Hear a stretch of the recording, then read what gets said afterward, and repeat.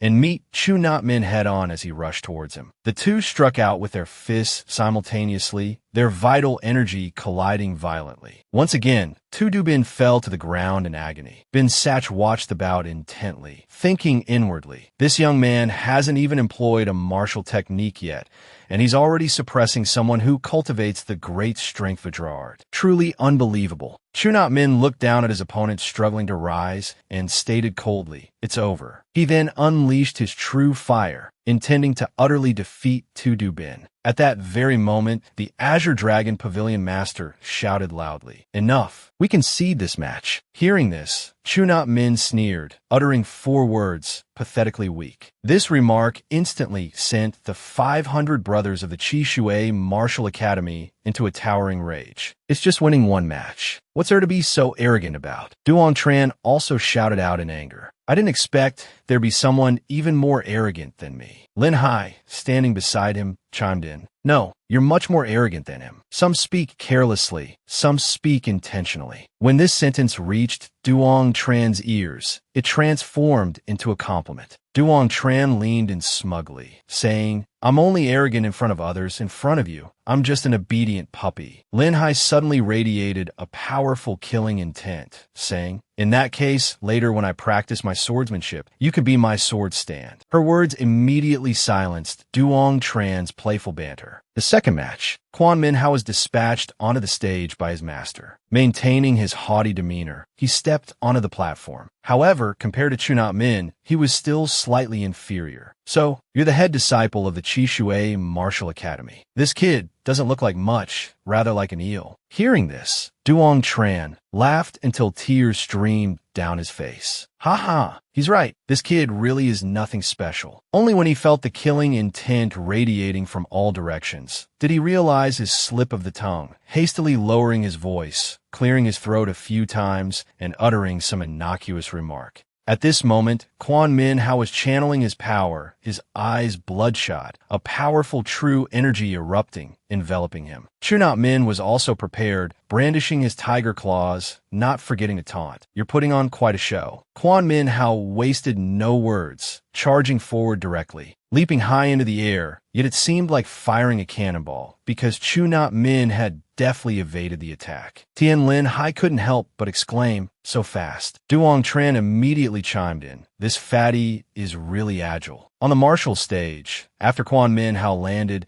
he immediately launched another fist towards Chunat Min at extreme speed. But this fatty managed to dodge once again. Manhwa sensed something was amiss, whipping his head around, only then realizing he had been deceived by an afterimage. This fatty was actually behind him, but discovering it now was too late. Manhwa was sent flying, soaring a full 10 meters. Chunat Min felt something strange on his hand. Looking closely, he discovered this eel was wearing inner armor. The leader from Bien Kin Martial Academy seized the chance to mock Chishui Martial Academy, participating in an academy competition while wearing protective inner spirit treasure. Chishui Martial Academy, you truly are impressive. The Azure Dragon Pavilion Master frowned, looking towards Nguyen Man. Nguyen Man stammered an explanation, saying he didn't know this kid would dare wear inner armor. The Azure Dragon Pavilion Master was furious, bellowing for Manhwa to get off the stage. Seeing this, Chunat Min burst into loud laughter. Chishui Martial Academy, truly pathetic. How about the remaining three of you come up together? The disciples of Chishui Martial Academy flushed red with anger, but they didn't dare to shout and clamor like before. This fatty had single-handedly defeated two of them. Even Manhwa had been beaten with no strength left to retaliate. The prowess of the Bien Kin Martial Academy was truly overwhelming. At this moment, Chunat Min pressed his advantage, bellowing loudly. If no one else dares to step onto the stage, then consider the Chishui Martial Academy defeated. Nguyen Man, known for his fiery temper, snapped back furiously. Don't get ahead of yourself. Do you really think our Chishui Martial Academy has no one left? Kim Vo Kuyet, get up there. Yet, despite the weight,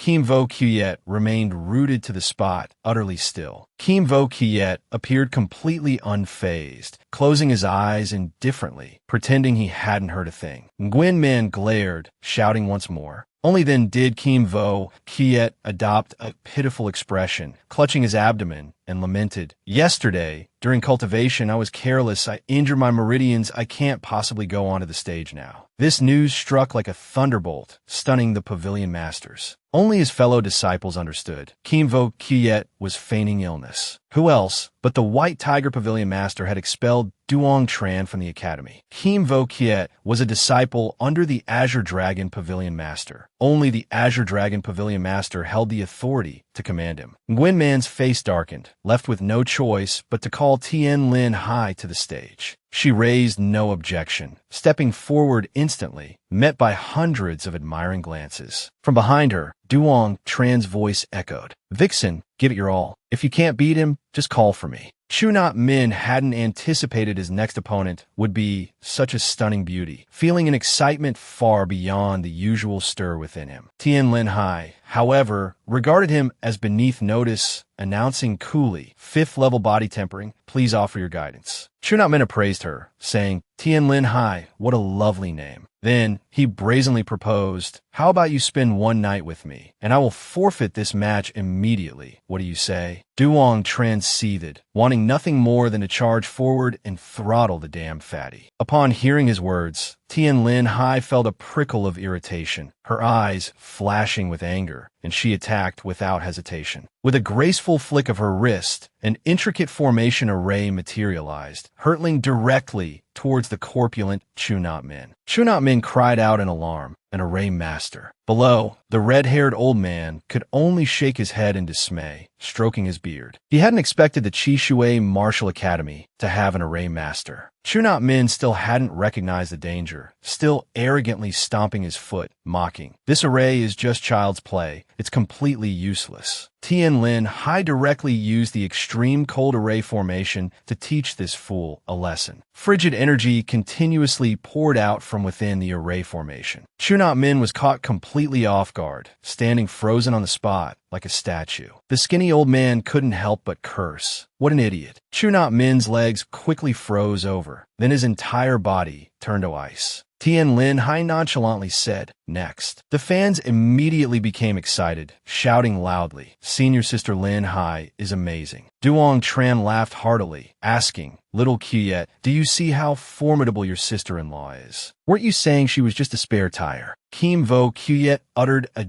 deadly sentence, causing Duong Tran to hastily cover his mouth. "Little Qiet, don't talk nonsense. Right now, the vixen is truly your sister-in-law." Kim Vo Qiet thought to himself, "She doesn't even pay any attention to you at all." At this moment, the organizers took the opportunity to carry the ice statue of Chu Not Min away. Following that, another person stepped onto the martial stage. The disciples were once again dumbfounded, staring intently at the enormous golden greatsword on the back of the tall, handsome, and dazzling young man. This tall and handsome young man was named Tru Ban, the second contestant from the Bien Kin Martial Academy. Tien Linhai offered no greeting, immediately waving her hand to strike with a palm, using the same old trick. However, Tru Ban promptly retreated backward, dodging the attack. Afterward, he extended his hand, wrapped heavily in bandages, grasped the hilt of his sword, and gently pointed the sword's tip towards the array formation. Tien Linhai calmly changed her technique, but the array formation had already been broken, unable to halt Tru Ban's advance. The mighty demon god Tru Ban swung his great sword, executing the fourth form, Withering Kill, launching himself like a sharp arrow towards Tien Linhai. The Azure Dragon Pavilion Master hastily shouted, "We forfeit." The sword tip halted right before Tien Linhai's face. Just a fraction more, and the heroine would have met her end. However, Tru Ban seemed quite intrigued by the female array master, Tien Linhai, wishing to invite her to play a little longer. Tien Linhai coldly replied, "If you hadn't stopped your hand in time just now, you would already be dead." Only then did Tru Ban realize, beneath his feet lay yet another array formation, even more formidable than the last. Had he not stopped his attack moments ago, he feared he would already be meeting the King of Hell. "Don't flatter yourself," Tien Linhai stated icily, then turned and left the martial stage. She walked straight towards Duong Tran, looked directly at him with tear-filled eyes, and said coquettishly, "That bastard bullied me." Duong Tran, having never seen her act so endearingly, flushed crimson, rendered utterly speechless. Meanwhile, amongst the elders, Nguyen Man worriedly remarked, "Among those at the 5th level body tempering and above, only Kim Vo Qiet remains." Therefore, the Azure Dragon Pavilion Master had no choice but to consider sending his own disciple onto the stage. Just then, Duong Tran stepped forward, volunteering to fight. Hearing this, Nguyen Man sternly warned him not to cause trouble. But the Azure Dragon Pavilion Master interjected, "Let him try. This kid's strength isn't bad. Perhaps he can help Kim Vo Qiet deal with those two."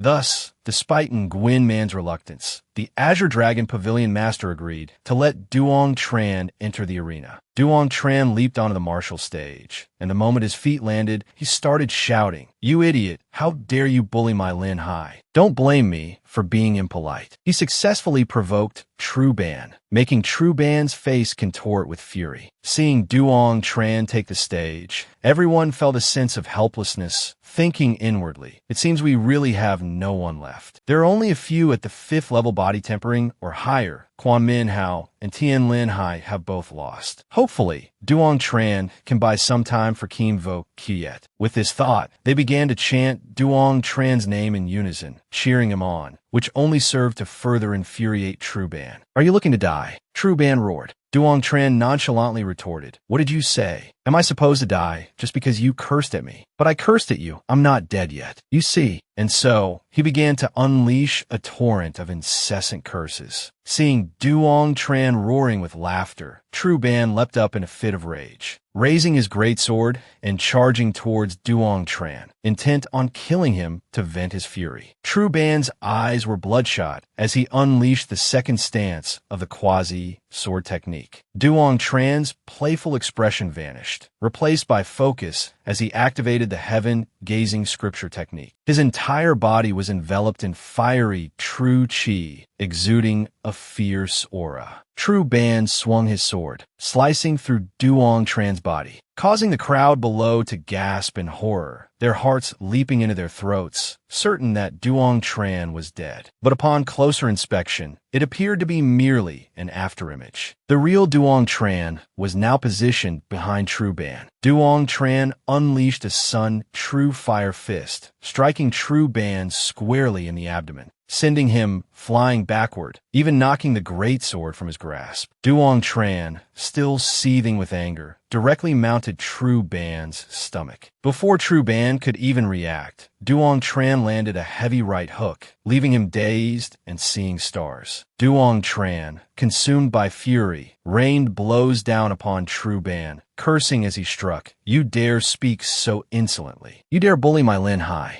The headmaster of the Bien Kin Martial Academy turned pale with fright, shouting loudly, Stop at once. Duong Tran retorted, This brat hasn't conceded defeat yet. Like a machine, he continued to swing his fists relentlessly, pummeling True Ban's face into a swollen mess. Beaten like this, how could he possibly concede? You damned rascal. The headmaster roared in fury. True Ban, his face a mask of blood, tears welling in his eyes, struggled to speak. Stop hitting me. I beg you, please stop hitting me. Hearing this, Duong Tran chuckled and said, Apologies, I hadn't noticed your mouth was already too mangled. Duong Tran continued, No wonder you were beaten black and blue, yet still didn't know how to concede. Tian Linhai, having successfully used Duong Tran's hand to exact her revenge, happily returned to her seat. That old man knew full well Duong Tran had acted intentionally, but could say nothing, only able to watch helplessly as Duong Tran claimed a resounding victory. The crowd grew even more fervent, chanting Duong Tran's name. Duong Tran casually brushed the dust from his clothes and declared, Next. The red-haired old man ground his teeth, ordering Chuang Sung onto the stage, telling him to teach Duong Tran a lesson. Chuang Sung vaulted into the air, landing lightly in the center of the martial stage. He was dressed in white robes, leisurely waving a fan, and announced, I am at the 6th level body tempering realm, Chuang Sung. I hope you can broaden my horizons. Hearing 6th level body tempering, Duong Tran couldn't help but feel a trace of disdain, mocking Bien Kin Martial Academy. Is there truly no one stronger than you? The old man was practically steaming with anger, cursing inwardly, This rotten brat, he's far too arrogant. Yet, the crowd below only grew more exhilarated by Duong Tran's audacious aura. Chuang Sung paid no mind to the reactions below. He believed that Duong Tran's victory over True Ban proved he possessed definite strength, making him worthy of a fight. Chuang Sung radiated a powerful presence, and everyone recognized it as Tien Chi Dao. No wonder he was so haughty. It turned out he was a Tien Chi Dao master. Tien Linhai stared intently at the yin-yang circle behind Chuang Sung, murmuring softly, Is that the Ray Disc Martial Soul? Kim Vo Kiet didn't know what that was, so he leaned in to hear Tien Linhai's explanation. The Array Disc Martial Soul is a complete forbidden formation, a type of special martial soul that is extremely potent. Hearing this, Kim Vo Kiet shot Tien Linhai a startled look, then looked up towards Duong Tran, thinking anxiously, I wonder if my senior brother can handle this. Chuang Sung's forbidden formation expanded continuously, until nearly the entire martial stage fell under his control. Duong Tran felt a spark of excitement, wanting to test it out. He closed his eyes, concentrated his spirit, and circulated his technique, causing a colossal formation to coalesce behind him as well. Chuang Sung realized Duong Tran intended to break his formation, asking in astonishment, could this brat be an array master too? However, Chuang Sung remained supremely confident in his own abilities, declaring, my formation isn't the kind that mediocre people can simply break at will. Having spoken, Chuang Sung flourished his fan. Hundreds of long spears and swords hurtled towards Duong Tran. His formation was called the Myriad Chi Formation. The weapons conjured within it were limitless. Duong Tran fundamentally had no way to escape. His only option was to concede defeat. However, not a trace of fear showed on Duong Tran's face. Instead, a smile spread across it. Chuang Sung thought grimly, since he was so eager to die, that he would grant his wish. He waved his fan viciously, and countless weapons whistled through the air towards Duong Tran. Yet Duong Tran effortlessly plucked 2 flying daggers from the air, then launched himself upwards, evading all the incoming weapons, even redirecting them back, remarking smugly, the core of this type of formation isn't too difficult to locate. Chuang Sung stared, wide-eyed, as the 2 daggers clattered to the ground, his face a mask of disbelief and shock. How? How could this be possible? Suddenly, his formation shuddered violently, then shattered into countless fragments. Duong Tran deployed a peculiar black formation, declaring, my turn. In an instant, Chuang Sung found himself ensnared within Duong Tran's array. It was only then that he realized with dawning horror, Duong Tran was actually a formation master. Duong Tran clapped his hands together, activating a gravity formation. Chuang Sung's entire body trembled. His feet felt rooted firmly to the martial stage, rendering him immobile. At this moment, he was like a fish on the chopping block, able only to watch helplessly as Duong Tran charged towards him, using the tiger's subduing fist to send his face reeling. Chuang Sung rolled ignominiously to the feet of the red-haired elder, leaving the old man utterly agape. How could this young brat possibly break Chuang Sung's forbidden formation? Truly unexpected that this year the Bien Kin Martial Academy would produce such a prodigious talent. The one named Quan Min Hao could only stand there, grinding his teeth in frustration,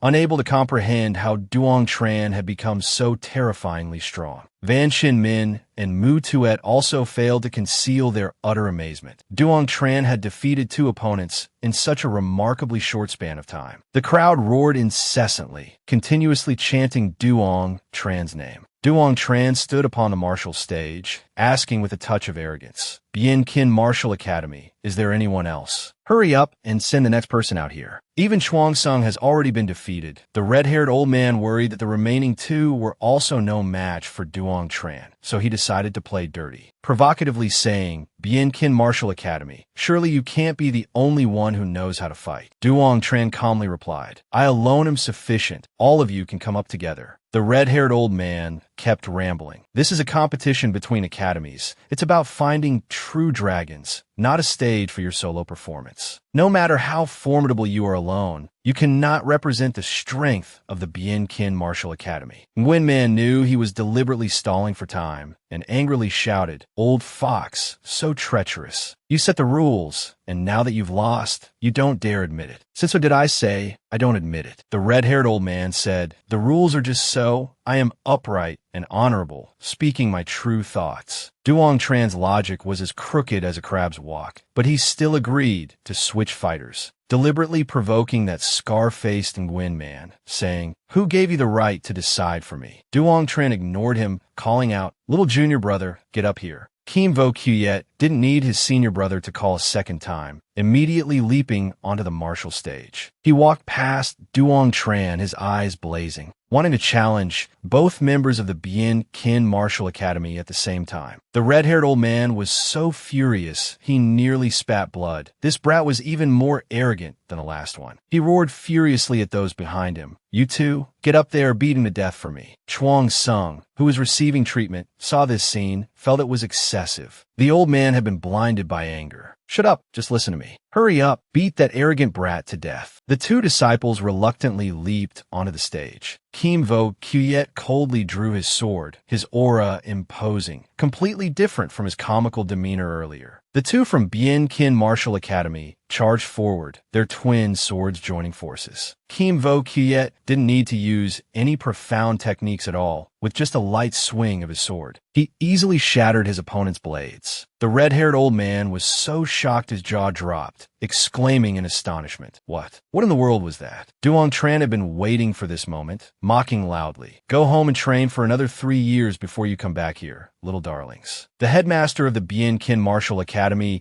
immediately leaped onto the golden rock bird. A group of students carrying the stone tablet followed closely behind. Before being utterly humiliated in front of the crowd, all the apprentices fell silent, stunned like chickens with their necks wrung. The square suddenly erupted in cheers. Duong Tran and Kim Vo Kuyet were hailed as heroes of the Martial Academy. The master of the Azure Dragon Pavilion laughed heartily, saying, The Martial Academy treated you unfairly before. Now, on behalf of the Academy, I retract the punishment and sincerely invite you to join the Azure Dragon Pavilion. Are you willing? But upon mentioning the past, Duong Tran's expression suddenly darkened. He asked, So, how do you intend to handle the results of the inner court entrance exam? The master of the Azure Dragon Pavilion was speechless, stammering in reply. The matter of the exam is already past. Don't dwell on it anymore. Join the Azure Dragon Pavilion. I will compensate you doubly. Seeing Duong Tran resolutely refuse to let the matter go, Nguyen Man snorted contemptuously. Don't think just because you're the Sword Saint's disciple you can do whatever you want. There's no place for you to speak here. This is the Bien Kin inner court, not the outer court. He spoke like a machine gun, letting out a long tirade. Even the master of the Azure Dragon Pavilion couldn't stop him. Duong Tran smiled faintly, then clasped his hands and said, Esteemed masters of the inner court, I understand your meaning. I was originally expelled from the Martial Academy. I had no right to participate in the battle just now. Consider it as me getting an itch for action, just meddling a little. This turn of events stunned everyone. Had Duong Tran really changed his mind? He even took Kim Vo Kuyet with him to leave. The inner court is high and mighty. Common folk like us are unworthy. Junior brother, let's go. Having said that, the two brothers simply walked away, leaving behind over 100 bewildered people. The master of the Azure Dragon Pavilion didn't know what to do either. These two had personalities that were too unyielding. You could call it stubborn, you could call it principled integrity, but the situation had become like this, all because of that Nguyen man. Stared by countless eyes, he suddenly jumped up, roaring, Are you too trying to rebel? Is the Martial Academy a place you can just come and go as you please? Hearing this, Duong Tran stopped, turning his head to look at the scar-faced White Tiger Pavilion master, and asked, You want to teach us a lesson? But the question is, do you dare? Nguyen Man could bear it no longer, leaping up, his fury soaring to the heavens, clenching his fists, wanting to unleash a fatal blow. Suddenly, Linhai jumped out, preventing the Duong Tran brothers from striking, then turned to question Nguyen Man. Do you truly intend to bully others relying on your strength? Far from stopping, he became even more enraged. Linhai, get out of my way. These two brats don't know how to respect their masters and honor the teachings. This kind of utterly rebellious behavior, I must kill them. However, not only did Linhai not move aside, he ordered him to immediately dismiss that wicked thought. Nguyen Man's anger grew steadily larger. He violently cut off Linhai's counsel, even saying, Even if your master were here, he couldn't stop me. Is that so? An authoritative voice descended from above, the surrounding air seeming to freeze solid. Tien Ba Quang landed coolly, like a deity descending to the mortal world. Seeing the arrival of the esteemed Sword Saint, the pavilion masters hurriedly bowed in respect. Nguyen Man, who had just been aggressive and arrogant, suddenly became as meek as a cat, stammering,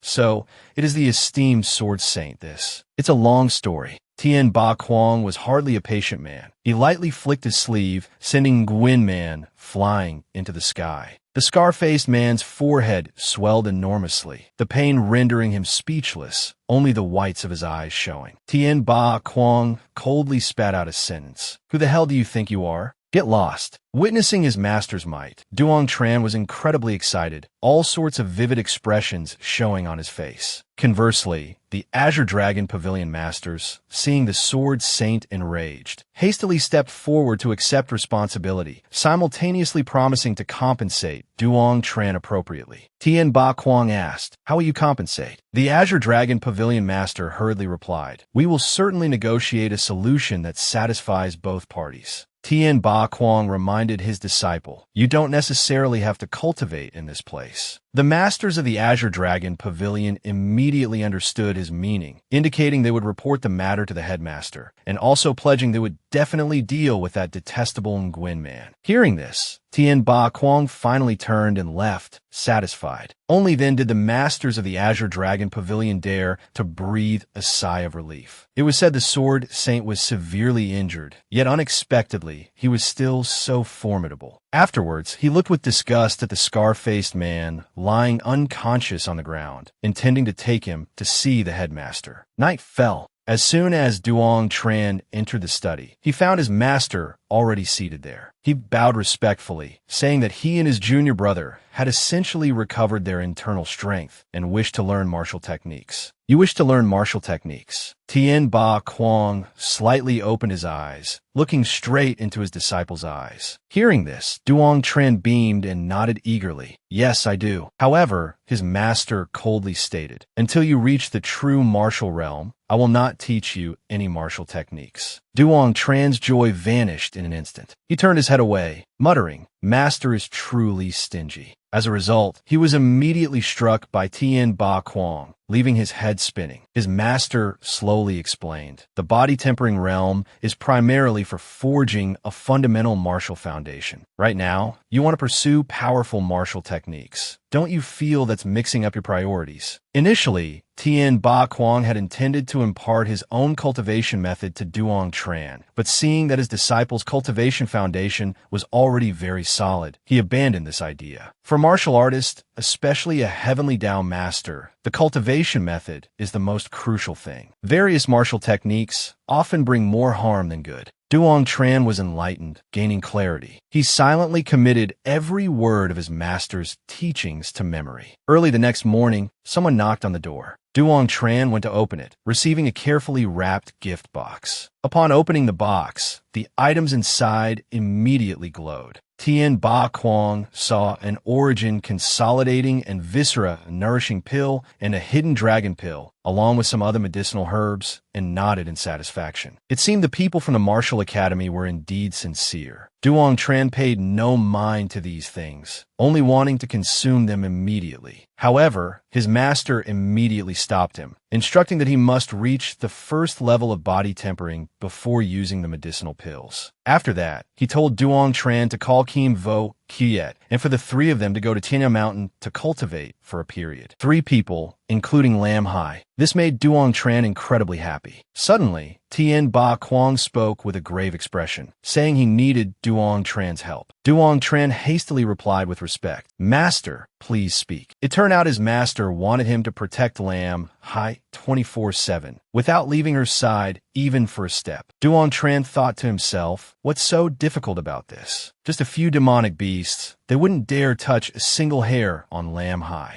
A moment later, the 3 of them ascended the mountain together. Tien Ba Kuang watched the backs of the children and said mysteriously, "The time is almost here." 10 days later, at Tien Nam Mountain, Linhai's face was pale. She lamented, "You two are truly not ordinary people. It's only been 10 days. One has already reached the 7th level of body tempering, and the other has reached the 8th level already." Of course, the one who reached the 8th level was the little junior brother, Kim Vo Kiet. Duong Tran smiled and comforted her. "Aren't you also about to reach the 8th level of body tempering?" Linhai pouted, complaining, "Still not as fast as you two." Duong Tran chuckled happily. "Don't worry, we will protect you well." But Linhai hardly needed anyone's protection. Suddenly, Duong Tran's eyes fixed intently on something. Then he immediately ran towards it, calling out loudly, "Little fox, come quickly. There's an equinox flower here." How could the legendary equinox flower appear here? Linhai also hurried over to look. Only Kim Vo Kuyet did not know what kind of flower it was. Legend has it that the beloved consort of the dragon-taming great emperor was not of the human race, but a princess of the heavenly demon clan. She tragically died at the hands of a traversing emperor realm expert from the god clan, who was also the sworn enemy of the dragon-taming great emperor. The dragon-taming great emperor went into a furious rampage, slaying the traversing emperor realm expert of the god clan, but he could not bring his beloved consort back. The dragon-taming great emperor was heartbroken to the point of death. He unleashed a great divine ability, using the equinox flower that his consort loved most, planting them within a secret realm, creating a sea of equinox flowers to bury his beloved consort with. Later on, people often use the equinox flower to symbolize undying love, a representation of destiny. Linhai was engrossed in her storytelling, only to have her emotional narrative interrupted by Duong Tran. We are a match made in heaven, and conveniently, there's an equinox flower right here to bear witness to our love. Hearing this, Linhai blushed, momentarily speechless. Suddenly, Duong Tran pulled her into an embrace, falling to the ground. Kim Vo Kuyet hadn't even grasped what was happening. His senior brother grabbed him by the collar, and he tumbled to the ground. Linhai, still reeling, found herself pressed face-to-face with Duong Tran, stammering, "What are you doing?" Duong Tran quickly signaled her to be quiet, then whispered, "Someone's coming. The sound are getting closer. Let's hide behind this tree and assess the situation first." In the distance, two figures clad in yellow approached. Luong Dan complained incessantly. "This godforsaken place, how could there possibly be any ruins here? Could the information be wrong?" Luong Vai said, "Our superiors instructed us. We must check thoroughly. Stop complaining." Luong Dan, annoyed, slashed down a roadside plant, saying angrily, "This wretched place, there are definitely no ruins." Luong Vai sighed. "Let's go a bit further and see. If there's still nothing, we'll head back." With that, he walked ahead, oblivious to his companion behind him, who had frozen in place. Luong Dan had spotted the equinox flower growing by the path, exclaiming in surprise, "Now, this is quite a rare find." But Luong Dan despised such things, saying disdainfully, "Flowers and plants, only young ladies like these." Seeing this, Duong Tran, startled, swiftly drew Kim Vo Kuyet's sword to intercept. He successfully protected the equinox flower. Luong Dan frowned, asking, "What do you think you're doing?" The two stood silently, neither willing to withdraw their sword. After a moment, Duong Tran broke the heavy silence, saying, "This relates to a promise I just made." Luong Dan asked indifferently, "So what?" "Naturally, I hope you will spare this innocent flower." Duong Tran finished with a slight smile. However, the stubborn man retorted arrogantly, "Who the hell do you think you are? I cut down a few wild flowers. Do I need your permission for that?" Seeing Luong Dan speak so discourteously, Duong Tran felt a surge of anger rise within him. However, not only did the opponent show no remorse, but he instead tilted his chin up even higher. "A country bumpkin like you dares to lecture someone from the Golden Eagle clan." Luong Dan furiously swung his sword in attack, but Duong Tran reacted swiftly, parrying the blow with his own sword, narrowly escaping with his life. Luong Dan, seeing his reaction wasn't bad, acknowledged he indeed has some skill. Having blocked the opponent's sword, Duong Tran said, "Today, I will teach you how to speak properly." As soon as Duong Tran finished speaking, his heart sank slightly. On Luong Dan's side, his anger flared even more intensely, wanting to see just how this brat intended to teach him a lesson. Duong Tran tossed his sword to Kim Vo Kuyet, telling that fool, "Watch carefully, I will only demonstrate this once." After that, Duong Tran unleashed an illusory speed, rushing forward like a whirlwind. Luong Vai cried out twice in alarm, warning his companion to be careful. But it was too late, because Duong Tran had already arrived before Luong Dan. Luong Dan only managed to see Duong Tran's palm before he was struck down to the ground, the pain making him feel like he was dying and coming back to life. Duong Tran glared, asking, "Was teaching you like that enough?" The remaining man, seeing his companion beaten black and blue, immediately drew his sword and charged towards Duong Tran, intending to deliver a fatal blow, but instead struck another sword. The situation was exactly like the other man's just moments ago. Kim Vo Kuyet stepped forward to protect his senior brother, saying, "If you want to fight, feel free to fight, until tomorrow morning. Luong Vai saw that the opponent before him was at the 8th level of body tempering, immediately raising his guard, assessing the young man standing before him. He had handsome features, and his entire being exuded an extraordinary aura. Although they were opponents, he had to honestly admit, I never expected to find such a talented young figure like you in these remote mountains. Kim Vo Kiet temporarily sheathed his sword, replying, there are many more things you don't expect. Having finished teaching the other man how to speak, Duong Tran called little Kiet into Linhai's ring, leaving him unconscious on the ground. They hadn't gone far when Luong Vai called out sharply, stopping them. His tone and expression radiated immense anger. You dare strike a member of our Golden Eagle clan and then think you can just walk away like this?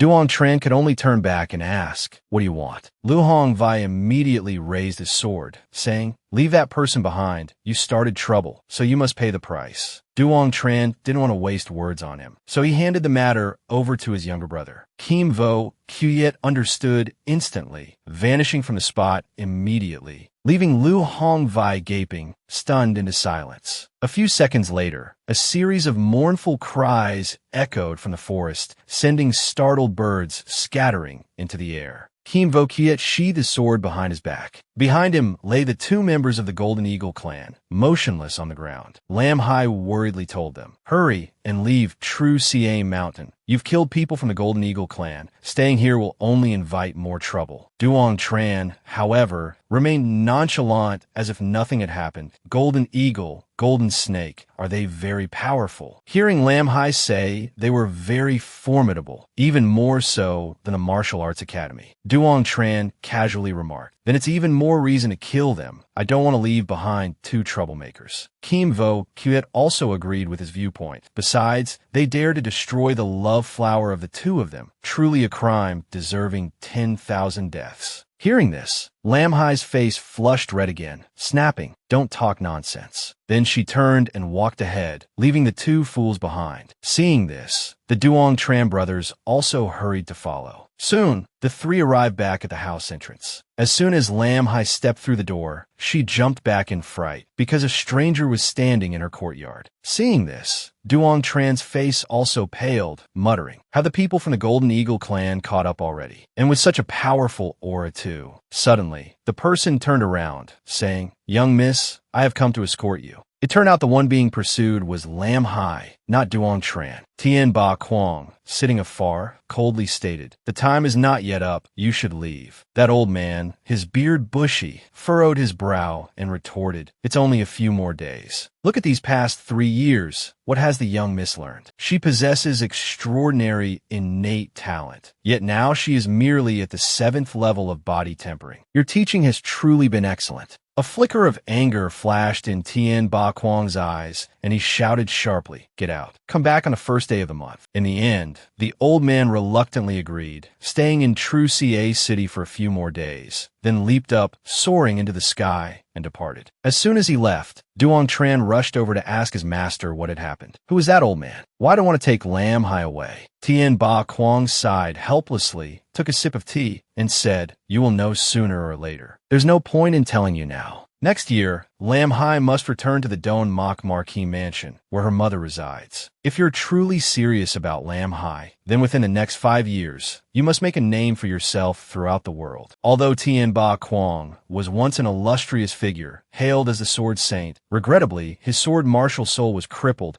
forcing him to hide away in this remote True Ca city, living out his remaining days. Even so, having Linhai stay by my side for 3 years, that is enough. Duong Tran was utterly shocked upon hearing this, blurting out, what? Your martial soul was crippled. He anxiously asked his master who dared to do such a thing to him. Tell me his name, I will definitely avenge you. Although Duong Tran appeared somewhat shameless and despicable on the surface, he was, in fact, a person who valued loyalty and righteousness deeply. Tien Ba Quang was slightly moved, ruffling his hair. However, this was his own personal matter. He didn't wish for Duong Tran to get involved. What you need to do now is cultivate diligently and improve your own cultivation level. But Duong Tran believed he not only wanted to protect Linhai, but also his future father-in-law. Tien Ba Kwang silently praised this future son-in-law of his. However, this world is much larger than you imagine. Right now, you're still far too lacking. Then I must become even stronger, Duong Tran declared with determination, then ran off, leaving only Tien Ba Kwang watching his retreating figure, smiling. He ran straight to where Linhai was sitting, calling out loudly, "Vixen, we made a promise 100 years ago to meet again when the spider lilies bloom. From now on, you're not allowed to pay attention to other men." Linhai shot him a sideways glance, scolding, "So shameless." Duong Tran paid her no mind, reached out his hand, and offered her a dried spider lily. "This is the token of our affection. When I'm not by your side in the future, you must live well." Having said that, he immediately ran off, leaving Linhai blushing as she watched him go, not knowing what to do with this object. At this moment, her father suddenly appeared, saying, "Just keep it as a memento. It's uncertain if you'll meet again in the future." Linhai said shyly, "That guy is just a smooth talker, not serious at all." Tien Ba Kwang, however, felt Duong Tran was very sincere. Every word spoken was very straightforward. Linhai didn't expect her father to side with that guy, immediately asking in return, "Have you been bribed by him?" Tien Ba Kwang smiled and said, "I know very well what kind of person that boy is. After you leave, only he will remain to keep me company." Linhai quickly hugged her father's arm, resolutely refusing to go. "Even if they were given money, they wouldn't dare touch a single hair on my head. It's already been decided. How can you go back on your word?" Although Tien Ba Kwang was reluctant, he had to explain the situation to his daughter. "Your mother must be very lonely there. You should go up there and take more care of her. Just blame my own powerlessness, unable to do anything for my daughter. But for this drunken old flask, you're always the strongest." Tien Ba Kwang smiled fondly, stroking his daughter's head, saying, "There are many people much more formidable than me." Then he circuitously asked his daughter if she had any feelings for that boy Duong Tran. The abrupt change of topic made Linhai both annoyed and embarrassed, saying, "Father, what are you talking about? Even if I like someone, I couldn't possibly like a rogue like him." However, her father wasn't ready to give up, persistently asked why. "Why are you still keeping that paper bag?" Linhai's face flushed red with anger. She directly threw away the bag containing the spider lily. Her old father had no choice but to pick it up for her, taking the opportunity to offer a few words of advice. "It's clear you're just deceiving yourself. Although Duong Tran doesn't have an illustrious family background, his talent is exceptional, and furthermore, his heart isn't bad. You are my treasure. I hope you will follow the call of your own heart." Hearing this, Linhai muttered, "Is Duong Tran really as good as you say?" At the same time, in the magnificent and splendid True Ca City, a colossal fire feather eagle was soaring through the sky, carrying 3 people on its back. They were constantly discussing, "So this is True Ca City. Could such a small place truly hold ancient ruins?" Duong Tran and Kim Vo Kyuyet happened to spot them, recognizing them instantly as members of the Golden Eagle clan. His junior brother worried they had come looking for him, but Duong Tran thought otherwise, deciding to observe quietly, preparing to head home. Seeing the gate before them, Duong Tran said joyfully, "Finally, we're home." Just as he was about to push the door open, the 2 brothers bumped into someone. Duong Chin Engip narrowed his eyes at his 2 sons, saying, "So, you 2 are back. Nearly knocked my head off, bleeding all over." Duong Tran said, "We just returned from the martial academy. Why does father look so unwell?" Before he could even complain,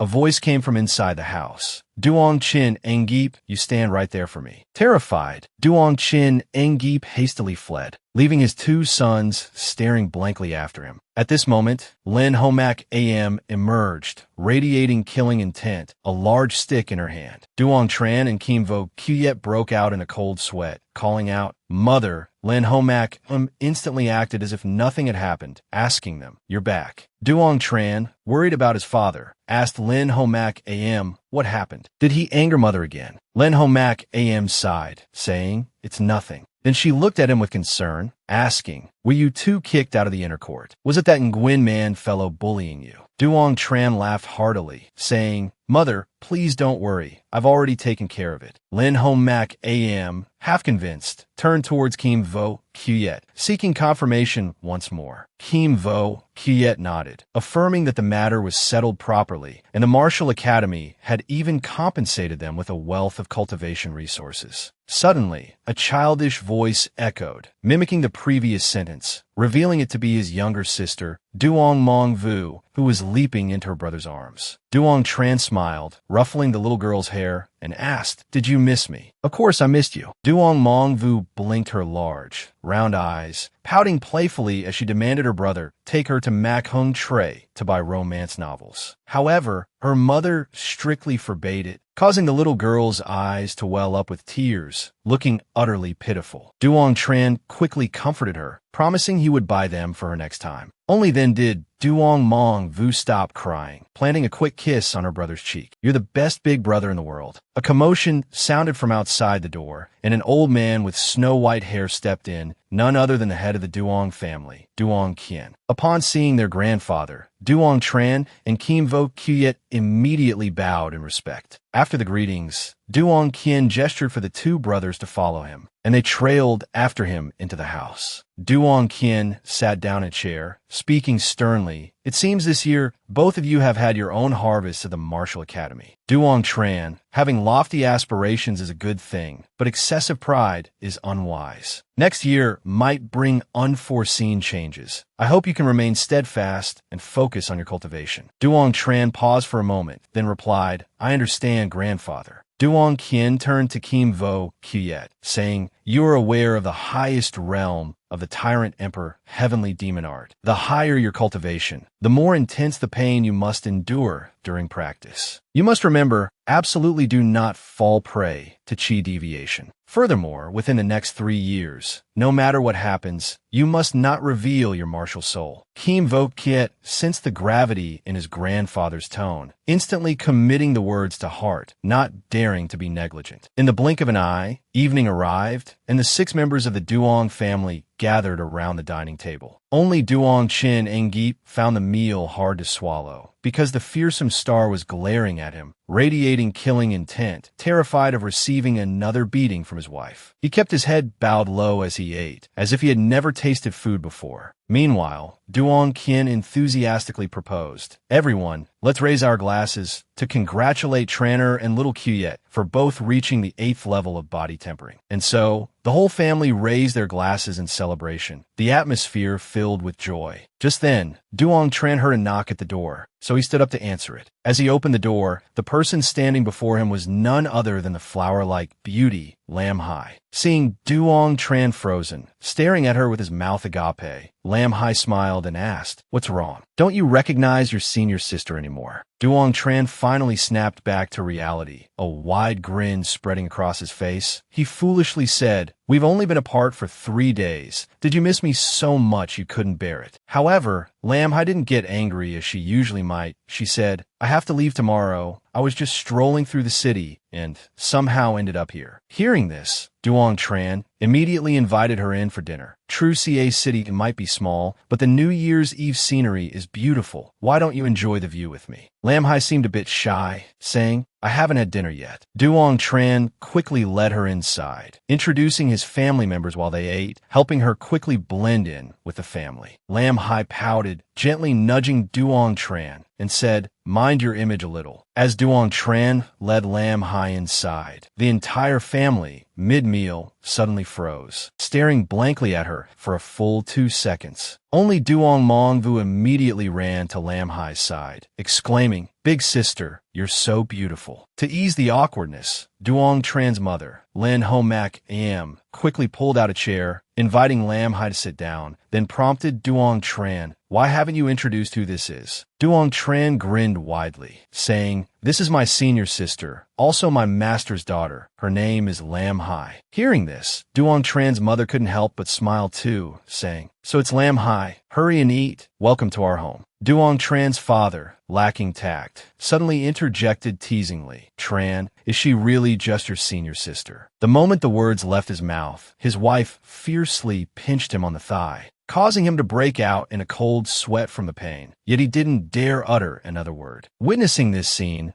Linhai couldn't help but smile until her eyes crinkled. Duong Tran's father, after tending to his internal injury, immediately raised his glass to Linhai, effecting a welcoming gesture. The whole family raised their glasses for another round. Tonight, the moonlight in True CA City was unusually beautiful. Duong Tran and Linhai strolled side by side, enjoying the night scenery. Suddenly, Duong Tran's eyes lit up as he spotted something, and without a word, he strode forward. A moment later, Duong Tran stood beneath a large, ancient tree with lush foliage, asking Linhai, "Do you know what kind of tree this is?" Linhai looked up at the towering canopy and said, "Isn't this just an ancient maple tree?" Duong Tran asked again, "Do you know the meaning of this tree?" Linhai countered, "What meaning does it have?" Duong Tran slowly explained, "Ancient maples grow in the cold. Leaves at the core wither, relying on each other for life. The moon elder arranges strange fates, letting me meet you on a distant isle to cure this longing. Ancient maples grow in cold places, leaves at the center wither, depending on each other to survive. The moon elder strangely weaves destiny, allowing me to meet you on a distant island, resolving the ache of longing." Hearing Duong Tran's words, Linhai's cheeks flushed red. Without hesitation, Duong Tran took her hand, gazing deeply into her eyes. Their eyes met, and intense sparks of love ignited between them. Duong Tran kissed Linhai's lips beneath the ancient maple tree. A gentle breeze blew past, causing leaves to flutter down, a truly poetic scene. After a moment, Linhai shyly turned her head away, hearing Duong Tran's firm promise, "I will definitely find you." She could only lower her head, murmuring an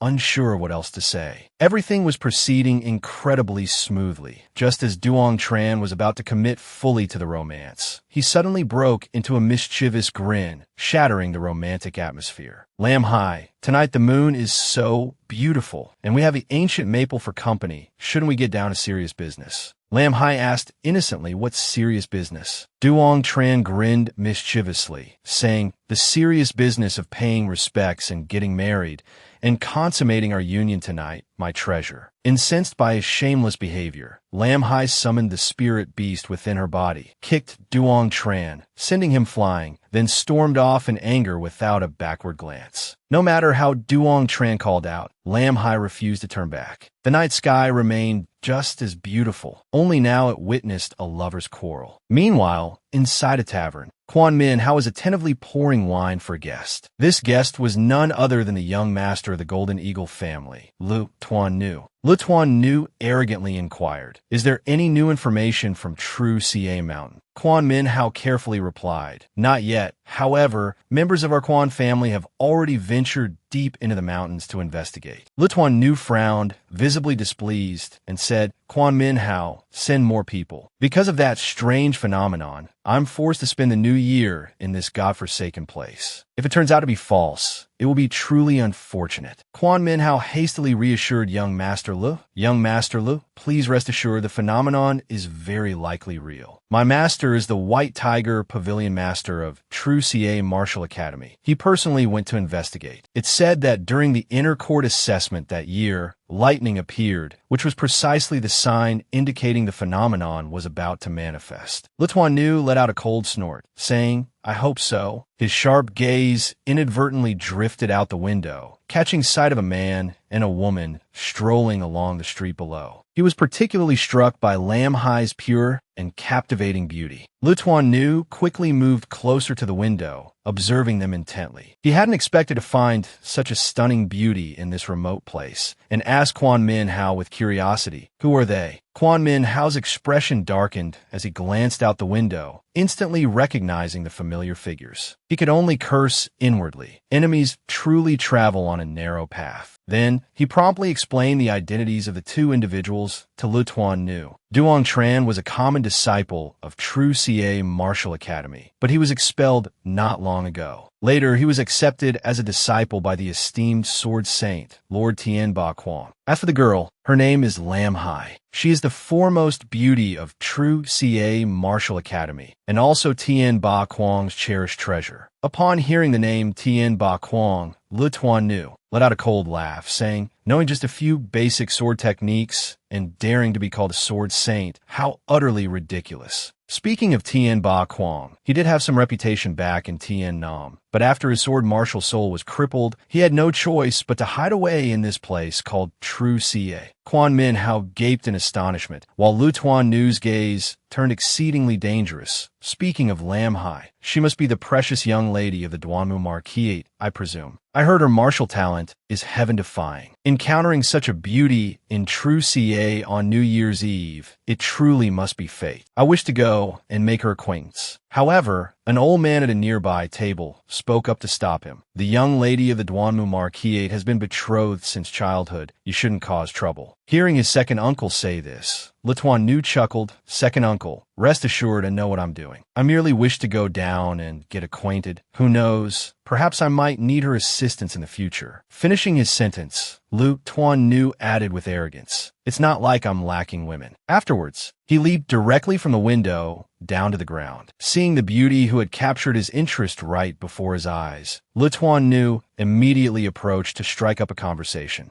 Linhai, slightly wary, asked, do we know each other? We don't. Then we can get acquainted now. Lu Tuan Nu brazenly introduced himself. I am Lu Tuan Nu. Surely you must have heard of me. Linhai stated coldly, never heard of you. Lu Tuan Nu persisted stubbornly. The Lei family and the Duanmu Marquis share a deep connection. We are both far from home, and today is New Year's Eve. Might I have the honor of inviting you to watch the fireworks together? Linhai refused directly. Apologies, I'm not interested. Then, she called out to the dazed Duong Tran, Lil Chun, let's go. Leaving Lu Tuan Nu rooted to the spot like a statue. The blunt rejection sent fury blazing through him. He wished he could tear those two limb from limb. After walking some distance, Duong Tran grumbled irritably, I've never met someone so shameless. Looking at his pretentious act, I really wanted to give him a beating. Linhai quickly stopped him. Don't act rashly. Although Lu Tuan Nu isn't a good person, his cultivation has reached the true martial realm. Furthermore, he is the young master of the Golden Eagle clan. Even I wouldn't dare provoke him. Hearing about the Golden Eagle clan, Duong Tran fell silent for a moment, recalling Lu Tuan Nu's arrogant face, and his anger flared up again. Young master, so what? I don't care if he dares to have designs on Linhai. I'll gouge his eyes out. However, just a few seconds later, he started pleading softly, Vixen, don't call me Little Tran anymore. Only my mother gets to call me that. But Linhai thought the nickname was quite intimate. She often called him Vixen too. Seeing Linhai smiling at him, Duong Tran couldn't control his emotions and wanted to kiss her. Linhai quickly dodged the thick-skinned fellow, sticking out her tongue and saying, in your dreams. Just like that, the two chased each other through the streets, like the main characters in a romance movie. Early on the first morning of Tet, snow fell heavily. The old man who had come to pick up Linhai a few days prior mounted his giant bird and departed. Linhai smiled and waved goodbye, then soared into the sky, leaving Duong Tran staring blankly after her. Suddenly, laughter and footsteps sounded from behind him. His master, Tien Ba Quang, asked if he was so moved he wanted to chase after her. Teasing, my daughter is too outstanding. She's even stolen your soul. Seeing him remain silent, Tien Ba Quang continued, you brat, snap out of it. Tell me the truth. I know what you did with my daughter last night. Duong Tran shot him a sideways glance, saying, it's all true. Tien Ba Quang replied with a look of disdain, I don't believe you. Duong Tran stopped joking and asked seriously, when can I go to Tien Nam? However, his cunning old master retorted, what would you go to Tien Nam for? Duong Tran was momentarily speechless. Tien Ba Quang stated calmly, with your meager cultivation level, it's far too early for you to think about going to Tien Nam. With that said, he walked straight into the house, leaving his disciple standing dumbfounded outside the door. Duong Tran silently vowed that he must find Linhai quickly. On the second day after Linhai's departure, as Duong Tran was preparing to cultivate, the ground suddenly began to shake violently. His face paled as he asked his master, why is there a sudden earthquake? Tien Ba Quang gazed into the distance, saying, disaster has arrived. I fear that True Ca City will soon cease to exist. Upon hearing this dreadful news, Duong Tran, startled, asked what? But Tien Ba Quang remained calm, asking him, do you still remember the previous appearance of the divine miracle? That celestial phenomenon of thunder and lightning was merely a precursor, a sign foretelling the miracle's arrival. Seeing his disciples' bewildered expression, Tien Ba Kuang explained, "The emergence of a divine miracle could potentially annihilate the entire True CA city. Isn't this supposed to be a good thing? The destruction of True CA city is man-made. During this time, countless powerful cultivators have ascended True Sect Mountain in search of the divine miracle, but little do they know that only those destined by fate can obtain it. Attempting to seize it by force will inevitably invite calamity." Duong Tran silently speculated, could this affair be a conspiracy orchestrated by the Golden Eagle clan? Just then, Kim Vo Kiet rushed in breathlessly, anxiously stating, "It seems something major has happened. Big brother, let's hurry home and see what's going on." However, Duong Tran firmly refused. "Grandfather told us to come to the Martial Academy.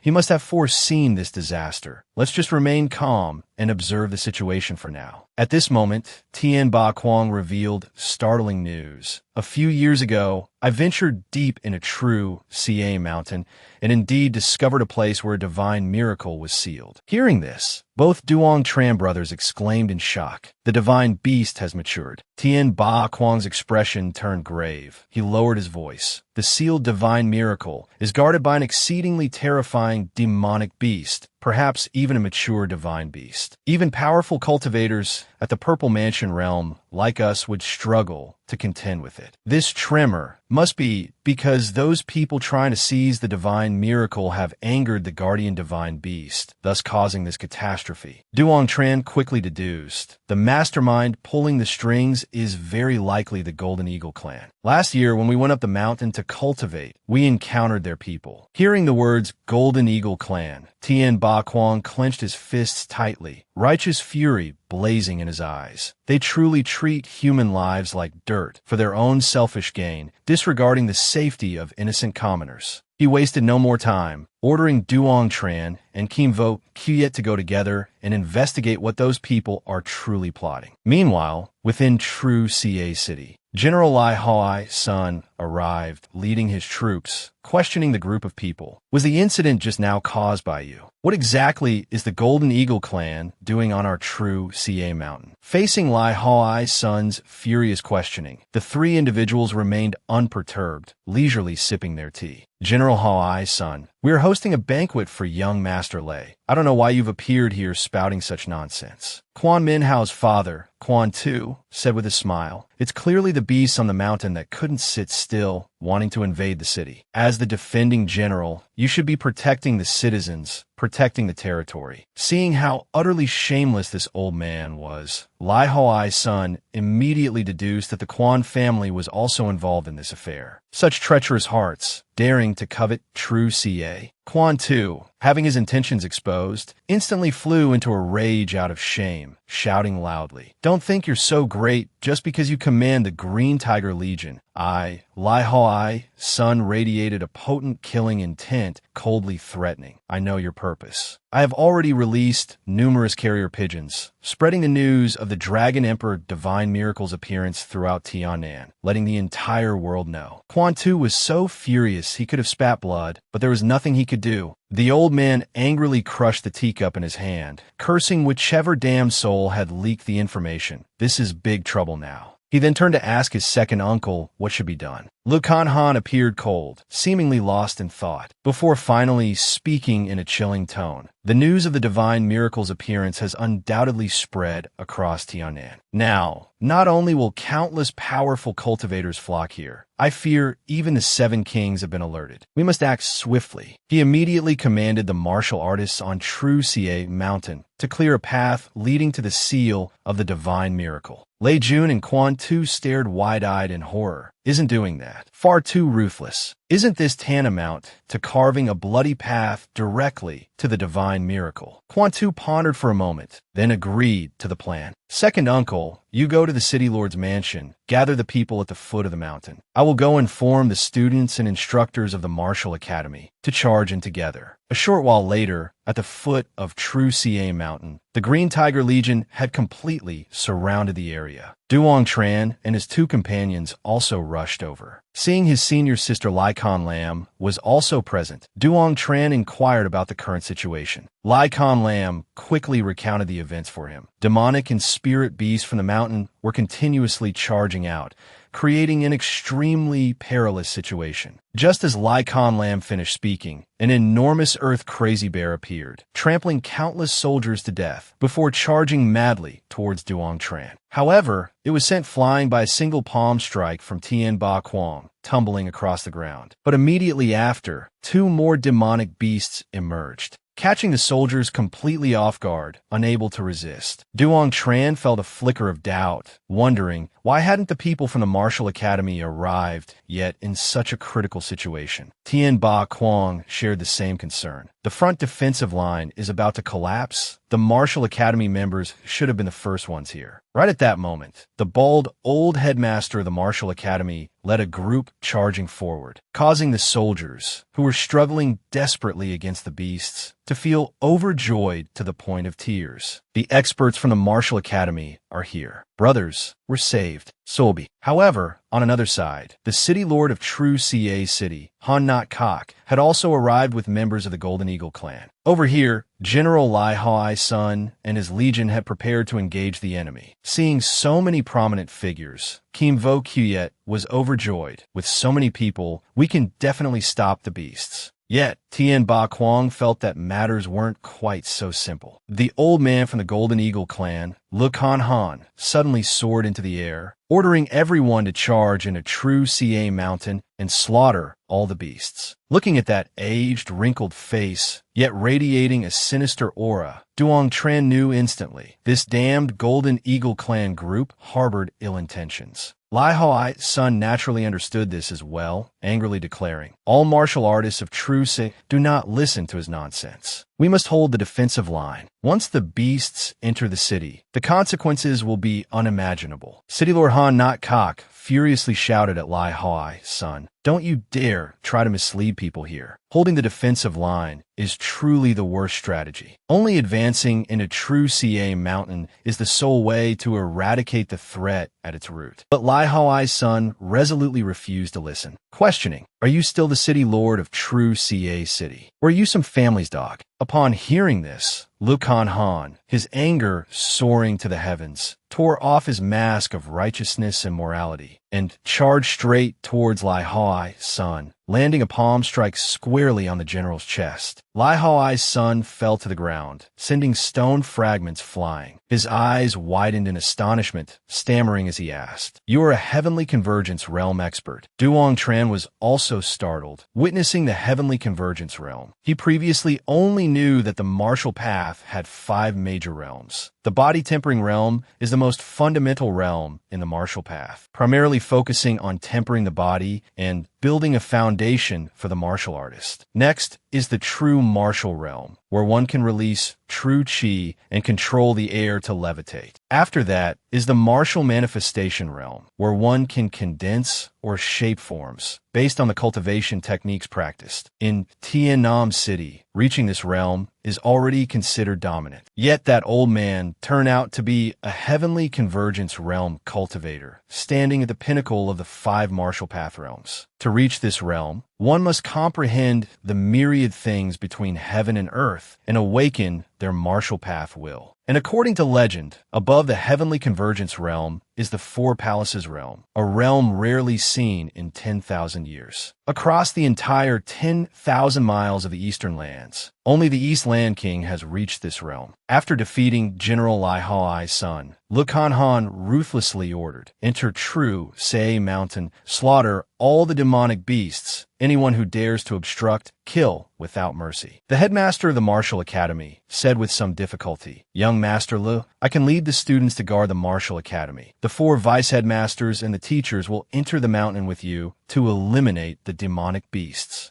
Luong Han smiled and said, "That would be excellent, of course. We must thank the headmaster for his assistance." Then he glared fiercely at General Linhai's son and asked, "And you?" Linhai's son thought for a moment, then replied, "I will dispatch half of the Green Tiger Legion to enter the mountain with you. The rest must remain to protect True CA City." Only then did Luong Han breathe a sigh of relief, saying one word, good. Lycon Lam was assigned to stay behind and guard True City. She immediately reacted strongly, because she felt that her father faced far more danger than fortune this time. But Luong Han waved his hand, projecting an imposing aura, and declared, quickly advance into the mountain and slaughter those beasts for me. Quan Min Hao, noticing Duong Tran standing behind, immediately put on a fawning expression, speaking to young Master Lu, suggesting they bring Duong Tran into the mountain with them. Le Tuan Nu didn't know who he was, following Quan Min Hao's gaze towards Duong Tran, only then remembering Tien Ba Quang, and said dismissively, you filthy things don't associate with us. Le Tuan Nu, how can you be so unreasonable? Such a great opportunity to let a disciple temper himself. Why would you object? The voice, dripping with contempt and threat, infuriated Tien Ba Quang. His energy flared, ready to teach this brat a lesson. Duong Tran quickly stopped his master, telling young Master Lu, you're right, this venture into the mountain is indeed a rare opportunity. How could I possibly miss it? Only then did Tien Ba Quang calm down, feeling that Duong Tran had a point. This truly was an excellent chance for cultivation. Besides, the divine relic was protected by divine beasts. The Golden Eagle clan certainly couldn't obtain it. Weighing the pros and cons, he agreed to let his beloved disciple go, adding with a cold smile that he wanted to see with his own eyes how the Golden Eagle clan would manage to retrieve the treasure from the divine relic. The old fox Luong Han, still feigning authority, ordered Linhai's son to lead the charge, with the others following into the mountain. General Linhai's son ground his teeth, glaring fiercely at the old man, but Luong Han just snorted coldly, forcing the general to swallow his anger, signaling his soldiers to follow him into the mountain. The group proceeded in single file, stepping onto the battlefield ahead. After just a few steps, they encountered a wild boar demonic beast. The soldiers fought desperately, sacrificing quite a few men before finally felling it. Duong Tran grew worried. If things continued like this, before they even reached the divine relic, the soldiers would be completely wiped out. Tien Ba Quang sighed. This was the inherent weakness of the less powerful. He cautioned young Duong Tran, if you don't want to become cannon fodder, only through diligent cultivation could one grasp their own destiny. That evening, everyone rested within a small cave. Linhai's son sought out Lu Tuan Nu, angrily stating, the Green Tiger Legion has suffered heavy losses. They cannot continue to serve on the front lines in the next battle. Hearing this, Lu Tuan Nu's expression turned somewhat grim, but he dared not press the issue further, fearing he might push them into desperation, like a cornered dog lashing out. His eyes darted around, spotting Duong Tran sitting off to the side. He then agreed to let the Green Tiger Legion fall back to the second line, placing the Martial Academy's 5th team and the allied forces of City Lord Han at the forefront. Early the next morning, the Grand Army, led by the esteemed Sword Saint, set out. After traveling for some time, Duong Tran cried out in surprise, Master, look ahead. A towering stone pillar soared into the sky, surrounded by a faint, ethereal glow, appearing incredibly mystical and majestic. Le Tuan Nu exclaimed excitedly, a divine miracle, a divine miracle. His heart surged with boundless greed and fantasy, convinced that this mountain might hold the inheritance of the great Emperor Noilong. If he could inherit this power, the heavenly convergence realm, the Four Palaces realm, they would all be insignificant. I, young Master Lu, will surely become renowned throughout the world, spreading the fame of the Golden Eagle family far and wide. In stark contrast, Tien Ba Quang's expression was exceedingly grave, his gaze fixed upon that black stone pillar, guessing that the divine beast Qilin was likely located there. Lu Tuan Nu, still buzzing with excitement, pointed at the divine miracle while speaking to his second uncle. Unlike his foolish nephew, the old fox Luong Han spoke cautiously. If this divine miracle was truly left by Emperor Noilong, and it is forcibly opened before its time, it could lead to unfathomable danger. Hearing his second uncle's words, Lu Tuan Nu decided to send someone to investigate, and Duong Tran was the one chosen. Thus, he walked straight up to Duong Tran, saying, You seem quite composed. Why don't you go down there and take a look? Tien Ba Kuang immediately stepped forward to protect his disciple. At this moment, the old fox Lacan Han stepped up, saying, "You had best know your place." Tien Ba Kuang's anger flared to the heavens, his vital energy erupting once more. "Before sending my disciple down, what right do you have? Are you trying to force my hand?" Lukan Han also erupted with a powerful aura, retorting, "If you were still at your peak from back then, that statement might carry some weight, but that's certainly not the case now. Two great masters with illustrious reputations. Everyone in the martial world wishes to exchange pointers with you both." At this moment,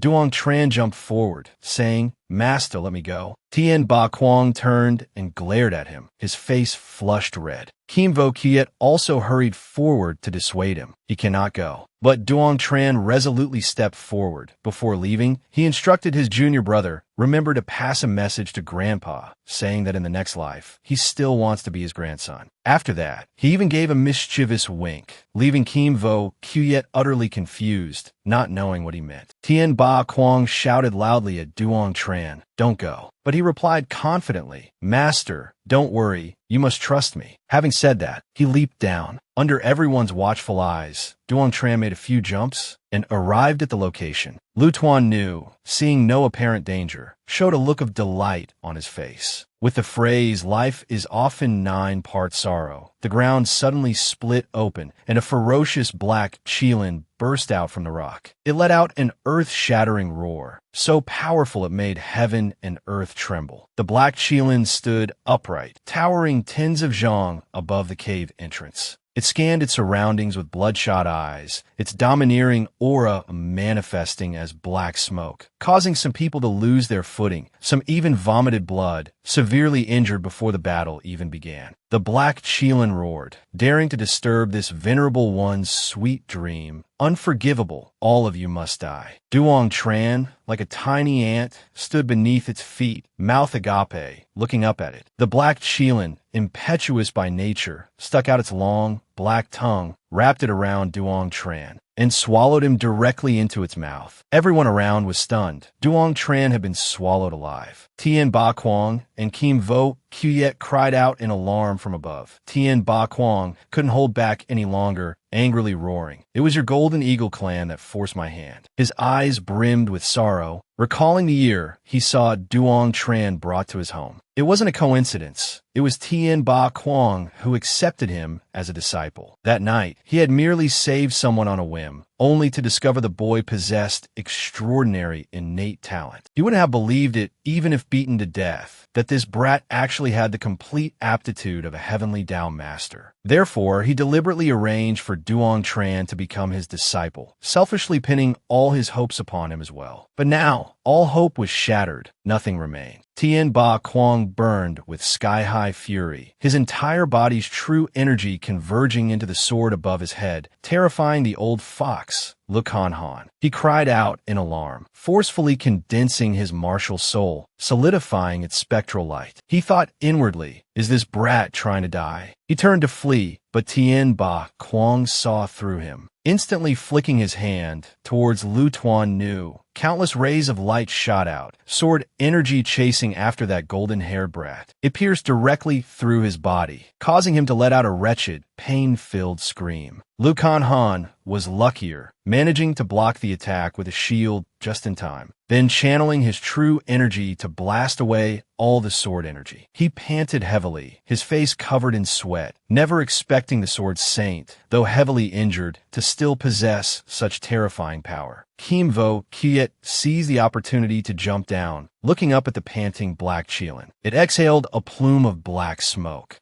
and he instinctively sensed something, grinning widely. "Big brother isn't dead yet. Let's fly. Let's fly." At this moment, Duong Tran stood before a clear waterfall, asking blankly, "What in the blazes is this place?" Suddenly, a deep voice echoed, "Little fellow, I've finally waited for you." Hearing this voice, he couldn't help but be startled. Just moments ago, while talking to that golden hair brat, he had heard this same voice say, "Little fellow, come quickly," which was why he agreed to investigate the stone pillar, never expecting to be swallowed by the divine beast Qilin. Suddenly, a rustling sound came from the woods behind him, but it turned out to be just an insect crawling on a tree. Duong Tran clutched his head, bewildered by what was happening. How could I possibly condense spiritual consciousness? A dazzling sphere of light suddenly materialized, asking, "I offer you a small, welcoming gift. I wonder if you find it satisfactory." Duong Tran was startled, unsure of what this entity was. The sphere of light replied, "This is my sea of consciousness." Hearing this, Duong Tran immediately jumped up. "These majestic mountains are a sea of consciousness. You must be exaggerating." The sphere of light sensed his fear and said, "This won't do. One who possesses the devouring power should not be afraid. Otherwise, you will only bring fear to other living beings." However, Duong Tran didn't understand what a devourer was, so he tentatively asked. Hearing this, the golden sphere of light momentarily broke into a cold sweat, flusteredly saying, "Damn it, I misspoke," but quickly regained its composure, asking, "It's nothing. You brat, is anyone left in the Duong family now?" Duong Tran was stunned again. What exactly is this glaring golden sun? How does it know my surname is Duong? Seeing him lost in thought for a long while, the sphere of light spoke with a hint of impatience. "Stop asking. There probably aren't many left anyway. So, do you like swords?" Duong Tran nodded slightly. It said cheerfully, "Good that you like them. I shall give you a gift." However, a long moment after it finished speaking, no gift seemed to materialize. Duong Tran waited eagerly, his expression turning crestfallen. Suddenly, the mountain's scenery vanished, replaced by the dark face of the black Qilin. "Kid, get going. When your cultivation is higher in the future, don't forget to come and show me respect." Duong Tran suddenly realized he was outside, without knowing when it happened, and at the same time, discovered that the one speaking to him earlier was this very beast. He was about to ask it a few questions when he saw his master sitting beside a large rock, unconscious. Duong Tran was extremely worried, ran over, calling out master twice. Kimvo Kiet was crying loudly nearby, repeatedly calling Big Brother. Seeing his master unconscious, Duong Tran angrily demanded, "Who injured master like this?" Tian Ba Kuang weakly said, "It's all right, I'm not dead yet." But when Duong Tran thought of that damned Golden Eagle clan, the flames of fury burned ever brighter within him. Then he turned to the black Qilin, pleading with it to kill those dressed in robes bearing the emblem of the golden-winged Great Punk. The black Qilin said nothing, simply soaring directly into the air, leaving both Tian Ba Kuang and Kimvo Kyuyet astonished. It seemed the divine beast Qilin had accepted them. If Duong Tran could inherit the divine vestige, then he might have a chance. Wait a moment and give it a try. Hearing this, Duong Tran felt a surge of excitement, eager to try as well. Half an hour later, the black Qilin descended, announcing it had killed those individuals. They were all villains, it stated, and deserved their fate. Overjoyed, Duong Tran thanked it profusely, considering this a temporary vengeance exacted for his master. Meanwhile, Lu Tuan knew, his face deathly pale, hid behind a large tree, unable to comprehend why that beast slaughtered anyone from the Golden Eagle clan on sight. Fortunately, he had been quick-witted enough to change his clothes. Otherwise, he too would have perished there. He returned to where Duong Tran was. At that moment, Duong Tran was flattering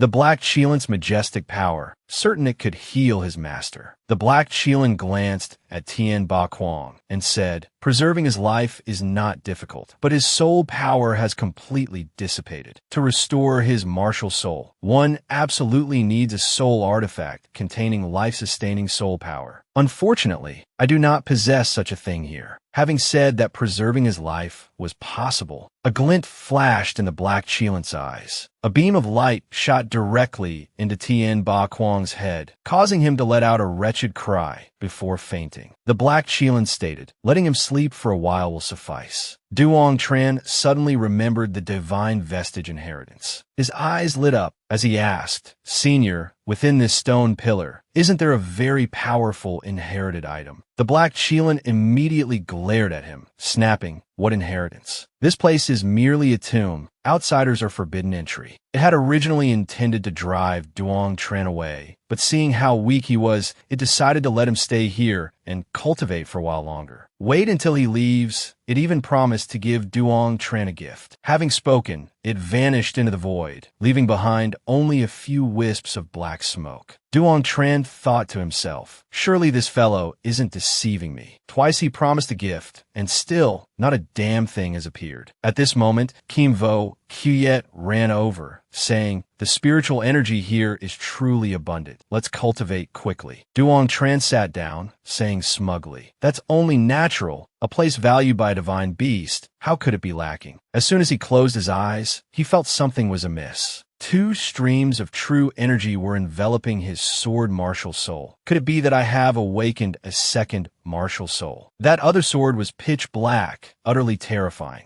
Duong Tran suddenly found himself lost in a strange place. The ground was covered with embedded swords. His divine sense had entered the sword martial soul. In the distance, a fierce gale swept towards him. Points of spiritual light gathered together, forming a bizarre, twisted face. A malevolent voice struck directly at Duong Tran's eardrums. I am truly useless. The 999 successor to the devouring sword martial soul, roaming 60,000 realms, slaying countless swordsmen. Among them, 33 died under my sword due to their inferior aptitude. The defending Heaven 13 swords, I only comprehended 9 swords. Truly regrettable. I only leave behind a single devouring Heaven 13 swords for the soul, 10,000th true master. Hearing these words, Duong Tran felt as if his head had been struck by a hammer. Never expecting that the devouring sword martial soul, ranked 8th among the 10 great supreme martial souls of the primordial era, would appear here. Martial souls were not only graded heaven, earth, profound, and yellow, but there were also the 10 great supreme martial souls, each possessing formidable power. And Duong Tran was the 10,000th successor, its true master as well. Before he could even process this earth-shattering news, his limbs began to tremble uncontrollably. The most terrifying aspect of the devouring sword martial soul was the sword tomb. Even sword cultivators with extraordinary innate talent could easily be controlled by the devouring sword martial soul, dying within the sword realm. From antiquity until now, heaven knows how many sword cultivators and heavenly Tao masters had perished here,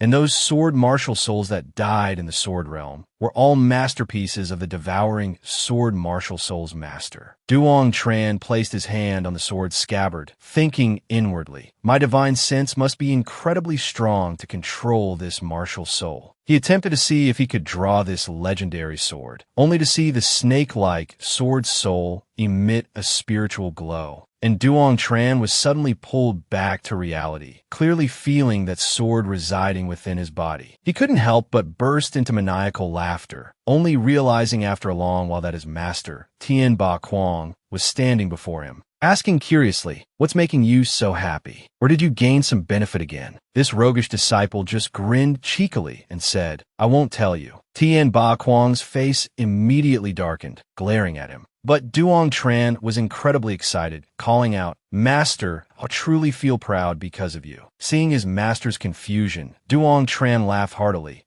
Because you have such a formidable disciple like me. No, wait, it should be son-in-law. Hearing this, Tien Ba Quang's mouth twitched uncontrollably. Even Kim Vo Kiet couldn't help but admit his senior brother's skin was getting thicker by the day. Tien Ba Quang coldly stated, Precious disciple, don't even dream about things between you and Linhai. I do not approve. This time, it was Duong Tran's turn to be heavily struck, accusing his master of not keeping his word. Tien Ba Quang immediately retorted, You still know that a person must keep their word. Do you even know how to write the 4 characters? For a promise is weightier than 9 tripods. Duong Tran put on a pitiful expression, saying, I don't know, I want master to teach me how to write. But Tien Ba Quang simply said, I'm hungry. This foolish disciple thought he was joking. This was the territory of the true self, Sword Emperor. What demonic beast would dare approach? So he cleverly shifted the responsibility, telling Little Blood to find food. That kid was even sillier than Duong Tran, agreeing without a second thought. A month passed in the blink of an eye. Duong Tran trained arduously every day. The devouring sword martial soul, Kim Vo Kiet constantly praised his senior brother, saying how formidable he was. He hadn't even truly begun and was already about to reach the peak of the true martial realm. But Tien Ba Quang, while gnawing on a bare paw, while constantly scolding Duong Tran, despite having diligently taught him every day, he still hadn't learned the first move of the Ling Xiao sword technique. Where had Tien Ba Quang's usual calm demeanor gone? Only that sharp tongue remained, almost like singing, constantly ranting. I must have been truly blind to accept such a worthless disciple. He hasn't even reached minor accomplishment, and he already wants to marry my Linhai. Dream on. Not a chance. Tien Ba Quang, while chewing on a bone, continued nagging like a machine gun. Even cultivating a Xian rank martial technique like the Ling Xiao sword technique is this difficult. Learning higher level martial techniques later, who knows how long that will take. Having said his piece, Tien Ba Quang angrily went off to find food to cool down. Kim Vo Kit stared wide-eyed at the pile of bones scattered on the ground, muttering in amazement. How can he eat so much and still not be full, this old man? Suddenly, a commotion came from behind, attracting Kim Vo Kuyet's attention. Duong Tran had successfully fused the snake-shaped sword soul into that great sword. It wasn't until a month later that he finally succeeded in cultivating the Ling Xiao sword technique. Tien Ba Quang, while gnawing on a pig's trotter, reluctantly showed a hint of satisfaction. At this moment, the divine beast Qilin suddenly appeared, saying this place was no longer safe. You should return to the human realm. Then it tossed Duong Tran a small winged dog, saying, "This is my gift to you. I hope you treat it well." After speaking, the black Qilin vanished in a puff of smoke. Before Duong Tran could even say anything, Duong Tran was stunned. He looked down at the silly-looking little dog, wondering if this Qilin was pulling his leg. Such a magnificent creature, and it only gives me a tiny dog like this. He had harbored a sliver of vain hope, thinking the black Qilin would gift him some divine weapon or powerful artifact. Oh well, what's done is done. I'll just treat it as raising another pet. Tien Ba Quang stared intently at the dog, observing it closely, but couldn't find anything special about it. It probably won't even reach the true martial realm when it grows up. But Duong Tran felt it possessed a strong spirituality. Kim Vo Kuyet observed silently for a moment, thinking to himself that this little dog concealed a powerful force. Duong Tran was quite fond of this new pet, wanting to give it a name. Kim Vo Kuyet quickly suggested calling it Little Diamond, very Western. But the master proposed calling it Dog Tran, a name that included the owner and was easy to say. Duong Tran felt a bit irked hearing it, but after some thought, he decided to name the little dog Wong Kai, Prosperous Fortune. However, his younger brother found the name too common, suggesting they call it Little Black instead. Duong Tran pondered for a moment, then accepted this new name. But it seemed the little dog didn't like this name. It bared its teeth and growled, only to receive a tap on the head from Duong Tran, who said, "Be good, be good. What's all the fuss about? From now on, you'll be called Little Black." The poor little dog, stunned by the blow, reluctantly accepted this rustic name.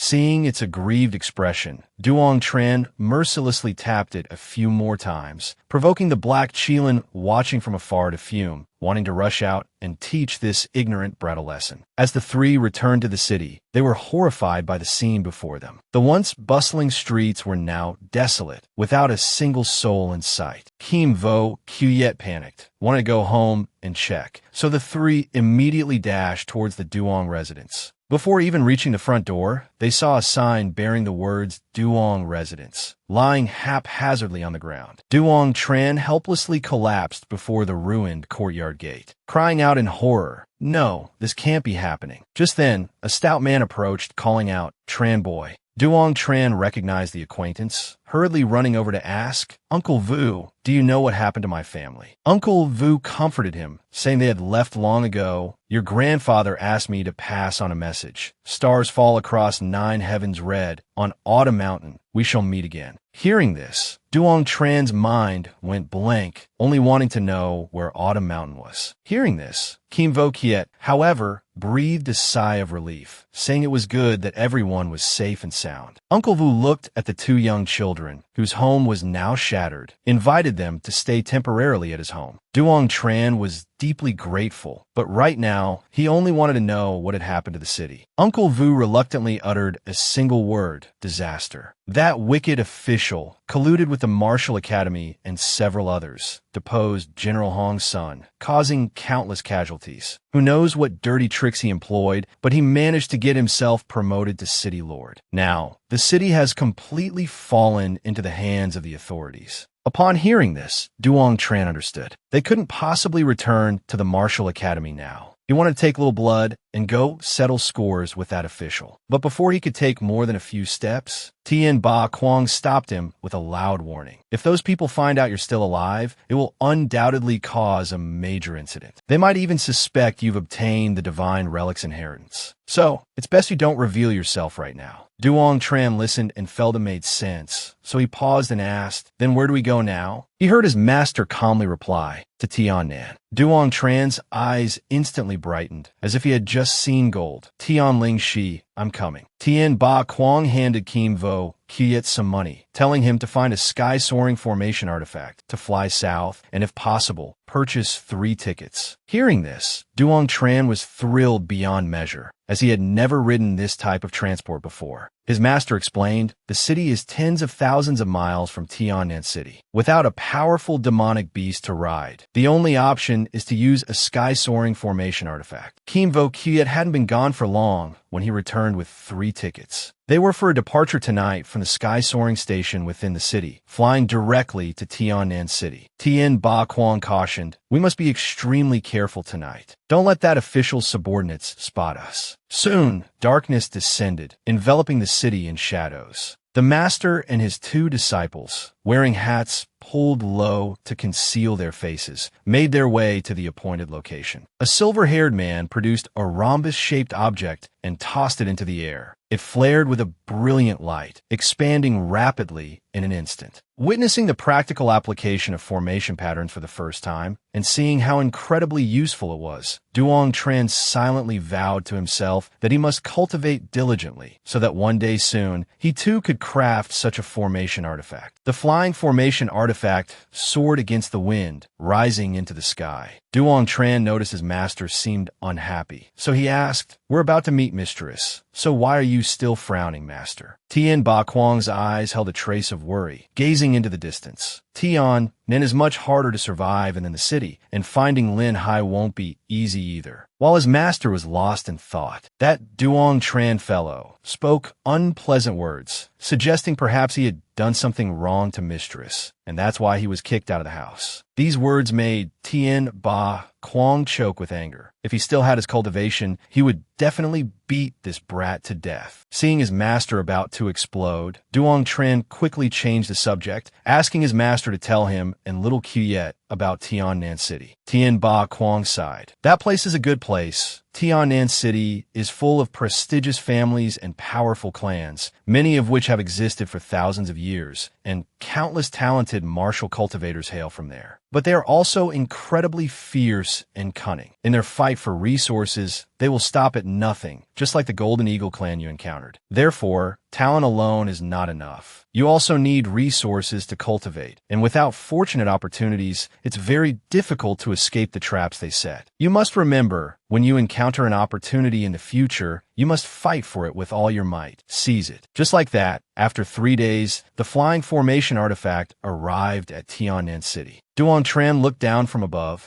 calling out excitedly, "Master, wake up quickly, we've arrived." Gazing down upon Tien Nan City from the sky, he gaped in astonishment. Not only was this place vast, but it was filled with all sorts of interwoven architecture. That alone was enough to put the other city to shame. As the flying formation artifact descended onto a lush green meadow, Duong Tran finally set foot on the land of Tien Nan City, his face filled with unconcealed excitement. Demonic beasts and spirit beasts flew freely in the sky here, leaving him watching in a daze. Only moving after his master prompted him several times. Duong Tran asked curiously, "Are there any interesting places here?" Tien Ba Quang simply said, "Just follow me." A moment later, they stopped before a magnificent golden structure resembling a palace. Duong Tran was stunned speechless, asking, Linhai lives here. Thinking about the future backing from his wife's family, his face immediately broke into a wide grin, looking at his master, gazing at Tien Ba Quang with worshipful eyes. He said, Master, you are truly formidable to actually win the daughter of such a family, and even father such an adorable daughter like Linhai. Then he asked, Master, how about we just go straight in and find her now? Tien Ba Quang stated coldly, Firstly, you can't get in. Secondly, if you dare mention your relationship with Linhai,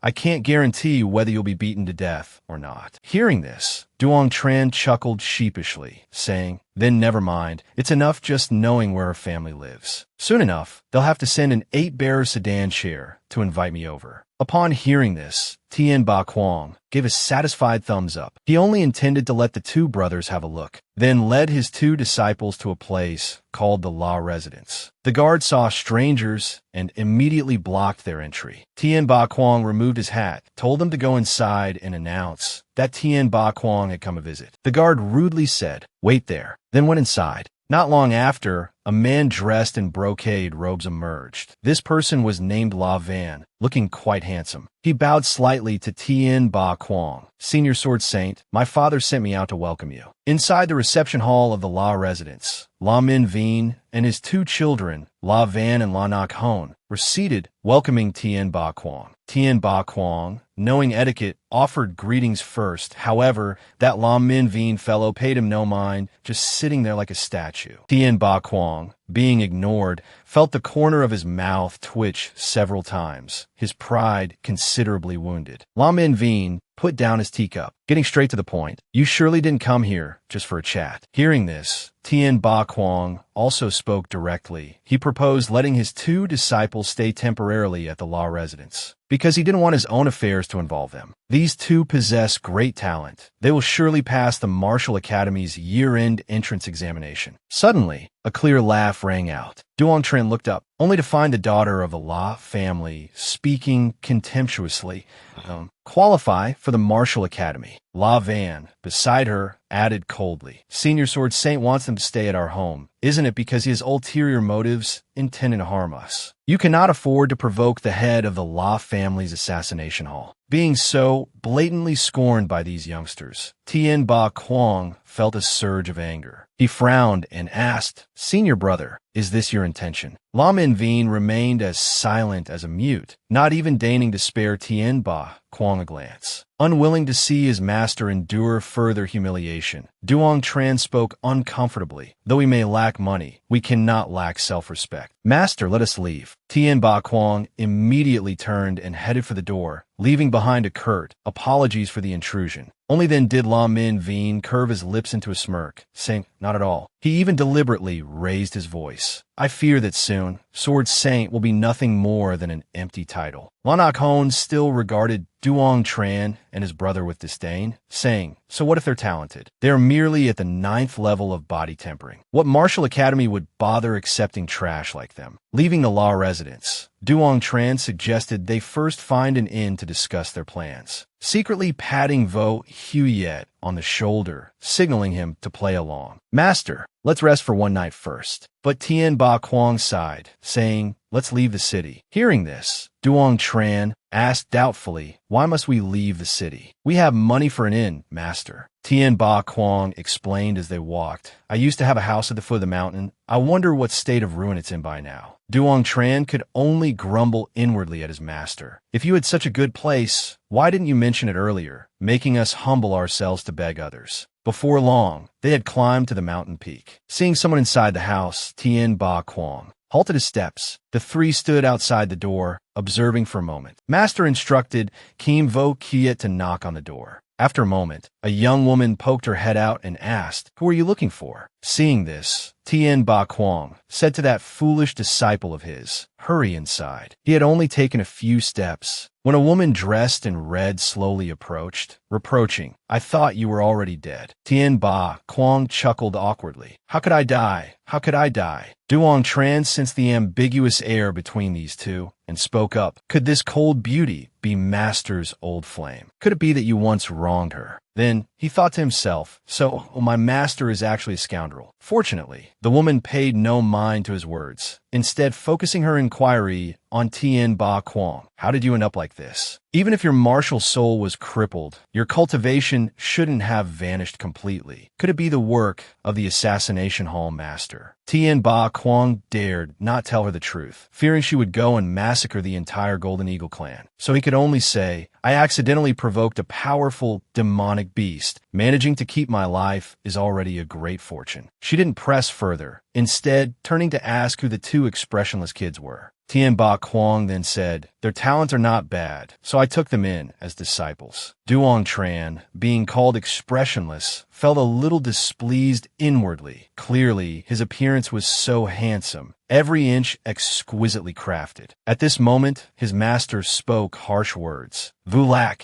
it's been so many years, have you still not let go? I'm already a cripple. There are so many beauties in Tien Nam. Go find someone else. Don't wait for me anymore. Upon hearing this, Vulak instantly flared up in anger, immediately switching into shrewish lioness mode, roaring, scolding. I've already been defiled by you. Who else would dare marry me? The Duong Tran brothers had their eyes open wide, never dreaming that their master was such a cad. Tien Ba Quang, alternating between tears and laughter, said to Vulak, does what you're saying make any sense? But she coldly retorted, are you old and senile? Hearing this, he sulked and said, no more talking, I won't bother you anymore. Vulak roared again, if you dare step out of here today, I will break your legs. In the blink of an eye, it was midnight. Vulak led the master and his two disciples inside. As the Duong Tran brothers stepped inside, they immediately exclaimed in awe, so beautiful. Beneath the sparkling starlight lay a crystal-clear lake. Spanning across it was a small bridge adorned with blooming fresh flowers. Suddenly, Vulak called out loudly, Kinham, go arrange the rooms. The young woman quickly emerged, looking utterly adorable, inviting the two to follow her. Seeing the beautiful lady, both Duong Tran brothers sobered up, especially Kim Vo Kiet, whose face flushed red, appearing very shy. Kinham led the two to a room, saying, you two will stay in this room. Then she turned to leave. But Duong Tran suddenly turned back and asked, are you older or younger than us? What is your relationship with Vulak? Seeing him approach her, Kinham lowered her head, then quickly departed, leaving him speechless. The next morning, the sky was clear and blue, with fluffy white clouds drifting by and brilliant sunshine. Duong Tran, yawning as he opened the door, found his master standing right before him. He hurried over, teasingly asking, Master, why are you up so early? You two haven't met for so many years. It must be like a drought meeting heavy rain. Or perhaps last night's battle was too exhilarating, you couldn't sleep. Tien Ba Quang's face turned purple with anger, wanting fiercely to teach this brat a lesson. But Vulak seemed quite amused by his joke. Tien Ba Quang, with his cold temperament, actually had such an interesting disciple. Duong Tran, quick-witted, performed a bow to greet his master's wife, further endearing himself to Vulak. Seeing this, he immediately began to embellish. Master, high above, always remembers you. Vulak was very intrigued, telling him to continue. Duong Tran then put on a serious face and said, you can blame me, but you shouldn't wrong Master. Master's favorite is drinking dream flower tea, but every time he drinks the tea I brew, he frowns time and time again,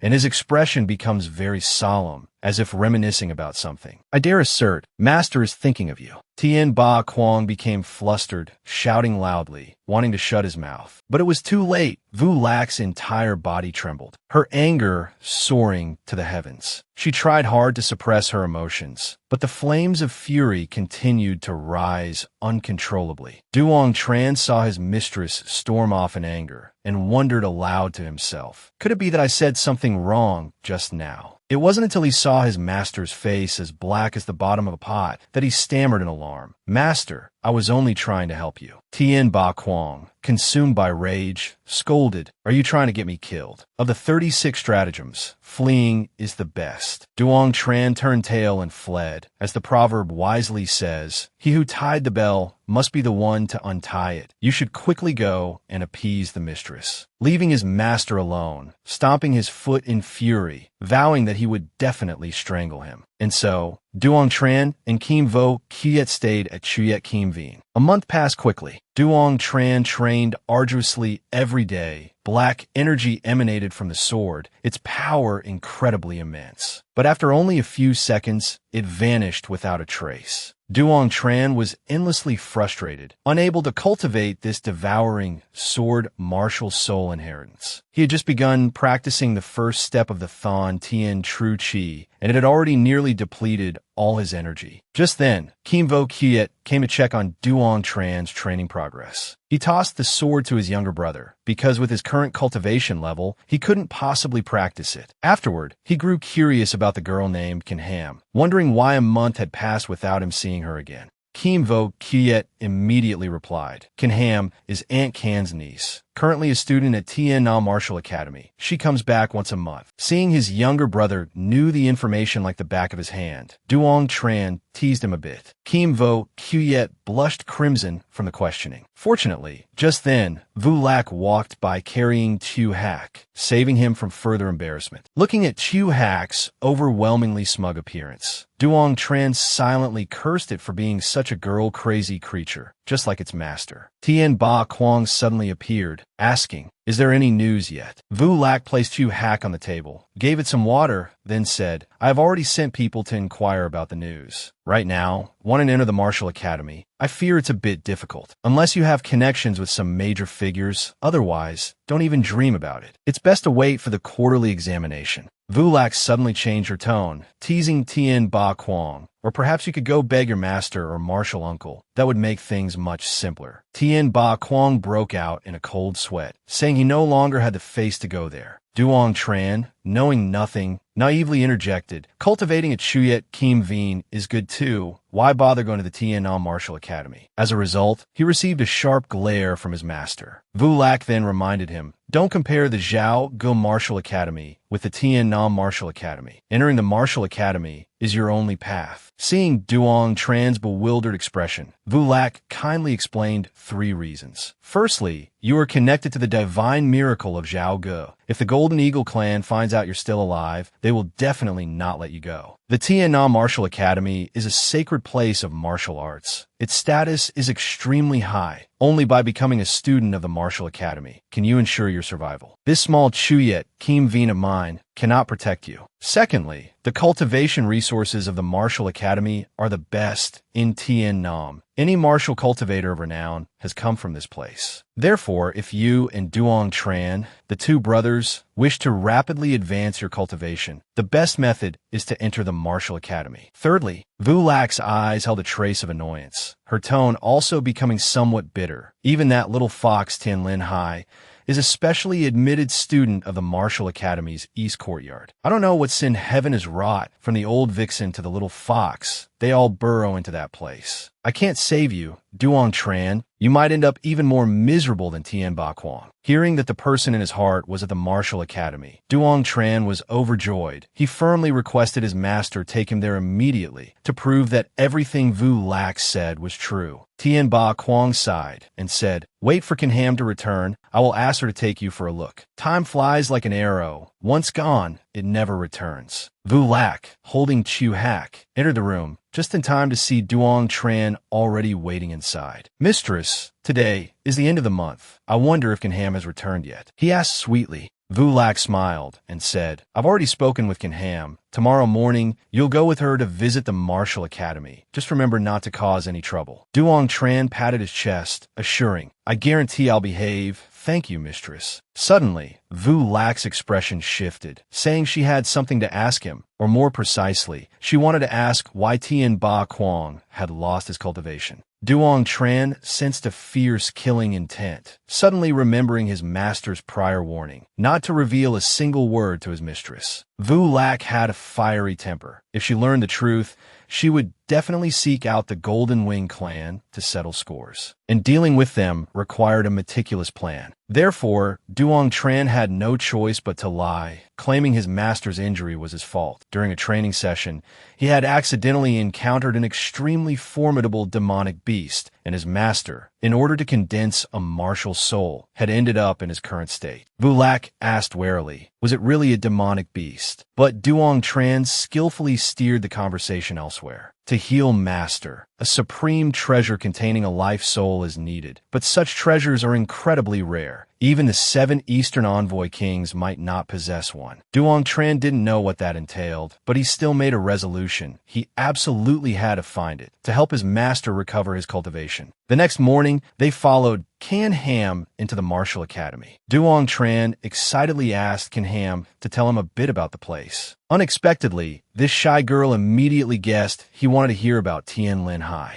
His thoughts exposed, he chuckled and said, "Anything is fine. I want to hear about everything at the Tien Nam Martial Academy." Can Ham spoke of Tien Linhai with an adoring tone, saying that upon arrival, she was taken as a disciple by a prominent figure in the Martial Academy, becoming a core disciple of the East Courtyard. Furthermore, she was exceptionally beautiful, instantly becoming the #1 campus belle, admired by countless people. Hearing this, Duong Tran said quite smugly, just as expected of a vixen. Kim Vo Kiet suddenly asked, "Aren't you afraid someone will steal Tien Linhai away?" But the very next second, he heard his senior brother say, "We have already secretly pledged our lives to each other. No one can steal her away." Duong Tran then asked Can Ham, "What's different about the East Courtyard?" Can Ham explained, Tien Nam Martial Academy has 4 courtyards, namely the East Courtyard, South Courtyard, West Courtyard, and North Courtyard, among which the East Courtyard is the strongest, which was why Duong Tran paid special attention to this place. After walking a bit further, they arrived at Tien Nam Martial Academy. Duong Tran and Kim Vo Kiet couldn't help but widen their eyes, gasping in astonishment. Just standing at the entrance, they could already feel the majestic aura. Duong Tran couldn't help but exclaim, "True CA Martial Academy truly cannot compare to this place." However, his face suddenly scrunched up, just like a monkey's bottom. Kim Vo Kiet asked, "What's wrong?" Duong Tran said through gritted teeth, "Look over there." Turns out, it was the 2 siblings La Van and La Nak Hon. They were also here. La Van also spotted them and muttered in a low voice, "Why are they here?" The person beside him asked curiously, "Do you know that guy walking behind?" La Van, like some street hawker, shouted loudly, "Just a piece of trash. Heard he came from some rundown city 100 miles away." Hearing these words, Duong Tran smiled outwardly, but killing intent silently radiated from him, scaring Kim Vo Kiet into a cold sweat. Then he asked Can Ham in a low voice, "If I beat that guy up, will there be trouble?" Can Ham trembled with fear. She had promised them she wouldn't snitch, yet after just a few steps, she had forgotten everything. Seeing Can Ham didn't answer, Duong Tran asked impatiently, "If I hit that kid, will the Martial Academy teachers intervene?" She reluctantly replied, "A sparring match is fine, but both sides must agree it cannot be forced." Hearing this, Duong Tran already started warming up his muscles, preparing to make a move,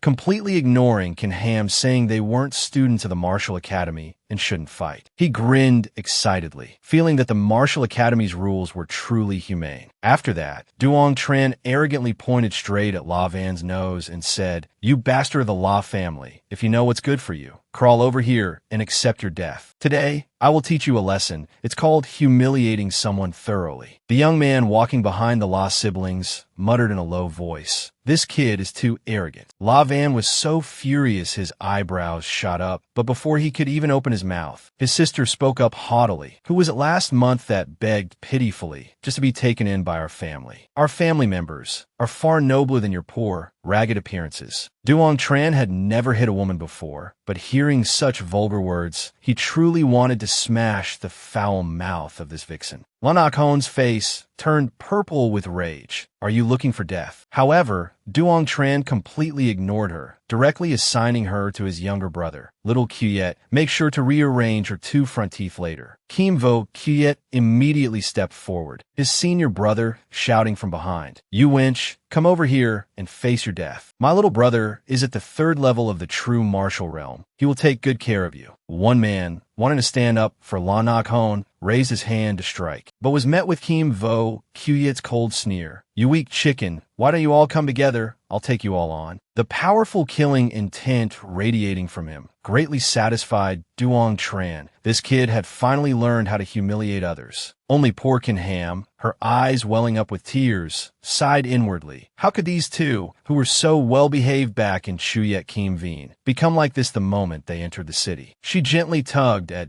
Duong Tran's sleeve, trying hard to persuade him. Their cultivation levels all exceed the 3rd level of the martial realm. Among them, there's even a formidable heavenly Tao master. Perhaps we should stop. Things are getting worse. Unfortunately, her advice fell completely on deaf ears. He flashed a dangerous smile and roared, "Little Qiet, beat them for me." Lavan finally spoke up. According to the Martial Academy's rules, students are not allowed to fight without authorization, but these 2 country bumpkins are not from the Martial Academy. If they want to die, I will grant them their wish. Kim Vo Qiet cursed. "Enough nonsense. If you want to fight, let's fight. What are you blabbering about?" With that said, he charged forward, initiating the fight. The other guy, wanting to help Lan Nak Hone, immediately leaped out, using the Frost Fist to meet the challenge. Duong Tran, seeing this, was somewhat surprised, not expecting this fellow to be a heavenly Tao master. Truly, the Martial Academy is filled with talented individuals. The guy confidently gathered frigid energy into his right hand, intending to end the match with a single punch. Kim Vo Qiet's gaze was incredibly sharp. He suddenly stopped, allowing his opponent to land a punch squarely on his chest. The guy, seeing Kim Vo Qiet stand completely still, unmoving, was utterly stunned, thinking he was hallucinating. He had actually withstood a blow from the Frost Fist, without retreating a single step. How on earth did this guy neutralize the cold bone, True Chi? He was instantly terrified, his face turning deathly pale. Kim Vo Qiet seized the opportunity, landing a punch right on the guy's mouth. Only pitiful cries were heard as several teeth flew out from the guy's mouth. Duong Tran excitedly shouted, "Good. I told you to fix his teeth for him, not knock them out." Kim Vo Qiet scratched his head sheepishly. "How about I do it again? I didn't control my wrist strength properly just now." The guy, seeing Kim Vo Qiet's fist hovering before his face, was so scared he fainted on the spot. Lavan was furious. What was even more infuriating was that several girls appeared out of nowhere, surrounding Kim Vo Qiet, praising him incessantly. Lavan calmly analyzed. How exactly did Kim Vo Qiet withstand that Frost Fist blow? What method did he use to dispel the cold bone, True Chi? But try as he might, he couldn't figure it out. Lavan's anger flared, and he stepped directly onto the martial stage. Flames erupted fiercely around his body. Fire True Chi surged forth, reaching about 5 stories high. Duong Tran immediately recognized this was the 4th level of the true martial realm. Kim Vo Qiet also instantly realized this person was a heavenly Tao master. Above La Van's head, a martial soul manifested, an incredibly ferocious phoenix. The crowd buzzed with discussion. This is an innate martial soul. The La family's bloodline inheritance. The La Fireguard martial soul. It seems La Van is truly enraged now. Beside him, La Nakhon gloated. Those 2 are definitely dead. However, some expressed doubt. Kim Vo Qiet sent Manhwa flying with a single punch. He must have a killing move. But he's only at the 3rd level of the true martial realm. His cultivation level is 1 step lower. The difference in strength is still too vast. The surrounding chatter didn't faze Kim Vo Qiet in the slightest. He contemptuously raised his middle finger towards La Van, provoking him. "You alone are not enough. Call others to join you." Everyone was stunned by this display. This kid is insane. La Van ground his teeth in fury, cursing, "You're courting death." He quickly formed hand seals, executing the 5-hand palm. The fire energy in his palm swirled madly, striking straight ahead. Everyone in the Martial Academy marveled at La Van's strength, saying he was skilled enough to rank in the top 50 of the Southern Courtyard. No wonder his 5-hand palm possessed such formidable power. Moreover, among the many high-grade Xian rank martial skills, this technique was particularly suited for a fire element heavenly Tao master. This kid is truly unlucky to run into La Van. However, Kim Vo Qiet's expression remained cold. Without hesitation, he took a firm stance, preparing to meet the attack head-on. The crowd gasped. This kid is doomed. With mere fists, how can he possibly withstand such a terrifying 5-hand palm? A girl cried out anxiously, "My handsome hero, get out of the way. You're about to be hit." Suddenly, a loud explosion erupted as Kim Vo Qiet's fist collided with La Van's 5-hand palm. The girl covered her mouth in shock, stammering, "How? How is this possible?" Before everyone's eyes, only a cloud of white smoke remained. This power, It's truly terrifying. Kim Vo Kiet still stood firm, completely unharmed. La Van, however, wore a look of utter disbelief. His opponent had actually blocked his attack. Duong Tran threw his head back and laughed heartily in excitement. Little Kiet, you've finally broken through to the true martial realm. Ever since breaking through to the true martial realm, little Kiet had begun cultivating the heavenly demon tyrant body, his physical strength reaching a level unimaginable to ordinary people. At this moment, Kim Vo Kiet took advantage of La Van's distraction and charged forward. La Van's smug expression vanished in an instant, replaced by utter terror. Kim Vo Kiet seized La Van's wrist as easily as tossing a toy, flinging him backward, then slammed him violently onto the ground, letting out a tremendous boom. La Van's head smashed a crater into the earth, his soul nearly leaving his body, only to have Kim Vo Kiet stomp on his stomach, the pain making him wish for death. Then Kim Vo Kiet faced him directly, raining down punches like a torrential downpour. Everyone stared, mouths agape, witnessing the horrific scene before them. Lanakon, outside the fray, shrieked madly, "Get away. You get away. Let go of my brother." Kim Vo Kiet, in the middle of the fight, was annoyed by her interference, angrily turned around and punched her squarely in the face. A deafening crack echoed, shattering the eardrums. Lanakon stumbled back in fear,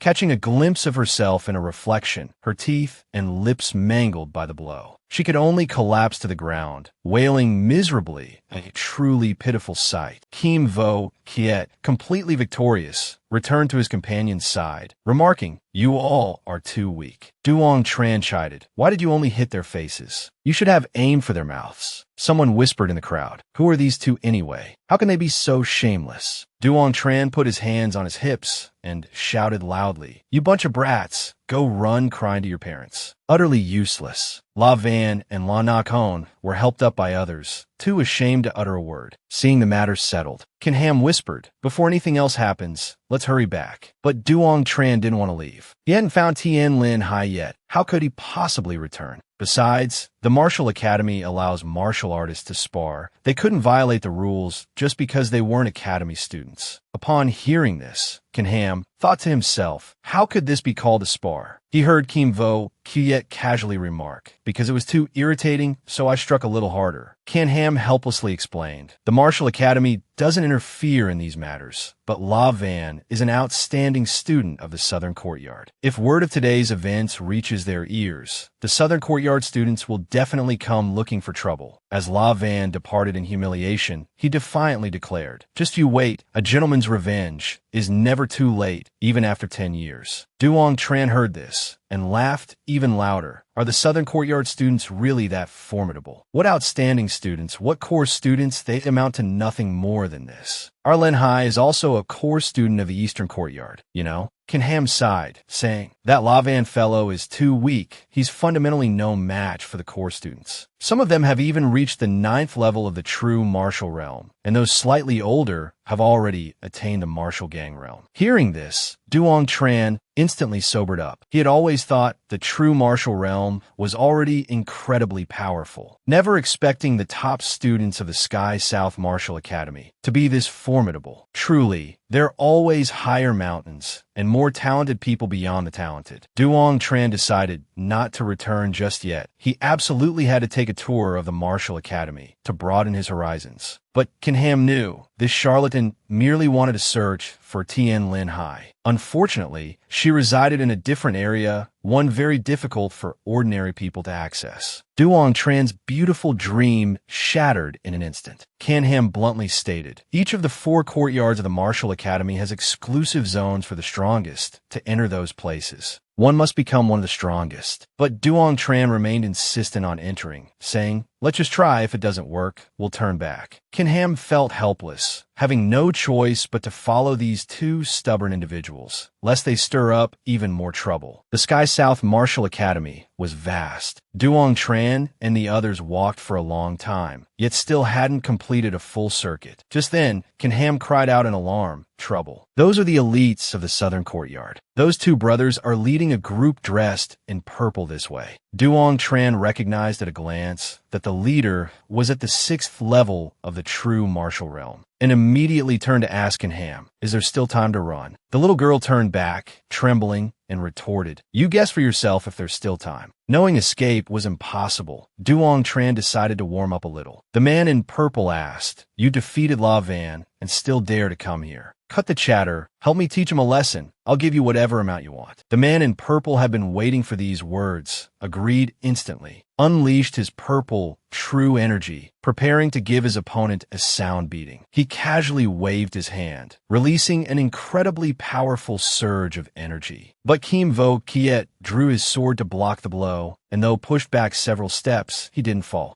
Seeing Kim Vo Kiet remain standing, the man in purple acknowledged that he possessed some strength, then changed his approach, launching 3 sharp beams of light. Quick as lightning, Duong Tran dashed forward and snatched Kim Vo Kiet's sword, swung it fiercely, neutralizing the attack, and simultaneously counterattacked, striking back towards the 3 opponents. The man in purple narrowed his eyes, erected a purple barrier, dodging Duong Tran's attack. But the shockwave was still immense, sending the La Van siblings flying backward from the impact. The man in purple realized his opponent was not someone to be trifled with. Such a large commotion had already attracted the attention of quite a few people. Seeing this, Duong Tran hurriedly instructed Kin Ham, "If anything happens to me, remember to tell Linhai that I love her." Then he opened his mouth and declared, "So this is all the southern courtyard amounts to. Quickly call out your core students to fight me. You people are too weak, too easy to beat. Remember, my name is Duong Tran, and today I intend to open all of your eyes." With that said, the 2 brothers vanished like a gust of wind, leaving Kin Ham standing alone, utterly stunned. Old grudges and new hatred, La Van seethed internally, vowing to swiftly end Duong Tran's life. Meanwhile, somewhere in the eastern courtyard, a pretty, short-haired girl named Noyet Chutan opened the door and stepped inside, sighing as she entered, "Tien Linhai, you're working too hard. Can't you rest for a moment?" Tien Linhai, who was engrossed in her sword practice, paused to ask, "Which genius is hosting a tea party this time?" "I've told you before, I don't participate in those tedious activities." Noyet Chutan felt helpless against Tien Linhai's proud nature, but today her spirits were high, because Master finally agreed to impart a secret technique to me. And what's more, it's a mid-profound grade secret technique perfectly suited to my martial soul. Hearing this, Tien Linhai immediately felt her mood lift considerably. "It seems your standing in Master's heart has improved." Noyet Chu Tan excitedly shared the piece of gossip she had just heard. The southern courtyard suffered a great humiliation this time. Tien Linhai's curiosity was instantly piqued, asking, "What happened?" The short-haired girl chuckled and said, "A group of elite disciples from the southern courtyard were utterly routed by 2 young lads. And the most amusing part is the cultivation levels of these 2 kids are very low. The highest is merely the 3rd level of the true martial realm." Tien Linhai also found it somewhat strange. Most of Tien Nam's geniuses reside within the martial academy. Could they possibly be from elsewhere? Noyet Chu Tan nodded in agreement, offering a hypothesis. These 2 might be traveling through Tien Nam for some unknown reason. After challenging the southern courtyard, they aggressively declared their intent to fight the entire southern courtyard. Noyet Chu Tan paused, bewildered, thinking these 2 were far too arrogant. No matter how heaven-defying they might be, they couldn't possibly stand against profound martial realms. Seeing Tien Linhai nod in agreement, Noyet Chu Tan continued. "One of them even left his name. He's called Duong Tran. Have you ever heard of him?" Tien Linhai was instantly taken aback, asking, "What did you just say? Do you know them?" Noyet Chu Tan keenly sensed something unusual and asked again, "Do you know them?" Tien Linhai didn't reply, her face flushing slightly red. Her hand instinctively touched the love token they shared. She hadn't expected that fool to actually find his way here. Once she regained her composure, she asked Noyet Chu Tan, "Did only the 2 of them come to the martial academy?" The short-haired girl replied, "I heard there was also an ordinary student from the southern courtyard with them. I think her name is Kin Ham. She came with them." Tien Linhai immediately stood up, walking towards the door, causing her friend to mutter under her breath, "What's wrong with her? Has this little girl been bewitched?" At this moment, in the southern courtyard, Kin Ham rested her head on the table, dejected. Hearing a knock, a voice came from outside. "If you don't come out soon, it'll really be too late." As she opened the door, she saw two young women standing there. One asked, "Who are you two sisters looking for?" Tien stammered, "I don't know." But that sister wouldn't let it go, continuing to press her. Just when she didn't know what to do, the other sister nudged her friend, saying, "Let's go, let's go." She left reluctantly, still cursing Tien as a vixen, seducing the two handsome guys. Tien wearily closed the door, letting out a sigh. Just as she was about to rest for a moment, the sound of knocking came again. She opened the door, annoyed, saying, "Stop asking, I don't know who they are." Once she calmed down, she realized the person standing before her was Linhai. Tien had never seen this person in the southern courtyard before, so she asked, "Who are you?" Linhai briefly introduced herself, then asked, "Where are Duong, Tran, and the others?" Knowing this was the person Duong Tran had mentioned, Tien dared to answer, "At Chuyet Kim Veen." Linhai expressed her thanks and turned to leave, but Tien called her back, offering to lead the way. Not long after, the two arrived at Chuyet Kim Veen. Just as they stepped through the entrance, they saw Vu Lac standing in the courtyard. Tien stepped forward and called out, "Auntie," but Vu Lac's gaze rested on Linhai, saying coldly, "Just like your mother, indeed. No wonder you could make that boy lose his head." Linhai felt a chill run down her spine from the stare, hastily bowing. Junior pays respects to Senior. "Isn't this your mother's old rival in love?" Vu Lac merely snorted coldly, saying, "Go find your father." Tien led Linhai to where Thien Ba Quang was sitting and enjoying the cool air.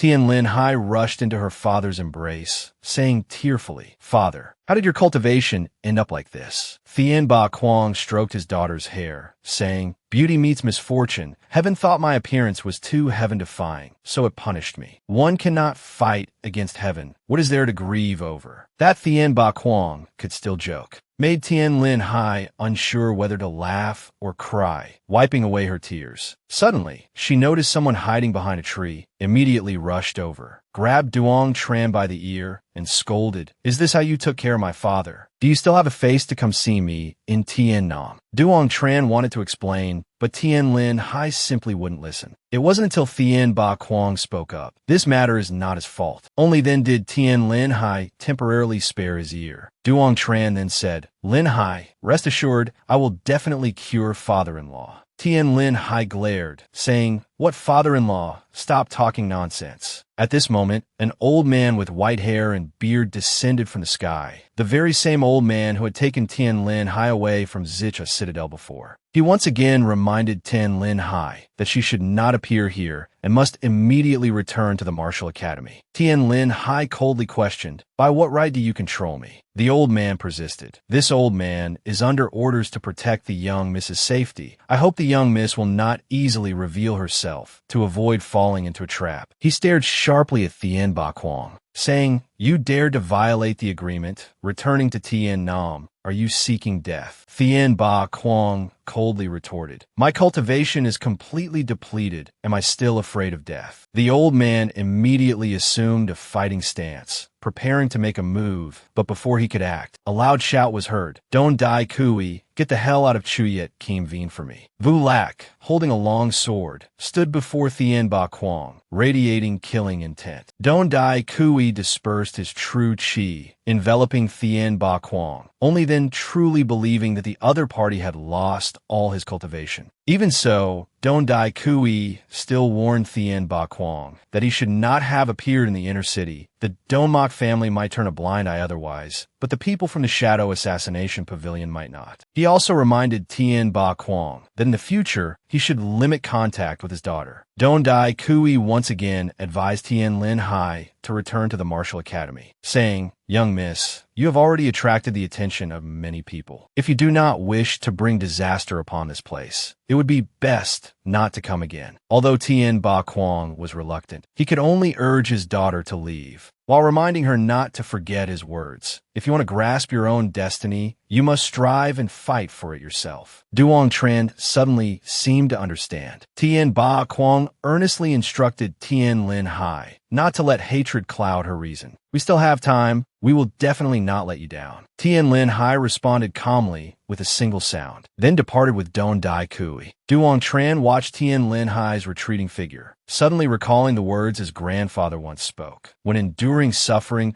people always feel helpless their hearts yearning for power to destroy all obstacles. But obstacles and hindrances always appear like an endless cycle. In such circumstances, 99% of people will be consumed by hatred, madly enhancing their strength, hoping to overcome everything, yet forgetting that everyone's power has limits, and pure force also has its peak. If it were you, what would you do, Tranner? At that time, Duong Tran had merely shaken his head in confusion. His grandfather ruffled his hair, saying, "Grandfather wants to teach you that beyond pure martial strength, there is something else that can resolve many troubles, and that is wisdom. You must learn to think calmly, learn how to contemplate, while pursuing the peak of the martial path. Only then can you become a true powerhouse." Duong Tran, lost in thought, stood there dazed. Tien Ba Quang thought he was feeling down, helpless, but he shook his head, saying it wasn't so. "Master, what's wrong with you? Could it be you've really become foolish? I feel very uncomfortable here, even wanting to strike someone. As a real man, a true gentleman, what is there you don't dare to say? If you feel wronged, then hurry up and improve your strength. As long as you're strong enough, then you won't need to fear anyone." However, Duong Tran calmly sat down, took a sip of tea,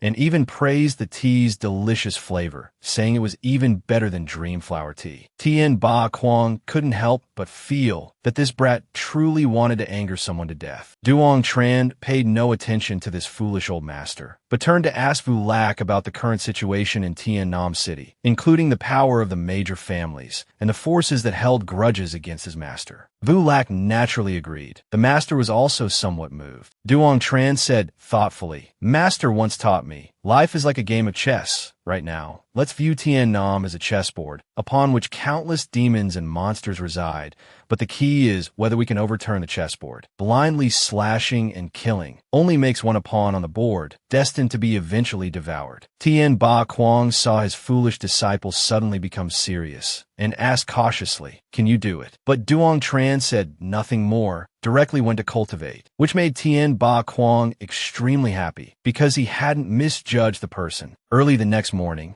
Vu Lac came to Duong Tran's room, handing him detailed information about the powers in Tien Nam, which made him ecstatic, repeatedly expressing his thanks. Vu Lac encouraged Duong Tran to persevere, then left. Duong Tran immediately began to seriously study this information. Just a quick glance revealed the three most powerful forces in Tien Nam City with a Tien Nam Martial Academy, the Don Mok Marquee Mansion, and a Shadow Kill Tower. That he had managed to survive until now was truly a miracle. Duong Tran also added the Kim family's Golden Eagle clan, along with the princess. Couldn't help but sigh that this chessboard was too difficult to play. During the meal, he didn't say a word. Tien Ba Quang glanced at him, asking, "Do you really want to be the chess player?" Duong Tran said wearily, "A gentleman uses his words, not his fists. You are just a spectator of the game. Have no right to speak here." Tien Ba Quang grumbled, "All right, whatever you say." Vu Lac smiled cheerfully, while Kim Vo Kiet, understanding nothing, just focused on eating, listening to the others talk. Vu Lac turned to Tien Ba Quang, lowering his voice. "I heard that martial uncle's daughter encountered a scheme in the secret realm and was struck by the deadly Min Hoa poison. She's in grave danger. Perhaps you should go see her." Hearing about the deadly Min Hoa poison, Tien Ba Quang's eyes widened. It seemed martial uncle truly had a daughter around Tien Linhai's age. The Min Hoa deadly poison originated from the celestial realm. It was feared that finding an antidote in the entire eastern land would be difficult, let alone in Tien Nam. But how could this legendary flower appear in the Tien Nam secret realm? Kim Vo Kiet didn't understand what a secret realm was, so he asked Vu Lac. Vu Lac explained to him, "A secret realm is a type of mysterious spatial rift. Secret realms vary in size, but most are very small, barren, and desolate, heavy with deathly energy. Some don't even have living creatures, let alone treasures. However, some secret realms not only produce rare treasures, but also hold the legacies of powerful experts." Then Tien Ba Quang continued, "The entrance to the Tien Nam secret realm is right next to the Martial Academy, which is why it has become the most powerful force in Tien Nam. If one wants to become a master player on the chessboard, this is an excellent opportunity for a breakthrough. needless to say, in Tien Nam. Duong Tran's eyes lit up. The priority now is to quickly join the martial academy and become one of their core disciples. To others, the Manhwa deadly poison might be the embodiment of death. But for me, possessing the ancient demonic dragon martial soul, there might just be a way to neutralize it. Thinking this, he leaned close to his master's ear, whispering pleadingly, "We're juniors after all, a senior's in trouble, and we don't go inquire. That doesn't seem quite right, master." Tien Ba Kwong knew this brat wanted him to lower himself and beg them to let him join the martial academy. But martial uncle is currently distraught. The situation isn't looking good. Duong Tran explained softly. Joining the martial academy isn't urgent. Actually, I want to try against the Manhwa deadly poison to see if it can be neutralized or not. Tien Ba Kwong looked at him skeptically, saying, "Can you really do it? What nonsense is this?" Seeing Duong Tran smugly state that his martial soul was very peculiar, Tien Ba Kwong only then remembered he still didn't know what his disciple's martial soul was. Before Duong Tran could even speak, Kim Vo Kyuyet mumbled, "Big Brother's martial soul is invincible under heaven." Tien Ba Kwong fell in a deep thought. He couldn't understand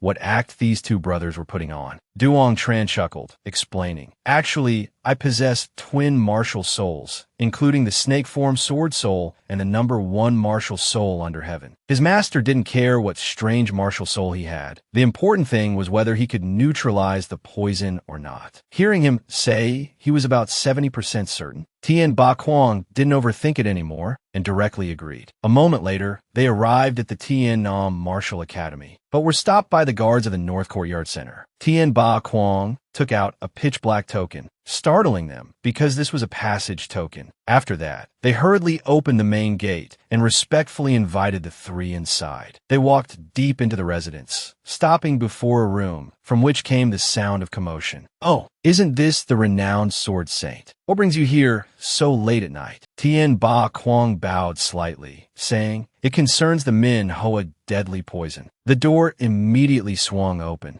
and as Tien Ba Kwong stepped inside, he saw several guards whose faces were pale, not daring to utter a single word. The head of the Martial Academy's North Courtyard, Cao Chan-o, was seated upright in the middle of the room. Seeing Tien Ba Kwong without a shred of cultivation power, he frowned and asked, "Why?" Tien Ba Kwong had no choice but to fabricate a story, saying, "They were unfortunately attacked by demonic beasts on True Ca Mountain, luckily managing to preserve their lives, but had exhausted all their soul power." Cao Chan-o remained silent, then turned to introduce Duong Tran. "This is my newly accepted disciple. His martial soul is very peculiar. Perhaps he can neutralize the poison afflicting your junior martial sister." Hearing this, Cao Chan-o's expression changed drastically. He then asked, "What is his martial soul? Could you summon it for me to see?" Kim Vo Kiet eagerly interjected, wanting to show off a bit, but Duong Tran covered his mouth, stopping him from speaking. "Martial uncle," Duong Tran addressed Cao Chan-o, "my martial soul is of the devouring type. It should be able to neutralize the Manhwa poison." As he finished speaking, he circulated his true chi. A colossal power surged from within his dantian, his martial soul shifting from blue to an abyssal black, swirling tumultuously. The immense phantom of a black dragon flickered within the dark energy, its suffocating pressure making it slightly difficult for Cao Chan-o to breathe. Although he couldn't clearly discern the exact nature of the martial soul, he could affirm one thing: this young man was no ordinary individual. Tien Ba Kwong, meanwhile, silently cursed his disciple.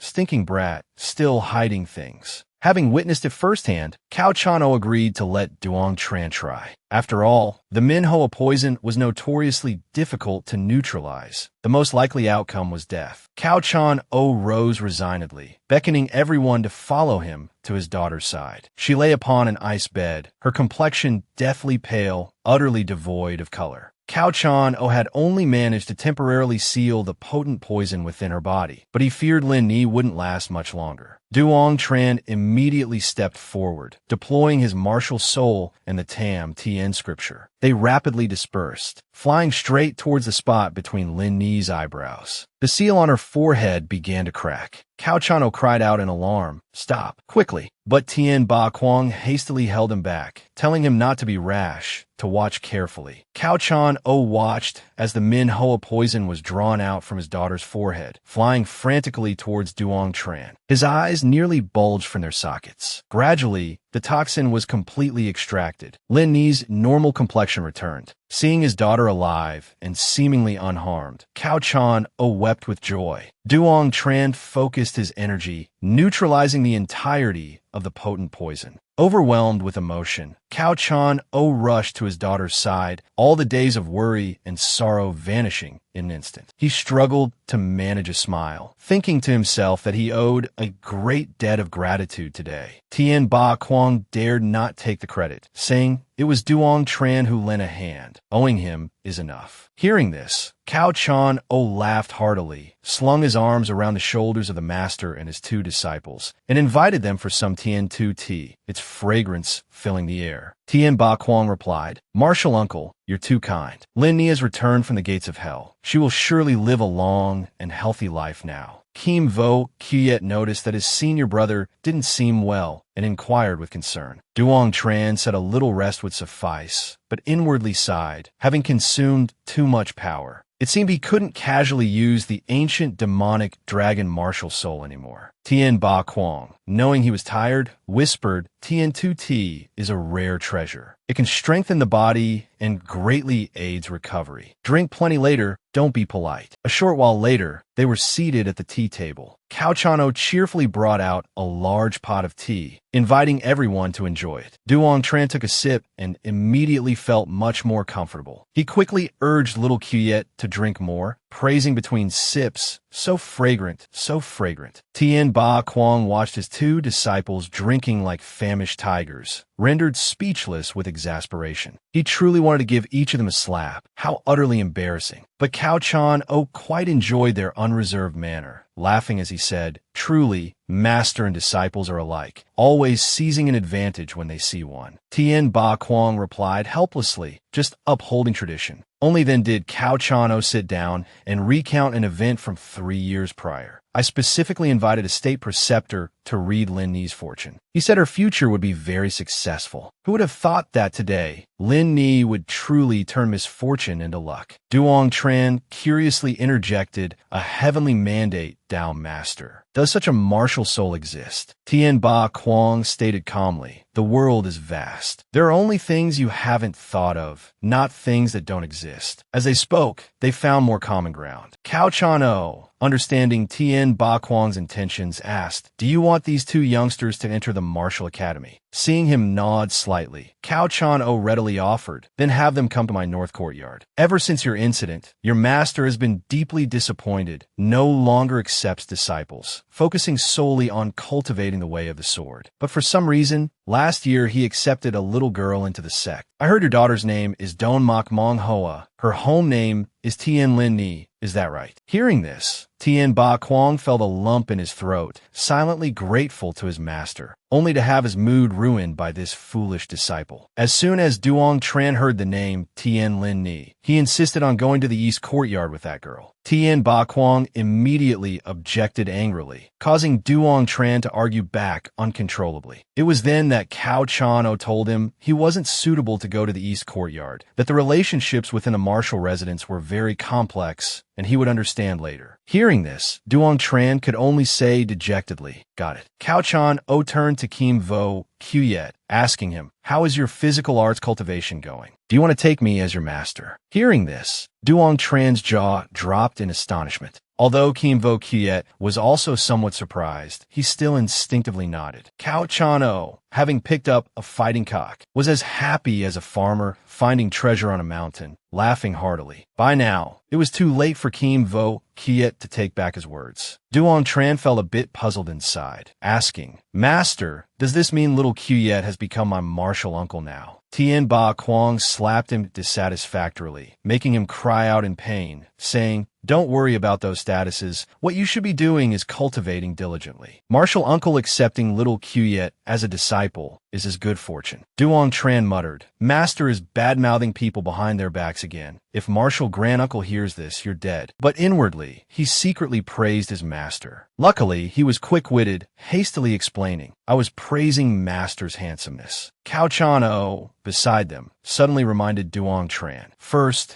you must become an outstanding student, perform well to be able to ascend to the central cultivation area. He was momentarily speechless, not knowing what to say. It felt like this old man was targeting him. He quickly apologized, saying, Master, martial uncle is truly wise. 2 days later, the two brothers joined the North Courtyard. The students buzzed with discussions about Duong Tran. I heard he's only at the second level of the martial realm, yet he dares to cause trouble with the elite students in the South Courtyard. Duong Tran, however, paid no mind to these rumors, strolling back and forth with confidence, as if this place were his own home. However, his self-proclaimed handsome and dashing appearance looked rather foolish in the eyes of the young ladies. Duong Tran cheerfully greeted two girls. Greetings, beautiful ladies. Where is the martial arts training ground of the North Courtyard? The two girls suddenly covered their mouths, stifling giggles. Before replying, all four courtyards of the martial residence share one training ground. We were just heading there ourselves. Care to join us? Duong Tran thanked them awkwardly, then headed straight for the training ground located within the massive courtyard complex. Duong Tran bid farewell to the two girls at the entrance, and as soon as he stepped onto the training ground, he immediately saw Kim Vo Quyet standing there. He asked, Did old man Cao teach you a martial technique? Kim Vo Quyet grinned, his eyes crinkling. Master taught me the coiling dragon fist. It's incredibly powerful. Master said I can't return until I've learned it. Duong Tran had no idea what the coiling dragon fist was, and Kim Vo Quyet hadn't learned it yet either, so he knew even less about it. Suddenly, Duong Tran sensed a wave of killing intent approaching. He turned his head and saw a group of familiar faces walking towards him. La Van asked haughtily, You two dare to join the martial residence? You got some nerve. Duong Tran retorted without showing any weakness. Looks like your mouth has healed, hasn't it? Want me to treat your wounds again? Humiliated, La Van's expression turned grim. At this moment, his younger sister, La Nak Hon, stepped forward to retort. Don't get cocky too soon. Someone from our South Courtyard will naturally teach you a lesson. Duong Tran let out a cold laugh, saying, Bring it on. Even if all of you come at me together, I'll take you on. He successfully provoked La Nak Hon, who furiously shouted, Just you wait. Then, their group stormed off in anger. Duong Tran spoke dismissively to Kim Vo Quyet. Little Quyet, don't pay any attention to those cowards. Let's go practice. Just then, someone else approached and asked, Are you Duong Tran? Duong Tran asked back quizzically, What is it? The person excitedly presented a challenge letter, wanting to fight him. Duong Tran's eyes widened, and after reading it, he promptly tore the challenge letter to shreds, declaring, I have no time for such tedious matters. The messenger stared helplessly at the letter, now in pieces, but the one who had torn it was already long gone. 10 days later, Duong Tran had suddenly become a coward in everyone's eyes. Because he had ripped up the challenge letters from those wanting to duel him, he was branded a wimp, the subject of pointing fingers and whispers. While Duong Tran was training, he overheard some unpleasant remarks again. He roared in anger, I'm not afraid of you lot. If you want to challenge me, then find someone stronger than yourselves to do it. His shouts startled the two gossipers into fleeing immediately. Just then, a voice rang out. I wonder if I'm qualified to challenge you. Duong Tran was taken aback for a moment because he felt a palpable pressure. He then narrowed his eyes, looking behind him to see someone with hair as wild as a lion's mane. This person was named Luong, a member of the Golden Eagle clan. Duong Tran asked doubtfully, Who are you?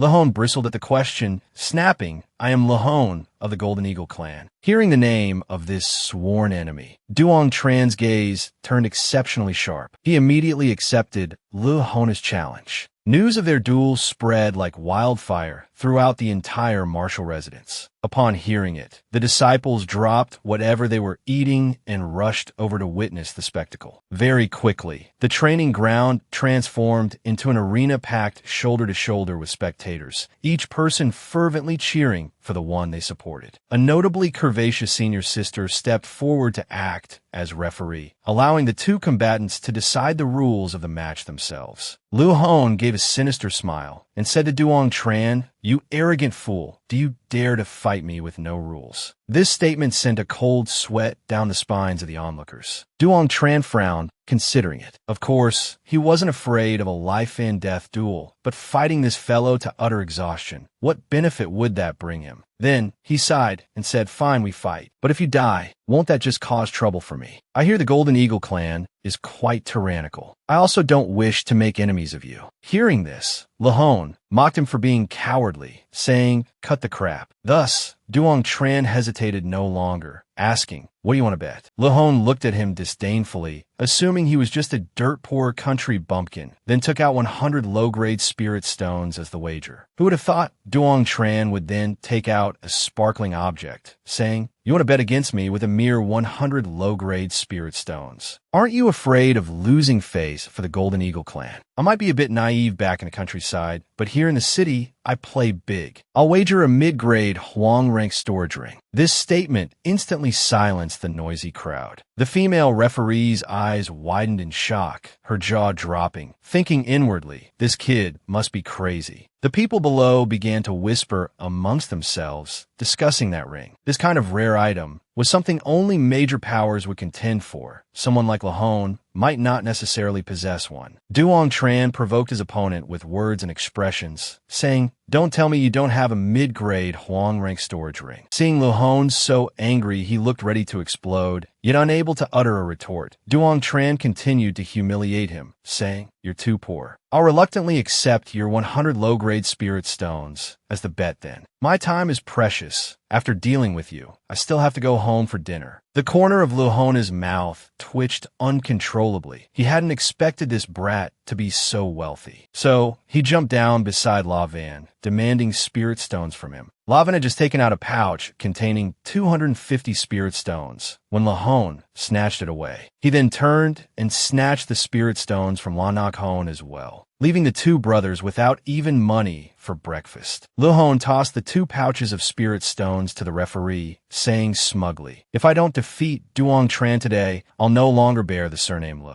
Duong Tran casually tossed his pouch of spirit stones to that big sister, saying disdainfully, "Just 100 spirit stones, and you still had to borrow them from others, yet you dare to be so arrogant." Afterwards, he asked the referee again, "Aside from not being allowed to kill, everything else is unrestricted, right?" The female referee casually replied, "You two can discuss it yourselves." This was exactly what Luong had been waiting for. He craned his neck, challenging, "Do you dare?" Naturally, Duong Tran also quite liked this rule. With the rules decided, the referee excitedly shouted, "Begin," then vanished from the arena like a bolt of lightning. Luong could wait no longer. He immediately summoned his golden spirit, his aura surging sky high. His cultivation had reached the 6th level of the true martial realm, causing the watching students to worry that Duong Tran was doomed this time. Facing such formidable power, Duong Tran simply had no chance of victory, clearly lacking the strength, yet he insisted on seeking his own demise. Luong charged forward aggressively, his golden spirit palm spear in hand, true chi manifesting as a sharp, golden point erupting from his palm. Duong Tran smiled faintly, commenting, "You're not entirely terrible." He casually waved his hand, launching 2 streams of yang finger energy, accompanied by crimson power. Luong, still oblivious to how close he was to death, continued to mock arrogantly, "Is that paltry skill all you have?" Only when his palm made contact with that energy did panic contort his features. His true chi turned slightly chaotic, surging back into his arm. Yet, he stubbornly pressed his attack towards Duong Tran, flying like a loosed arrow. As his strike landed on Duong Tran's abdomen, his eyes filled with viciousness, triumphantly roaring, "Die, brat." The tremendous impact sent tremors through the entire arena, and a blinding light erupted, forcing the spectators to avert their gaze. Duong Tran did not fall. Instead, a dangerous smile played on his lips. because he had already laid his trap. The crowd below couldn't clearly see what had happened, murmuring amongst themselves. Luong's fist, brimming with true chi, was stopped at Duong Tran's dantian. But for some unknown reason, his true chi was being continuously drawn into Duong Tran's body, causing Luong to become utterly horrified, wondering where his true chi was being siphoned off to. Seeing Luong standing there dumbfounded, Duong Tran scolded, "You truly are useless. Even if I stood still for you to hit, you still couldn't land a blow." His arrogant demeanor made Luong realize he was finished and he wanted to flee. But how could it be so easy? Duong Tran had already prepared a fist for him. This punch struck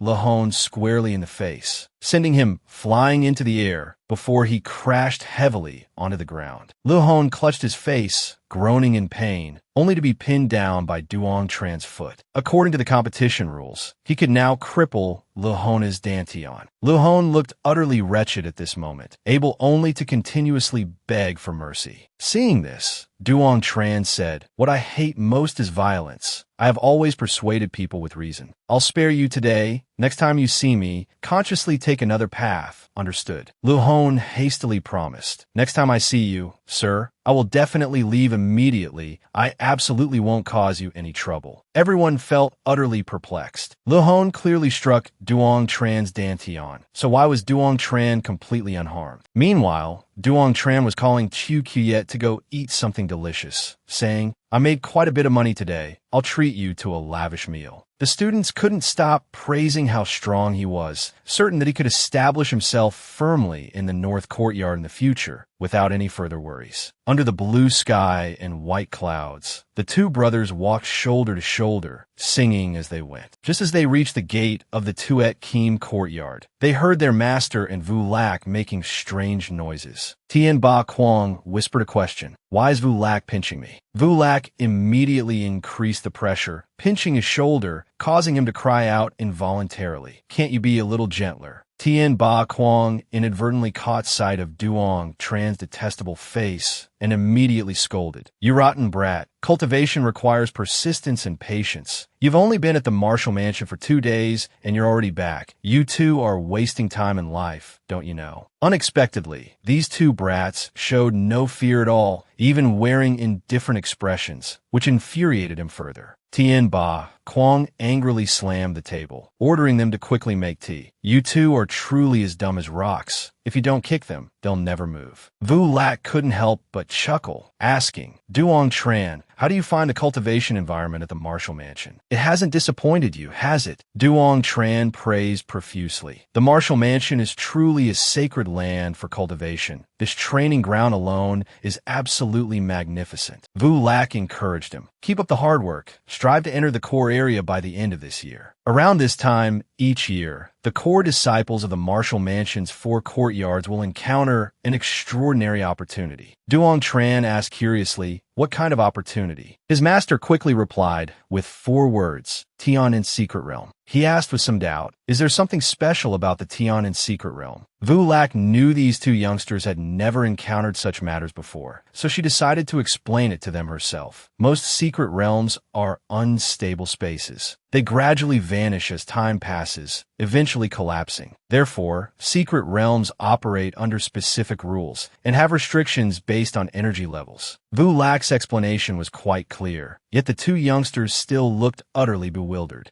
Vu Lac continued to explain. The energy level restriction refers to cultivation limits. Life forms whose cultivation exceeds a certain level will be unable to enter. For example, experts at the Tianhe realm cannot possibly enter the Tian in Secret Realm. Furthermore, if the secret realm cannot be controlled, martial artists entering arbitrarily will cause the secret realm to collapse rapidly. The secret realm possessed by the Tianan Martial Mansion opens at the end of each year. Only the most outstanding disciples from the 4 courtyards are qualified to enter. Therefore, Duong Tran must cultivate diligently. Only then can he join the ranks of the North Courtyard's elite. The Tianan Secret Realm is incredibly vast.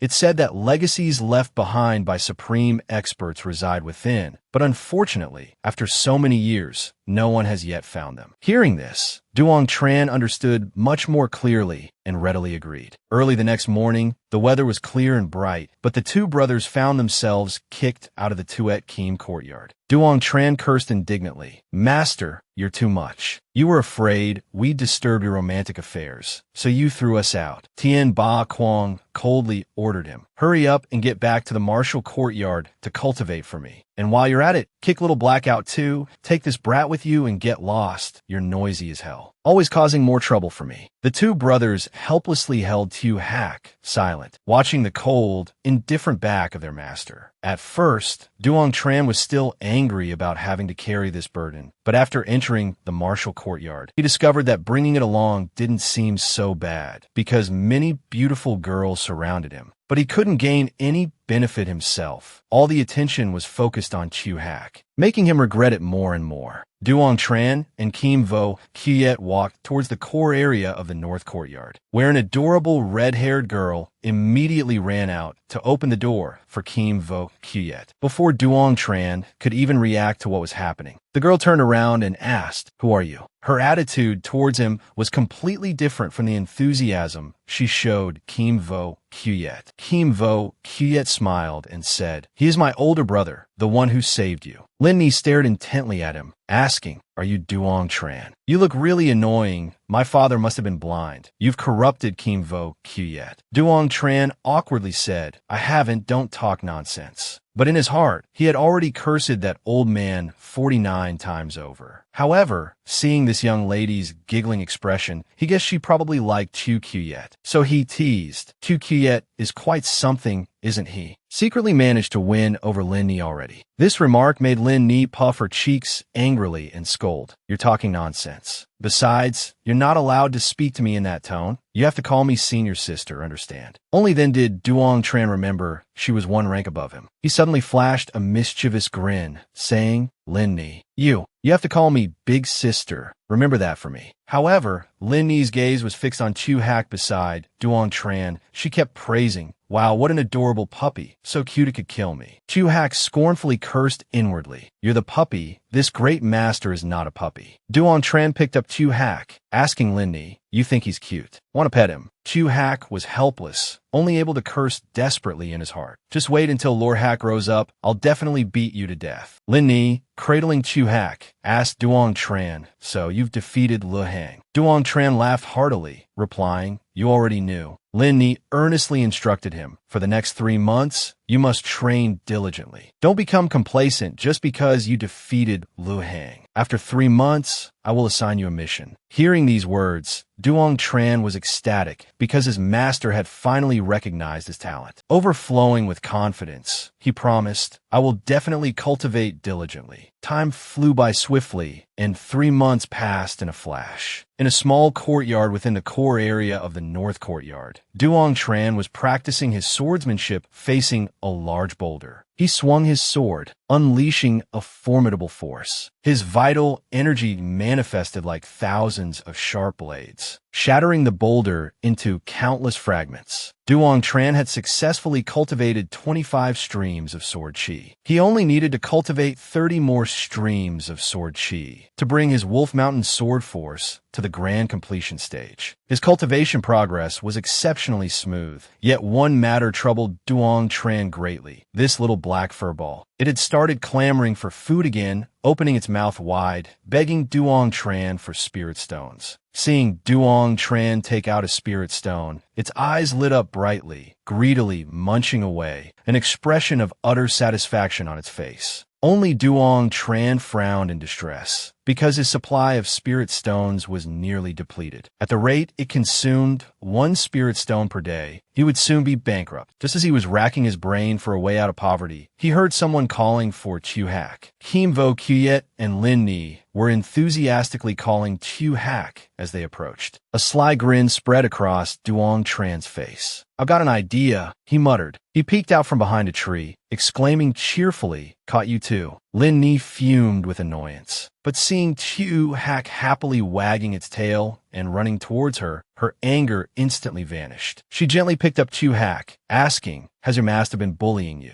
Duong Tran put on an innocent facade, saying, "If you like it, why don't you take it home and raise it?" Linhai was overjoyed, asking again for confirmation, "Really?" Duong Tran smiled and said, "How could I possibly deceive you?" Linhai joyfully asked Chu Hack, "From now on, will you follow this sister, okay?" Chu Hack let out a cry, seemingly agreeing, and so received a kiss on the cheek from Linhai. Just then, Duong Tran remembered he had broken through to the 4th level of the true martial realm and asked Kim Vo Kiet, "What realm are you in now? Don't tell me you're still lost in the arms of love and haven't broken through yet." Before Kim Vo Kiet could figure out how to answer, Linhai smugly said, "What are you pretending for? Vo Kiet already broke through to the 6th level of the true martial realm long ago, old man." Hearing this, Duong Tran was utterly shocked, looking at his junior brother, thinking inwardly, "This kid is truly formidable." Linhai chatted for a moment, almost forgetting the main matter. She urged Duong Tran, "Quickly, follow me. Don't keep master waiting." Duong Tran asked blankly, "Go where?" Kim Vo Kiet immediately replied, "To participate in the core disciple assessment. You're about to become a core disciple of the North Courtyard." Duong Tran was instantly ecstatic. Arriving at the assessment location, Linhai said, "Only you will go inside, Vo Kiet, and I will wait for you here." As Duong Tran was about to leave, he suddenly remembered something, turned back, and reminded Linhai, "Remember to feed Chu Hack spirit stones every day." After saying that, he ran off and disappeared from sight. Kim Vo Kiet was astonished by Chu Hack's appetite. Linhai hadn't quite caught how Chu Hack ate spirit stones, but she hastily took a spirit stone from her sleeve, intending to test it out. As soon as Chu Hack saw the spirit stone, its eyes lit up, drooling profusely. Linhai, captivated by its adorable appearance, fed it one stone. Unexpectedly, Chu Hack actually chewed and swallowed the spirit stone as if eating candy. Both were astounded.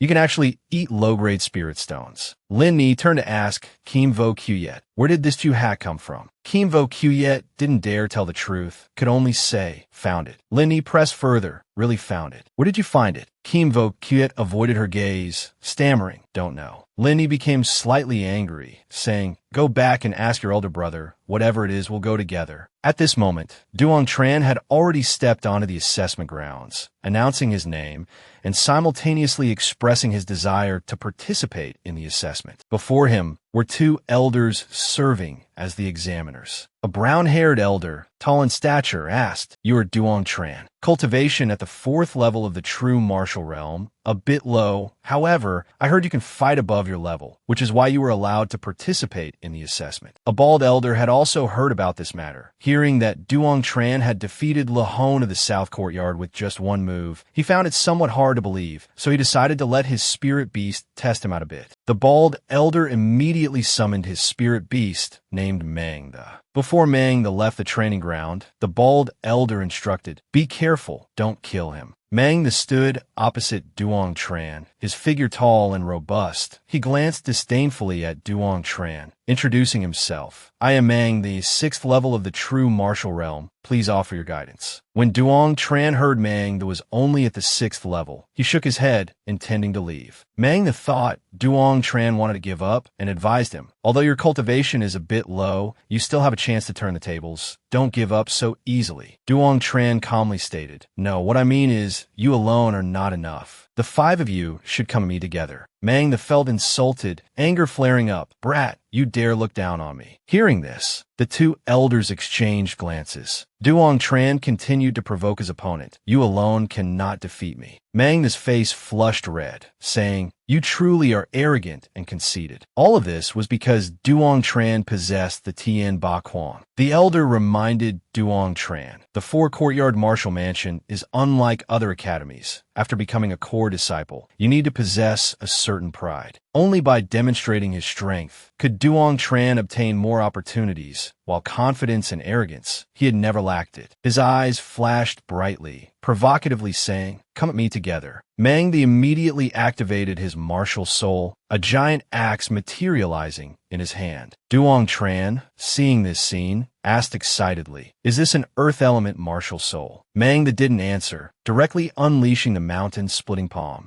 Duong Tran wasted no words either, circulating his true chi. Instantly, streams of red sword light shot out from his hand, piercing through Mang The's defense. Before Mang The could even react, he was struck by the powerful force. He struggled to stabilize his body, but his right hand was already injured, fresh blood dripping profusely. Mang The gritted his teeth and asked, "What sword technique is this?" The brown-haired elder replied, "That's the mountaineering sword stance, a decent sword technique. It seems he has surpassed the initial mastery stage. Swordsmen are indeed powerful." The bald elder said with satisfaction, "It seems our North Courtyard has produced another prodigy." Just then, Cao Chano walked in from outside, saying, "It's been months. You're still at the 4th level of the true martial realm. Don't think you can be lazy. Just because you have some talent, your talent means nothing in this 4 courtyards martial mansion." Duong Tran felt that he and this elder didn't get along. Every meeting ended with a headache-inducing scolding. Cao Chano even muttered to himself, "Why did Ba Kuang choose them? Since you've joined the ranks of the North Courtyard's core disciples, you must listen to me, understand?" Duong Tran forced a smile, trying to appear friendly, but was still intimidated by Cao Chano. Cao Chano threatened, "From now until the end of the year, if your cultivation doesn't reach the 9th level of the true martial realm, then get out of the North Courtyard for me. Furthermore, the mountaineering sword stance must also be cultivated to the major mastery stage. Otherwise, your qualification to enter the Tian Nan secret realm will be revoked." The two elders criticized Cao Chano for being too strict. Currently, Duong Tran was only at the 4th level. There were still 6 months until the end of the year. Even if he didn't eat or sleep, it would be extremely difficult to reach the 9th level. Hearing this, Duong Tran's mind went blank, but he didn't dare to resist. Cao Chano was clearly trying to push him to his breaking point. He left dejectedly. He could still hear people discussing behind him. "I heard Headmaster Cao demanded Duong Tran reach the 9th level by the end of this year. He's only at the 4th level now. The difficulty is immense." It seemed the news had already spread throughout the entire North Courtyard. Duong Tran felt extremely annoyed, too lazy to explain. At this moment, Kim Vo Kuyet sought out Cao Chano. Cao Chano, sipping tea, asked, "What brings you here?" Seeing his disciple hesitate, unable to speak for a long time, Cao Chano asked directly, "Can you cultivate to the 9th level of the true martial realm before the end of this year?" Kim Vo Kuyet replied without hesitation, "I can." Cao Chano retorted, "If even you can do it, he is your elder brother. Surely he can achieve it too." Chu Kuyet felt there was some logic to it. Cao Chano asked again, "Before year's end, can you cultivate the coiling dragon fist to the great accomplishment realm?" Chu Kuyet firmly replied, "Of course I can." Cao Chano reminded him, "You haven't even started cultivating the coiling dragon fist. Duong Tran has already been cultivating the Wolf Mountain sword stance." Only then did Chu Kuyet fully understand and began his cultivation. Cao Chano breathed a sigh of relief, muttering, "What a simpleton." Meanwhile, Duong Tran stood before a dilapidated house, feeling utterly disappointed. He had, after all, become a core disciple, yet they assigned him such a drafty, run-down house. This was clearly a deliberate arrangement. A short while later, Duong Tran learned that the primary cultivation site for core disciples of the North Courtyard was the Tien Quan Tower. He asked curiously, "Can this place help me rapidly increase my cultivation level?" Cao Linhai replied nonchalantly, "No, kiddo. The North Courtyard's Tien Quan Tower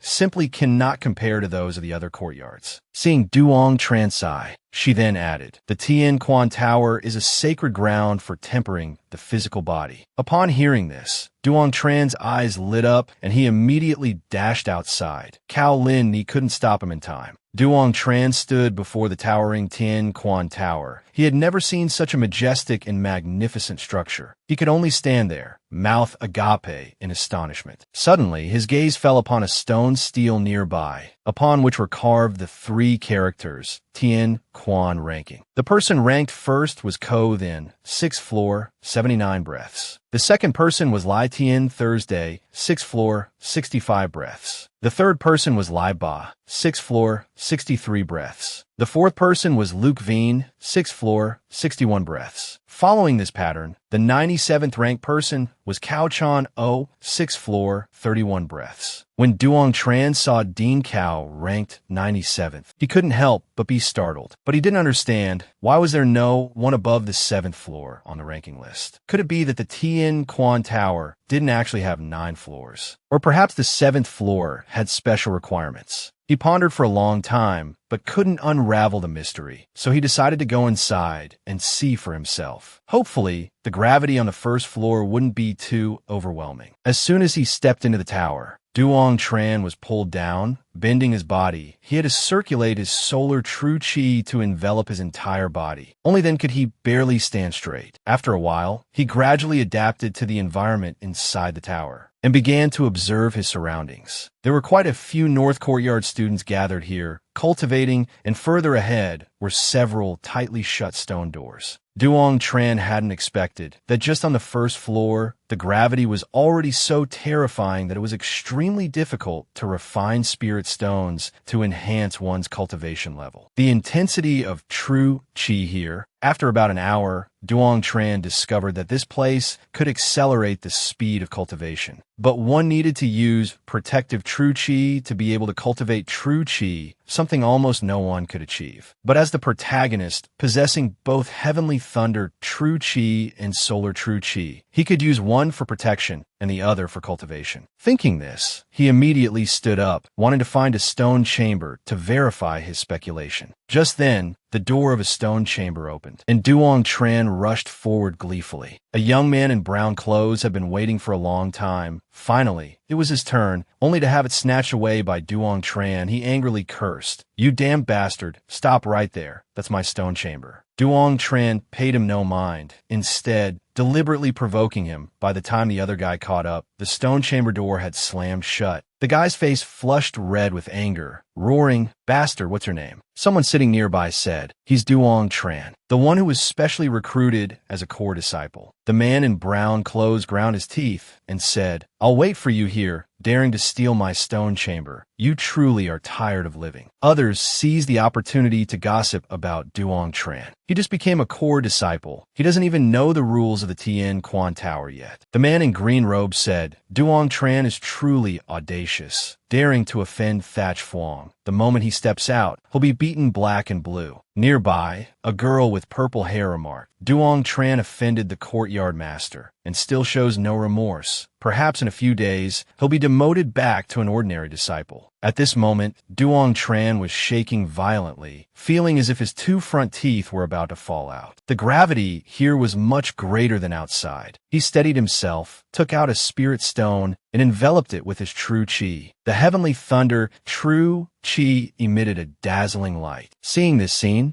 Duong Tran bloomed with joy. "Indeed, I am a genius." His speed of refining the spirit stone was much faster than usual, but suddenly the spirit stone in his hand shattered, and he felt something amiss within his body. The primordial demon dragon martial soul, the black dragon, was struggling frantically. It let out a roar, and ancient characters surged directly into Duong Tran's mind. Unable to process the massive amount of information, his head felt like it was splitting apart. Sweat poured down like rain. He let out a blood-curdling scream. Finally, Duong Tran managed to cling to the last shred of his sanity, biting his tongue to jolt himself awake. His mouth filled with blood, but he still emitted agonized roars. After a period of struggle, he finally managed to stabilize the order within his body. Though it was only a few short minutes, Duong Tran felt as if he had just taken a trip through the gates of hell. Fortunately, he was stable now. He once again inspected his sea of consciousness, discovering a mysterious mass of black energy there. Could this be the second chapter of the Primordial Demon Dragon Art? Duong Tran reached out, wanting to touch it, and from within the black mist, a book appeared, titled Primordial Demon Dragon Battle Body. The Primordial Demon Dragon Battle Body required opening 36 death points located at the major joints of the body. Once these 36 death points were opened, the Primordial Demon Dragon Battle Body would successfully condense,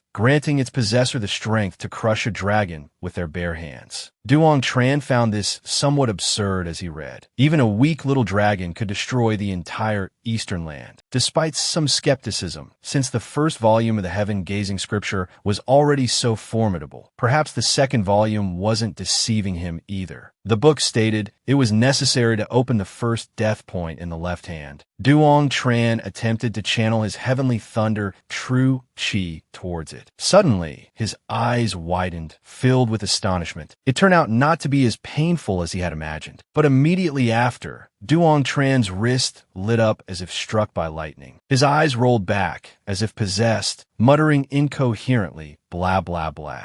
Duong Tran had to endure the pain with great difficulty, circulating his protective true chi. After a while, the pain in his wrist finally subsided, but seeing the lump that had swollen up there, he felt truly troubled. Could it be that if he failed to cultivate it, his left arm would also be crippled? Having already mounted the tiger, it was difficult to dismount. He decided to see it through to the end. At this moment, outside stone chamber number 7, Thatch Phuong was waiting anxiously. His cultivation was also at the peak 6th level of the true martial realm, but even he could only stay inside for a little over half a day. Thinking about Duong Tran having been in stone chamber number 7 for a whole day, he began to doubt his own existence. But regardless, he decided to wait patiently, not moving a single step away. Half an hour later, Thatch Phuong assumed Duong Tran must have died inside. So he stepped forward and knocked on the door several times, but stone chamber number 7 remained closed, making him feel as if he'd seen a ghost. Just then, an old Taoist approached, asking, "What's wrong?" Thatch Phuong stammered. "That kid Duong Tran went in there a day ago, and still hasn't come out. He must be dead for sure." The old Taoist quickly placed his hand on stone chamber number 7 to check the situation, and coldly uttered 3 words, "Still alive." Thatch Phuong jumped in shock, demanding, "He's only at the 4th level of the true martial realm. How could he survive in there for a whole day? Could it be that he's stronger than you imagined?" The old Taoist uttered a cryptic sentence, then departed, leaving Thatch Phuong standing there dumbfounded, looking like a fool. Only after a moment did he understand why Duong Tran had been so cunning. It turned out he was concealing his cultivation level. But if he was already at the 7th level of the true martial realm, he should have gone to the 2nd floor. Why linger on the 1st floor to snatch my stone chamber number 7? At this moment, Duong Tran was grinning foolishly because the swelling in his left arm had completely subsided. He hadn't expected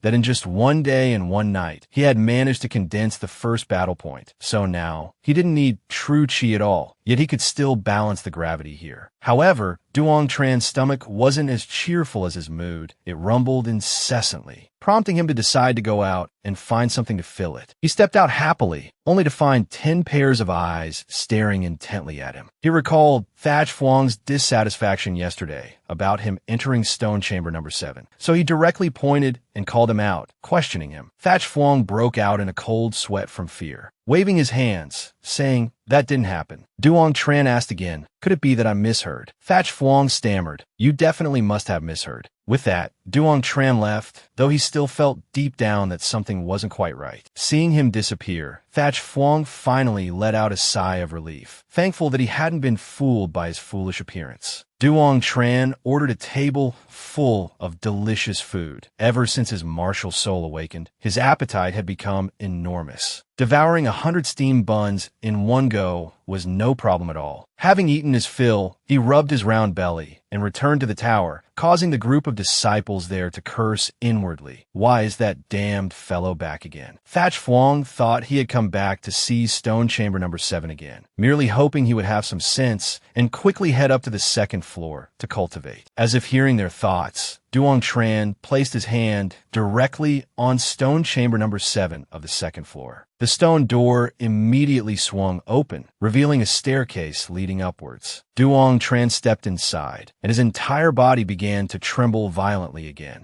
The sensation was incredibly uncomfortable. Only then did he realize he hadn't yet activated his Sun True Chi for protection. But even after activating it, it was extremely difficult to ascend the stairs. Why has the gravity on the second floor suddenly increased so much? Looking around, he found no ghosts or demons here. Wearily, Duong Tran pushed himself to stand up, intending to return to the first floor and be done with it. Just then, stone chamber number 7 next to him opened, and an old Taoist with brown hair stepped out. Seeing Duong Tran standing there, the old man asked somewhat timidly, "Why are you here?" Then the old Taoist's face flushed red, and he spoke incoherently. "Are you really only at the 4th level of the true martial realm? How could you reach the 2nd floor?" Duong Tran asked innocently, "Shouldn't I have come up to the 2nd floor?" The old Taoist quickly waved his hands. "That's not what I meant. During the entrance test, you said you had never practiced body cultivation techniques, right?" Duong Tran answered honestly, "I only started cultivating yesterday." This statement left the old Taoist stunned, at a loss for words. He let out a long sigh. Duong Tran felt he couldn't endure it any longer, wanting to return to the 1st floor. So he dashed downstairs like a madman. While everyone was still lost in astonishment, he directly rushed into an open stone chamber number 7.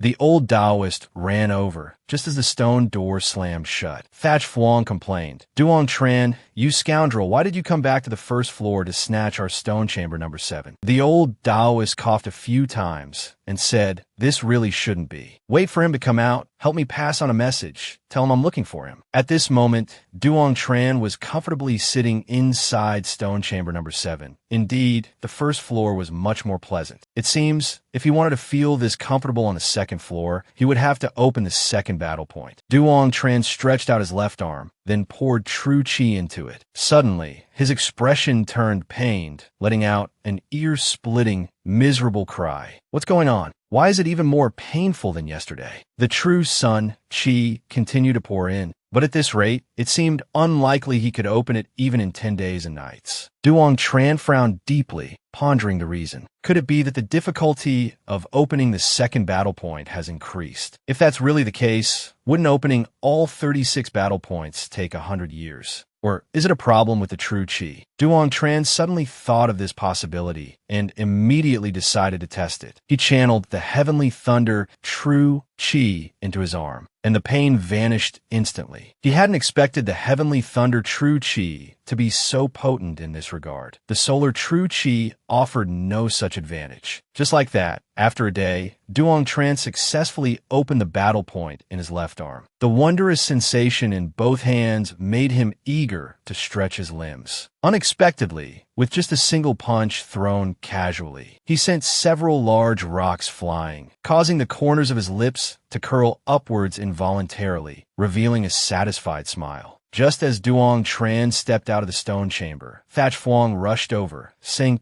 "Taoist Master Hoke Din is looking for you. It seems urgent." Before he could even ask who Taoist Master Hoke Din was, Thatch Phuong had already dashed off. He pondered for a good while, before finally recalling the old man with the snow-white hair. Duong Tran headed straight for the martial training ground. Just in time, he saw the old master instructing a group of disciples in the yard. "Taoist Master, were you looking for me?" Hoke Din heard the voice, turned around, and noticed that the boy's aura had strengthened yet again. He thought to himself, could it be that he possesses some rare treasure for body tempering? Thus, the old master took the initiative to invite Duong Tran to cultivate under his tutelage. "You have great potential. You could become my direct disciple." Hearing these words, the disciples under the old master were all taken aback. However, Duong Tran declined without hesitation. "Thank you for your kind offer, Taoist Master, but I already have a master." Hoke Din chuckled. "No matter. No need to be so formal. You've just entered the inner courtyard, so perhaps you don't know yet, outstanding students of the Martial Academy can become direct disciples of multiple Taoist masters." Hearing this, Duong Tran's face lit up. Is that really possible? But then he added sheepishly, "My master is a bit possessive. He's not just my master, but also my future father-in-law. If I anger him, my future wife will be angry too." Hoke Din asked curiously, "Who is your master?" Upon hearing the name, Tien Ba Quang, the old master looked slightly disappointed, muttering, "No wonder." Afterwards, Duong Tran bid them farewell. returning to his simple wooden cabin. Before opening the third battle point, he needed to advance his cultivation level first. 5 days later, Duong Tran stretched comfortably because he had finally reached the 5th level of the true martial realm, so he wanted to go see how Little Black was doing. Duong Tran returned to the North Branch, glancing left and right when he heard a familiar voice. Cao Lin Ni ran out to meet him, pulling him along with her. Hearing him say he wasn't suited to stay here, Cao Lin Ni immediately retorted, "You are Chu Qiyet's older brother. How could you not be suited? The important figures from the East and South branches have all come to congratulate my father on accepting a direct disciple, but I suspect this is just a pretext." The last sentence, Lin Ni lowered her voice and whispered into his ear. When Cao Chan Vu saw him arrive, he told him to quickly come and pay respects. Vice head of the South Branch, Phuc Lam's son. Vice head of the East Branch, Quan Viet. Duong Tran didn't dare to disobey and said respectfully, "Junior Duong Tran pays respects to the two seniors." Standing beside Tu Qiyet, he noticed that this kid's cultivation level had increased. After the greetings, Cao Chan Vu sent the group of young people outside while he discussed something with the two vice heads. The three quickly walked to a nearby lawn. Duong Tran leisurely walked ahead, teasing, "Should I perhaps prepare gifts for the two of you?"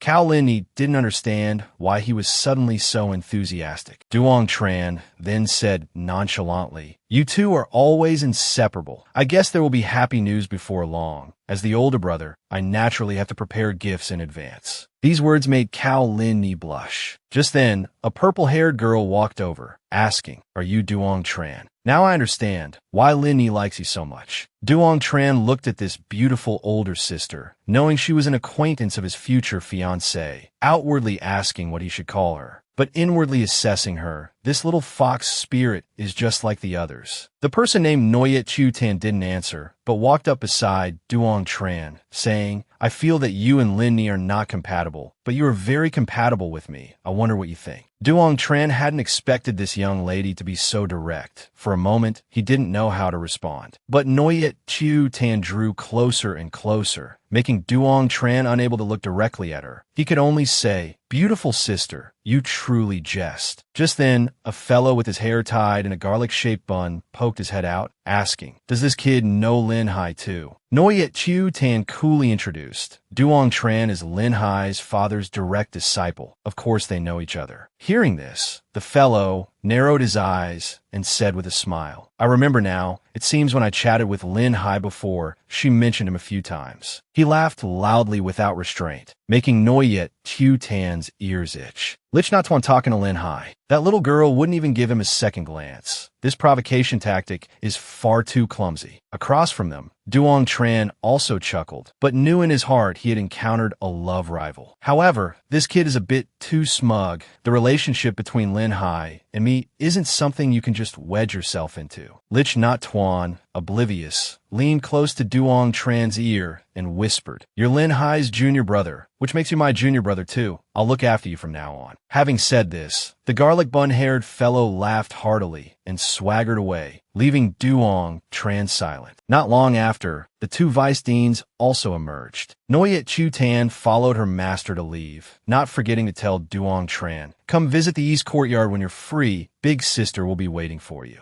Duong Tran politely waved goodbye as well, promising he would definitely visit. Suddenly, Cao Chan Vu appeared, telling him to follow, his tone very serious, piquing Duong Tran's curiosity, so he followed. After they were seated in the room, Cao Chan Vu asked, "Do you know why I sought you out?" Duong Tran shook his head. Cao Chan Vu said, "I know you've been cultivating on the 2nd level of the Heavenly Sovereign Pagoda. Looking at this physique of yours, you must have cultivated some kind of body tempering technique, haven't you?" Duong Tran hadn't expected old man Cao to be so perceptive, discerning his body tempering cultivation with just a glance. So he played dumb, saying, "I only started cultivating it recently." Cao Chan Vu believed Duong Tran's physique was quite unique. To be able to cultivate on the 2nd level at only the 5th stage of the true martial realm is barely acceptable, I suppose. Hearing this, Duong Tran felt his small bit of self-esteem take a hit, and the corner of his mouth twitched a few times. Cao Chanvu seemed to see right through his thoughts, challenging him. Do you feel your talent is quite formidable? That the outstanding geniuses of the Martial Academy's 4 branches are nothing special, and that your strength can suppress everyone in your age group? Duong Tran indeed harbored such thoughts. That arrogant demeanor of his greatly resembled Tien Ba Quang. Cao Chanvu let out a sigh, then spoke seriously. Young man, do you know why, since ancient times, those with exceedingly high martial prowess often meet an early end? Duong Tran pretended not to care, letting his gaze wander around. Cao Chanvu didn't get angry, saying calmly, deep within the Tian Nan secret realm, there is a shadow wolf tribe. Whenever the wolf king dies, dozens, even hundreds of pack leaders within the tribe will tear each other apart, fighting for the position of leader. Do you know why the one who becomes the wolf king is not necessarily the strongest? Duong Tran remained silent. Cao Chanvu said coldly, back then, I sat in this position, and Tien Ba Quang sat where you are now, making tea for me. The story about the Shadow Wolf tribe, I told it to him as well. Unfortunately, his comprehension was lacking, which led him to his current state. Hearing this, Duong Tran hastily asked, Grandmaster, what exactly happened to Master back then? Cao Chanvu began to recount. Back then, your master was not only stubborn, but 100 times more arrogant than you are now. Moreover, he still holds a record in our Tian Nan Martial Academy. Duong Tran asked curiously, what record?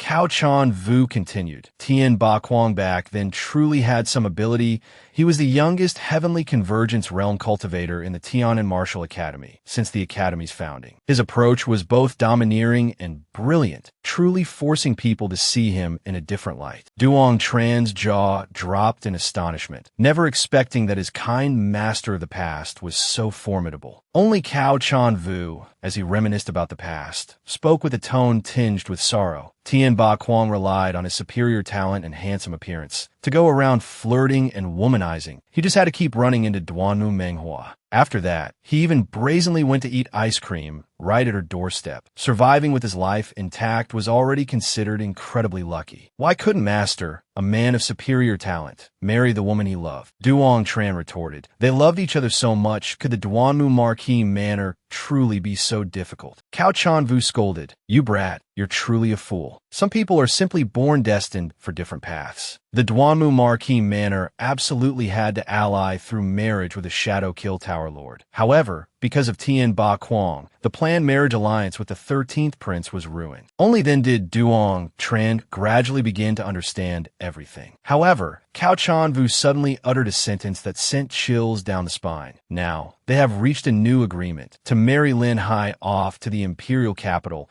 to become a concubine of the 13th prince, re-establishing the alliance once more. Duong Tran's expression changed drastically. He suddenly shot to his feet, roaring, Linhai cannot marry the 13th prince. She is my woman. As if having long anticipated Duong Tran's fierce reaction, Cao Chanvu calmly waved his hand, signaling him to sit down, and asked, do you want to end up like Tien Ba Quang? Do you want things to escalate to a point of no return? Duong Tran sat down resentfully. He knew the principle of know yourself, know your enemy, and you shall win 100 battles. Therefore, you want to know what kind of person the 13th prince was. Cao Chanvu stated calmly, he is a world-shaking genius, hailed as the most powerful genius since the founding of the kingdom. At 20, he reached the Heavenly Convergence realm, 100 times more dominant than your master ever was. He is the most favored prince, and also the heir to the throne. This year he is 27, 10 years older than you. It is said his current cultivation has already reached the peak of the 9th stage of the Heavenly Convergence realm. He is the second strongest person in the East Earth Kingdom, and his appearance is not inferior to yours either. In short, he is someone upon whom countless favors are showered. A great many women adore him. After hearing this, Duong Tran's mind went blank. This was a super-level love rival. What could he possibly do now? If he were to confront the 13th prince at this moment, it would truly be like an egg striking a stone. It was incredibly rare to see Duong Tran so utterly lacking in confidence that he could only sit there, stunned in his silence, not knowing what he should do. Cao Chanvu was quite pleased with Duong Tran's bewildered state. Compared to Tien Ba Quang back then, this young man was much stronger, even knowing forbearance, knowing to choose the right moment to ask. Although this matter isn't entirely certain yet, it seems it's already fated.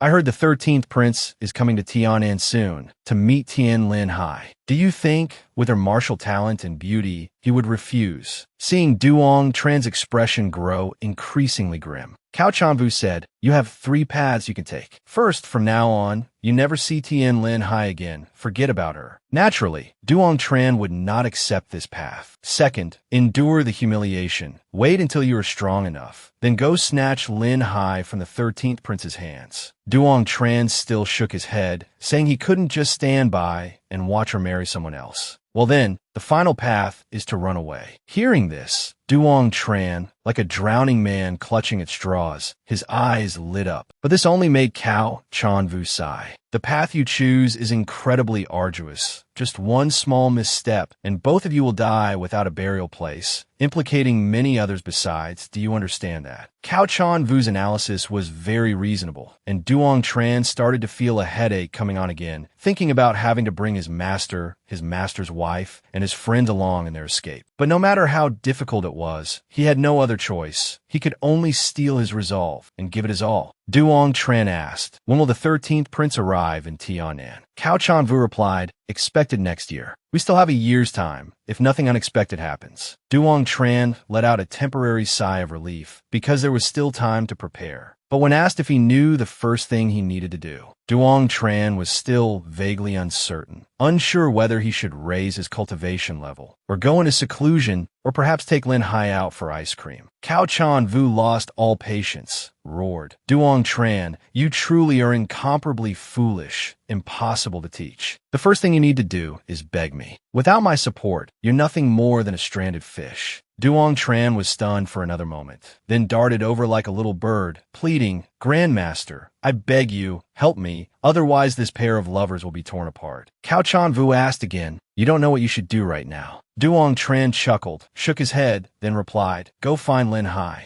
His face became bewildered again, filled with confusion. "Since you've decided to run away, why do you still need to find Tien Linhai? Isn't that just walking right into a trap?" Cao Chanvu took a sip of tea, saying, "Do you think the Duanmu Marquis Manor doesn't know about the relationship between you two? In their eyes, you're just a tiny insect, easily crushed. What was your purpose in entering the Martial Manor? Could it be they don't know?" Seeing Duong Tran still lost in a fog, Cao Chanvu roared again, scolding, "If you don't go find Linhai after such a long time, they will definitely become suspicious, understand?" Only then did it finally dawn on Duong Tran. He slapped his head, saying excitedly, "Understood." Cao Chanvu looked into the distance, instructing Duong Tran, "Go see Linhai, but mainly go visit your master. Over the years, his mind and body haven't been well. You must find a way for him to meet Linhai." Upon hearing this, Duong Tran understood. If he could gain his master's support, the chances of successfully escaping would be very high. Meanwhile, in a deep bamboo forest, Duanmu Ku Yi was using a mind-reading technique, examining Tien Linhai. She was staring blankly at the falling leaves, her eyes glazed over, seemingly thinking of someone. Duanmu de Kue cursed angrily. "That rotten brat. I didn't expect him to make Linhai develop such deep feelings for him. I hope you know your place. Otherwise, not even Cao Chanvu can save you." Suddenly, a figure appeared behind Duanmu de Kue. It was an old man with red hair, 2 silver hairpins adorning his head, who asked with a cold smile, "I heard you've already chosen that girl. She is the daughter of Tien Ba Quang. It's inevitable she harbors resentment towards the Marquis Manor." Duanmu de Kue said gravely, "Her talent and appearance far surpass those vulgar ornaments. His Highness the 13th Prince certainly wouldn't care for such things." The red-haired old man sneered. "It's best to be a bit more careful should another Tien Ba Quang emerge. Your Marquis Manor will be doomed. His Highness the 13th Prince is far inferior compared to the master of the Shadow Assassination Pavilion." Duanmu de Kue's expression darkened, saying, "This matter does not require your concern." Returning to Duong Tran, he was hastily entering the Heavenly Army Tower. Fong was preparing to enter the 7th floor when a hand clapped him on the shoulder and then pushed him to the ground. Tran made up his mind he absolutely had to open more combat acupoints on his body. Only 1 year remained. He couldn't let His Highness the 13th Prince take Linhai away. 10 days later, Tran emerged from the Heavenly Army Tower, having simultaneously opened the combat acupoints in both elbows. He felt he had achieved some success and wanted to go check out the East Courtyard. Following Old Man Cao's advice, Tran believed he could now openly and honorably seek out Linhai. Thinking about no longer needing to be wary of the people from the Duanmu Marquis Manor, he happily ran off. As Tran walked along the path, he was drawn by a commotion from the side. Curious, he ran over to see what the excitement was about. But when he arrived, he was startled by the scene before him.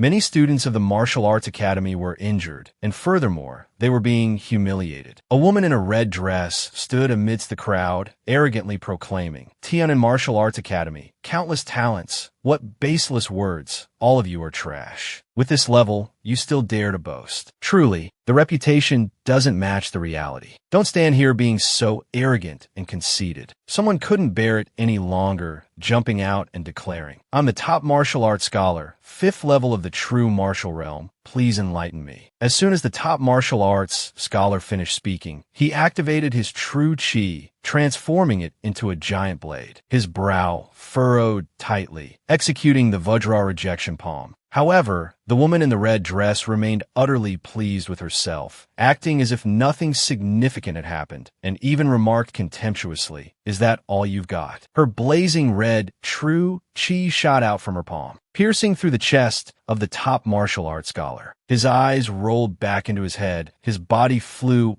backward heavily, crashing onto the ground with a thud, sending dust flying everywhere. A patch on the top martial arts scholar's chest was scorch black. The woman in the red dress looked down coldly, mockingly saying, "He's the weakest heavenly Taoist I've ever met." Beaten and then humiliated, the top martial arts scholar was so furious he almost coughed up blood, yet he dared not retaliate. Instead, he collapsed onto the ground, looking utterly wretched. Everyone wondered where this woman had suddenly appeared from. Unable to bear it any longer, another person rushed forward. But before he could even introduce himself, he was struck by a single palm and fell unconscious, just like the one before him. Tran, watching the commotion from the sidelines, was drawn to the golden embroidery on her dress. Isn't that the phoenix crest of the Yifeng royal clan? This girl is clearly from the Yifeng royal clan. Why would she appear in Tian Nan? Lavan had also come over to watch the spectacle. Seeing Tran standing nearby, a malicious idea sparked in his mind, and he couldn't help but grin widely. The woman in the red dress challenged provocatively, "Does anyone else dare to step up?" Lavan quickly interjected, "You could challenge the elite students of our academy. Someone of your level wouldn't last 3 moves. Tran from the North Courtyard wouldn't even bother fighting you."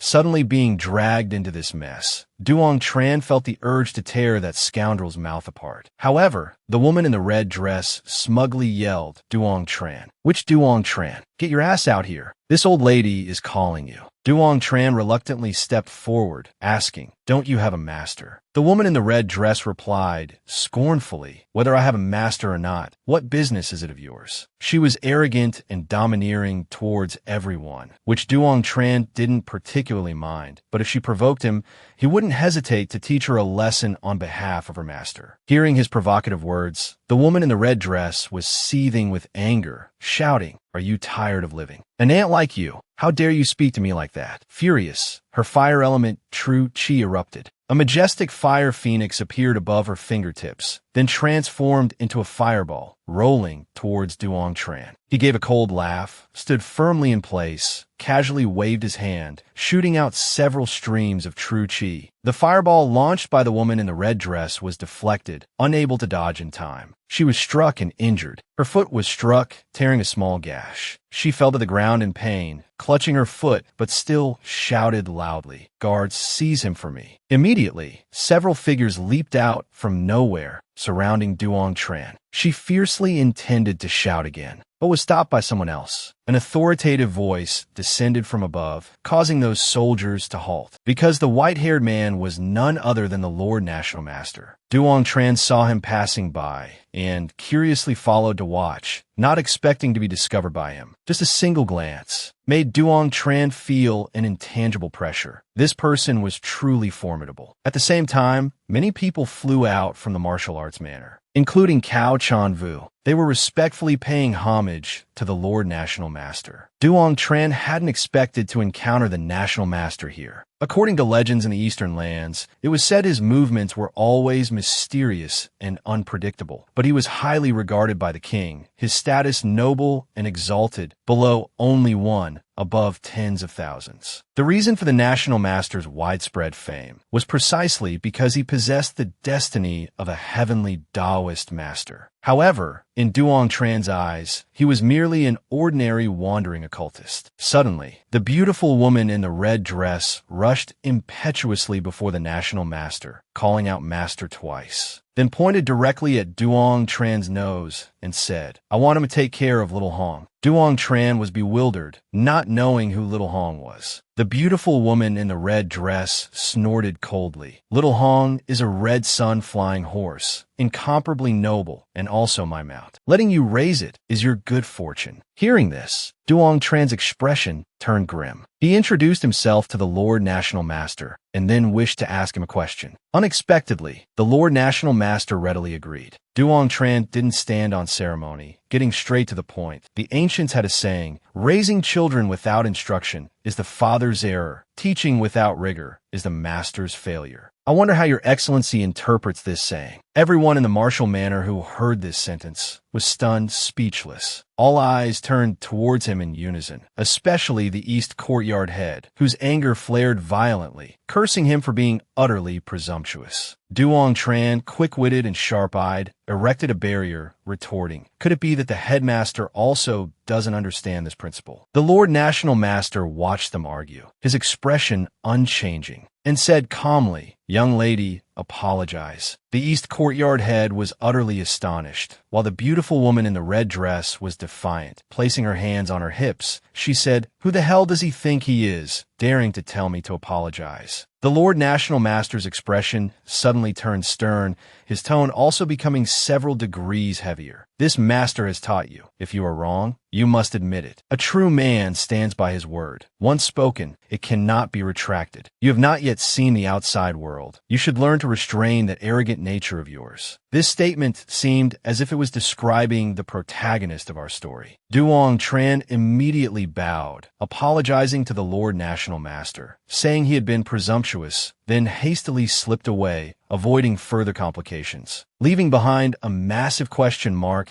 hanging over the Lord National Master and Little Hong. Only Cao Chanvu understood Duong Tran's thoughts, a strange smile playing on the corners of his lips. The East Courtyard head seized the opportunity to step forward and welcome the Lord National Master, asking which courtyard he wished to rest in. The Lord National Master chose the North Courtyard without hesitation, because he wanted to have a private talk with Cao Chanvu. Duong Tran, meanwhile, had reached the gate of the East Courtyard, still feeling aggrieved in his heart, due to being looked down upon and oppressed by those nobles. Truly, those who love to preach morality live lives worse than dogs and pigs. While feeling frustrated, he was stopped by the guard again, demanding to see his travel permit. Duong Tran's anger flared, roaring, "You old man." Just then, a voice called out from afar, calling his name. The woman named Noyet Chu Tan smiled sweetly, waving at Duong Tran. Seeing his sorrowful and troubled expression, she gently apologized, saying she was late and had made him suffer grievances. However, Duong Tran only cared about where Tien Linhai was. Hearing this question, Noyet Chu Tan asked with a puzzled look, "Who is Linhai? I have never heard this name before." This put Duong Tran in an extremely awkward position, not knowing what he should do. Noyet Chu Tan, without any reservation, leaned close to his ear and whispered softly, "I prepared the finest great red cloud at Luvan Pavilion. Why don't you go over there and see if anyone catches your eye, young hero?" Duong Tran jumped back startled, stepping back and saying, "Elder Sister Noyet, I forgot I have something important to do. I will come visit you another day." Having said that, he turned to flee, But in an instant, he was blocked by Noyet Chutan. She questioned him angrily. Are you trying to give me the cold shoulder? Her fierce expression scared Duong Tran out of his wits. He said pitifully, I really have urgent matters. Noyet Chu Tan resolutely refused to let him go, saying aggrievedly, so urgent that you don't even have time for a cup of tea. How could you betray your elder sister's kindness like this? But immediately after, she revealed a dangerous expression, asking, or perhaps, are you looking down on me, this young lady? Duong Tran stammered, no, I'm not. Helplessly, he could only follow Noyet Chu Tan to Lu Van Pavilion. Red lanterns hung high in this place. Standing before this seemingly ambiguous room, he dared not step inside. As a result, he was pushed directly inside by Noyet Chu Tan. She giggled like a cunning little sprite, saying Duong Tran was the first man to ever step in a Lu Van Pavilion. So from now on, you belong to me. This situation left Duong Tran utterly flustered, only able to stammer and stall for time. Elder sister Noyet, we've only met twice. Isn't this a bit too fast? Noyet Chu Tan just chuckled heartily, saying, familiarity breeds affection. I heard you were quite bold. Why are you so timid now? Saying this, she proactively leaned her face close to his, asking, is there something you're not pleased with? Just tell me, I'll change. In that critical moment, hanging by a thread, Duong Tran suddenly remembered, this young lady is Linhai's good friend. Could it be that she's testing me? He pondered for a moment, suggesting they have a cup of tea first. Thus, Noyet Chu Tan hurriedly went to prepare tea and snacks. While sipping tea, she meticulously observed Duong Tran. Unexpectedly, this young fellow actually possesses two types of martial souls. Even I cannot discern what kind of martial souls they are. Truly a rare treasure. It turned out Noyet Chu Tan's martial soul was the heart-inspecting martial soul, capable of examining others' martial souls. Moreover, when using the martial soul, others would be completely unaware. Despite having activated the heart-inspecting martial soul, Noyet Chu Tan still couldn't probe any information about Duong Tran's martial souls. She was determined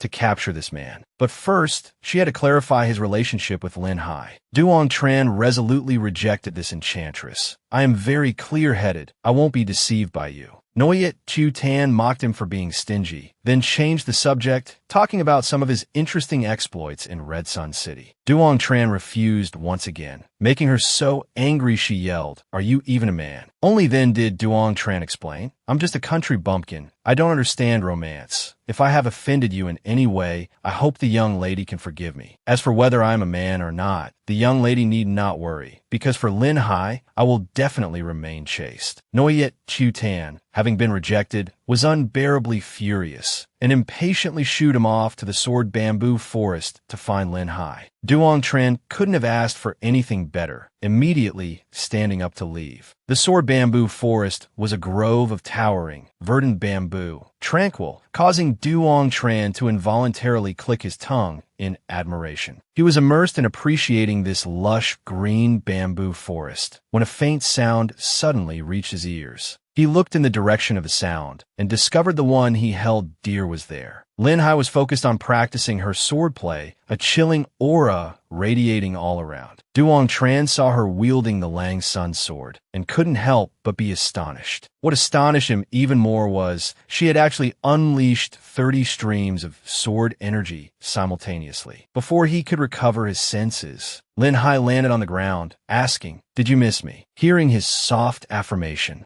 she bloomed like a sunflower, revealing a radiant smile. She teased, "Rumors have been swirling in the martial world lately, saying someone's fame skyrocketed after entering the martial hall, his reputation spreading far and wide, attracting quite a few beautiful young ladies to his door. So why remember me and come here today?" Duong Tran was taken aback, hastily clarifying, "In my heart, there is only you, no one else." Hearing this declaration, Linhai finally seemed satisfied, not pursuing the matter further. But she still asked curiously, "What brings you here?" Duong Tran didn't think much, blurting out, "It was elder sister Noyet." This name, both familiar and distant, made Linhai pause for thought. So he quickly explained, "Noyet Chu Tan invited me. Otherwise, I wouldn't have been able to enter the central area of the East Courtyard." Hearing this, Linhai couldn't help but be surprised. With Noyet Chu Tan's arrogant disposition, countless geniuses failed to catch her eye. Why would she take the initiative to invite Duong Tran over. Though slightly puzzled, Linhai still wanted to take him to meet Vonai Tuesday. Isn't that the very Grandmaster Cao Chanhon mentioned? Duong Tran immediately grew excited, asking repeatedly, what's his temperament like? Is he easygoing or a stubborn old man? Linhai smiled mysteriously, saying, I don't know. The two walked to a small house deep within the bamboo forest, where a plainly dressed old man was seated. This person was precisely Song Tun Vonai. As soon as Linhai arrived, he spoke gently, You're here. Duong Tran stood beside her, observing closely, not expecting the Grandmaster to be quite so aged. At this moment, Vonai too was also scrutinizing Duong Tran with a probing gaze. Then he sighed, shook his head, leaving Duong Tran utterly perplexed. Linhai hurriedly introduced Duong Tran to the Grandmaster, but Vonai too showed no particular reaction, merely grunting an acknowledgement. Duong Tran quickly bowed in respect, paying homage to the Grandmaster. Yet Vonai too's attitude remained cold, indifferently stating, You need not bow. Tian Bagwang is no longer my disciple. Duong Tran quickly defended his master. Master has always regretted the events of the past. It has always weighed heavily on his heart. Suddenly, Vonai too glared at him, snapping, Brat, what nonsense are you spouting? Tian Bagwang, regretful, weighing heavily on my heart. Since you've met me. Now get lost quickly and don't come back again. The outcome was contrary to his wishes, leaving Duong Tran only able to resent his master. He didn't know what transgression he had committed to incur such resentment from the Grandmaster. However, Cao Chanhon had instructed him that he must gain the Grandmaster's acceptance, so he couldn't leave so easily. Duong Tran immediately rushed forward, grasping the Grandmaster's hand, urging him to calm down, while conveniently cursing Tian Bagwang a few times. After that, he promised to be obedient and filial to the Grandmaster. Only then did Vonai too speak. 255 years ago, I glimpsed the secrets of heaven from the esoteric arts within the Van Du by Thuit in the Tien Nam secret realm. One can read fortunes through physiognomy. I read his features and discovered an overwhelming ominous aura. It seems he is facing a calamity. His life is in grave danger. This old man doesn't have much longer to live either. Do you expect me to bear this calamity for you? Upon hearing this, Linhai, her expression changed instantly. Vonai too normally never joked. It seemed Duong Tran had truly encountered serious trouble. As for Duong Tran himself, he was stunned speechless, unable to utter a word. Since things had come to this, he directly asked the Grandmaster whether the situation could be resolved. Duong Tran honestly admitted his youthful recklessness, but declared he would absolutely not yield to fate. In this world, nothing is impossible to resolve. Even if there's only a glimmer of hope, he would definitely seize it. Hearing these words, Vonai too assessed. This young lad is much stronger than Tian Bagwang. Before Linhai could grasp her master's meaning, a token suddenly appeared before the two of them. Grandmaster Vonai too said nothing, turned, and walked back into the house. Duong Tran took the token, his jaw nearly dropping to the floor, because this was the access token required to enter the central area of the East Courtyard. A moment later, Linhai led Duong Tran to another place, asking him sadly if something was wrong. Duong Tran didn't hesitate to embrace Linhai, comforting her. Don't overthink it. Really, nothing is wrong. No matter what happens, I will not let go. I will not leave you. Your tenderness is what I want to protect for a lifetime. Meanwhile, the North Courtyard was bustling with excitement. Cao Chanhon stealthily entered, seeing that the upper echelons of the martial hall had all gathered, alongside the major powers of Tien Nam assembled there. They were all here because of the news that the National Master was about to arrive. As the National Master stepped through the door, everyone respectfully bowed in greeting. Only after the National Master permitted them to sit did they dare to take their seats. A man dressed in yellow robes immediately spoke up flatteringly. National Master gracing Tien Nam with your presence is truly Tien Nam's great fortune. May I ask what brings you here this time? This time, the National Master came to Tien Nam under orders regarding the strange phenomenon at True CA Mountain. I wonder if any of you have heard about it. Is there any accurate information? Hearing this, the people from the Golden Eagle clan were so frightened their hearts nearly leaped out of their chests. If the National Master investigated even slightly, he would know the Li family had meddled in this affair. However, Li Tuan quickly knelt down, reporting, "It is said that young man snuck into True Siye Mountain and witnessed the divine miracle with his own eyes. However, the miracle has not yet manifested, and furthermore, there's an incredibly fearsome demonic beast guarding it. Fortunately, I managed to escape with my life and return to Hong Tuan." As he spoke, a sinister look appeared on his face, and he quickly changed the subject. Seeing Duong Tran swallowed by the demonic beast, yet not dying, perhaps he knows some secrets of the divine miracle. Hearing this, the National Master immediately became interested, wanting to know who this Duong Tran was and where he currently was. Cao Chan Hon broke out in a cold sweat from fear, thinking inwardly that this was a grave matter. The young woman suddenly remembered something, shouting loudly, "The young man who injured me earlier wasn't that Duong Tran." The National Master suddenly recalled that arrogant brat from before who dared to mock him. Cao Chan Hon reluctantly admitted that among the core disciples of the North Courtyard, there was indeed one named Duong Tran, who shared the same bloodline as him. The National Master let out an "oh," pondering silently. In the vast expanse of Tien Nam, the only one who could converse with him was Cao Chan Hon, so he suggested that Cao Chan Hon summon Duong Tran for a look. This brat carried an air of arrogance. In the future, he would surely become an outstanding figure. Cao Chan Hon immediately agreed, going to find him personally to bring him back at once. At this moment, Duong Tran was leisurely sunbathing with Linhai, her flower-like beautiful face captivating him. "Maybe I should just stay here tonight. That would be wonderful." His wicked mind began to imagine improper things, the mere thought making him drool. Just then, Cao Chan Hon arrived. Seeing Duong Tran engrossed in romance, he couldn't help but sigh, thinking inwardly that disaster was imminent, yet here he was, fooling around with love. Maybe it would be better to just let him die, to save the trouble. Suddenly, the two words Duong Tran felt like a mountain pressing down on his head. He turned around, saw old Cao, and wondered what he was doing here. Nevertheless, Duong Tran and Linhai still bowed respectfully. Cao Chan Hon hurriedly urged Duong Tran to quickly follow him. His expression was bewildered, not knowing what had happened, but he still obediently followed, despite a foreboding feeling washing over him. Suddenly, Cao Chan Hon's voice transmitted into Duong Tran's ear, asking him how high True Siye Mountain was. He was astonished to realize this was telepathic communication. After that, he curiously asked Cao Chan Hon, "Have people from the Li family arrived?" Cao Chan Hon continued to scold via telepathy. "What the hell does the Li family count for? The National Master, under the orders of the Eastern Land's king, has come to investigate the divine miracle. Li Tuan Nu has confessed everything. You brat, you've been screwed over by that idiot again.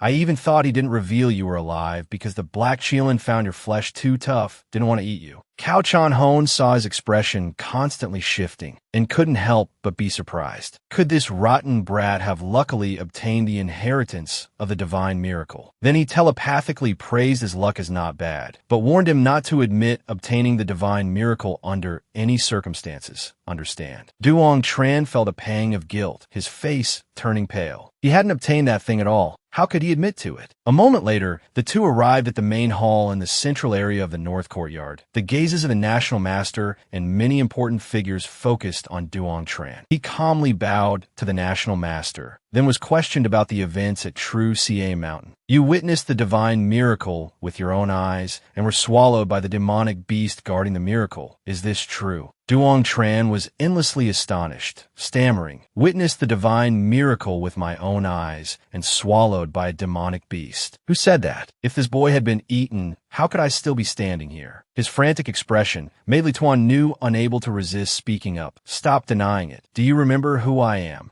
Duong Tran immediately became agitated, his voice rising several notches. "Isn't this the renowned young master of the Golden Eagle clan? This humble one has always remembered it deeply. If you hadn't forced me that day, I wouldn't have fallen into such peril." Duong Tran pointed directly at his face, speaking righteously. "If you hadn't coveted the divine miracle, provoking the demonic beasts of True Siye Mountain, the common people wouldn't have suffered the fate of having their homes destroyed. This blood debt has always driven us people of True Siye Mountain to train bitterly, waiting for the day to avenge ourselves." Li Li Tuan was scolded speechless, stammering, "What nonsense are you talking?" Duong Tran, full of righteous indignation, "My body is upright, my shadow is straight, everything I say is the truth." Then he turned to the National Master and said, "True Ca Mountain is the territory of the king. The people of True Ca Mountain are also the king's subjects. I hope your excellency can seek justice for the people of True Ca Mountain." Everyone in the room began to whisper and discuss, causing another member of the Golden Eagle family to shout angrily, "Duong Tran, don't you dare slander people. Hurry up and answer the National Master's question. Seeing you hesitate like this, you must have obtained the inheritance of the divine miracle." Duong Tran felt the accusation hit close to home, but his face remained cold. Feigning innocence, he said, "I have already answered." Immediately after, he stated firmly, "The esteemed head of the Golden Eagle family, yet you want to use your power to bully others. No matter what, you cannot hide your crimes against True Ca City." The surrounding people were once again astonished. In just a few short minutes, what they heard had made their blood boil. The old fox of the Golden Eagle family felt a slight headache, not expecting Duong Tran to be so difficult to deal with. Fortunately, at the critical moment, a stout man stepped out to mediate. He told Duong Tran to temporarily set aside other matters and focus on answering how he could possibly survive after being swallowed by a demonic beast. Duong Tran's eyes widened, his mouth agape as he asked, "What divine miracle? Where is the divine miracle?" "That divine miracle thing, it's just something the Golden Eagle family fabricated themselves. There was originally nothing on True Ca Mountain, only an incredibly terrifying demonic beast. And the place Li Tuan claimed held the divine miracle was merely the lair of that demonic beast." Li Tuan was so furious he could spit blood, roaring, "What nonsense are you spouting?" However, he was stopped by the National Master, allowing Duong Tran to continue speaking. Duong Tran said indignantly, "That day, Li Tuan forced me into the demonic beast's lair to scout. I'm just an ordinary commoner. How could I dare disobey? But as soon as I entered, I encountered dense black smoke. I was never actually swallowed by any demonic beast. If I had already been eaten, how could I possibly be standing here telling everyone this story?" Several elders in the room heard this and felt it made sense. If he had truly been swallowed, how could he possibly still be alive? Seeing that some people sympathized with him, Duong Tran spoke with even more fervor. "Your Excellencies, if you don't believe me, you can make a trip to True Ca Mountain. With all of you present, that demonic beast surely wouldn't dare to act recklessly. At that time, it will prove that I am telling the truth. Of course, Li Tuan must also go. I want to see if he can survive after being swallowed by the demonic beast." Thinking of that repulsive demonic beast, Li Tuan fearfully said, "I'm not going." This caused the head of the Golden Eagle clan to also fall silent, not daring to utter another word. After hearing this, the National Master agreed to accompany Duong Tran to True Ca Mountain,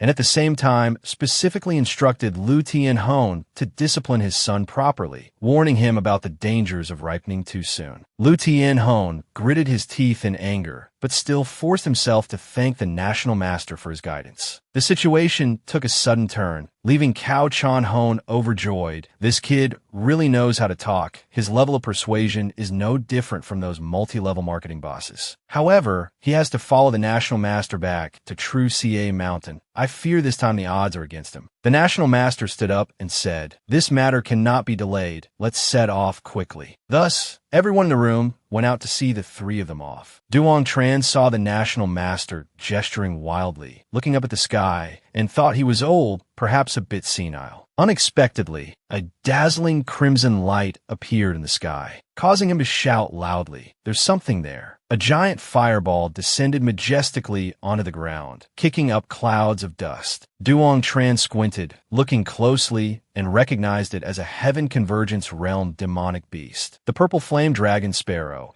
its appearance majestic and imposing, truly inspiring awe. The National Master calmly stepped forward, saying, "This is mine." This made Duong Tran even more impressed. Cao Chan Hon watched from a distance, his heart filled with worry. However, he secretly winked at Duong Tran, signaling him to rest assured, this kid knows how to talk. As long as he isn't too arrogant, he should be fine. The purple flame dragon sparrow flapped its wings and soared into the sky, Kan glanced at the silent Duong Tran, asking, "Your cultivation is only at the 5th level of the true martial realm." Duong Tran remained like a statue, silent and unresponsive, paying her no mind. Kan irritably said to her master, "Master, I want to fight him again." However, she was scolded by her master. "You are not his match." Kan was unconvinced, pouting as she said, "Last time was just carelessness." Duong Tran silently assessed her. This young girl was spoiled rotten, her personality somewhat willful, but she wasn't a bad person. It was just a pity that he and the royal clan were destined to be enemies. Kan continued to eagerly provoke Duong Tran. "This time, I will definitely beat you until you're face down on the ground." At this moment, the national master stealthily glanced behind him, seeing his disciple still clamoring wildly. He took the opportunity to release a stream of true chi, probing Duong Tran. He closed his eyes, covered his ears, but the National Master's true chi could not penetrate. The National Master's eyes widened in astonishment, staring intently at Duong Tran. Since obtaining the Heavenly Tao Master Fate, he had never failed, even when divining the fate of the Eastern Land's great king. It merely consumed more soul power. "Losing this one time, I still have the next." The National Master increased his true chi, employing the secret technique of a martial general, turning his eyes green. This time, he vaguely saw a surge of black energy, immediately followed by an incredibly enormous black dragon, its power soaring to the heavens. Duong Tran suddenly felt a slight change within his body, but still didn't understand why. Meanwhile, the National Master, executing the secret technique, his body suddenly trembled violently. Then he knelt heavily on the ground, spitting out a mouthful of fresh blood. Kan saw her master fall, asking in panic, "Master, what's wrong with you?"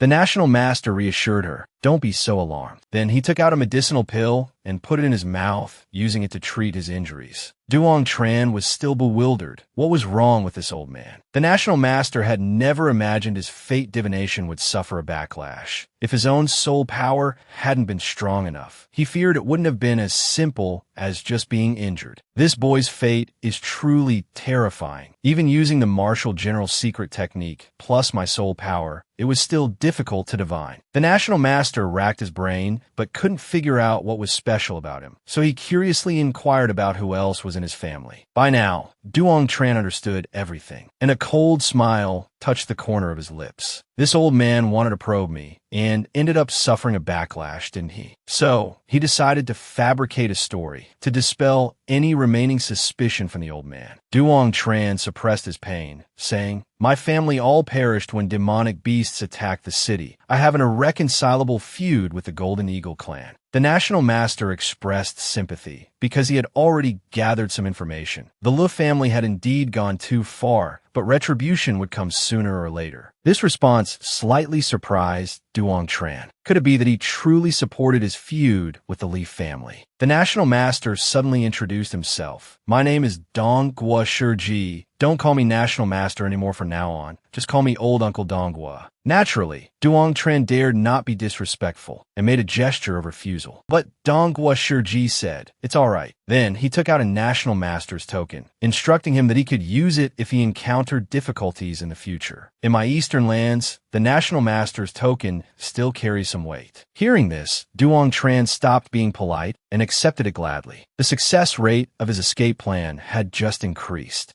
Kan saw her master going to great lengths to curry favor with Duong Tran, and thought to herself, could it be that he really isn't simple? As dusk fell, the purple flame dragon Sparrow flew towards True CA Mountain. Due to an old ailment flaring up, National Master Dong was suggested resting there for a few days. Duong Tran outwardly agreed, deferring to his arrangements, but inwardly praised the old man for his fine acting. Everything was already arranged, so why bother asking him? Dong placed his hand on the divine beast, commanding it in a low voice to descend. The purple flame dragon Sparrow landed majestically on the ground, resembling a giant torch. This sight couldn't help but strike fear and awe into those present. The official standing nearby, his face turned deathly pale, drained of all color. Someone riding a Heaven Convergence realm demonic beast was undoubtedly a figure of considerable status. However, the one who truly captured everyone's attention was Duong Tran, standing atop it. This brat ran away from true CA and found himself some backing, did he? Yet, remembering he had the support of the Golden Eagle clan, the official hardened his stance and roared, "How audacious you are, daring to blatantly threaten the City Lord's mansion. Do you think true CA is Wurunjidi, a place with no one?" Duong Tran placed his hands on his hips, looking down from his high vantage point, his face full of disdain as he asked, "How exactly did I threaten you?" Chu Kan, standing beside him, refused to be outdone, her gaze as sharp as a knife. Carrying the commanding aura of a superior, she ordered him to kneel. The official furiously retorted, "An insolent brat, daring to order me to kneel." At this moment, Quan Minhao also spotted Duong Tran. He jumped up in sheer rage, spitting fiercely. "You dare return to Truce? Searching for you is so exhausting, I nearly died." National Master Donghua, seeing the ignorant fellow daring to leap onto his divine beast, immediately glanced to his right and commanded, "Cripple him." As soon as he finished speaking, a warrior clad in leather armor rushed out, striking Quan Minhao away, sending him crashing heavily to the ground. The official helped up his son, who was severely injured in the chest, and bellowed indignantly, "Who are you people? Do you have any regard for the law? Daring to assault someone so brazenly? I am the city lord of true CA. I will definitely report this to the Tian prefect and demand justice." Hearing the word law, Duong Tran scoffed derisively. "What right do you have to speak of the law? You led wolves into our home, plunging true CA into misery and suffering that is inhumane. You disregarded the meritorious service of General Huaishan in protecting the territory, stripped him of his title, and seized his assets. That is unrighteous. For your own selfish gain, you caused the tragic deaths of 100,000 citizens. That is irresponsible. You failed to distinguish right from wrong, leading men to assassinate the national master and the commandery princess. That is treacherous. A vile person like you, inhumane and unrighteous, treacherous and irresponsible, what face do you have left to live in this world? And yet you still shamelessly invoke the law." Scolded harshly by Duong Tran, the official was so enraged he coughed up blood. Seeing this, Chu Kan couldn't help but marvel. This kid is truly formidable. Just a few words,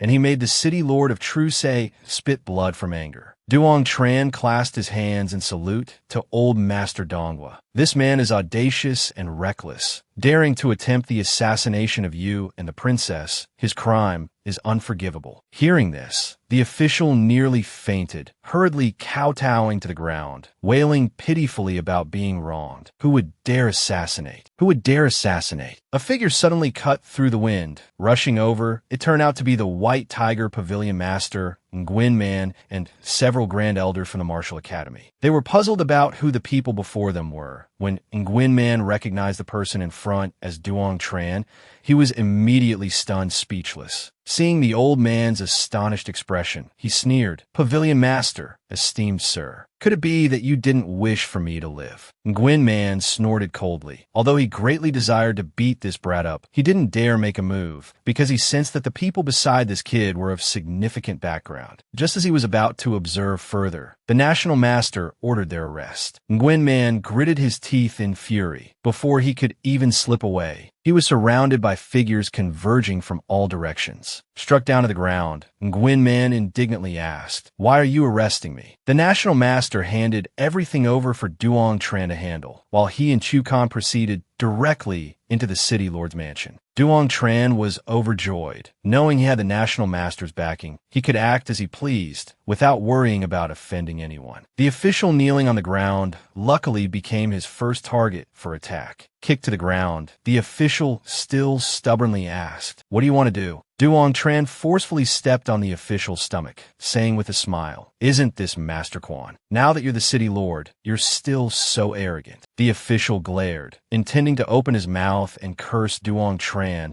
but the two warriors beside him exuded a murderous aura, protecting him. The official immediately became compliant, saying, "Lord Duong Tran, please be magnanimous, my lord. It was all forced upon me by the young master of the Golden Eagle clan. If we didn't submit, we would lose our lives." Suddenly, Duong Tran stomped down with force. A sickening crack echoed from the old fox's ribs, snapping cleanly. That reason is far too worn. I'm not satisfied. I want to hear something more interesting. Nguyen Man thought he no longer wanted to live. Could it be he intended to rebel? The two warriors couldn't hide their astonishment either. This young man's methods were excessively cruel. Seeing the old official remain silent, Duong Tran shifted his foot onto the man's face, grinding it down several times, offering to help him think of some better reasons. The official's eyes rolled back into his head. He feared today would mark his death anniversary. He scrambled up, clutching Duong Tran's leg, pleading, "This lowly one truly knows his mistake. Divine young hero, I have no grievance or enmity with you. Min Hao offended you, and he has already paid the price. I beg you spare me. According to you, then, you don't deserve to die, is that right?" As soon as Duong Tran finished speaking, the official hastily replied, spittle flying, "This lowly one truly does not deserve to die." Duong Tran pretended to ponder for a moment, then said, "Heaven's net is vast. Though its mesh is wide, nothing escapes. It seems your crimes do not yet warrant death. Later, you must kneel and confess your crimes before all the survivors of true CA. Only then will it prove that your words are true." His life spared, the official kowtowed repeatedly, a sight both pitiful and comical. Duong Tran ordered the warrior, spread the news throughout the city,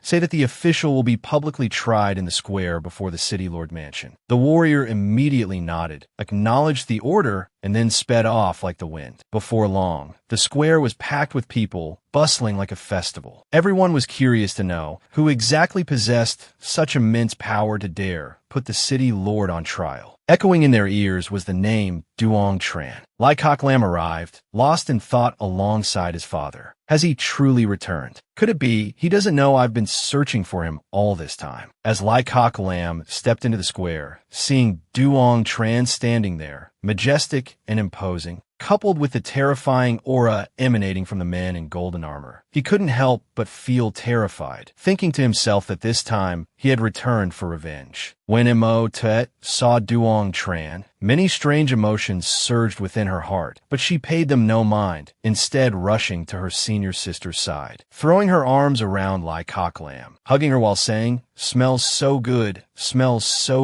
which angered her father, who asked in a low voice, "Have you hugged enough?" Duong Tran replied firmly, "I wish to hold senior sister like this for a lifetime." Lai Kok Lam scolded him for being the same as ever, truly shameless, but she couldn't hide the smile on her face. Mo Tet blushed, a pang of bitter jealousy rising in her heart, because she knew very well the two of them could never go back to how things were before. Truly, give him an inch and he'll take a mile. Only when it's lost does one know regret. Duong Tran held Lai Kok Lam for a moment, then turned to pay respects to his uncle. Lai Hoi, son, nodded happily, praising his boundless future prospects. But Duong Tran humbly deflected the compliment. He said he was merely fulfilling his duty as a son of true CA, and this public trial of that old man could be considered reclaiming some justice for true CA. As for Lu Tuan Nu, there will definitely come a day when I kill him with my own hands, avenging the countless wronged souls of our true CA. After that, Duong Tran got to the main point. He hoped General Hoai's son would take up the position of city lord. Lai Hoai's son gave a wry smile, saying he was merely a disabled person, unable to undertake such a noble position. Duong Tran knew he would refuse, so he stated frankly, "The city lord is the protector of the city.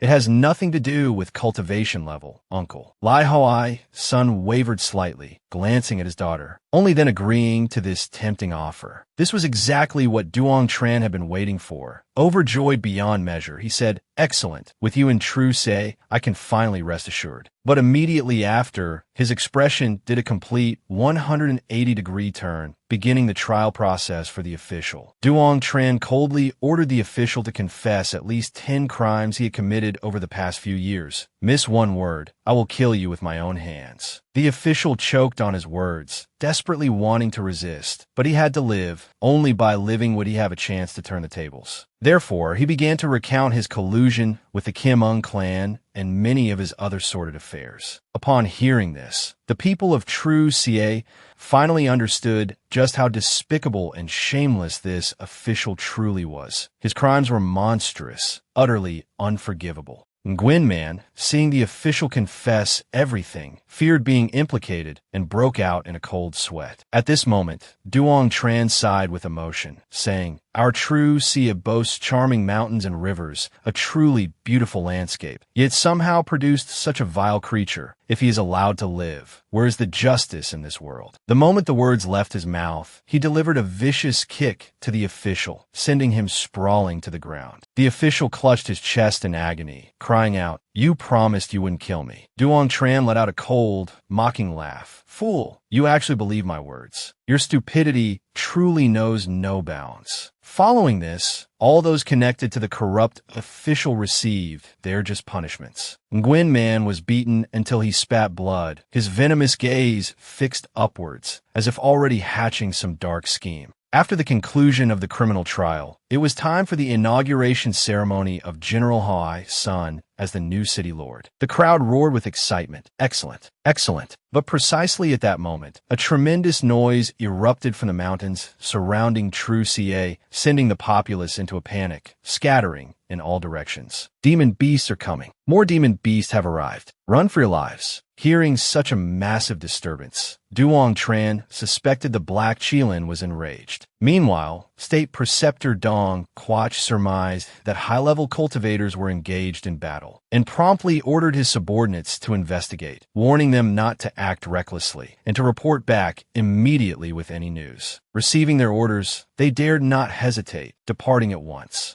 Duong Tran gazed worriedly into the distance, silently praying that no harm had befallen the Black Qilin. Approximately an hour later, Dong Quach Min and his men returned, reporting that a peerless expert was locked in combat with a colossal, divine Qilin beast, and the cultivation levels of both combatants likely surpassed the Four Mansions realm. The State Preceptor was taken aback, his eyes widening in disbelief, exclaiming, "Are you serious? How could an expert exceeding the Four Mansions realm possibly appear in the Eastern Continent?" With this thought, he decided to go and verify it himself. Just as Dong Quach mounted his steed, he was called back by Duong Tran from below, who earnestly pleaded to accompany him. But Duong Tran was merely at the 5th level of the true martial realm. This journey was far too perilous. Dong Quach advised him to stay behind. It wasn't until he heard Duong Tran say, "Elder Dong Quach, I wish to witness the bearing of a supreme expert," that he finally agreed to take him along. The purple flame dragon sparrow cut through the wind, flying straight towards True CA Mountain. The scene before them made the two involuntarily shudder. The Black Qilin, its eyes blazing red, roared in the sky, continuously assaulted by some form of mysterious energy. A golden pagoda shot out countless threads, binding the Black Qilin tightly, causing it to struggle in agony, desperate to break free. Its opponent was a golden-haired man clad in incredibly imposing battle armor, a wicked smile playing on the corner of his lips. Dong Quach, merely glancing from afar, could already sense the man's formidable presence. Muttering, "Truly terrifying," the golden-haired man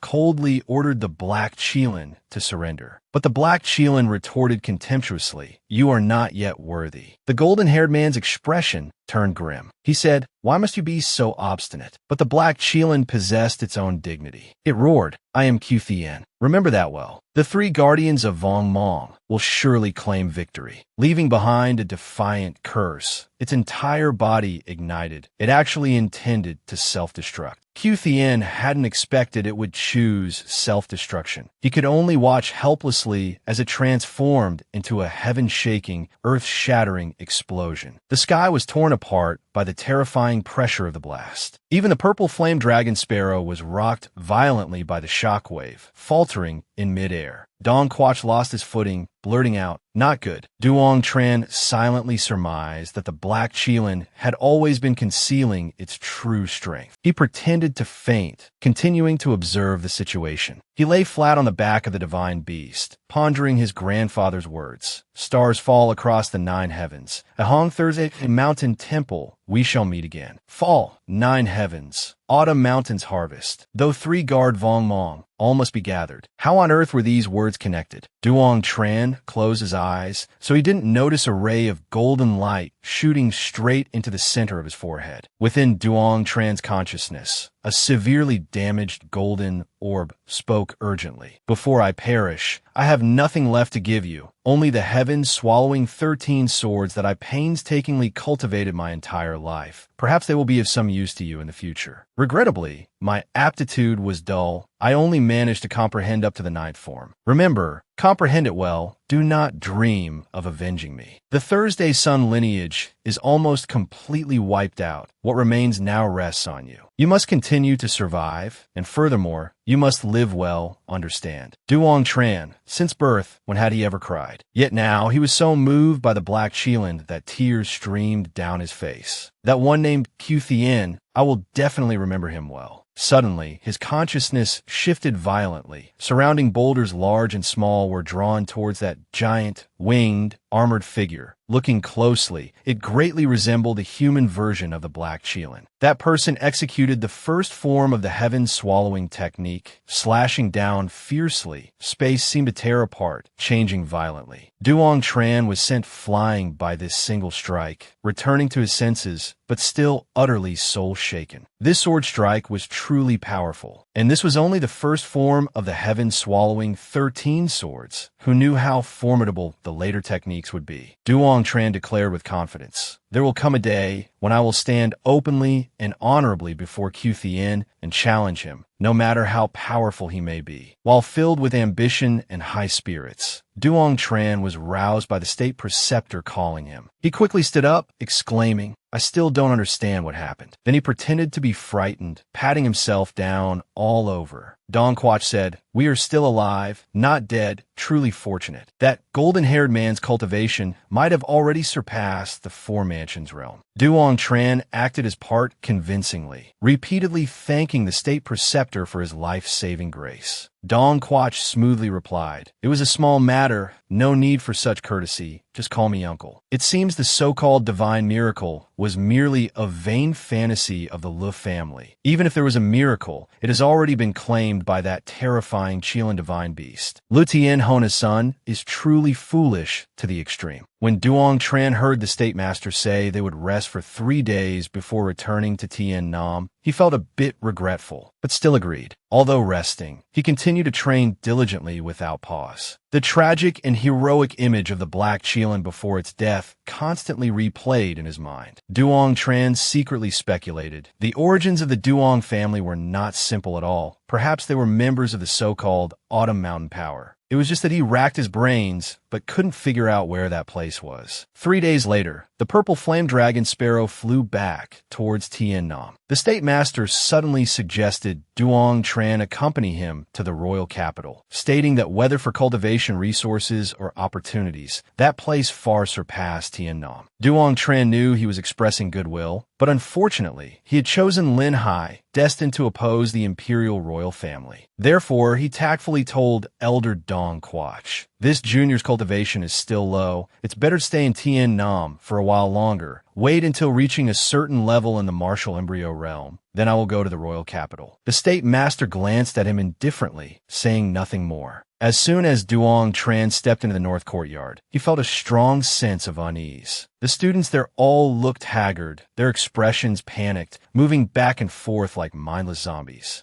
Duong Tran asked the green-haired girl what had happened, why everyone was so dejected. She sighed and said listlessly, "Recently, the elite students from the other 3 courtyards joined forces and issued challenges to the elite students of our north courtyard. The problem is, we haven't won a single time." Just then, Thatch Phuong ran over from a distance, shouting excitedly, "You're finally back." Duong Tran looked bewildered, asking, "What's going on?" Thatch Phuong frantically said, "Kim Vo Kiet had a duel with La Tu at the martial arts training ground and was seriously injured." Hearing this, Duong Tran could hardly believe his ears. His eyes widened, stunned for 2 seconds. At the same time, inside Duong Tran's simple thatched hut, Cao Lin Ni was carefully applying medicine to Kim Vo Qiet. Seeing him constantly gritting his teeth against the pain, she said, "Brother Vo Qiet, go ahead and cry out. It might make you feel a bit better. I told you before not to be so stubborn, but you wouldn't listen." Suddenly, Duong Tran pushed the door open forcefully, startling Cao Lin Ni so much her soul nearly left her body, causing the bowl of medicine in her hands to fall and shatter on the ground. What was even more outrageous, this rogue even sneered, "Did I arrive too early, interrupting something good between you two?" Cao Lin Ni was so embarrassed she wished she could sink into the ground, hastily scolding, "What nonsense are you talking about? I'm applying medicine for Brother Vo Qiet." Duong Tran chuckled, saying, "I know, if you say it's applying medicine, then it's applying medicine." Cao Lin Ni didn't want to tangle further with this lunatic, coldly stating, "Whatever we do is none of your business. Why did you sneak over to my house?" Kim Vo Qiet, fearing Duong Tran would further tease the young lady until she exploded with anger, quickly interjected, "Big brother, please stop teasing Lin Ni. This time you followed the state master of Dong, though, to the royal capital. How did it go?" "It's a long story," Duong Tran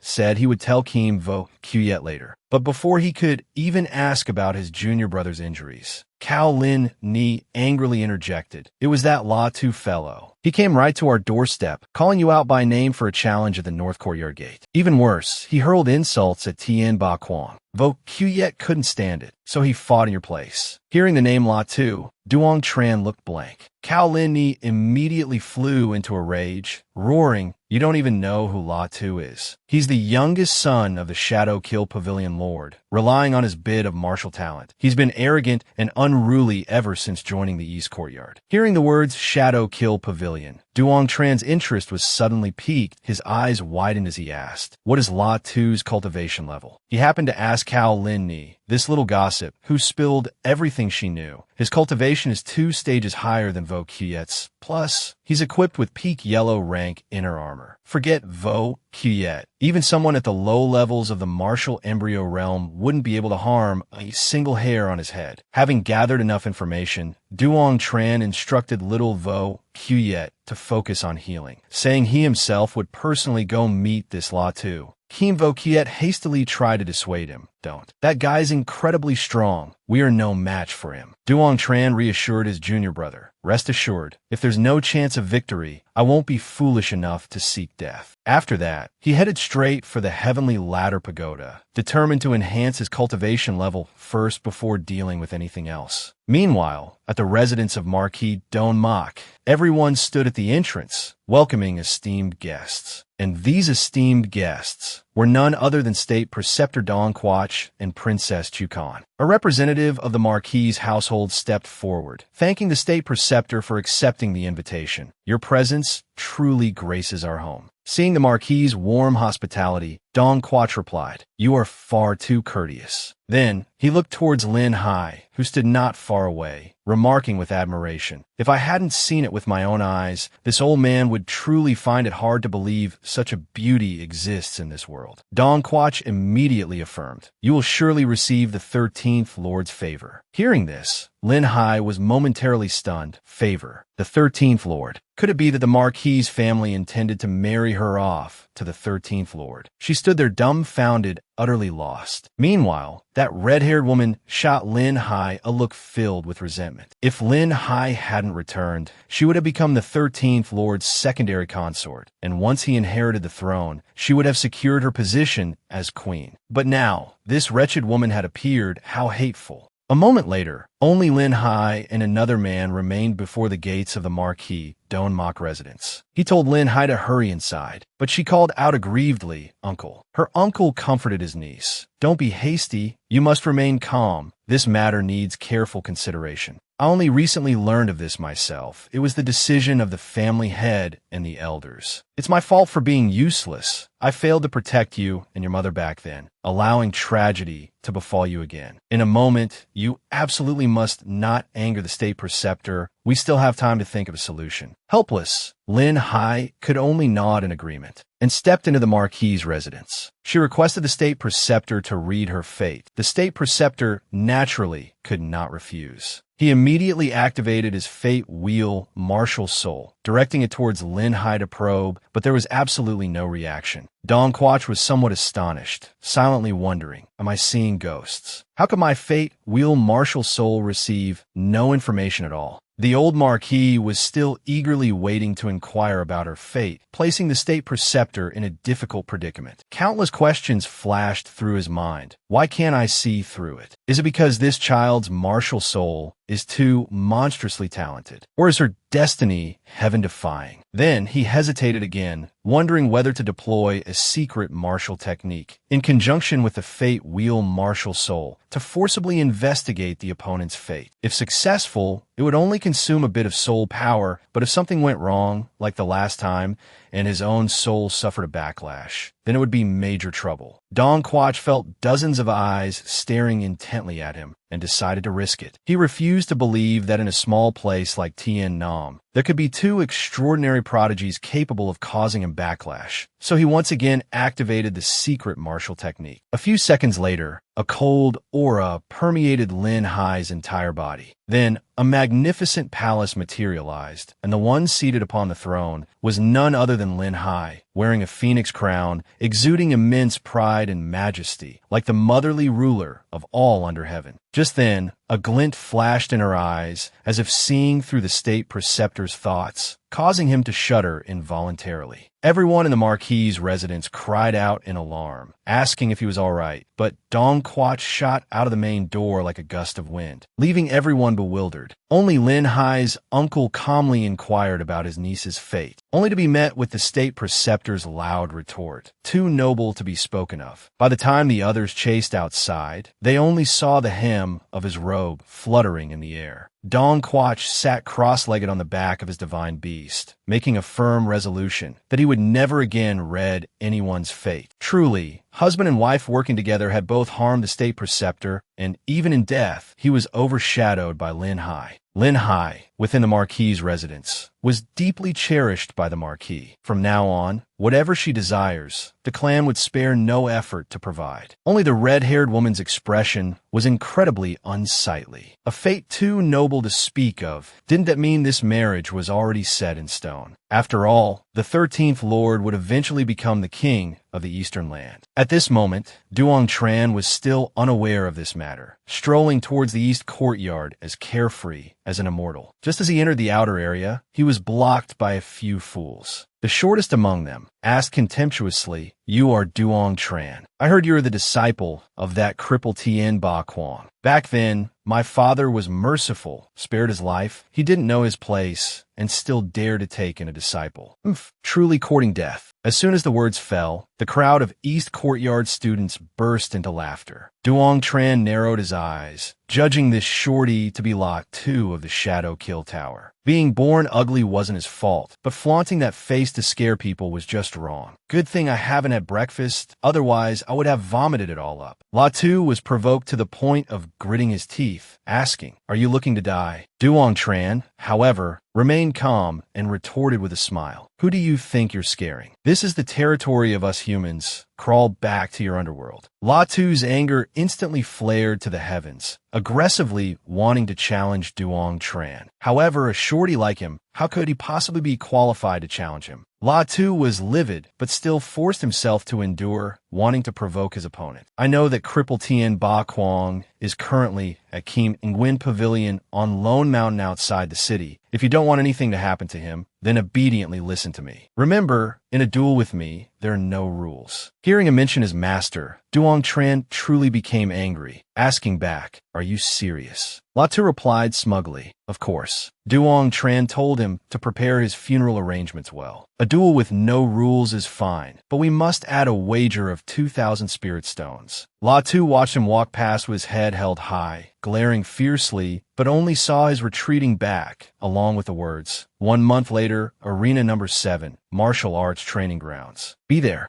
Duong Tran walked straight into the wooden house nestled within the bamboo forest, glancing around. Not seeing Linhai, he turned to ask his master. However, The master was engrossed in weaving bamboo baskets, seemingly oblivious to his presence. Resigned, Duong Tran could only bow respectfully, paying his respects to the master. Only then did Vo Nai speak, asking simply, "What is it?" He could only manage a smile, saying he had come to visit his master. Who would have thought the master was like a powder keg, immediately shooing him away? "I'm fine. Not dead yet." Duong Tran fell silent, wondering inwardly if this old man even knew how to hold a conversation. It felt like the connection was cut before it even began. But he persisted, asking where Linhai was, only to receive a blunt "don't know" from the master. Duong Tran added, "I'm in trouble." Vo Nai remained unmoved, stating, "Small troubles, solve them yourself. Big troubles, go find your master." Duong Tran didn't give up. Spreading his hands wide in an exaggerated gesture, he declared, "Master, the trouble is very big." Pestered relentlessly, Vo Nai finally sighed and asked, "Do you believe in reincarnation?" Duong Tran, not quite understanding, instinctively shook his head. The master's gaze drifted into the distance as he lamented, "I wonder what karma I incurred in my past life, that I can never seem to finish repaying in this one. I thought Tien Ba Quang was my only creditor, but now it seems I've gained another one in you."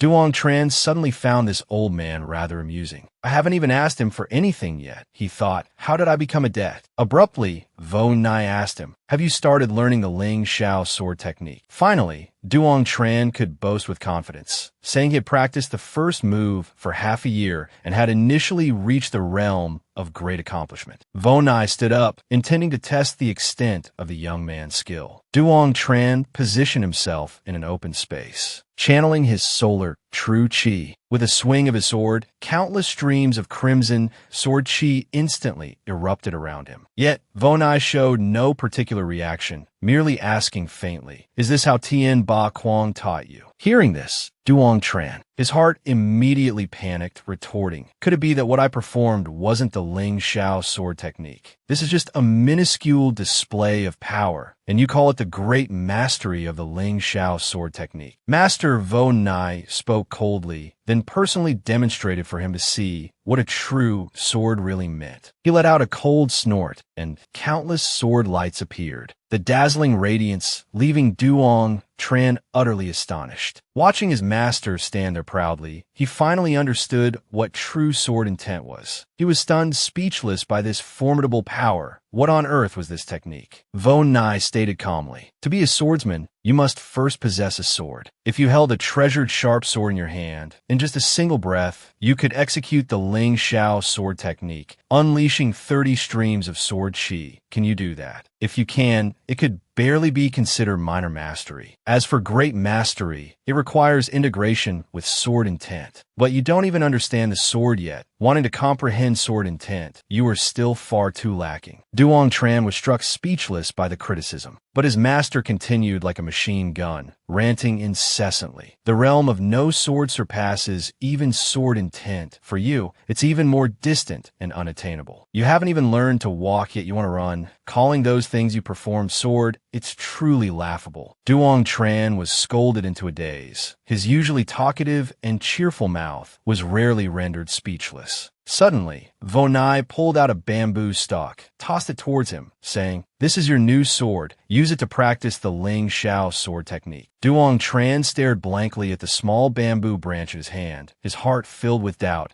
Could this thing even be used to perform martial arts? He feared it couldn't even withstand the true Sun Chi. But seeing his master's furious expression, how could Duong Tran dare to voice any objection? He obediently activated his true Sun Chi. His eyes immediately widened, seeing the bamboo branch perfectly unharmed, not burnt in the slightest. How could this bamboo sword withstand the true Sun Chi? Without hesitation, Duong Tran swung once, twice, 3 strikes. The bamboo sword remained completely undamaged, unaffected by the true Sun Chi. Duong Tran practiced the first move of the Ling Shao sword technique, while cursing that fake master, Tien Ba Quang. His master paid him no mind, turned and walked away, saying, "Fall another 100 times, only then might you comprehend." Duong Tran fell and got back up again and again, determined that he absolutely had to learn it. In the blink of an eye, 10 days had passed. He continued his arduous training in the bamboo forest. Thanks to his master's teachings, he had made considerable progress in his swordsmanship. As for that master Tien Ba Kuang, he would have to get in line to learn. While lost in thought, his master suddenly appeared, tossing him a new sword. The moment he grasped the hilt, he felt his body stagger, unable to stand steady. He used all his strength, but couldn't even lift this sword. Duong Tran instantly felt dizzy, sweat pouring down like rain. His cultivation had reached the 6th level of the true martial realm, and furthermore, he cultivated the ancient demon dragon battle body, so why couldn't he even hold this black wooden sword? Master Vonai saw him straining with all his might, yet still unable to hold the wooden sword steady, and snapped disdainfully, utterly useless. Duong Tran trembled all over, not knowing what to say. His master then spoke again softly, his tone sincere. "I'm dirt poor, with nothing to give you, so I just made a wooden sword as a gift." The first sword always holds extraordinary significance. As long as you're not a fool, perhaps you can use it to comprehend sword intent. Hearing this, Duong Tran's anxiety turned into joy. His master's cultivation was at the peak 9th level of the Heaven Convergence realm, yet he had used a treasured short blade and spent 10 days to craft this sword. This was undoubtedly unique, a singular creation. At that time,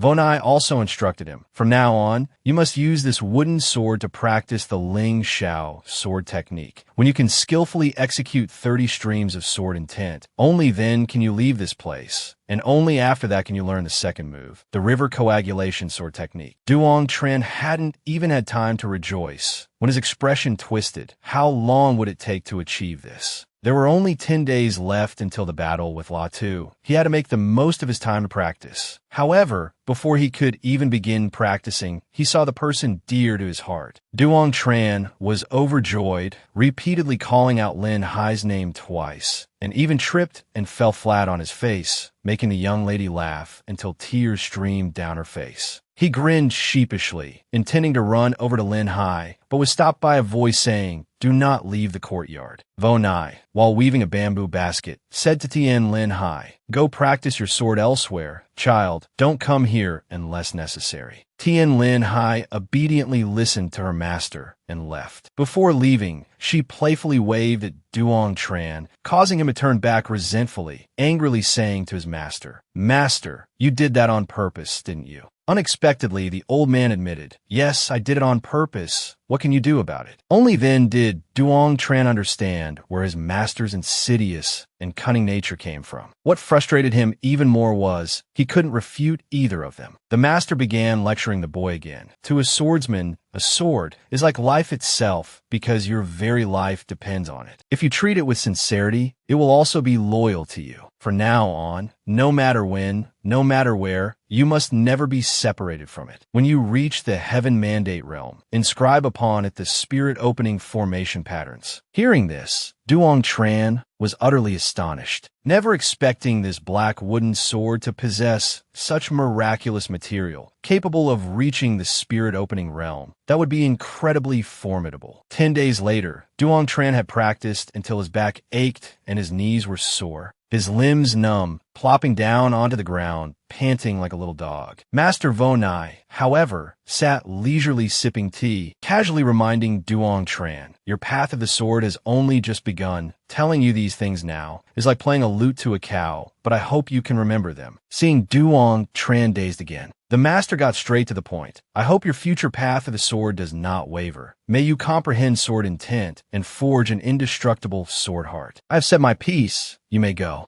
Duong Tran suddenly felt something was amiss. These words sounded like a farewell. However, he still kept his master's teachings in mind. Then he knelt down, facing the man. He assured him that sooner or later, he would make the Ling Shao sword technique renowned throughout the world. Duong Tran departed, returning to his dilapidated residence in the north courtyard, only to find Cao Lin Ni feeding little black spirit stones. When Little Black saw him, its whole body trembled, letting out a piercing cry. Cao Lin Ni curiously asked Duong Tran if he really intended to duel La Tu. He replied, still brimming with confidence, Just a mere La Tu. I don't even consider him worth my attention. Cao Linhai was speechless at this madman's narcissism, but still kindly reminded him, La Tu has protective body armor. Can you even break through his defense? Duong Tran chuckled and said mysteriously, you'll know when the time comes. I possess the Blackwood sword and the Ling Xiao sword technique. Never mind high-grade Huang rank protective armor. Even low-grade Xian rank protective armor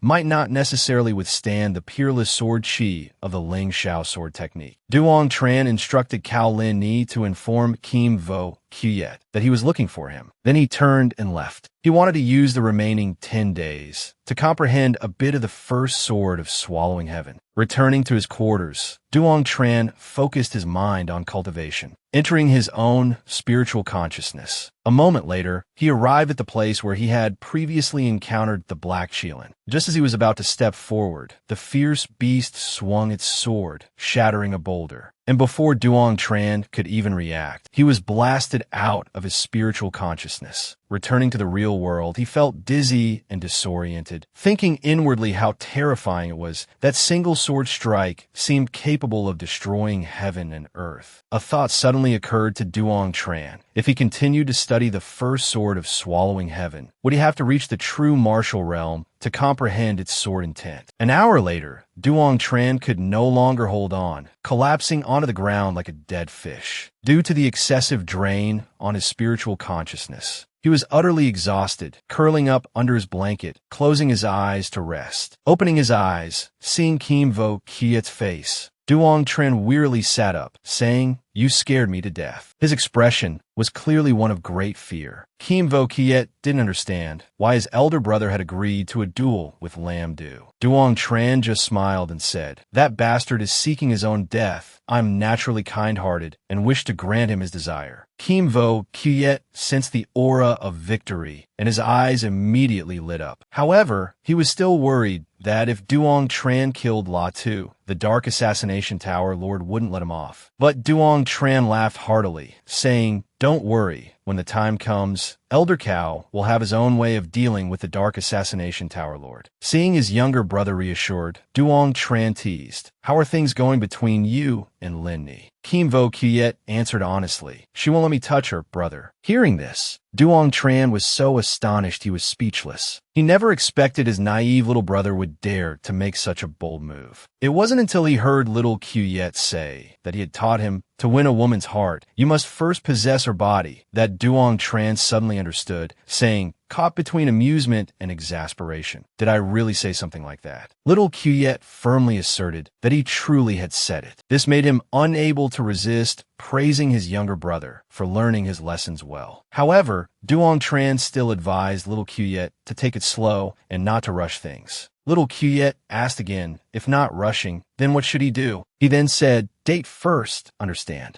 Thus, little Kuyet walked away, muttering the word date all the way home. A moment later, Duong Tran took out a wooden sword, observing it carefully. According to Master Vo Nai, this was called an awareness sword, beneficial for tempering sword intent. He stared, completely engrossed, his eyes looking as if they might pop out. The snake-shaped sword soul within his body seemed eager to burst forth, while the black wooden sword became enveloped in a layer of dark energy. Then, a hazy image of a simple thatched hut appeared, before transforming into the image of the first sword of swallowing heaven. The black wooden sword in Duong Tran's hand also radiated dark energy, condensing into a small sphere, striking him between the eyebrows. The dense dark energy directly invaded his spiritual consciousness. His eyes turned black, appearing both cold and terrifying. A moment later, Duong Tran seemed to awaken from a dream. Looking down blankly at the sword in his hand, feeling his spiritual consciousness had become much stronger, suddenly he felt something was amiss. Though his spiritual consciousness had increased, his snake-shaped sword soul seemed to have vanished. Duong Tran thought to himself, could I have gone mad? How could a martial soul just disappear? Could it have returned to the sword realm? With this thought, he used his spiritual consciousness to enter the sword realm, filled with malevolent energy, looking all around, but he couldn't detect anything. Just as Duong Tran was about to give up, turn around and leave, his eyes suddenly widened in astonishment, staring into the distance. where a peculiar sword was embedded in a mound of earth. As if hypnotized, he ran towards it. Before his hand could even touch the hilt, he was blocked by the sword's aura. The sword's body vibrated, sending rubble flying. Duong Tran couldn't help but curse. This snake-shaped sword soul is truly terrifying. If my spiritual consciousness weren't stable enough now, I fear I would have already departed for the Western Paradise. Duong Tran gritted his teeth, steadied his mind, used his left hand to grip his right wrist, straining to push through that layer of killing intent to touch the sword hilt. The pressure nearly cost him his life. But just as he was on the brink of death, he managed to grasp the hilt. He quickly exerted force, pulling it out of the mound. He felt a transformation occurring in his dantian, his gaze shifting slightly. Wanting to perceive this new sword more clearly, Duong Tran shouted, "Come forth." This was the killing sword soul, capable of slaying all things in the world. He could only marvel. This martial soul is truly fearsome. Its killing intent is equivalent to sword intent in the way of the sword, able to attack an opponent's soul and spiritual consciousness, while simultaneously subjugating their mind. Duong Tran couldn't help but laugh out loud. From now on, he would no longer fear the pressure of Heaven Convergence realm experts. Thinking of Latu, a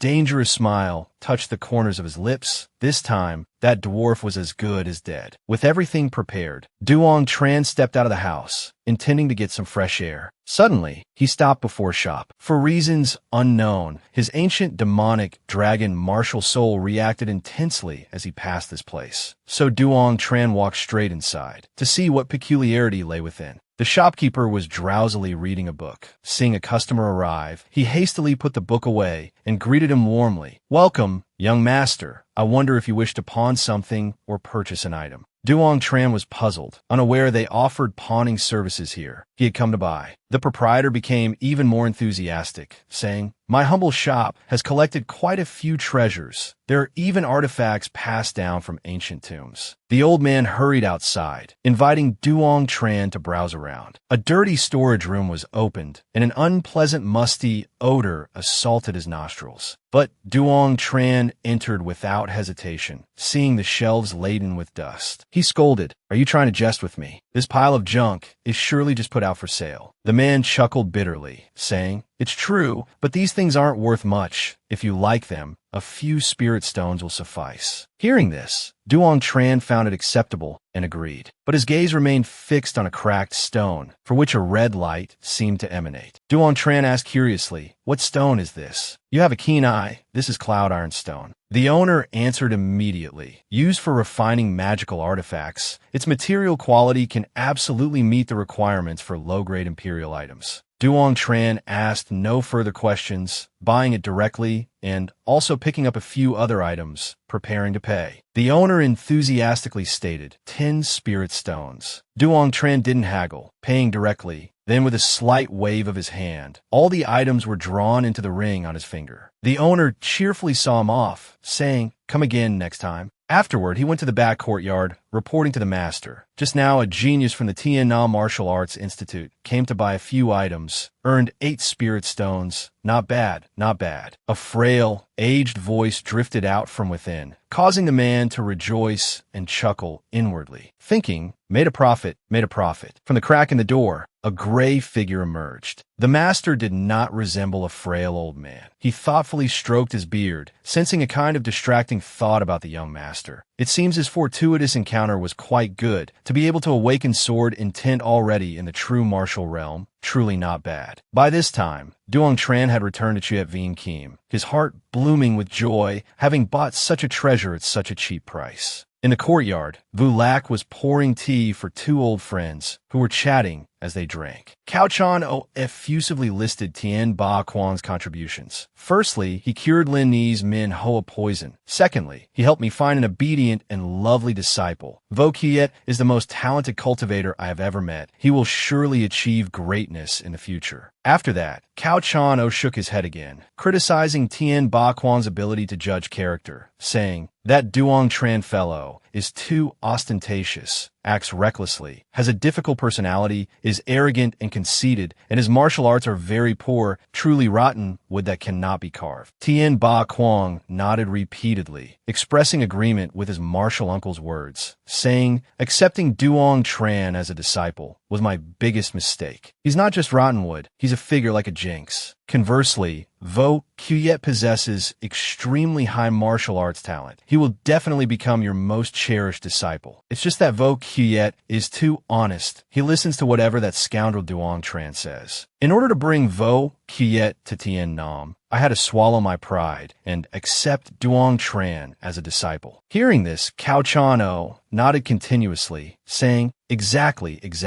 Vo Quyet is good in every way. It's just that he's too honest, too simple-minded." Duong Tran overheard the conversation between the two, feeling like he was at the bottom of society. What angered him even more was that, when Tien Ba Quang saw him, he showed no embarrassment at all, loudly ordering him to pay respects to the Grandmaster, asking what he was standing there dumbfounded for. On the contrary, Cao Chano, hearing that Duong Tran wanted to fight La Tu, showed concern and asked a few questions. However, Duong Tran didn't say a word, picked up the teacup, drank it all in one go, and praised, "This Da Hong Yin tea is much better than Dreamflower tea." After that, he turned to Cao Chano and said at length, "It's not that I want to fight that La Tu. He called my master trash, that's fine. But he injured Vo Quyet. If not for his protective artifact, he wouldn't be Vo Quyet's match at all." These words momentarily put Cao Chano at ease, but they made Tien Ba Quang even angrier. Vu Lac, seeing this scene, couldn't help but laugh out loud, saying, "This kid is getting naughtier and naughtier." Duong Tran still wasn't willing to let Tien Ba Quang off, coldly saying, "Grandmaster told me to relay a message to you." After speaking, he elegantly took a sip of tea, provoking his master until his face turned pale with anger. Only then did he convey the Grandmaster's words. "Heaven values life, tell Tien Ba Quang, to create less bad karma. But cause and effect cycle, the debts of the previous life I have already repaid." Hearing this, Tien Ba Quang was moved to tears. At the same time, Cao Chano was asking Duong Tran, in the upcoming battle, what were his chances of winning? Do you even need to ask? Of course, it's 100%. Duong Tran's answer stunned all three of them. Tien Ba Quang, seeing his smug look, was rendered speechless. Cao Chano asked confusedly, "What is your killing move? How can you possibly break the defense of a high-grade Imperial artifact?" "Relying on my sword." Duong Tran confidently took out his treasure. Tien Ba Quang saw it and asked, "Is this a sword made of wood?" Hearing Duong Tran say it was a gift from the Grandmaster, Tien Ba Quang became a little excited, wanting to see what exactly it was. However, Duong Tran still remembered the Grandmaster's instructions, hiding the sword behind his back, resolutely refusing to let anyone else touch it. Suddenly, Cao Chano's eyes widened, and after a moment's thought, he said to Duong Tran, "This is an ancient divine artifact, one that the Grandmaster and I obtained through countless hardships. I didn't expect it would end up in your hands." Hearing this, Duong Tran was so astonished his jaw dropped, curious to know the origin of this piece of wood. Cao Chano didn't answer, but instead sent him back to the martial residence. No one would dare cause trouble there. Trick Kim Veen was no longer a safe place. Duong Tran didn't ask further questions, bidding farewell to everyone before leaving. Tien Ba Quang watched his retreating figure, remarking with emotion, "He's starting to develop the bearing of a swordsman." Cao Chano expressed his agreement, adding that Duong Tran had even greater prospects than Tien Ba Quang himself. Vu Lac, however, detected a killing intent emanating from him, finding it somewhat strange. As Duong Tran walked along the road, he suddenly stopped. That snake-shaped sword soul, which he thought had vanished, abruptly reappeared, causing his head to throb incessantly, unsure of what had happened. How did it end up in his sea of consciousness? Then he suddenly realized if the snake-shaped sword soul was inside, he could easily control it. Suddenly, a surge of pitch-black energy appeared behind Duong Tran, pulling him inside. Shadow evasion, martial intent. Duong Tran was startled, finding himself within the shadow evasion martial intent. Once this type of martial intent is deployed, you completely disappear, existing between two layers of the void realm, like a phantom. This was a dark attribute martial intent that only existed in legends. This time I've truly struck gold. Duong Tran joyfully stepped out. Possessing such a heaven-defying martial intent truly made him a favored child of heaven. Night fell, North Courtyard Core area. Just as Duong Tran was preparing to do something, there was a knock on the door. The visitor was Noyet Chu Tan. She stepped forward, asking, "May I come in and sit for a while?" Duong Tran awkwardly opened the door, let Noyet Chu Tan in, then asked, entering the dragon's den, "What brings you here?" Noyet Chu Tan made herself right at home, saying, "Why must you be so formal? Before coming, I already asked Linhai. She has no objections. What are you afraid of? Don't all you men dream of having 3 wives and 4 concubines,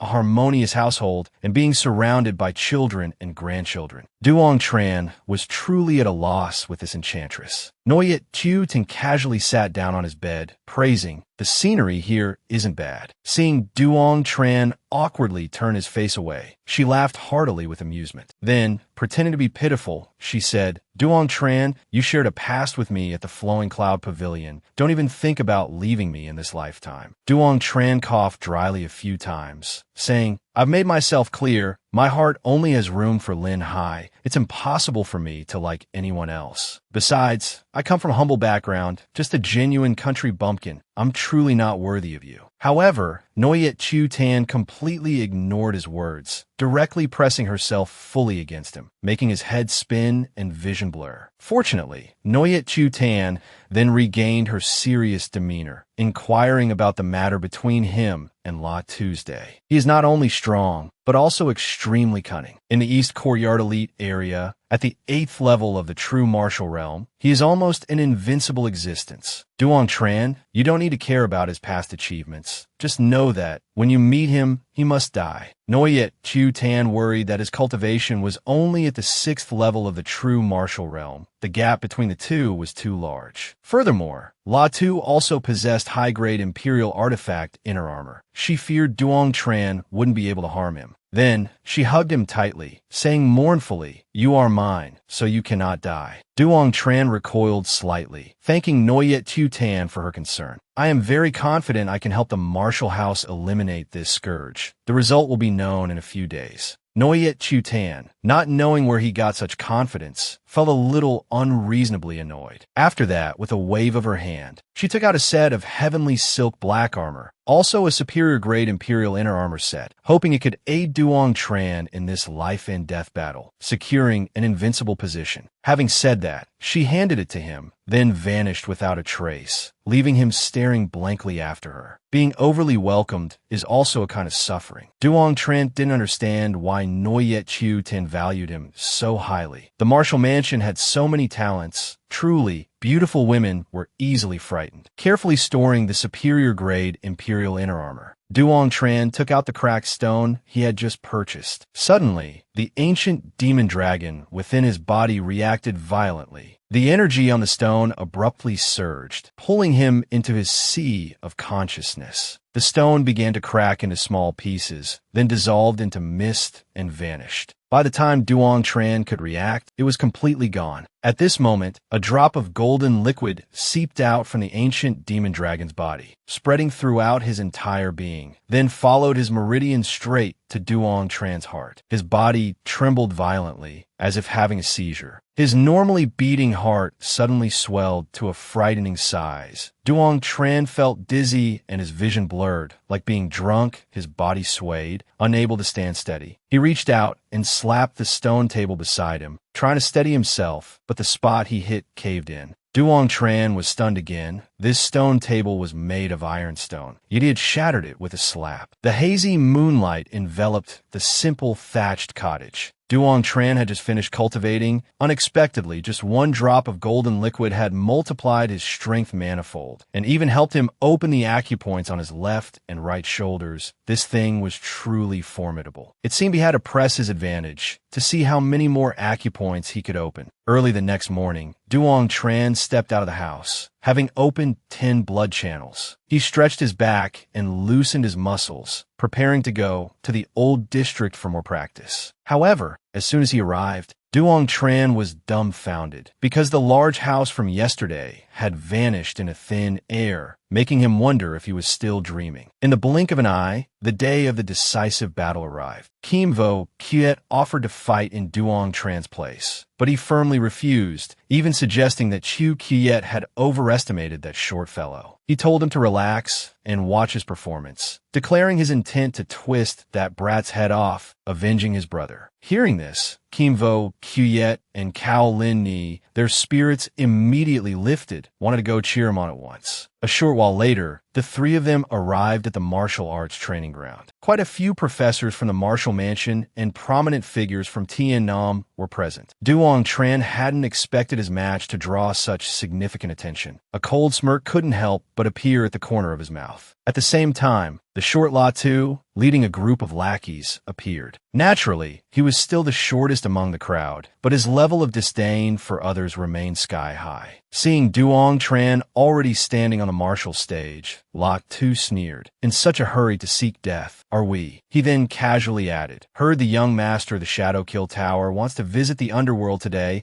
I came specially to ask for some blood, to let my black dog have a drink." Latu mocked Duong Tran. Just as the rumors described, his tongue was sharp. "Suit yourself. You don't have much longer to live anyway." Duong Tran remained unfazed, continuing the taunt. Shorty, although I'm just a country bumpkin, I'm very eager to learn, full of knowledge. Today, I'll teach you, free of charge, how to write 2 words. Despair. Just then, a professor from the martial mansion flew onto the martial stage, standing in a high position. Latu impatiently asked, "Can we start yet?" However, the referee said, "Don't rush. Could it be that this battle has another purpose?" Indeed, just as Duong Tran had anticipated, seeing the old master of the Shadow Kill Tower, Fasat, step onto the high platform, the students immediately stirred with commotion. Suddenly, a figure descended from the sky, landing heavily on the ground with a boom, an incredibly dramatic entrance. That fierce-looking man was the Dean of the East Courtyard, also the one who had usurped Grandmaster Vo Nai's position. Following him, the Vice Dean of the East Courtyard and Nam Viet also arrived. And finally, Cao Chan-o, who chuckled heartily for being the last to appear. It seemed the fans from both sides had all arrived in full force. Are they here to cheer? But their expressions were all cold. Not a single one uttered a word. Oh well, it was best to let Duong Tran speak first. The esteemed deans have all arrived. I'm just a little concerned. What if after dealing with the small fry, the big fish jumps in to interfere? Then I'll be in serious trouble. Cao Chan-o caught his meaning, immediately interjecting, "You need not worry. This is the martial mansion, and besides, it's broad daylight. Ghosts and demons wouldn't dare show their faces here." These words instantly caused Lu Fa Sat's expression to darken. That Latu could wait no longer, leaping onto the martial arts stage. He roared, "Duong Tran, get up here and meet your death." Yet, Duong Tran remained calmly standing below, saying, "Latu,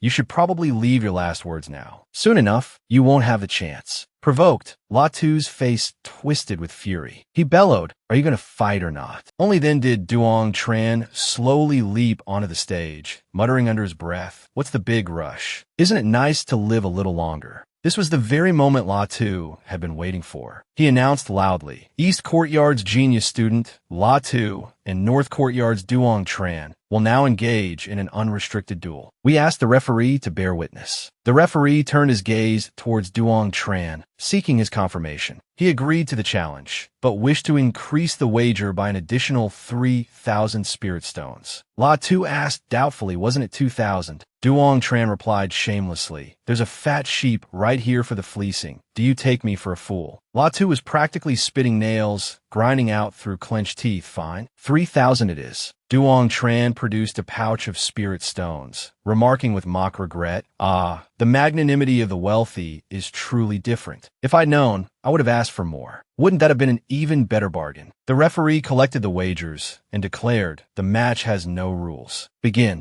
Instantly, Latu erupted with dark energy, which coalesced into a colossal black flower, hovering ominously in midair. This was none other than a high-grade Huang rank martial soul. Following this display, he arrogantly addressed Duong Tran, "Draw your sword." However, Duong Tran shook his head, refusing, stating that La Tu was not yet worthy of him drawing his sword. "Initially, I intended to make you the first soul claimed by my sword, but now I've changed my mind, because your blood is unworthy of such an honor." Humiliated, La Tu instantly flew into a rage, roaring die. Below, his two junior brothers, La Van, shouted excitedly, thinking such a death was too easy for Duong Tran, that he should be minced to appease their anger. Meanwhile, Cao Lin Ni was so frightened she couldn't bear to watch. While Noyet Chiu Tan puzzledly asked why Tien Linhai hadn't arrived and wondered if Duong Tran truly didn't know the power of the Black Flow Palm. La Tu had already unleashed a fist, striking directly at Duong Tran's chest. Seeing Duong Tran remain motionless, like a statue, everyone assumed he was certainly dead. Even Cao Chan O broke into a cold sweat for him. However, contrary to everyone's expectations, Duong Tran only suffered a tear in his chest clothing, completely unharmed. Witnessing this, La Tu couldn't help but be horrified. How can this be? Noyet Chiu Din saw that Duong Tran wasn't wearing the heavenly silk black armor, yet he could withstand such a blow, truly formidable. At this moment, Duong Tran seized the opportunity while La Tu was caught off guard, delivering a slap to his face. However, La Tu's black chi managed to block this surprise attack. Duong Tran felt a slight pain in his hand, remarking with admiration, "This turtle shell is quite hard." Before launching a true martial attack against La Tu,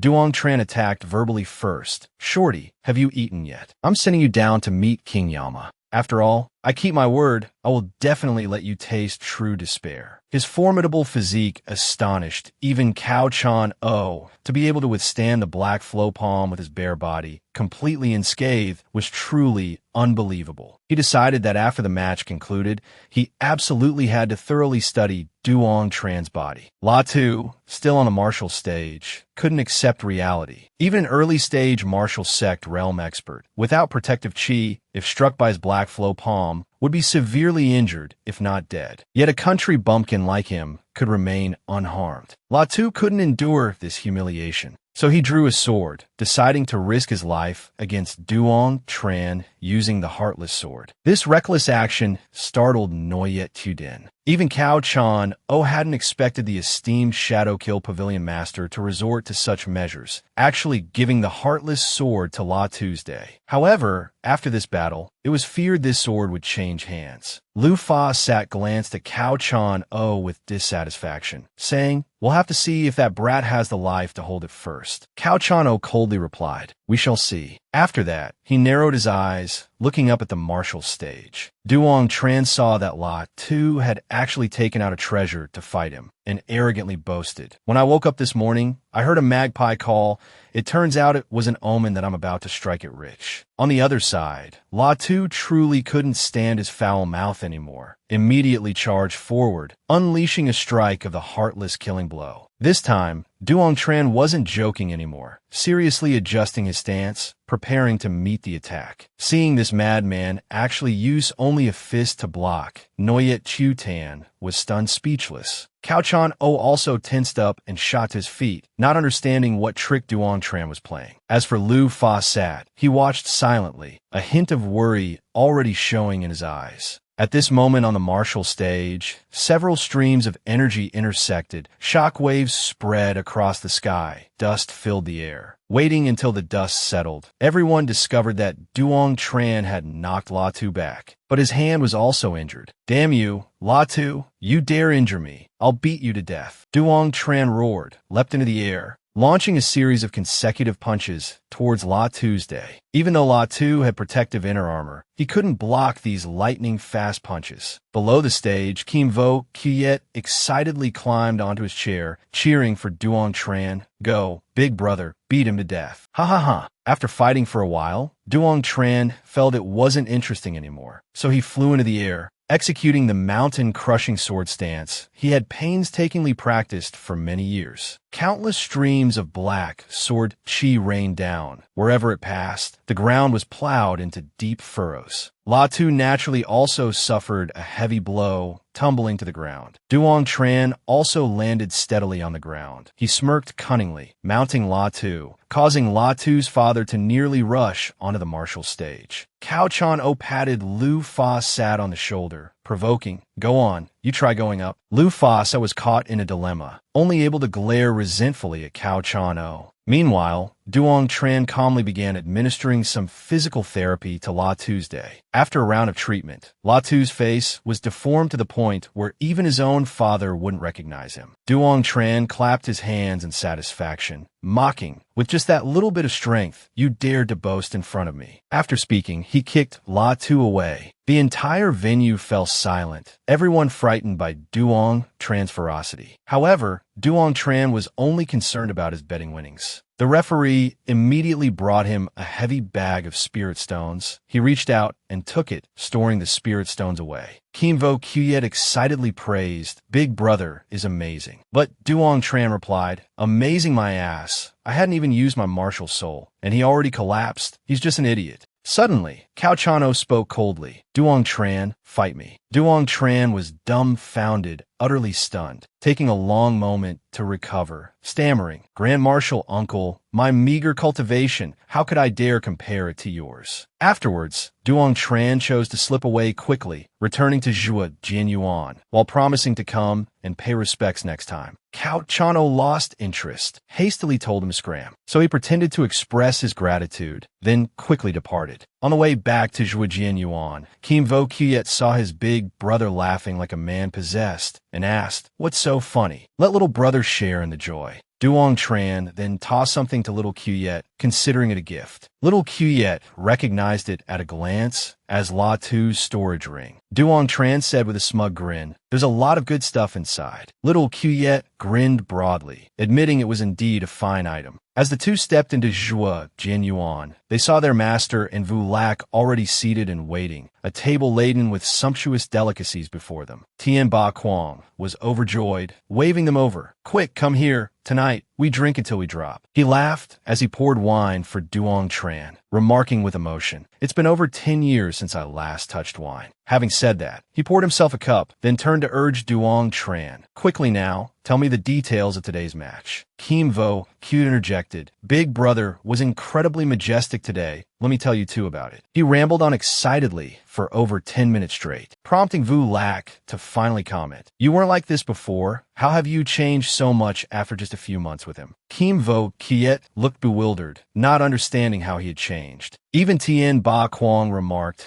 that he was becoming increasingly casual in his speech. Kim Vo Kuyet loudly protested that he wasn't talking nonsense, but Vu Lac paid him no mind. Duong Tran didn't use his martial soul. He didn't even draw his sword. How could he so easily defeat La Tu, and using the Heartless Sword at that? Duong Tran suddenly glared at Kim Vo Kuyet, saying, "You're wrong. Today's battle was perilous. I was forced to use a killing move and barely managed to defeat La Tu by sheer luck. However, the process isn't important. What's important is that I won." With that said, he took out the Heartless Sword he had just won from La Tu and respectfully presented it to his master seated beside him. Tian Ba Kuang instinctively reached out to take it, but then paused, saying with a sigh, "You keep it and use it. I can no longer wield this sword anyway." Duong Tran was determined to find a treasure to heal his master. Even though treasures containing life force were incredibly rare, they would definitely find one. Besides, this sword is a bit tainted. "Master, please hold on to it first. Consider it helping me keep it safe." Hearing Duong Tran say this, Tian Ba Kuang finally accepted the sword. Duong Tran, already prone to boasting, became even more unrestrained after a little wine. He roared with laughter, saying, "Before long, I will bring the head of that Shadow Kill Pavilion Master back for Master to use as a decoration." Tian Ba Kuang frowned, looking at this foolish brat, silently thinking, "Does this brat want to ascend to the heavens? Your martial path has only just begun. Don't even dream about the Shadow Kill Pavilion Lord anymore. Do you hear me clearly? Your current 6th level of the true martial realm, in my eyes, is merely a small foundation in the martial way. You should seize the opportunity, enter the Tian Nan secret realm, and see what gains you might achieve." Duong Tran hastily and respectfully committed his master's teachings to memory. Just then, Kanham walked in, frowning and looking dejected. Vu Lac smiled and said, "Little lass, you're back. Quickly come join us for the meal." Kinham hadn't even settled in her seat when she curiously asked Duong Tran, "How did you manage to do that?" "Little sister," that question came out of nowhere. Even my own father couldn't answer something like that. "It's about the match with La Tuesday," Kinham blurted out. "How could you possibly block La Tu's heartless sword with your bare hands and remain completely unharmed? And then you even beat La Tu black and blue using only your hands. Now, everyone in the Marshall residence is spreading rumors that you're some great demon lord." Hearing this, Tien Ba Quang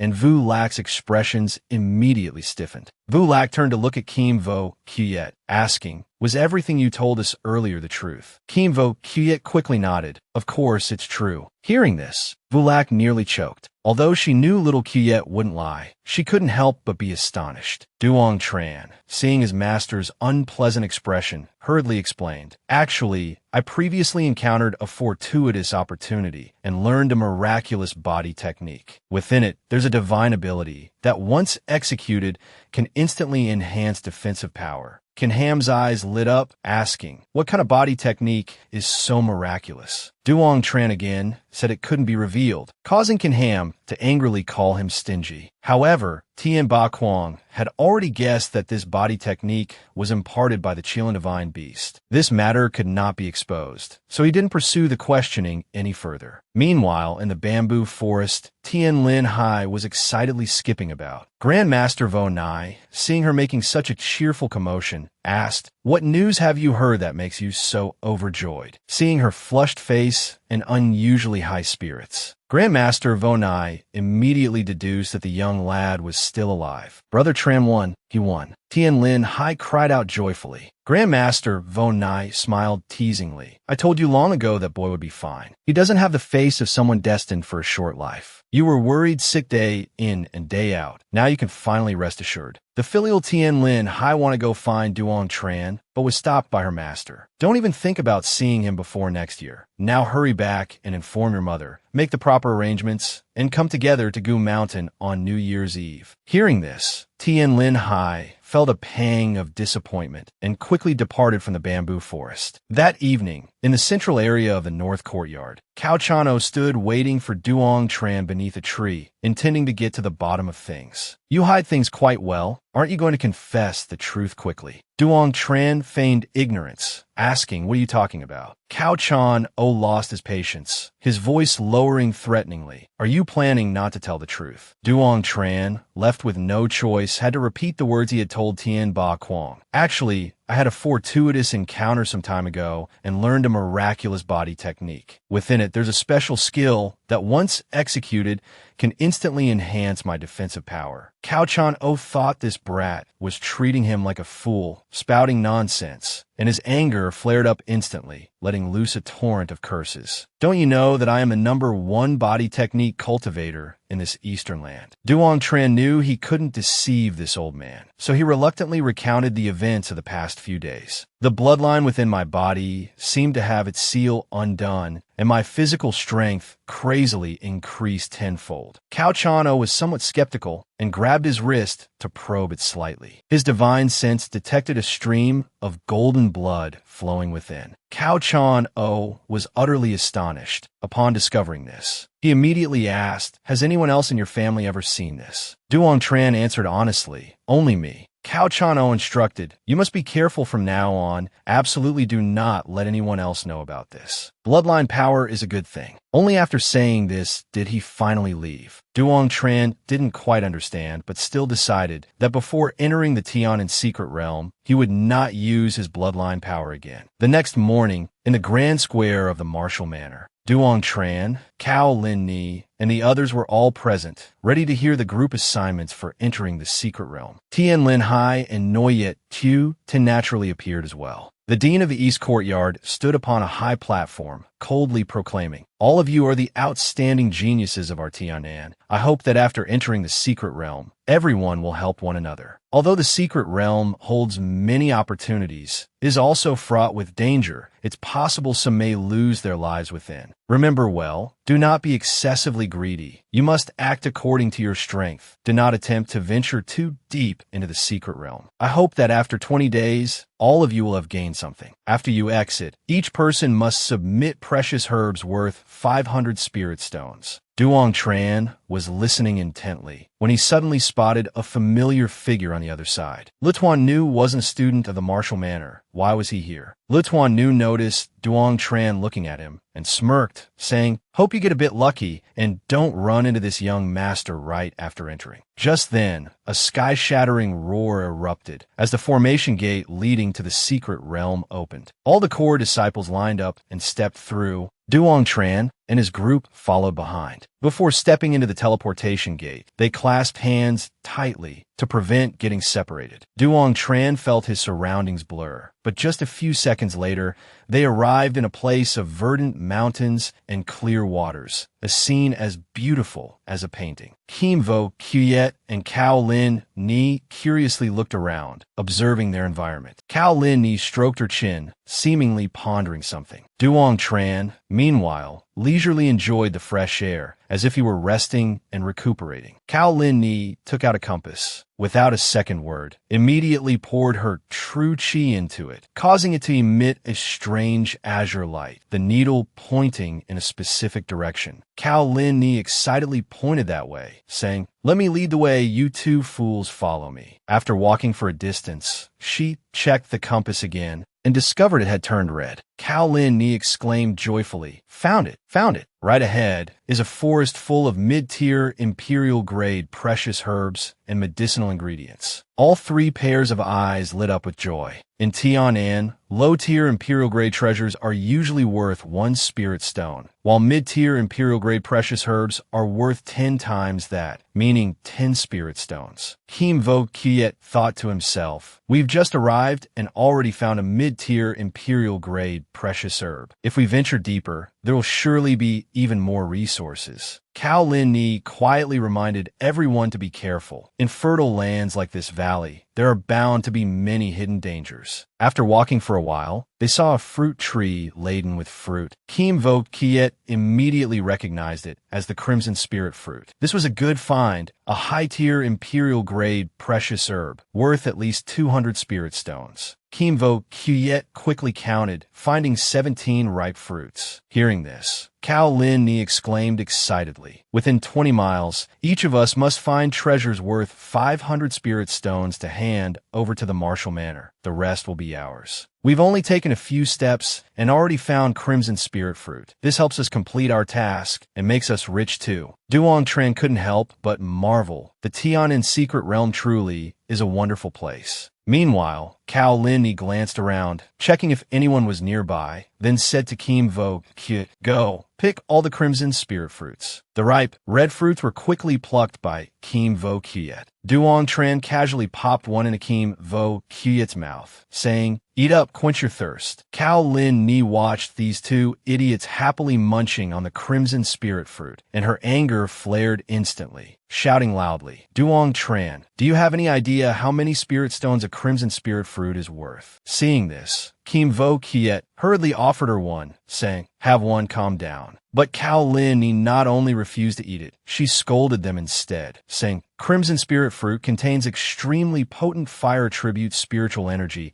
If you just eat it like this without refining it, your body will quickly explode. But it takes a full day for the fire attribute spiritual energy to completely dissipate. So now we have to stay here for a day before we can leave." Upon hearing this, Kim Vo Kiet was momentarily stunned. However, Duong Tran interjected, "Don't listen to her nonsense. She's just trying to scare you." Seeing Duong Tran disregard her words, Cao Lin Ni angrily retorted to him, "If you're so capable, then keep eating, don't stop." Duong Tran thought to himself, "This girl, give her an inch and she'll take a mile. If I don't teach her a lesson, Kim Vo Kiet will never have peace in the future." Kim Vo Kiet saw his brother's shameless expression and could only smile wryly. Duong Tran decided he couldn't let his younger brother suffer, provocatively saying to Cao Lin Ni, "Do you believe that I can eat all the Crimson Spirit Fruits and still not waste any time?" She naturally didn't believe him, which was exactly the response Duong Tran was waiting for. He immediately made a proposal. "If I finish eating and I'm fine from now on, you have to listen to Kim Vo Kiet. How about it?" Before Cao Lin Ni could even respond, Kim Vo Kiet excitedly agreed. Cao Lin Ni glared fiercely at Kim Vo Kuyet, saying, "Aren't you afraid he'll eat all the good stuff?" Kimvo Kuyet chuckled. "He's my older brother. His word is definitely trustworthy." Cao Lin Ni was instantly speechless, her face turning dark. Meanwhile, Duong Tran was eating with gusto. Cao Lin Ni watched the fruit stems falling all over the ground, her heart growing increasingly anxious. Just a few minutes later, he had finished off 17 crimson spirit fruits, casually wiped his mouth, and then called for everyone to quickly head deeper inside. Poor Cao Lin Ni hadn't even recovered from the shock of having her treasures devoured. Thanks to eating the crimson spirit fruits, the two streams of true chi within Duong Tran's body were constantly growing, approaching the peak of the true martial realm. He began thinking about leaving this secret realm. He needed to quickly find more precious herbs like the crimson spirit fruit. Cao Lin Ni watched Duong Tran casually strolling back and forth, suspicion gradually rising in her heart. Could this guy be some kind of monster? Suddenly, Duong Tran stopped walking. Kimvo Kuyet thought something was wrong with him. Duong Tran's gaze turned serious. He lowered his voice and said, "Someone is approaching us." Cao Lin Ni didn't believe it, asked, "How do you know?" But Duong Tran didn't answer, because he was busy extending his divine sense outwards. Just like that, he discovered a group of people heading this way. He immediately leaped up into a tree, simultaneously calling for the other two to climb up and hide. The three of them huddled together on a single branch, but Cao Lin Ni still wanted to know how he had known someone was approaching. Duong Tran had no choice but to make something up, saying he knew a kind of secret technique that allowed him to vaguely sense the auras of people nearby.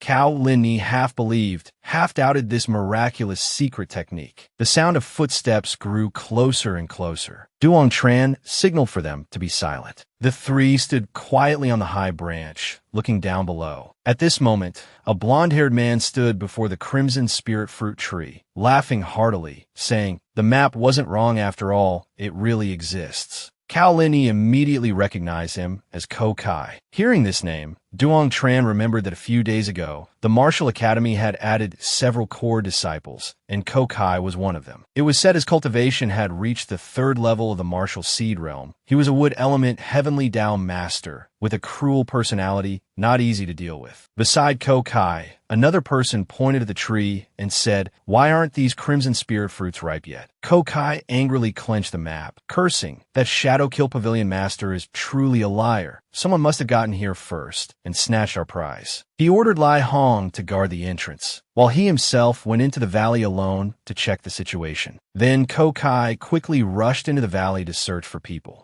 Only then did Duong Tran jump down from the tree, saying, "This place is already occupied. Get the hell out. Don't let me see you again." Ko Kai recognized Duong Tran and burst into excited laughter. "At the Martial Academy, I couldn't do anything to you, but this is a secret realm. I can easily send you to the Western Paradise." As soon as he finished speaking, Kimvo Kuyet and Cao Lin Ni jumped down. A one-eyed man beside Ko Kai let out a cold laugh, calling Duong Tran Duong the Madman, and contemptuously added that he didn't understand how formidable the martial master realm was. "You people are too shameless." Cao Lin Ni couldn't hold back anymore, scolded with her hands on her hips. Since ancient times, obtaining treasures has always depended on fate and opportunity, yet you dare to blatantly seize them by force. Truly shameless. She even threatened, "Once we leave this secret realm, I will definitely make you pay." Ko Kai sneered contemptuously, "Little beauty, do you really think you'll have the chance to get out?" Kimvo Kuyet followed his senior brother's instruction, stepping forward to protect Cao Lin Ni. Meanwhile, Duong Tran decided to draw his Blackwood sword. Ko Kai could be considered fortunate, chosen by Duong Tran to be the first sacrifice for the sword. The moment Duong Tran grasped the sword, the pressure radiating from it was terrifyingly immense. Goosebumps immediately erupted on Ko Kai's skin. Before he could even make a move, he knew he would surely lose. Kimvo Kuyet was also somewhat startled, because previously when Duong Tran manifested his sword soul, it took the form of a snake. Why had it changed now? Could it be that it had undergone an upgrade, an evolution? Suddenly, Duong Tran roared, Ling Shan sword force. 30 streams of sword chi descended from the heavens, raining down like a tempest, terrifying Ko Kai until his face turned deathly pale, drained of all blood. Duong Tran briefly explained the principle behind the Ling Shan sword force. Under the enhancement of sword intent and sword chi, the two merge into one, doubling its might. With that said, he swung his sword, shattering all obstacles in its path, piercing straight through Kokai's chest, causing him to spurt blood and die on the spot. Kokai's subordinates were all stunned into silence, utterly bewildered, their limbs turned to jelly, collapsing to the ground. The commotion within drew the guard, Jiu, who couldn't help but rush in, just in time to join the ranks of the cowardly bunch. Together, they begged Duong Tran for mercy, claiming it was all Kokai's fault and had nothing to do with them. After speaking, the man stealthily glanced at Duong Tran, finding him just standing there silently, saying nothing. Cao Linhai was still reeling from the incredible power displayed by that scoundrel. Duong Tran coldly surveyed the cowardly group before him, saying, "Weren't you all so arrogant just now? Get up and fight. If you have the guts, bring out your martial souls and duel me." The leader of the cowardly group prostrated himself at Duong Tran's feet. Two streams of tears flowed uncontrollably, trembling as they pleaded, begging Duong Tran to spare their lives. They no longer possessed any shred of a martial artist's dignity. Duong Tran showed not the slightest interest in this, too lazy even to use the Blackwood sword to deal with them. Hearing this sentence, the remaining four immediately turned tail and fled, moving with lightning speed. Who said Duong Tran was crazy? He was a god of slaughter, a demon king, oh heavens. Suddenly, Duong Tran's voice echoed beside their ears, asking, "Did I say you could leave?" It scared them out of their wits. Immediately after, Duong Tran ordered little Qiet to handle this group. The other three decided to make a desperate stand. The gatekeeper took the opportunity to slip away quietly. However, heaven's net is vast. Though its mesh is wide, nothing escapes it. Duong Tran easily spotted his attempt to flee, casually flicking out a strand of sword chi, which sliced through the crowd, directly punching a hole through the escaping man. The man, unreconciled, used his last breath to curse Duong Tran as a bastard who didn't keep his word, screaming, "Didn't you say you wouldn't kill us? What a damn bastard." He could only blame himself for being stupid, for trusting this liar, Duong Tran. By this time, Kimvo Qiet had also finished off the remaining three. He hurriedly slung a bag over his shoulder and went to loot their corpses, exclaiming excitedly, "We've struck it rich." Before long, they had collected a large pile of gold, silver, and jewels. This sparked a bold idea in Kimvo Qiet's mind. How about we search this entire valley and just rob the whole place clean? Cao Linhai saw the sly grins on the faces of the two brothers, worried that Kimvo Qiet would be corrupted by constantly following Duong Tran. But suddenly, Duong Tran said, "Little Qiet, what you said is wrong," causing Cao Linhai to rejoice inwardly, so he still had some conscience left, until Duong Tran sternly continued, "Robbery. Such an ugly word. People like Kokai, they're true demons. We cannot simply stand by and watch. We must enact justice on behalf of heaven. If we don't eliminate them, heaven knows how many innocent people will suffer." After Cao Linhai heard this, one could only say, this fellow is truly thick-skinned and shameless. Kimvo Qiet couldn't hide his admiration for him, saying, "Not only are you formidable in combat, but you also understand many principles." Seeing this, Cao Linhai secretly made up her mind. In the future, she must definitely pull Kimvo Qiet away from Duong Tran. After a moment, Cao Linhai once again looked astonished at the scene within the valley. This place was nothing but barren land. Not even a hint of green could be seen, surrounded by a thick, dense fog, appearing exceedingly gloomy. Duong Tran had hoped this place would be full of rare treasures, so he was extremely disappointed. However, Kimvo Qiet quite liked this place, because the strange energy here was very beneficial for cultivating his dark true chi. Therefore, Duong Tran suggested venturing deeper inside to take a look. However, the deeper they went, the more fog there was and the denser it became. Kimvo Qiet's gaze turned vigilant because he sensed something was amiss. Duong Tran asked him, "What did you discover?" But Kimvo Qiet didn't know how to explain it. The dark energy here was incredibly abundant. Cultivating here for one day was equivalent to cultivating outside for a month. This was simply too exaggerated. So Duong Tran told the other two to step back a bit, then went into the center of the fog himself to do something. Cao Linhai was curious about what he intended to do. Kimvo Qiet casually replied, "Just watch and you'll know." Duong Tran focused his spirit, activated the Primordial Demon Dragon Martial Soul, summoning a colossal black dragon that coiled around his body, then vanished in an instant.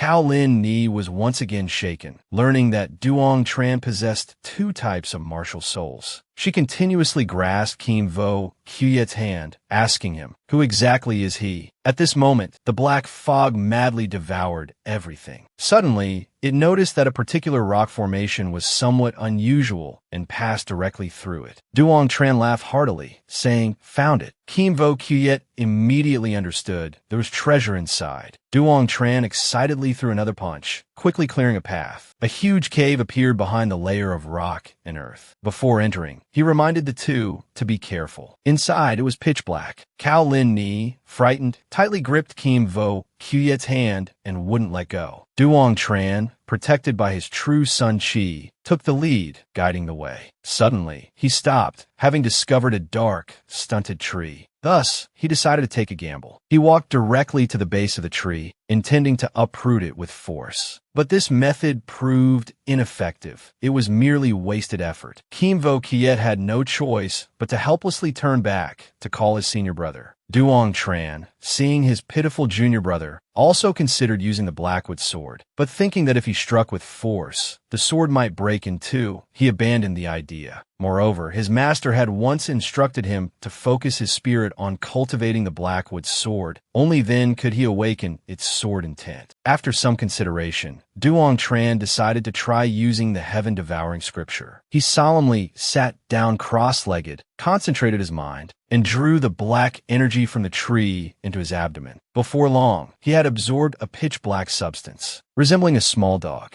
Duong Tran was overjoyed to discover that this was Netherworld True Chi, and the tree was the legendary Netherworld Sacred Tree. Since ancient times, Netherworld True Chi had existed in the Yellow Springs, born precisely because of its extremely dark origin, conceived and brought forth from it. This was clearly a sacred artifact of darkness. Duong Tran exclaimed excitedly. Kim Vo Kuyet couldn't help but ask, "Brother, have you awakened its dark attribute?" Duong Tran sheepishly scratched his head, grinned, and nodded. Lin Ni was still reeling from the shock of Duong Tran's abilities. Aren't innate attributes something one is born with? Why could someone like him, at the true martial realm, also awaken the fire attribute? Only then did Duong Tran explain. This is a sapling of the Netherworld Sacred Tree. I don't know why it appeared here in the Tien Nan Secret Realm. Luckily, it's just a sapling. If it were a mature tree, the three of us would have become its nutrients today. However, for Kim Vo Kuyet, this was actually a good thing. This small tree contained quite a bit of dark essence. If his younger brother were to execute the technique to absorb it, he believed his brother's Netherworld True Chi and cultivation level would increase significantly, perhaps even breaking through to the Martial King realm. Hearing these words, Kim Vo Kuyet immediately sat down before the base of the tree, closed his eyes, and circulated his energy, cultivating according to his senior brother's instructions. For a full 3 days, Kim Vo Kuyet continuously absorbed the dark True Chi, to the point that this sapling was nearly depleted by him before it even had a chance to grow. Consequently, he also reached the peak 9th level of the true martial realm. The two brothers had advanced together, so they were extremely happy. Only Lin Ni felt indignant. Moreover, these two fools didn't understand her feelings at all. Only later did Kim Vo Kuyet realize and consoled her. There's still plenty of time.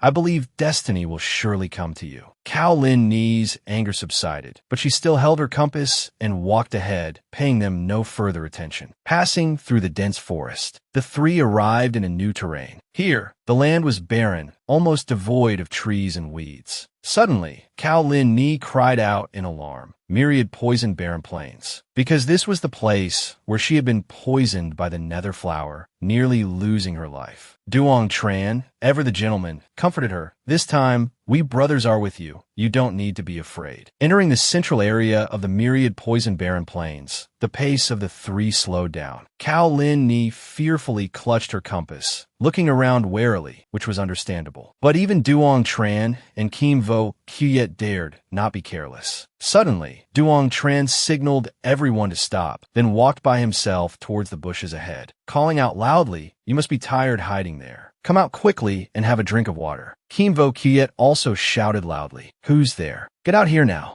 Only Cao Lin Ni hadn't detected the ambush in the bushes ahead. Seeing they stubbornly refused to come out, Duong Tran flicked his finger, sending a fireball towards the bushes, causing them to quickly ignite. Very quickly, several miserable screams rang out. The true sun fire did not burn their clothes, but rather their true chi, and no matter how they tried to extinguish it, they couldn't. An enraged voice rang out, demanding, "That madman Duong Tran, how did you discover us?" Cao Lin Ni glanced over, recognizing the speaker as Shun Baixing, a notorious figure causing trouble in the West Courtyard, essentially the ringleader of the West Courtyard Central area. Even after being scorched by the flames, Shun Baixing arrogantly snapped, "Get lost if you know what's good for you, and I might just let you live." But Duong Tran deliberately chose not to know what was good for him, his haughty attitude quickly prompting Shun Baixing to suggest, "It would be better if you knew your place." Their cheap robbery charade disgusted Duong Tran, so he signaled Kim Vo Kiet to teach them a lesson. Kim Vo Kiet immediately stepped forward, his body radiating a chilling true chi, and coldly commanded, "Take off all your clothes. If you dare hide anything, this day next year will be your death anniversary." Hearing this, Shun Baixing was instantly stunned. Was this kid serious? A scholarly face, yet his tone was utterly terrifying. With a cultivation only at the 9th level of the martial realm, how could he be so brazen? Could it be they had reinforcements hiding in the shadows? While Shun Baixing was busy playing dumb, Duong Tran stepped forward, saying, "Little Kiet, that's not the right way to do things. How could we possibly become robbers?" He suddenly turned to the group from the West Courtyard, speaking earnestly. "Three big brothers, you are all seniors. Please don't blame this newly arrived little brother. Seniors guiding juniors. That is the fine tradition of our martial academy. For days have passed, and we still haven't found anything. Could the three big brothers show some compassion and help us out a little?" Duong Tran grew more enthusiastic as he spoke, and reaching the crucial part, he deliberately emphasized, "I'm just a country bumpkin. I'm not picky. Treasure artifacts, treasure medicines, spirit stones, storage rings, I like them all." Hearing this, Cao Lin Ni was momentarily speechless. Justifying robbery with reason could only be Duong Tran. Shun Baixing felt he was being mocked, treated like a fool, and fury flared within him. Duong Tran sighed again. "You don't cherish life, yet you seek death." But since the opponent wanted to die, he would let his little brother grant his wish. Kim Vo Kiet swiftly charged forward like a torrential storm, opening with a coiling dragon fist. Shun Baixing scornfully cursed him for his ignorance, simultaneously throwing a counterpunch. The forces from both sides collided, creating an extremely powerful explosion of light. Caught off guard, Shun Baixing was sent flying, his anger burning even brighter. He roared furiously, "You're dead for sure, kid." He stomped heavily on the ground, his true chi erupting, forming a ferocious wolf. In his golden wolf martial soul state, Shun Baixing could fight with berserk fury, combining it with his primary martial skill, the 100 Calamities Execution Blade, to form his strongest combination, capable of destroying any opponent. He howled like a wild beast. "You fools, come and witness the true power of the true martial realm." As soon as he finished speaking, Shun Baixing immediately executed the Calamity Execution Blade, first slashing towards Kim Vo Kiet, causing Cao Lin Ni to nearly faint from fear, frantically calling for Duong Tran to intervene quickly. But Duong Tran remained calm, confidently saying, "Don't worry." Kim Vo Kiet, meanwhile, charged forward aggressively, unleashing Coiling Dragon Ascends to Heaven. The two ultimate techniques collided, their power even more terrifying than before. Afterward, both Kim Vo Kiet and Shun Baixing were knocked back. It seemed their strengths were evenly matched. Shun Baixing was astonished that his Calamity Execution Blade, first slash, had been blocked, while his two subordinates were even more terrified. He was a full 4 levels lower than their leader, yet he could fight him to a standstill. Shun Baixing couldn't help but admit Kim Vo Kiet was indeed formidable. "But today you will still die by my hand." Seeing their leader use a top-grade Huangrang treasured artifact, the subordinates immediately became excited, clamoring, "So what if Kim Vo Kiet is strong? He can't possibly bridge the gap in equipment." Shun Baisheng, relying on the power of his weapon, arrogantly puffed out his chest. "You fool, did you see that?" The moment Lihin, second saber, emerged, night fell, and they stopped to rest beneath an ancient tree. It was then that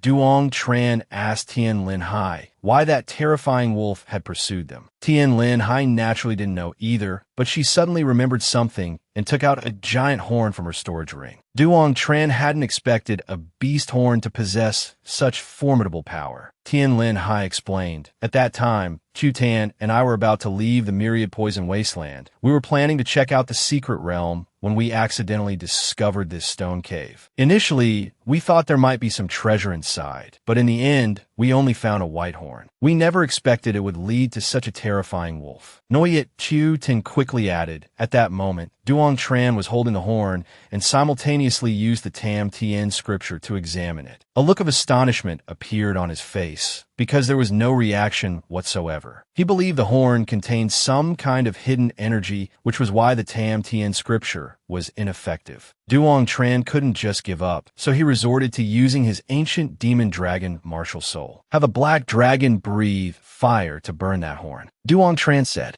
Noyet Chu Tan was completely stunned. The killing intent from before, plus this, that made exactly 2 martial souls. The horn, being burned, began to peel. Duong Tran was slightly surprised. Previously, whenever he deployed the ancient demon dragon martial soul, the backlash force would always enter the black vortex. Why did it directly enter his dantian this time? At the same time, the horn in his hand turned into powder. Suddenly, an indescribable pain washed over him, and wisps of black chi lingered around him. Tien Linhai noticed his expression was somewhat unusual and asked, "What's wrong?" Duong Tran was thinking of Cao Linni. She was profoundly knowledgeable. She would surely know much about this mysterious death energy. After leaving the secret realm, he absolutely had to find her. Everyone looked at each other in silence. Duong Tran broke the silence, asking, "Does anyone know where this place is?" Although Cao Linni had entered the secret realm before, she was completely unfamiliar with this particular area. At this moment, Noyet Chu Tan spoke up. "Perhaps this place is the Golden Great Desert." Everyone looked at each other, having never heard this name before. Noyet Chu Tan had no choice but to tell them what she knew about this place. Within the Golden Great Desert, there is a golden palace, inside which lies a hidden opportunity originating from the Violet Palace. But it has been several hundred years, and still, no one's found it. I read about it in an ancient book, so I cannot be entirely certain if this truly is the Golden Great Desert. However, the concept of a Violet Palace opportunity was still quite foreign to Brother Duong Tran. Fortunately, Cao Linni stepped forward to explain to them. Currently, in the Eastern Land, there is only one cultivator at the Violet Palace realm, and that is King Yifeng. Breaking through from the peak of the 9th Heaven Harmonious realm to the Violet Palace realm is harder than ascending to the heavens. To think we would have the great fortune to encounter a Violet Palace opportunity. Hearing this, Duong Tran became quite excited, and even asked Noyet Chu Tan, "Sister Noyet, what tribulations must a cultivator undergo to break through to the Violet Palace realm?" Unintentionally, he called her Sister Nit, causing Tien Linhai to feel a bit uncomfortable, as it sounded overly familiar. Noyet Chu Tan began to explain. The body-tempering realm, true martial realm, martial seed realm, heaven harmonious realm are the first major stages of martial Dao cultivation. After that is the heaven position realm. Therefore, martial artists below the Violet Palace realm are referred to as Hotian martial artists. Duong Tran listened intently, his eyes wide open, hanging on her every word.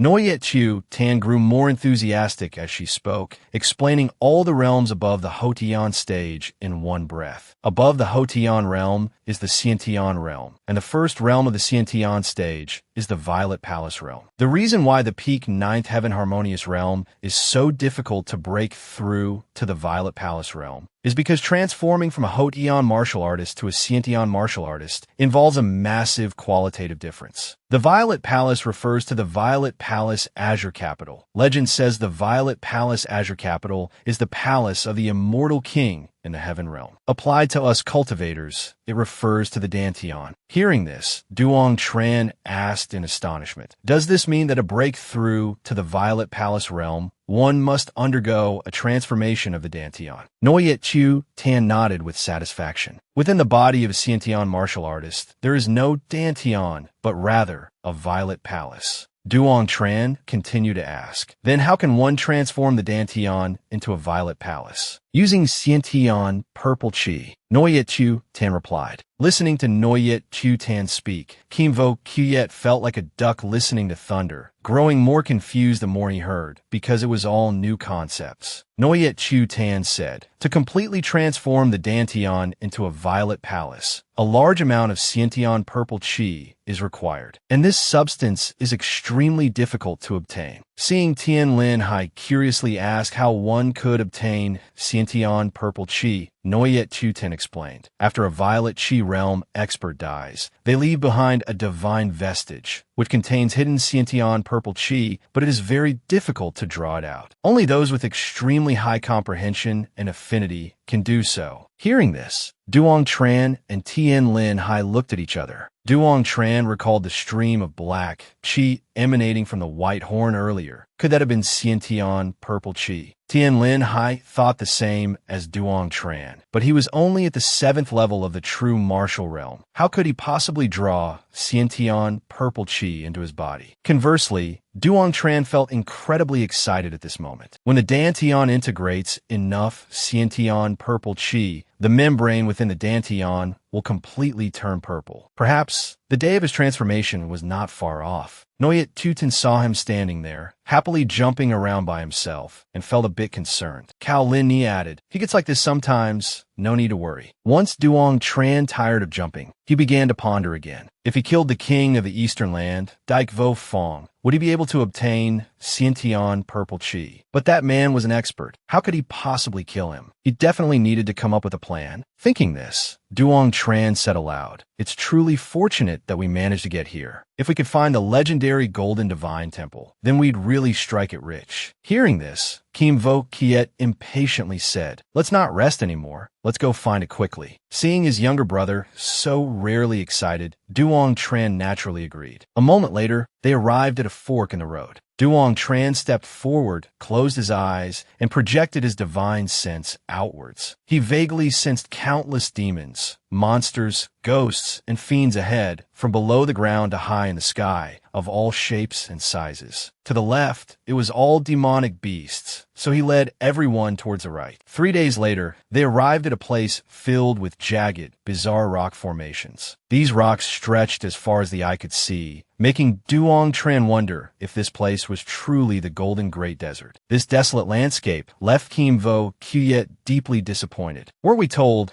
there was a Golden Divine Temple? Noyet Chu Tan said, slightly embarrassed, perhaps it was just a rumor. But Tien Linhai still held onto some belief, thinking that they just needed to cross these strange rock mountains and they would find the Golden Great Desert. Duong Tran also considered that this might be a unique region within the Golden Great Desert, suggesting it was best to go take a look. With that said, he leaped down. Seeing this, the others, after a moment's hesitation, jumped down one by one. They walked and chatted unaware. Someone up there is watching us. A young man spoke up, quickly informing his master below, there are people down there. Hearing this, the red-haired young man looked down, recognizing Duong Tran from the North Academy. That brat caused our East Academy quite a bit of embarrassment. The master's face darkened, thinking silently, why have these 5 come here? Did they come with a map, or did they stumble here by chance? The terrifying, demonic beasts of the Golden Great Desert, haven't they taken their lives? He then noticed 2 students from the East Academy, Noyet Chu Tan and Tien Linhai. He speculated that these people might actually possess some treasure. He himself, relying on the map's guidance, had struggled greatly to reach this divine valley. Therefore, he ordered his student to go down and kill Duong Tran's group. Seeing the student hesitate, the master sneered coldly, adding, Noyet Chu Tan's life can be spared. I hear she is very aloof. I want to see just how aloof she truly is. The student still hesitated, but dared not disobey and could only agree. He stomped his foot hard on the ground, sending a large boulder tumbling down from above. The loud noise quickly alerted Duong, Tran, and his companions. But for some unknown reason, Noyet Chu Tan's expression turned extremely grim. Meanwhile, Duong Tran charged forward, shattering the rolling boulder with a single punch. Noyet Chu Tan said worriedly, "We're in trouble this time. That Kwong is the only son of Headmaster Vodike. He's ugly, and his temperament is even worse, incomparably vile." Hearing these two names, Duong Tran's jaw dropped in astonishment. Then he hurriedly said, "Everyone, run quickly. Run deeper into the valley." The fool up there failed his task, got thoroughly scolded by his master, and lost all face. Kwong reluctantly had to order True into battle. The red-haired young man was indeed True.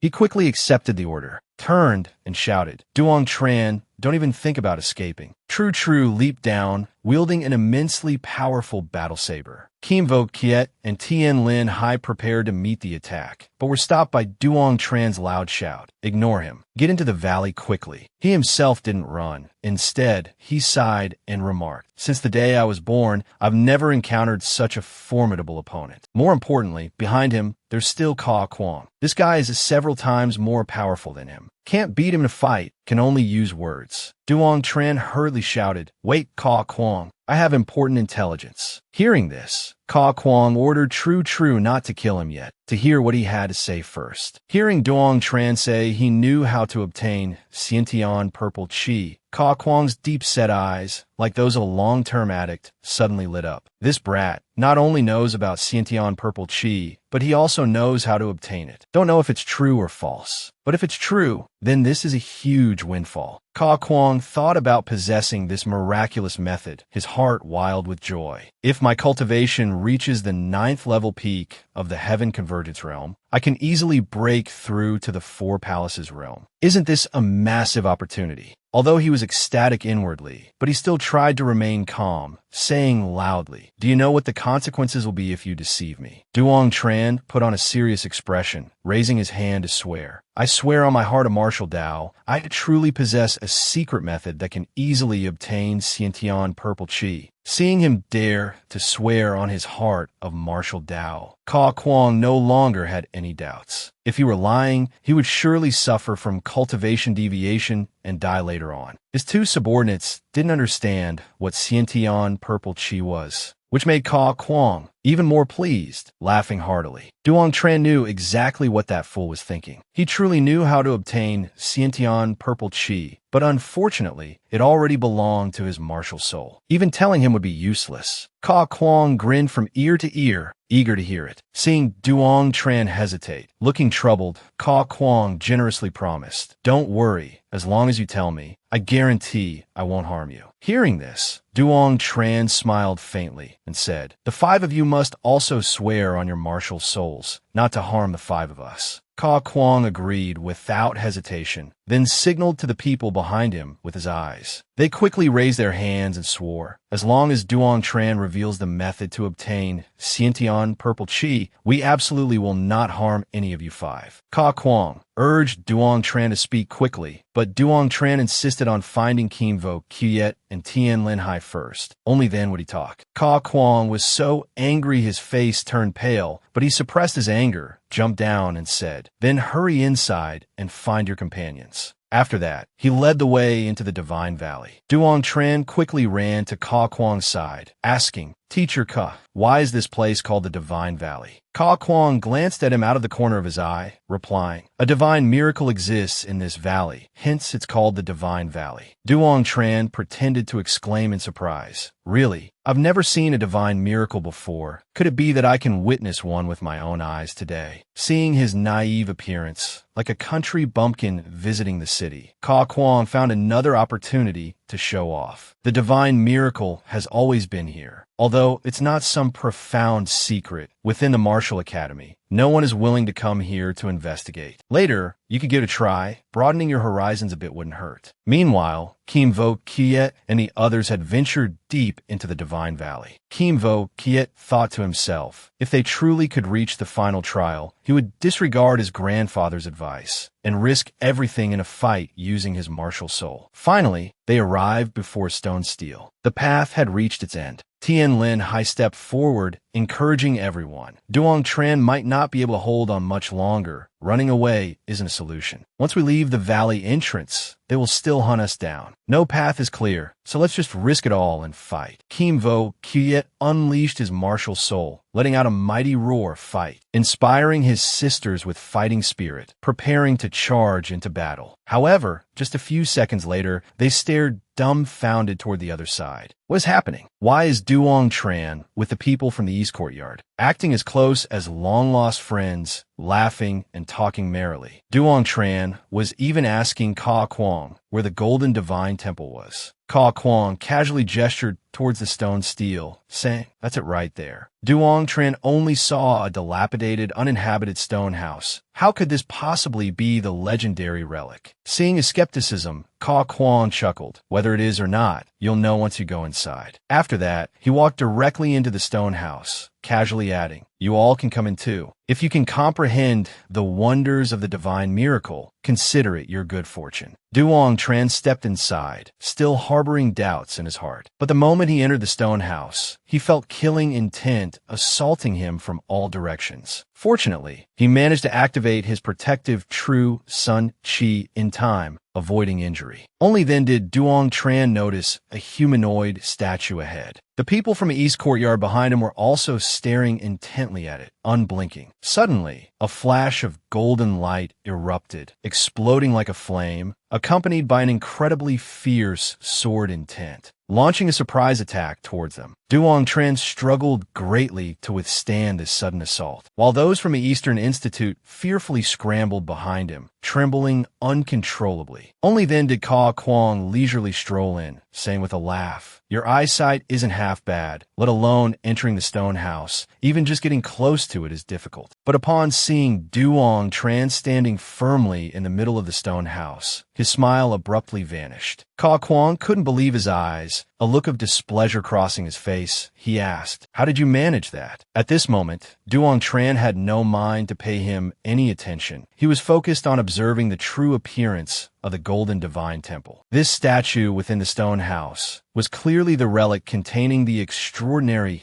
Innate Purple Chi. But if he manifested his Taiga demon dragon martial soul to devour it, Ka Kwong behind him would immediately notice. Duong Tran's gaze gradually turned cold. He absolutely had to kill them. Seeing him standing there with his head held high, Ka Kwong became certain that he possessed a heaven-shaking secret. Thus, he couldn't help but ask, "How can one obtain the Innate Purple Chi?" Duong Tran said, "Teacher Ka, don't be hasty. Let me try first." He slowly walked towards a golden statue, executing the tam Tien Kin. His eyes suddenly widened, as if he had seen something. On a sky-piercing mountain peak stood a figure clad in white robes. The white-robed figure looked up at the heavens, gazing into the distance, murmuring, "My clan sincerely worships the heavens, but the heavens are unjust. The heavenly Tao is unfair, yet I still dare to defy the heavens." Afterwards, the image vanished, leaving only Duong Tran standing there in a daze. Before he could even comprehend what had happened, his eyes widened again, because the top of the statue's head was glowing.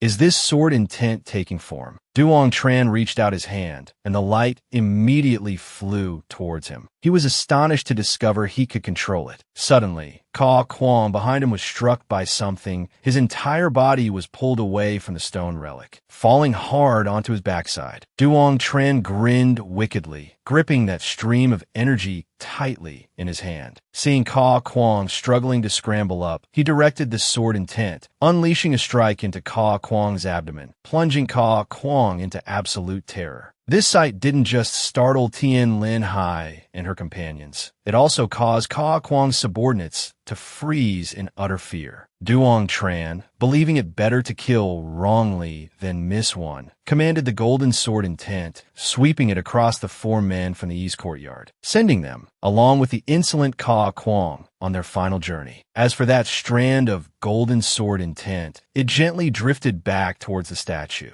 Kim Vo Kuyet, witnessing this spectacle, couldn't help but exclaim, "Big brother is formidable." Meanwhile, Cao Lin Ni remained incredulous, unable to believe Duong Tran had actually killed members of the East Courtyard. Noyet Chu Tan, however, seemed utterly captivated by his ruthless display. Duong Tran noticed their reactions and feigned wide-eyed innocence, asking, "Why does everyone look so stunned? Surely, you aren't all thinking that I was the one who killed Ka Kwong and his men, are you?" Cao Lin Ni firmly insisted he was responsible, demanding to know how he did it and why it looked so incredibly cool. Duong Tran immediately denied everything vehemently, saying, "Little sister, give me a break. If I actually possess that kind of power, why would I ever need to go around begging others for help?" Noyet Chu Tan smiled alluringly and interjected, "It seems we must have encountered ghosts. Those 5 deserve their fate anyway. We can consider ourselves fortunate to have escaped this disaster." Duong Tran cheerfully seized the opportunity, adding, "This just proves that good deeds are rewarded. Even ghosts and spirits wouldn't dare harm virtuous people like us." However, Tian Linhai was not nearly so easily deceived. Her expression darkened as she demanded Duong Tran reveal the truth. With his master having spoken so sternly, he didn't dare defy her, and explained vaguely, "No matter who enters the stone house, the statue reacts, releasing an invisible sword intent. That's the true power of this relic. Perhaps it sensed my handsome features, my fine character, and thus formed a spiritual connection, deciding to eliminate that detestable Ka Kwong for me." Tian Linhai understood him far too well. Even knowing he was spouting nonsense, she could only let out a soft sigh and said, "I'll believe you." Only Kim Vo Kuyet remained visibly agitated, blurting out loudly, "You're lying, brother. I distinctly felt the fluctuation of killing intent coming from you. Only after Ka Kwong and his group had perished did the killing intent gradually dissipate." The several younger sisters immediately burst into laughter until their stomachs hurt, while Duong Tran's face flushed red with anger, scolding furiously, "Your name is Vo Kuyet Flawless. How can you not have any flaws at all? Why must you be so honest?" Kim Vo Kuyet pitifully pondered what exactly he had said wrong, finding himself ridiculed by his older sisters and angering his big brother. Duong Tran sighed helplessly, then said to Kim Vo Kuyet, "Go gather all the treasures from Ka Kwong and his men." Kim Vo Kuyet very earnestly collected a pile of items. Duong Tran told him to hold on to them for now. They would sort it out after returning. Returning to the stone house, Duong Tran reminded everyone to be careful. Once this relic statue was activated, it would release an invisible sword intent, attacking one's consciousness, so they just needed to condense their spiritual sense for defense. After adapting, they should then separate a strand of spiritual sense to perceive the statue,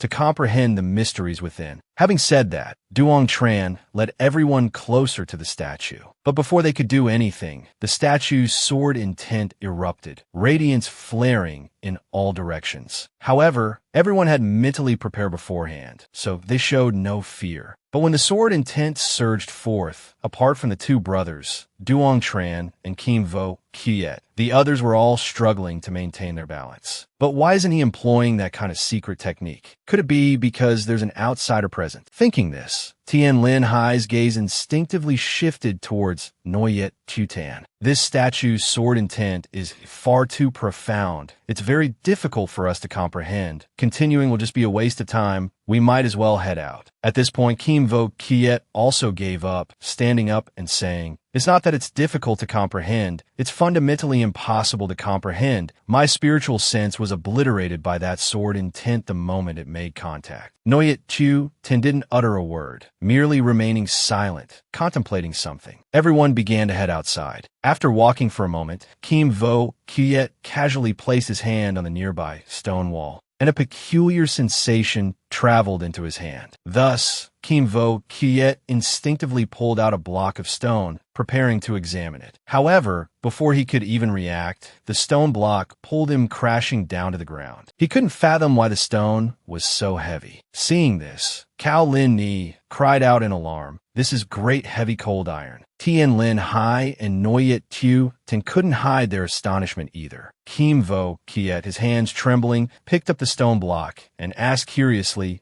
Linhai, is this great heavy cold iron very valuable? Although the question wasn't directed at her, Cao Linhai proactively explained, great heavy cold iron is a legendary treasure. It can be used to forge the embryo of a heaven rank artifact. Its value is immeasurable. It's no exaggeration to say that the stone block in your hands is valuable enough to buy an entire city. Hearing this, Kim Vo Kiet was ecstatic, storing the stone block into his storage ring, his greedy eyes fixed intently on the stone wall. He mustered all his strength, wanting to pull out the next stone block, but even gritting his teeth and unleashing his heavenly demon True Chi proved utterly useless. Seeing this, Cao Linhai rolled up her sleeves, wanting to give a try. Unexpectedly, the moment she touched it, she easily retrieved the stone block. Excitedly, she stored this treasure in her storage ring, then tried again, but strangely, she found herself unable to pull out another stone block. Noyet Chu Tan, seeing them having fun, also wanted to try her luck. The first stone block came out easily, but when it came to the second one, the situation was the same as before. Even when she climbed onto the stone wall, she couldn't pull the stone block out. Duong Tran quickly understood. Each person could only take one block of great heavy cold iron. Tien Linhai immediately pushed everyone else out, urging them to search for other treasures, then instructed Duong Tran to stay and study this place. Hearing this, he couldn't stop grinning from ear to ear. Truly his wife, she understood him so well. If he couldn't comprehend the sword intent, then he would absorb the innate purple chi instead. Using the primordial demon dragon martial soul, he could make the sword intent disappear. Thus, Duong Tran switched to using the life-slaying sword soul to see how the situation was. However, a long time had passed, and the statue still hadn't budged, proving that the life-slaying sword soul was also ineffective. Duong Tran didn't give up, continuing by switching to the devouring sword martial soul. No sooner said than done. He quickly manifested the devouring sword martial soul. Streaks of light, like lightning bolts, along with countless swords, gradually appeared, startling an unfamiliar young man somewhere else. It was Lac Q10. He pinched his fingers, making a quick calculation, not understanding why his divine soul had suddenly trembled. Meanwhile, on Duong Tran's side, the sword intent from the statue suddenly emerged, then directly penetrated the devouring sword martial soul, leaving Duong Tran utterly astonished. What's happening? How did it get inside? I need to check my Dantian quickly. Very quickly, he arrived inside his Dantian, then closed his eyes, recited the incantation, until he opened his eyes again. Duong Tran found himself in a world of swords, but saw no trace of the sword intent, leaving him bewildered. But there was no more time to waste. Duong Tran decided to deploy the Demon Dragon Martial Soul first. The Demon Dragon's sword, its aura immensely powerful, causing the statue outside to suddenly tremble, even developing cracks. Inside, Duong Tran began to devour everything, causing the statue to collapse completely. The immense tremor made Kim Vo Kiet realized the situation was not good, so he quickly returned to where Duong Tran was, calling out worriedly, "Big brother." At this moment, not only had the stone tablet disappeared, but even the statue was gone, leaving Cao Linhai gaping in astonishment. Noyet Chu Tan also hadn't expected that the statue would actually be destroyed. Cao Linhai ran up to Duong Tran, questioning, "Did you gain some benefit again?" Noyet Chu Tan chimed in from the side, reminding him, "Keeping it all to yourself isn't good. We're a team, you know." Duong Tran could only avoid her gaze, thinking inwardly, "The innate purple chi has merged into my Dantian,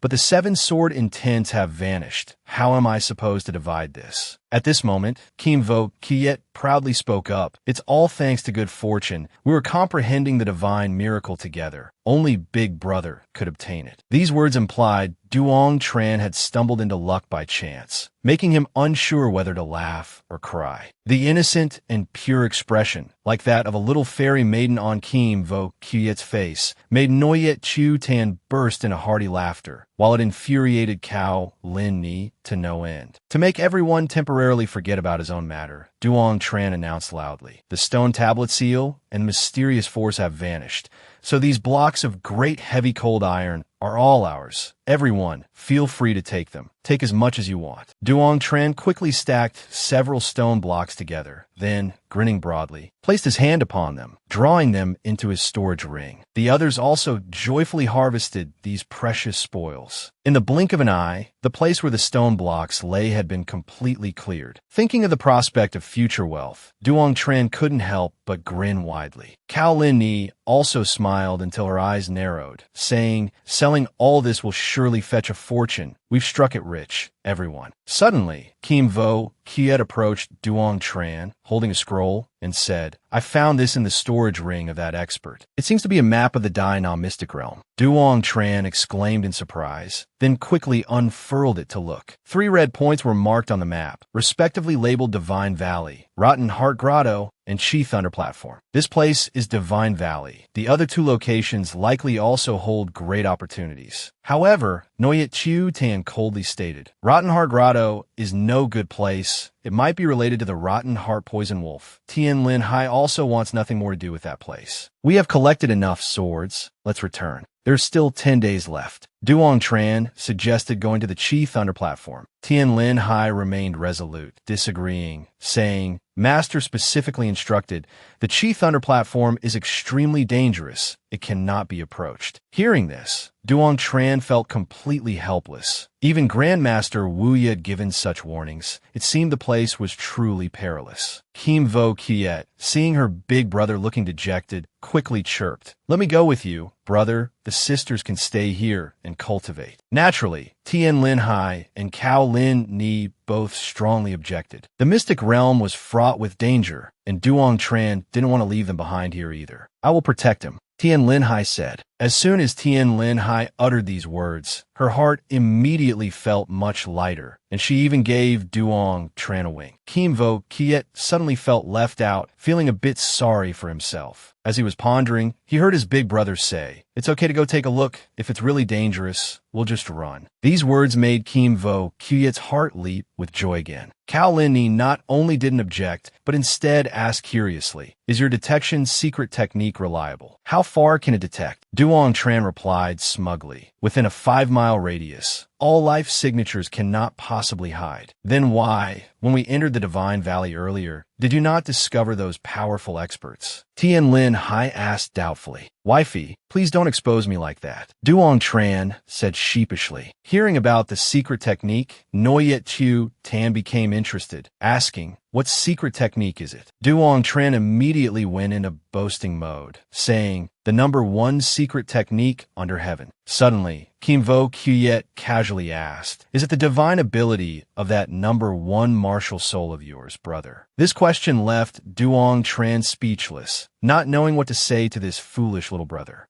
A moment later, he said excitedly, "Let's go, everyone." Following the directions on the map, they followed a river, reaching a mountain range. Duong Tran observed the surroundings, reminding everyone to be careful. Rotten Heart Grotto lies deep within that stone forest. The Yin energy here is terrifyingly dense. After speaking, he raised his hand to cover his nose. Suddenly, a loud noise echoed. Tien Linhai asked worriedly, "Who is fighting the Rotten Heart Poison Wolf?" Cao Lin Ni also said suspiciously, "It seems there's someone up ahead." Duong Tran thought for a moment, then said, "We only got here by following the map's directions. It seems others have maps too." He silently speculated, "It must be some instructor leading a team from the Martial Academy here. Those students couldn't possibly have reached this place on their own. With them scouting ahead, we could just sit back and reap the rewards effortlessly." Upon hearing this, Kim Vo Kiet excitedly shouted, "Loot them. Wait until they are heavily injured or exhausted, then we'll loot them." Duong Tran glared at his foolish younger brother, scolding, "Robbery is wrong. We are righteous gentlemen. How could we do such a thing?" Hearing these words from the shameless Duong Tran, made the ladies chuckle heartily. A moment later, they cautiously approached the source of the noise. Duong Tran instructed little Quyet to watch over everyone, while he went to check the situation himself. Approaching a cave entrance, the rustling sound still echoed. He gently hid behind a boulder to observe. Below, 5 martial artists were besieging a giant wolf, apparently engaged in a fierce battle. Duong Tran's gaze suddenly fell upon a blonde-haired man. He was all too familiar with this man. It was that simple-minded fellow, Lu Tuan knew. Indeed, enemies are bound to cross paths. Duong Tran sighed inwardly, a cold glint flashing in his eyes. He assessed that the 5 people below were all experts of the martial heavy realm. They took turns attacking the rotten heart poison wolf, then consumed pills to restore their stamina.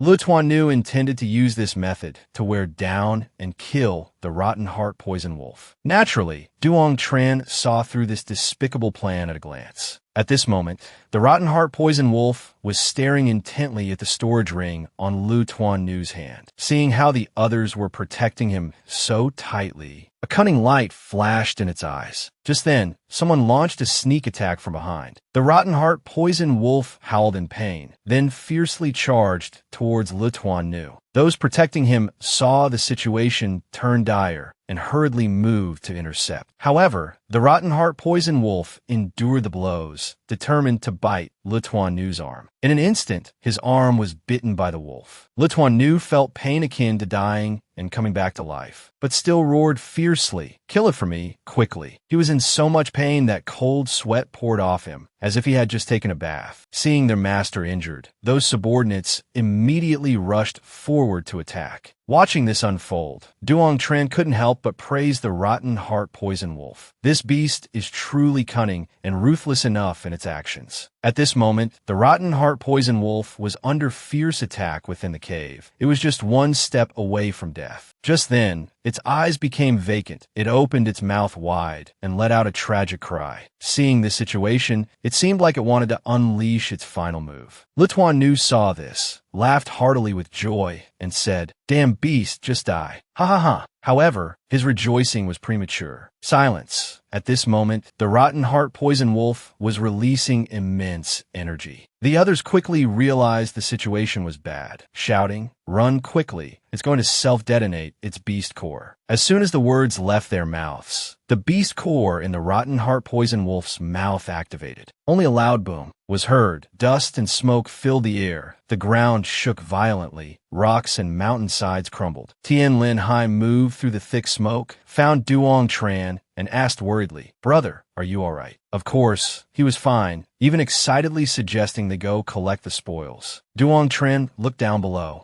and couldn't help but be surprised to find they were still alive, though their condition looked quite miserable. Seeing this scene, Duong Tran sighed. Truly, heaven's net is vast, though its mesh is wide. Nothing escapes it. Afterwards, the corner of his mouth lifted slightly, revealing a cunning smile. At this moment, the one who had taken a blow for Lu Tuan Nu suddenly saw a pair of feet appear strangely before him. He lifted his head to look forward. Duong Tran stood with his hands on his hips, mocking loudly. "Isn't this the young master of the Lu family? Tien Nan is truly small. We just met not long ago. How has young Master Le been lately?" Lu Tuan Nu, still reeling from the shock, stammered, how are you here?" As soon as he finished speaking, the other 4 people jumped down. Duong Tran drew his sword, pointed it at him, and said, "If young Master Lu can come here, naturally, I can too.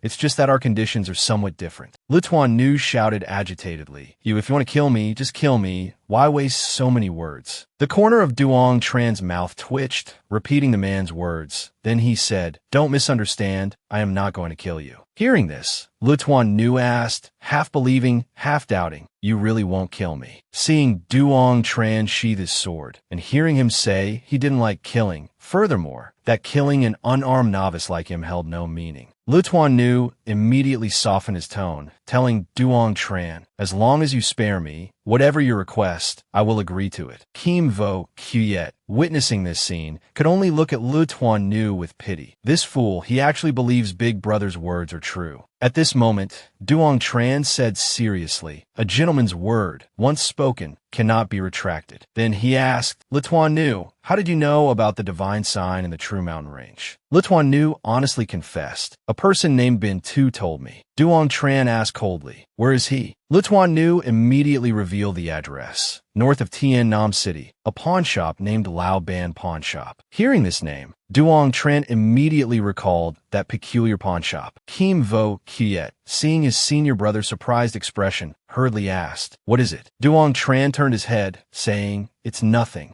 Duong Tran thought to himself, "This matter isn't simple. Who exactly is that old man? Why do I feel like I've become a pawn?" Then he asked Le Tuan Nu again, "Besides the information from Bin Tu, do you have any other valuable secrets? Just this alone is still not enough to buy your miserable life." Le Tuan Nu, afraid he would change his mind, hastily said, "I also know about the Soul Reflection Stone." As expected, Duong Tran didn't know what this item was. But Noyet Hu Tan Nu, she immediately spoke up. "That is a type of top-grade treasure. It can be used to nurture the soul. Extremely useful for martial artists whose souls have been damaged." Hearing this, both Duong Tran and Tien Linhai gasped aloud. If they could obtain the Soul Reflection Stone, not only would their master have a chance to restore his martial soul, but he might even recover his peak cultivation level. Thinking of this, Duong Tran became somewhat impatient to know where the Soul Reflection Stone was. Le Tuan Nu, seeing his eager expression, immediately seized the chance, demanding he swear a solemn oath upon his martial heart not to kill him. Duong Tran, without the slightest hesitation, swore the oath upon his martial heart that he would not kill him. Only then did Le Tuan Nu divulge the valuable information. According to reliable sources from my Le family, the Dong Hong Sword Sect recently acquired a Soul Reflection Stone. It was yet another peculiar name Duong Tran had never encountered before. However, Tien Linhai recognized the name, and furthermore, knew that snatching something from their grasp was harder than ascending to the heavens. She turned towards Duong Tran, explaining, "The Dong Hong Sword Sect is located north of the Eastern Land. Their power surpasses even that of the Seven Kings." Hearing that the Eastern Land also possessed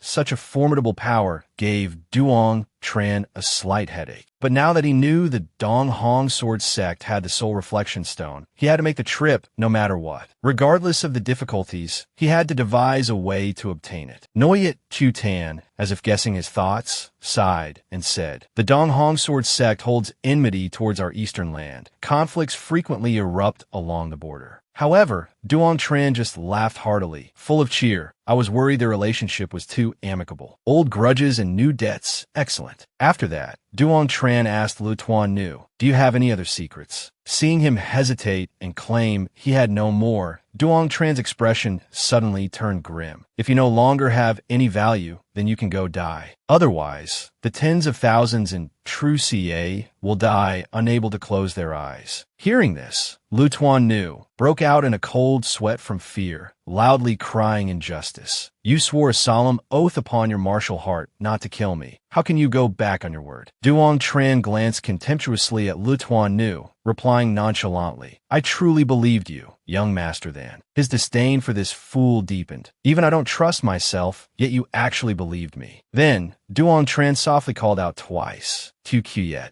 Le Tuan Nu was instantly terrified, repeatedly calling his name. But before he could even utter a curse, he was struck on the forehead by a palm strike from Kim Vo Kuyet. Duong Tran stated coldly, "I promised I wouldn't kill you, but I never said Tu Kuyet wouldn't kill you, you idiot." As soon as his words fell, Kim Vo Kuyet sent Le Tuan Nu down to hell. Duong Tran didn't forget to instruct his subordinate, "Collect the spoils of war from these people. There must be plenty of good things. Don't miss a single one." Then, he carefully surveyed his surroundings, deducing that this place must be the corrupting heart cave. Duong Tran swiftly extended his divine sense, probing the area, but strangely enough, within a 100-mile radius, there was no trace of the divine sign. Could the information have been false? But he instantly dismissed the notion. For if the corrupting heart cave truly held no treasure, Tuan knew and his companions would never have expended such effort battling the corrupting heart poison wolf. Duong Tran patiently continued his search when he suddenly spotted a pitch-black object in the distance. Tien Linhai brushed away the dust coating its surface, revealing an intricate formation pattern. It was an ancient type of formation pattern, and she judged it likely posed no danger.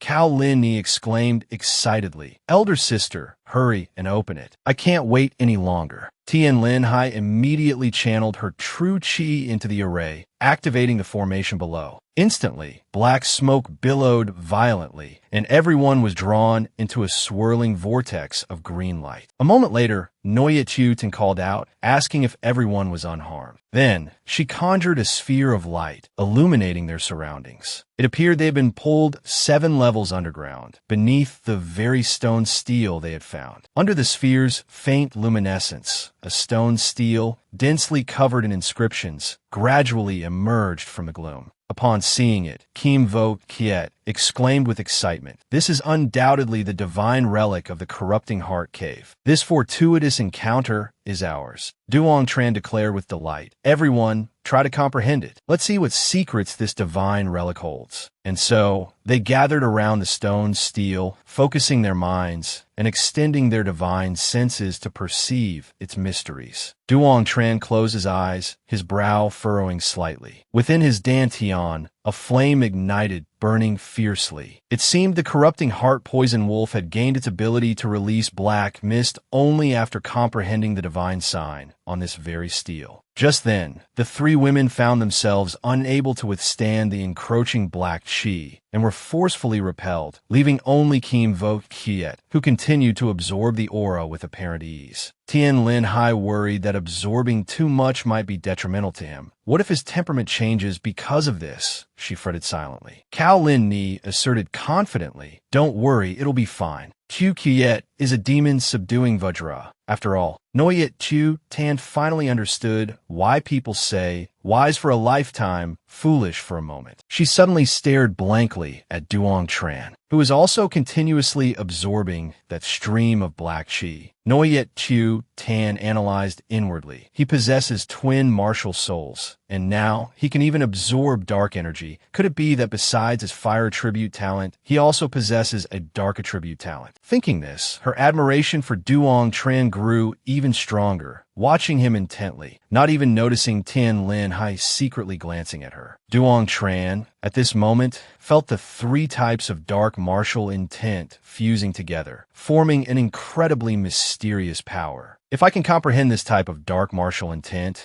wouldn't my shadow escape martial intent become even stronger? Duong Tran was excited and wanted to utilize it immediately, but then he realized something was wrong. It seemed his demon dragon martial soul was resisting. At this point, he suddenly recalled the teachings of Grandmaster Vo Nai. The Tao follows nature. It is the law of all things, and the martial path is the same. We, as swordsmen, from the moment we step onto the path of the sword, must also comprehend the heavens, the earth, and all things. Search for and awaken the sword path that belongs to us. The sword path of predecessors, no matter how great, no matter how powerful, still belongs only to others. One can learn from it, one can compare, one can absorb its essence, but it cannot be inherited. Inheriting the sword path of another, inheriting the sword path of another swordsman, will only make one a slave to the sword. It was precisely because of this that Duong Tran let go in time, no longer seeking to inherit the dark martial intent from that stone steel. As soon as he opened his eyes, he turned his head worriedly and asked Chu Kuyet, "Can you withstand that dark martial intent?" Kim Vo Kuyet fundamentally didn't know what dark martial intent was. This kind of pure energy, he often used it to cultivate the heavenly demon he gem embody. Just now, my heavenly demon he gem embody directly advanced 2 levels. Hearing this, Duong Tran was finally relieved, saying, That's good then. It seems I was worrying too much. Little Qiet could actually withstand this kind of martial intent. Although it couldn't be directly inherited, Duong Tran could fuse that stream of energy into the Ziming True Chi within his Dantian, allowing the Ziming True Chi to grow rapidly, becoming comparable to the Great Sun True Chi and the Heavenly Thunder True Chi. A day later, Kim Vo Kiet, eyes crinkled in a smile, boasted to his senior brother, "I've successfully reached the second level of the Heavenly Demon Hegemin body. What exactly was that dark energy stream?" Seeing him like this, Duong Tran shared his joy, replying, "Dark martial intent." Little Qiet heard this and immediately gasped aloud, his jaw nearly dropping. Isn't it true that only Heaven Convergence Realm cultivators can awaken martial intent? How could we absorb it? Duong Tran said proudly, "For brothers like us, what does mere martial intent count for?" Afterwards, he called the three elder sisters over, saying, "I have a great fortune I wish to give to you."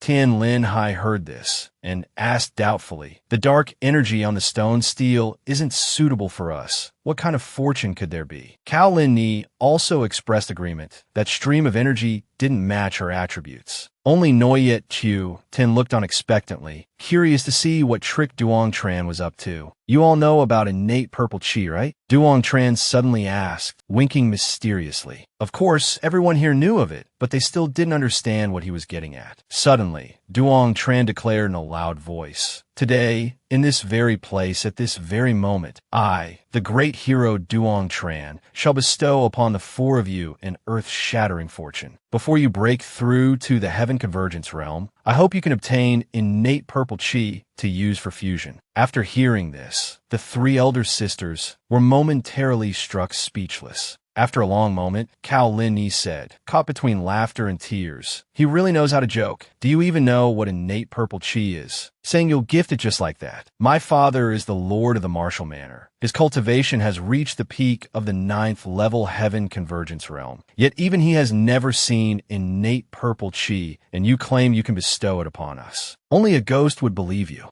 Noyet Tu Tin also sneered. "Go on, keep boasting. Let's see how far you can take this bluff." Tian Linhai gave him a slightly embarrassed look, not understanding what he was planning. Could Duong Tran's divine ability be that terrifying? Able to absorb innate purple chi from the divine relic, and even bestow it upon others. Unable to figure it out, she directly asked Duong Tran, "Are you telling the truth?" He turned his face and said, "Of course." Kim Vo Kiet instantly grew excited and raised his hand, wanting to be the first to receive the innate purple chi. Duong Tran didn't say much. He simply closed his eyes, raised a hand pointing towards the sky, circulated his true chi, swirling it around him. Then he let out several loud cries of ho-ho, hee-hee, summoning his primordial demon, dragon, martial soul. At that very moment, several streams of energy flew out from the stone tablet, drawn directly into Duong Tran's palm. Finally, it condensed into a tiny wisp of purple chi in his hand. The three girls darted to his side like lightning flashes, eyes wide open, carefully observing this so-called innate purple chi. Needless to say, Kim Vo Kiet was already praising his senior brother as a god. Duong Tran, however, was different from them, focusing his concentration entirely on the innate purple chi in his hand. First, he separated a minuscule strand of purple chi as thin as a hair, shooting it directly towards Noyet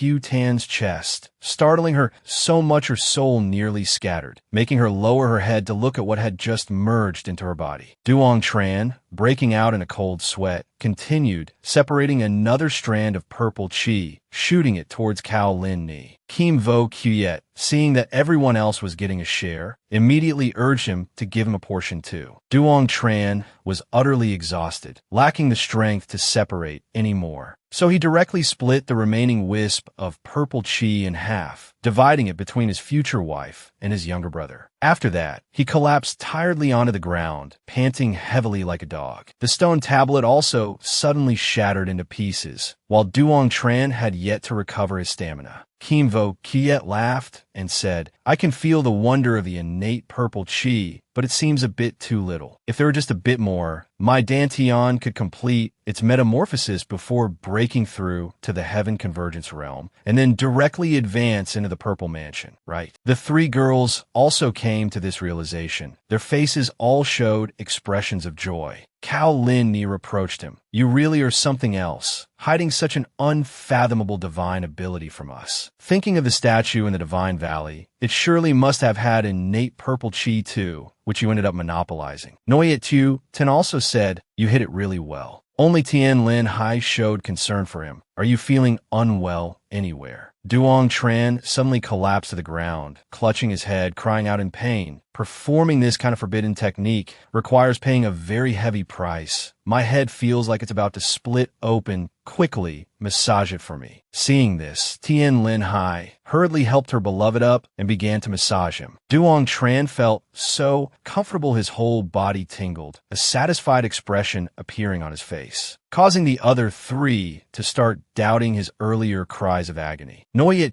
Tian watched with a dark face as Duong Tran acted spoiled with Tien Linhai, telling her to massage his shoulders, then suggestively saying, a little lower. Tien Linhai's expression started to turn unpleasant, her hands gripping his shoulders tightly, as if his bones were about to pop out. But Duong Tran still enjoyed it comfortably. Seeing this, Tien Linhai angrily pinched him directly, causing him to yelp in pain. However, she then feigned concern, smilingly asking if he felt better, causing everyone to burst into laughter. A moment later, they leaped out of the Brahma Demon's cave. Duong Tran said seriously, the things we obtained in the two secret realms, if word gets out, it will definitely shake the entire eastern lands, so we must not speak of it outside. He hadn't even finished speaking when Cao Lin jumped into his lap and sat down, but her understanding nature reassured Duong Tran quite a bit. Calculating there were still 9 days left, he wanted to go to the Chi Thunder platform. But Noyet Tan said that place was much more dangerous than here. We've already gained so much, it's best not to go. However, Tien Linhai and Kim Vo Kiet still chose to side with Duong Tran. As a result, he told the four of them to leave the secret realm first. Wait for him. I want to go to the Chi Thunder platform alone. Little Kiet, give me the map. Kim Vo Kiet, looking as deflated as a burnt dumpling, handed the map to his senior brother. Tien Linhai angrily protested, you can't go. The ancestral master warned us. The Chi Thunder platform is terrifyingly dangerous. We mustn't go near it. Cao Lin quickly jumped in, urging Duong Tran, think carefully. Noyet Tan also nodded, saying that knowing contentment brings happiness. However, Duong Tran stubbornly insisted, everyone, there's no need to worry. I have ways to protect myself. Seeing he wouldn't listen to reason, Tien Linhai scolded angrily. That place is incredibly dangerous. How exactly will you protect yourself? As soon as she finished scolding, Duong Tran had somehow already moved a great distance away. After demonstrating this technique, if anyone can find me or sense my location, I won't go to the Chi Thunder platform anymore. He began to vanish into the void before them.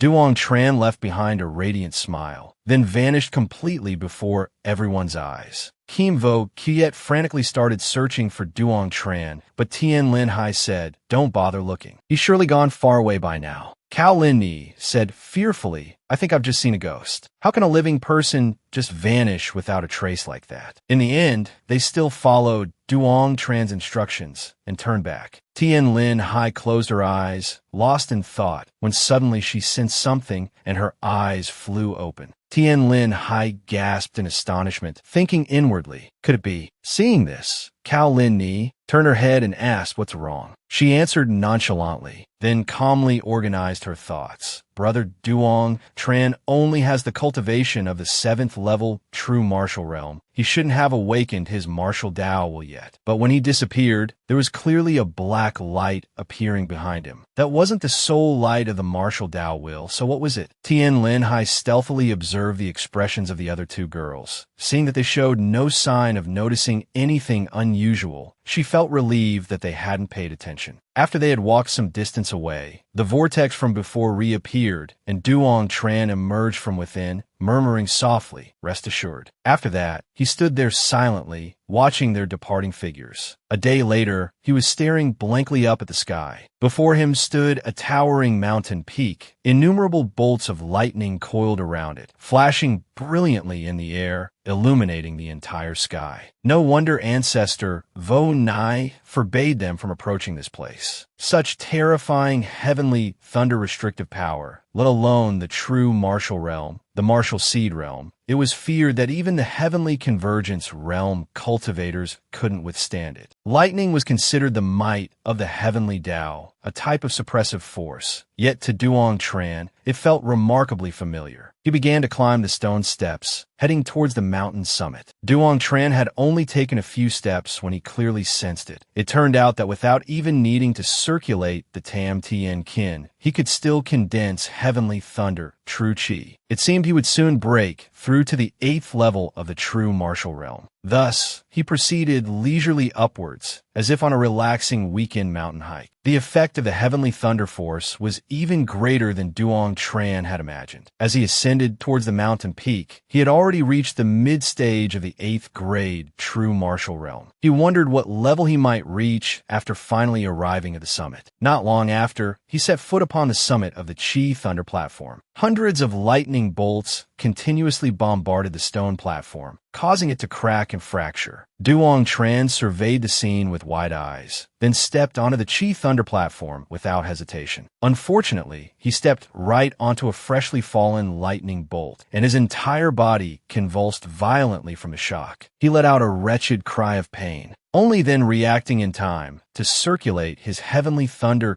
true chi for protection. Although it was incredibly uncomfortable, this kind of full-force electrocution actually caused Duong Tran's physical strength to gradually increase. He hadn't expected lightning to be such an effective means of tempering the body. Afterwards, Duong Tran carefully continued forward, even relaxing his body, allowing the lightning to strike him directly. A day later, he reached the center of the Chi Thunder platform, his gaze fixed upon a bead that was constantly emitting bolts of lightning. Duong Tran's blood boiled with excitement. He realized this was a great opportunity, but at the same time, he also understood that this object would not be easy to obtain. Suddenly, he looked down at his hand, remembering something. Duong Tran bit his finger, then dripped a few drops of blood beside the bead. However, apart from the crackling sound of lightning, nothing happened. He disappointedly discovered the bead showed no obvious reaction. All those third-rate martial arts novels said treasures required blood to claim ownership. Why didn't it work? After that, Duong Tran activated the heaven-devouring scripture, but still couldn't touch the bead. The heaven-devouring scripture was ineffective. He could only stand there foolishly. Even so, he didn't give up, deciding to go all out using his devouring sword martial soul and shadow evasion martial intent to try, yet still gained nothing. 3 days later, Duong Tran collapsed before the bead, muttering to himself that he had the fate but not the fortune, and decided to give up, but still looked at the bead with reluctance to leave. On the way down the mountain, Duong Tran sighed incessantly. It wasn't until he reached the foot of the mountain that he noticed something strange. Why had the lightning serpent electric arcs disappeared? The sound of thunder had vanished along with them. However, Duong Tran could only pretend not to see. With his current strength, he definitely couldn't snatch that bead. He would come back later to check. 2 days later, Duong Tran ran straight towards the exit. Upon arrival, what met his eyes were several disciples, sitting there lazily. Kim Vo Kiet saw his big brother's gloomy face, thought he was seriously injured, and asked tremblingly, "What on earth happened?" "Big brother, don't scare me." Duong Tran said nothing, like a soulless person, just kept walking, causing Tien Linhai to also ask worriedly, "What's wrong with you?" Only then did Duong Tran force a smile, saying, "It's nothing, really, it's nothing. It'd be strange if it was nothing." Cao Linhai felt he definitely had something going on, pressing Duong Tran. "Have you perhaps done something shameful these past few days?" Duong Tran stammered, unable to speak. Tien Linhai suddenly grabbed his hand, checking if there was any problem. Duong Tran just smiled and said, Really, it's nothing. He wasn't acting like his usual shameless self. Noyet Chutan also noticed something was unusual, advising Tien Linhai, "Don't be hasty, let's talk after we get out." A moment later, the entrance to the Tien Nam secret realm opened, and Duong Tran along with his companions quickly rushed out. At this time, Cao Chano was outside waiting for their return, and seeing Duong Tran walk past dejectedly, he thought to himself, could something have happened? Returning to the small room in the north courtyard, Duong Tran's mind was entirely filled with the image of that bead, unceasingly blaming himself for lacking sufficient faith. He plopped down onto a chair, letting out a long sigh, remembering his grandfather's teachings. Everything in the world follows its own principles, like spring giving way to autumn, like day alternating with night, like the sun rising and then setting. Human life is also like that, with its ups and downs. Rises and falls are commonplace. One must experience all joys, angers, sorrows, and pleasures for a life to be considered complete. Previously, Duong Tran hadn't understood, but now he had grasped this concept, and thus felt considerably better. This time in the secret realm, he had acquired quite a few good things, so he was brimming with enthusiasm to take inventory, to see how much money he could potentially make. Duong Tran raised his storage ring, suddenly feeling that he wasn't much different from the wealthy young masters of Tien Nam. If one wanted to get rich quickly, the only way was through robbery. Afterwards, Duong Tran checked his cultivation level, discovering he had reached the peak 9th level of the true martial realm, then turned his attention to see if his sea of consciousness had undergone any changes. As soon as he placed 2 fingers on his forehead, he immediately felt a wave of dizziness, as if struck by lightning. The bead that Duong Tran had yearned for day and night had, at some unknown point, settled snugly within his head, spinning there ceaselessly. Understanding dawned on him, and recalling the events of that day, he couldn't help but laugh heartily. It seemed that when he left, it had entered on its own accord, which explained why the lightning on the mountain peak had vanished. Duong Tran thought inwardly, could the gray bead have already taken effect? Is it the legendary spirit tool? The bead rested in the center of his sea of consciousness. The artistic conception of the shadow evasion martial intent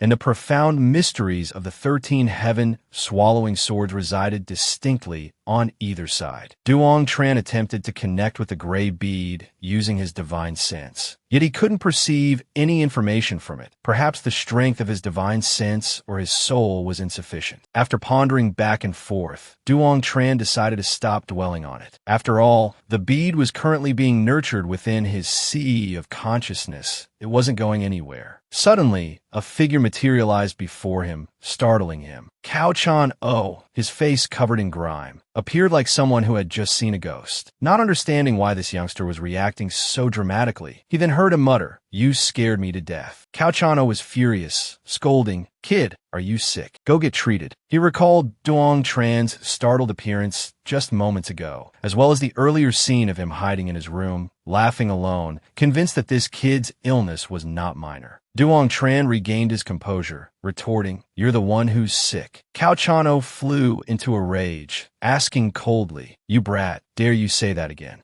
Seeing his anger, Duong Tran curbed his own temper, saying, "I wouldn't dare." Cao Chan-o had noticed his strange demeanor ever since he returned from the secret realm, and had come to check on him out of concern, never expecting to witness such a scene. His anger flared instantly, thinking inwardly that this brat had been putting on an act earlier. How infuriating. Before Duong Tran could offer a wry smile and explain, Cao Chan-o cut him off. "Let's not talk about that anymore. Tell me about your gains from this trip to the secret realm." Duong Tran suddenly thought of Cao Lin Ni, wondering what that girl might have told the old man. So he answered evasively, struck it rich, and also helped Lin Ni and Vo Kiet obtain great fortunes. Cao Chan-o nodded with satisfaction, saying, "Keep going, I'm listening." Duong Tran puffed up his chest proudly and began listing. First, little Kiet obtained the primordial origin source of darkness, which merged with his dark, true chi, greatly elevating its grade. Hearing the words primordial origin source of darkness, Cao Chan-o's eyes widened in astonishment, hurriedly asking, "What else?"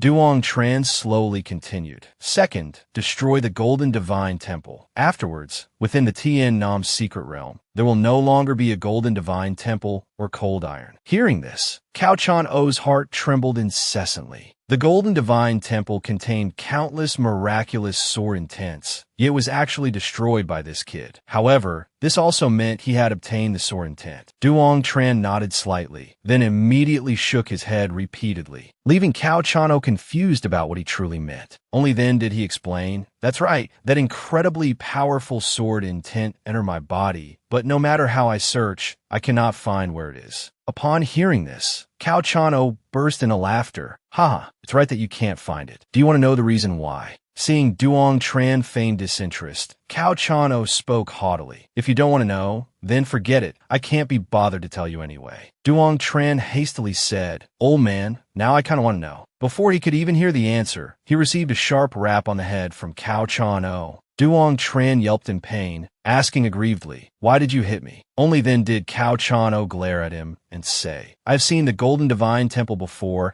The sword intent within is immensely powerful, far beyond our comprehension. You cannot detect it, possibly because your perception is too weak. Later, when you reach a certain level, you will naturally understand." Hearing this, Duong Tran felt considerably relieved. After all, as long as it was still within his body, that was enough. Cao Chan Opu did not leave, continuing his interrogation. Seeing Duong Tran constantly avoiding his gaze, stammering and hesitating, he lost patience and demanded loudly, "What else are you hiding?" "Shen Baitang has already been sent by us to meet King Yama," Duong Tran said in a low voice. Cao Chano heard him and said nonchalantly, "Killed is killed. What does the Shen family amount to? What else are you hiding from me?" "That fellow Kagang was also killed by us," Duong Tran whispered. Cao Chan O was startled and hurriedly asked, "Does anyone else know about this?" Hearing Duong Tran mention 4 familiar names, Cao Chan O couldn't help but ask, "Are you sure there's absolutely no one else?" Only when Duong Tran finished speaking, only then did Cao Chan O let out a sigh of relief. But thinking that Ka Kwang was a member of the East Institute, with a cultivation base as high as the 9th level of the martial ancestor realm, Cao Chan O couldn't understand how this kid managed to kill him. Thus, another round of intense questioning began. "Don't you dare tell me you killed him relying on your own strength. Speak up, how did Ka Kwang die?" Duong Tran confessed honestly. "It was me who controlled that statue, using that supreme sword intent to send Ka Kwang and those other 5 on their way together." Cao Chano glared at him again. Seeing his smug and overflowing expression, it seemed like he was telling the truth. This matter must be kept absolutely secret. He didn't want the Dean of the East Institute to find out and then go berserk, ruining the plan. Cao Chano calmed himself and asked, "Duong Tran, is there anything else? Just say it all." Duong Tran said nonchalantly, "Also, Lituan Nu was also killed by me." Cao Chan O was so angry he cursed. "Why couldn't you just say everything at once?" Because so many things had happened during the 20 days in the secret realm, Duong Tran himself had only just remembered this matter. Cao Chano started getting a headache from his troublemaking nature, asking cautiously, "You didn't leave any traces, did you?"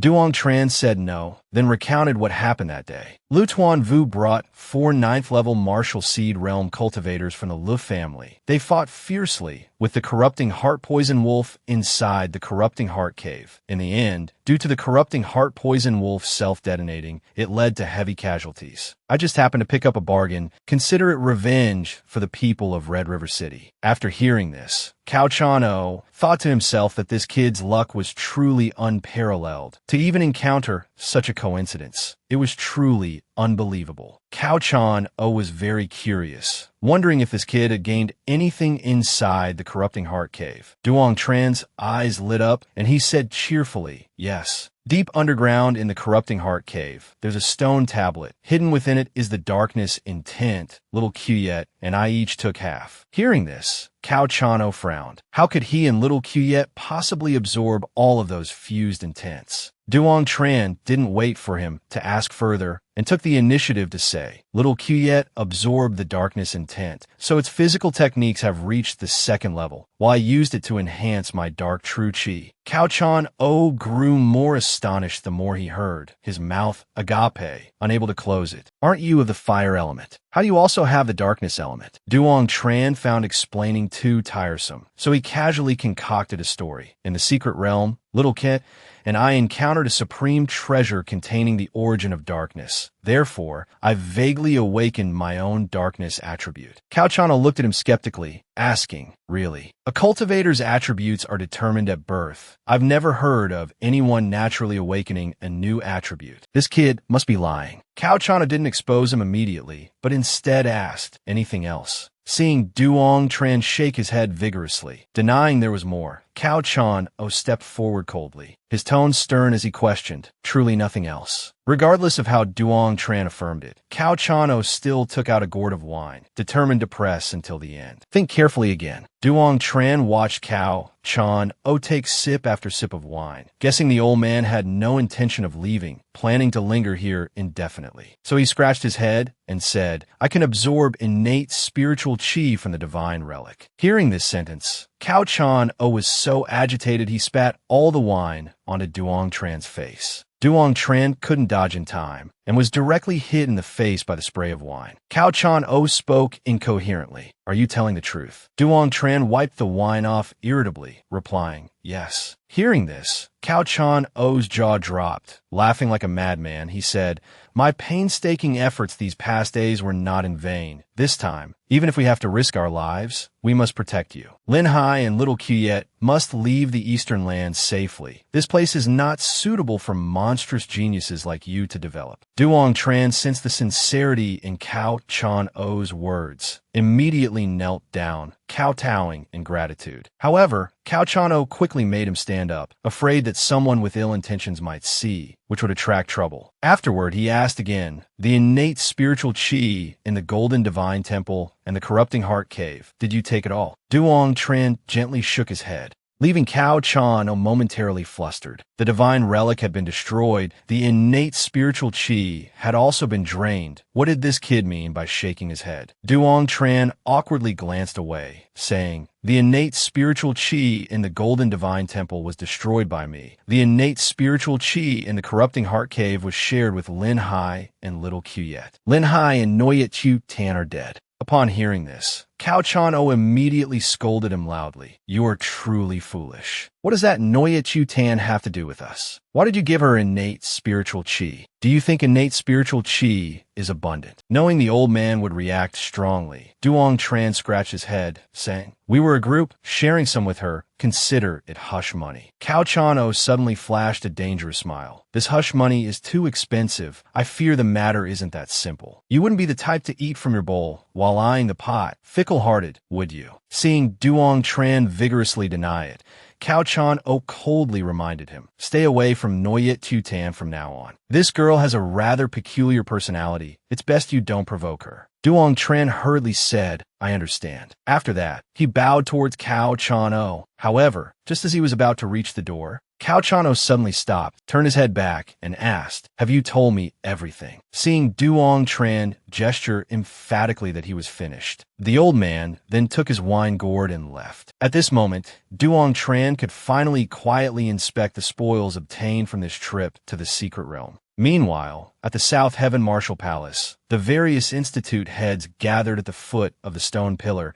bowing their heads respectfully in salute, welcoming the arrival of the 13th Lord. The expression of the East Institute head, Vo Dai Ka, was not very good, because his beloved son, Ka Kwong, had still not returned from the secret realm. This matter had not yet been clearly investigated, and the 13th Lord had arrived, truly one trouble after another. At that time, Lutien Hung shared the same worry as Vo Dai Ka. He blindly believed that Tuan Nu had not met with misfortune, but was merely trapped somewhere within the secret realm. Once the matters here are dealt with, I will personally go investigate. Suddenly, a patch of fiery red clouds appeared in the sky, and at the same time, a resounding voice echoed, the 13th Lord has arrived. A formidable procession formed by flame sparrows, obscuring the entire sky, flew towards them. On the back of the leading bird sat the Dongwa State Master, a young man. Upon arrival, the two lightly leaped down from the bird's back. Vo Dai Ka hurriedly stepped forward, saying, Greetings, 13th Lord, greetings, State Master. The 13th Lord smiled and praised. The weather in South Heaven is quite pleasant. You are all meritorious officials of the kingdom. Vo Dai Ka respectfully replied, 13th Lord, you flatter us. The resting place has been properly arranged. Please, this way. The Dongwa State Master surveyed the surroundings as he walked. asking, "Where is Cao Chano?" Hearing this, Vo Dai Ka quickly explained, "Perhaps Institute head Cao is too busy. He forgot. I also don't know where he is currently." The state master, slightly displeased, reprimanded, "Cao Chan O is too much. The 13th Lord has arrived, yet he doesn't come to welcome him." At this moment, Cao Chan O heard that the 13th Lord had arrived and immediately cried out loudly. Then, he instantly stood up, muttering complaints as he walked, accusing them of intentionally not informing him. While running over, Cao Chan O accidentally overheard some hot news. The state master requires the core disciples of the 4 institutes to return and prepare. The 13th Lord will select the most outstanding among them to personally instruct them at the martial arts training ground. At this time, Duong Tran was sitting in his room, completely unaware of the commotion in the martial palace. Suddenly, the door to his room was kicked open, startling him greatly. Seeing Cao Chan O storming in with an angry face, he quickly asked, "Grand Marshal Uncle, what happened?" Cao Chan O gritted his teeth and said,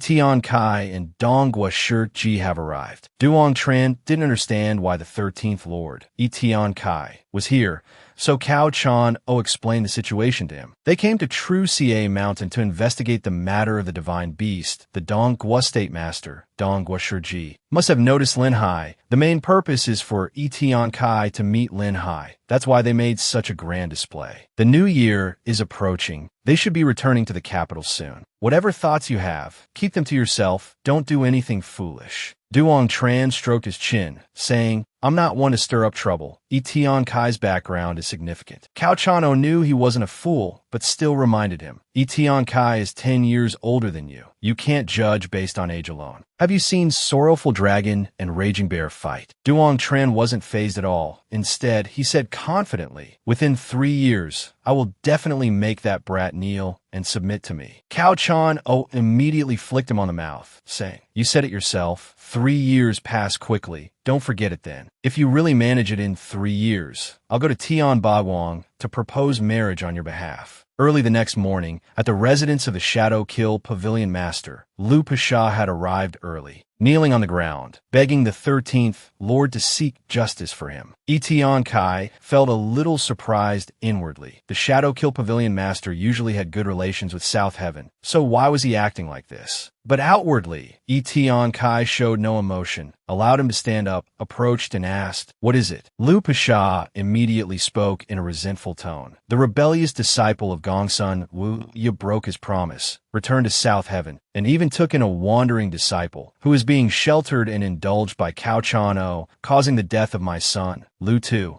Tian Kai found this turn of events somewhat intriguing, and his interest was piqued. However, the Dong Gua State Master frowned slightly, saying with displeasure, "Your Highness, I have heard about this matter. Tian Bagwang returned to South Heaven because his cultivation was damaged, becoming crippled. As for his disciple, Duong Tran, he is exceptionally talented. Lu Tu, despite being at the True Martial 6th layer, was killed on the dueling platform by someone at the True Martial 9th layer. Lu Pasha, the dignified Shadow Kill Pavilion Master, yet being so petty, how can he achieve great things?" Lu Pasha, having his scheme exposed, was scared into a cold sweat, then was scolded by the 13th Lord and driven away. Lu Pasha immediately fled like the wind, not understanding how things had turned out this way. At this moment, Tian Kai turned to the State Master and said, "I see you hold that young brat named Duong Tran in high regard." The State Master made no secret of it, saying, "I have observed his destiny. His martial fortune is exceedingly prosperous. His future achievements will be extraordinary. He is a rare genius of the kingdom." Hearing the words martial fortune exceedingly prosperous, Tian Kai grew even more interested. Initially, he had only intended to meet Linhai today, but now he had another objective. If Duong Tran was truly as outstanding as the State Master claimed, he could potentially recruit him as a subordinate. Meanwhile, at the martial arts training ground of the South Heaven Martial Palace, students gathered in small groups, buzzing with discussion about the 13th Lord. Truly, his martial prowess is world-shattering. His talent surpasses others. One day, our eastern land will surely prosper. Wherever Tian Kai went, resounding praise followed. Everyone eagerly anticipated that besides the king, the eastern land would see the rise of a second peerless master. A short while later, all the students had gathered. Vo Dyke announced loudly, "The 13th Lord and the State Master have graced us with their presence. This is the honor of our South Heaven Martial Palace. We hope the core students of the Martial Palace will live up to expectations and display their outstanding talents." Next, the martial exhibition will officially begin. Hearing this, everyone cheered with excitement. Suddenly, a figure leaped onto the martial stage. He confidently introduced himself. "I am Ha Fook from the East Courtyard. My cultivation has reached the true martial 9th layer. Today, I wish to challenge any opponent from the North Courtyard at the martial 9th layer." Hearing this, the students of the North Courtyard all felt utterly disheartened, because among the core students, those at the true martial 9th layer, none could possibly match Ha Fook. Below the stage, Kim Vo Kiet couldn't resist the urge to go up, but after a moment's thought, he decided to observe the situation first. At this moment, Ha Fook spoke smugly. Could it be that no one dares to accept the challenge? Suddenly, someone leaped onto the stage from behind. This sturdy young man was a core student of the North Courtyard named No Kai Min, his cultivation at the true martial 8th layer. Ha Fook sneered. Failure is inevitable. Then, he swiftly charged forward, carrying an extremely ferocious purplish-red energy. Everyone below watched in astonishment, recognizing it as the dark soul martial spirit, the soul-shattering eye. A strange light flashed in Ha Fook's eyes as his hands clamped tightly onto his opponent's shoulders. No Kai Min cried out tragically in pain, a scene clearly witnessed by everyone present. But immediately after, No Kai Min unleashed a flurry of chaotic punches and kicks, trying desperately to push Ha Fook away. Seeing this, Ha Fook sneered, leapt into the air, and delivered a kick as elegant as a celestial descending, striking No Kai Min squarely in the abdomen, sending him flying off the stage. Witnessing this, Cao Chan-o coldly instructed his subordinates to take the student for treatment. Ha Fook,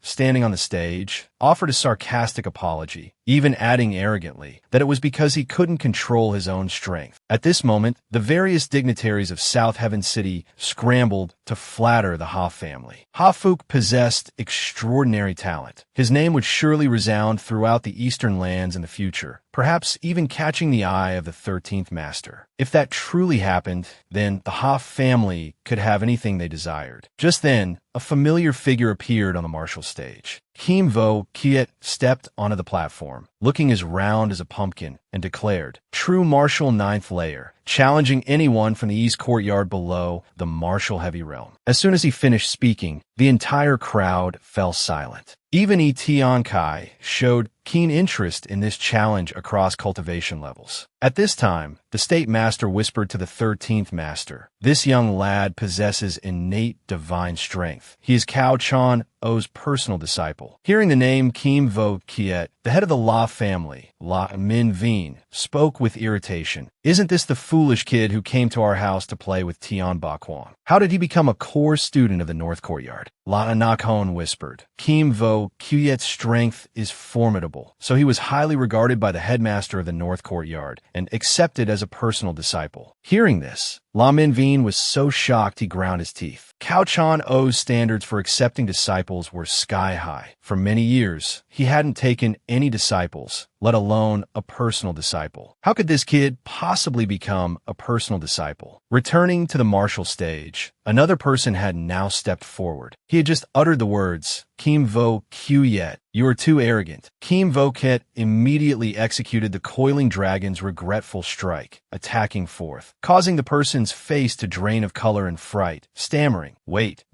Before he could finish speaking, he was sent flying by a single punch from Kim Vo Kiet, tracing a beautiful parabola as he soared off the martial stage, accompanied by a piercing scream. Kim Vo Kiet remained expressionless, indifferently stating, "Useless trash like you shouldn't even come onto the stage. I already said, anyone below the martial heavy realm can come up. Surely there isn't even anyone at the 3rd layer of the martial heavy realm." The crowd below could only stand with mouths agape, thinking inwardly that this kid was far too arrogant. But Tian Kai found this young man quite interesting. A few seconds later, a person dressed in black leaped onto the martial stage, scolding Kim Vo Kiet not to be so arrogant and domineering. Kim Vo Kiet carefully observed his opponent, anger flaring within him, curiously asking, what's your name? Your appearance is truly unique. You nearly scared me to death. If my elder brother were here, he would definitely say you shouldn't have come to this place. Seeing the opponent's bewildered expression, Kim Vo Kyuyet couldn't help but blurt out. Possessing such looks is obviously not your fault, but daring to openly show your face in front of everyone, that is your fault. Besides, there are so many distinguished guests here. Who knows, maybe later they'll vomit their breakfast. In that case, you've offended quite a few people. Hearty laughter erupted from all directions, making the person so furious he felt like spitting blood. Strangely, the important figures did not laugh, but instead awkwardly glanced at Fa Sat, who was glaring fiercely at Kim Vo Kyuyet. Tian Kai keenly perceived that young man was Fa Sat's son, just as he heard Fa Sat introduce. This is my humble son, named La Bat Vai.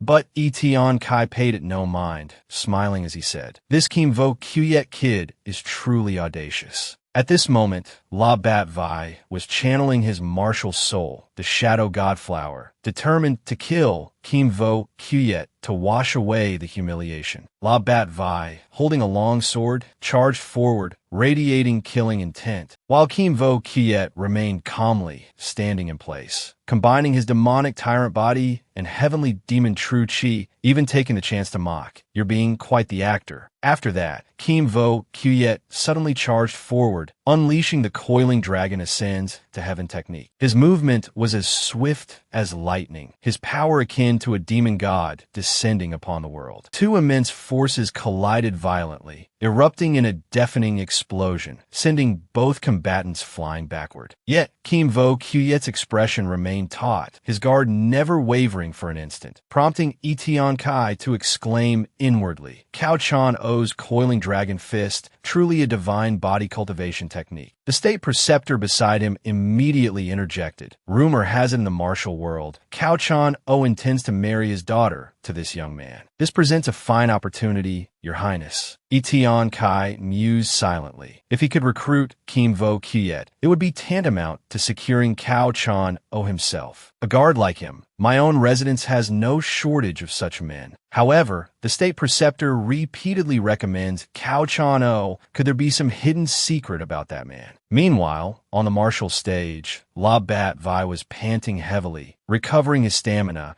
before gritting his teeth once more to execute the second form of the Seven Shadows. On the opposite side, Kim Vo Kyuyet also clenched his fist tightly, channeling the coiling dragon strength. His colossal fist slammed violently against La Bat Vai's sword, sending tremors through La Bat Vai, rendering him unable to defend and tumbling to the ground. Worse still, Kim Vo Kyuyet's contemptuous smirk burned into his eyes. La Bat Vai's face turned purple with rage, his facial muscles twitching uncontrollably. La Bat Vai poured all his remaining strength into the Seven Shadows moon kill technique, intending to settle the score with this final move. Witnessing this, Kim Vo Kyuyet stated coldly, you are courting death. After that, he executed the coiling dragon subdues demon with a single hand, condensing a gigantic white dragon, which roared as it charged towards La Bat Vai. Though La Bat Vai braced himself with both hands, the disparity in power was too vast. The sword in his grasp instantly disintegrated into dust, and he himself was blasted away by the immense force, falling amidst the shattered stones. Just as he plummeted from the air, Fa Sat leaped up to catch him. Seeing his eldest son with nearly every bone broken, his dantian shattered as well, and believing Kim Vo Kyuyet's actions were excessively cruel, Fa Sat glared fiercely, his eyes filled with terrifying hatred. His surging killing intent was suppressed by an invisible pressure, causing him to grit his teeth in fear, forcing himself to endure. And the one creating this pressure was none other than Tian Kai, acting recklessly right before me, disregarding the rules of Tien Nan. You people truly are a talented bunch. Seeing the 13th prince so enraged, Fa Sat hastily pleaded in fear. May your highness quell your anger. It was this lowly one's momentary foolishness that led to such an act.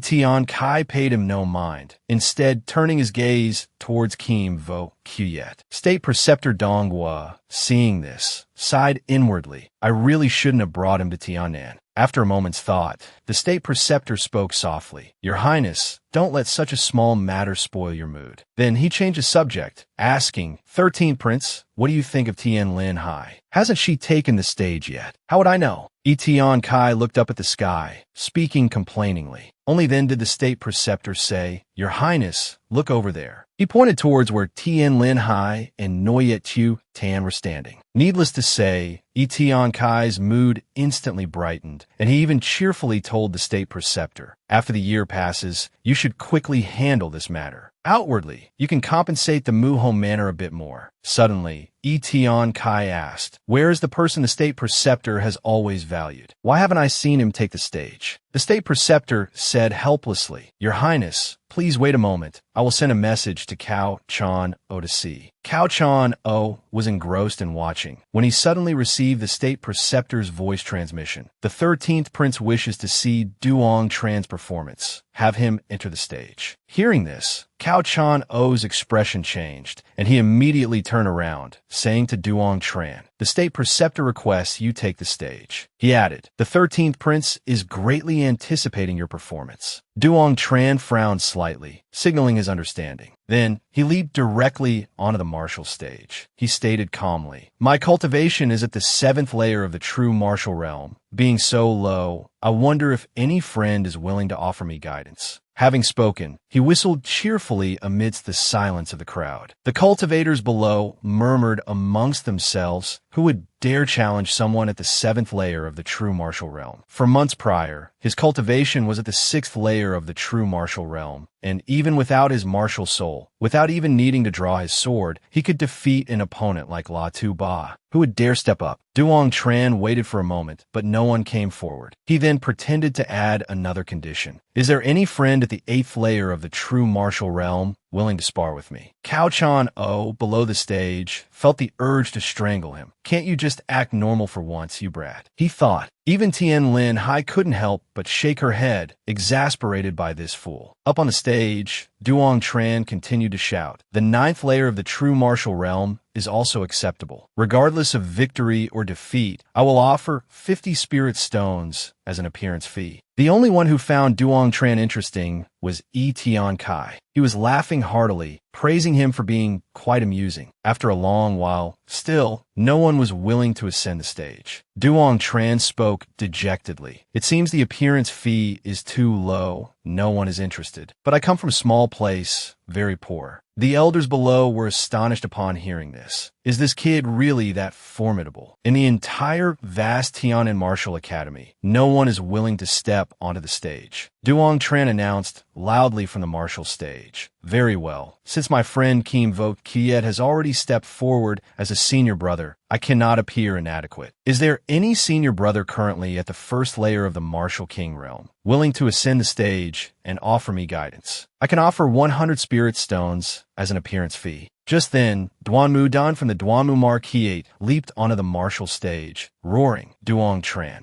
I heard you are the disciple of that waste, Tian Bagwang. I wish to challenge you. Although killing intent surged within his heart, Duong Tran managed to suppress it, maintaining an unchanged expression. May I ask this friend, do you have a family? Although my master's cultivation has been crippled, he is a man of integrity. He once taught me, towards people, act with kindness. Towards dogs, act with malice. Since I stepped onto this stage, have I insulted your family in any way? Even beasts know how to protect their own family. Could it be that you're even lower than a beast? These words enraged Duanmu Dun to the point of speechlessness. Hearing this, Tian Kai couldn't help but chuckle aloud. His mouth truly spares no one. The state preceptor beside him chimed in. This is also the first time I've witnessed such a thing. This young lad truly refuses to yield to anyone. Tian Kai believed his anger stemmed from others insulting his master, which indicated his temperament wasn't bad. The 13th Lord grew more amused, while the people from the Duanmu Marquis grew angrier. They could no longer restrain themselves. One furiously stormed onto the martial stage, simultaneously unleashing the Duanmu martial seed battle diagram. He thrust his hand, imbued with the venomous power of Cam La Vi, straight towards Duong Tran. Yet, Duong Tran remained motionless, his eyes filled with disdain. His opponent attacked with increasing ferocity, as if injected with chicken blood, grinning viciously, certain that this brat was courting death. However, at that moment, Duong Tran casually raised his hand and gently slapped Duanmu Dun's venomous palm. The bones in his palm instantly shattered, and Duanmu Dun himself was sent spinning several times, tumbling off the martial stage. This scene left the audience below utterly stunned. Just moments ago, there wasn't the slightest fluctuation of true chi from Duong Tran, relying solely on his physical strength. He had crippled one of Duanmu Dun's arms. Since when had his cultivation become so terrifying? Even Tian Kai was astonished into silence. Such a formidable physique surely meant his movement techniques were equally extraordinary. Conversely, Cao Chano below was worried sick. Duong Tran, that damned rascal. Just being mindful on stage would have been enough. Why put on such a flashy display, drawing everyone's attention? Just as Duong Tran was about to slip away, Tian Kai called out to him, "Wait, are you willing to follow me and serve as my personal guard?" As soon as this offer was made, the entire arena fell silent. The students below heard this, their eyes gleaming. A personal guard to the 13th Lord. What an incredibly prestigious position that was. Faced with this situation, Cao Chano was so anxious he ground his teeth. Yet, Duong Tran calmly turned around, bowing respectfully to the 13th Lord. "Thank you for your kind offer, your lordship, but my cultivation is still low. I need to remain at the martial academy to continue training diligently. Moreover, my master is currently incapacitated and needs someone to care for him. Once I have made a name for myself in the eastern lands, I will certainly come to the royal capital to pay my respects to you." Tian Kai felt this reason was quite reasonable, so he agreed, allowed him to leave, and only then turned and departed himself. Duong Tran secretly revealed a smile, while Cao Chano finally let out a sigh of relief and laughed heartily. It seems he really believes the 3-year agreement is real. Does he truly intend to make Tian Kai kneel at his feet? After a long moment, the divine beast purple flame dragon sparrow soared into the sky. Below, Cao Lin Ni cheerfully waved goodbye. Duong Tran looked at Cao Chano and asked, "The weather today isn't bad. How about we arrange the important matter between little Quyet and Lin Ni, right here in Zhujianyuan?" Kimvo, Quyet, and Cao Lin Ni, hearing themselves suddenly mentioned, were both stunned. Cao Chano admitted that the weather today was indeed quite good, but he retorted, "I painstakingly raised Lin Ni. I can't just marry her off like that. You're little Quyet's elder brother. What betrothal gifts have you prepared?" Hearing this, Duong Tran was momentarily stunned, asking, "Betrothal gifts are needed." Cao Chano said nonchalantly, "I know you're poor, so I won't make things difficult for you, demanding any overly precious gifts. However, you do possess a strange secret technique. If you can absorb innate purple chi and help Lin Ni's Dantian break through to the purple mansion realm, I will marry her to him." Kimvo, Quyet, and Cao Lin Ni heard this. Their jaws dropped in astonishment. Duong Tran also felt helpless against this old fox's bizarre request. It was truly like daydreaming. Just then, Thien Ba Quang and Vu Lac ran out from Zhujianyuan, welcoming them back. As soon as Thien Ba Quang sat down, he asked, "Where is Tian Kai? Did he leave?" Duong Tran narrowed his eyes, his tone laced with sarcasm. "Master, he was still there, even wanted to recruit me as his personal guard. Truly doesn't know his own place. Thinks he's so great." Thien Ba Quang suddenly let out a cold laugh. Many years later, recalling today's words, only then would he understand how ridiculous he had been at that moment. With this kind of talent, he actually dared to run rampant in the eastern lands. Duong Tran even boasted arrogantly, "Tian Kai doesn't have long to live, 3 years at most." Thien Ba Quang appeared doubtful.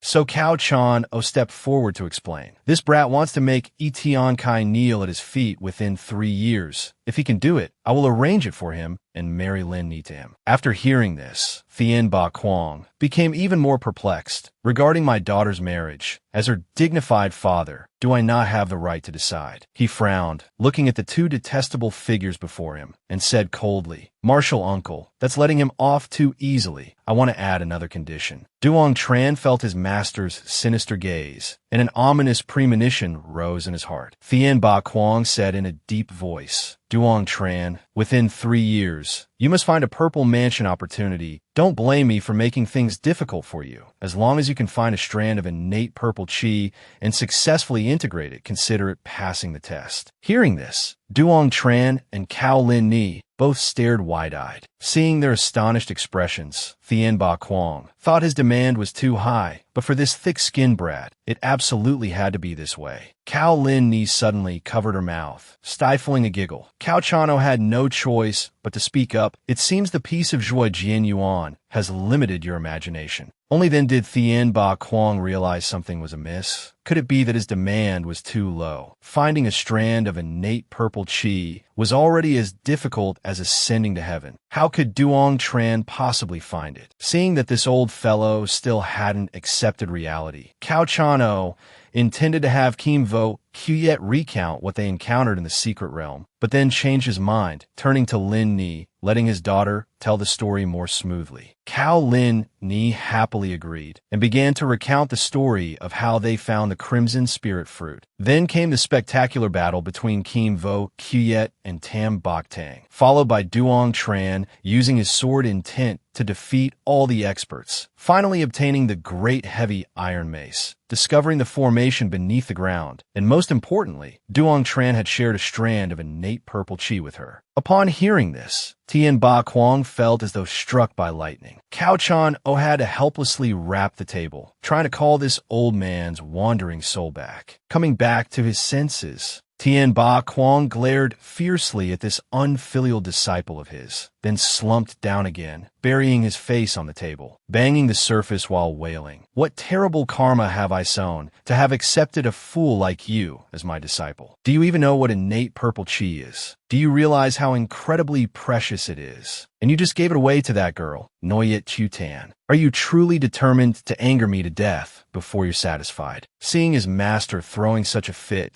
Duong Tran thought inwardly, isn't it just a single strand of innate purple chi? This old man, does he really need to act as if the sky itself is falling? Cao Chan O suddenly interjected, adding fuel to the fire with a cool remark. I reckon this boy has fallen for a beauty trap 8 or 9 times out of 10. Tien Ba Quang grew furious, pointing straight at Duong Tran and scolding. If you don't explain yourself clearly today, even if I have to beat you to death, I will absolutely not marry Linhai to you. Even Kai Kan, who is usually cheerful and lively, whispered to Duong Tran, Little Tran, you really must explain this matter clearly. At this moment, Duong Tran truly felt like crying, but couldn't shed a tear. It was truly a disaster falling from the clear blue sky. Just as the atmosphere grew unbearably tense, a clear voice rang out. Oh my, why is it so lively in here? Tien Lin Ni and Hu Tavonai suddenly appeared, causing Tien Ba Quang to become extremely agitated, dropping to his knees on the ground. Hu Tavonai helped Tien Ba Quang to his feet, then loudly reprimanded. You're already an old man, yet you still cry and wail like a child. Your daughter and your disciple are both present. You might not care about appearances, but I still need to maintain my dignity. Hearing this, Tien Ba Quang joyfully stood up, inviting his master to take a seat. However, Hutavonai was in no hurry to sit down, and instructed Vulak, bring more wine. The weather is beautiful today. Let's drink together. Hearing this, Cao Chano clapped his hands joyfully in praise. The bamboo leaf wine personally brewed by Martial Uncle. It must be delicious. So, Tian Linhai helped her father sit down, while Duong Tran and Kai went to fetch the wine. As soon as Duong Tran put the wine jug down, he was questioned by his master. What did you all do just now to make Tien Ba Quang cry so miserably? Did you gang up on him? Duong Tran felt guilty and quickly suggested, let me go get some snacks. The roasted meat from the mountaintop is the best. As soon as his master nodded in agreement, he bolted and disappeared. At this moment, Cao Chano chuckled and teased Linhai. This kid really knows how to win people over. You'll have to be careful in the future. Hearing this, Tien Linhai blushed. While she was feeling shy, Tien Ba Quang asked again, did that fool really give the innate purple chi to Noyet Chutan? Tien Lin Ni replied softly, his affairs. I can't control them. Hearing his daughter's words, Tien Ba Quang radiated killing intent, frightening Kim Vo Kuyet into a cold sweat. Poor Kim Vo Kuyet said, "Big sister." He also worked very hard to obtain it. Linhai knew little Kuyet was being sincere. Her gaze softened, and she then said she wanted to go check on the kitchen. Duong Tran was struggling to carry a huge piece of roasted meat when he saw the person in his heart. Suddenly, without a word, Linhai threw herself into his arms. Duong Tran had never seen her take such initiative and was very surprised. Just as he was about to ask her what was wrong,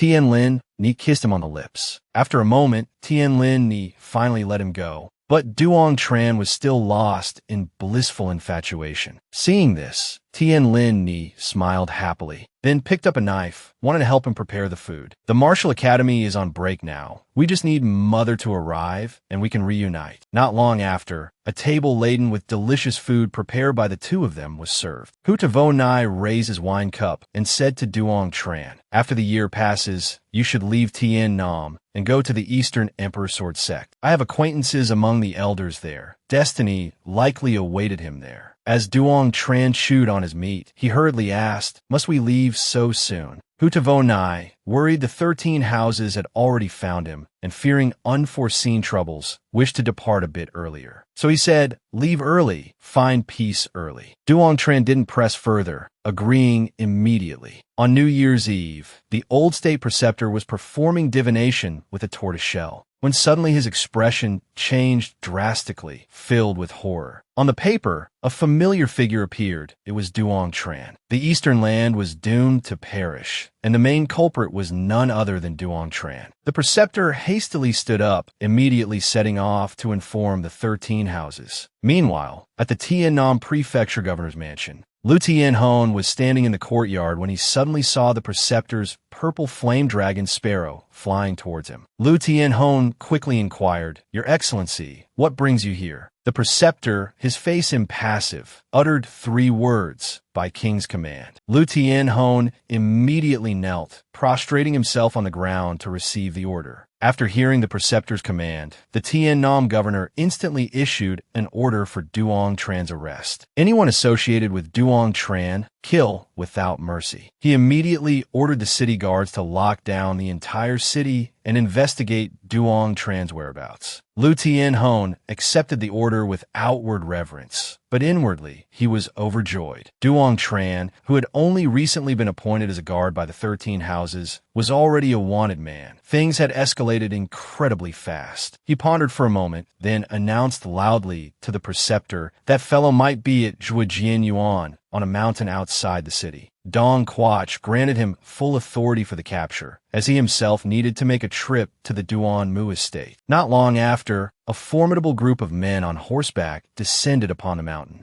Vulax sensed the ominous situation as the men landed within Zhuojianyuan. Vulax rushed outside, angrily confronting the governor. "What do you think you're doing?" Lu Tianhon declared smugly, "By the king's command, we are hunting Duong Tran. Hand him over now." Just then, Hutavo Nai emerged, leading Cao Chano, Tien Ba Quang, and Duong Tran. Duong Tran saw the figure standing there and couldn't help but be startled. He had planned to leave tonight, but unexpectedly, the Eastern Land King had sent people. What a coincidence. Cao Chano angrily demanded, "You people up there, what do you have to say?" Lu Tianhon also wanted to get to the bottom of it, so he said, "What a coincidence. I also want to know the reason." Duong Tran and the others were stunned, only regaining their senses after a few seconds. Duong Tran was furious, questioning Lu Tianhon. "Isn't this you forging an imperial decree, wanting to capture me?" Lu Tianhon let out a cold laugh, saying, "Whether it's forged or not, the National Master himself will arrive shortly to investigate thoroughly." Duong Tran retorted stubbornly, "Then let's wait for him to come." But inside, his thoughts were a tangled mess. A direct confrontation was definitely not an option, as it would implicate his master and the others. What should he do now? Just then, a colossal purple flame dragon sparrow appeared in the sky, blotting out the heavens, its presence awe-inspiring. The person on the dragon sparrow's back was none other than the Eastern Land's national master, Duong Quach the Kai, closely followed by people from the Duong Valley, along with a very worried-looking Don Muk Manhwa. Duong Tran stepped forward to pay respects to the national master. Duong Quach the Kai sighed helplessly. Even now, he couldn't believe this young man could actually destroy the entire Eastern Land. But fate was sealed. There was nothing else he could do. Duong Quach the Kai spoke gravely to Duong Tran. Come back with me to the royal district. I will arrange matters concerning the Eastern Land properly for you. Duong Tran, usually very stubborn, was surprisingly obedient this time. He asked the national master for a little more time to bid farewell to everyone. Duong Quach the Kai said nothing, merely waved his hand as if agreeing. At this moment, Don Muk Manhwa, ignoring her family's attempts to stop her, ran directly towards Tien Ba Quang. The two reunited amidst tears and joy, embracing tightly, a heart-wrenching sight for others. Duong Tran quickly instructed Kim Vo Kiet, I'm going with the national master. I have my own ways to escape. After I leave, tell Old Cow to protect Linhai well, then leave this place immediately. The Eastern Land and the Eastern Emperor Sword Sect will converge at Tien Nan Citadel. We won't leave until we meet, understood. Having said that, Duong Tran bowed respectfully to Tien Ba Quang and Don Muk Manhwa. Master, mistress, take care. Everyone watched in silence as he turned and departed. Tien Ba Quang couldn't bear to watch his disciple go to his death, hurriedly looking towards Tsong Tunvo Nai. But at this moment, Tsong Tunvo Nai and Cao Chan O shared the same thought. Could this young lad truly escape from the presence of so many masters? Tien Linhai anxiously grasped Tsong Tunvo Nai's hand, pleading with him to save Duong Tran. Tsong Tunvo Nai remained silent, seemingly lost in thought. Lu Tianhon saw that the group dared not resist. Feeling immensely pleased, he wished they would strike first, so he could righteously capture them all in one fell swoop. He even approached to watch the spectacle, praising the king's wisdom, while declaring that a traitor like Duong Tran deserved death by 1,000 cuts. Having captured the one they needed, these people would soon depart. Tsong Tunvo Nai spoke to Cao Chan O. Later, you lead them in retreat, I will cover the rear. Cao Chan O gritted his teeth and said, let me do it. But Vo Nai was better suited for this task. Cao Chan O could not argue and could only follow his senior brother's arrangement. Tien Linhai watched the man she loved depart, tears streaming down her face uncontrollably. Kim Vo Kiet quickly stepped forward to comfort his sister-in-law. Sister, don't worry. Have you forgotten the Tien Nam secret realm? Brother possesses an escape art unknown to gods and ghosts. He's creating an opportunity for us. We will surely meet again at Tien Nan Citadel. Suddenly, Tsong Tunvo Nai shot out like a gust of wind. Cao Chan O also swiftly set up a formation array. Everyone quickly get on. We must leave this place immediately. Lu Tianhona's subordinates saw a streak of light flash across the sky. Knowing they had fled far away, they hurried off to report to the governor. But a mysterious hand channeled true energy, striking fiercely into their backs. Tsong Tunvo Nai calmly stepped out, while the other two had already collapsed onto the ground. He looked up at the sky, saw a streak of light flash past, and thought to himself, could it be that Lu Tianhon has already received the news? It couldn't possibly be this fast. Seeing the plump old man before him, he stepped forward to greet him. Duong Valley Master, what a coincidence. The Duong Valley Master asked, puzzled, what coincidence? What does the old dean mean by this? Tsong Tunvo Nai said, I was just heading to the Marquis's mansion. There's an important matter I wish to discuss. The Duong Valley Master pondered for a moment. What matter could this old man possibly need to discuss with me? Then he asked an unrelated question. Old Dean, could you allow me to bring Linhai home? Tsong Tunvo Nai thought the Duong Valley Master was being rather heartless. Father and daughter had only just reunited after much hardship. How could he bear to separate them? Aren't you, of the Marquis's mansion, afraid that Linhai will hold a grudge later on? Hearing this, the Duong Valley Master saw the logic in it and conceded, come pick her up tomorrow morning. Afterwards, he politely invited the old dean to the Duong Marquis's mansion. Just then, a group of figures appeared in the sky, but vanished into the clouds within seconds. Following that, another streak of light flashed across the sky. Lu Tianhong was currently screaming something furiously. Unable to believe, Cao Chan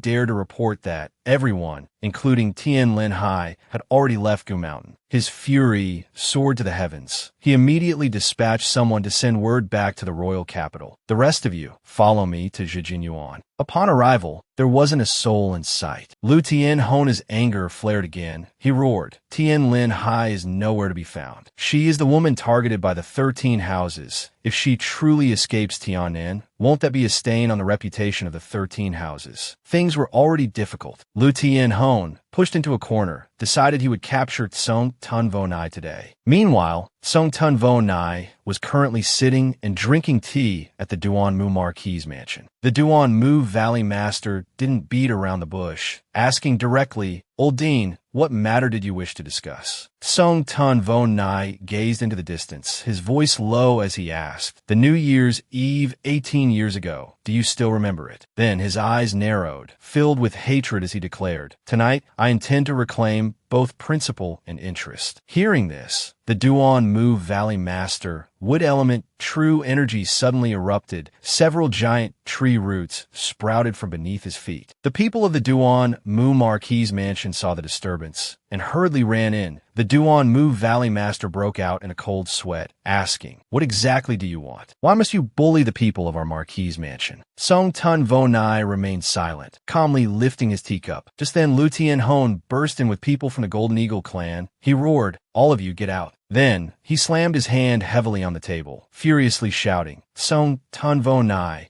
if you reveal Tian Linhai's whereabouts, perhaps I can spare your life. Song Tunvo Nai suddenly burst into loud laughter, his face full of mockery. Do you think just because I don't roar, I'm a Hello Kitty? Have you perhaps forgotten how Tian Nan fell in my grasp back then? Just a rabble like you dares to act so arrogantly before me. How laughable! His anger surged to the heavens, his eyes wide, filled with ferocity. Following that, a terrifying sword intent surged forth, destroying all the tables, chairs, and the floor within the room. The subordinates, unable to withstand this terrifying pressure, were also blasted away. Song Tunvo Nai calmly stood up. Above his head appeared a treasured sword radiating immense power. The Duan Mu Valley Master looked at the room. Now reduced to rubble, terrified, he begged Song Tunvo Nai to stop. Just then, Chiu Wudi rushed in with 2 people. Only then did Song Tunvo Nai temporarily restrain his anger. Seeing this, Chiu Wudi breathed a sigh of relief. Landing on the ground, he asked, Old Headmaster, why must you do this? Song Tunvo Nai sternly called his name. Chiu Wudi, the Yifang royal clan has ruled our eastern land for 300 years now. What they have done, you should know clearly in your heart. They wish to enslave everyone in the eastern land. Anyone with talent must submit to them, otherwise they lose their lives. Seeing Chiu Wudi speechless, unable to retort, Song Tunvo Nai continued, Originally, I had completely lost hope, but the heavens have eyes and gave me hope once more. Even if you welcome the Yifang royal clan, it might not necessarily turn out as desired. Upon hearing this, Chiu Wudi said awkwardly, It is true that the Duan Mu Marquis mansion offended you in the past, but those are matters of the past. I hope you will consider that we are all people of Tian Nan,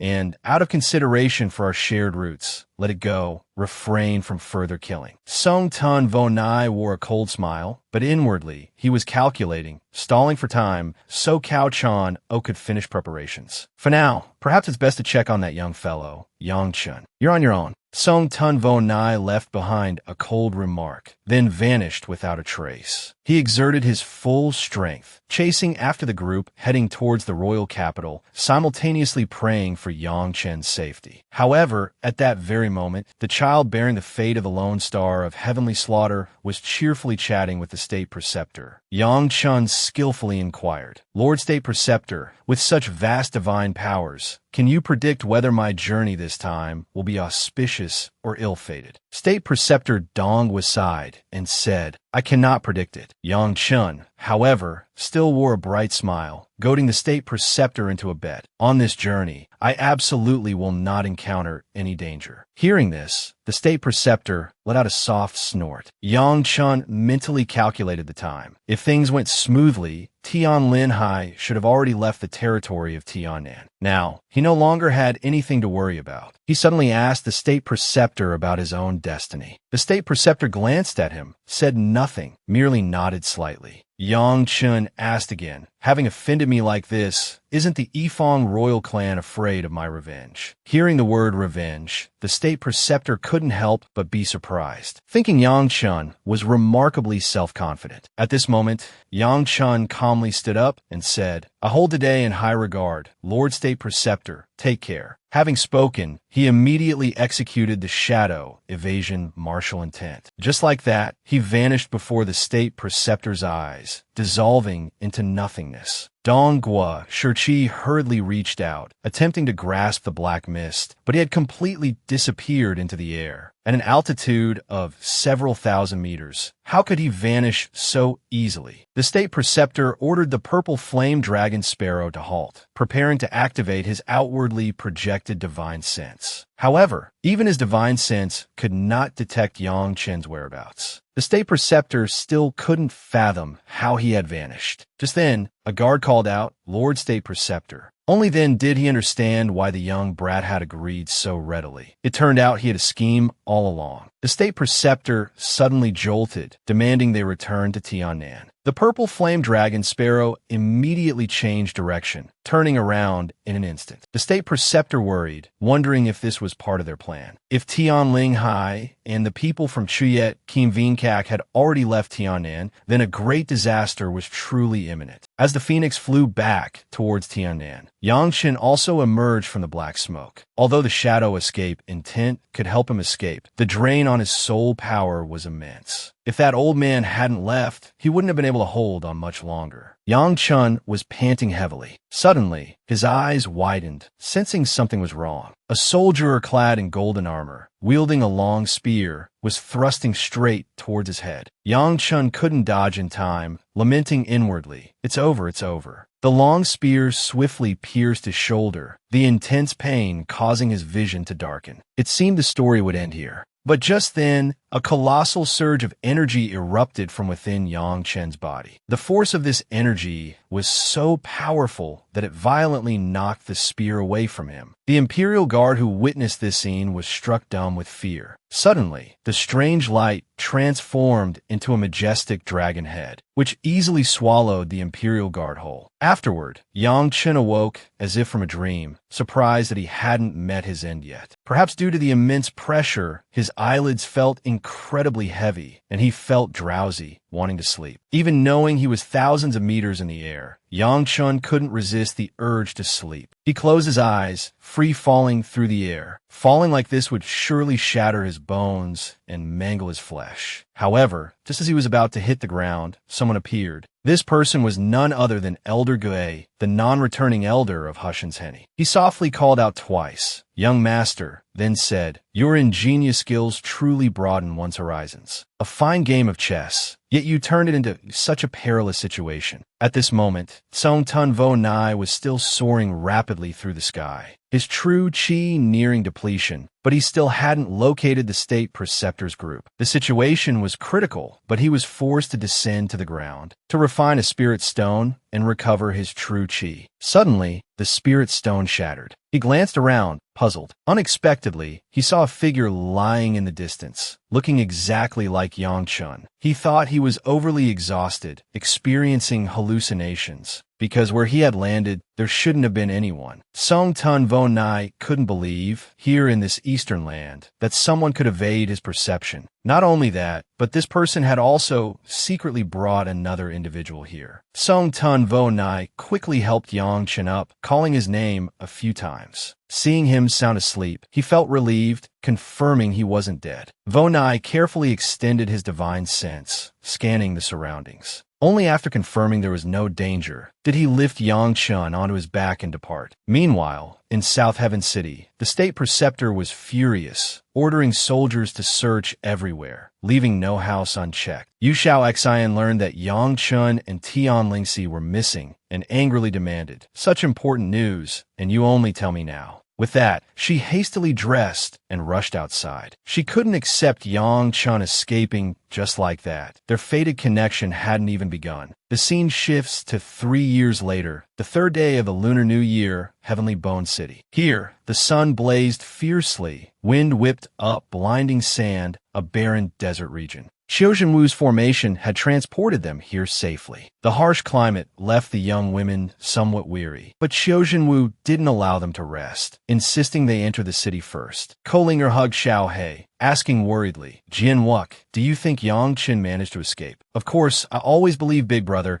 can definitely do it," Jian Wuxiu had declared confidently. Suddenly, Xiao He also yelped excitedly a few times. Jian Wuxiu said joyfully, "Even Xiao He says Big Brother can do it." Jian Wuxiu once again twisted Xiao He's meaning, infuriating the little creature to no end. "Let that little devil die outside. Absolutely do not come back. The great Lord He curses you to suffer death by 1,000 cuts." The scene returns to Qiu Zhenwu's group. They wore masks, moving cautiously. Arriving at the Gonglu, Qiu Zhenwu reminded everyone to act carefully. "We will wait here for Yang Chun." Time flew by swiftly. 3 days had passed. Yang Chun finally awoke from his coma. Song Tun Vo Nai saw him awaken, saying, "You're finally awake. Do you know how many days you've been asleep?" Yang Chun rubbed his eyes, becoming alert, and said, "Luckily you were here. Otherwise, it would have been dangerous." Song Tun Vo Nai was eager to know how Yang Chun escaped from Dong Washichi's grasp. He hurriedly landed on the ground. Having carried this brat for several days, his back nearly broke. Yang Chun didn't hide anything, stating directly, "I possess the dark martial intent. After deploying it, I can conceal myself. Ordinary people cannot possibly detect me." Hearing this, Vonai turned his head in astonishment and asked, "What?" Immediately after, he impatiently requested Yang Chun to demonstrate. Yang Chun casually deployed the shadow, escape martial intent, vanishing before Song Tun Vonai's eyes. Song Tun Vonai looked all around, but couldn't find him anywhere, marveling inwardly. Shadow escape martial intent, truly a heaven-defying technique, worthy of being called a life-saving trump card. No wonder this brat could escape from Old Man Dongwa and so many experts. Moreover, this technique perfectly suits his troublemaking personality. "Where are we going?" Yang Chun looked around and asked. "Quickly to the northern border of the eastern land. Your master should have already reached Heavenly Bone City," Song Tun Vo Nai replied. Hearing this, Yang Chun was overjoyed, wanting to set off immediately. However, he received another question from his master. "Have you ever met any extraordinary people in South Heaven?" He was stunned, unable to think of a suitable name for a moment. Song Tun Vo Nai grew even more suspicious within his heart. It seems there really was a mysterious expert who saved Yang Chun and even concealed him from my senses, bringing him here. Who on earth could this person be? What terrifying realm has their strength ultimately reached? Suddenly, Yang Chun felt his collar being grabbed, and before he could even react, he was pulled into the air by Song Tun Vo Nai, flying away. Night fell, and Heavenly Bone City was where they arrived. Song Tun Vo Nai set Yang Chun down, and he collapsed on his sandy ground. Tian Si and the others were still waiting patiently. Qiu Zhenwu recognized them at a glance, saying, "You've arrived." Song Tun Vo Nai lifted the curtain, leading Yang Chun inside. Seeing the one her heart longed for, Tian Si was overcome with tears of joy, throwing herself into his arms, unable to hold back her sobs. Yang Chun gently comforted her. "Silly girl, what are you crying for? Didn't I tell you before I would definitely be all right?" Jian Wuxue also said excitedly, "Big brother, once we become stronger, we will definitely return and slaughter them all." The next morning, Yang Chun was in incredibly high spirits, because today they would leave the eastern land and journey to the Dong Huang Sword Sect. Before setting off, Qiu Zhenwu asked, "Do you all clearly remember the information about the Dong Huang Sword Sect?" The disciple Jian Wuxue immediately raised his hand, the first to answer. "That place isn't as vast as the eastern land, but in terms of strength, the Phoenix clan simply cannot compare." Hearing Master say, There isn't a hierarchical system like the Phoenix clans there. Is that all? Xiao Wu inquired. Jian Wuxue smiled sheepishly, saying, "That's all I know." Xiao Wu sighed helplessly, saying, "If you all go out there and die, then don't blame me for not reminding you." At this moment, Tian Nan City added, "Although the Dong Huang Sword Sect is a sect, it also governs quite a few cities beneath it. In total, there are 72 cities, each city managed by a sword sect member. The Dong Huang Sword Sect also recruits geniuses from these cities, bringing them into the sect, completely different from the Phoenix clan. Firstly, the Dong Huang Sword Sect never enslaves its disciples. They fairly provide cultivation resources, nurturing talent. Secondly, and this is the most crucial point, the Dong Huang Sword Sect opens all the secret realms within the sect, unlike the Phoenix clan, which worries about a second Purple Mansion expert appearing in the Eastern Land. The Dong Huang Sword Sect is always seeking opportunities for the Purple Mansion realm, hoping for more Purple Mansion powerhouses to emerge. Thirdly, within the territory of the Dong Huang Sword Sect, martial arts flourish. The laws and systems are clear and transparent. Even the Dong Huang clan itself cannot violate the law or engage in unlawful competition. The privilege of the Dong Huang clan is merely preferential treatment regarding cultivation resources, completely different from the Phoenix clan treating the beings of the Eastern Land as slaves. Xiao Wu and Tian Nan City spoke until they were exhausted. Then, the younger generation began to recount the history of the Dong Huang Sword Sect's formation. Legend has it that in ancient times, a god-level powerhouse of the Dong Huang clan, having offended a supreme expert, was forced into seclusion on Dong Huang Mountain. Later, the Dong Huang clan gradually grew stronger, becoming a powerful clan, and thus, the Dong Huang Sword Sect was formally established. Furthermore, the Dong Huang clan possesses an extremely high-level Sword Dao inheritance. Yang Chun and Jian Wuxue only managed to catch the last sentence. Because the preceding history was too long, they simply couldn't remember it all. A month later, they finally arrived at a city. Looking around, experts were everywhere, causing the two brothers to become extremely excited. Suddenly, Song Tun Vo Nai stopped, saying, "You all find an inn and rest first." The Dong Huang Sword Sect tradition of martial duels is prevalent. A disagreement can easily lead to a fight. "I need to go up the mountain now to visit some old friends. It's inconvenient to bring you youngsters along, so just stay here peacefully." After giving lengthy instructions, Song Tun Vo Nai flew up the mountain. Witnessing this scene, the disciple guarding the mountain gate respectfully said, "The Great Elder is currently in the Heavenly Secret Medicine Valley.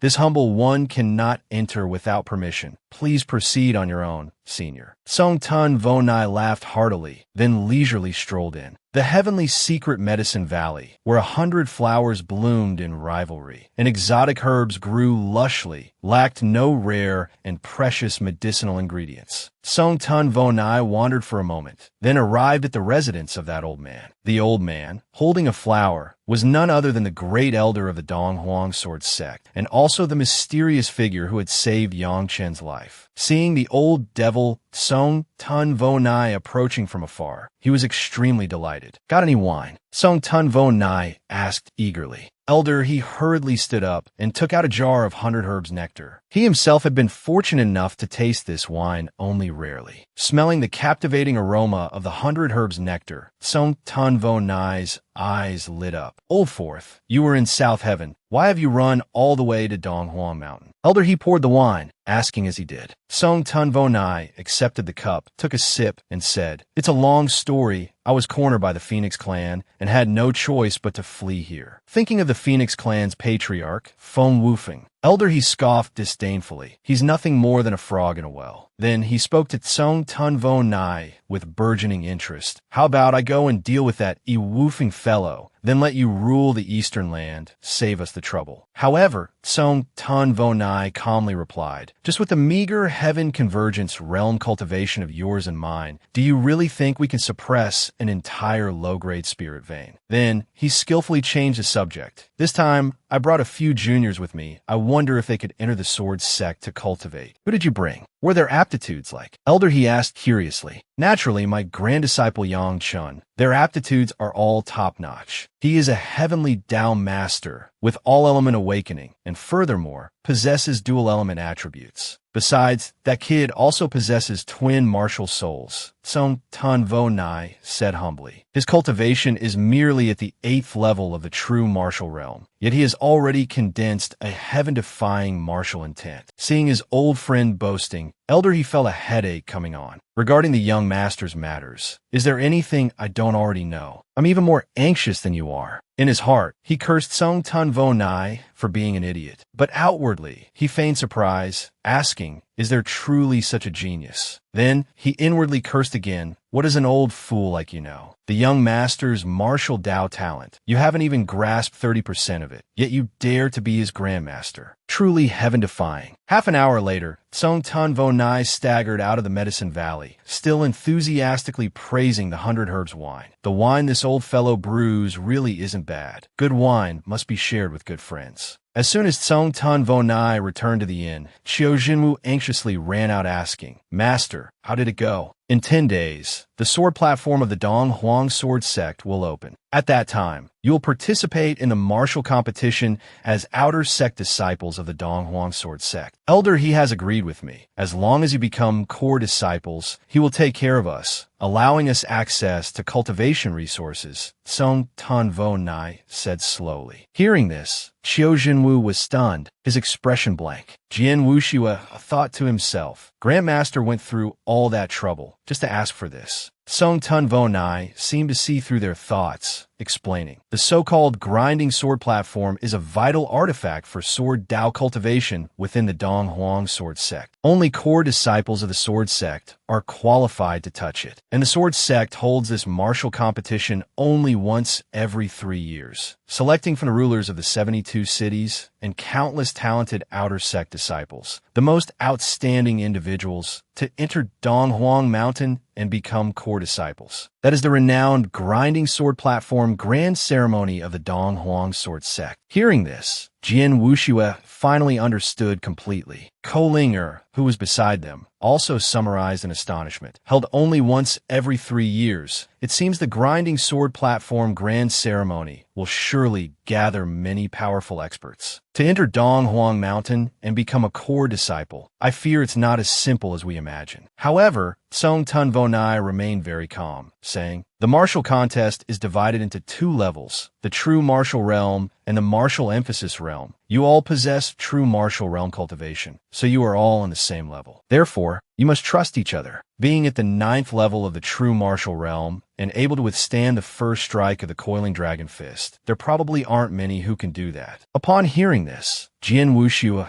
rubbed his chin and sighed in admiration. You little brat, not humble at all. His master beside him couldn't help but remind him. 10 days later, the grinding sword platform grand ceremony commenced as anticipated. The square was packed solid with people. Those registering to participate formed bustling crowds, creating an incredibly lively atmosphere. Yang Chun grabbed hold of a girl dressed in red, asking, Miss, excuse me, what is the prize for the champion this time? The girl immediately retorted, you came to participate and you don't even know this. The prize for the champion this time is a promise from the Dong Huang Sect Master. The winner can make any request whatsoever. Any request will be granted. Any request? Yang Chen asked again, astonished. As long as it's something the Sect Master is capable of doing. The girl confirmed. Yang Chen suddenly recalled what Li Juanru had mentioned in the Wither Heart Cave. The Dong Huang Sect Master possesses a soul artifact, named the Soul Swapping Stone. If I can secure the first place, I can borrow it and help Master restore his soul body. You can definitely do it. Suddenly, a small hand clasped his. Tian Lingxi looked at him and said, the number of registrants was overwhelming. By the time it was Yang Chen's turn, a significant amount of time had passed. The registrar stated coldly, report your basic information. Yang Chen, 19 years old, 8th level of the true martial realm. Yang Chen stated,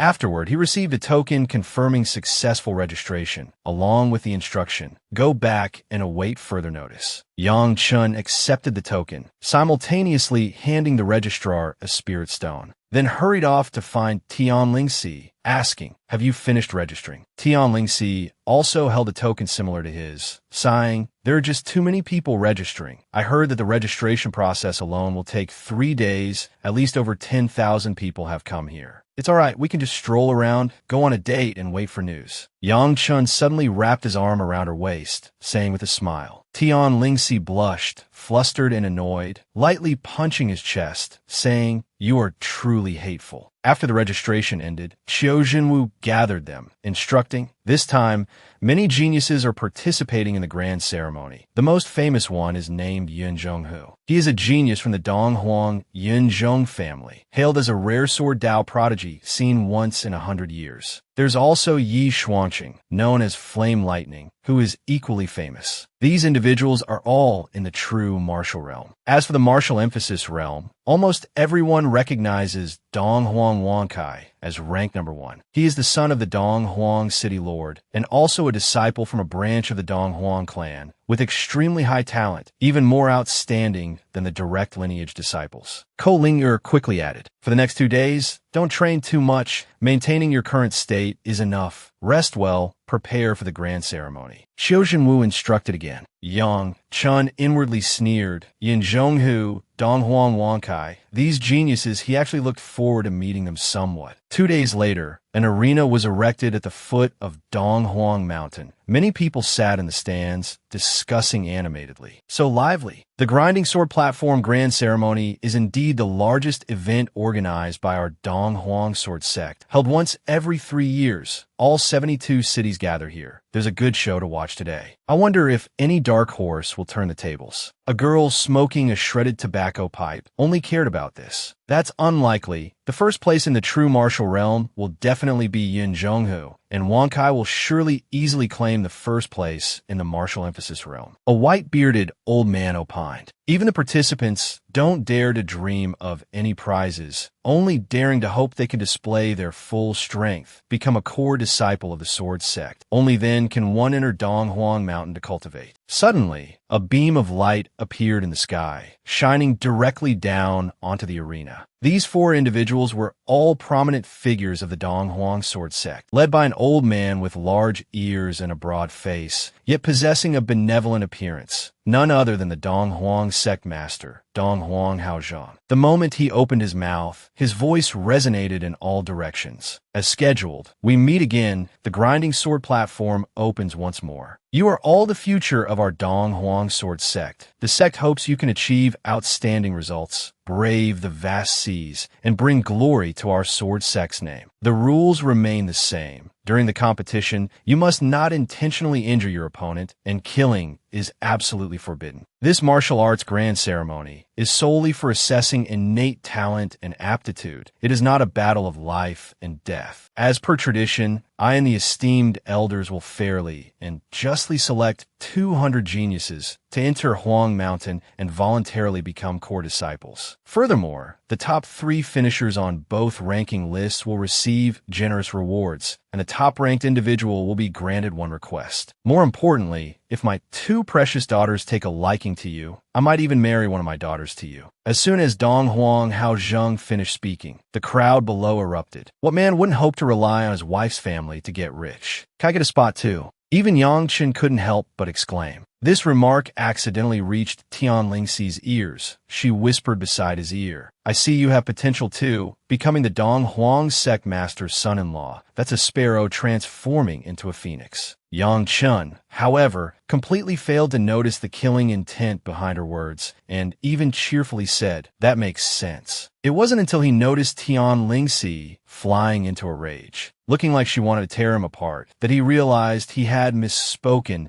hastily begging for mercy. "I was just kidding. Let go quickly. So many people are watching." Just then, Donghuang Haozhang ordered everyone to quiet down. According to the distributed wooden tokens, participants were invited onto the platform one by one. The grand ceremony officially began. Following that, those who had registered took out their wooden tokens, letting them fly towards the arena, colliding with one another. 2 wooden tokens were randomly selected, forming a pair. The first unfortunate pair drawn was Yang Jikong and Lu Shuchao. Yang Chun thought, with this kind of random draw, if one encountered a strong opponent right from the start, wouldn't that be too unfair? Tian Lingxi, however, said he hadn't listened carefully. The Sect master had stated, luck is also a part of strength. The battles in the arena were incredibly fierce. Yang Chen's eyes widened. He saw that among the 200 participants, 50 had already unleashed their martial sword souls. Jian Wuxue couldn't help but nod in approval. The sword cultivators here were much stronger than those in the eastern lands. The first round concluded. Not many were injured, which greatly excited Tian Lingxi. This was because everyone was focused on showcasing their own talent, rather than taking advantage of others' misfortunes in chaotic brawls. At this moment, the referee announced the next match. Jian Wuxue,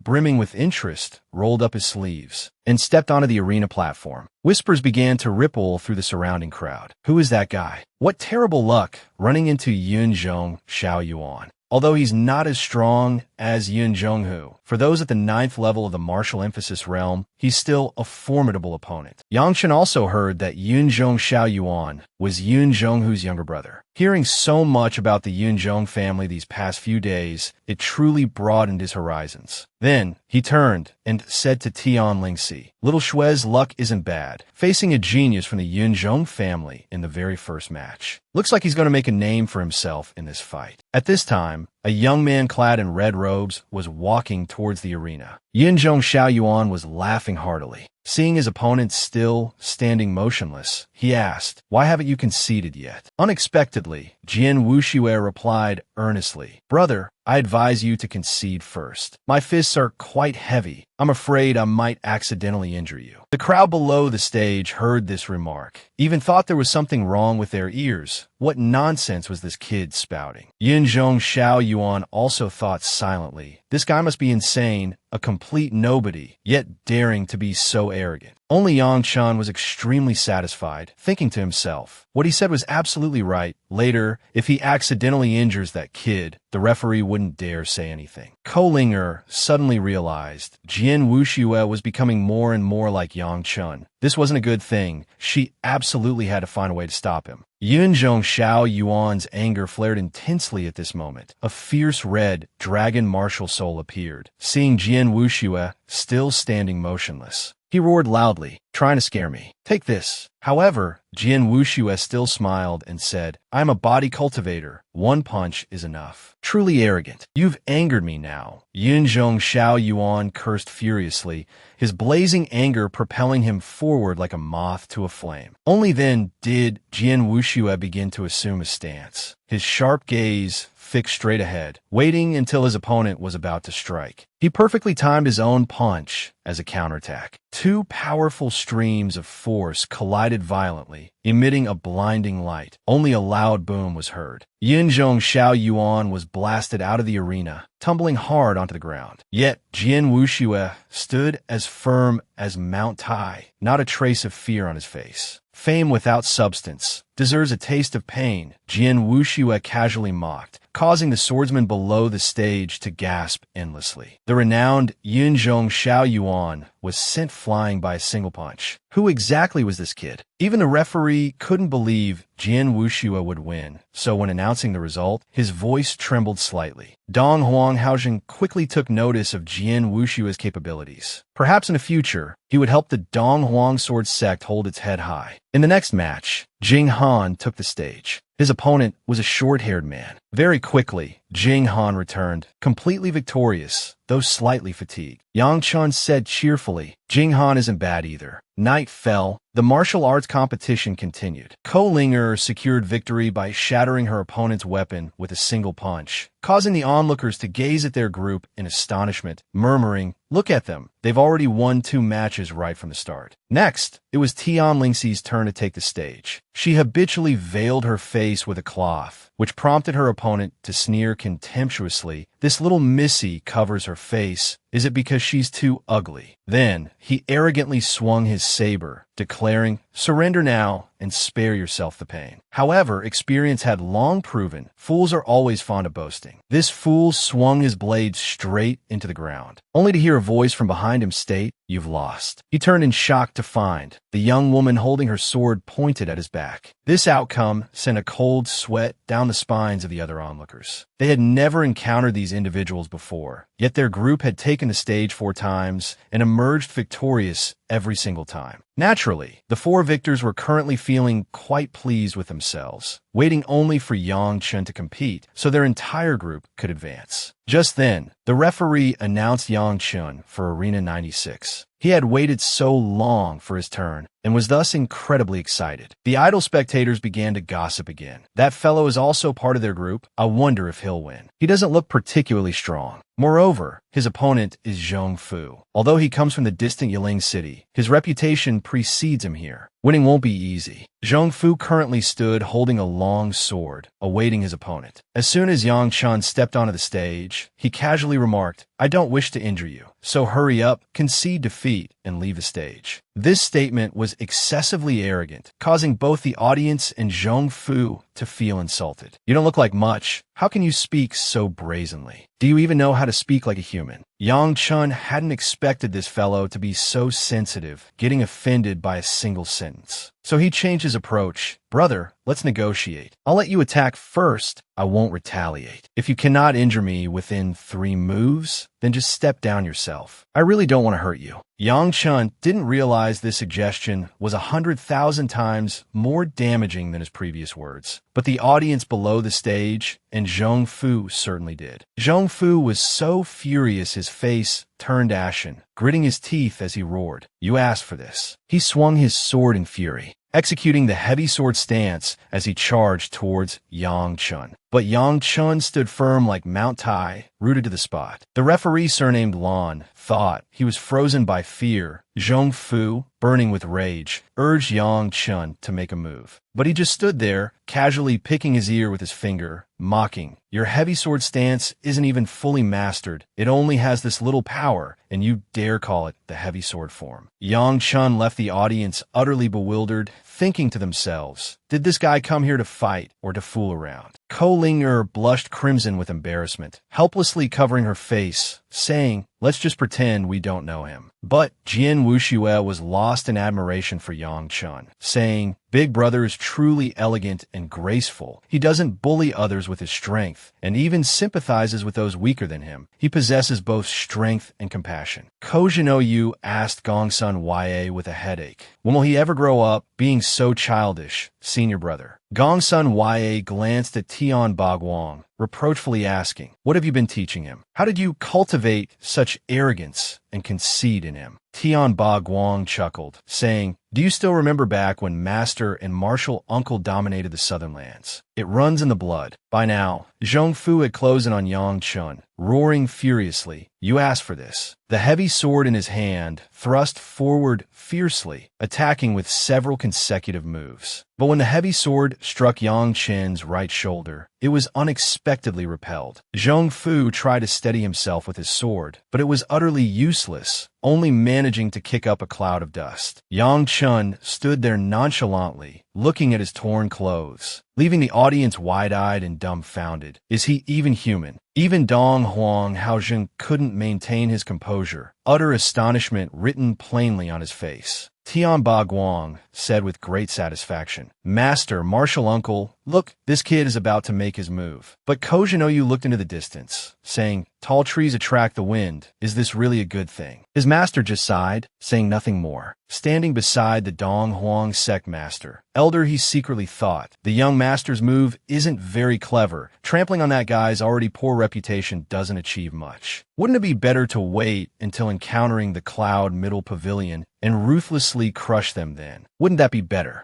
At this moment, Zhong Fu was panting heavily, saying, "Impossible, impossible. Am I too weak, or is my opponent stronger than I could have ever imagined?" Yang Chen smiled and said to Zhong Fu, "You still owe me 2 moves? Don't worry, I won't retaliate." Although they were dozens of meters apart, Yang Chen could still sense the opponent's fury. He added, "This is a martial contest, not a life-or-death battle. Don't be too tense, just go ahead and attack. I'm saying all this because I'm genuinely afraid of hurting you. My fists and feet are quite powerful." Unexpectedly, these words convinced Zhong Fu. He shouldered his sword, saying, I'll remember this. Yang Chun, I concede defeat today. Hearing this, Dong Huang Haozheng immediately clapped in appreciation. Now that's a man of our Dong Huang sword sect. Unexpectedly, there's such a rare talent who resonates with me so well. Elder He beside him seized the opportunity to flatter. This is the sect master's great fortune. I've discovered his destiny is immense. With him, our Dong Huang sword sect will surely flourish and prosper, renowned throughout the world. Hearing these words, Dong Huang Haozheng became even more excited, asking, "Really?" Elder He nodded seriously. He was grinning from ear to ear. If the Grand Elder says so, then it must be true. Perhaps in the future, the fame of the Dong Huang sword sect will echo throughout the entire Eastern continent. This vast Eastern continent is filled with nothing but mediocre people. In the blink of an eye, it was time for the second round of competition. A female disciple approached the Dong Huang sect master, asking, "Sect master, would you like to rest for a moment? The disciples are still competing. I cannot rest either." The Dong Huang sect master waved his sleeve, signaling for her to leave. The referee drew lots. Tian Linhai and Dong Huang on 2 were the first to enter the arena. The crowd below immediately erupted, the onlookers excitedly shouting, "Dong Huang on 2, the number 1 beauty of Dong Huang City has arrived, brothers." Yangshan also looked over curiously. At that moment, a pair of long, slender legs glided past his eyes, causing those passionate young men to roar, "She's here, she's here." Dong Huang on 2 was dressed in red robes, standing out remarkably. She possessed a cold aura, yet it wasn't intentional. Yangshan couldn't help but admit she truly lived up to the rumors, astonishingly beautiful. Seeing this, Ko Linger immediately threatened, "Wait until Linhai comes down. I'll definitely tell her how you kept staring at that girl named On 2. You were practically drooling." Startled,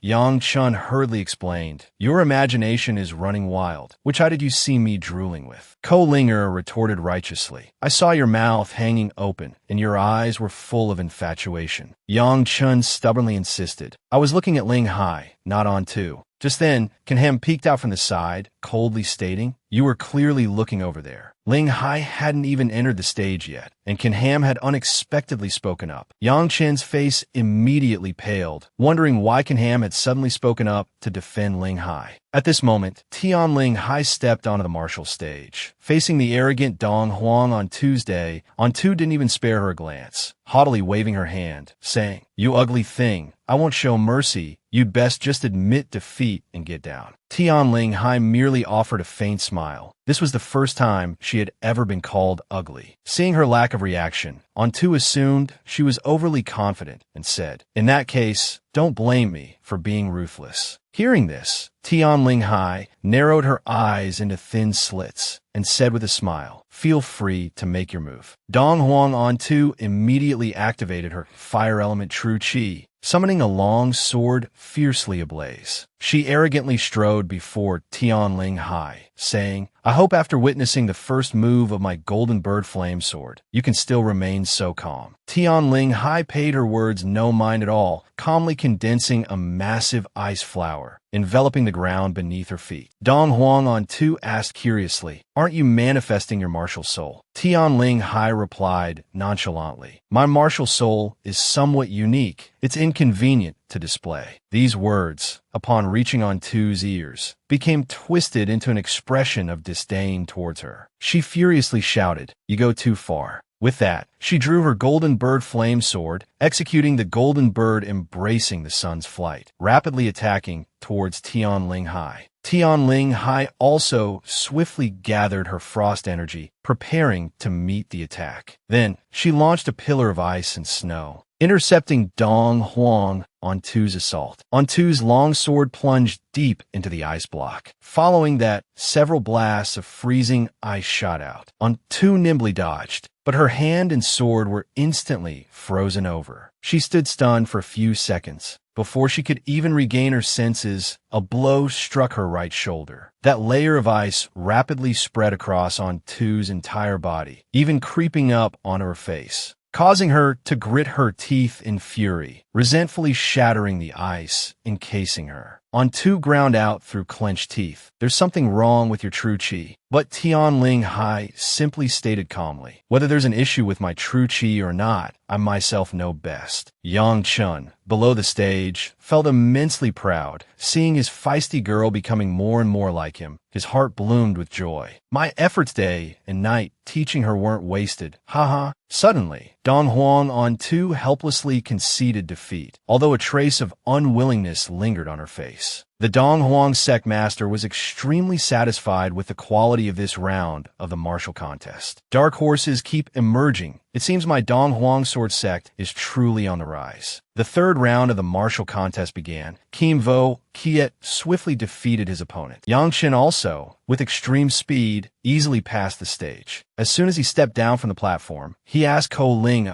"You won, right?" Ko Linger had naturally won, but she seemed slightly worn out. The opponents in the third round were much stronger. I had to expend quite a bit of effort to win. Kin Ham had encountered a similar situation, nodding continuously in agreement. Yang Chun smiled and said, "It's all right. Winning is what matters. From now on, we must seriously observe their matches. There are still many masters ahead." Just then, the referee announced, Dong Hong Gao Tai versus Tran Duong. The crowd immediately erupted. The appearance of Dong Hong Gao Tai excited everyone present. He had red hair, a handsome appearance, and most importantly, his sword intent was exceptionally powerful. Even Yang Chun had to admit this was truly a genuine swordsman. As soon as Dong Hong Gao Tai ascended the platform, his opponent automatically conceded defeat. He quickly jumped down from the martial stage. The referee announced, "The second round of competition has concluded. The winner shall return tomorrow to participate in the third round of competition." Night fell. Inside the Dong Huang Sword Sect, Sect Master Hao Qin and several elders were laughing and chatting merrily. "This kid in Gao Tai, his future is boundless. Our Dong Huang clan is just days away from being able to hold our heads high." However, the man named Dong Hong Leet did not look happy at all. Just as he was about to speak, he was interrupted by Hao Qin. "We are of the same generation. Don't be so formal. From now on, just call me Brother Qin. I'd be very pleased." Dong Hong Leet broke out in a cold sweat, stammering out a Brother Qin. Hao Qin laughed heartily. "After the grand ceremony concludes, I want to let Ngao Tai enter the main peak, personally grant him the status of a direct disciple, and teach him myself. Is that acceptable?" At this moment, the great elder spoke up, asking, "Dong Hong Leet, do you still remember what I told you 25 years ago? What I ate yesterday, perhaps I have long forgotten." But Dong Hong Leet remembered it with stark clarity. That day, the great elder had visited the city lord's mansion, and in front of Ngao Tai had directly stated that he was young and full of fiery spirit, making it difficult for him to achieve true greatness. However, if he could mature steadily, by the age of 20, he could ascend to the heavens in a single step, transforming into a soaring dragon. Recalling this, Dong Hong Leet faltered, unable to continue speaking. The great elder picked up the thread. "In these past 2 years, Ngao Tai has weathered countless demonic trials, tempering a sword intent impervious to all evils. I imparted to him the 7 swords of Heavenly Mountain, and he has likely mastered the first 2 forms. To ascend to the martial ancestor realm, yet remain untouched by worldly dust, is indeed a rare phenomenon. He is entirely capable of venturing out into the world, unrivaled by any." Here, the great elder's voice suddenly dropped, becoming grave. Ngao Tai's destiny bears the 4 afflictions. Without the aid of a noble benefactor, he is exceedingly vulnerable to a sudden, violent death. Upon hearing this, both Dong Hong Leet and the sect master stared, utterly astonished, their mouths falling open. They exclaimed in unison,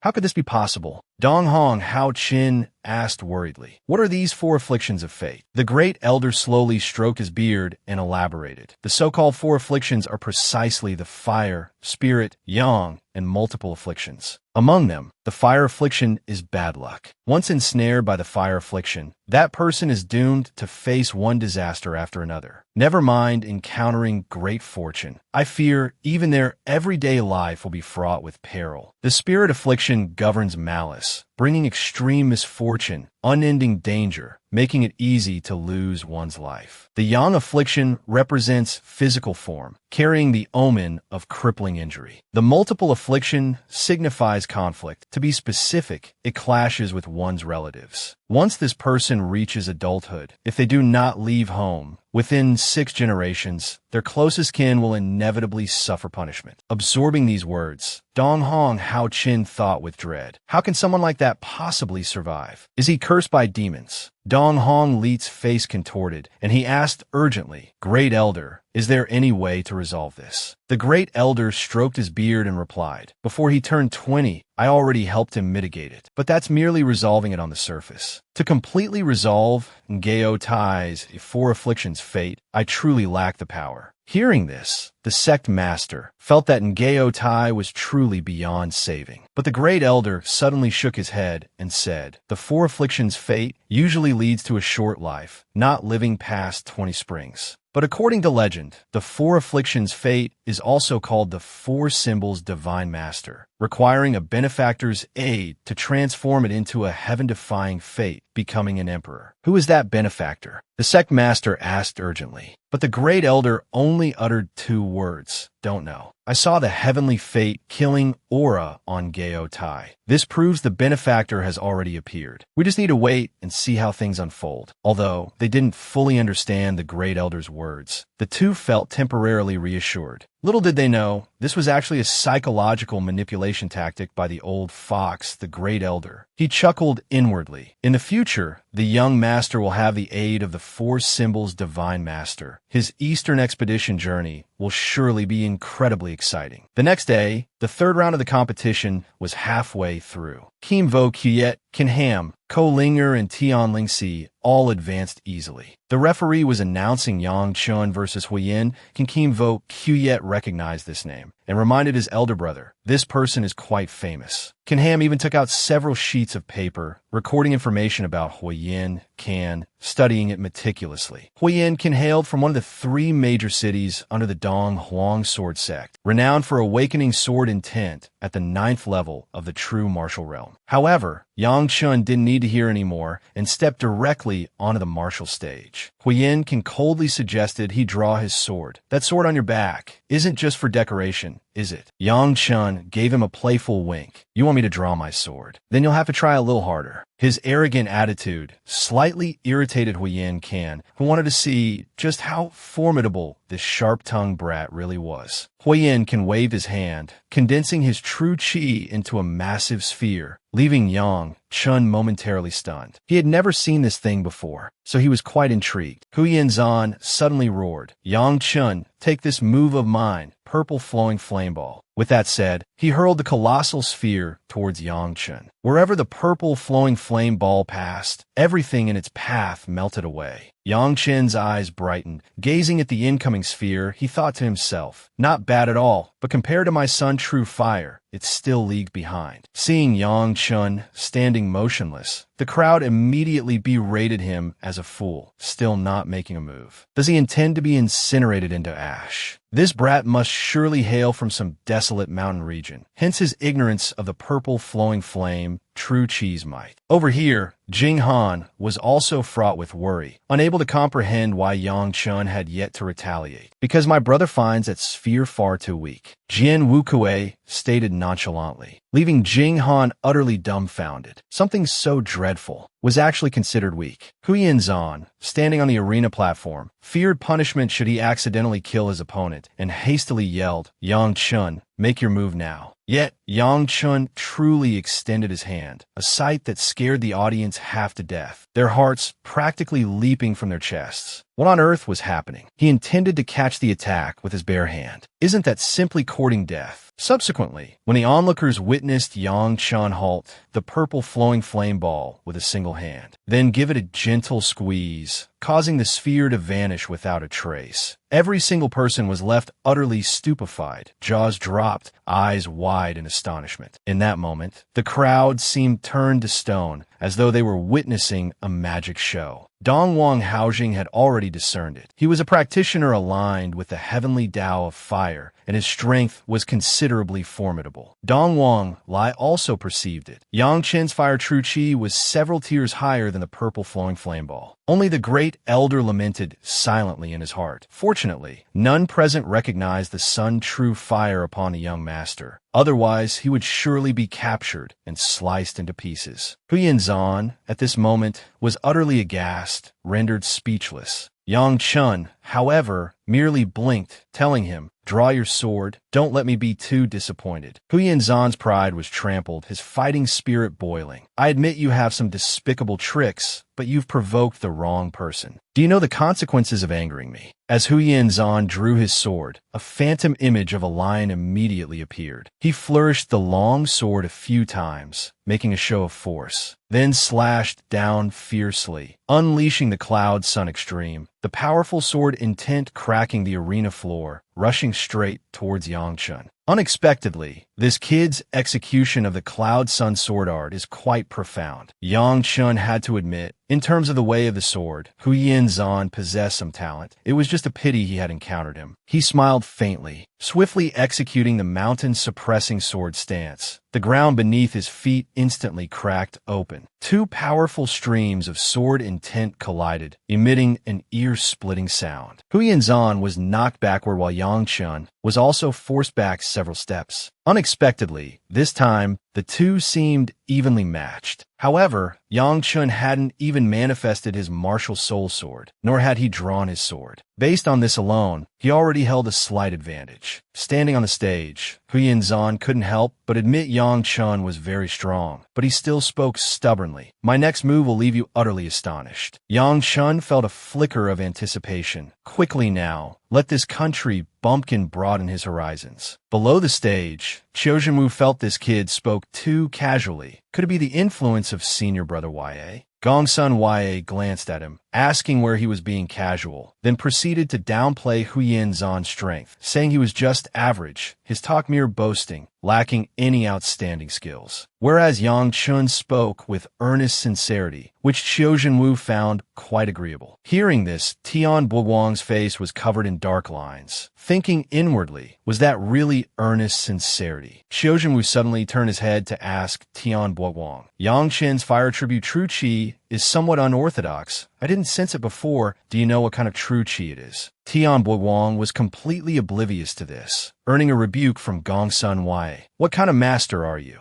His fire attribute true chi must certainly be of a special type. I'll have to find a chance to ask him about it." Suddenly, raging flames erupted upon the arena platform. Huyen Zan was pouring all his strength into maintaining this terrifying surge of energy. By now, some had recognized it. This was precisely soul light martial intent. It seemed the rumors about Huyen Zan were true after all. He had indeed awakened his sword intent. This time, Yang Chen's death was surely sealed. Yang Chun was, admittedly, somewhat taken aback by his opponent's killing move, but it was merely surprise, nothing more. To him, it still wasn't worthy of serious consideration. Huyen Zan now gripped his long sword tightly, simultaneously bellowing, "Cloud Sun, asking heaven." The purple sword intent, thick with killing aura, slashed directly towards Yang Chun. A smile played in Yang Chen's eyes. He once again employed the lingering mountain sword stance, unleashing 30 streams of sword intent, countering Huyen Zan's Cloud Sun, asking heaven. The forces from both sides collided once more, triggering a heaven-shaking, earth-shattering explosion across the arena platform. The Dongwang Sect master could not conceal his astonishment, asking, "Where did this person come from?" The great elder feigned ignorance, shaking his head. The Sect master was currently lost in thought, pondering how Yang Chun had managed to suppress Huyen Zan's sword intent. It had to be one of two reasons. First, he had awakened his own martial intent. Second, his physical body possessed unbelievable resilience. As the tremors on the platform subsided, the figures of the two combatants came into view. Yang Chun remained perfectly composed, while Huiyanzan was gasping for breath, incredulous that he was still unharmed. Yang Chun suddenly spoke, offering consolation to Huiyanzan. Don't be discouraged. Your martial talent is truly formidable. He had intended to add, but not as good as mine, but Huiyanzan had already taken the initiative, kneeling to concede defeat. In that instant, the spectator stands erupted, the audience chanting Yang Chen's name with frenzied excitement. Amidst the roaring cheers, Yang Chun descended from the arena platform, feeling utterly exhilarated. Xiao Zhenwu was also grinning so widely he couldn't close his mouth. With this round concluded, the judging panel would proceed to determine the combat rankings. Tian Nan was burning with curiosity to find out where Yang Chun ranked. Xiao Zhenwu believed Yang Chun would definitely astound us. Let's just wait and see. Those who were just chanting Yang Chen's name suddenly found the situation becoming more dramatic. Yin Zhonghu has come looking for Yang Chun, brothers. This guy, with a beaming face, changes his expression faster than flipping through a book. It's Yin Zhonghu. Some speculated he came looking for Yang Chun to avenge his younger brother. Yin Zhonghu said resentfully, I was looking forward to crossing swords with you, but you. Yang Chun merely let out a few cold laughs, saying mockingly, I've had enough disappointments already. If you want to fight, then show some real skill. Yin Zhonghu was so angry he was speechless, warning Yang Chun not to be too arrogant. I specialize in dealing with braggarts like you. Yang Chun laughed and pointed at himself, saying, arrogant, laughing proudly at the heavens, walking alone under the sky. Do you think you can trouble me? Yin Zhonghu, encountering such a conceited person for the first time, was momentarily struck dumb. Before leaving, he said angrily, go ahead and be smug. I hope you can still laugh later. As for Shen Luo Jianwu Kuei, he was looking at his brother Yang Chun with eyes full of admiration, truly overflowing with heroic spirit. Conversely, Ko Linger thought silently, Yang Chun being so arrogant and conceited, inviting hatred was not a good thing. At this moment, Dongwang Haojing suddenly stood up, laughing heartily. You all performed very well. All are rare talents. In the next battle, I hope you give it your all, showcase your talents, but do not intentionally injure your opponents, causing disability or death. He added enthusiastically, I have seen the glorious future of the East Emperor Sword Sect. Your destiny is in your hands. Let the next battle begin. The referee quickly stepped forward, explaining some simple rules. Unlike the qualifying round, this battle will not eliminate anyone. The 200 newly promoted core disciples of the Sword Sect are divided into two groups. The 80 true martial realm disciples will fight on 8 platforms to select the 8 strongest. The 120 martial ancestor realm disciples will fight on the remaining 12 platforms, selecting 12 individuals. Anyone of the same realm can ascend the platform to compete or challenge the platform master. Ko Linger immediately realized this was the platform battle to select the 20 strongest platform masters. No sooner had she finished speaking than Yang Chun and Jianwu Kuei leaped up together. Yang Chun stood proudly on the platform, arrogantly asking, who dares come up here for me to abuse? Come on up. Jianwu Kuei, standing beside him, added a sentence. Whoever dares to come up, let him broaden his horizons and know what a true powerhouse is. Down below, Ko Linger was speechless. Couldn't these two be just a little bit modest? Tian Buoguang's face darkened as he cursed. These two idiots. Going up there is just a waste of effort. Once their true chi is depleted, what will they use to fight for rank? Gongsun Ya immediately shot him a sideways glance. Who are you cursing? What future does a coward like you have? Afraid of this, afraid of that. In the end, only a miserable fate awaits. Those two are 100 times stronger than you.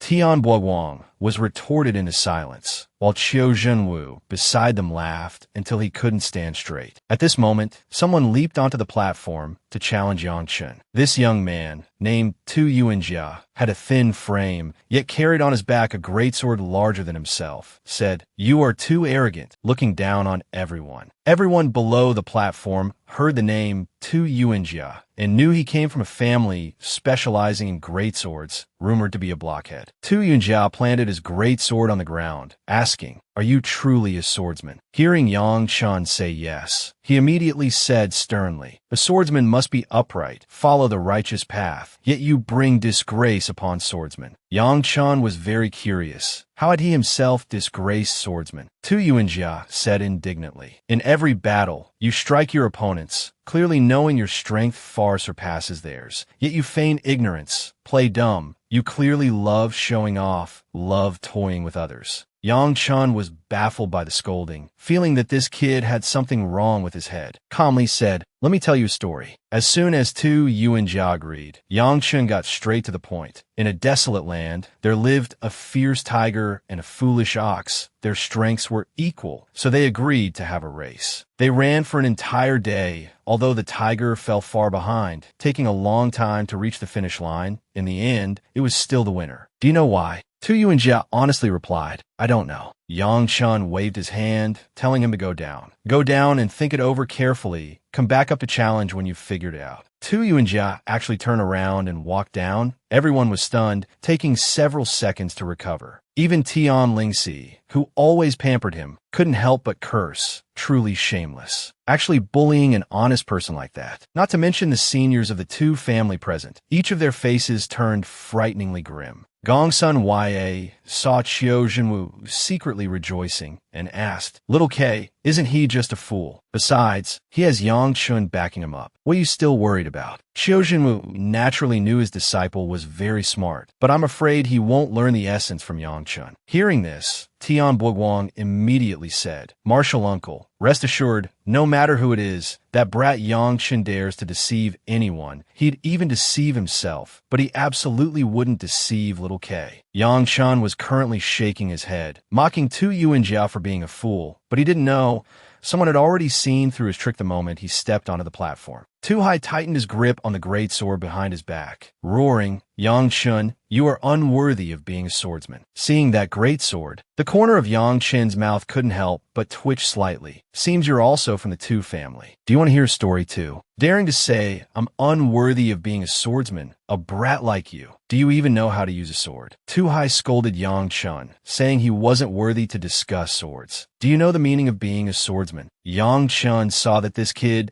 didn't want to compete in martial arts. He just wanted to engage in a battle of words. Sighed softly and asked in a low voice, "Let's make a bet. Before long, Tu Yuanjia will definitely thank me, because in my eyes, he is 100 times stronger than you. Since we are not on the same level, don't even talk about the sword. At most, we have only just set foot on the path of swordsmanship. What right do you have to call yourself a swordsman?" Tu Hai was utterly humiliated, grinding his teeth in anger. But Yang Chen's speech wasn't over yet. Even the legendary masters of the sword path often question themselves, not daring to arrogantly claim they understand the sword, but needing to constantly learn from the sword. "You snot-nosed brat, what right do you have to lecture me on what a swordsman is?" Yang Chun shrugged, questioning Tu Hai. "Do you think carrying a sword makes you a swordsman? The Tu family, a great sword lineage, raising an oddity like you, truly brings shame upon your ancestors." Tu Hai couldn't bear this humiliation any longer, drew his great sword, and roared, "Enough nonsense. Fight me if you dare." However, Yang Chun had absolutely no expectations for this kid, merely saying, "Whatever your strongest move is, just use it. If you can force me to draw my sword, I'll consider it your victory." Tu Hai immediately channeled all his fury into one move, the Great Void Mountain Splitter. Gripping his great sword tightly, he charged straight at Yang Chun, the sharp blade flashing through the air. Yang Chun had anticipated this, so he calmly raised his hand to form a seal. 30 streams of sword chi quickly materialized, then, following the direction of his finger, shot straight towards the great sword. Tu Hai was stunned speechless by this overwhelming power, only able to grit his teeth and retreat defensively, collapsing beside his great sword. He hadn't expected the difference in strength between them to be so vast. Even using the full power of his great Void Mountain Splitter, he couldn't force Yang Chun to draw his sword. Just then, Tu Yuanjia, down below, suddenly seemed to realize something. His eyes lit up, and he immediately leaped onto the platform. The referee sternly reminded him, "The match isn't over yet. What are you doing up here?" Tu Yuanjia hastily explained, "I don't wish to challenge. I just want to have a few words with Yang Chun." The referee shouted loudly, "Can't you wait until after the match is over to talk? It must be now." It wasn't until Yang Chun spoke up, "It's all right, just let him speak," that the referee nodded in agreement. Tu Yuanjia suddenly performed a formal salute towards Yang Chun, thanking him for his reminder. "But I am not that foolish ox. Before long, I will definitely challenge you and defeat you." Yang Chun casually replied, "Your goal is quite ambitious. If I don't hold back, it will be very difficult for you to achieve it." After that, Tu Yuanjia said nothing more,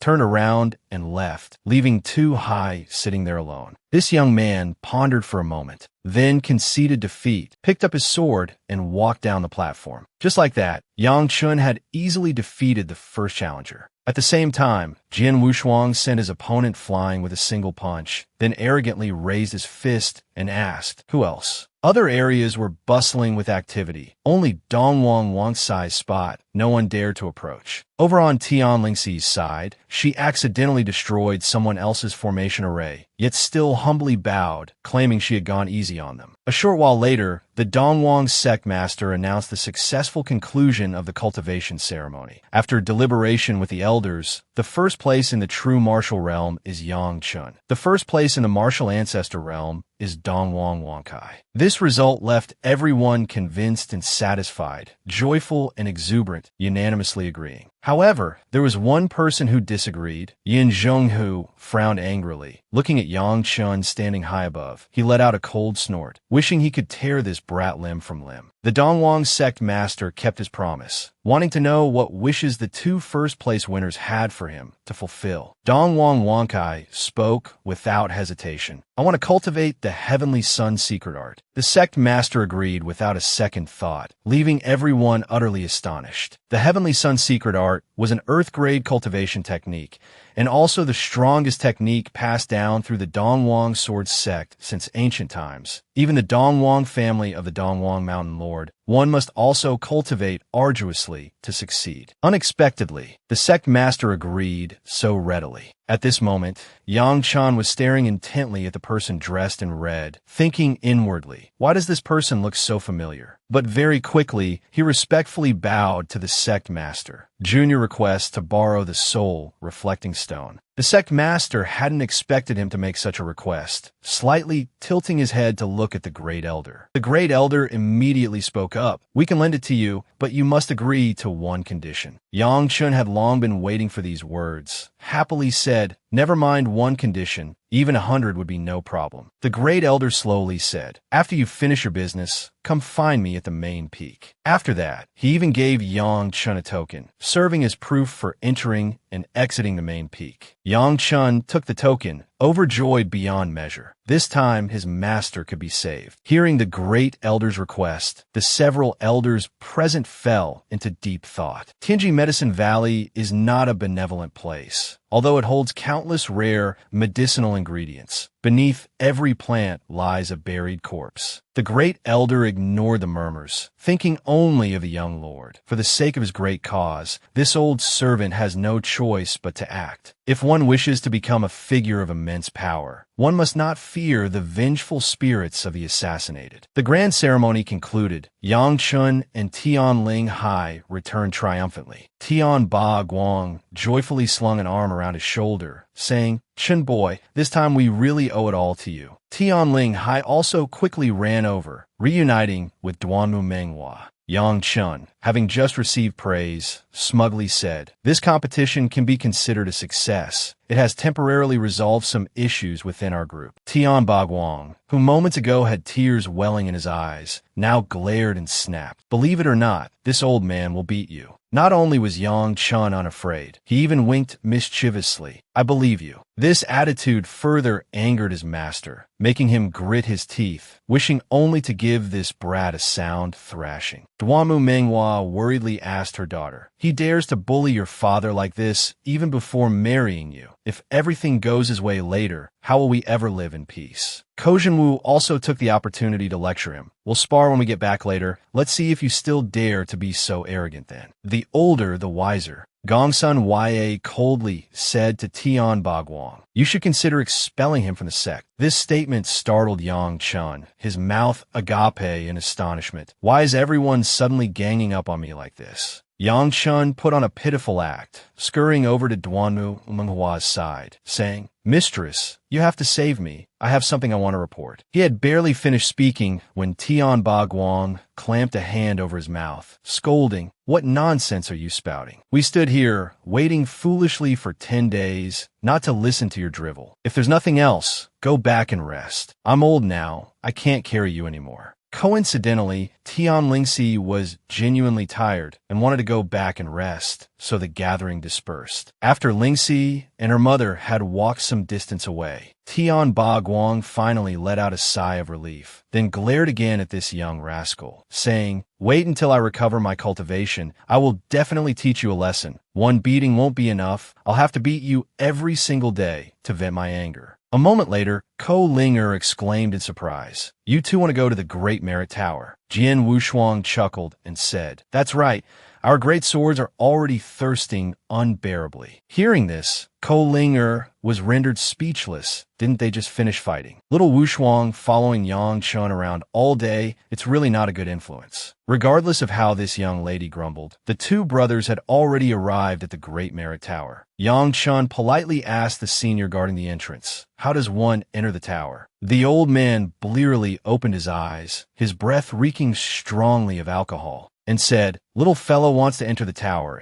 It's not expensive. Just give me 2,000 low-grade spirit stones." When Yang Chun heard this price, he was scared out of his wits, exclaiming, "Old man, you." Seeing this, the old man began chirping like a sparrow. This Great Merit Tower is a significant artifact left behind by the Dongwang ancestor from ancient times. Its purpose is to forge outstanding geniuses of the true martial realm. Once you enter inside, you will resonate with the ancestor's power, will surely condense the supreme martial seed. Kid, have you ever heard of the supreme martial seed? Rumor has it, even peerless geniuses have never reached this realm. You could say the supreme martial seed is a threshold that all geniuses and peerless geniuses must overcome. Such an enticing advertisement filled Yang Chun with curiosity, so he asked, "If I have a certificate of poverty, can I get a discount?" But the old man hurriedly shook his head, refusing. "If I were the one in charge here, 1,000 spirit stones, no, just 10 spirit stones would be enough to enter." As the ancestor instructed, absolutely no discounts can be given. Seeing the old man's determination, Yang Chun felt helpless and tried to negotiate one more thing. "If I buy a ticket, can my younger brother come in with me?" However, the drunken old man still firmly refused. Yang Chun glared angrily at the old man for a long moment. Finally, resigned, he took out 4,000 spirit stones and handed them over. Seeing the bulging bag of spirit stones, the old man's eyes lit up, wondering whose child could be so generous. Then, he inserted a red token into a slot on the door. Golden true chi flowed out along the patterns on the token, and the door immediately swung open before them. Seeing this, the surrounding crowd exclaimed in surprise. Someone entered the Great Merit Tower. It seems to be Yang Chun from the recent ceremony. At this moment, Yang Chun was slowly stepping into the tower, the inside completely unlike what he had imagined. Apart from the four walls, there was nothing else, making Yang Chun feel like he had been tricked. Jian Wuk was also extremely disappointed, angrily saying, "How can this be? I must go out and demand our spirit stones back." Yang Chun quickly pulled little K back, saying, "This place is safe and quiet, very suitable for us brothers to try condensing the martial seed. Since Big Brother said so, of course we can't go out anymore." Jian Wuk quickly chose a spot, sat down cross-legged, and immediately began cultivating, resembling an ostrich. A massive phantom image of a two-horned demon appeared, its entire body as black as ink. Bloodshot eyes stared intently at Jian Wuk. He closed his eyes, focusing his spirit, circulating his energy, unaware that the demon was thrusting its sharp claws straight into his forehead. Jian Wuk snapped his eyes open in agony, letting out a frantic scream. A stream of black energy continuously poured into his body. A moment later, a completely blackened Jian Wuk with blood-red eyes appeared behind him. Yang Chun saw that the martial seed had not yet successfully condensed, thinking inwardly, could it be that he's reaching his limit? Is he going to fail again this time? But just then, the top of the tower suddenly emitted a strange ray of crimson light. It abruptly shone down upon the spot where Jian Wuck sat. The light was incredibly powerful, nearly knocking Yang Chun off his feet, while Jian Wuck suffered even more grievously. His eyes, rolled back to white, issued a piercing shriek of pain. Yang Chun, worried for little K, even manifested his ancient demonic dragon martial soul. That eerie crimson light relentlessly pierced straight into Jian Wuck's head, yet he did not collapse. Only his pupils turned bright red as he stared blankly into the void. Yang Chun thought little K had been stupefied by the crimson light, or perhaps his soul had been seized. At this thought, his eyes widened in horror, and he nearly lost his footing. Could his soul truly have been seized? He focused his attention, observing Jian Wuck's reaction. A moment later, Yang Chun suddenly gasped, for he saw a pitch-black shadow condensing behind little K, wearing a bright red mask on its face, looking incredibly eerie and terrifying. Yang Chun recognized at a glance that this was the form of little K's martial soul. Suddenly, it transformed into the shape of a tree. He immediately recognized it as the Netherworld Sacred Tree. Just then, Jian Wuck returned to normal, calling out Big Brother. Yang Chun said joyfully, "I saw your martial soul. Excellent, my little brother." Then, he looked up towards the ceiling doubtfully, murmuring, could the crimson light that just pierced little K's head truly be the power left behind by the Duong ancestor? Indeed, at that moment, the Great Merit Tower was emitting a dazzling, fiery red light. Jian Wuck, having just undergone the soul infusion, now understood what the Supreme Martial Seed was. This made Yang Chun very curious, eager to hear what he had to say. Jian Wuck didn't keep his senior brother waiting long, saying directly, the so-called Supreme Martial Seed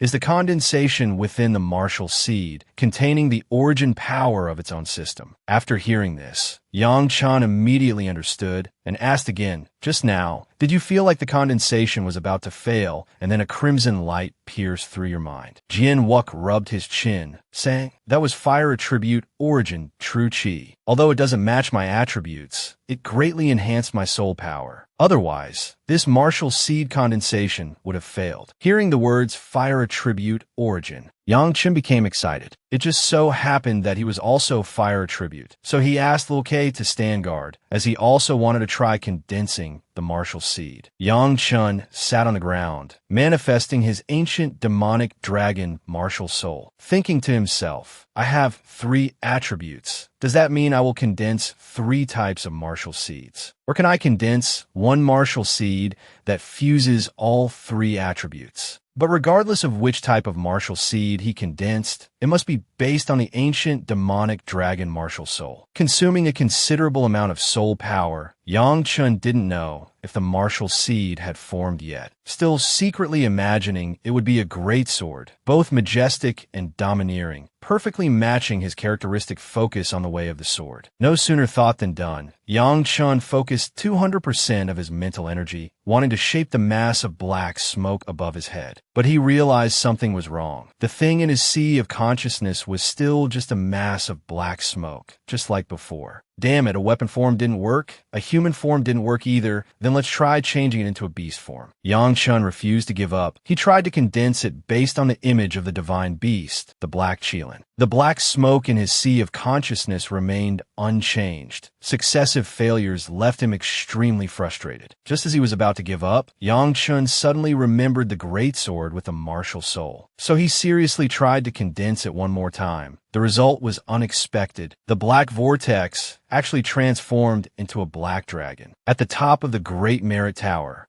the crimson light flashed again, then shone directly onto the coalescing black dragon. Initially, Yang Chun was pleased, thinking this treasure inherently possessed a divine ability. But when he realized that an opponent using the illusionary shadow secret technique could transform into the shape of any martial seed, he shook his head dejectedly, muttering to himself, what use is this thing? Jian Wuck, seeing his elder brother's complex expression, stepped forward and asked, what's wrong? Yang Chun stammered, it's nothing. It's nothing. Then he asked in return, Little K, does your martial seed have any divine abilities or secret techniques? Jian Wuk replied excitedly. Of course it does. My Demon Tree Martial Seed technique includes an offensive secret technique. Once unleashed, it can silently attack the opponent's sea of consciousness. Seeing his elder brother look even more excited than himself upon hearing this, Jian Wuk asked curiously, Elder brother, does your Supreme Martial Seed have any divine abilities? Yang Chun casually brushed it off. Mine is also very powerful. Then he quickly changed the subject, saying, We've been here for quite a while. Let's go out. That old man Gongsun has probably found a new home by now. But upon reaching the door, he realized a difficult problem. How do we get out now? Suddenly, the door opened automatically. The two brothers quickly rushed out of the Great Merit Tower. Outside, a large crowd had gathered. Dong Lai excitedly asked Yang Chun, Did you just use the power left behind by the ancestor, the so-called Supreme Martial Seed? Seeing Yang Chun nod, he said joyfully, Could you tell me a little about it? This man's enthusiasm left Yang Chun slightly breathless, but sensing he wasn't a bad person, he agreed. Thus, Dong Lai enthusiastically invited him to the City Lord's mansion to talk. A moment later, at the City Lord's mansion, Yang Chun had just taken a sip of tea when Dong Lai impatiently wanted to see his martial seed. However, Yang Chun had little K display his martial seed for City Lord Dong instead. Jian Wuk immediately stood up and manifested his demon tree martial seed. Instantly, a gigantic, eerie, and mystical tree appeared. Dong Lai asked in astonishment, Is this the Supreme Martial Seed? Immediately after, he praised lavishly. To think you truly received the blessing left by the ancestor. Truly, heaven does not disappoint those with heart. Yang Chun said sheepishly, Lord City Master, you praise me too much. We come from a remote area. Just buying the entrance tickets cost us 4,000 spirit stones, wiping out all the assets my brother and I had. Dong Lai immediately declared magnanimously, Rest assured, as long as you reveal the secret of the Great Merit Tower, I will give you 4,000 spirit stones. Yang Chun had been waiting for this exact sentence, and immediately broke into a wide grin. Yang Chun said excitedly, Distinguished sirs in this room, if any of your families have someone of the true martial realm, or the martial seed realm looking to condense their martial seed, you can all bring spirit stones to trade privately with me. This information, worth 4,000 spirit stones, will only be passed to one person and is not allowed to be spread further. The moment Yang Chun finished speaking, everyone in the room was stunned. They hadn't expected this young man to be so cunning. Dong Lai glanced at Dong Wutsai, urging, You spend the 4,000 spirit stones to buy a secret, then go into the Great Merit Tower and see if your martial seed can undergo a transformation. Wutsai appeared reluctant, but still took out 4,000 spirit stones. Yang Chun happily took the bag of spirit stones, saying, The secret of the Great Merit Tower is this. You must swear on your martial heart not to reveal it to others. After Wutsai heard the seemingly absurd secret, his face darkened considerably. What kind of secret is this? And he dared to extort 4,000 spirit stones from me for it. Nevertheless, he still gritted his teeth and swore the oath. Afterwards, Wutsai confirmed once more, Are you certain that doing this can draw out the power left behind by the ancestor in the Great Merit Tower? Yang Chun smiled, saying, According to my calculations, you should be able to condense a supreme martial seed. Dong Lai, eager to verify the truth, immediately requested Wutsai to head to the Great Merit Tower at once. Wutsai hurried off excitedly. Yang Chun revealed a flash of pearly white teeth, storing the spirit stones into his storage ring. Jian Wuk stared wide-eyed at this swindling elder brother of his, asking worriedly, If Dong Wutsai fails, will we have to return the money? Yang Chun replied confidently, The money is already in Big Brother's pocket. How could I possibly return it? A moment later, Dong Lai suddenly leaped up in excitement, shouting loudly, Success. It really succeeded. The Great Merit Tower is actually emitting a crimson glow. Everyone quickly ran out of the house to assess the situation. Not long after, Dong Wutsai returned. Dong Lai impatiently urged Wutsai to manifest his martial seed. Wutsai obediently stretched out both hands, transforming into a fire phoenix, soaring high into the clouds, majestic and imposing. Seeing this scene, Dong Lai was overjoyed, constantly exclaiming in admiration. Although Dong Wutsai was still resentful about what had just happened, he still approached Yang Chun and said, I owe you a favor. I will repay it when I have the chance in the future. Yang Chun didn't stand on ceremony, saying, "Then I thank you in advance. Perhaps one day I will need your help." A moment later, Du Jinxing arrived, wanting to buy 2 portions for the Du family. Hearing this, Yang Chun remarked that the Du family, renowned as they were, was only buying 2 portions, truly stingy. The old man from the Yunzhong family heard this and immediately flew into a rage, loudly declaring they wanted to buy 5 portions. Yang Chun smiled faintly and said, "Of course that's possible. However, from my observation, the Yunzhong family surely has more than just 5 geniuses, your Yunzhong family. Every junior of the Yunzhong family is a talent. Once they enter the Great Merit Tower, they can certainly condense a martial seed." However, the Yunzhong family head helplessly said, "Our family's financial resources are limited. We can only afford 5 portions. Yang Chun chuckled. "Family head is truly magnanimous. Your juniors are truly fortunate. In my next life, I want to be reborn into your family too." But inwardly, Yang Chun cursed. "Your family's 5 portions aren't even enough to fill the gaps between my teeth,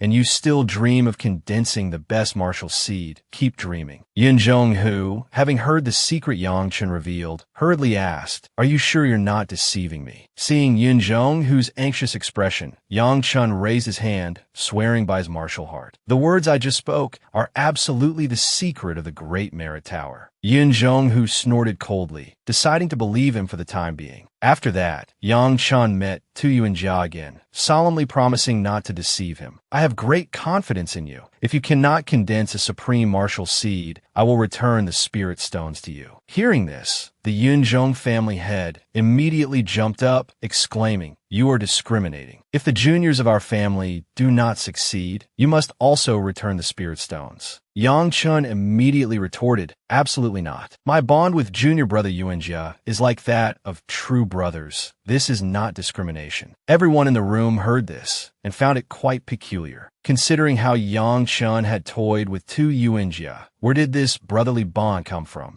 Du Jinxing, recalling how he himself had been made a laughingstock, gritted his teeth and forced himself to endure it. After much haggling, Yang Chun managed to sell a total of 32 portions, excitedly calculating how many spirit stones he had earned. Du Jinxing suddenly seemed to realize something, abruptly standing up, as if he had discovered some earth-shattering secret. At this moment, Yang Chun stood up and bowed to Duong Lai. "Lord City Master and all the other esteemed seniors, my younger brother and I must return home now, lest the elders in our family start to worry." Duong Lai was still grinning broadly, waving his hand for them to leave. Thus, the two quickly executed a teleportation technique, fleeing straight out of the city. Jian Wuk asked curiously, "Can they truly condense a supreme martial seed? How could that be possible?" Yang Chun scoffed, causing Jian Wuk endless worry. "They're all major families of Dongwang City. If they find out we tricked them, we'll be in enormous trouble." Yang Chun stubbornly argued, "Since when did I trick them? It was a fair and honest transaction, open and above board. How can they possibly blame me?" But deep down, Yang Chun still felt a flicker of unease. Just then, a roar of Yang Chun thundered beside their ears like rolling thunder, scaring the souls right out of the two brothers. Trouble had indeed arrived swiftly. The two brothers, utterly terrified, hastily fled back towards the inn. Yang Chun and Jian Wuk,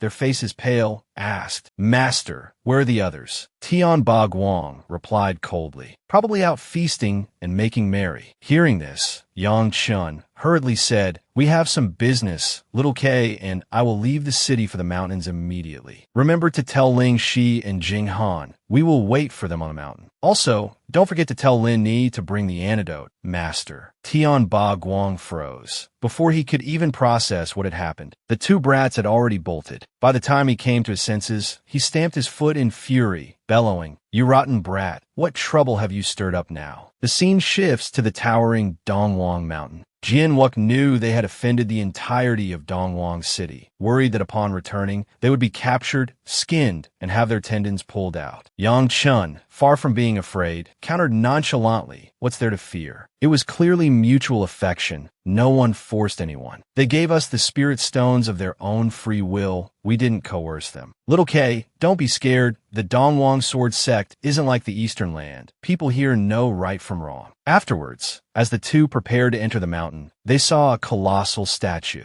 This must be the Duong ancestor, a great power from the ancient era, a true divine realm expert, leaving them staring in awe. About an hour later, they arrived at the gate of the Duong sword sect. The one receiving them was a disciple from here, named Luo Chengji. He had heard that Yang Chun was the top performer in the 2 grand ceremonies, and thus greeted them with great enthusiasm. After Yang Chun and Jian Wuk paid their respects, they asked, "Senior brother, could you perhaps briefly introduce the rules of the sect? We just arrived, and we're afraid of making mistakes." Luo Chengji smiled warmly and said, "The sword sect is free and unrestrained. There aren't many rules, except that you cannot enter or leave without an access token. There are basically no restrictions." Then he looked at Yang Chun with eyes full of admiration and said, "The cultivation resources of the sword sect, including cultivation time, important artifacts, are all distributed according to rankings. Especially for someone like you, the top performer of the 2 grand ceremonies, your cultivation resources can be described as countless." Yang Chun was overjoyed upon hearing this, saying, "That's wonderful." After that, Luo Chengji led them to Huangtan Peak, introducing,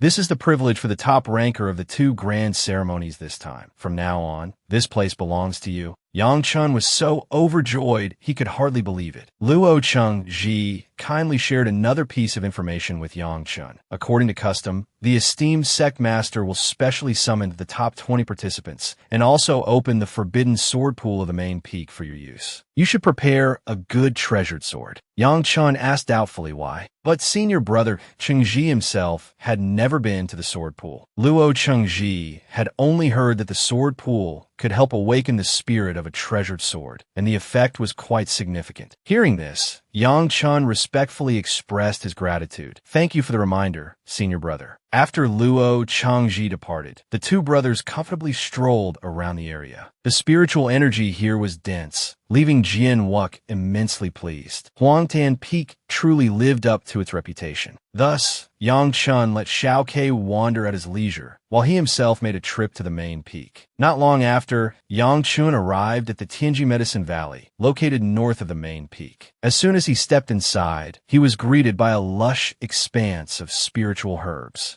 This sight left him endlessly amazed, prompting him to praise what a truly fine place. "Do you like this place?" A gentle voice suddenly echoed. Startled, Yang Chun spun around, only to find a red-robed great elder standing there, having appeared at some unknown moment. Yang Chun hurriedly bowed, offering his respects to the great elder. The great elder stroked his beard with satisfaction and stated, "According to the rules, you are required to tend to these spiritual herbs for me for a period of time. As for borrowing the soul stone, that will depend on your performance. If you dare engage in any trickery, you will bear the consequences yourself." Yang Chun thought inwardly, so it's just tending to spiritual herbs. Confidently puffing out his chest, he declared, "No problem, absolutely no problem at all." The great elder explained that he needn't concern himself with the ordinary spiritual herbs outside. Within the inner area were 20 exceedingly important spiritual herbs, each possessing a name, which he must care for meticulously. At this point, a profoundly meaningful smile touched the corners of the great elder's mouth. These 20 spiritual herbs require fertilizing every day. Deep within the valley, there lies a prison wherein many wicked individuals are confined. Every day, you will kill one person, burn them to ash, then scatter the ashes around the spiritual herbs. Remember, you must absolutely burn them to ash. Hearing that living people were to be used as fertilizer, Yang Chun's jaw nearly hit the floor. After listening to the instructions, Yang Chun began to wander the area. He happened to see a sign, upon which was written Black Bodhi. This withered, pitch-black tree trunk emanated a dense black aura, making Yang Chun's mouth water. He thought to himself, if the primordial demon dragon martial soul within his body consumed it, that would be incredible. But the thought of being caught by Elder Hua if he secretly ate it later, and the subsequent punishment, made him shake his head frantically, dismissing the desire to consume it. Walking a few more steps, he saw a cave entrance, marked with the words Death Row. Curiosity piqued, Yang Chun entered. A wave of chilling air seeped into his body, making him feel a sense of unease. Venturing deeper into the cave, he saw numerous people bound by iron chains. In the center of the cave stood a large furnace, blazing fiercely. Yang Chun approached a woman who looked rather ordinary and asked, "Big sister, why are you imprisoned here?" Her hair was disheveled. Her eyes held a hint of madness. She mumbled, "Just for a bite to eat." Yang Chun assumed she had stolen food out of poverty, until she let out a chilling laugh that made one's hair stand on end and said, "Haven't you heard of infant flesh soup? It's soup made from the flesh of 6-month-old babies." Yang Chen's face instantly turned deathly pale, and he nearly vomited. He then roared, "You deserve to die." He grabbed the deranged woman by the collar and hurled her into the furnace. There was a loud thud. Today, he would make an example of her. The furnace lid slammed shut, and only the crackling sound of fire could be heard from within. A moment later, the lid automatically opened. Inside, only a pile of ashes remained. Suddenly, a faint beam of light shone onto Yang Chen's face. The soul of the deranged woman was letting out tragic screams before him. Yang Chun could clearly feel the resentment contained within it. He thought, this time, he was in deep trouble. Suddenly, that ray of light vanished. Only then did Yang Chun understand. This was the Ziming True Chi. It was formed from the dark origin of the Ziming sacred tree, capable of devouring souls. Yang Chen's Ziming True Chi was originally only at the 8th level of the true martial realm, but after absorbing that thing, it unexpectedly rose by 1 level. Witnessing this scene, Elder Hua sighed inwardly. It seemed the young master still held many secrets unknown to him. The perspective shifted back to Yang Chun. He was fertilizing the spiritual herbs in the medicine garden. Having just poured down a pile, those spiritual herbs immediately absorbed almost all of it. Yang Chun looked at this scene. His face turned deathly pale, like a dead man. As expected of spiritual herbs, personally cultivated by the Great Elder, they actually used human flesh as fertilizer. Meanwhile, in Fengyuan town, Ojin had just heard the rumors spreading wildly through the town, saying Yang Chun was an audacious swindler, and immediately reported this matter to senior brother Wunai. However, Wunai believed there must be a hidden story behind this, and they should wait for Yang Chen's return to ask clearly. Tian Bagwang, thinking about that brat earning so many spirit stones, angrily slammed the table and cursed him, saying he didn't even know to bring some gifts for his master. Truly disrespectful towards his master and the teachings. But he too was scolded harshly by his master Wunai. "Do you have any shame left?" Only then did he furiously scold Yang Chun for becoming increasingly outrageous, saying when he returned next time, he would definitely teach him a lesson. At this moment,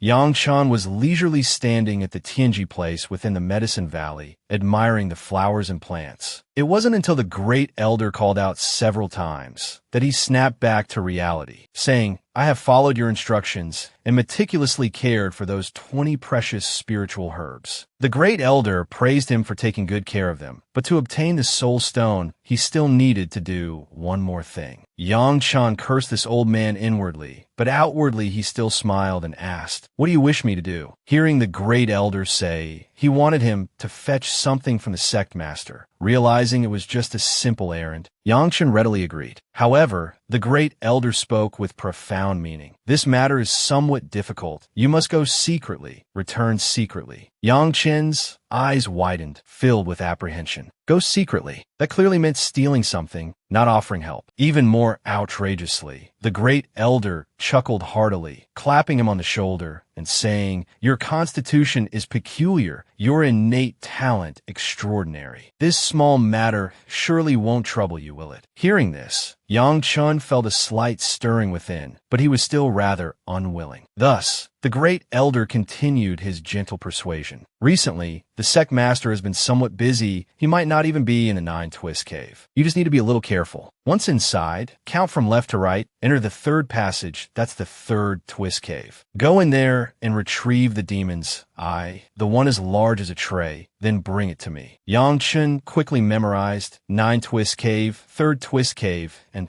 something about an eye. The Great Elder even thoughtfully described the eye, saying it was an ink-black stone, shaped like an eye, very easy to recognize. Yang Chun still hesitated, but thinking of his shadow escape martial intent, he reluctantly agreed to make the trip. He turned to leave, but still heard the great elder's hearty laughter behind him. I trust you can do it. Yang Chun quickly arrived at the entrance of the Nine-Twist Cave. He carefully entered, discovering there was no one guarding it. Inside the cave, there were indeed 9 paths leading to other caverns. Just as the Great Elder had said, counting from left to right, the 3rd path was the 3rd Twist Cave. Thus, as if it were his own home, he casually walked inside. Inside the 3rd Twist Cave, there were 2 stone tables covered with rare and precious treasures. That pitch-black stone must be the demon eye. Yang Chun approached it, muttering, "How bizarre, is this really the eye of some powerful creature?" Then, he curiously poked it to see if there was any reaction. Finding it completely motionless, Yang Chun quickly stored it in his storage ring. The Great Elder observed that he wasn't greedy for other things, nodded with satisfaction, saying, "Such a disposition is truly rare." A moment later, Yang Chun handed the large eye over to the Great Elder, then looked at him with expectant eyes. The Great Elder impatiently tossed the soul stone to him. "Surely you don't think this old man would cheat a young brat like you?" Yang Chun hurriedly caught the soul stone, repeatedly thanking the Great Elder, then prepared to leave. But before he could even take a step, the Great Elder called him back. "Are you perhaps dissatisfied with me in some way?" Although Yang Chun shook his head in denial, the Great Elder still felt something wasn't quite right, and suddenly said he wanted to give him a piece of news. "At the summit of Huang Tan, there is a treasure that might be of help to you." Yang Chun was somewhat skeptical and was about to ask for clarification, but the Great Elder had already waved his sleeve and departed. "Believe it or not, it's up to you." Yang Chun walked away, pondering, if Huang Tan truly hold the treasure, it surely won't be easy to obtain. If I can't get it, what does it have to do with me anyway? Not long after, he returned to Fengyuan town. The moment Tian Bagwang saw him, he angrily exclaimed, "You brat, you actually dare to show your face here again." Yang Chun looked bewildered, not understanding why his master was so furious. When he heard Ozhun warmly invite him to sit down at the tea table to talk, Wu Nai got straight to the point. "For your sake, we abandoned our fortunes, left our homes, so this time's mission reward, you should settle the accounts, shouldn't you?" Only then did Yang Chun understand, but it was too late to even think about running. Tian Bagwang praised, "Master speaks with such finesse." Then he turned to his disciple and said coldly, "You must pay us the mission reward." Yang Chun knew there was no escape, so he decided to go with the flow. "Isn't it just the reward? However much everyone wants, I'll give that much." Tian Bagwang extended one finger and stated calmly, 10,000 spirit stones. Yang Chun handed them over, inwardly fuming. "This is truly shameless. Wait until I get Ling Shi, I definitely won't bother with you anymore." Next, Ozhun also began to lament his hardships. "Ever since coming from Tian Nan, my head has constantly felt like it's hanging by my belt. 50,000 as payment isn't much, but 30,000 is too little. If I don't get it, I won't be happy." Yang Chun angrily threw out 30,000 spirit stones. "One more." "There isn't any." At this moment, Jingyi appeared from nowhere, saying, "I want some too. You should understand. Since you arrived in Tian Nan, I've handled everything single-handedly." Yang Chun didn't want to hear any more, asking, "How much do you want?" He was just waiting for this question, saying, "Any amount is fine, but it can't be less than 10,000. Duamu Manhwa, seeing Yang Chun look at her, then said, "You don't need to give me any." Hearing this, he was so happy he almost cried. Mother-in-law was still the best. No wonder people often say the mother-in-law always loves the son-in-law the most. At this point, the final boss, Gongsun Wuyue, finally spoke. "We are in a foreign land, feeling very insecure. I don't feel safe with you carrying so many spirit stones. Give a rest to me for safekeeping. Keeping a few hundred for your cultivation should be enough." Hearing this, Yang Chun was startled, secretly glad he had held something back. He said dejectedly, "Master, oh master, Dongwang Mountain is very safe. The Sword Sect's rules are strict. It's impossible for someone to just rob you."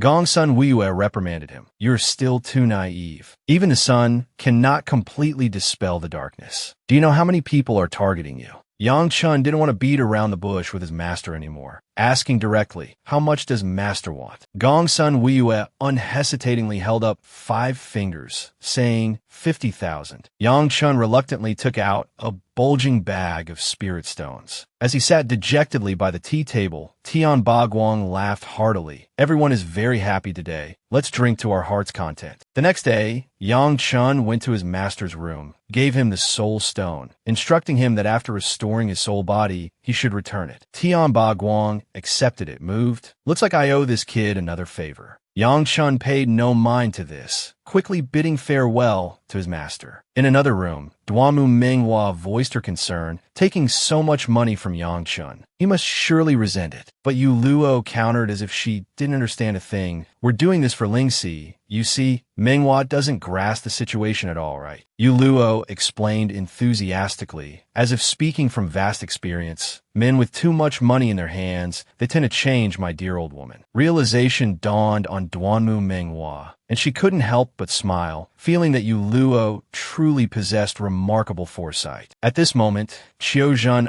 gloomily asked his senior brother, "Aren't we basically just adrift in a foreign land?" Gong Sun Wunai chided him for his narrow view. "We should call it roaming the martial world. Jianghu. Consider it the first step out of the rustic backwater of Dongtu." Hearing this, Qiuzhan sighed again. "The Dongwang sword sect and Dongtu aren't that different. This place is just another backwater." Of course, Gong Sun Wunai knew perfectly well in his heart that whether it was Dongtu or the Dongwang sword sect, on the vast expanse of the Dongxing continent, they were merely small, barren places. But their strength was still far too weak. If they didn't recognize their own limitations, they could easily lose their lives. At this time, atop Huangtan, the moment Tian Lingxi saw Yang Chun, she asked, "Did you find the soul stone?" He puffed out his chest, saying proudly, "I already gave it to your father. How could such a trivial matter possibly trouble me?" Hearing this, Tian Lingxi asked worriedly, "Did the great elder give you any trouble? He's quite cunning, but how could he possibly make things difficult for me?" Then, he eagerly asked Lingxi, "What do you think of my Huangtan?"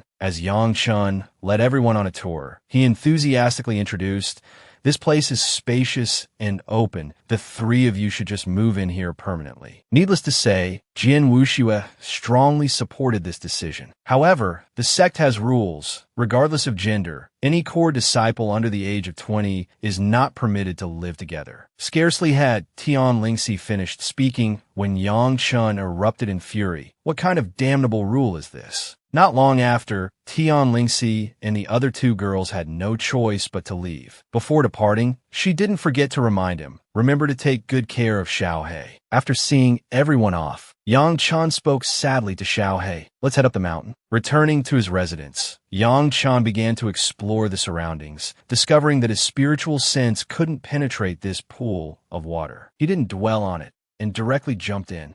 As soon as Yang Chun opened his eyes to observe, he was pulled down by an invisible pressure, but he quickly circulated his solar true chi for protection. When his body stabilized, his feet touched the bottom of the lake. Yang Chun hadn't yet recovered from his surprise over this, when he encountered another astonishment. Before him, a golden object floated in the water. Yang Chun didn't know what it was, so he approached for a closer look. His hand touched the object, feeling only a softness like jelly. Yang Chun held it for a long while, but the object showed no reaction, so he decided to try circulating the heaven-devouring scripture. Suddenly, a dazzling ray of light appeared, shooting straight into Yang Chen's abdomen, then entering his dantian. He hadn't expected to obtain the legendary Great Earth Vein essence. It is said that every corner of every world has its own origin, which is the heavenly Tao law of that world. And where the heavenly Tao exists is the core of the Great Earth Vein embryo. The essence of the Great Earth Vein embryo's core is a corner of the world containing the Earth attribute origin. The Great Earth Vein embryo, over a long period, will give birth to an Earth attribute treasure, the Great Earth Vein essence. If the Great Earth Vein embryo is likened to a tree, then the great earth vein essence is its fruit. Suddenly obtaining such a great opportunity made Yang Chun extremely excited. He joyfully leaped ashore, quickly sat down, and began refining it. Earth Vein True Chi is the fourth type of Great True Chi, but currently he was only at the first level of the martial realm and had to break through to the martial master realm to use it freely. Early the next morning, at the Dongwon Grand Hall, the top 20 individuals from the grand ceremony were all present. The Dongwon Sect master announced loudly, "According to tradition, you have earned the qualification to enter the sword cleansing pond. That place can not only help you awaken your spirit treasures, but can also temper your bodies, enhance your strength. Among you, is there anyone still without a spirit treasure?" As soon as the words fell, an arm immediately shot up from the crowd. Only Jian Wuxue lacked a spirit treasure. The sect master asked with some surprise, "What kind of weapon do you wish to use?" Jian Wuxue replied without hesitation, "A blunt weapon, as long as it's heavy enough." Dongwon Haojing immediately instructed Dongwon Ling, "Take him to the Sanku cave and retrieve a blunt weapon." Dongwon Ling accepted the order and led Jian Wuxue out of the grand hall. An hour later, Jian Wuxue struggled back in, dragging a pitch-black staff behind him. The heavy thudding sound and the large, bean-sized beads of sweat on his forehead were enough to prove just how heavy this item was. The Dongwon Sect master waited for him to rejoin the ranks before saying, "Everyone, let's depart." Taking this opportunity, Yang Chun used the sound transmission technique to ask his junior martial brother, "Is this staff very heavy?" Jian Wuxue excitedly replied, "This is the ancient divine weapon, the Gelong staff. I performed the heavenly demon contract method to make it preliminarily acknowledge me as its master. It is itself a spirit artifact, but for some reason it has fallen into such a deep slumber." Hearing the words spirit artifact, Yang Chun revealed a look of astonishment. But Jian Wuxue continued enthusiastically, "The Gelong staff weighs 54,000 jin. Before it fully acknowledges me, I have to use my true chi just to be able to hold it." By now, the Dongwon Sect master had led everyone to their destination, a pit in the ground that looked utterly ordinary. He stroked his beard and said, "This place is the sword cleansing pond. You may stay here for 3 days." Hearing this, everyone felt extremely puzzled. Where was the sword cleansing pond? Clearly, there was no pond to be seen. Yang Chun stared intently at the pit, seemingly lost in thought. Could this pit be the sword cleansing pond the sect master spoke of? With this thought, he tentatively stepped down into it. The light from below immediately caught his attention. Beneath his feet was a barrier resembling a fiery furnace. But to him, it was an excellent place to temper his body. Yang Chun reached out and drew his blackwood sword, plunging it directly into the ground. He hadn't forgotten the main purpose. As the blackwood sword was scorched by the flames, an unusual phenomenon occurred once more. Yang Chun was astonished to discover that on his very first visit,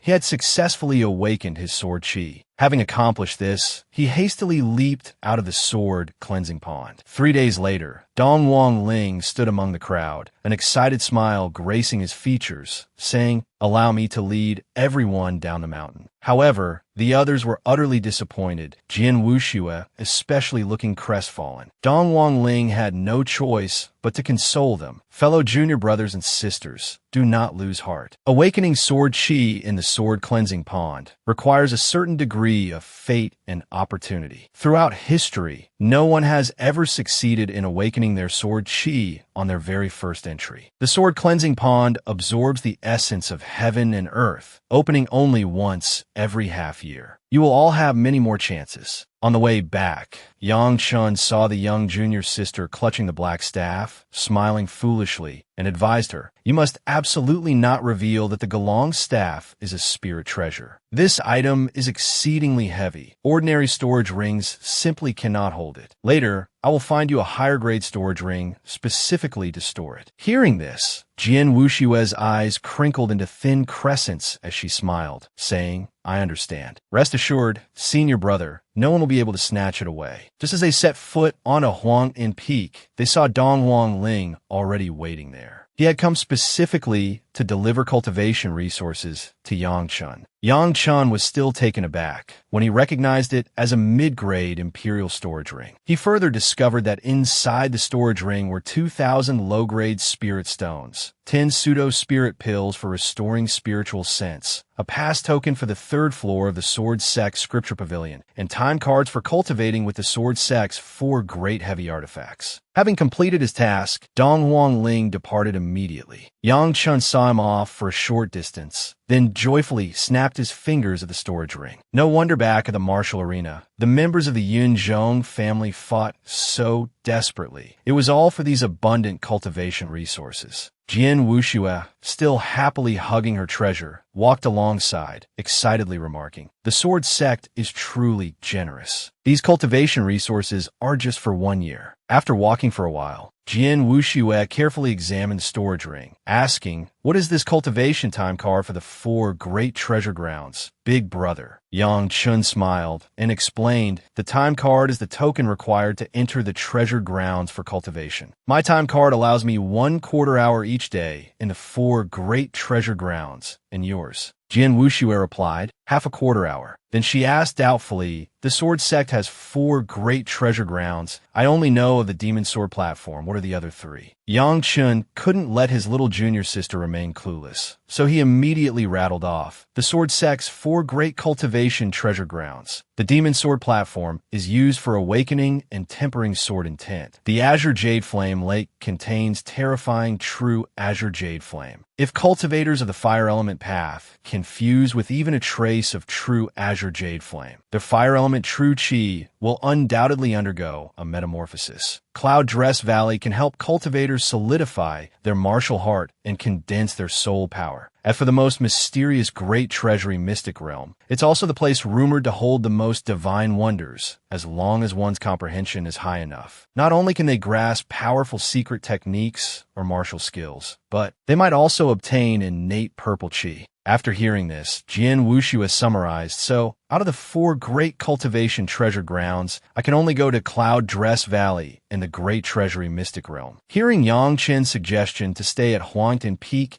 and cultivate for a month, accumulating enough cultivation time, before heading to those places, Jian Wuxue happily agreed. Yang Chen cultivated arduously for a month, his earth vein, true chi barely reaching the 5th level of the true martial realm. The higher the level, the harder it was to advance the earth vein, true chi. Meanwhile, his little junior sister had officially entered the 1st level of the martial stage realm a few days prior, which made Yang Chen, as her senior brother, both envious and ashamed. Finishing her cultivation, Jian Wuxue opened her eyes, saying eagerly, "Let's go. Our time cards should have accumulated enough time by now. Let's go broaden our horizons at the 4 great treasure grounds." Yang Chun suggested visiting the Demon Sword platform first. Even the Sword Sect's core disciple selection, held only once every 3 years, takes place there. Aren't you curious? Hearing the name Demon Sword, Jian Wuxue felt that besides sharing the word sword, she had no connection to the place whatsoever and was reluctant to go. But Yang Chun mysteriously said, "Hearing is deceptive. Seeing is believing." Thus, the two left Huangtin Peak, hurrying straight towards the Demon Sword platform. Along the way, Jian Wuxue still held Little Black, but she kept feeling that something was strange about Little Black. However, Yang Chun didn't pay much attention. Jian Wuxue insisted that she could sense an extremely powerful energy hidden within Little Black's body. Hearing this, Yang Chun immediately narrowed his eyes, reevaluating Little Black once more. Could it be that Wu Jianhuang's black qilin from back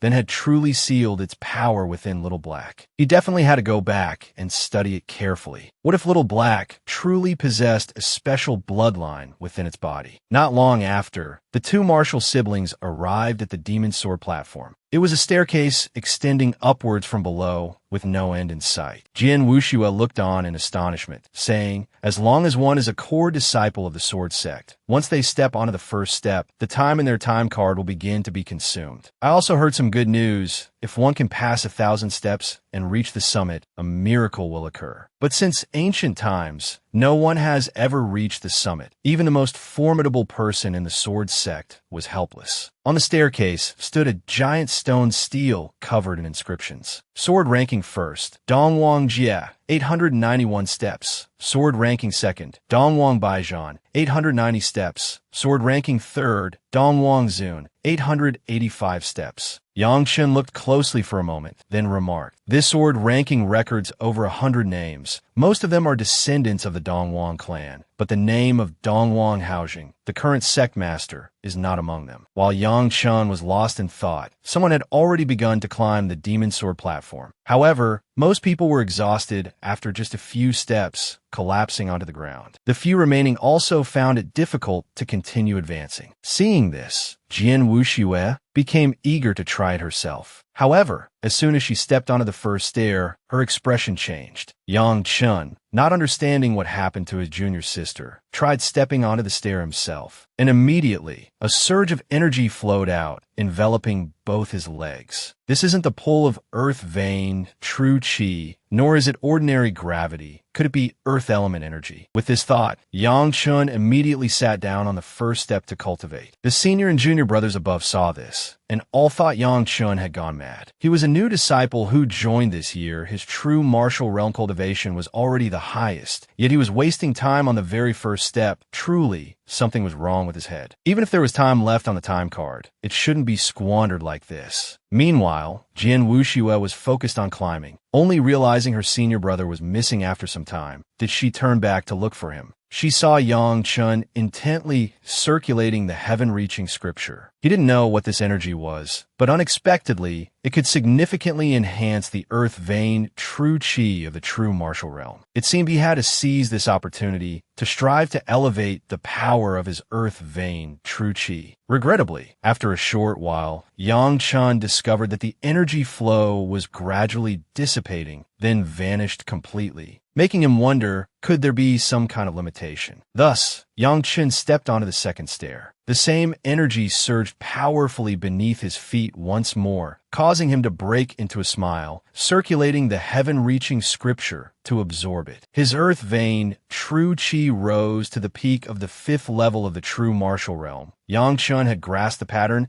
and began absorbing while climbing upwards. Enhancing earth vein true chi was inherently difficult, but relying on mysterious power contained within the 9 stone steps before him, he easily broke through to the 8th level of the true martial realm. Yang Chen stepped onto the 10th stair, clearly feeling the pulling force intensify significantly. Just as he thought everything was proceeding normally, he suddenly exclaimed in shock, "What?" Images and information about the demon sword platform spontaneously appeared in his mind. This place reached hundreds of millions of zhang high, with thousands of colossal stone platforms, stairs, because it contained various types of earth element rule forces, plus some residual characteristics of spirit treasures. It could therefore help Hodian martial artists temper their bodies, awaken martial intent, and condense martial intent. Only then did Yang Chen realize this place was merely a fragment. Jian Wuxue saw her brother standing there dumbfounded, unaware that he had just uncovered a heaven-shattering secret. This place was merely a fragment of spiritual energy, yet it possessed such immense power. The iron staff in Little Black's hand, however, was a complete spiritual artifact. If the spirit energy within it were to awaken, who could tell how formidable it would become? Thinking this, Yang Chen decided not to absorb everything. It would be best to absorb just a little spiritual power from each step. Before long, he had climbed to the 97th step, where he happened upon Yunzhong Xiao Yuan. Yang Chen was pleased and casually teased, "Are you about to reach the 98th step? You look quite exhausted." Xiao Yuan struck a sore spot, immediately grew angry, challenging him, "If you have the skill, try climbing up here yourself." Yang Chen remained unfazed, firmly saying to junior brother Xiao Yuan, "I can get you up there, but I'm a bit short on funds lately. How much can you offer?" He didn't believe Xiao Yuan wouldn't be tempted. For true martial realm cultivators, the closer one got to the 100th step, the greater the benefits. Xiao Yuan recalled how many spirit stones Yang Chen had spent at the city lord's mansion, and said scornfully, "How could you be poor?" Hearing this, Yang Chen decided to ignore him. Xiao Yuan quickly called him back, saying, "Are "Are you sure you can help me climb to the 98th step?" Though he spoke thus, Xiao Yuan actually intended to lure Yang Chun into a trap. He surely didn't know that, on the Demon Sword platform, helping others climb the steps was forbidden. If Yang Chun had the ability to carry or pull him up to the 98th step, at most, he would only have to pay a few spirit stones, while Yang Chun himself could face trouble. Worse yet, he might end up utterly broke. At this thought, Yun Zhong Xiao Yuan was ecstatic but still feigned doubt, asking Yang Chun, "Are you telling the truth?" "Of course, it's true," Yang Chun immediately affirmed, even offering an incredibly low price, 100 spirit stones. Xiao Yuan, without suspicion, immediately tossed the spirit stones to him, his eyes filled with anticipation of being pulled up. However, Yang Chun nonchalantly said, "What are you standing around for? Hurry up and climb." Only then did Xiao Yuan realize he had been tricked, furiously cursing, "You damn bastard, you dare trick me." However, Yang Chun calmly said, "Junior brother Xiao Yuan, hurry up and climb. If you can't make it up, I'll return the 100 spirit stones to you."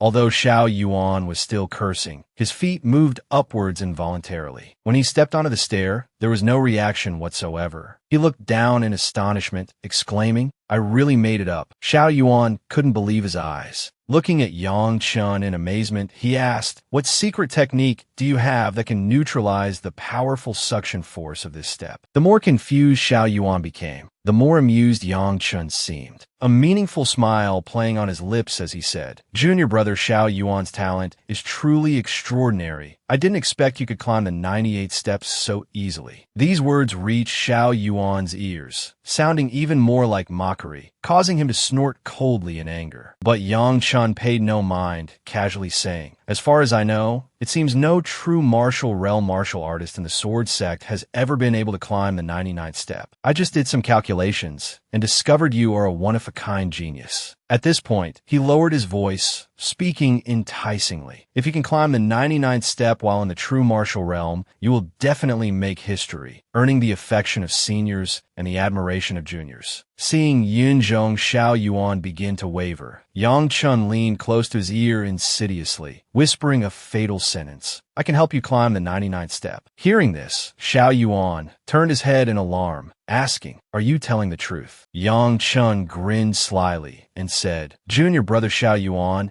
I come from a humble background, without a distinguished family like yours, just a dirt-poor country bumpkin." Yinzhong Xiao Yuan heard this and knew he wanted spirit stones, hurriedly asking, "How much do you want? Just name your price." Yang Chun didn't rush to name a price, instead asking, "How much can you offer?" Hearing Xiao Yuan say 300, he retorted, "Are you kidding me? I've wasted so much breath. 300 is far too little." Seeing Yinzhong Xiao Yuan pretending to be poor, Yang Chun chuckled and said, "Then let's forget it. How can you expect good things with so little money?" Xiao Yuan grew increasingly furious, raising the price to 500, but Yang Chun still paid him no mind, calmly sitting down, circulating his true chi as if he were cultivating. Yinzhong Xiao Yuan angrily shouted, but then a thought struck him. If he could climb to the 99th step with just a period of cultivation, he could surpass even Hai Wuya from the Great Merit Pagoda 2 months ago. He would surely advance by leaps and bounds. He decided to stake his entire fortune, offering 1,000 spirit stones, adding, "This is everything I have." "Junior brother, do you take me for a fool? Someone like you, how could you possibly only have 1,000 spirit stones?" Yinzhong Xiao Yuan, exposed, ground his teeth in anger, agreeing to add another 1,000 spirit stones. "If you don't agree, then get lost." Unfortunately, Yang Chun was still not satisfied, because the original price was 2,000 spirit stones. Calculating it like this was no different from robbery. Yinzhong Xiao Yuan roared. But Yang Chun saw he still had the capacity to pay. Xiao Yuan was so angry he ground his teeth, forced to lower his voice to negotiate. But Yang Chun firmly refused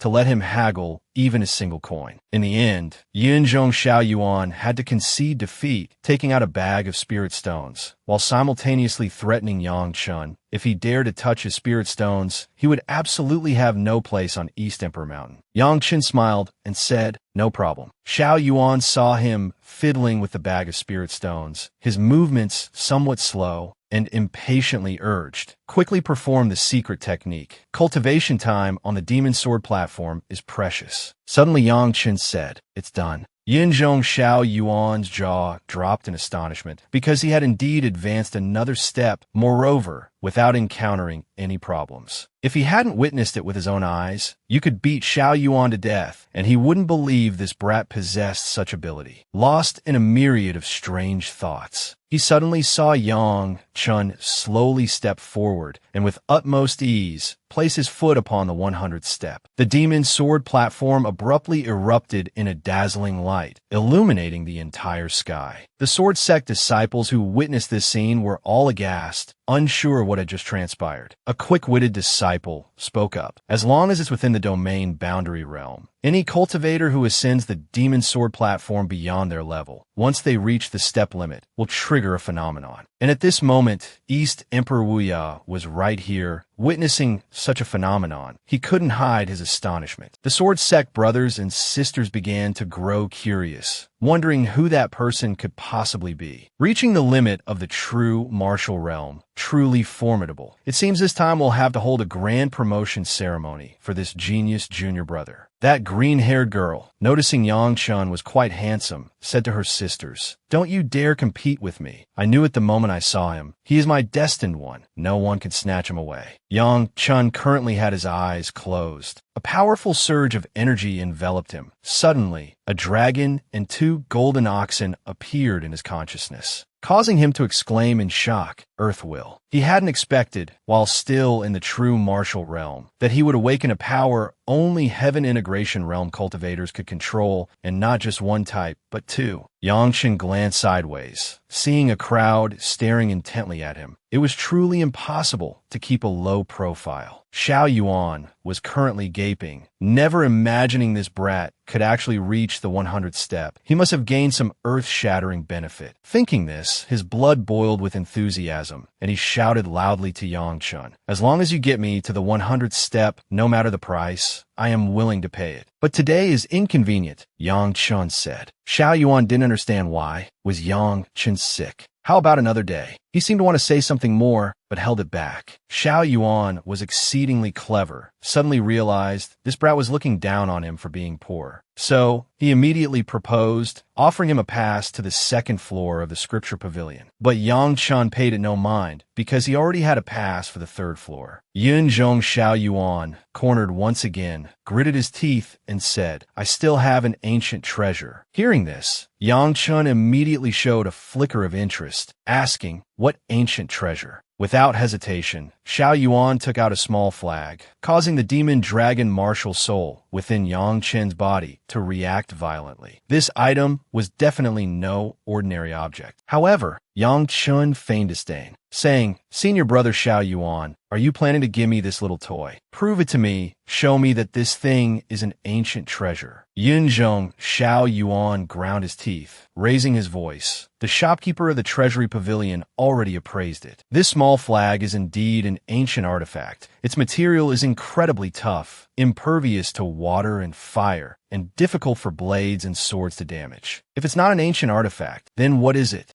Perhaps a child's toy from ancient times. Yang Chen's mocking tone made Xiao Yuan fume with anger, saying, "This small flag is the most valuable thing I have left. Whether you want to trade or not, decide for yourself." Only then did Yang Chan relent slightly, saying, "It's not entirely impossible, but you need to add something more. A small flag with an unknown purpose. It's not enough." Hearing Yunzhong Xiao Yuan pitifully state he only had 900 spirit stones left, Yang Chun temporarily let him off the hook, but remarked that he was too poor. This time would be considered a favor, but he must remember today he owes him a great debt, which must be repaid in the future. Yunzhong Xiao Yuan could only grit his teeth, handing over the last of his possessions. With the deal struck, Yang Chun took the payment, excitedly patting Xiao Yuan on the shoulder, saying, "Senior brother, you can go up now." Yunzhong Xiao Yuan stepped onto the stairs without hesitation, shamelessly declaring, "I have climbed to the 100th step. Mysterious reward, appear quickly." He shouted in excitement, but after waiting for a long time, no strange phenomenon appeared at all. Xiao Yuan was stunned, not knowing what to do. Seeing that he had reached the top, his fellow disciples began to murmur amongst themselves. Perhaps Xiao Yuan's martial talent was even greater than his senior brothers. Yin Zhonghu, the green-haired girl, couldn't help but exclaim in admiration. The new disciples this time are truly formidable, successfully climbing to the highest step one after another. Hearing these praises and seeing the worshipful gazes, Xiao Yuan was so pleased he almost felt the reward from the 100th step was about to manifest. Yang Chun took the opportunity to quietly slip down from the demon sword platform, only wanting to quickly study that small flag. Returning to Yellow Pond Peak, Yang Chun entered a secret chamber, using the heaven-gazing scripture to examine that artifact. But strangely, his divine sense was completely blocked. Yang Chun frowned, tapping on it. Then he tried using the demon dragon martial soul, and the flag in his hand suddenly trembled, then was sucked into the black vortex. Yang Chun stared wide-eyed, only seeing faint smoke swirling, nothing left in his hand, let alone the flag. He didn't know where the flag had gone. Could it really have been eaten? Perhaps the demon dragon martial soul had treated it as a snack and devoured it. Yang Chun walked out of the room dejectedly, only to run into his younger brother, running overexcitedly. Brother, you've become the idol of the younger generation. Many senior brothers and sisters on the Demon Sword platform are talking about you, including some whose cultivation has reached the heaven integration realm. Yang Chun sighed again, saying melancholically, man fears fame as a pig fears fat. Then he added regretfully, if only younger brother hadn't reached the Wuchong realm yet. The limit step for the true martial realm on the Demon Sword platform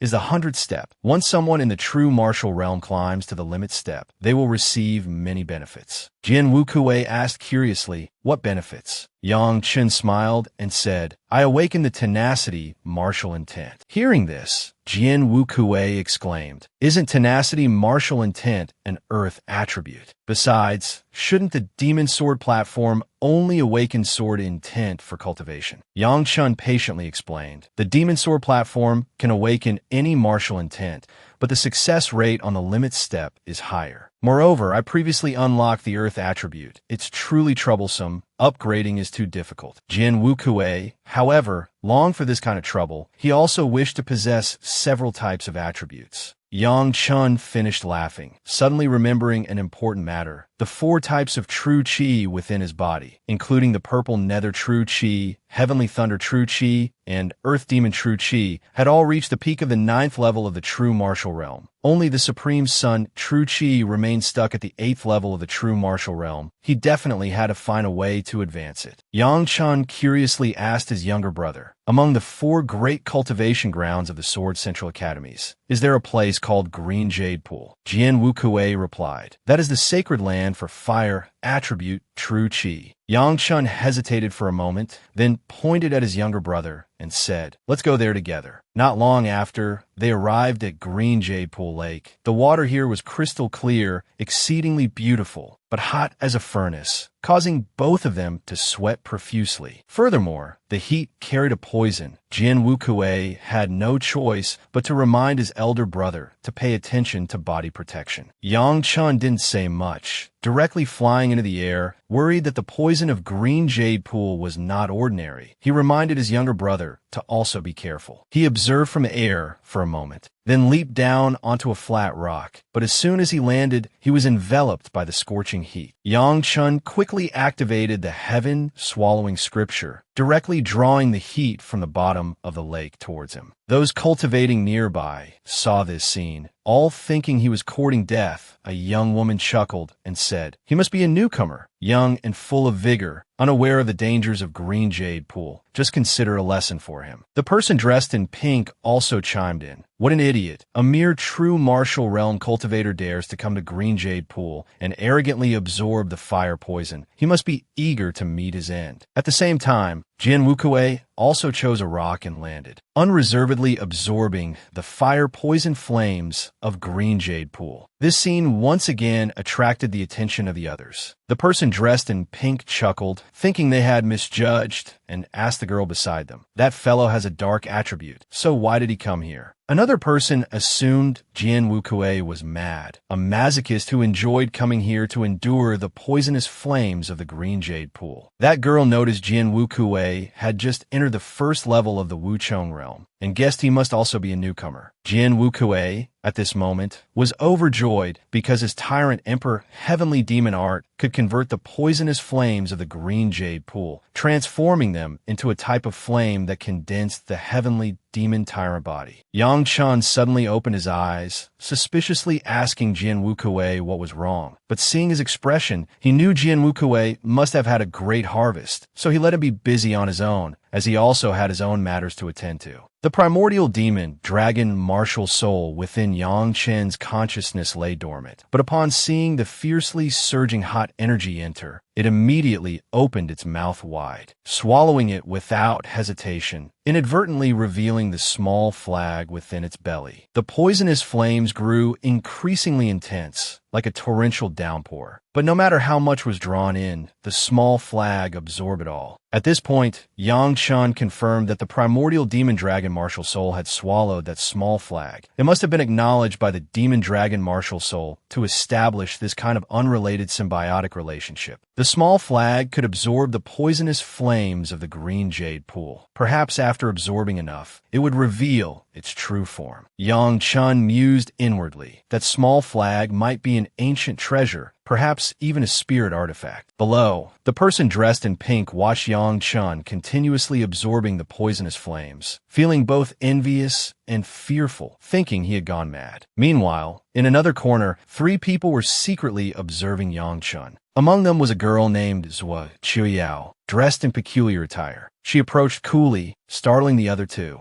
Junior sister Qiuyao, you are truly beautiful. Because they were being too noisy, Yang Chen opened his eyes and glanced over, also acknowledging that she was indeed very beautiful. At this moment, the person dressed in green was shielding Zhua Qiuyao from the harassment of fervent admirers. Yang Chen felt she was being a bit overly dramatic. Seeing Zhua Qiuyao gazing intently upwards, a radiant smile blooming on her face, the person dressed in green inquired, Junior sister, what are you smiling about? Zhua Qiuyao, without any attempt at concealment, pointed upwards and said, those 2 junior brothers are quite interesting. At this moment, seeing the 2 brothers, Yang Chun and Jian Wukui, absorbing the poisonous flames, he asked, why would someone at the first level of the Wuchong realm with a dark attribute come here to cultivate? And that junior brother who just broke through to the true martial realm, where did he get the audacity to ascend the stone platform to cultivate? Does he no longer wish to live? After carefully observing the one who no longer wished to live for a moment, he suddenly recalled something. Turning to Zhuo Qiuyao, he said, there are only a few months left until the Sword Dao assembly. That junior brother just arrived on the mountain, and he's only at the true martial realm. Hearing this, Zhuo Qiuyao said nothing, merely smiling, and asked, I wonder what that junior brother's name is. Before he could speak, Van Trung Ho impatiently interjected, he is the true martial realm champion of this Sword Dao assembly, named Yang Chun, hailing from some unknown, remote place. Upon hearing this, Zhuo Qiuyao's interest grew even stronger, teasingly asking, so he's the one who snatched the first place from you. Even though he's still only at the true martial realm, he has already brought glory to our Dongwon. Van Trung Ho felt humiliated to the point of death, but could not refute her words. So he could only shift the target, belittling Yang Chun to vent his anger. That brat is arrogant and conceited. He even caused a stir at the Great Merit Tower before.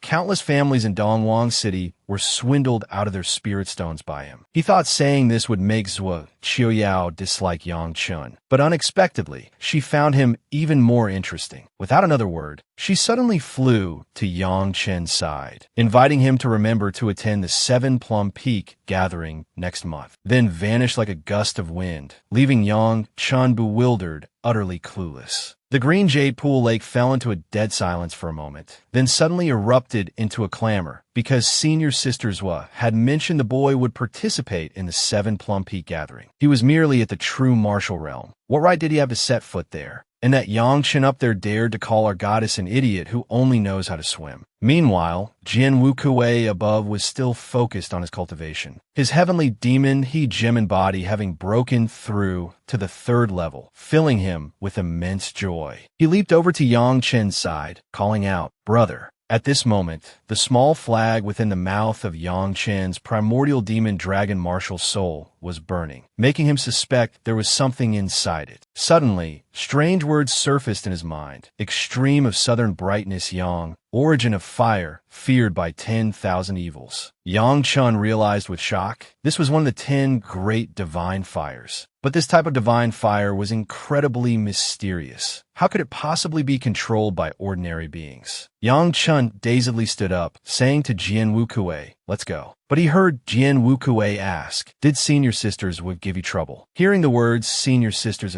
Yang Chen immediately sobered up. "Do you think I would be troubled over a woman?" Jian Wukue seemed a bit unconvinced, continuing, "Senior sisters is beautiful. Her cultivation is high, and her family background isn't bad either. Aren't you even a little bit moved?" However, Yang Chen was completely unconcerned. However beautiful she is, however powerful, it has nothing to do with us. Yet, Jian Wukue persisted, trying to get to the bottom of it. "She invited you to the 7 Plum Peak gathering, which proves she has taken an interest in you." Then, Jian Wukue sighed naturally and said, "If you really want to, I'll help you hide it from sister-in-law Ling Shi, but I'm afraid it can't be hidden for long." At this point, Yang Chen couldn't hold back any longer, furiously shouting, "Shut up." Then he angrily flicked his sleeves and stormed off. Jian Wukue quickly hurried after him. At the same time, in the bustling royal capital of the Eastern Land, countless experts flocked towards one location. A giant eagle was frantically flapping its wings. Its aura was so powerful that the Eastern Land King, Di Wufeng, exclaimed in shock, "This is Violet Mansion Realm." Then he noticed several figures standing on the back of the giant bird. A moment later, a red-haired young woman, along with 2 others, leaped down from the giant bird's back. Itianchi had just flown to his father's side when he asked in surprise, "Inhua, is it really you?" Behind the young woman, an old man with black hair angrily shouted, "You destitute brat, what right do you have to address our young miss by her name?" Inhua hurriedly interjected with a smile, "Itianchi is my friend." Hearing this, the old man snorted coldly and said disdainfully, "Your current cultivation level, though not entirely useless, is hardly worthy of being called a genius." Then, he turned back to question Inhua, "Is this the brat? The one who made us travel thousands of miles?" Inhua quickly cut her uncle off. "Uncle Ling, you absolutely wouldn't believe it. Although Qianqi's cultivation is only at the 9th level of the Heaven Convergence Realm, he has already achieved 70% Violet Transformation. He can definitely break through from the Heaven Convergence Realm to the Violet Mansion Realm." Hearing these words, the old man was slightly incredulous, asking again, 70% Violet Transformation. Di Wufeng, who had been standing aside all along, suddenly spoke up. "Distinguished Sirs, little 13 probably met this friend during his training in the Dongchuan secret realm. It seems they got acquainted back then, and their relationship appears quite good. If we could foster this good relationship, that would truly be excellent." It seemed they must be a major power from Dongchuan. At this moment, the old man beside Inhua introduced. "Inhua is the precious daughter of the 9th sect master of the Taihas sect.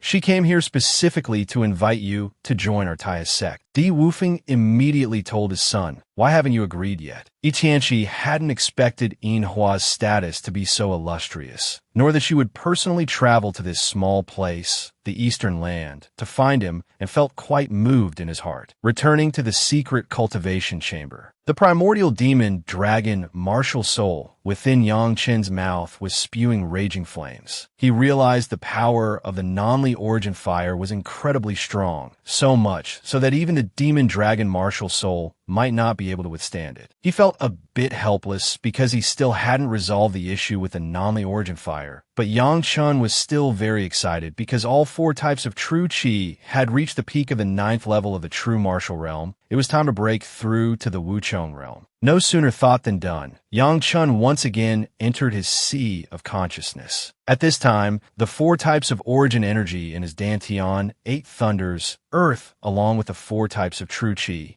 Ziming, true Qi, solar true Qi, earth membrane, true Qi, heavenly thunder, true Qi, simultaneously rushed towards the martial seed, then condensed at the location of the little black dragon. Yang Chen was stunned, thinking inwardly, success. Suddenly, that thing violently exploded, catching him completely off guard. Red energy shot out in all directions, then directly rushed straight towards the center of Yang Chen's brow. He was stunned once again, looking at that energy, sensing the martial seed within his sea of consciousness, yet found himself unable to control it. This was something unprecedented, so Yang Chen decided to find some time to inquire with the seniors about it. Just as he stepped out of the secret chamber, he immediately saw a familiar figure. It was his future fiancée, Tian Shi. Yang Chen joyfully rushed forward, wanting to give her a kiss, but seeing Ko Ling Ni's darkened expression, only then did he realize there were two elders present. Yang Chen scratched his head, asking, "Is there something you all came here for?" Jin Wukue secretly used sound transmission to tell Yang Chen, "Spirit Jade Pool Lake." Yang Chen stroked his chin, thinking inwardly, "Spirit Jade Pool Lake. What does this have to do with anything?" At this moment, Tian she spoke up coldly, her voice laced with sarcasm. "The 7 plums are about to bloom, their fragrance filling the air. I wonder if one might mistake it for the scent of plum blossoms." Only then did Yang Chen suddenly understand. Recalling certain matters, scratched his head, and said with a chuckle, "Your mood is truly excellent. That's why you could recite such a fine verse. I can smell the scent of seeking a partner. How about we pick an auspicious date?" Tian she didn't want to listen to his nonsense, and said, "Do you truly not understand, or are you pretending not to?" Yang Chen genuinely didn't understand what on earth this verse meant. Ko Ling Ni stepped forward to explain for him. This verse was spoken by Senior Sister Zwa. Every year, Senior Sister Zwa invites some talented geniuses from the peak of East Emperor Mountain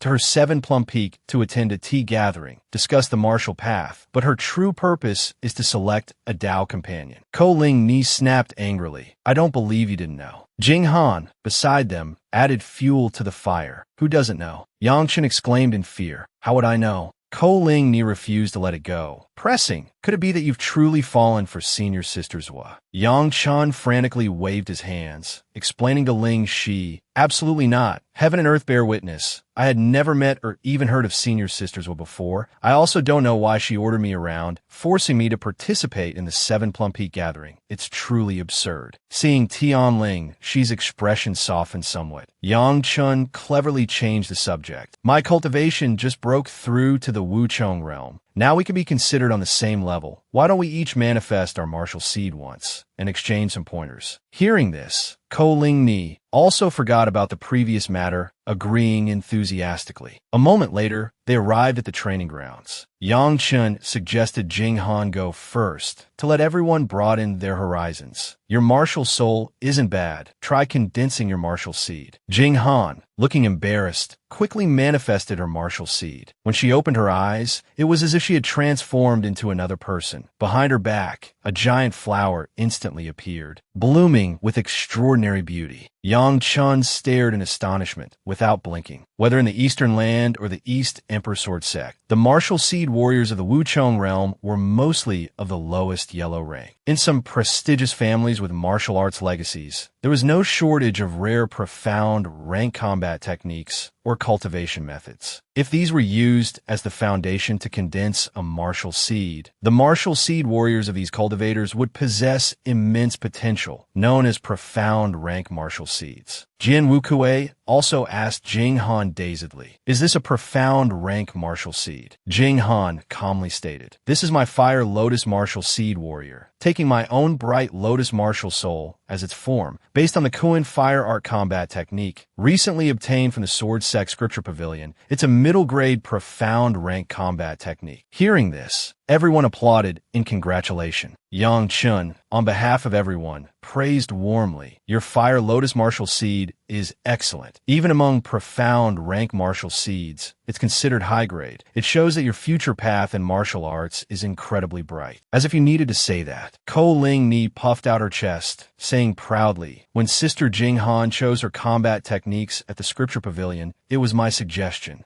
Yang Chen, seeing this girl acting so confident, guessed her martial seed probably wasn't bad either, so he suggested Ling Ni and Jin Wukue spar a bit. "After all, for the two of you, winning or losing doesn't really matter, right?" Ko Ling Ni excitedly agreed. Yang Chen had been waiting for this, revealing a sly smile as he said, "Since it's a match, there should be something at stake. Bet whatever you want." Ko Ling Ni am not afraid of anything. What should we bet? Yang Chun chuckled inwardly, then said, given our relationship, betting big would hurt our feelings and betting small isn't interesting. So let's not bet on those mundane things. Let's bet something special. Ko Lingni didn't understand, asking, what do you mean by special? Yang Chun grinned slyly, giving an example. Whoever loses has to go to a crowded place like, say, this Demon Soar Mountain, stand there and shout, I'm an idiot, how about that? Jin Wukue suddenly cried out, no way. Ko Lingni was also troubled by this penalty, wanting to change it. Yang Chun, having anticipated this, had already prepared plan B. If you lose, you kiss Jin Wukue. As soon as Jin Wukue heard this, he exclaimed joyfully, this one works. Ko Lingni blushed furiously, embarrassed, but still managed to retort, what if you lose? Yang Chun laughed confidently. If I lose, you can make me kiss anyone you want. Tian Lingxi's face darkened, muttering that he really knew how to come up with things. Ko Lingni fumed silently for a moment, then yelled, if I win, you have to kiss Little Black. This statement struck like a bolt from the blue, leaving Yang Chun so stunned his jaw dropped. Tian Lingxi, however, found this penalty quite amusing. She clutched her stomach, laughing uncontrollably, making Yang Chun even more embarrassed. Little Black also roared angrily, vehemently protesting the suggestion. But by now, Ko Lingni had already said, Jin Wukue, it's your turn. Jin Wukue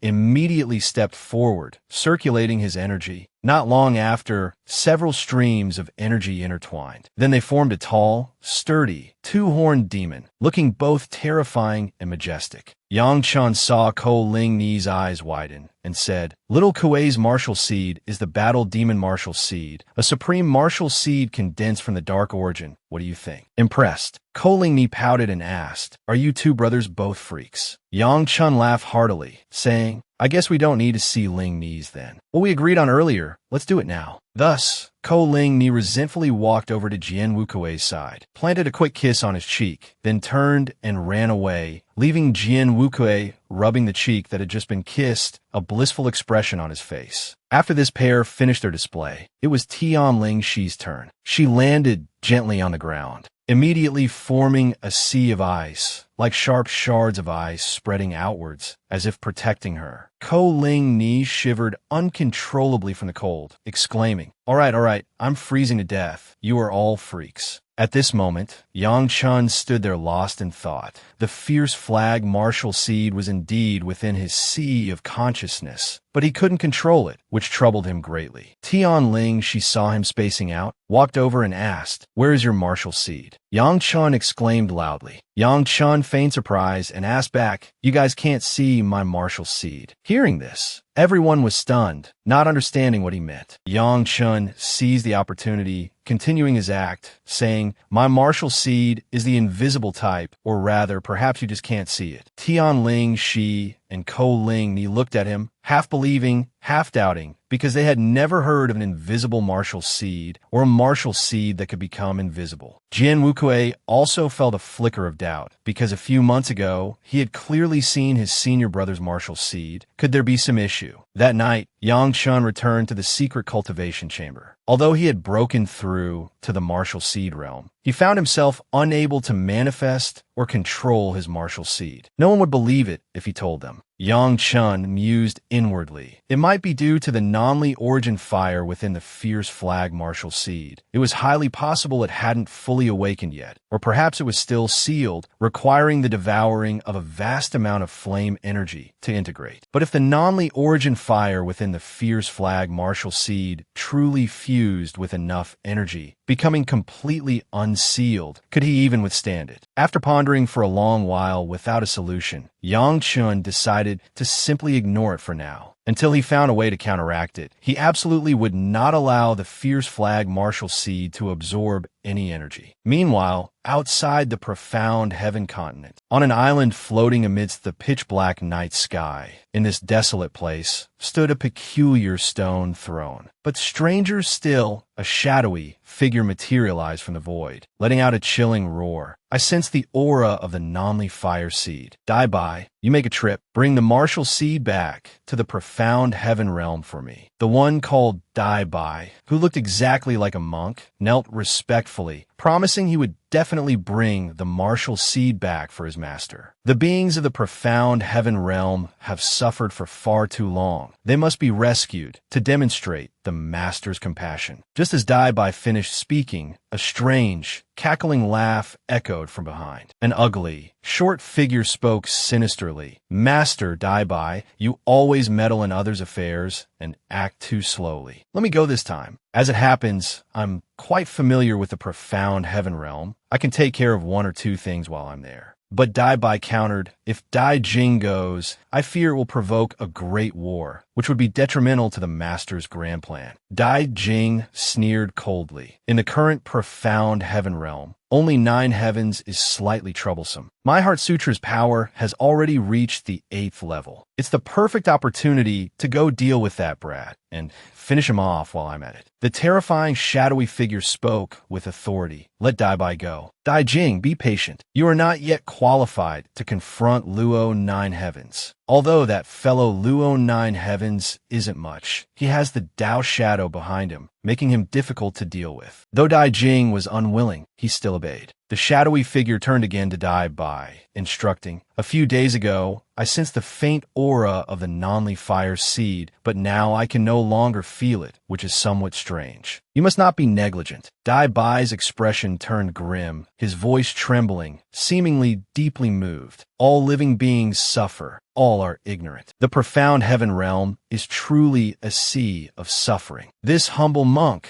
on this journey, even if it means death, will bring back the Nanli fire seed. Hearing his master permit him to go, he instantly vanished without a trace, as if he had never been there. After Dai Bai left, the mysterious figure mused silently. His temperament and wisdom are both excellent. It's just that his killing intent is too strong. This trip to the profound heaven realm, hopefully, he can temper himself and return even stronger. Back at the East Emperor Sword Sect, Yang Chen stood before a tower early in the morning, thinking, my martial seed cannot be improved. I must find another way to enhance my strength. First, I'll check out the Great Treasury. As soon as Yang Chen stepped through the door, he saw a red-haired person, looking very familiar, so he greeted cheerfully. Well now, what a coincidence. However, when Dongwang Wuyo saw him, he was clearly displeased, saying coldly, your face is truly detestable. Then he turned and walked away. Yang Chen frowned, annoyed, with nowhere to vent his frustration, so he retorted angrily, your face isn't exactly beautiful either. In fact, it looks like a swollen-headed goose. Have you ever even seen a swollen-headed goose? Successfully provoking Dongwang Wuyo, he roared, you look like a swollen-headed goose. Your whole family looks like swollen-headed geese. Yang Chen hadn't expected this fellow to fly off the handle, and asked, somewhat puzzled, Senior Brother Wuyo, I don't think I've offended you, have I? Why are you being so aggressive towards me? Dongwang Wuyo turned around, grinding his teeth. I hate your toad-like appearance. On what basis did he receive the senior sister's favor? It truly was impossible to comprehend. After speaking, he directly entered the secret repository, paying no further attention to Yang Chen. He hadn't expected this fellow to actually like Zui Chiyao. What was so good about that woman that even Dongwang Wuyo was so infatuated with her? Clearly, she couldn't even compare to a single fingertip of his Tian Lingxi. As Yang Chen took out his passage token, he thought to himself he definitely had to go take a look at 7 Meridian's peak. He wanted to know what exactly was so special about Zui Chiyao. The moment Yang Chen stepped into the teleportation gate, his expression changed drastically because he found himself standing in a place filled everywhere with skeletal remains, permeated by a dense aura of death. Those dried bones all emitted a faint glow, and their pressure made it difficult for Yang Chen to stand firm. It seemed these individuals all possessed extraordinary strength when they were alive. No wonder the great hidden treasure realm was considered a core location of the East Emperor Sword Sect. So many skeletal remains of powerful experts provided the perfect conditions for the formation of innate death chi. Seeing him standing there dumbfounded, Dongwang Wuyo showed a hint of delight on his face. saying, "This is my first time here as well." Legend says this place is the foundation of the East Emperor Sword Sect. Being able to enter is already an eye-opening experience for us. As for inheriting the power within this place, that is something far beyond reach. Yang Chun politely thanked him, then quickly turned and headed in a different direction. After walking for a while, he suddenly discovered a colossal skeleton, appearing to be the remains of some kind of demonic beast. The pressure it emanated was so intense that Yang Chun could barely withstand it just by taking a step closer, forcing him to circulate his true sun chi for protection. It seemed that although these skeletal remains in the great hidden treasure realm held no inheritance, obtaining anything from them was exceedingly difficult. Yang Chun sat down before the skeleton, sensing its terrifying power, and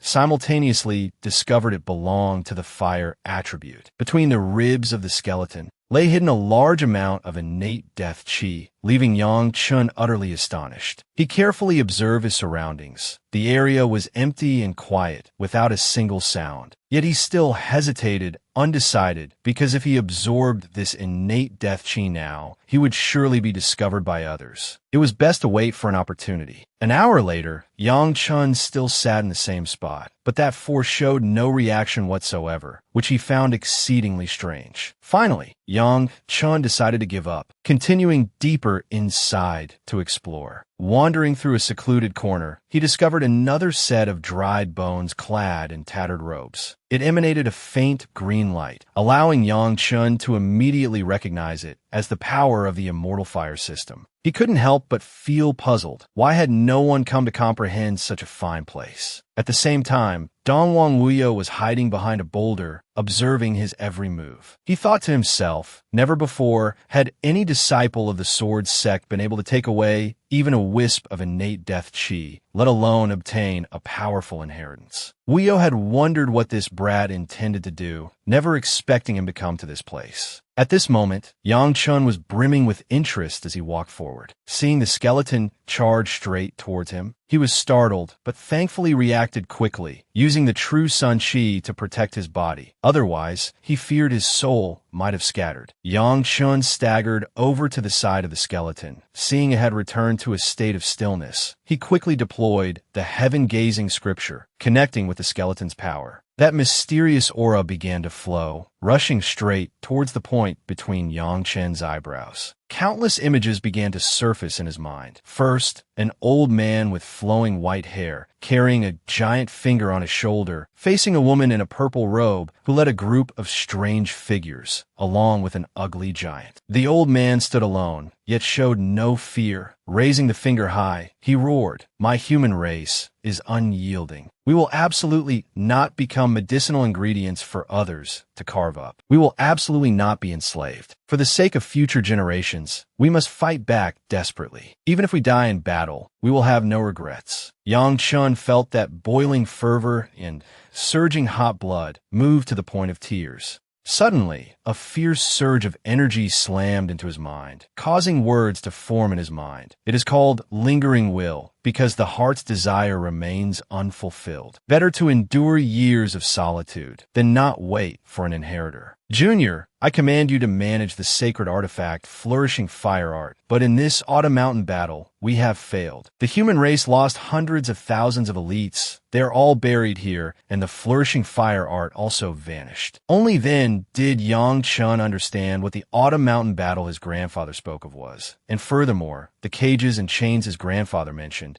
It seemed the Yang family bore some kind of great mission. Just as Yang Chun was lost in thought, the skeleton continuously emitted an azure radiance, seeping into his body, heading straight for the red flag within his mind. Seeing the fierce flag martial seed react, Yang Chen's heart leaped with wild joy. It even continuously radiated a crimson glow full of imposing aura. At this moment, he knew he could control the fierce flag martial seed. Thus, Yang Chun relaxed, allowing that azure aura to flood in, causing the red flag to become increasingly brilliant. Half an hour later, Yang Chun discovered with horror that the skeleton had vanished at some unknown point, leaving only a pair of tattered trousers behind. His face turned pale, and he stammered, "I didn't do this." It burrowed in on its own. Afterward, Yang Chun wanted to inspect the fierce flag martial seed, so he entered his sea of consciousness once more. The small flag had transformed into a large banner brimming with killing intent. This power spread out, filling Yang Chun with boundless joy. This feeling was truly too wonderful. However, with such formidable power, he also had to be cautious, lest he be controlled by it, which would render all his efforts futile. Just then, outside the heavenly ruins continent, a fierce wind rose, howling, whipping up endless yellow sand. In the pitch-black night sky, countless red and black vortexes appeared, looking incredibly eerie. That dark shadow roared ceaselessly in despair. Why has the energy of the non-Li origin fire vanished? Impossible. He was furious. Clenching his jaw fiercely, he bellowed, "Dejing, you shorty, I'm calling you out. Prepare to receive orders." His master spoke in anger. "The energy of the non-Li origin fire has vanished. This matter absolutely cannot be forgiven. You must immediately go and support the Bai. Quickly investigate this clearly, then report the cause to me." Upon hearing this, Dejing immediately cried out in excitement, while also comforting his master. "That's absolutely impossible. How many years have you painstakingly spent cultivating this fire seed, even bringing it to the heavenly ruins continent to nurture it? It bears your mark upon it. It cannot possibly disappear." The one referred to as the master was deeply perplexed, presenting three possibilities. First, there is an expert whose strength is no less than mine, who has broken the mark on my fire seed and simultaneously refined it. But this is impossible. Second, the fire seed itself gained sentience, devoured enough origin energy, and freed itself from my control. But if this truly happened, it should have entered its maturation stage. It would need even more energy to grow rapidly, and then it would destroy the entire Heavenly Ruins continent. But currently, the Heavenly Ruins continent is still relatively intact, so this possibility can be ruled out. It seems only the third possibility remains, which is that the fire seed fell into the hands of some cultivator. And furthermore, he has entered some special forbidden ground within the Heavenly Ruins continent, blocking my divine sense probe. As he spoke of this, Yang Chun, hiding within the tower, sneezed several times consecutively, then returning to Dejing's side. Dejing was filled with doubt. The Heavenly Ruins continent is merely a minor world. Could there really be a forbidden ground capable of blocking your divine sense probe? The pitch-black giant figure boomed. "Do not underestimate the Heavenly Ruins world. This minor world is unlike any other minor world. The battle between myself and that old fellow Chin Xiang must continue for some time longer. You enter the Heavenly Ruins continent and find the fire seed for me at all costs." Dejing accepted the command, not daring to delay, and set off immediately. At the same time, atop the East Mountain Range, a colossal purple flame dragon sparrow appeared. Its master none other than the state preceptor of the Eastern lands, Dongwa Shurji. He led a familiar army clad in golden armor, knelt down on the ground. Dongwang Haojing sat upright in the head seat, his gaze fixed on this old man, his face expressionless, yet his heart was filled with doubt. The relationship between the Sword Sect and the Eastern Lands royal family had always been cold over the years, so why would the state preceptor of the Eastern Land personally rush here? At this moment, Dongwa Shurji clasped his hands in salute, respectfully saying, "Paying respects to Sect Master Dongwang." Dongwang Haojing waved his hand and said, "Please, take a seat, everyone, no need for formalities." Then he asked directly, "Di Wufeng, what is it you wish to say by coming here?" Being questioned like this, the state preceptor felt a pang of guilt, and had no choice but to speak plainly. "Lord Sect Master, it is said that the Eastern Land trader, Yang Chun, has entered the Sword Sect. Therefore the king dispatched me here to negotiate, hoping that the Lord Sect Master might release them back, or hand them over for me to bring back." Hearing these outrageous words, the Sect Master wondered where Di Wufeng found the audacity to come to his place and demand people. The smile vanished from his face, replaced by a cold expression as he stated, "They have entered Donghuang Mountain. They are now disciples of my sword's sect and no longer have any connection whatsoever with your eastern land. Hearing this, the state preceptor's face changed dramatically, cold sweat breaking out, and he hastily pleaded, Lord Sect Master, to turn against the Eastern Land's royal family just to protect a mere junior. Is it truly worth it? Duong Haojing snorted coldly, his powerful aura completely overwhelming the other party, and asked disdainfully, Di Wufeng, do you still consider yourself some important figure? Before the words even finished, State Preceptor Dongwa was pressed down by a formidable energy, but he remained stubborn, wanting to use 100,000 spirit stones to exchange for Yangchun.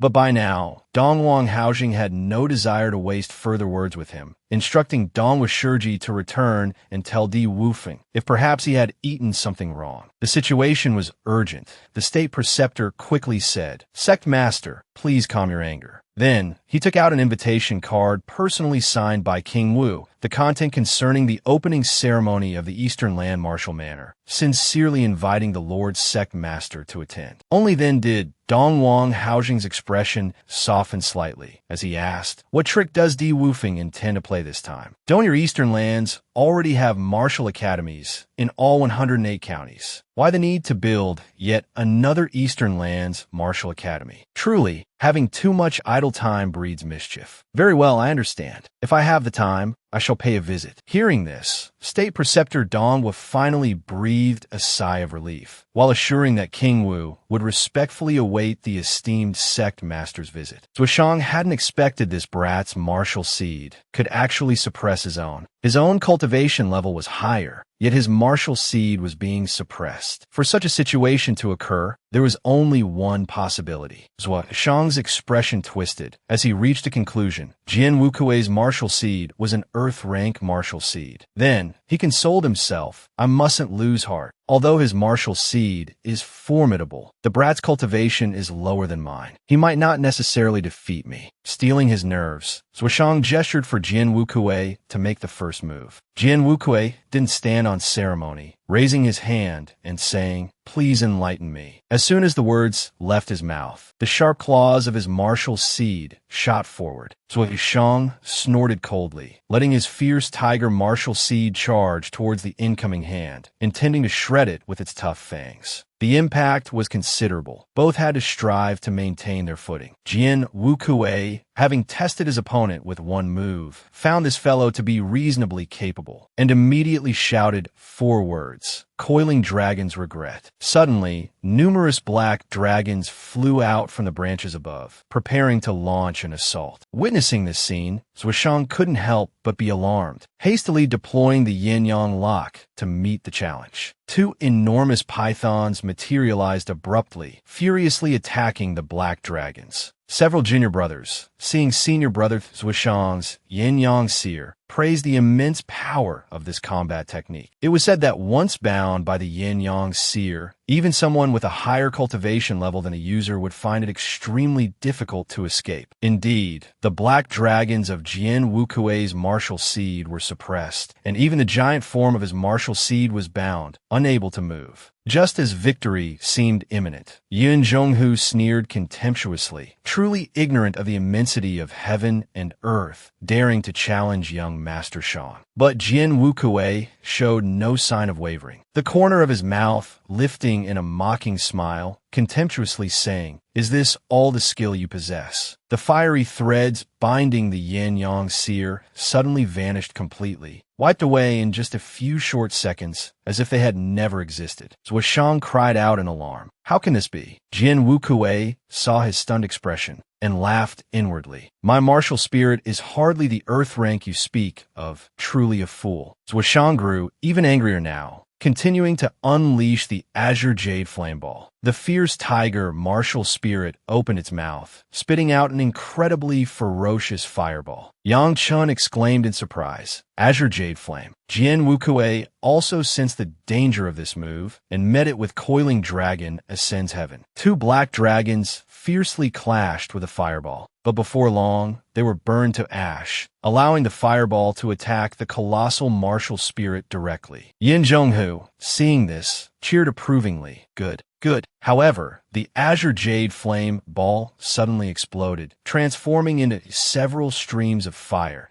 The colossal martial spirit was not only unharmed, but on the contrary, appeared even more majestic and imposing, attacking again and again, only to fail each time. Zhuoshang reluctantly had to acknowledge Jian Wukuei's strength, but he still spoke stubbornly. Concede now, otherwise the next technique I unleash will leave you injured. Hearing this, Jian Wukuei merely gave a faint smile. I don't mind telling you, Senior Brother Zhuoshang, this little bit of effort isn't even enough for me to warm up. Humiliated, Zhuoshang's face flushed crimson with rage, immediately executing the Red Sun sword art, striking out with a dazzling beam of sword light. Seeing this, Yang Chun hastily warned Jian Wukuei to be careful. Jian Wukuei was initially slightly surprised, but quickly regained his composure. Unleashing Coiling Dragon subdues demons. The colossal black dragon opened its maw, snapping at the sword light, but unexpectedly, the sword light pierced through its head, rushing straight towards Jian Wukuei's colossal martial spirit. At this moment, Zhuoshang regained his confidence, saying smugly, "You cannot withstand the might of the Red Sun sword art." The Red Sun sword art thrust fiercely towards the chest of the giant martial seed. Zhuoshang was ecstatic, believing the game was over right then and there. But just as the words left his mouth like spilled water, his brow suddenly furrowed, and he looked up high. His peerless sword art was gradually vanishing. Zhuoshang stared intently, but couldn't discern anything amiss, sweat pouring down like a spring, asking, "What kind of martial seed is this?" Jian Wukuei was in no mood to explain to him at that moment. Immediately executing Coiling Dragon dominates the sky, summoning forth an army of dragons, which burst from the earth, soaring into the sky. Then, they merged with the Coiling Dragon fist, charging straight towards the fierce tiger. Both Zhuoshang and his tiger were frozen stiff with fear. His eyes widened, observing the situation, stabilizing his stance, circulating his true chi. He pushed both hands forward, shouting loudly, igniting seer, then unleashed the tiger's head, its eyes burning with flames, as if wanting to devour everything. The two sides clashed without hesitation, but without a doubt, Jian Wukuei's demonic claw shattered that tiger head. Just as Zhuoshang cried out no, the demonic claw struck his fierce tiger martial seed with extreme speed. Only a heaven-shaking boom was heard. Zhuoshang's fierce tiger had one eye blinded by the fist. Only then did Jian Wukuei smile and say, "Many thanks to Senior Brother Zhuo for going easy on this junior brother." Zhuoshang couldn't bear this blow and humiliation, hastily retracting his martial spirit. Despite Yin Zhonghu's helplessness, he departed. How could this be? Zhuoshang actually lost. Yang Chun saw his incredibly ugly expression and couldn't help but mock. "Do you also want to ascend 7 Plums Peak to challenge us two brothers?" Although Yin Zhonghu was furious, he still endured it, turned around to leave, saying pretentiously, "Don't get complacent too soon," then led his group of subordinates away. Jian Wukuei retracted his martial seed, returning to his foolish appearance. Grinning foolishly, he said, "I won. His cultivation is a whole realm higher than yours." Yang Chun proudly patted his younger sister's shoulder, saying, "Zhuoshang isn't considered much among the senior brothers cultivating in the martial spirit realm. He's just slightly stronger than the average ones. There are many much stronger than him. When we encounter someone more formidable, we can have a truly satisfying fight." About an hour later, the brother and sister reached the mountain peak. Crossing a small bridge, admiring the picturesque landscape of mountains and water here, they were greeted by a beautiful young woman. As soon as he saw the beauty, Yang Chun broke into a wide grin and spoke up to greet her. "Apologies for troubling you, senior sister." But soon after, he discovered her cultivation was at the 8th level of the martial spirit realm, causing his smile to vanish. Just like that, they followed the young woman to a secluded courtyard. Inside were numerous tea tables, looking very comfortable. Yang Chun hadn't even warmed his seat when he saw Yin Zhonghu leading a group of people in. The one leading them was a man with disheveled hair, named Zhongyu. Without hesitation, he walked straight up to them, pointed at Yang Chun, and asked, "You are Jian Wu Kuei?" Yang Chun found his tone grating upon hearing it, feeling extremely annoyed, and retorted, "Who are you? Do we know each other? Don't you know speaking like that is very impolite?" Zhong Yu's anger flared up, glaring at Yang Chun, thinking he wanted to cause trouble. Unexpectedly, Yang Chun sneered and said, "Zhong Yu, who are you putting on this act for? It wouldn't be you if you weren't causing trouble." Zhong Yu then noticed Yang Chen's cultivation was only at the first level of the martial spirit realm, and immediately wondered how someone like him could even be here. Yin Zhonghu quickly stepped forward to explain. His name is Yang Chun. He was the top ranker of the Demon Sword platform during the recent grand ceremony. Hearing this only increased Zhong Yu's disdain for Yang Chun, and he angrily mocked, "Are you a pig? You've been in the sect for half a year, enjoyed so many benefits, yet you're still only at the first level of the martial spirit realm. What kind of cultivation is that?" Yang Chen's expression darkened, and he immediately shot back. "How I cultivate is none of your business." Zhong Yu saw this kid was audacious, coupled with his earlier contemptuous smile, and let out a sarcastic remark. "I don't know what tricks you used to snatch first place, but with your martial spirit, you are not qualified to be a disciple of my sword sect. Someone like you only brings shame to the sect." Yang Chun realized that the more he yielded, the more the other party pressed forward. Unable to tolerate it any longer, he retorted, "Who do you think you are? Does the Dongwang sword sect belong to you? If you want someone to validate yourself against, don't look for me. If you're bored and looking for trouble, go bang your head against a wall and die. Encountering trash like you first thing in the morning, what bad luck."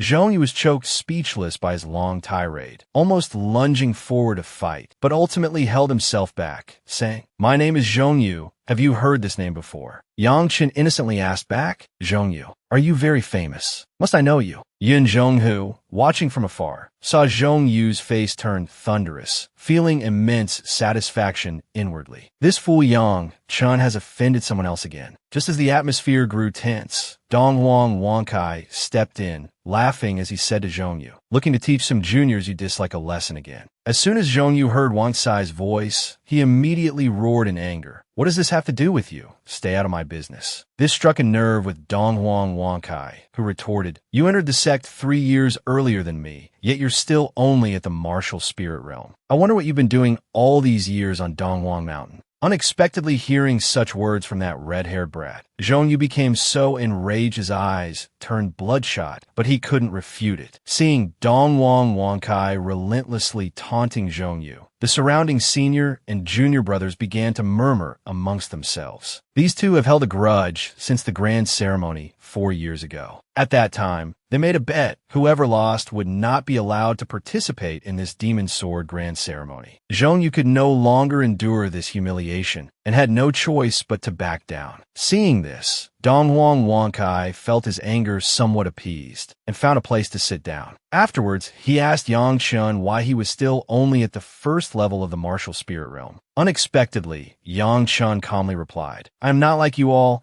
I'm a 3-system Heavenly Tao master, so it's normal for my cultivation progress to be slow." When Dongwang Wangkai heard the words 3-system, he was immediately stunned. Teased, "You must be joking." Dongwang Wangkai suddenly slammed his hand on the table, saying, "Of course, I believe you." Yang Chun grinned slyly, proposing a bet. Dongwang Wangkai didn't flinch either, asking, "What's the bet?" Since ancient times, the Dongwang sword sect had never seen a 3-system cultivator, let alone a 3-system Heavenly Tao master. Even dual-system cultivators were extremely rare, appearing perhaps once in 1,000 years. This kid definitely couldn't possess all 3 major systems. Recalling how he had won quite a few spirit stones in Dongwang City before, wouldn't winning again this time mean making a fortune? Thinking this, Dongwang Wangkai asked, "How do you want to bet?" But Yang Chun just smiled and said, "You name your price first." He held up 5 fingers, betting 500 spirit stones. Unexpectedly, Yang Chun waved his hand dismissively. "I'm not short on spirit stones. I don't want to bet spirit stones." Dongwang Wangkai was taken aback by his cunning. Gritting his teeth, he asked, "Then what exactly do you want?" Yang Chen hadn't thought of anything yet, so he said, "Show me what valuable things you have." Hearing this, Dongwang Wangkai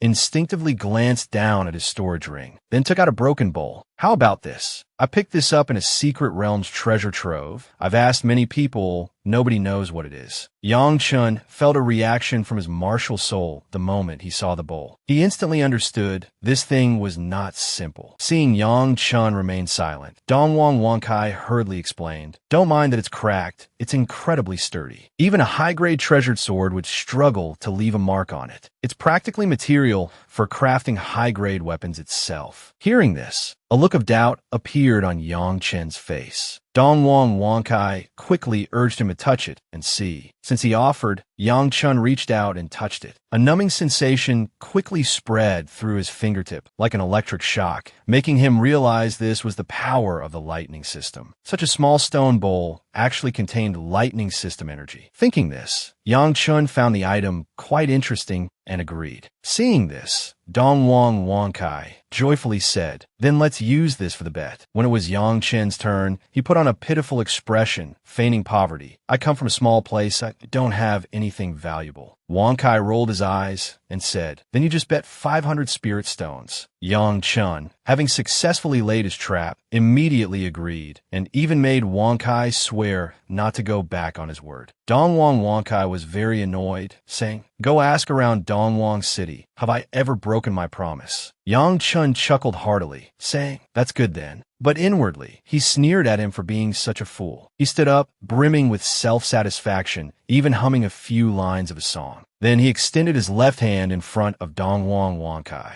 Wankai didn't understand what Yang Chun intended to do, so he asked, "What do you want?" Yang Chun reminded him, "Look carefully." After that, he released a bit of true sun chi for Wankai to see. Wankai let out a cry of surprise, recognizing it as fire system energy. Immediately after, the red light dissipated, replaced by a pitch-black darkness. Wankai was so shocked his eyes widened and his jaw dropped, stammering, Is this the dark system?" No matter how he looked at it, it resembled the power of the dark system. He couldn't help but believe Yang Chun was a dark system heavenly Dao master. Wankai couldn't believe it. The legendary duel system was right beside him. Seeing this, Yang Chun pretended to look disgusted, saying, "I hate the dark system the most, you know? If it weren't for the dark system, my cultivation would have reached the 9th level of the martial spirit realm long ago." Wankai bitterly hated Yang Chen's arrogant demeanor, but there was nothing he could do about him. Even more annoyingly, Yang Chun patted his shoulder, saying, "Don't worship me. There's nothing great about dual system talent. It just makes one tired to death, you know?" Dongwang Wankai knew very well he was showing off. So angry his insides churned, he demanded to see his final system. "We bet on 3 great systems. Don't he try to trick me." Yang Chun, seeing how pitiful he looked, decided to stop teasing him. The dark system energy in his palm shifted again, morphing into a peculiar radiance that frightened Dongwang Wankai so much his soul nearly flew out, causing him to cry out in alarm. What in the world is that? He abruptly shot to his feet, too stunned to speak coherently. Three great systems. Does he truly possess 3 great systems? Dongwang Wankai lamented with bitter resentment. The heavens must be blind. Why bestow such a heaven-defying talent upon this scoundrel? It's utterly unfair. Dongwang Wankai had never truly envied anyone before, but this time he felt genuinely heartbroken. Tears streamed down his face like twin springs unleashed. Yang Chun observed the distraught Wankai and asked, "Do you think I should let this news get out?" Dongwang Wankai didn't reply at once, instead falling into deep thought. Once this information spread, it would undoubtedly astound everyone. It was certain to shake the entirety of Dongwang Mountain, and from there, ripple through the entire Dongwang Sword Sect. However, Wankai felt Yang Chen's current cultivation level was still too low. If he exposed his identity as a 3-system heavenly Dao master, he feared that even the direct descendants of the Dongwang clan would harbor covetous thoughts, let alone outsiders. After careful consideration, Dongwang Wankai furtively glanced around to ensure no one was listening, then used a sound transmission technique to whisper, "Yang Chun, your talent is truly too astonishing. For now, it's best to keep it concealed. People's hearts are difficult to fathom. Yang Shun couldn't help but feel surprised by Wang Sai's unexpected kindness. This fellow actually had his best interests at heart. At this thought, he excitedly covered his mouth, repeatedly calling out brother, brother. He even planned to wait until after the tea gathering concluded,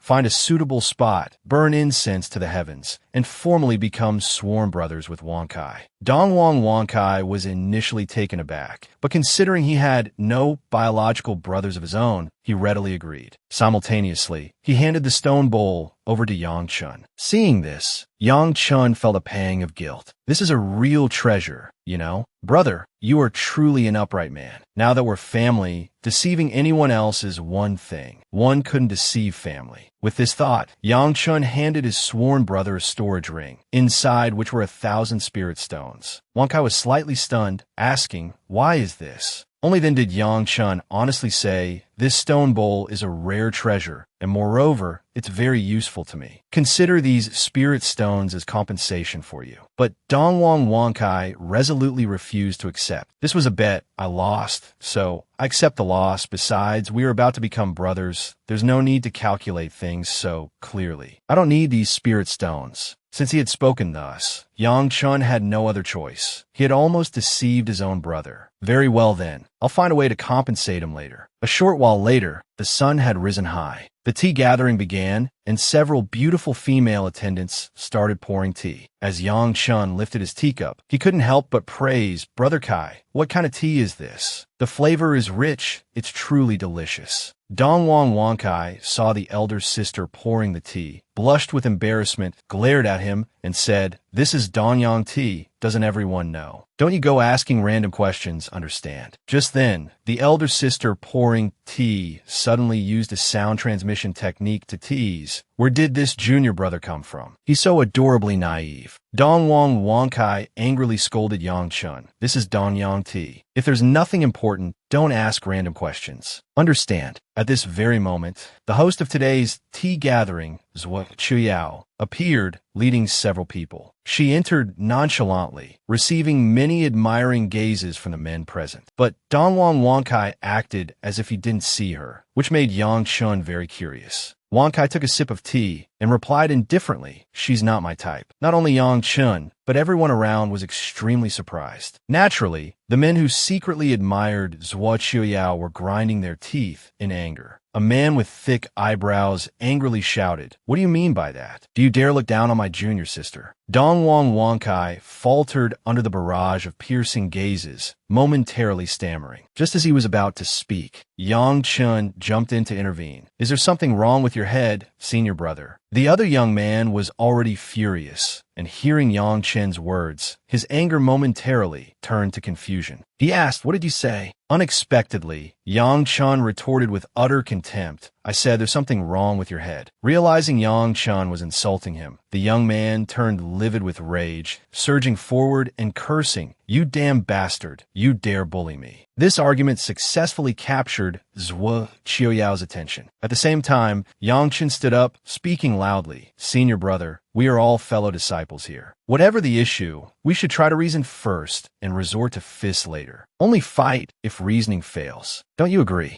Yang Chun spoke quite reasonably, leaving the other young man speechless, standing frozen on the spot. He smugly called for senior brothers and sisters to come and judge the matter. Only then did Zhuo Qiuyao regret why she had invited such a fool to the tea gathering. But Yang Chun rambled on, acting as if he were the host. "Men liking women, women liking men, that's perfectly normal, hardly worth mentioning. Besides, everyone has their own aesthetic tastes. Senior Sister Zhuo is so beautiful, inspiring countless dreams. But everyone has different preferences. Those who remain steadfast, unmoved by beauty, are the true gentlemen. Take my brother Kai here, for example. He just broke through to the peak martial ancestor realm, top of the server, single-mindedly focused on the martial path, forging for himself a heart of iron. Naturally, he wouldn't be swayed by ordinary beauty." Donghuang Wang Kai, who had been listening quietly, was suddenly dragged into it. Seeing Yang Chun pointing at him, his expression twisted. The thick-browed young man was furiously cursing Yang Chun, but even more terrifying was Zhuo Qiuyao looking their way with eyes full of hostility. Dongwang Wangkai could only pray silently in his heart. Yang Chun, you absolute menace, you've doomed me. Zhuoshang suddenly appeared beside Zhuo Qiuyao, saying Yang Chun was too disrespectful and wanted to throw him out. But Zhuo Qiuyao pretended not to hear, then walked to the host's seat and said with a smile, "Today, we senior and junior brothers and sisters gather at Seven Plums Peak, firstly, to admire the beautiful scenery, secondly, to taste tea and discuss the Tao and progress together." This statement made everyone below nod happily in agreement. Then, Zhuo Qiuyao continued, "We are all outstanding talents of the Sword Sect. According to old customs, martial cultivation cannot be done alone, nor can one work in isolation. This humble girl, with shallow knowledge, invites everyone here to discuss the Tao, hoping everyone can progress together, so that the path of martial arts may flourish further." Her boring speech made Yang Chun feel extremely dull, so he sent a voice transmission to Dongwang Wangkai. "No delicacies, no fine wine, truly rich yet stingy." Upon hearing this, Wangkai sighed sadly in his heart. "I don't understand why I agreed to become sworn brothers with this fool back then." Zhuo Qiuyao, speaking from above,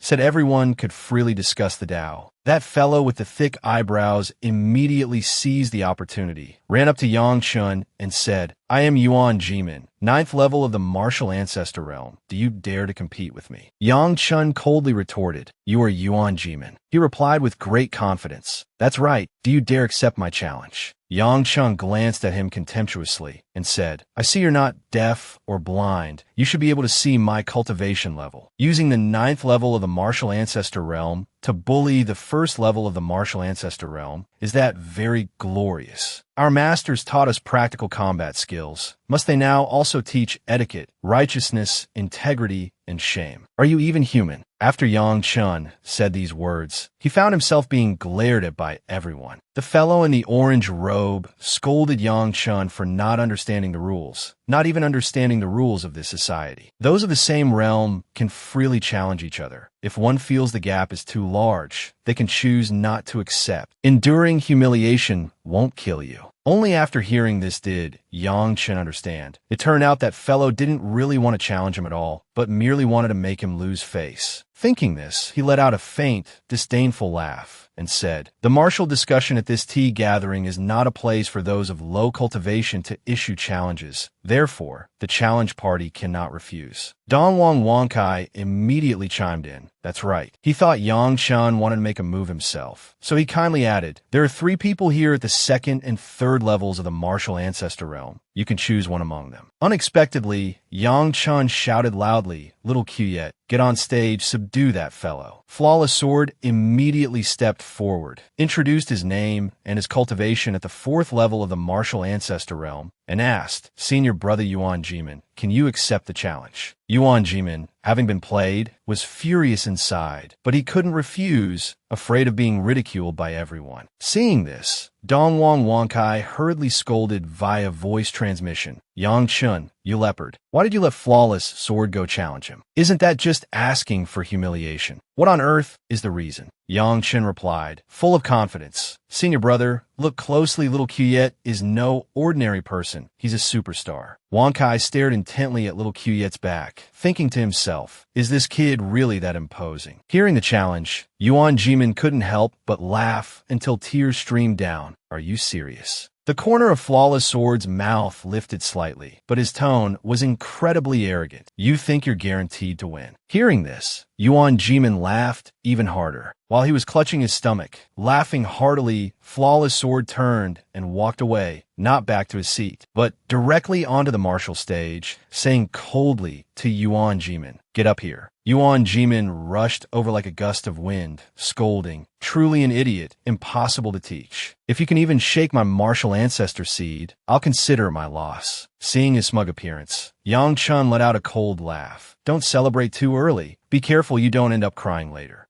Dongwang Wangkai couldn't fathom where he got such confidence, Could Flawless Sword truly defeat Yuan Jimin? If the difference were only 1 or 2 levels, Flawless Sword might still have a chance to win, but the cultivation gap between the two was simply too vast. Heavens, why was I foolish enough back then to agree to become sworn brothers with him? Just as Wang Kai was lost in thought, Flawless Sword, on the martial stage, was already preparing to manifest his martial ancestor seed. A thick, killing intent emanated, making Yuan Jimin realize his opponent belonged to the dark attribute. It wasn't until he saw Flawless Sword's colossal battle demon martial ancestor that he sneered contemptuously, truly overestimating your own abilities. A mere brat at the 4th level of the martial ancestor realm, yet you dare challenge me. Truly ignorant of the immensity of heaven and earth. With that, Yuan Jimin manifested his own colossal martial ancestor, a towering, large red tree, with lush branches, yet completely leafless. The two colossal martial ancestors faced each other. Seeing Yuan Jimin's Fire Hall martial ancestor below, everyone praised his prowess. It said the Fire Hall martial ancestor has already been strengthened threefold, approaching the lower grade immortal level. That guy is definitely dead today. Yuan Jimin, now hovering in the air, smugly taunted Flawless Sword. Remember your words. As long as you can shake my martial ancestor seed, I will concede defeat, absolutely no backing down. Flawless Sword, seeing him rambling endlessly, coldly retorted, "Less nonsense, make your move." At this moment, the Zhui siblings were intently watching the contest. So Shang asserted, Flawless Sword's black martial ancestor seed would surely be shattered, then suffer backlash, and be severely injured. Others still thought Flawless Sword was merely Yang Chen's attendant, pitying him for being manipulated by Yang Chen, while also lamenting his master's uselessness, unable to save face himself, even sending his attendant up to fight. How could someone like that be the alliance leader? It's truly unbelievable. That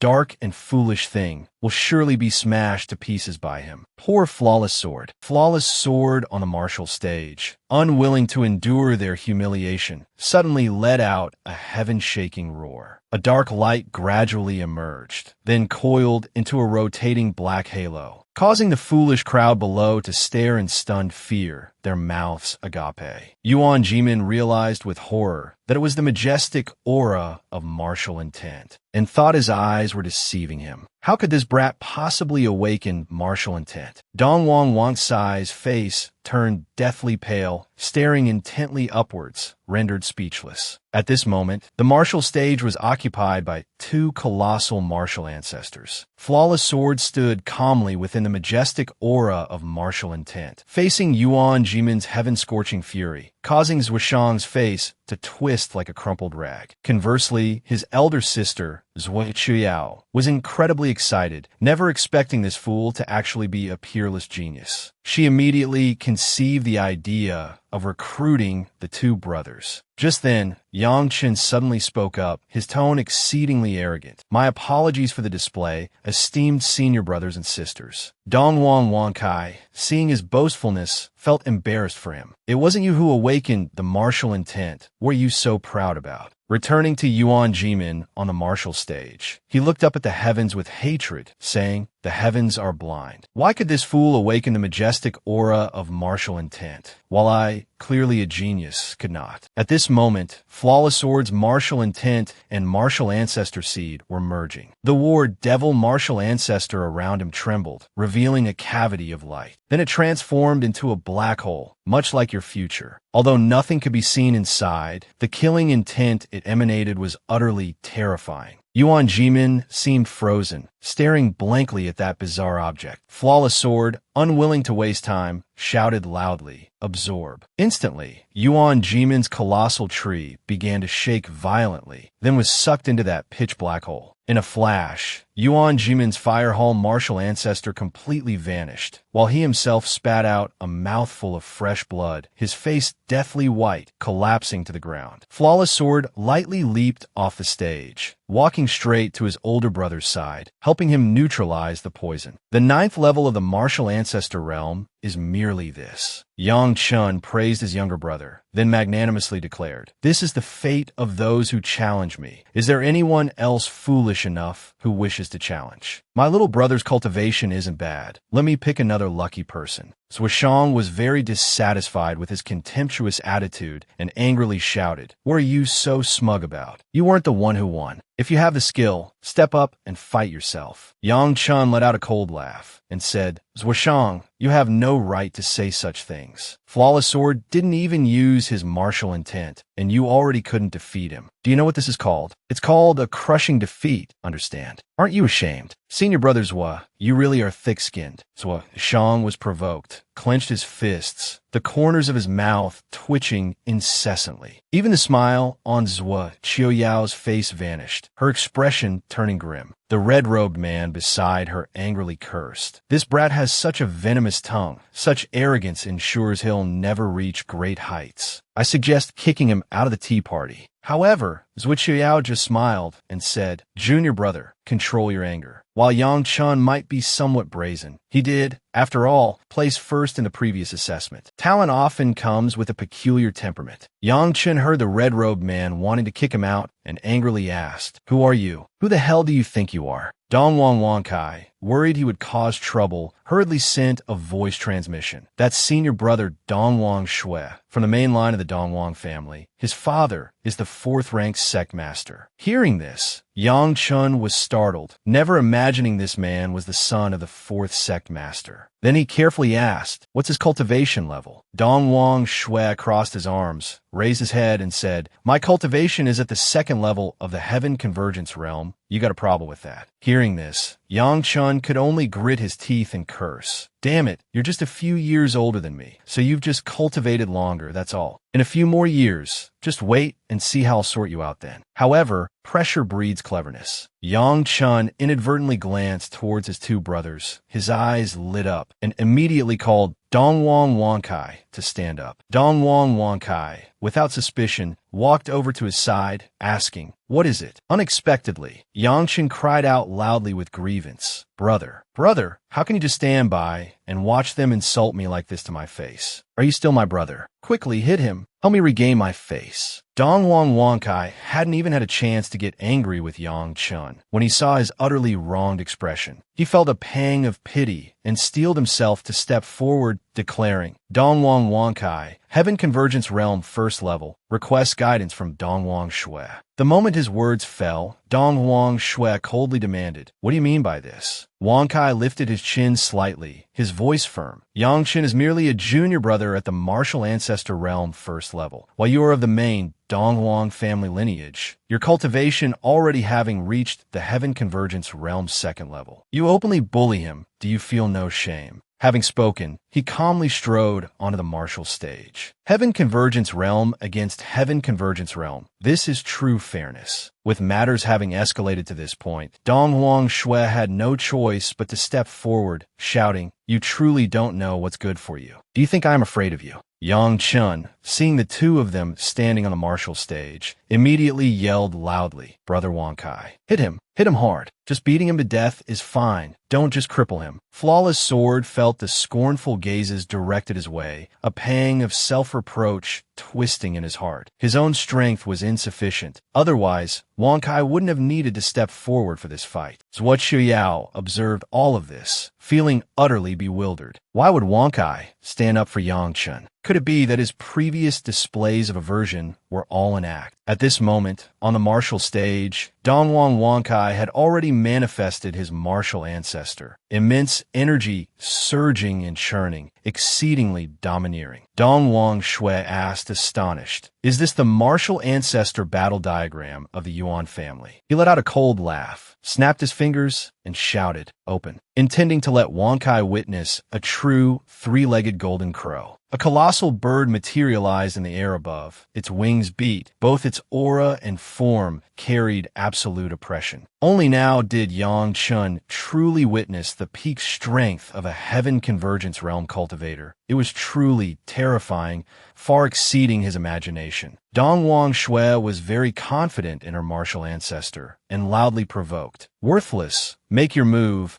I want to see the methods of a supposed genius like you. Dongwon Wangkai showed no fear. His eyes flashed, executing the Red Sun sword technique, locking onto that foolish bird and attacking fiercely. Below the stage, the 500 brothers were scared out of their wits, not understanding why the Red Sun sword technique was so terrifying. Only Yang Chun excitedly praised, "This sword technique is truly formidable." Above, Dongwon Shui gritted her teeth, striking out with 3 flame order sword seals. The golden crow quickly retracted its wings. A faint sword seal appeared before it, followed by the white blight flood dragon flame, emitting an explosion that shook the eardrums. Amidst the dense smoke, Dongwon Wangkai drew out a heavy sword, raised it high, and confidently declared with a smile, "Heavenly Dance Sword." Then, a sword rain poured down, rushing straight towards the golden crow. This left it with no path of retreat, only able to stand still and endure the assault. Everyone was once again shocked by sword fanatic Wangkai. He had actually cultivated the Heavenly Dance Sword into the 100-sword dance, possessing 100 sword lights, truly a prodigy of the martial path. However, Dongwon Shui did not concede easily. She used the Jade Flame Sword, causing the golden crow to open its mouth and spit out a golden liquid, forming a massive shield blocking all the attacks. Although she dodged this move, having to use an ultimate technique made Dongwon Shui feel somewhat embarrassed. Yet, Dongwon Wangkai on the other side laughed heartily, saying, "The prelude is over, now let's play for real." As soon as his words fell, a halo appeared above his head. Yang Chun stood too far away, making it difficult to clearly see the situation above. Fortunately, several commentators shouted loudly, "What kind of sword intent is this? Even spiritual sense probing is useless. The scriptures have never recorded such a strange sword intent." Dongwon Shui broke out in a cold sweat from agitation. He himself didn't know just how formidable Wang Sai's sword intent truly was. Wang Kai chuckled heartily, saying, "This is the flawless sword intent. If you want to know how powerful it is, you'll find out soon enough." Dongwon Shui snorted coldly in anger, suddenly raising his hand, condensing a massive fireball. Yang Chun immediately recognized it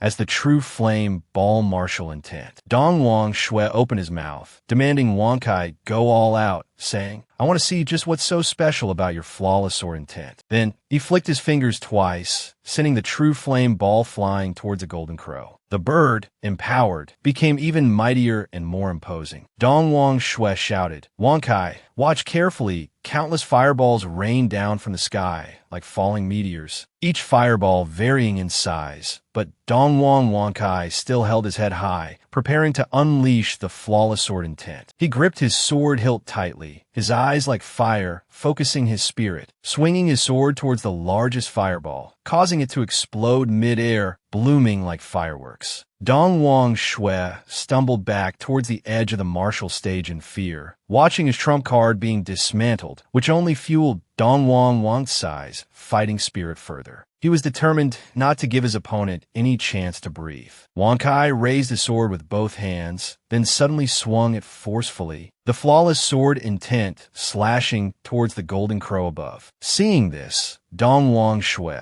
hurriedly shifted the golden crow elsewhere. He cried out in panic, "No, it can't be. This is impossible." Dongwon Wangkai rested the sword on his shoulder, asking, "Do you concede defeat?" However, Dongwon Shui stubbornly retorted, "In your dreams." Dongwon Wangkai replied angrily, "Don't regret it." Then, he unleashed an eerie sword light, continuing to slash towards that bird. Dongwon Shui cried out in agony, "This is bad," raising his hand to counterattack, but it was too late. Dongwon Wangkai finally secured victory. After returning to the martial stage, the troublemakers immediately ran out to berate Yang Chun. "This brat is outrageous. If I were Wangkai, I'd definitely give him a few slaps." Yang Chun angrily retorted, "It's none of your business. What are you getting worked up about? If you want to challenge, you have to speak up. Let me choose, then my brother will take you on." Then, he turned to ask his elder brother, "Brother Kai, don't you think I'm right?" Dongwon Wangkai could only close his eyes and nod. However, Yang Chun suddenly clapped him on the shoulder, chiding, with your martial arts and strength, defeating an opponent one level higher. Yet it took so much effort. What's there to be proud of? You greatly underestimate our little Quyet. His cultivation is at the 4th level of the martial ancestor realm. He could suppress that Nguyen Tri-Man, who's about to reach the heaven convergence realm, with just a breath. Yet he isn't arrogant at all. Instead, he's contemplating how to defeat even stronger opponents. His goal is to truly reach the heaven convergence realm, transcend a major realm, and suppress his rivals. These arrogant words left everyone astonished. However, Dongwon Wangkai felt that Yang Chun actually made a lot of sense. So he reminded him again, "Brother Kai, you can't become complacent, otherwise others will look down on us 3 brothers." Just then, someone in the crowd shouted angrily, "What a disgrace." Yang Chun heard it and immediately ran over to find the person. It turned out to be Ta Thuong, who was furious, scolding Yang Chun like a child. "You are utterly shameless, relying on your glib tongue to deceive these 2 honest fellows, Kim Vo Quyet and Dongwon Wangkai. You are no gentleman. I clearly gave you face, yet you push your luck. Are you provoking me?" Ta Thuong stuck out his tongue and mocked him, then continued to insult him. "You're nothing but a piece of trash at the 1st level of the martial ancestor realm. If it weren't for those 2 brothers of yours, you'd be nothing at all." Yang Chen couldn't stand it anymore, pointed straight at his nose, and issued a challenge to him. Then, to everyone's utter astonishment, he leaped onto the martial stage. Dongwon Wangkai asked worriedly, "Little Quyet, what trick is this kid playing?" However, that young man lifted his head and retorted, "Why ask so many questions? Just watch and you'll know." Seeing Wangkai turn pale at his careless words, little Quyet could only chuckle and say, "Brother Kai, my senior brother is incredibly formidable." Despite this, Wangkai remained skeptical, thinking inwardly, no matter how formidable, he's still only at the 1st level of the martial ancestor realm. Could it be? He has already comprehended martial intent. At this thought, Wangcai's expression suddenly froze. He couldn't resist asking Kim Vo Quyet via voice transmission, "Has your brother truly awakened his martial intent?" Naturally, Kim Vo Quyet replied nonchalantly, "My brother hasn't just comprehended one type of martial intent." Only then was Dongwon Wangkai utterly aghast, letting out a gasp of shock. Meanwhile, Ta Thuong, warming up on the martial stage, mused internally, "This brat truly doesn't know his place. This time, I'll definitely teach you a harsh lesson."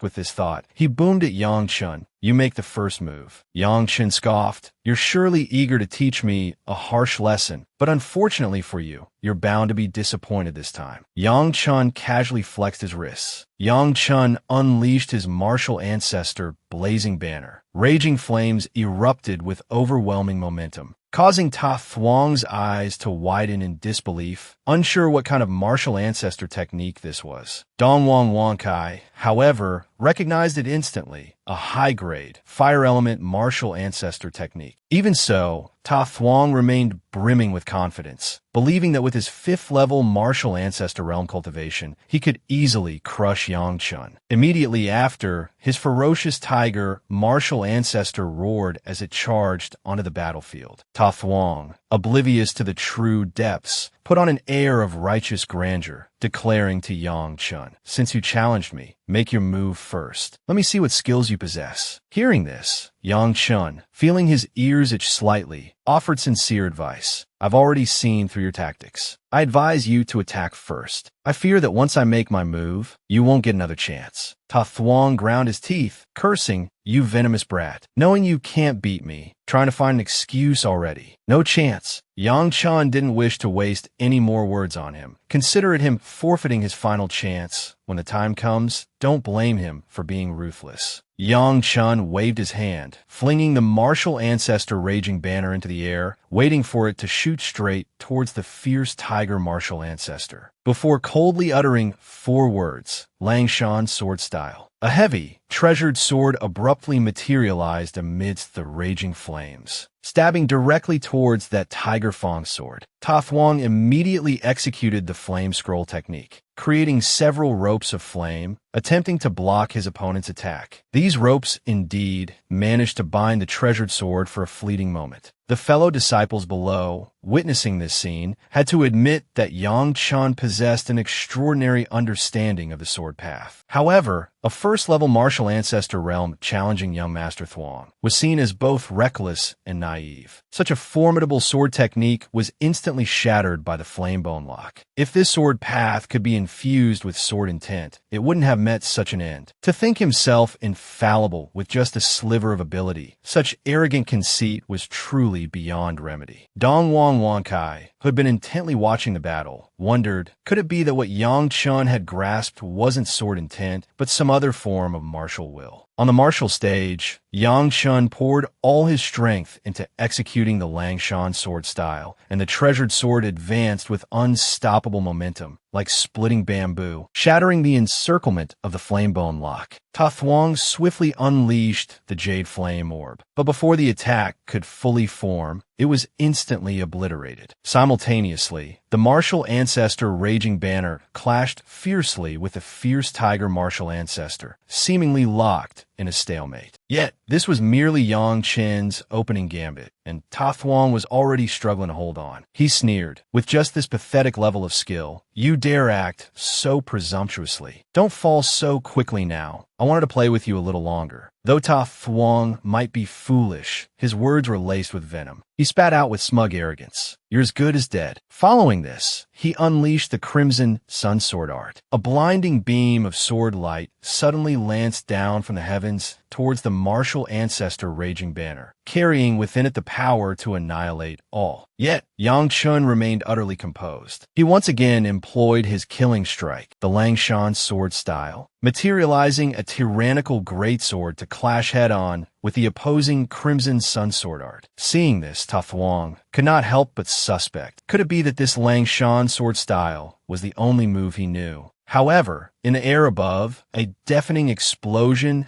suddenly erupted on the martial stage. The shockwaves resonated from the platform down to the audience below. Yang Chun scoffed disdainfully. Your Red Sun Sword method is still unrefined. Using it is simply losing face. Quickly, bring out something more potent. Let me witness true skill. Seeing Yang Chen's triumphant demeanor, Ta Thuong could no longer restrain himself. He roared, Inferno Ren style. A massive sword, wreathed in furious flames, shot forth from above the fierce tiger. Dong Wang Kai, seeing this, his face turned ashen. This was Ta Thuong's most powerful hidden technique. He was certain the Langshan sword style could not possibly endure it. Yet, Yang Chun resolutely countered with the Langshan sword style. A magnificent sword, several meters in length, suddenly manifested above the Crimson Banner. Yang Chun roared, sever, and the magnificent sword streaked out like lightning, obliterating Ta Thuong's Inferno Ren style into scattered points of light, before descending directly upon the crown of the fierce tiger martial ancestor. The fierce tiger martial ancestor immediately let out a horrific screech. Ta Thuong violently coughed up a mouthful of blood, his complexion deathly white, appearing moments from demise. The spectators below, witnessing this scene, were all completely dumbfounded. Dong Wang Kai, however, sensed something peculiar. At the same moment, Yang Chun addressed Ta Thuong with a faint smile. You have lost. Ta Thuong, overcome with shame, wishing the ground would swallow him, jumped down from the fighting stage. However, his senior martial sister, Ta Thursday Dao, hurried forward beaming, inviting Yang Chun to join their 7 Plum Peak. Before she could even finish her words, a collective gasp of astonishment swept through the crowd. What in the world was going on? 7 Plum Peak had always been home only to female cultivators. How could they possibly recruit a man? Before Yang Chun even had a chance to speak, Kim Vo Kiet had already refused the enticing invitation. Their fellow martial brothers could scarcely believe what they were hearing. It was truly a case of one man scorning a feast for which others starved. At this moment, Yang Chun stepped forward and stated, My apologies for now.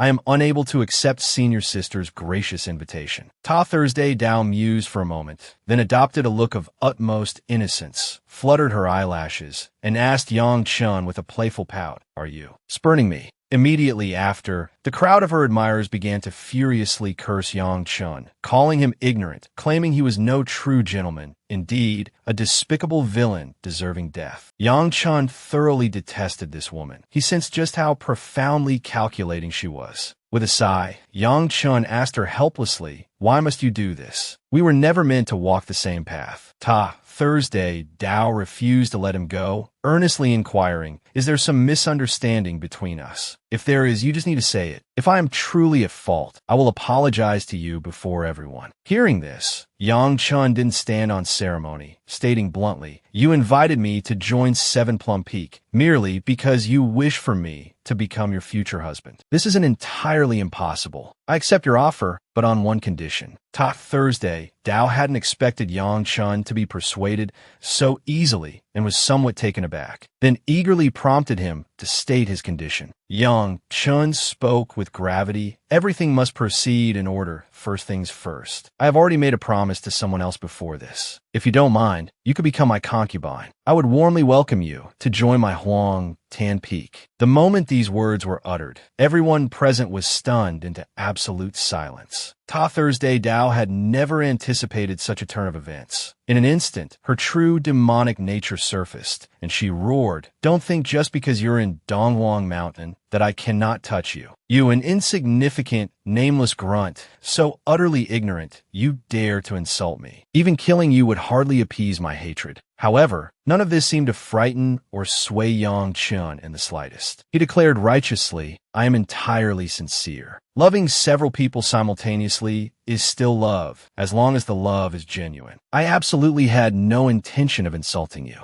Thursday, Dao grew increasingly furious, her anger blazing, ordering him to get lost immediately, telling him to hide within Donghuang Mountain for the rest of his life. Yang Chun noted the genuine conviction in her tone, worried that she might indeed ambush and kill him once he left the mountain, and so he quietly asked, "Senior sister, what is your cultivation level?" Upon hearing this question, Thursday Dao, temporarily forgetting her anger, uttered coldly, "Ninth level of the Heaven Convergence Realm. Do you wish to challenge me?" Yang Qin gave a thumbs up, praising her. "Senior sister is truly formidable." Then he said, "I am only 18 this year. I wonder how old senior sister is." When Thursday, Dao mentioned being 9 years older than him, Yang Chun revealed a cunning smile, asking, "Senior sister, do you dare to make a bet with me?" Thursday, Dao asked curiously, "Bet on what?" Yang Chun quickly held up 3 fingers, saying, 3 years from now, I will challenge you. Surely you can wait that long." Thursday, Dao said without hesitation, "You must swear upon your heart of martial Dao, a life and death duel in 3 years." Yang Chun, witnessed by everyone present, swore without hesitation, "I swear, 3 years from now, I will challenge Thursday Dao. Life and death are fated. Fortune is determined by heaven." Before leaving the tea gathering, Yang Chun didn't forget to add a few more words. "Senior sister, I've gained much this year. I'll set you as my goal. Strive hard for 3 years. I definitely won't disappoint you. Ha ha ha."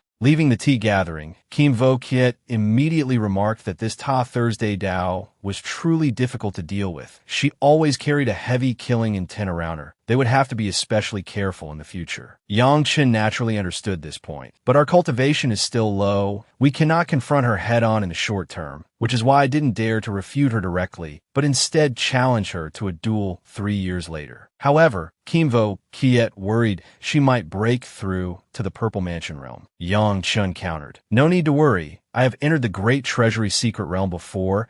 Absorbing the innate purple chi within those indestructible bones is not an easy task. No matter how formidable Thursday Dao's martial arts are, it's impossible for her to break through to the Purple Mansion realm within just 3 years. Let her use all the despicable tricks she wants." Hearing this, Kimvo Kiet smiled faintly in agreement. It seems that woman has at most only 3 more years to live. At this moment, Dongwang Wangkai, slowly trailing behind, couldn't help but frown. Befriending these 2 idiots, it seemed like not a good idea. Just then, Duong Tran turned back, calling out to the 2 of them in a syrupy voice, "Brother Tai, from now on, you are our big brother. Seeing Wang Tai's gloomy expression, as if he wanted to back out, Duong Tran patted his shoulder and asked, "What do you mean? From now on, everyone up and down this East Emperor Mountain will know we are brothers. What else is there to discuss? Quickly, let's go to my Hong Dam Peak. Oh no, your Fu Dung Cave. Pay respects to heaven and earth and perform the sworn brotherhood ceremony." Kim Vo Kuyet hurriedly chimed in. Well said. East Emperor Wang Tai was still preoccupied with Ta Thursday Dao's matter. She possesses extremely formidable martial arts. Even some elders of the sword sect cannot compare. Ta Thursday Dao often spars with the elders within the sect. Her strength is formidable, winning much more often than losing. Are you sure you could defeat her 3 years from now? Of course, Kim Vo Kiet answered without hesitation, as long as she doesn't break through to the Purple Mansion realm within these 3 years. Then 3 years later will be the anniversary of her death. Wang Tai asked, based on what? Kim Vo Kiet confidently said, based on my big brother having unparalleled martial arts. East Emperor Wang Tai was stunned, not quite understanding little Kuyet's meaning. He turned to ask Duong Tran, "You possess more than one type of martial intent." Hearing Duong Tran give a soft grunt of affirmation, Wang Tai almost cried out in excitement, wishing he could let the whole world know. "Are you sure it's not sword intent, but martial intent?" Duong Tran casually held out his hand, counting as he spoke. Dark element martial intent, shadow escape martial intent. Before he could finish speaking, Wang Tai exclaimed in astonishment, "You're not human." Then he continued to press. "What's the other one?" Duong Tran answered honestly, "It's earth element martial intent, tenacity." Wang Tai nodded his head, saying approvingly, "Tenacity martial intent isn't bad." Finally, East Emperor Wang Tai led them back to Fu Dung Cave. Seeing Duong Tran always carrying the black wooden sword, he asked curiously, "Is this some kind of treasure?" Duong Tran replied proudly, "That's right, although it's just a sword blank that hasn't been engraved yet, but its aura was extraordinary. Ordinary formation patterns were fundamentally unworthy of it." Wang Tai couldn't help but admit that his luck was truly too good. After that, he led them deeper into the cave. They hadn't walked for long when Jung Tran stopped at a huge stone platform. Glancing over, Wang Tai explained,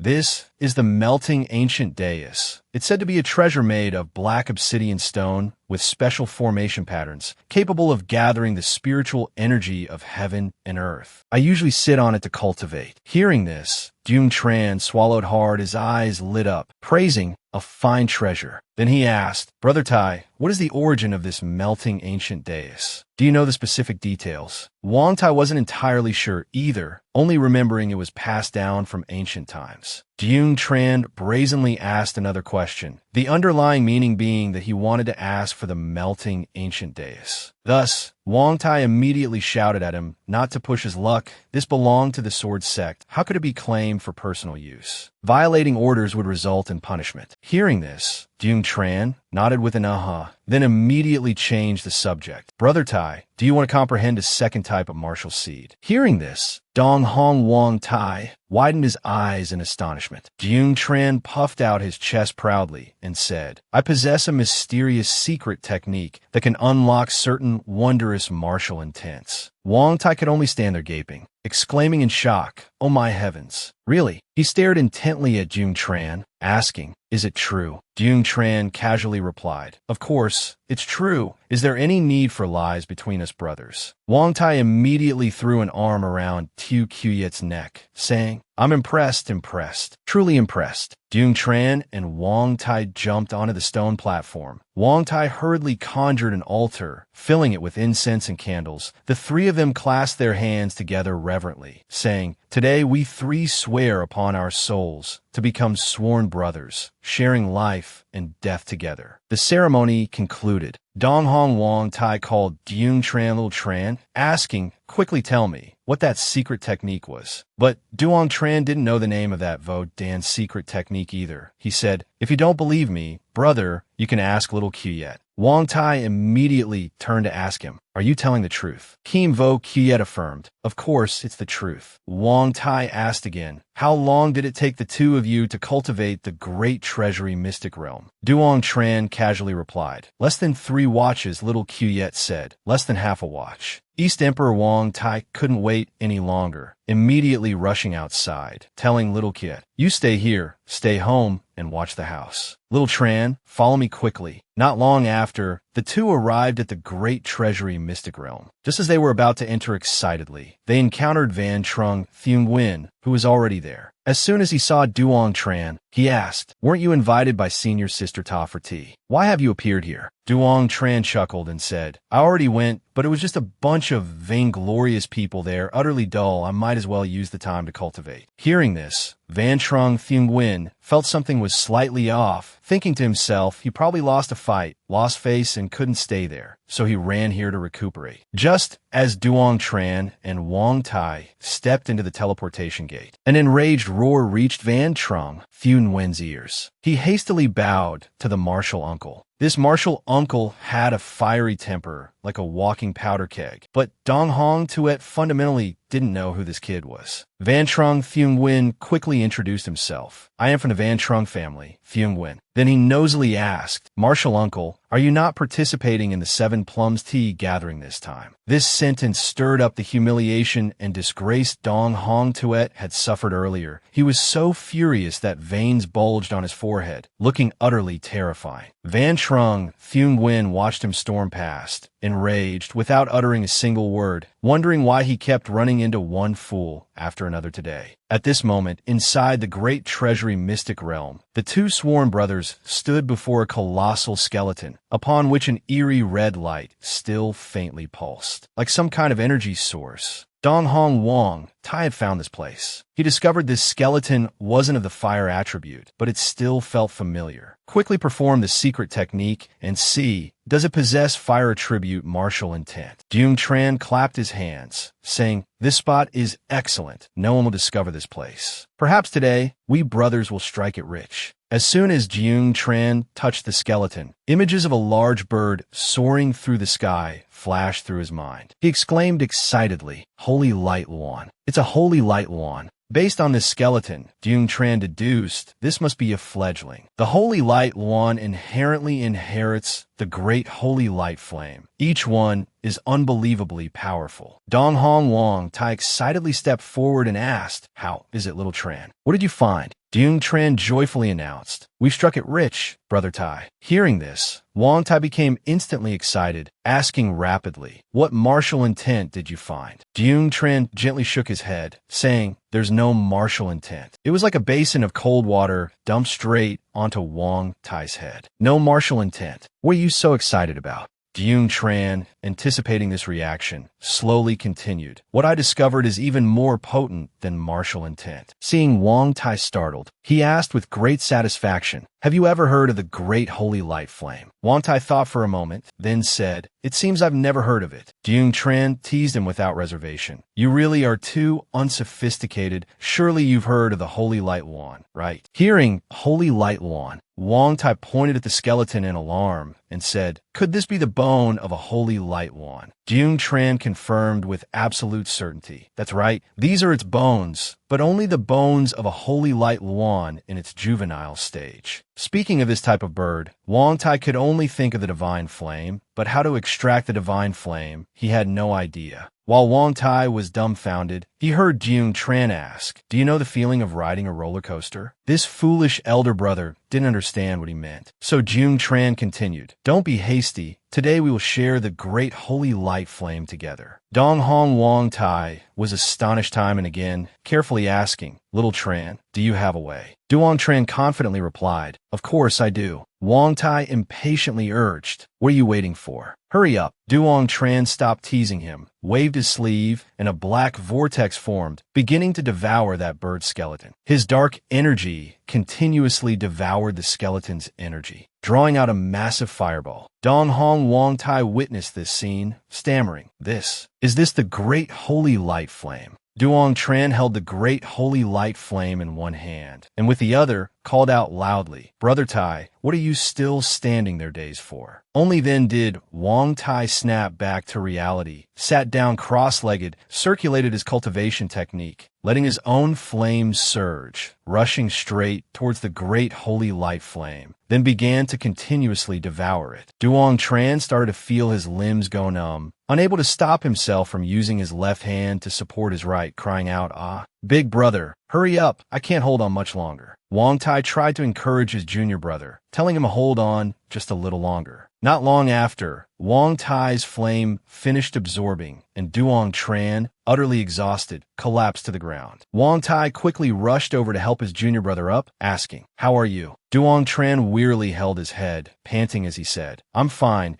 It's just that my spiritual sense was consumed too much. My physical strength couldn't keep up." Hearing this, Wang Tai took out a golden pill and put it in his mouth. This is an essence origin pill. It can quickly restore spiritual sense. Duong Tran unconsciously chewed and swallowed, asking, "What effect does this pill have?" Wang Tai said proudly, "This thing is very rare because it was refined by my father." Hearing this, Duong Tran tried concentrating the true chi in his dantian, then excitedly turned to his sworn brother, saying, "From now on, our fire tribute true chi will both possess holy flame, true chi." Dong Hong Wang Tai also exclaimed excitedly, "Holy flame true chi is truly formidable. It's more than 10 times stronger than my heavenly son, true chi." What's even stranger is, even though the holy light Luong has lost the great holy light flame, the external energy not only hasn't weakened at all, but has instead become increasingly brilliant. Duong Tran knew, within this skeleton, there was still a drop of the holy light Luong's essence blood, but unfortunately, he couldn't retrieve it at the moment. However, Dong Hong Wang Tai was overjoyed, repeatedly thanking little Tran. Hearing this, Duong Tran said, "We are family. Brothers share fortunes and face hardships together. There's no need for formalities." Having secured their spoils, the two quickly returned to the Fusong ancient cave. However, the ground was shaking violently. The cave filled with swirling dust, suffused with killing intent, sending shivers down one's spine. Kimvo Kiet was gritting his teeth, tightly gripping a long staff. Wang Tai's eyes widened, exclaiming in shock, "How did it turn into this?" And little Kiet looks like he can barely hold on anymore, his body trembling violently, his breath ragged. Duong Tran, his face pale with fright, asked, "Brother Tai, what do we do now?" Wang Tai calmly reassured Duong Tran, "Don't worry. That black staff is definitely an extraordinary ancient weapon. Its grade must be quite high. That's why little Kiet is risking his life to subdue it. Right now, we cannot interfere, nor can we disturb little Kiet. He must rely on himself to break through." Duong Tran asked curiously, "Does this Fusong ancient cave have a protective formation?" Wang Tai immediately denied it. "That's just a type of illusionary formation, capable of isolating it from the outside." Suddenly, black chi and debris erupted, creating utter chaos. Then, a bizarre phantom appeared above little Kiet's head. It resembled a colossal elephant, with eyes as red as blood, brimming with killing intent. It used its long trunk to inhale all the black chi, causing the ground to shake violently once more.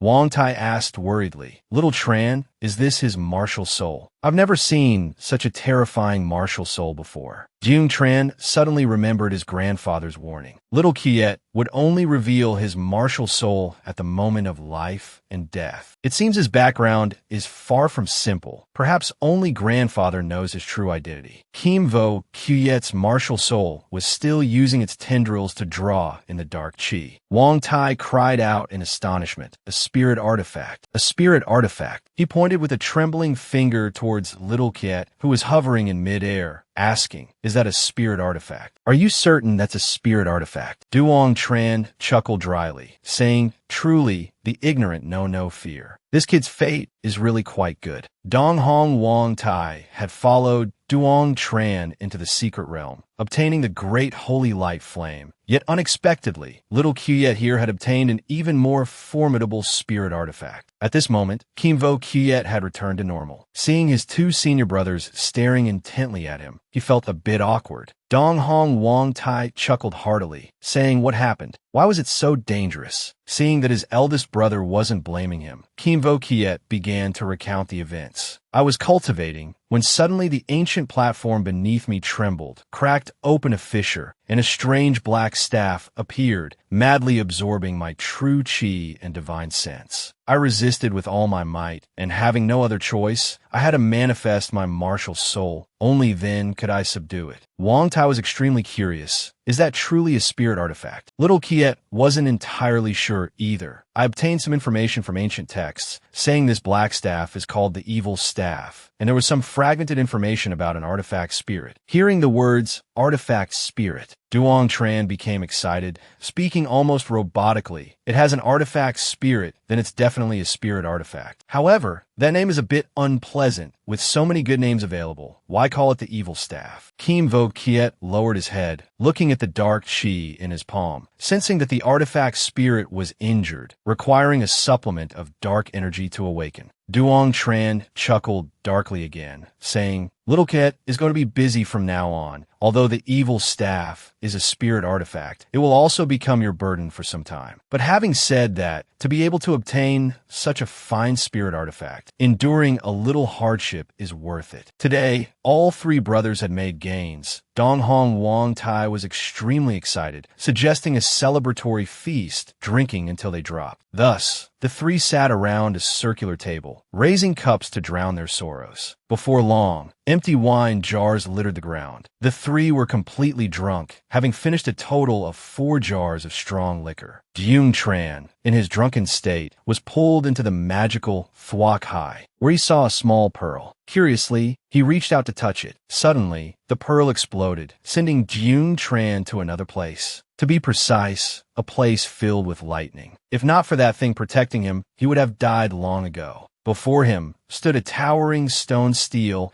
engraved with the ancient characters Thien Loi in Heavenly Thunder Seal. Duong Tran, naturally curious, felt compelled to touch everything he saw. As soon as his hand touched the stone stele, he was drawn in by a powerful suction force. Purple lightning enveloped Duong Tran's body. His eyes rolled back, turning white, as if he had been struck by lightning. At the same time, that small pearl also turned purple. After a violent tremor, Duong Tran clutched his face in pain, gasping for breath. Regaining his senses, he mumbled, uttering words that seemed utterly disconnected. Honored across 3,000 realms, Du Tian commands the field. Thunder governs all phenomena. Its command permits no disobedience. Possessing the righteous law Thunder Seal, the Thunder Seal script, and the martial Du Tian script Thunder Seal, commanding righteous generals. The great heaven Du Tian martial Thunder Seal can annihilate evil and darkness. Duong Tran hadn't expected this pearl to be the Thien Loi Gioi Thien Chao, Heavenly Thunder World Pearl, containing such formidable power within. Unfortunately, he couldn't control this pearl at present, only able to learn a type of martial technique from it. This martial technique was divided into 2 types, Loyan Van Thunder Seal script, and Vo Du Thien Van Loi and Martial Du Tian script Thunder Seal, able to control all forces of righteousness. And the Du Thien Vo Loi and Du Tian Martial Thunder Seal was the bane of all forces of darkness. If Duong Tran could cultivate these 2 types of Thunder Seals, wouldn't he be invincible under the heavens? Thinking this, Duong Tran hesitated no longer. He sat down cross-legged, closed his eyes, and focused his spirit, stretched out both hands, and then clasped them together. Lightning attribute True Chi suddenly appeared between his palms. Wasn't this the Du Thien Loi and Du Tian Thunder Seal? Duong Tran never would have dreamed that he could control the Du Tian Divine Thunder so easily. He laughed heartily in excitement. This was a once-in-a-thousand-years opportunity. He absolutely had to experience it thoroughly. However, before he could feel anything, he spat out a mouthful of blood. At that moment, the real Duong Tran also clutched his mouth, extremely uncomfortable. Kim Vo Kiet asked worriedly, "Senior brother, what's wrong with you?" Dong Hong Wong Tai also looked at him doubtfully, without blinking. Duong Tran's face was pale. He forced himself to say, "It's nothing. Just now, during cultivation, I suffered a slight cultivation deviation. No need to worry." Hearing this, Wong Tai was relieved, saying, "It's good that you're all right. Just rest at my place tonight." Duong Tran wiped the blood stain from the corner of his mouth, asking, "Brother Wong Tai,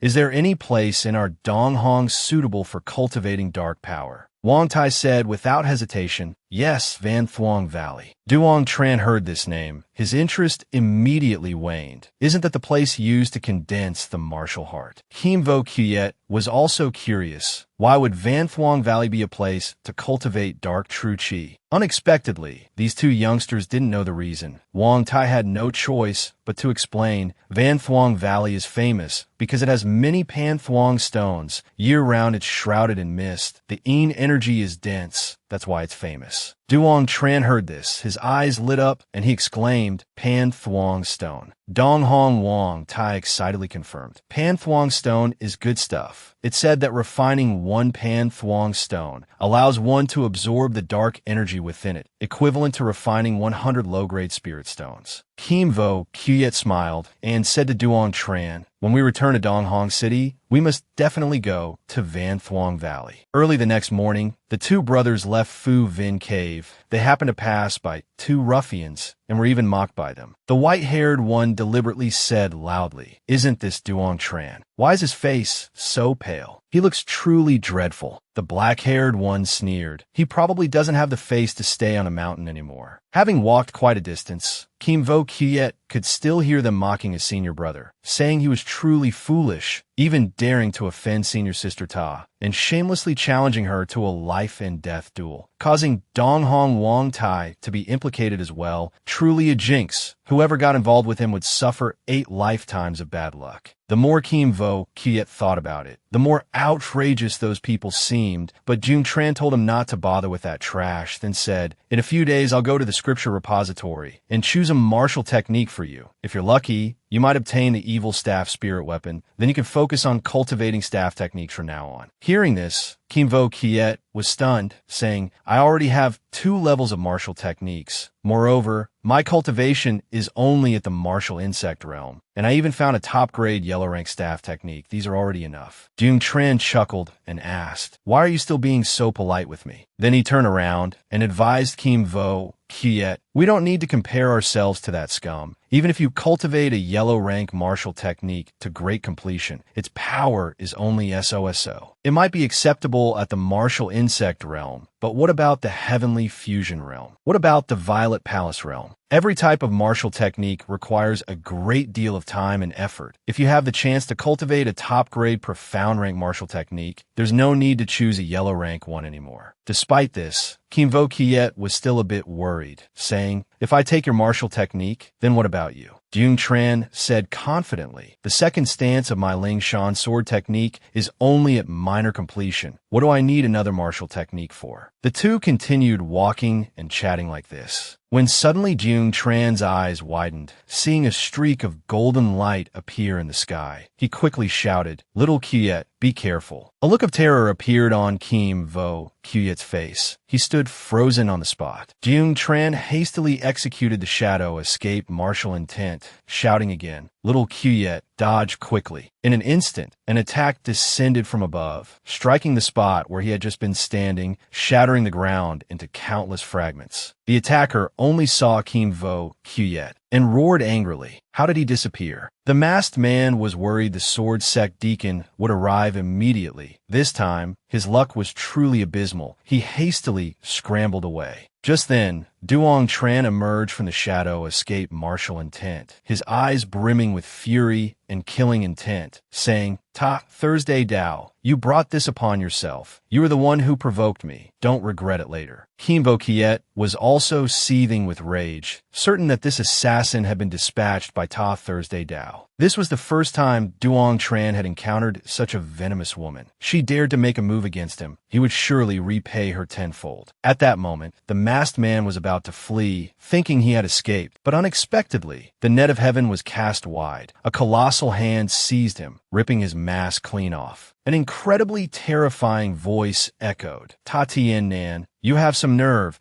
Don't you realize your foolish actions could lead to the extermination of the entire Ta family? Hearing this, Ta Tien Nan, terrified, knelt down, begging for mercy, saying, I was blinded by obsession. I deserve death, but the others in the Ta family are innocent. The great elder, enraged, snapped coldly, You think I believe such cheap lies? Innocent? Where in this world are there so many innocent people? The great elder frowned. a terrifying glint in his eyes. Back at the inn where the Duong Tran brothers were staying, the moment he saw them, Song Tun Vo Nai scolded. Instead of cultivating diligently on the mountain, what are you doing running down here? Duong Tran chuckled, saying, we were very diligent on the mountain. It's just been a while since we saw everyone. We missed you all, so we came back for a visit. Cao Chan O shot him a disdainful glance, saying, everyone's preparing to go to the heart letter auction. You two should come along. Hearing the words heart letter auction, a look of confusion crossed Duong Tran's face, not understanding what it meant. Before long, they arrived at an incredibly imposing structure, where an old man in a yellow robe stood on a platform, giving an opening speech, welcoming everyone to the esteemed valley. He announced that for this auction, spirit stones could be used for bidding, with the exception of special items. Then he brought out the first auction item, is an ancient formation inscription. Through appraisal, its age exceeds 5,000 years, preliminarily identified as a fire element formation inscription,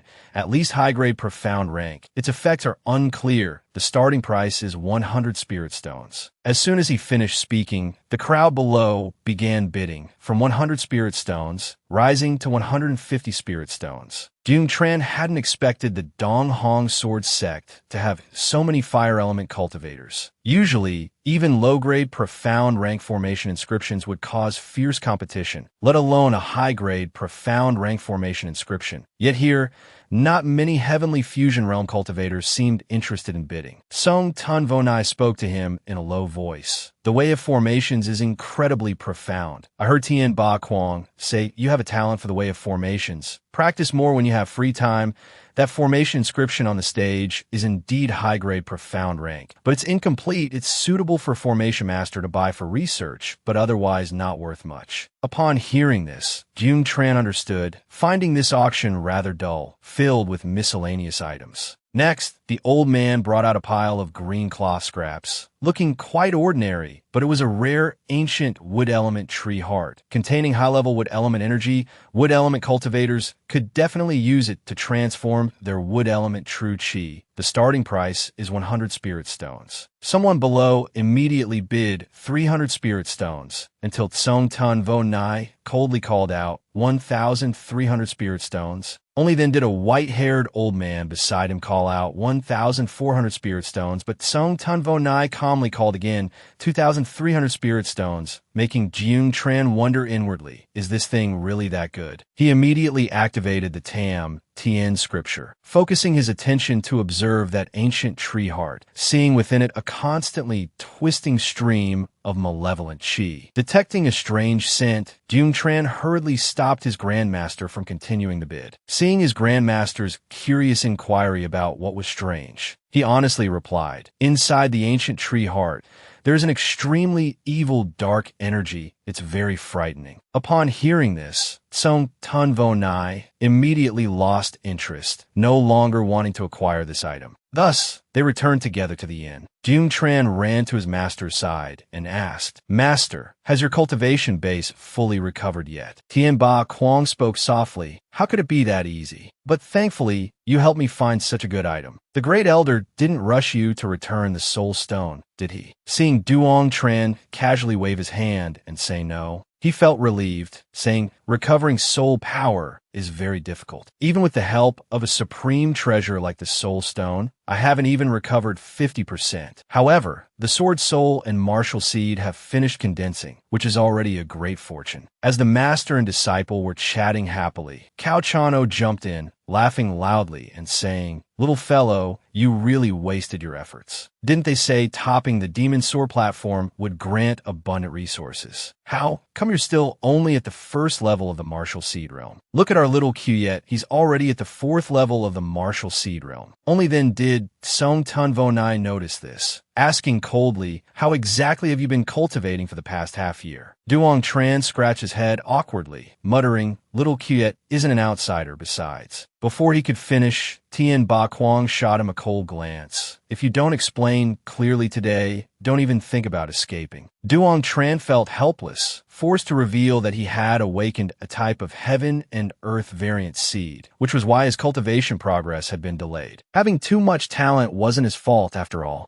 Upon hearing this, everyone stared at him in astonishment. Hearing him say it was earth element, Song Tun Vo Nai pondered for a moment, then praised, Earth Element is good. Earth Element Heavenly Dao Masters are very rare. It's said that legendary Earth Element experts possess countless life-preserving methods. If you, little fellow, were truly fortunate enough to awaken an Earth Element martial intent, that would be excellent. Quickly show us old folks your martial seed battle diagram. But Duong Tran didn't want to show off, so he said sheepishly, my martial seed and little Quyets were just condensed not long ago. They haven't been strengthened yet. Showing them now wouldn't be very impressive. Cao Chano said coldly, show it. The martial seed battle diagram is the foundation of every cultivator's combat power. With our insight, just a little guidance will be enough for you youngsters to benefit for a lifetime, and it will also help you find the right direction for strengthening your martial seeds. Duong Tran knew he couldn't escape anymore, so he suggested Kim Vo Quyet go first. Kim Vo Quyet walked to an open space, displaying his martial seed. It was a towering dark nether sacred tree, manifesting with an extremely potent killing aura, causing the three old men's eyes to widen and jaws to drop, almost snapping their necks in surprise. Cao Chan called out loudly, little Quyet, is this condensed using the darkness origin? Seeing his obedient disciple nod and say, yes. He joyfully slammed the table, exclaiming, good, excellent. Only then did Tien Ba Quang ask dryly, is this a supreme martial seed? Cao Chan was busy proudly instructing his beloved disciple. The sword sect has many high-level martial techniques. Carefully choose a cultivation method to practice, then integrate it. Your martial seed battle diagram will become even stronger. Tien Ba Quang turned his head and saw Duong Tran behind him grinning widely, instantly becoming furious, scolding, what are you laughing at? Where is your martial seed? Show it quickly. If it's not as good as little Quyets, don't expect me to marry Lin Ni to you. Unexpectedly, this remark angered his master, Song Tun Vo Nai. Song Tun Vo Nai suddenly slammed the table, shouting loudly, what are you yelling about? You useless thing, what have you taught little Tran? With his grandmaster backing him up, Duong Tran was overjoyed, hastily flattering Song Tun Vo Nai. Having received grandmaster's guidance, my martial seed battle diagram naturally won't be weak, at least it can rival little Quyets. After speaking, he immediately manifested his martial seed, the blazing flame red flag. The enormous flag, full of might, appeared there. Even without wind, it seemed to flutter under a scorching sun. Tien Ba Quang was watching when he suddenly clutched his chest, his expression one of shock. Song Tun Vo Nai thought he was pretending and scolded, how old are you? Still playing tricks? Are you looking for a beating? Tien Ba Quang, panting heavily, explained to his master, Duong Tran's martial seed is burning a strand of my divine sense. Hearing this sentence, the other two exclaimed in shock simultaneously. What? Song Tun Vo Nai immediately released his own divine sense, probing that strange red flag. Just a few seconds later, he asked excitedly, how exactly was Duong Tran's martial seed condensed? Not only did it fuse 3 types of origins, there were also 2 types of powerful energy. I couldn't determine what they were. Duong Tran was taken aback, filled with awe. He hadn't anticipated the Grandmaster's perception to be quite so keen.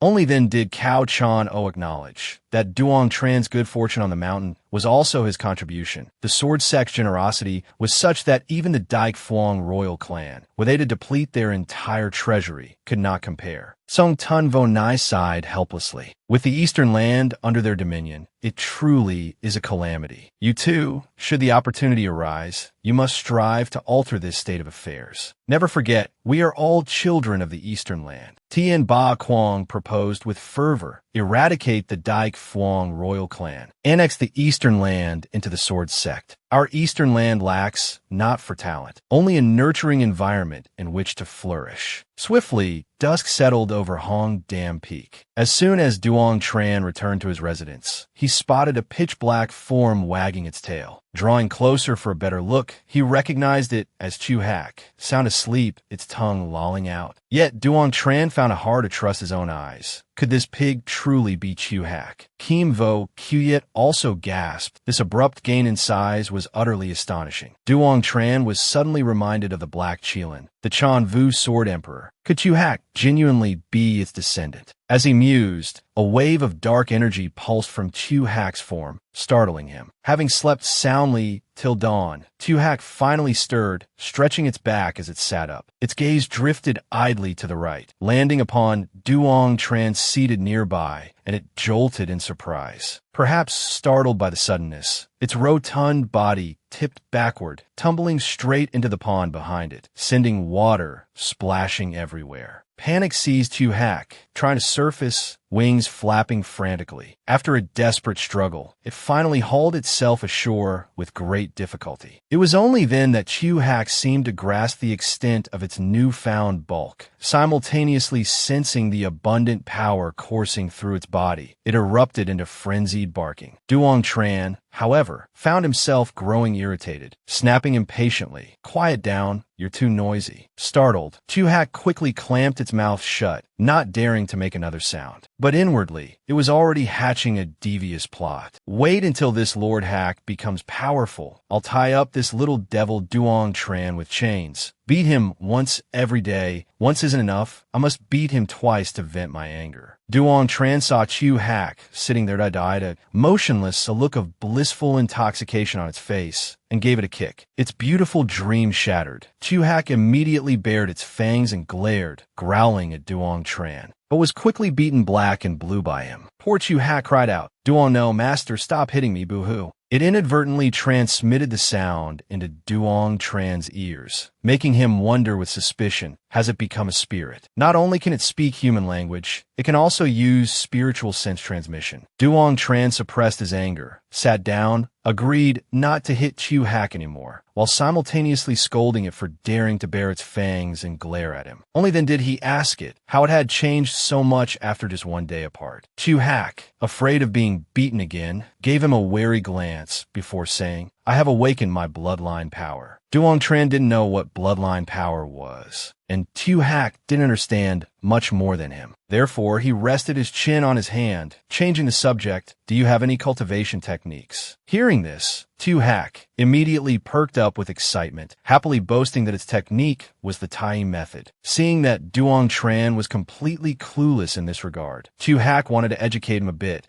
but considering its own flailing limbs, which achieved nothing, it gave up. Duong Tran saw this and lowered his head dejectedly, thinking to himself that all other parts of Chu Hak were identical to the Black Qilin True Martial Sword Emperor. Only its head was the most different. Could it be that the Black Qilin True Martial Sword Emperor back then had taken a fancy to some demonic beast resembling a lump of coal, thus giving birth to this dim-witted, physically developed Chu Hak? Thinking of that dramatic love story, Duong Tran couldn't help but laugh until his stomach hurt. He suppressed his amusement and asked Chu Hak, "Can you fly?" Chu Hak answered innocently, "I don't know." Duong Tran immediately sprang to his feet, saying, "You must start practicing right away." Having said that, he coldly kicked out, sending Chu Hak flying into the sky. Poor Chu Hak broke out in a cold sweat from fear, frantically flapping its wings, wanting to fall, while letting out pitiful cries of "Ayo, Ayo." Kimvo Kuyet below continuously encouraged it, "Keep going." After a long while, Chu Hak finally found its rhythm, beginning to gain balance. It suddenly thought, while the contract wasn't signed yet, it should escape, but immediately shook its head, dismissing the idea. Who knew what other treacherous schemes that guy had? It was better to wait until it became stronger before planning further. Thinking this, Chu Hak put effort into flying down, but its face still showed reluctance. Duong Tran saw Chu Hak's progress, was very pleased, and excitedly grabbed Kim Vo Kuyet, saying, "We brothers can't fall behind it. Tomorrow, let's go to Cloud Robe Valley." Early the next morning, the two brothers went straight to a narrow gorge situated between two towering peaks. Kimbo Kuyet asked doubtfully, "Is this Cloud Robe Valley?" It was also Duong Tran's first time here, so he could only guess it was below. Just then, an old man dressed in white robes approached, asking, "Is this the first time you two have come to Cloud Robe Valley?" Afterwards, he pointed down into the gorge, saying, "That is Cloud Robe Valley. When descending, you must hold onto the black cloud vines tightly. If you feel anything unusual, don't go down further. The further down you go, the stronger the power of the profound array becomes. If you get sucked into it, no one will be able to save you." Hearing this, Duong Tran looked carefully, only then noticing several vines growing on the cliff face. Then turned back to ask the attendant, I wonder if Cloud Robe Valley has coiling dragonstone. Hearing this, the attendant guessed these two belonged to the dark element system, and this system wasn't common in the sword sect, so he happily said, there is coiling dragonstone below, but it's very difficult to obtain. If it's destined by heaven, perhaps you'll be fortunate enough to get it. Hearing there was something valuable, the two brothers, Duong Tran and Kim Vo Kyet, looked at each other and smiled. Their eyes were full of hidden meaning. Then, they began to grasp the black cloud vines and climb down. Duong Tran casually glanced to the side, discovering that the dark energy here was too strong, seeing strands of black chi swirling around. He turned to remind little Kyet to be careful. However, before Duong Tran could finish his words, he was attacked by a large, blood-eyed bird. If its sharp teeth bit someone, there would only be the path to death. Therefore, Duong Tran quickly deployed the Tam Tien scripture, protecting himself from injury. Only then did he understand just how powerful the profound formation here was. No wonder the coiling dragonstone was so hard to obtain and so valuable. Just then, Duong Tran's gaze fell upon a spot. On a protruding rock were several sparkling, luminous stones. He leaped over, saw the coiling dragonstones embedded in the rock, and exclaimed excitedly, struck it rich. Thus, Duong Tran ran back and forth there, picking up all those purple stones. After a while of searching, he had gathered a pile of coiling dragonstones. Today really counts as striking it rich. I wonder how little Kyet is doing over there. Duong Tran quickly grabbed a vine and climbed up to find his younger brother. As soon as Kim Vo Kyet saw his elder brother, he called out happily. He smiled and asked his younger brother how many coiling dragonstones he had obtained. Kim Vo Kyet grinned widely and replied, 167 stones. Their value must be over 10,000 low-grade spirit stones. Moreover, with these stones, I believe I can reach the high-level martial seed realm by the end of this year. Hearing this, Duong Tran couldn't help but sigh at how good the cultivation conditions of the sword sect were. We have reaped considerable benefits. In the future, if there's a chance, we must definitely fight with all our might for the sword sect. Kim Vo Kyet also expressed his agreement, raising both hands in approval, promising not to forget. I am a disciple of the Eastern Emperor's sword sect. After that, he took the initiative to suggest going to the scripture pavilion for his elder brother to help him choose a suitable staff technique. A moment later, they arrived at the scripture pavilion. The scripture pavilion looked like an ancient, abandoned structure. The guard looked suspiciously at Duong Tran and asked, "Are you the new top scorer?" Hearing this, he retorted with annoyance, "Do I not look the part?" The guard produced a wooden token and said with a sarcastic tone, "First level of the martial seed realm, truly unimpressive." Duong Tran gave a faint smile, snatched the token with one hand, and walked inside. Passing the stairs, he arrived at a room where two old men sat on either side. Seeing them sitting motionless like statues, Duong Tran called out loudly, "Seniors." One old man slightly opened his eyes, glanced at him, and scolded, "Rotten brat, don't you know how to pick a time? Hurry up and take it." Duong Tran asked blankly, "I came here to choose a martial technique. Do I still need to slip you some money?" The moment the words left his mouth, he received a blow from a staff. The pain felt like it sent him back 18 generations. The other old man angrily demanded, "Are you a new disciple? Since ancient times, while I've guarded this scripture pavilion, this is the first time I've heard the words slip money. You got quite some nerve." Duong Tran clutched the lump on his head, swollen like 8 grains of sand, realized his mistake, and repeatedly apologized to the old man. Seeing his remorse, the old man let him off for the time being, then held out his hand, demanding the token. Only then did Duong Tran understand the purpose of the wooden token. After verifying his information, the two old men simultaneously struck their staffs on the ground and said in unison, "All martial techniques on the 3rd floor are different. Clear notes are written beside the spirit slips. If you cannot decide which one to choose, it's best not to flip through them back and forth." As soon as they finished speaking, a door swung open, revealing itself before Duong Tran's eyes. Inside, A soft golden light shone down, illuminating spirit slips neatly arranged on stone platforms. It looked incredibly clean and tidy, a stark contrast to the rough exterior outside. Duong Tran's eyes swept around, spotting the flowing fire sword seal, the scorching flame sword finger, the auspicious cloud step, the visage-altering art, the great rushing saber art, the arduous staff method. But his gaze landed on a particular purple slip, beneath which were written the two words, Star Fury. Ancient combat techniques possess powerful seals. Without immense strength, they cannot be broken. Otherwise, it will only harm the body. Awaiting a destined person. This item belongs to the Dark System. Remember to use it carefully. After Duong Tran finished reading, he curiously reached out to touch it, and a strange sensation immediately traveled up his fingertips. He was astonished to discover the primordial demon dragon martial soul within his body reacting intensely. Duong Tran quickly circulated the purple nether true chi to protect his body, then grasped the spirit slip. He watched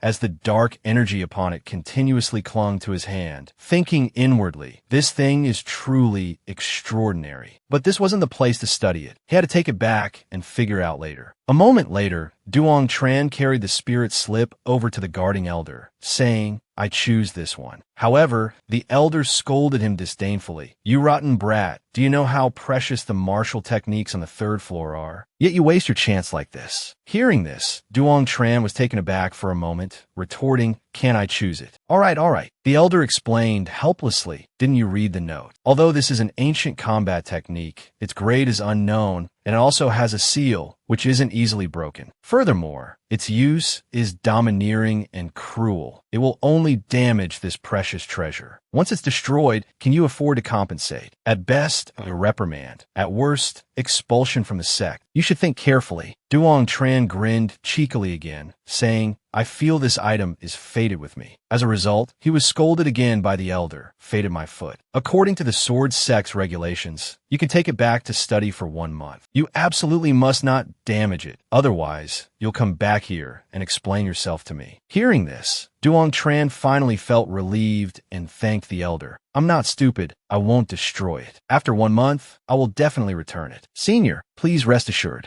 The elder couldn't be bothered with him and closed his eyes. Seeing his elder brother emerge from the scripture pavilion, Kim Vo Kiet hurriedly asked, Brother, have you found a suitable staff martial technique for me yet? Duong Tran shook his head, saying no. Kim Vo Kiet was instantly disappointed, letting out a sigh, but Duong Tran quickly explained. There was a staff technique called John Tan staff method, and it was even a peak Shinrang technique, but I didn't choose it. Kim Vo Kiet asked regretfully, Why not? Duong Tran said proudly, I found a more powerful combat technique, even more powerful than that John Tan staff method. Seeing his younger brother seemed unconvinced by his words, Duong Tran patted his shoulder, saying, Let's talk when we get back. Returning to Hong Dam Peak, he led little Quyet to the secret cultivation chamber, then took out the spirit slip and handed it to little Quyet. Warning, there's a seal on it. Be careful. Kim Vo Quyet obediently listened and took it, but as soon as he touched it, Kim Vo Kiet exclaimed in shock. This dark energy is too strange. Then, Kim Vo Kiet placed the spirit slip on a rock, letting Duong Tran try to sense it with the Tam Tien scripture. However, his divine sense couldn't penetrate the spirit slip's defensive layer, so he decided to manifest his primordial demon dragon martial soul to see what would happen. Unexpectedly, the spirit slip began to emit streams of black energy, which were devoured by the primordial demon dragon martial soul. A few seconds later, not a trace of black energy remained on the spirit slip, and it fell to the ground. Duong Tran exclaimed excitedly, The seal is broken. Little brother, quickly see what exactly this is. Kim Vo Kiet picked up the spirit slip with a naive smile, closed his eyes, and a surge of energy immediately flooded into his mind. Duong Tran saw his younger brother's expression turn somewhat strange, wondering what he was exploring inside to cause such a look. After a moment, Kim Vo Kuyet turned around with a crestfallen face, looking at Duong Tran. His trembling voice and tragic expression made Duong Tran even more curious. But he still spoke gently. "Little brother, don't rush. Speak slowly." Kim Vo Kuyet tried hard to compose himself, suddenly pointed at the spirit's slip and roared, "It's a divine ability, a divine combat technique." Hearing this, Duong Tran instantly jumped up, like a cat whose tail had been stepped on, exclaiming in shock, "What? Are you telling the truth?" He clutched his chest, feeling as if his heart was about to leap out. "Little brother, are you certain this is truly a divine technique?" Seeing his younger brother nod seriously, his tone firm with conviction, Duong Tran hastily took the spirit's slip, wanting to examine it himself. He activated his divine sense, entering the spirit's slip, and immediately a phantom image appeared, a man as tall as a mountain, carrying a colossal axe on his shoulder. He spoke in a resonant voice. "Star, also known as the Lesser Realm, Star Fury, just as the name implies, is the wrathful fire of a realm, unparalleled in its dominance. May the Fated One comprehend it carefully. If you succeed, remember me, this venerable one, Emperor Wu, of the One Xia Middle Realm." Only then did Duong Tran truly believe this spirit slip contained a divine technique. He returned the spirit slip to his younger brother, adding a few words of caution. "The Star Fury divine technique is no ordinary divine technique. You must comprehend it carefully. Absolutely do not rush. If you feel anything is wrong, stop immediately. First, go to Wenshang Valley to cultivate your martial heart." As for Duong Tran himself, he also sat down, preparing to cultivate. Once both of them became strong, they would seek out Ta Thursday Dao to settle scores. That supporting female character was truly too vicious. Just you wait. After some time, Duong Tran wanted to go to Seven Plums Peak for revenge, so he used his shadow escape martial intent to carefully ascend the mountain peak. As he walked, he wondered, where could that special treasure be hidden? Before long, Duong Tran arrived at a rather decent-looking stone house. He quickly approached the door, gave a gentle push, and the door swung open automatically. Inside, there was only a golden table, radiating dense energy. Duong Tran hurried over, observing it carefully, but he couldn't identify what kind of treasure it was. He reached out his hand, intending to touch the red bead, only to discover in astonishment that this was a beast core. This so-called formation pattern was clearly related to the master of Seven Plums Peak. If I were to touch the beast core on this rock, it would definitely alert Ta Thursday Dao. But Duong Tran, bold and audacious, acted immediately, swiftly snatching the beast core, then using his shadow escape martial intent to flee. He dashed from the entrance all the way to the foot of the mountain, his speed like lightning. Yet, strangely, no one pursued him. Ta Thursday Dao's people seemed to have vanished in a thin air, disappearing from Seven Plums Peak. Returning to Hong Dam Peak, Duong Tran grinned smugly, saying to Kim Vo,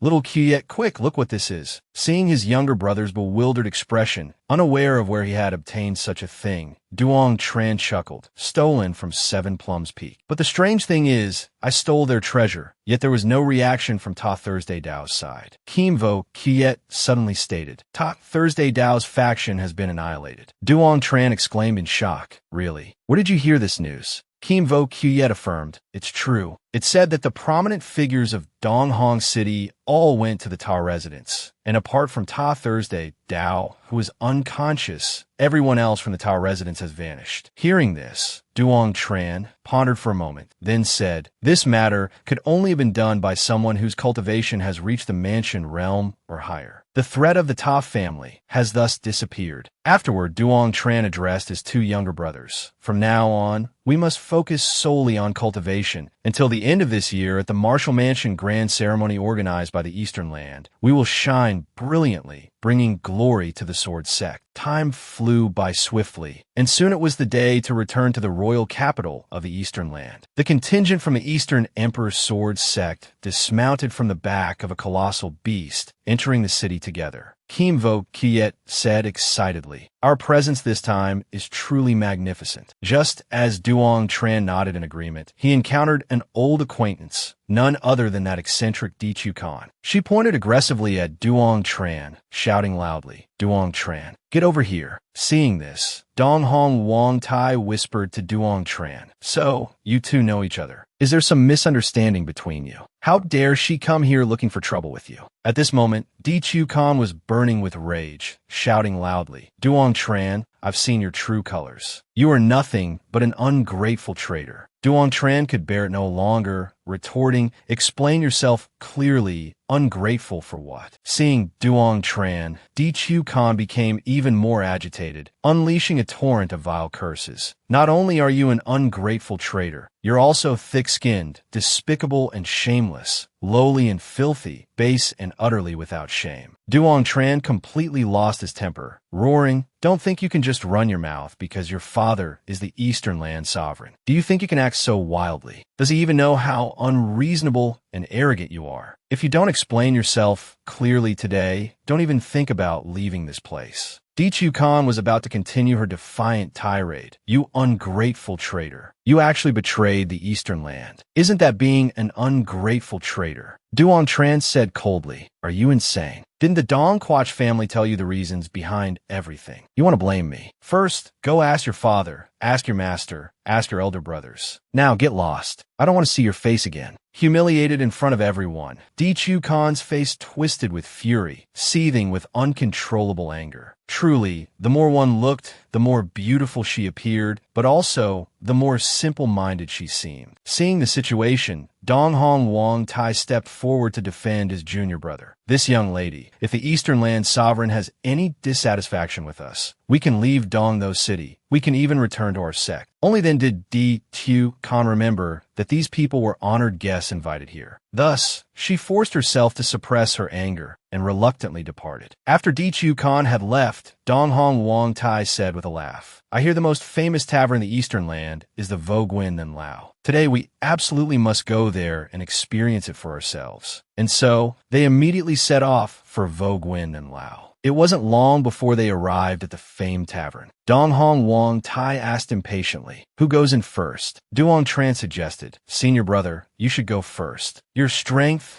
is the greatest among us. If even you gain nothing, it will be even more difficult for the two of us." Dong Hong Wong Tai didn't overthink it. He stepped forward directly, placing his hand on the golden circle embedded in the door. In the next instant, a plume of smoke billowed out from the circle, forming a swirling vortex, which sucked him inside. 1, 2, 3. The moment Dong Hong Wong Tai was inside, Van Trung Tung Win excitedly shouted, "I bet senior brother Dong Hong can break through the heaven-defying trial and charge up to the 3rd floor. Anyone want to bet with me? 2-to-1 odds. Mainly just want to test the difficulty a bit." His words immediately attracted several gambling addicts, who eagerly took out spirit stones to place their bets. A short while later, Dong Hong Wong Tai reappeared in midair. Seeing this, Van Trung Tung Win hurriedly ran over to ask about the result, only for the Sword Sect's ace to say dejectedly, "What a pity." Seeing their senior brother falter, the bewildered junior brothers gathered around again, bombarding him with questions. "What's it like inside? What obstacles are there between the 1st and 2nd floors? Did you get any treasures?" Dong Hong Wong Tai helplessly replied, "I cannot say." Duong Tran heard this and understood instantly that there must be something peculiar about this ancient tower, preventing those who entered from revealing any related information. At this moment, Van Trung Tung Win, brimming with enthusiasm, leaped up, becoming the first to charge inside. But merely 3 minutes later, he emerged, crestfallen, muttering softly, couldn't even pass the 1st floor. Everyone was astonished upon hearing this. Could the 1st floor truly be that difficult? Kim Vo Kiet wanted to verify Toon Win's words, quickly stepped inside. About a quarter of an hour later, he walked out, his face showing no particular expression. The junior brothers below immediately started questioning him eagerly. "Did you reach the 2nd floor? You reached the 2nd floor so quickly." Only then did Kim Vo Kiet reveal a look of regret, saying, I was just short of breaking through the limit of the second floor. Hearing this, Van Trung Tung Nguyen looked utterly crestfallen, while Dong Hong Wang Tai praised, "You did very well." After that, he gave Duong Tran a look full of hidden meaning, saying, "Little Tran, only you are left. If you can't even reach the second floor." Before finishing, he chuckled heartily, but Duong Tran understood his implication. If he couldn't make it to the second floor, it would be truly embarrassing. Duong Tran confidently declared, "Watch me." Then, without hesitation, he stepped into the gray teleportation gate. When he reappeared, he found himself inside a room. The room was filled with all sorts of treasures, glittering in myriad colors, yet their brilliant light couldn't compare to the sparkle in Duong Tran's eyes at that moment. "I've struck gold. I'm about to get rich." But before he could touch anything, he heard a voice echo, "Young man, before you proceed, you must swear upon your soul that apart from revealing which floor you reached, you shall not disclose a single word about anything else that happens here, lest your soul be consumed by fire." Hearing this, Duong Tran thought to himself, could this be the artifact spirit of Vo Guin and Lao? Why would such an ancient spirit artifact be guarding the capital of the Eastern Land? With this thought, he decided to probe a little, asking, "Excuse me, Senior, are you the spirit of this divine tower?" A sigh echoed, and the voice continued, "You are the third person in 10 years to recognize me as an artifact spirit. You are merely at the 4th level of the martial insect realm. How could you possibly discern this?" Seeing the other party answer so frankly, Duong Tran seized the opportunity to chat. "Senior, I have encountered quite a few artifact spirits before. That burly man who entered earlier, he is my brother, and he possesses an ancient spirit artifact." Hearing this, the entity hurriedly asked, "What spirit artifact?" Duong Tran replied, "It's the prisoner dragon staff, the spirit of the divine tower." The entity exclaimed in shock, "Prisoner dragon staff? Is it truly the prisoner dragon staff? Make your oath, then start from the first floor. I'm in a good mood today. I can lower the difficulty a bit for you. As long as you can pass the 5th floor, I will continue this conversation with you." Duong Tran certainly wouldn't refuse such an enticing offer. He quickly raised his hand, following the previous instructions. Apart from informing others which floor he had reached, he was forbidden from revealing a single word about anything else, lest his soul be incinerated. As soon as he finished the oath, the chair in the middle of the room suddenly burst into fierce flames. Simultaneously, that voice echoed once more, "The game begins. The rule is, on each floor, you may choose one item to break its restriction. Failure means ejection. Success grants passage to the next floor." This chair is called the Guardian Fire Lantern, an artifact belonging to the great Venerable's alchemy boy. He often sat upon it while tending the alchemy furnace, absorbing countless essence fires and alchemy flames. It is a profound rank, low-grade, fire element treasured artifact. Duong Tran wouldn't believe it, even if it killed him, that such a potent fire element artifact was merely an ordinary chair used by an alchemy boy. Nevertheless, he still had to touch it. A colossal wave of fire erupted, engulfing Duong Tran's entire body, but he swiftly escaped using his shadow, escape martial intent. The moment he broke free, the flames vanished. As he brushed the dust off his clothes, a teleportation gate materialized beside him. He walked through, thinking, the first floor was already this dangerous. I wonder what the second floor holds. The layout of the second floor room was entirely different from the first. For reasons unknown, this place was pitch black, gloomy, and chilling, resembling the underworld itself. Duong Tran cautiously advanced to the center of the room, touching something that looked like a large incense burner. This is the perennial cauldron, a treasure personally refined by the great Venerable to store medicinal pills. Saint-grade pills were all placed within it. Even after countless years, there's no need to worry about their medicinal effects diminishing. It can even perfectly preserve the pill's potency. As Duong Tran stared intently at the perennial cauldron, he was abruptly pulled into another dimension. This place was desolate and ruined, like the aftermath of a great battle. To become strong, one must gain control over one's own heart. The words echoed suddenly, but upon seeing visions of his loved ones falling into pools of blood, his grandfather being toyed with by a dark, sinister force, Duong Tran's fury surged uncontrollably. Charge forward. Without the slightest hesitation, he unleashed a strike of the Ling He sword style, slicing those two wretched black shadows in half. The illusion immediately vanished, revealing the perennial cauldron. Duong Tran gazed discontentedly at this peculiar object, never expecting its spiritual energy could conjure such a detestable illusion. Afterward, Duong Tran closed his eyes and focused his spirit, repeatedly telling himself, "It's all because my strength is still insufficient. There's nothing to be angry about." Suddenly, the teleportation gate to the third floor materialized, startling him and causing cold sweat to break out. What just happened? Could it be that I failed? Only then did Duong Tran comprehend the saying, "The strong control their inner heart." So this was the trial of this floor. This internal struggle had saved his life. Duong Tran joyfully stored the cauldron in his storage ring, curious about what awaited him on the third floor. This time, the room was not only bright, but also vibrantly colorful. On wooden shelves, 5 chests were neatly arranged, each one perfectly positioned, truly captivating. Duong Tran noticed that these 5 colors corresponded to the 5 types of true energy colors. Could it be that the treasures inside are attribute-aligned items? Duong Tran decided to take the red chest, as he primarily cultivated the fire element. This chest should logically be the simplest for him.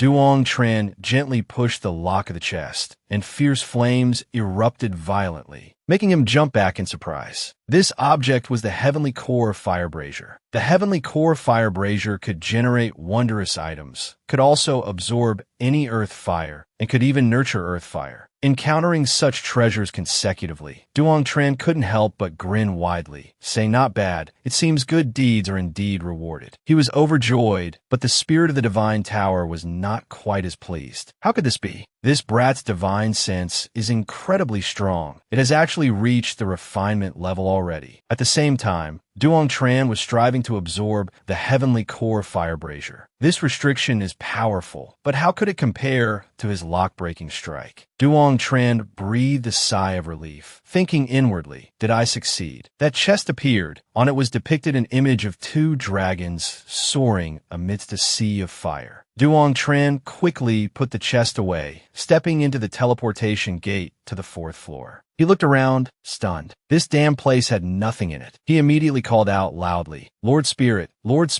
are you there? Why is there nothing here?" However, only a dreadful silence answered him. He had been there for half an hour already. Everyone outside was getting very impatient. They said, "Wasting time, might as well go somewhere else and see." If Duong Tran could get out, he would find his own way back. Waiting like this was pointless. The brothers hadn't even strolled through that bustling street yet. Dong Hong Wong Tai heard this and told everyone to head back first. He and Kim Vo Kiet would wait a little longer. Afterwards, he asked Kim Vo Kiet, "Aren't you worried?" Kim Vo Kiet had complete faith in his brother. He would definitely be able to climb to higher floors, perhaps even surpass the 3rd floor. Dong Hong Wong Tai was skeptical. Was this real or fake after all? What on earth was this kid doing inside? Duong Tran was still trapped in that empty room. Although he had shouted himself hoarse, the spirit still hadn't answered him a single word. After a long while, he finally heard a low sigh. Only then did Duong Tran relax and say, "Lord Spirit, I finally managed to wait for you. Where is this place? It doesn't look like the previous floors. This is the lowest floor." The spirit coldly uttered a sentence, leaving Duong Tran stunned for about 2 seconds. Afterwards, Duong Tran immediately put on an extremely pitiful expression, saying, "Lord Spirit, I am absolutely not a bad person. I am just a very virtuous cultivator. I have never done anything bad before." But the spirit didn't want to listen, even interrupting him. "Stop spouting that nonsense. This Lord feels you are a bad person. So you are a bad person, don't argue about it." Hearing this, Duong Tran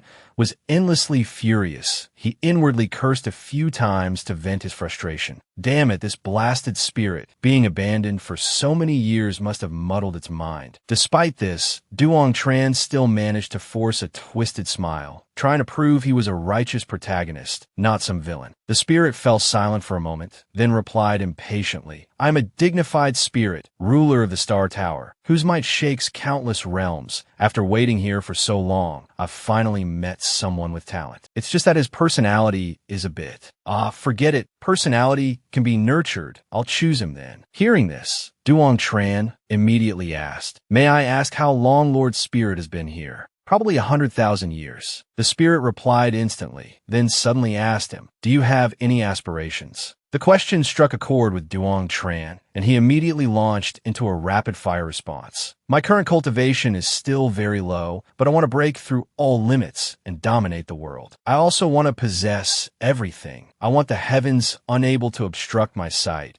I want the earth unable to hinder my body." Hearing this, the spirit couldn't take it anymore and told Duong Tran to stop. He had just been speaking off the cuff. In reality, he didn't harbor such grand ambitions. His greatest wish was simply not to be bullied by others and to be able to protect the loved ones beside him. Seeing that he had calmed down, the spirit asked seriously, "Have you ever heard of the Star Tower?" Duong Tran honestly shook his head, saying he hadn't. The spirit immediately began its explanation. "The boundless divine tower you see is the Star Tower, and I am the spirit of the Star Tower. Ever since the previous master passed away, I have been alone for 100,000 years. And you are the next master I have chosen. Kid, do you know what destiny is?" Duong Tran was utterly astonished, his eyes wide, his jaw dropped, saying, "This is truly..." Before he could finish his sentence, the spirit interrupted him. "Tell me your name." "My name is Duong. You can call me Old Dong." Hearing this, Duong Tran excitedly said to Old Dong, "My name is Duong Tran." Then he asked, "Are there many treasures hidden inside the Star Tower?" Old Dong replied, "To obtain the treasures within, you must rely on your own strength to break the restrictions." Hearing this, Duong Tran showed a look of disappointment on his face. Old Dong paid no mind to his expression and continued, "The Star Tower is a mid-rank spirit artifact. With your current strength, you cannot refine it yet. Even the very first spirit restriction, you need to cultivate to the Heaven Convergence realm before you can refine it. Now, let's establish the contract first." As soon as he finished speaking, a stream of black energy immediately flew straight towards Duong Tran. He stared blankly at the object and asked, "How do I establish the contract?" Old Dong said, "Just one drop of blood will suffice." Duong Tran immediately dripped a drop of blood onto the orb before him. The blood contract was established. Even the slightest movement of the Star Tower is enough to shake the heavens and earth. So Old Dong told Duong Tran to go outside first. When the time is right, he would come find him. A moment later, he stepped out of the teleportation array, and an excited Kimvo Kiet rushed over. Seeing no other demon cultivators outside, Duong Tran asked, "Why is it just you and Big Brother here? Where are the other martial brothers?" Kimvo Kiet frowned and said, "They left early, thinking something had happened to you." "How ridiculous." Vutai was curious about how many floors Duong Tran had reached, so Duong Tran held up 3 fingers and said, "The 3rd floor." Regarding the Star Tower, he knew he must keep his secret and couldn't reveal any information. Hearing this, Vutai laughed heartily with excitement. "I heard the 13 houses of Tianchi are formidable, but I didn't expect our brother to be compared to the boundless divine tower." Kimvo Kiet also said joyfully, "You're truly amazing." Although overjoyed, tomorrow was the sea sacrifice ceremony, so Vutai had to take his 2 younger brothers back early. The next morning, the sky was clear and cloudless. Everyone from the Sword Sect gathered beneath the stone statue of the Eastern Land's king. A moment later, Di Wufeng arrived with a smile. Seeing Donghong Haozheng, he chuckled and said, "Are these talents beside you the outstanding individuals from this Demon Sword Platform grand ceremony?" Haozheng smiled faintly, said, "It's nothing much, it's just that one person was busy and couldn't make it. The top 20 have all arrived." Di Wufeng praised, "Excellent, Brother Haozheng. Your presence at the inauguration ceremony of the Eastern Land Martial Academy is truly an honor for me. In a moment, the first students of our Martial Academy will make their appearance. I hope the young geniuses of the Sword Sect can offer some guidance, so they understand there are always higher mountains and stronger people beyond themselves." Haozheng did not object, agreeing readily. The auspicious hour has arrived. Di Wufeng flew onto the high platform, announcing loudly, "Today is a historic moment to be remembered because the great Eastern Land Martial Academy has been established. Before conducting the grand ceremony, I, on behalf of the myriad people of the Eastern Land, wish to thank Sect Master Donghong." Then, Di Wufeng took a deep breath and continued speaking. He expressed his belief that the Eastern Land Martial Academy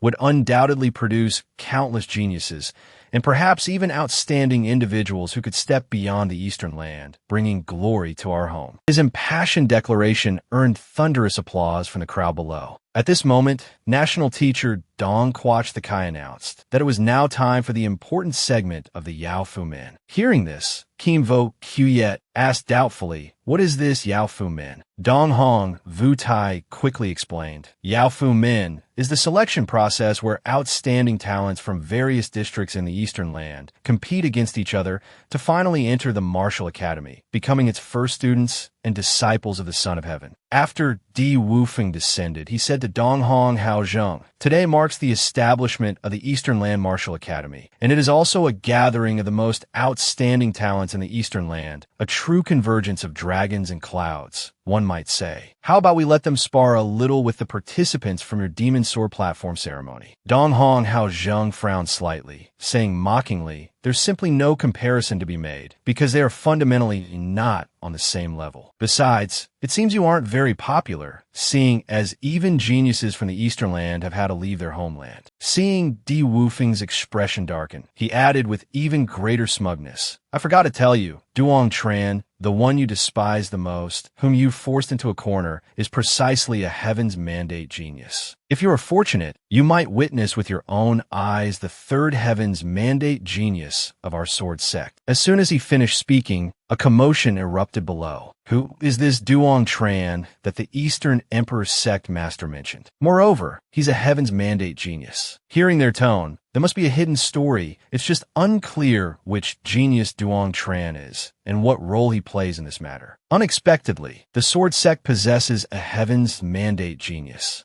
The corner of Di Wufeng's mouth twitched, retorting, "Whether Duong Tran's martial mansion qualifies him as a Heaven's Mandate genius, let's not discuss that for now. Even if he truly possesses the talent, he still needs time to mature." Tien Koi immediately pressed the advantage, saying, "I didn't expect Duong Tran to be so outstanding now. Why not let him spar with the talents of our Eastern Land noble families? Consider it a warm-up for the Yao Fu Min selection." Then, he turned to a person named Tam Tin, saying, "Although your cultivation is at the 5th level of the martial ancestor realm, one level higher than Duong Tran, the opponent is the champion of this demon sword platform ceremony. You can barely manage to seek his guidance." Tam Tin immediately stepped forward, confidently and arrogantly wanting to compete with Duong Tran. He wanted to see what skills this sword sect champion possessed. Duong Tran, however, casually whistled, completely ignoring his challenge. Tam Tin grew angry, shouting, "Are you going to fight or not?" Only then did Duong Tran glance at him disdainfully, saying, "You are not yet qualified to challenge me." Hearing this, the surrounding crowd immediately burst into discussion, criticizing Duong Tran for being too arrogant. What place did he think this was to act so insolently? Tien Koi's expression also turned ugly, but he suppressed his anger and asked, "What does it take to be qualified to challenge the Demon Sword platform champion?" Duong Tran didn't even look at him, saying, "If it's just a spar, and you already want someone like me, the champion, to step up, wouldn't that be too boring?" Hearing this, Tien Koi didn't want to argue further, suggesting another genius from the sword sect take the stage. Duong Tran didn't need to think, directly called his younger brother, Kim Vo Quyet, onto the stage. Seeing his younger brother dazedly point at himself, stammering in awe, Duong Tran quickly instructed, "Your cultivation level is higher than his. Remember to go easy on him. Keep in mind, this is just sparring. If you let the opponent get injured, I'll punish you by making you walk back to the sword sect." Suddenly, Di Wufeng angrily approached, questioning, "What do you mean by this? Kim Vo Quyet is already at the 9th level of the martial ancestor realm." Duong Tran immediately retorted, "Kim Vo Quyet is my biological younger brother. We're the same age, both 19 this year. What's the problem with him going onto the stage?" After that, he said with a smile, "Little Quyet is a martial arts fanatic. He enjoys sparring, likes learning from different opponents. If this person isn't suitable, you can randomly pick anyone under 25 to come up here." Hearing this, Tien Koi was so furious he could vomit blood, immediately calling a Thuong onto the stage. However, this Thuong fellow didn't look quite normal, his eyes pitch black. Daik Thuong and Kim Vo Kit stood on the fighting stage. before the referee could even give the signal. Daik Thuong had already released his martial soul, a giant python. Duong Tran rubbed his chin, pondering for a moment. Daik Thuong looked down, asking, Kim Vo Kuyet, what is your martial soul? Unexpectedly, Kim Vo Kuyet coldly replied, we'll have to see if your cultivation level is sufficient to force me to release my martial soul first. As soon as he finished speaking, the geniuses from the royal capital jumped up. Is this kid Kim Vo Kuyet? Is there something wrong with his brain? He's really asking for death. Only then did Duong Tran awkwardly wonder to himself, who accidentally corrupted little Kuyet. Daik Thuong also felt his pride wounded, letting out a cold snort, preparing to launch an attack. Black smoke began to rise, looking incredibly eerie. Dong Hong Wong Tai saw this, instantly stunned, blurting out, that's poisonous gas. Daik Thuong flashed a sinister smile, roaring, you're dead for sure. Immediately after, Sharp Claws lunged towards Kim Vo Kuyet. But Kim Vo Kuyet didn't budge an inch. Dong Hong Wong Tai was scared out of his wits, shouting his younger brother's name loudly. At the same time, another fist struck out. But after the black smoke dissipated, Kim Vo Kuyet still stood there, completely unharmed. Seeing this, Daik Thuong trembled all over. Even a powerful expert would be severely injured if struck by his poisonous gas. Why do you show no reaction at all? Kim Vo Kuyet couldn't be bothered to answer him, directly activating his true energy. Black true energy condensed into a colossal fist, materializing behind him, causing both Dong Hong Hao Chin and Daik Tien Koi to be alarmed. Especially Daik Tien Koi, who shouted loudly, be careful. Kim Vo Kuyet glanced indifferently at Daik Tien Koi. Daik Tien Koi frowned, saying in a low voice, there's no need to continue the match. Daik Thuong cannot withstand this technique. Those old elders became flustered again, arguing, it can't be that serious, can it? That fist technique didn't look particularly special. Meanwhile, Daik Tien Koi quietly asked Kim Vo Kuyet what martial skill he was using. Even if it were an Earth rank martial skill, it couldn't possibly possess such formidable power. Kim Vo Kuyet looked away again, seemingly unwilling to answer. At this moment, Dong Hong Hao Chin laughed heartily and said, the martial skill Kim Vo Kuyet performed is called the Raging Demon Fist. It is an inherited martial skill from the ancient sword sect. I only recently taught it to this young lad. Unexpectedly, his innate talent is extraordinary. He grasped this ultimate technique so quickly. Daik Tien Koi said with a hint of envy, the sword sect is truly generous. This is no ordinary martial skill. Dong Hong Hao Chin chuckled, saying proudly, to be honest, our sword sect does not lack martial skills. It's just that our sword techniques are somewhat lacking. The Raging Demon Fist is a high-grade, Earth-rank skill. Within the sect, few disciples cultivate fist techniques, so this young lad basically lucked out. Just then, Daik Vo Fong interjected, the sparring match has concluded. Let's consider the warm-up finished here. Dong Hong Hao Chin was in high spirits, so he readily agreed. Next, let's take a look at the Medicine Pavilion Gate of the Eastern Land Martial Academy. A moment later, Dong Hong Hao Chin called the two brothers, Duong Tran and Kim Vo Kuyet, over. He warmly invited them to sit down, then immediately inquired where Kim Vo Kuyet had learned his Earth-rank martial skill. Kim Vo Kuyet answered without hesitation, last year, we were in some secret realm in Tien Nan, saw a ruin, then joined forces to seize it, cultivated for a year, now considered to have entered the threshold, and at the same time learned the Raging Demon Fist technique. Dong Hong Hao Chin completely failed to recognize that this kid was lying, and even said excitedly, the fortune of you two brothers is truly extraordinary. I have heard of the Tien Nan Secret Realm. The Tien Nan Martial Academy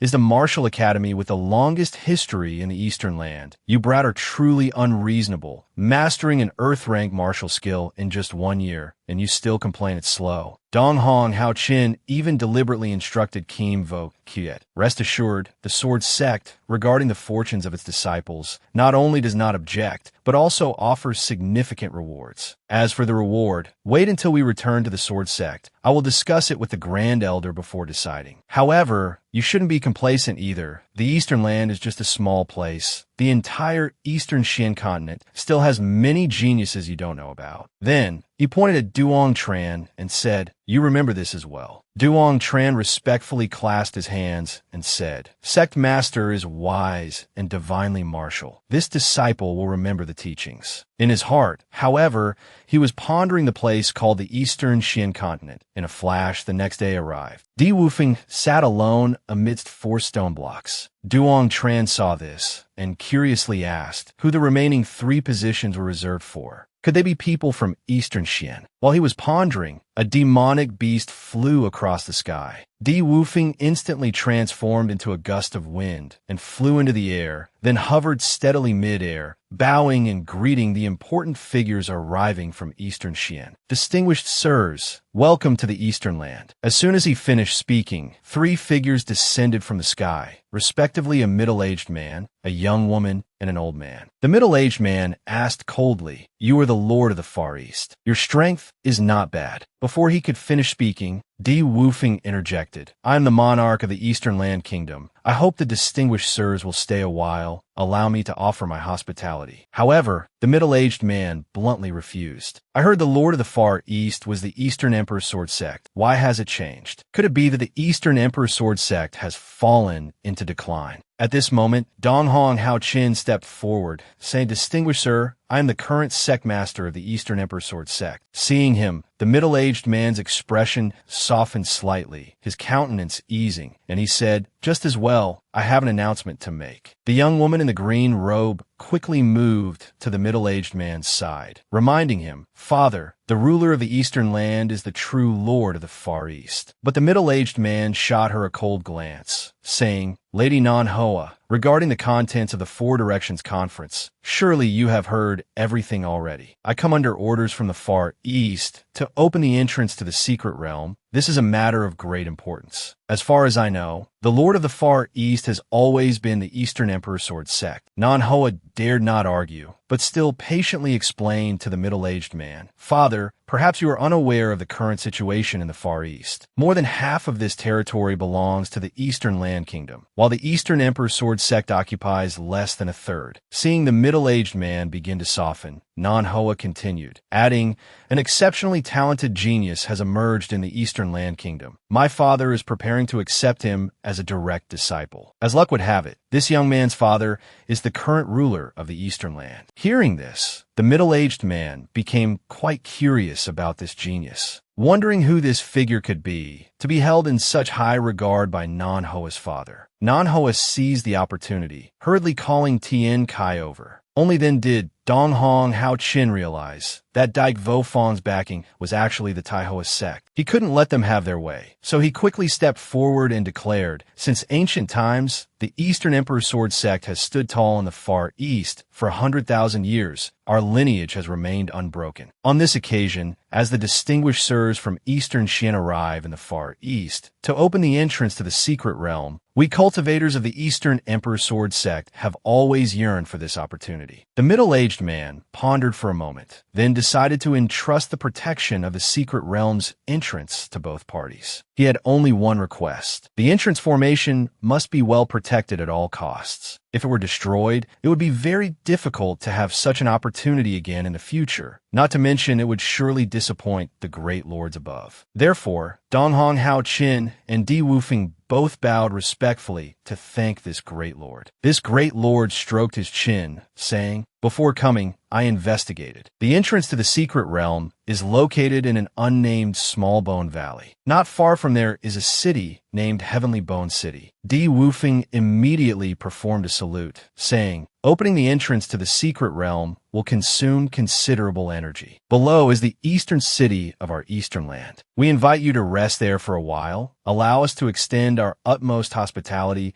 and also let you experience the customs of our eastern land. However, this great lord merely snorted coldly, turned, and departed, leaving instructions before he left. He would stay in a small mountain valley outside Heavenly Bone City. In less than a month, the entrance formation would be ready. After that, Dong Hong Hao Chin also flew away. With more important matters at hand, he had to return immediately to the Sword Sect to prepare. Hao Chin returned to Eastern Emperor Mountain, heading straight to the Heaven's secret pavilion to freshen up. The great elder saw him and immediately grumbled a few words. You're not young anymore. Why are you still like a child, losing your temper at the drop of a hat? Relax. The sky hasn't fallen yet. He spoke while grinning broadly, then pondered for a moment before saying, judging by your expression, it seems something unpleasant has happened. Is there some major event this year? Or perhaps you've taken a fancy to some widow in Eastern Emperor City, want to marry her, but you're afraid of losing face, worried that if word gets out, it will damage the reputation of the Eastern Emperor. Hearing this, Dong Hong Hao Chin, with a look of disgust, said to Elder He, stop talking nonsense. The major event is that the entrance to the Eastern Xian secret realm is about to open. Open, so it opens. The great elder replied nonchalantly. Then his expression suddenly changed drastically, blurting out a curse. Damn it. Why is it opening? Why so soon? Whose idea was this? I'll tear him limb from limb. Seeing the great elder react so fiercely, Dong Hong Hao Chin asked in surprise, could it be that the opening of the Dong Huin secret realm's entrance is not a good thing for our Far East? The great elder finally calmed down, replying, it has benefits and it has drawbacks. This is naturally a great opportunity for the elite disciples of the Sword Sect to seek their fortunes, but is also an immense trouble. Dong Huin is vast, with countless prodigious geniuses. Our disciples entering is one thing. Whether they can survive and return is another matter entirely. From what I know, Dong Huin has many geniuses at the Tianhe realm who can slay cultivators at the Spirit Transformation realm. You must remember, it is slaying, not merely fighting. Ask yourself, does our sword sect have such individuals? Sect Master Dong Huang's face turned pale. The great elder continued his analysis. In truth, these so-called geniuses of our Far East, upon entering the secret realm, before they even find any opportunities, might already have lost their lives. Hearing this, Dong Hong Hao Chin stroked his chin thoughtfully, realizing they must carefully select those who enter the secret realm, and must also warn them not to be complacent, to try and stick to places without too many divine vestiges. Seeing the sect master's worry, the great elder stroked his beard and said, compared to those future troubles, the benefits are not few. Perhaps before long, our sword sect will gain several more spirit transformation realm cultivators. The Dong Huin secret realm is a good place. Inside are countless ancient ruins, the least of which contain large amounts of innate spiritual chi. The selection of the first group to enter must be considered very carefully. Coincidentally, Hao Chin had already thought about this on his way here. He asked the great elder if entrusting Ta Thursday with managing the army was appropriate. The great elder immediately shook his head in refusal. This woman is naturally treacherous. We absolutely cannot nurse a viper in our bosom. This made Sect Master Hao Chin incredulous, exclaiming, is that true? The great elder gave a cold laugh, saying, just wait and see if my words prove true. Such a certain tone made Dong Hong Hao Chin decide that this woman could not be allowed to enter the Dong Huin secret realm. But the great elder shook his head again, saying, why stop her? Fate has decreed it. You might stop her once, but can you truly stop her a second time? At this moment, Hao Chin was plagued by a headache, uncertain of whom to choose. The great elder tactfully suggested, Dong Hong Wang Tai isn't bad either. Perhaps we should select him. Meanwhile, Yang Chun was cultivating in a secret chamber. Elder Rong, in his tower form, suddenly materialized, leaving Yang Chun utterly astonished. He hadn't expected the elder to actually find him. What a coincidence! Jian Wuxue was also present. He hastily asked, is this a spirit artifact, brother? Before Yang Chan could respond, Elder Rong bellowed, boy, which sect do you truly belong to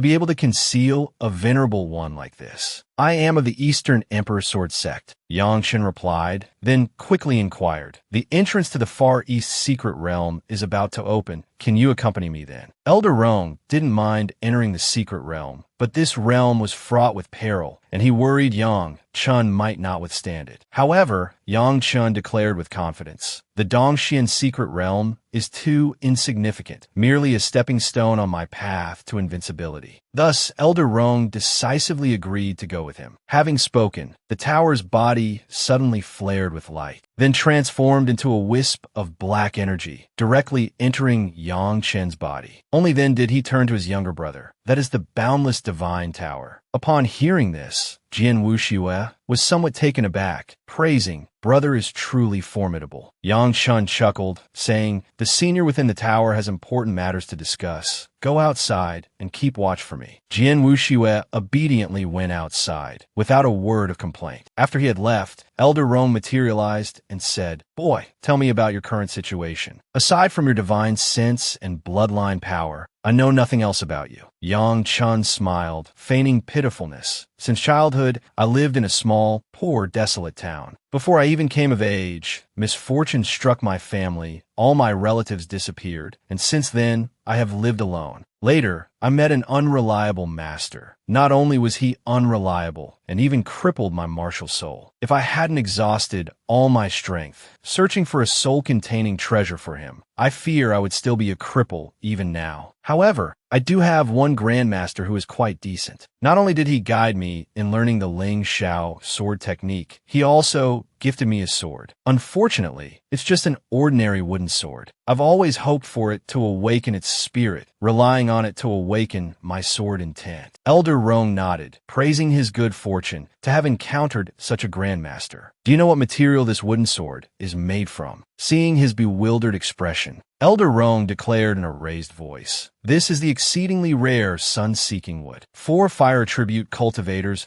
practicing the heavenly Tao, it is truly a dream treasure. Because once the sun-seeking wood awakens its spirit, it can sense earth fire and even the spiritual energy of heavenly fire within a certain range." Yang Chun hadn't expected the sun-seeking wood to be so extraordinary. It seemed making the black wood sword awaken its spirit would not be an easy task. Of course, it's not simple. It still depends on your own destiny. Hearing Elder Rong's words, Yang Chun smiled and said, "This young one has currently only learned one sword technique. Do you have any good sword skills?" However, much to his disappointment, Elder Rong had nothing, no sword skills, let alone sword techniques. Afterward, Elder Rong asked him again, "What realm are you currently in that you dare to think so far ahead? The meaning of a martial foundation you wouldn't understand even if I told you now. But if the foundation is not solid, you'll regret it later when it's too late." "Young Chun, I still don't know the quality of your true chi, your comprehension of cultivation methods, and other aspects. You must tell me honestly. If it's too poor, then don't waste any more time. Find a way to improve it." Yang Chun scratched his head, saying, "My cultivation method doesn't need changing. My martial soul comes with its own cultivation method. I personally feel it's quite good." "What?" Elder Rong suddenly cut him off, his tone filled with utter astonishment. "A martial soul can come with its own cultivation method." He frowned, requested him to demonstrate it. Yang Chun immediately sat down cross-legged and began executing the Tien Kin technique. Witnessing this scene, Elder Rong asked again in astonishment, "When you cultivate your technique, why is there an aura of variant origin fire?" Yang Chun promptly replied, "Previously, I subdued a type of variant origin fire, so when cultivating, it naturally carries some aura of the variant origin fire." This news startled Elder Rong. "You managed to subdue a variant origin fire? Impossible." Sensing the old man's slight disbelief, Yang Chun manifested the martial seed, the Lich Kai flag. A powerful aura emanated from the flag, permeating the entire room. Elder Rong, witnessing it firsthand, exclaimed excitedly, "Lad, not only is your spiritual sense powerful, but you are also favored by a variant origin fire. It seems that before long, I, Elder Rong, will become renowned throughout the world." At this thought, he respectfully addressed Yang Chun twice as master, leaving Yang Chun slightly flustered. "Just call me Yang Chun. It sounds more comfortable and familiar." Hearing this, Elder Rong also changed his tone, urging him to quickly perfect the martial seed so it could evolve. Yang Chun happily agreed, thinking he would receive some benefit. He was surprised when Elder Rong instead entered his body, instructing, "Call me when you enter the Dong Xian secret realm." This annoyed Yang Chun, who cursed under his breath, "Damn it." After all that pleading, this old man refused to reveal anything useful. Not long after, the entrance to the Dong Xian secret realm opened. A colossal demonic beast landed directly there. Di Wufeng, spotting Dongwang Haojing, laughed and said, "Old brother Haojing, you arrived quite early." Haojing casually replied, "Young brother Wufeng, you weren't slow either." Before them lay the massive, swirling entrance to the secret realm. Dongwang Haojing commanded, "Everyone, enter." The disciples of the Sword Sect immediately lined up and went in. However, they didn't exit normally. Instead, they were thrown directly onto a hard, rocky mountain.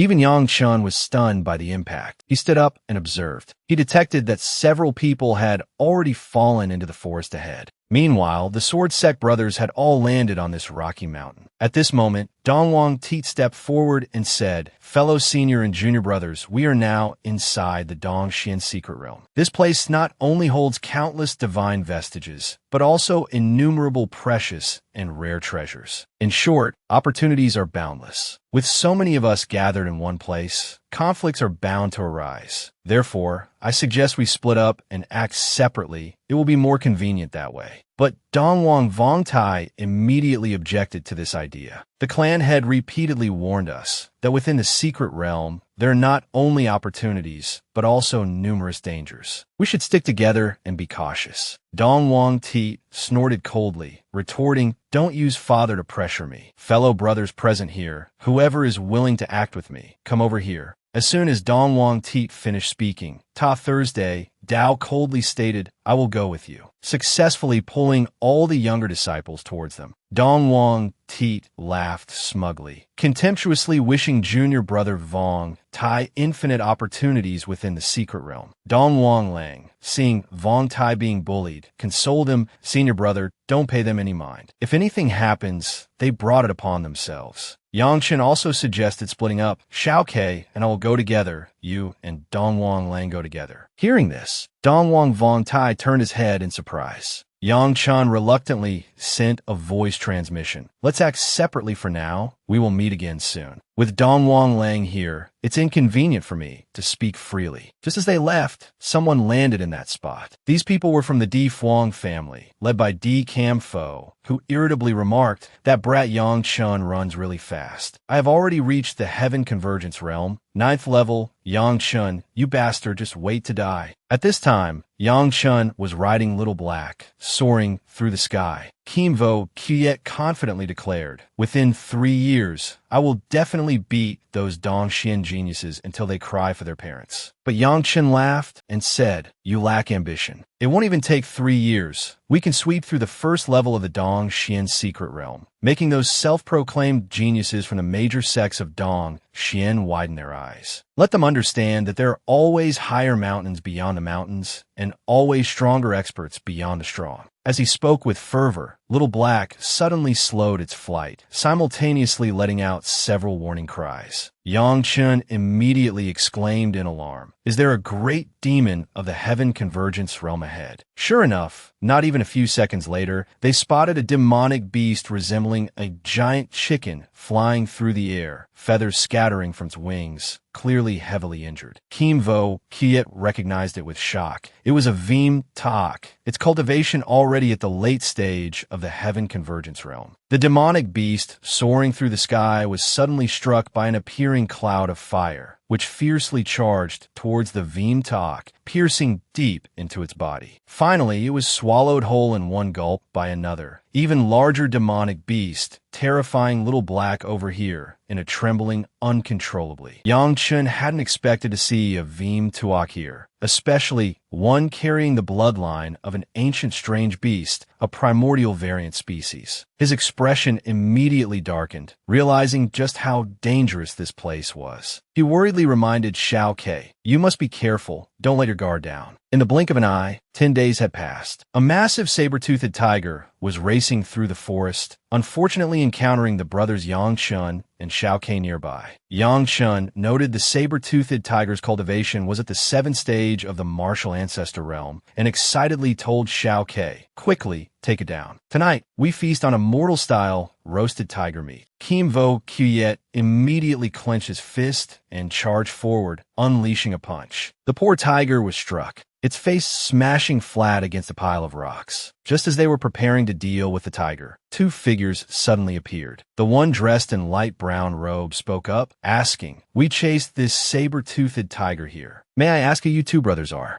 Yang Chun replied warily. This beast doesn't have anything valuable on it. We'll just take the tiger whip. You can handle the rest however you wish. The red-haired girl suddenly asked, Are you two from the Far East? But he didn't answer, merely spitting out two cold words. Why ask? Hearing the tone in Yang Chen's voice, the man in light brown robes became quite certain they were indeed from the Far East. I've heard the senior brothers mention before, the Far East is a desolate land. This time, the elders above bestowed their grace, giving you all a chance. Within the secret realm, there are indeed many opportunities, but most already have owners. Seeing that Yang Chun didn't understand what having owners meant, he continued to explain. The place we are in now is the first layer of the secret realm. Wherever there are divine relics, they have basically been divided up by the major powers. The red-haired girl quickly interjected, providing an example. For instance, Thuong Long Tan, located 10,000 miles southwest from here, it governs all divine relics within a 10,000-mile radius. Moreover, the greatest divine relic is also in Thuong Long Tan. Hearing this, Yang Chun felt they were good people, so he bowed in gratitude. Many thanks to the two seniors for showing the way. My brother and I also wish to go to Thuong Long Tan, but we don't know the rules. I wonder if we could ask for your guidance. The red-haired girl asked cheerfully, Do you two really want to go there? Then she introduced herself. My name is Chan Dao. Standing beside me is my senior brother. Yang Chun pretended to be calm and said, I come from a poor place, just here to broaden my horizons. If I could visit Thuong Long Tan to expand my view, that would be wonderful. His naive and endearing expression greatly amused Chan Dao. What a coincidence. We are also preparing to return to the city. You two can come along for company. Yang Chun achieved his goal and grinned widely. Not long after, they arrived at Thuong Long Tan. This place was surrounded by countless beast bones, both terrifying and secure. A bald man, looking like Saitama, ran out to greet them. Seeing the two strangers, he immediately asked, And these two are? Chan Dao smiled and introduced, Senior Brother Nok. They are cultivators from the Far East. This is their first time entering the secret realm. If they were left to wander alone, it would be very dangerous, so I brought them back. Senior Brother Nok, knowing they were from the Far East, greeted them warmly. Then he chided his junior sister for being too kind. It's fine that their cultivation level is low, but what if you had encountered bad people? Chan Dao knew she was wrong to be so nice to men, but still smiled affirmingly. They are definitely not bad people. Senior Brother Nok didn't want to pursue the matter further, softly saying to his junior sister, Let's go to the Dragon Pattern Divine Vestage tomorrow. Before leaving, he cleared his throat and said, These two brats can go wherever they want, don't mind me. Chan Dao scratched her head sheepishly, telling Yang Chun, Don't mind him, he's not a bad person. Yang Chun verbally agreed it was fine, but thought to himself, This girl is adorably naive. That guy isn't straightforward, he's just looking down on others. Then he asked curiously, What kind of place is the Dragon Pattern Divine Vestige? Could it really be related to dragons? Chan Dao quickly explained, The Dragon Pattern Divine Vestige is located north of the city. Not only does it hide many wonders, but also contains abundant innate purple chi. Almost all cultivators who come to Thuong Long Tan want to go there. Tomorrow, you should come with me to broaden your horizons. Yang Chun politely thanked Chan Dao, saying he wanted to explore Thuong Long Tan first, and then he would go to the Dragon Pattern Divine Vestige on his own. Chan Dao didn't insist, but kindly reminded them, The secret realm is fraught with danger. You too must be careful. After saying that, she left. As soon as she was gone, Kim Vo Quyet whispered, Except for the beautiful and lovely sister Chan Dao, everyone else from Dongxian is quite difficult. Hearing this, Yang Chun smiled and said, Tomorrow at the Dragon Pattern Divine Vestige, let's show those people a thing or two, see who the real frog in the well is. The next day at the Dragon Pattern Secret Realm, Yang Chun repeatedly touched the crescent-shaped indentations on the stone pillar, thinking, So this is the dragon pattern. Could it be that a true dragon once lost its way here? A moment later, he inadvertently noticed someone sitting on the opposite stone pillar. Who was that green-haired girl dressed in blue? Before he could even guess, Chan Dao jumped out from somewhere, calling out, Senior sister. Hearing this, the beautiful woman remarked, I didn't expect you to come too. I told you, you should have entered the secret realm earlier. This place is very good. Try your best to comprehend it. You will definitely gain something. Then, she turned to ask the two, And these two are? Chan Dao enthusiastically introduced them. "They're my friends from the Far East." The annoying senior brother beside them interjected mockingly. "Just a bunch of insignificant small fry, mere Votong realm cultivators, also wish to comprehend the blood dragon sword art." Yang Chun felt a surge of anger, but decided to ignore him, turning instead to greet the senior sister. That senior sister said, "Heroes aren't judged by their origins. Choose a stone pillar yourself and begin your comprehension." And so,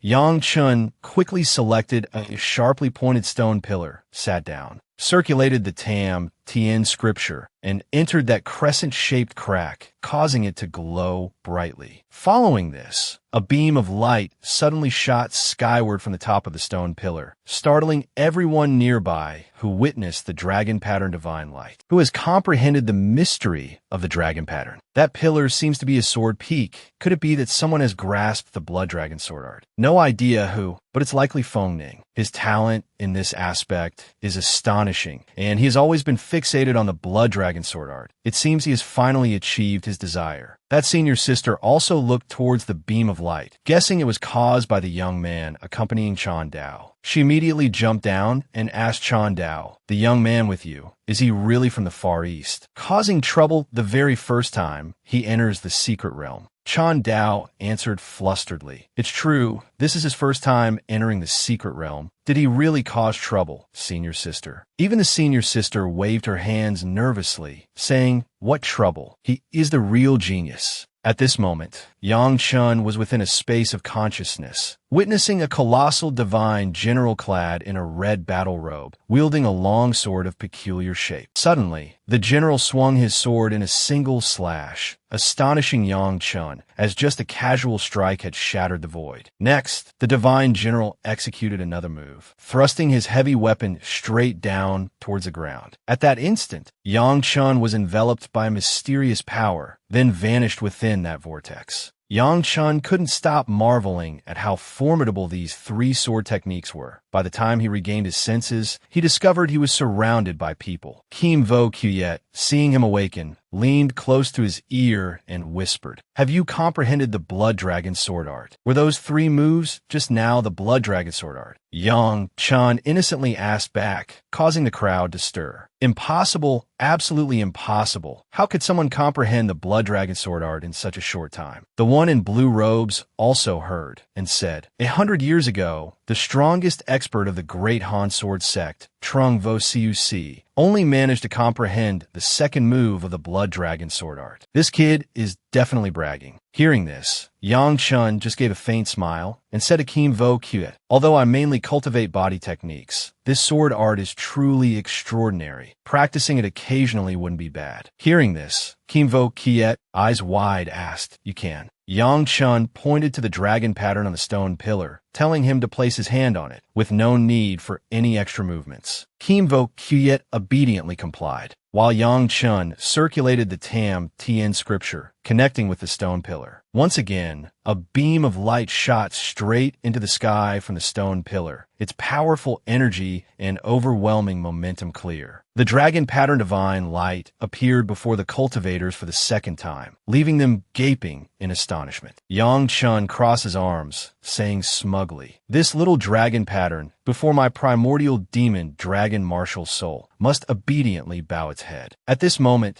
Chan Dao ran up to him, eagerly asking, "How miraculous! How did you do that?" Yang Chun said proudly, "It's nothing. I may look like this, but I am the newly appointed chief disciple of the Eastern Emperor Sword Sect. If I didn't even have this bit of skill, how could I have possibly taken first place in the grand ceremony?" Suddenly, Kim Vo Kuyet said with a solemn expression, "This third move is too profound. I haven't fully comprehended it yet." But Yang Chun laughed heartily, saying, "No problem. I can teach it to you later." Chan Dao, seeing that her younger brother could also comprehend the blood dragon sword art, excitedly asked, "How did you do it?" Yang Chun confidently asked back, "Why would I deceive you? Or perhaps you should try it. Perhaps you too can fully comprehend it." Seeing Chan Dao couldn't believe she could comprehend it, Yang Chun took her hand and touched the dragon markings on the stone pillar. A few seconds later, that beam of light unexpectedly appeared again. Even the senior sister saw Chan Dao standing dumbfounded and ran over to inquire, Unexpectedly, she had truly comprehended it, but her aptitude was limited. She could only learn up to the second move. At this moment, the senior brother nearby finally regained his senses and hastily tried to flatter Yang Chun. "Could you help me? I definitely won't treat you unfairly." But Yang Chun directly refused. "No matter how much money you offer me, don't even think about it." After that, the senior sister shyly introduced herself, saying her name was Linhai, also a sword cultivator, and greatly desired to comprehend the blood dragon sword art. "What must I do for you to be willing to help me?" A crowd surrounded Yang Chun, awaiting his answer. But he just smiled and said, "Please forgive me, Miss Lien. I am powerless to help." Hearing this, Chan Dao pleaded on behalf of her senior sister. "She is my senior sister from the Blazing Saber sect. Her temperament is very good. Is there truly no way you can help her?" Yang Chun still firmly refused. "No." He sighed inwardly. "This girl is truly foolish. Those with talent and virtue are easily envied by others." He didn't want to become a target. Just then, a voice, using sound transmission technique, whispered in his ear, "Can you comprehend the blood dragon sword art?" The master glanced at Xiao He, seeing it was also staring intently at him, smiled, and said to it, "Don't be impatient. I've already grasped the basics of the blood dragon sword art. I will teach it to you later." Hearing this, Xiao He happily stuck out its tongue, as if expressing agreement. Afterwards, Yang Chun turned to ask Chan Dao, "I wonder what else lies deeper within this secret realm." But apart from saying it was very frightening inside, she knew nothing else. Only those with extraordinary innate talent and unwavering will dare to venture inside to explore. Upon hearing this, Yang Chun called out to Kim Vo Kuyet, "Let's go, we're going exploring." Seeing them boldly enter the secret realm to seek the divine vestige, those standing outside the dragon pattern area all sneered. Just a mere brat at the martial ancestor realm, actually daring to charge deep into the divine vestige, truly courting death. I fear he won't be coming back this time. Yet, Yang Chun and his companion had only taken a few steps when they sensed something was wrong. The strange power here made him unbearably uncomfortable. Kim Vo Kuyet, following behind, called out worriedly, "Brother." Yang Chun, concerned his younger brother couldn't withstand it, had Kim Vo Kuyet rest a moment. "The energy here is too unusual. Let me release my martial soul to check it out." With that said, he immediately unleashed his primordial demon dragon martial soul, forming a massive vortex in the air, which then instantly returned to his body. Yang Chun was momentarily stunned, because he discovered his primordial demon dragon martial soul hadn't absorbed any energy at all. Rather, the energy had been scared away by it. That heavy sense of oppression vanished, and Kim Vo Kuyet also felt much more comfortable, praising repeatedly, "Brother, your devouring martial soul is truly incredible." Yang Chun just smiled and said, "Ahead is the central area of the dragon pattern divine vestige. Let's go take a look." The two brothers advanced with ease, causing those outside to break out in a cold sweat from shock, exclaiming, "Heavens, look at that! Is this real? I'm certain there must be something wrong with the path into the dragon pattern divine vestige today. That's why they could walk in so easily." Yang Chun and Kim Vo Kuyet walked for some distance and encountered a young man sitting atop a stone pillar. He gave him a cold glance, asking, "Who are you?" Chuven Duong was extremely puzzled. How did they manage to get in? Yang Chun put his hands on his hips and retorted, "Walked in, of course." Chuven Duong noticed they were both at the martial ancestor realm, and yet had managed to reach this place. He became very curious about their origins, so he leaped down from the stone pillar and adopted a more amiable tone to ask, "Where might you two be from?" Yang Chun proudly stated, "The Eastern Emperor's Sword Sect," but Chuven Duong had never heard of this place, so it was a bit awkward. However, to be able to cultivate geniuses like them, perhaps it was some hidden sect. Chuven Duong thought for a moment and said with a smile, "Are you two newcomers? Let me introduce myself. My name is Chuven Duong from the Jinwu Empire." Yang Chun saw that he bore no ill will, so he smiled in return. "This is our first time entering the Eastern Profound Secret Realm. We don't know what's special about this dragon pattern divine vestige." Chuven Duong suddenly placed his hand on a stone pillar and said, "The dragon pattern divine vestige contains many inheritances from ancient powerful beings, but the outer area mainly holds ordinary inheritances. Only the blood dragon sword art is truly outstanding, but it's bound by some kind of seal. So far, no one has been able to comprehend all 3 moves. Although we are now in the inner area, there are no stone pillars containing inheritances here. Unfortunately, people cannot cross the blood path, making it difficult to enter the inner area. Even a late-stage Tien Nan realm cultivator like me had to expend considerable effort to reach this place. Only then did Yang Chun understand why that path was so difficult to traverse. Hearing this, Tuvin Duong excitedly said, "I've never heard of such a thing before, let alone seen it with my own eyes. Martial ancestor realm cultivators like you actually managed to break into the inner area." Yang Chun smiled humbly and said, "It was all just luck." Then he introduced himself. "My name is Yang Chun. Beside me is my younger brother, Kim Vo Kyet." After the somewhat lengthy greetings concluded, Kim Vo Kyet was eager to start comprehending and ran off to find Spot. Yang Chun understood and said to Chu Van Duong, "You should continue your comprehension. Once we leave this divine vestige, I'll treat you to a drink." Not long after, Yang Chun activated the Tam Tien scripture, approached a stone pillar carved with strange patterns,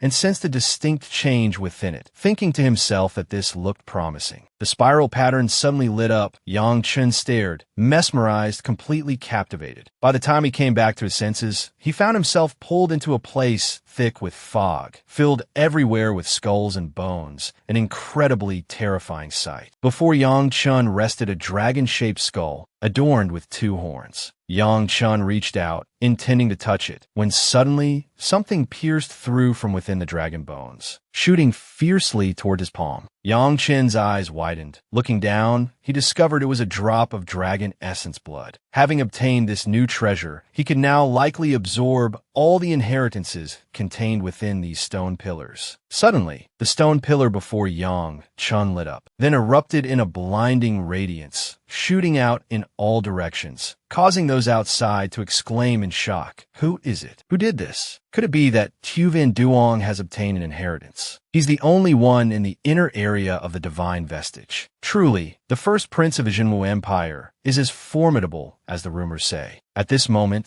the 3 individuals within the inner area stood there, gazing at the light emanating from the stone pillar. Tuvin Duong's face turned pale, exclaiming in shock, "What is happening?" However, Kim Vo Kyet, standing to the side, remained quite calm, praising, "As expected of my elder brother, just by casually fiddling around a bit, he's already comprehended it." Tuvin Duong couldn't help his curiosity, asking Kim Vo Kyet, "Your Eastern Emperor Sword sect is truly formidable. I wonder if there are others in your sect like your elder brother." Kim Vo Kyet smiled and said, "Besides us brothers, there's also a very powerful sworn brother. He is at the late stage of the Tien Nan realm. This is also his first time entering the Eastern Profound Secret Realm. If we're lucky, perhaps we might meet him. Besides him, our other senior and junior brothers are also very skilled." Hearing this, Tuvin Duong became even more shocked. This hidden sect named the Eastern Emperor Sword Sect was truly too powerful. Every single member was a genius. It was truly unbelievable. Just then, the light on the stone pillar faded. Tuvin Duong walked over to Yang Chen's side, asking, "How was it? What inheritance did you receive? How much did you grasp?" Seeing Yang Chun sigh, his expression not looking particularly pleased, Tuvin Duong asked again, "What's wrong?" He guessed inwardly, this fellow might have only received a portion of the inheritance. Yang Chun sighed and said, "The inheritance is a dragon talisman pill art. It's not particularly useful to me. After all, my secondary profession isn't being an alchemist. Moreover, this dragon talisman pill art requires the bloodline of the dragon clan to cultivate. Isn't that just too absurd?" Chu Van Duong didn't know what the dragon talisman pill art was, but hearing the name alone told him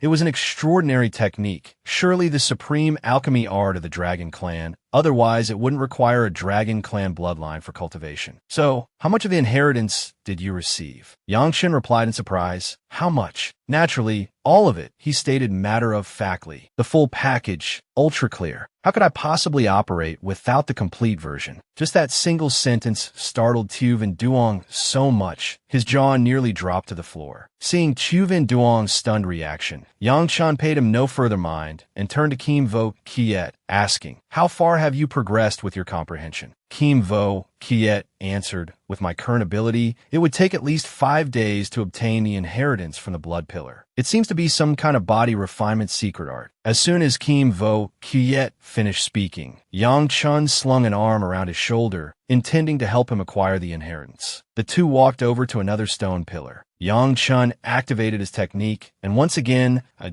dazzling light shot skyward, causing a stir and excited chatter among those outside. Why has the divine light of inheritance appeared again? Could it be that Chu Van Duong managed to receive 2 inheritances from the Bloodstone Pillars in such a short time? But others found this notion preposterous. Even a top-tier genius like Tian Nan couldn't be this fast. Could there be some unknown super genius within the inner area that we don't know about? Chu Van Duong asked anxiously, "How did you two manage that?" A faint smile touched the corners of Yang Chen's lips as he replied, "The dragon pattern seals on these bloodstone pillars are simply too weak." Hearing this, Chu Van Duong was utterly dumbfounded. Then, forcing an awkward smile, he stammered, "Brother, you..." Before Chu Van Duong could finish, Yang Chun understood his intention. "You want my help?" he asked. A trivial matter. A genuine smile finally spread across Chu Van Duong's face. Seeing his delight, Yang Chun immediately pulled him along to take action. Standing before a blood pillar, Chu Van Duong asked expectantly, "What should I do now?" Yang Chun explained, "It's quite simple. You just need to control your divine sense and make contact with the dragon patterns on the bloodstone pillar." Chu Van Duong hadn't expected things to be so simple, so he was a bit skeptical, but seeing Yang Chen's confidence, he still placed his hand upon it. Just a few seconds later, an intense beam of light shot straight into the sky. Concerned for the other two, Yang Chun then began to choose one for himself. After that, countless beams of light pierced through the clouds, appearing simultaneously, an unprecedentedly majestic scene, causing the cultivators outside to nearly wet their pants in fear, hurriedly going to inform the elders that an anomaly had appeared at the dragon pattern divine vestige. At the same time, 2 individuals happened to witness this rare spectacle, unseen for 1,000 years. One, with pointed ears like an elf, named Tin Tri Van, said with a smile, "Perhaps the dragon pattern divine vestige has undergone a mutation. Our luck is truly quite good to encounter such a fortunate event right after entering the secret realm." The red-haired man beside him immediately flattered. "This proves that wherever you go, destined opportunities arise there. Following you, we will surely benefit greatly." Tin Tri Van was pleased by the flattery, laughing heartily. "Let's hurry over there, drive away all the irrelevant people. All the inheritances inside belong to our Golden Sword Peak." Meanwhile, Yang Chun was troubled selecting from the inheritances he had just obtained, but they were all from the Dragon Clan, completely useless to him. In contrast, Chu Van Duong was immersed in happiness, expressing his gratitude to him. "If it weren't for you, I really wouldn't know what to do. If you ever have the chance to visit my Jinwu Empire, I will definitely host you with the grandest ceremony." Yang Chun wasn't in the mood to pay attention to these things when he noticed 2 figures flying towards their location. As soon as Chu Van Duong saw the pointed ears, he exclaimed, "Golden Sword Peak." Seeing him break out in a cold sweat, Yang Chun asked, "What the devil is Golden Sword Peak?" Chu Van Duong showed an expression of extreme disgust, saying, "In the Eastern Profound Realm, we have 4 great top-tier noble powers, naturally not including hidden sects like yours. They're the Eastern Profound Empire, the Seven Swords Heavenly Sect, the Ice Fire Martial Academy, and North Emperor Mountain. And the Seven Swords Sect has 7 peaks. These 2 are disciples of the Golden Sword Peak, part of the Seven Swords Heavenly Sect. The one with pointed ears is Tin Tri Van, a super genius of the new generation from Golden Sword Peak. Although merely at the 9th level of the Heaven Convergence realm, his Purple Mansion had already fully purpled, poised to break through to the Purple Mansion realm at any moment. Seeing the 2 draw ever closer, Chu Van Duong whispered to Yang Chun, "Be careful. The people from Golden Sword Peak are notoriously arrogant, especially known for looking down on others as inferior beings. Even if you hail from a hidden sect, you shouldn't fall out with them." Just then, as Tien Van set foot upon the bloodline path, his expression instantly changed drastically, and he spat out a mouthful of fresh blood. Witnessing this scene, Yang Chun recalled the fearsome reputation of this individual and couldn't help the laughter that escaped him. And here I thought the geniuses of the Eastern Profound Realm were something formidable. Turns out they're just this much. Tien Van burned with humiliation, yet he still roared defiantly. "What are you, daring to laugh at me? Wait until I get out of here, you ignorant little brat who doesn't know the immensity of heaven and earth. You will surely die." Seeing this, Duong stepped forward to defend Yang Chun. Tien Van, you, the renowned genius of Golden Sword Peak, on the verge of the Purple Mansion realm, are actually bullying a junior at the 5th level of the Martial Embryo realm. Have you no sense of shame? The moment Tien Van saw the esteemed prince of the Jinwu Empire, his tone softened immediately. He said, "This humble one had eyes but failed to see and did not recognize your highness. I implore your highness, in your magnanimity, to forgive me." His dismissive tone greatly displeased Duong, who retorted angrily, "Don't push your luck." A cold, contemptuous sneer touched the corner of Tien Van's mouth. He countered, "A mere defeated general under my command dares to stand up for the weak, wanting to protect others. First, see if you even have the qualifications to do so." With that said, he struck out with a palm, his fleshy hand lashing out swiftly, sending Duong stumbling backward. Fortunately, Yang Chen's eyes and hands were quick. He caught him, leaving Duong with only a slight ache in his chest. He smiled and said to Duong, "Brother Chu, don't pay any mind to that mad dog. You definitely lose against him." At that same moment, Tien Van charged towards them.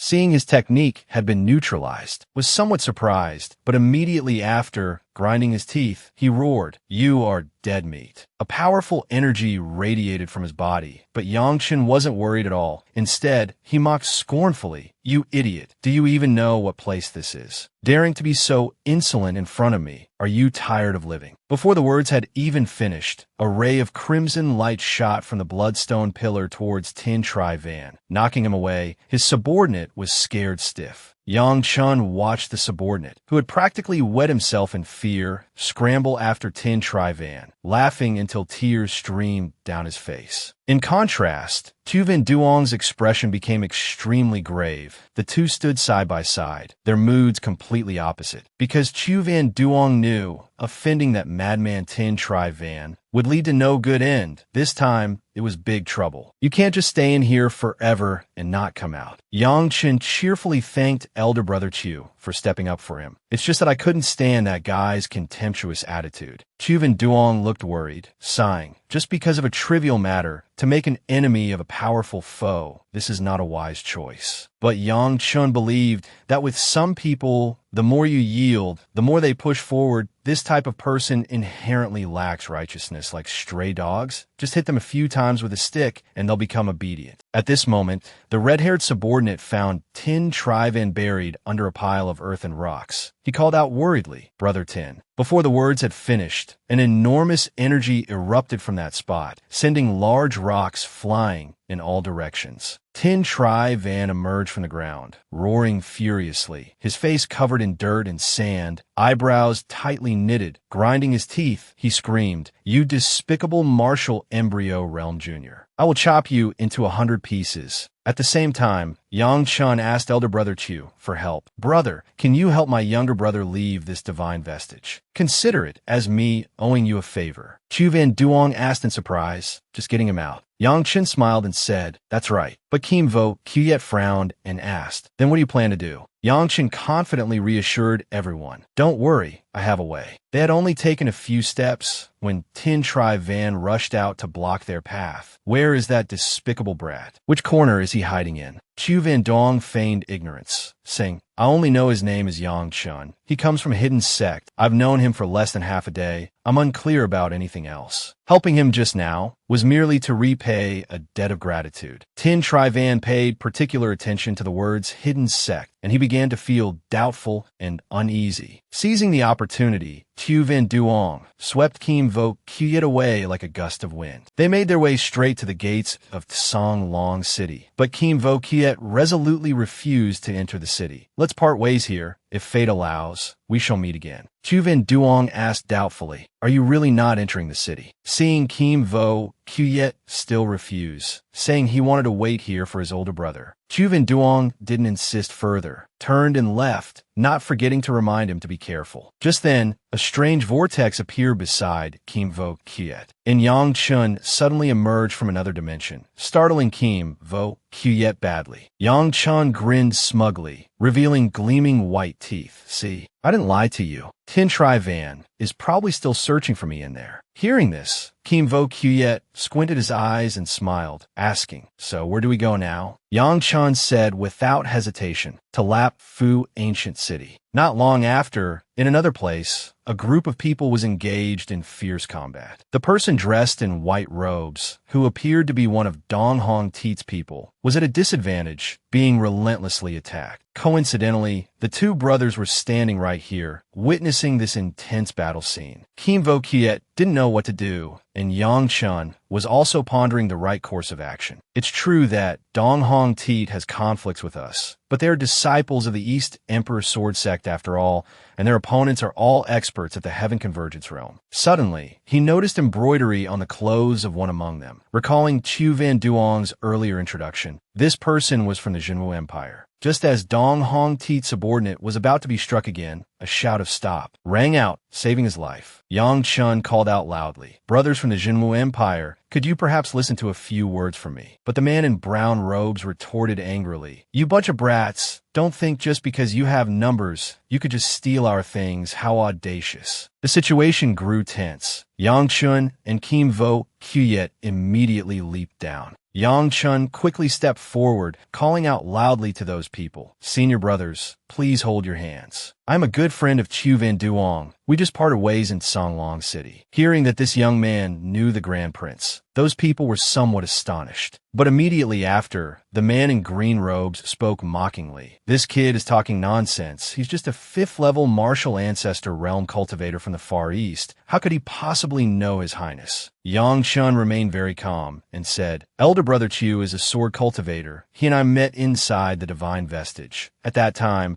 he was comprehending an earth element martial skill called rock armor. The man addressed as brother heard this. His expression softened slightly, but he still asked doubtfully, do you truly know the Grand Prince? Yang Chun said, not only do we know each other, we're good friends. Yang Chun added, your Grand Prince also owes me a favor. Whenever you see him, just ask him and you'll know. I have never boasted. Hearing this, the leader, considering his relationship with the Grand Prince, agreed to let them off this once, not pursuing the matter in the lake any further, considering it yielded to them. After all, that thing wasn't particularly valuable anyway. Everyone from the Dong Huang Sword Sect, having escaped a calamity, hurriedly thanked Yang Chun. If we hadn't met you, we would all have been done for. But do you really know the Prince of the Jinwu Empire? Dong Hong Teet's man, beaten black and blue, still stubbornly said, even if you hadn't come, we wouldn't have lost. We had the advantage in numbers. We definitely could have won. But Yang Chun was concerned about something else, turning to ask the short person beside him, where his senior sisters were.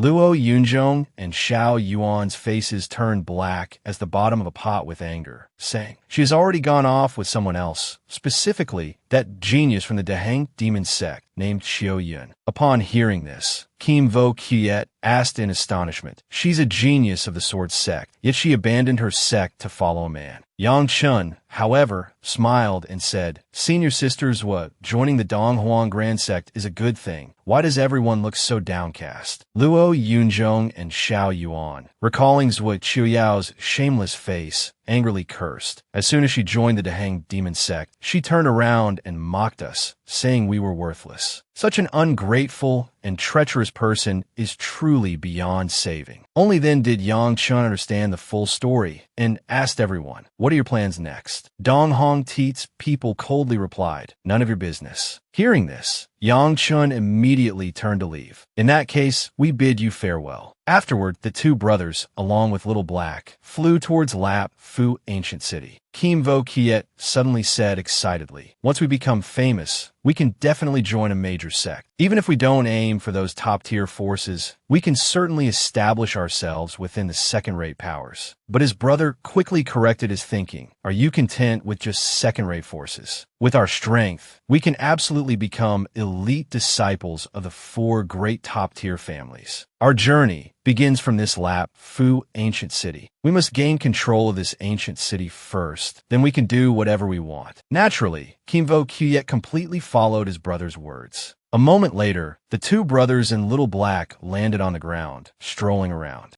They happened to pass by a place where a large crowd had gathered, only to hear everyone buzzing. Fong Dongjun snatched Lu Yun's qualification. He's just a mere 9th-level martial ancestor realm cultivator. Yet he actually succeeded. I don't know what tricks the Lap Fu ancient kingdom is playing, setting up this kind of trial here. Curious, Yang Chun pulled aside his senior brother and asked, "What kind of trial is happening here?" The person seemed slightly annoyed, but still explained enthusiastically. The Lap Fu ancient kingdom is recruiting outstanding talents to enter the divine Vestage battlefield. Only those who pass the trial are qualified to enter. It is said, if you pass the trial, there will be a chance to meet Her Majesty the Queen, who is rumored to be as beautiful as a fairy. The moment Yang Chun heard about beautiful women, his spirits soared to the clouds, urging Kim Vo Kyet to go and give it a try. As a result, Kim Vo Kyet was called up for the trial first. The old woman instructed him to place his hand on the crystal ball, infusing just a bit of divine sense would suffice. Kim Vo Kyet immediately complied. Suddenly, a burst of azure light erupted, leaving everyone stunned, staring intently at the crystal ball, yet there was no further reaction. However, the old woman smiled and said, "You have passed. Quickly go inside and rest first." Hearing this, the people below immediately voiced their dissatisfaction. What is this? Where did this brat come from? The Lap Fu ancient kingdom is truly baffling, not choosing us, experts of the Tien Nan realm, but instead choosing a mere martial ancestor realm cultivator. They truly don't understand what talent is. At this moment, Kim Vo Kyet was being pushed away by someone in iron armor, but he was unwilling, turning his head back to say, "My older brother is still outside." Yang Chun laughed heartily, saying, "You go in first, I'll be right in."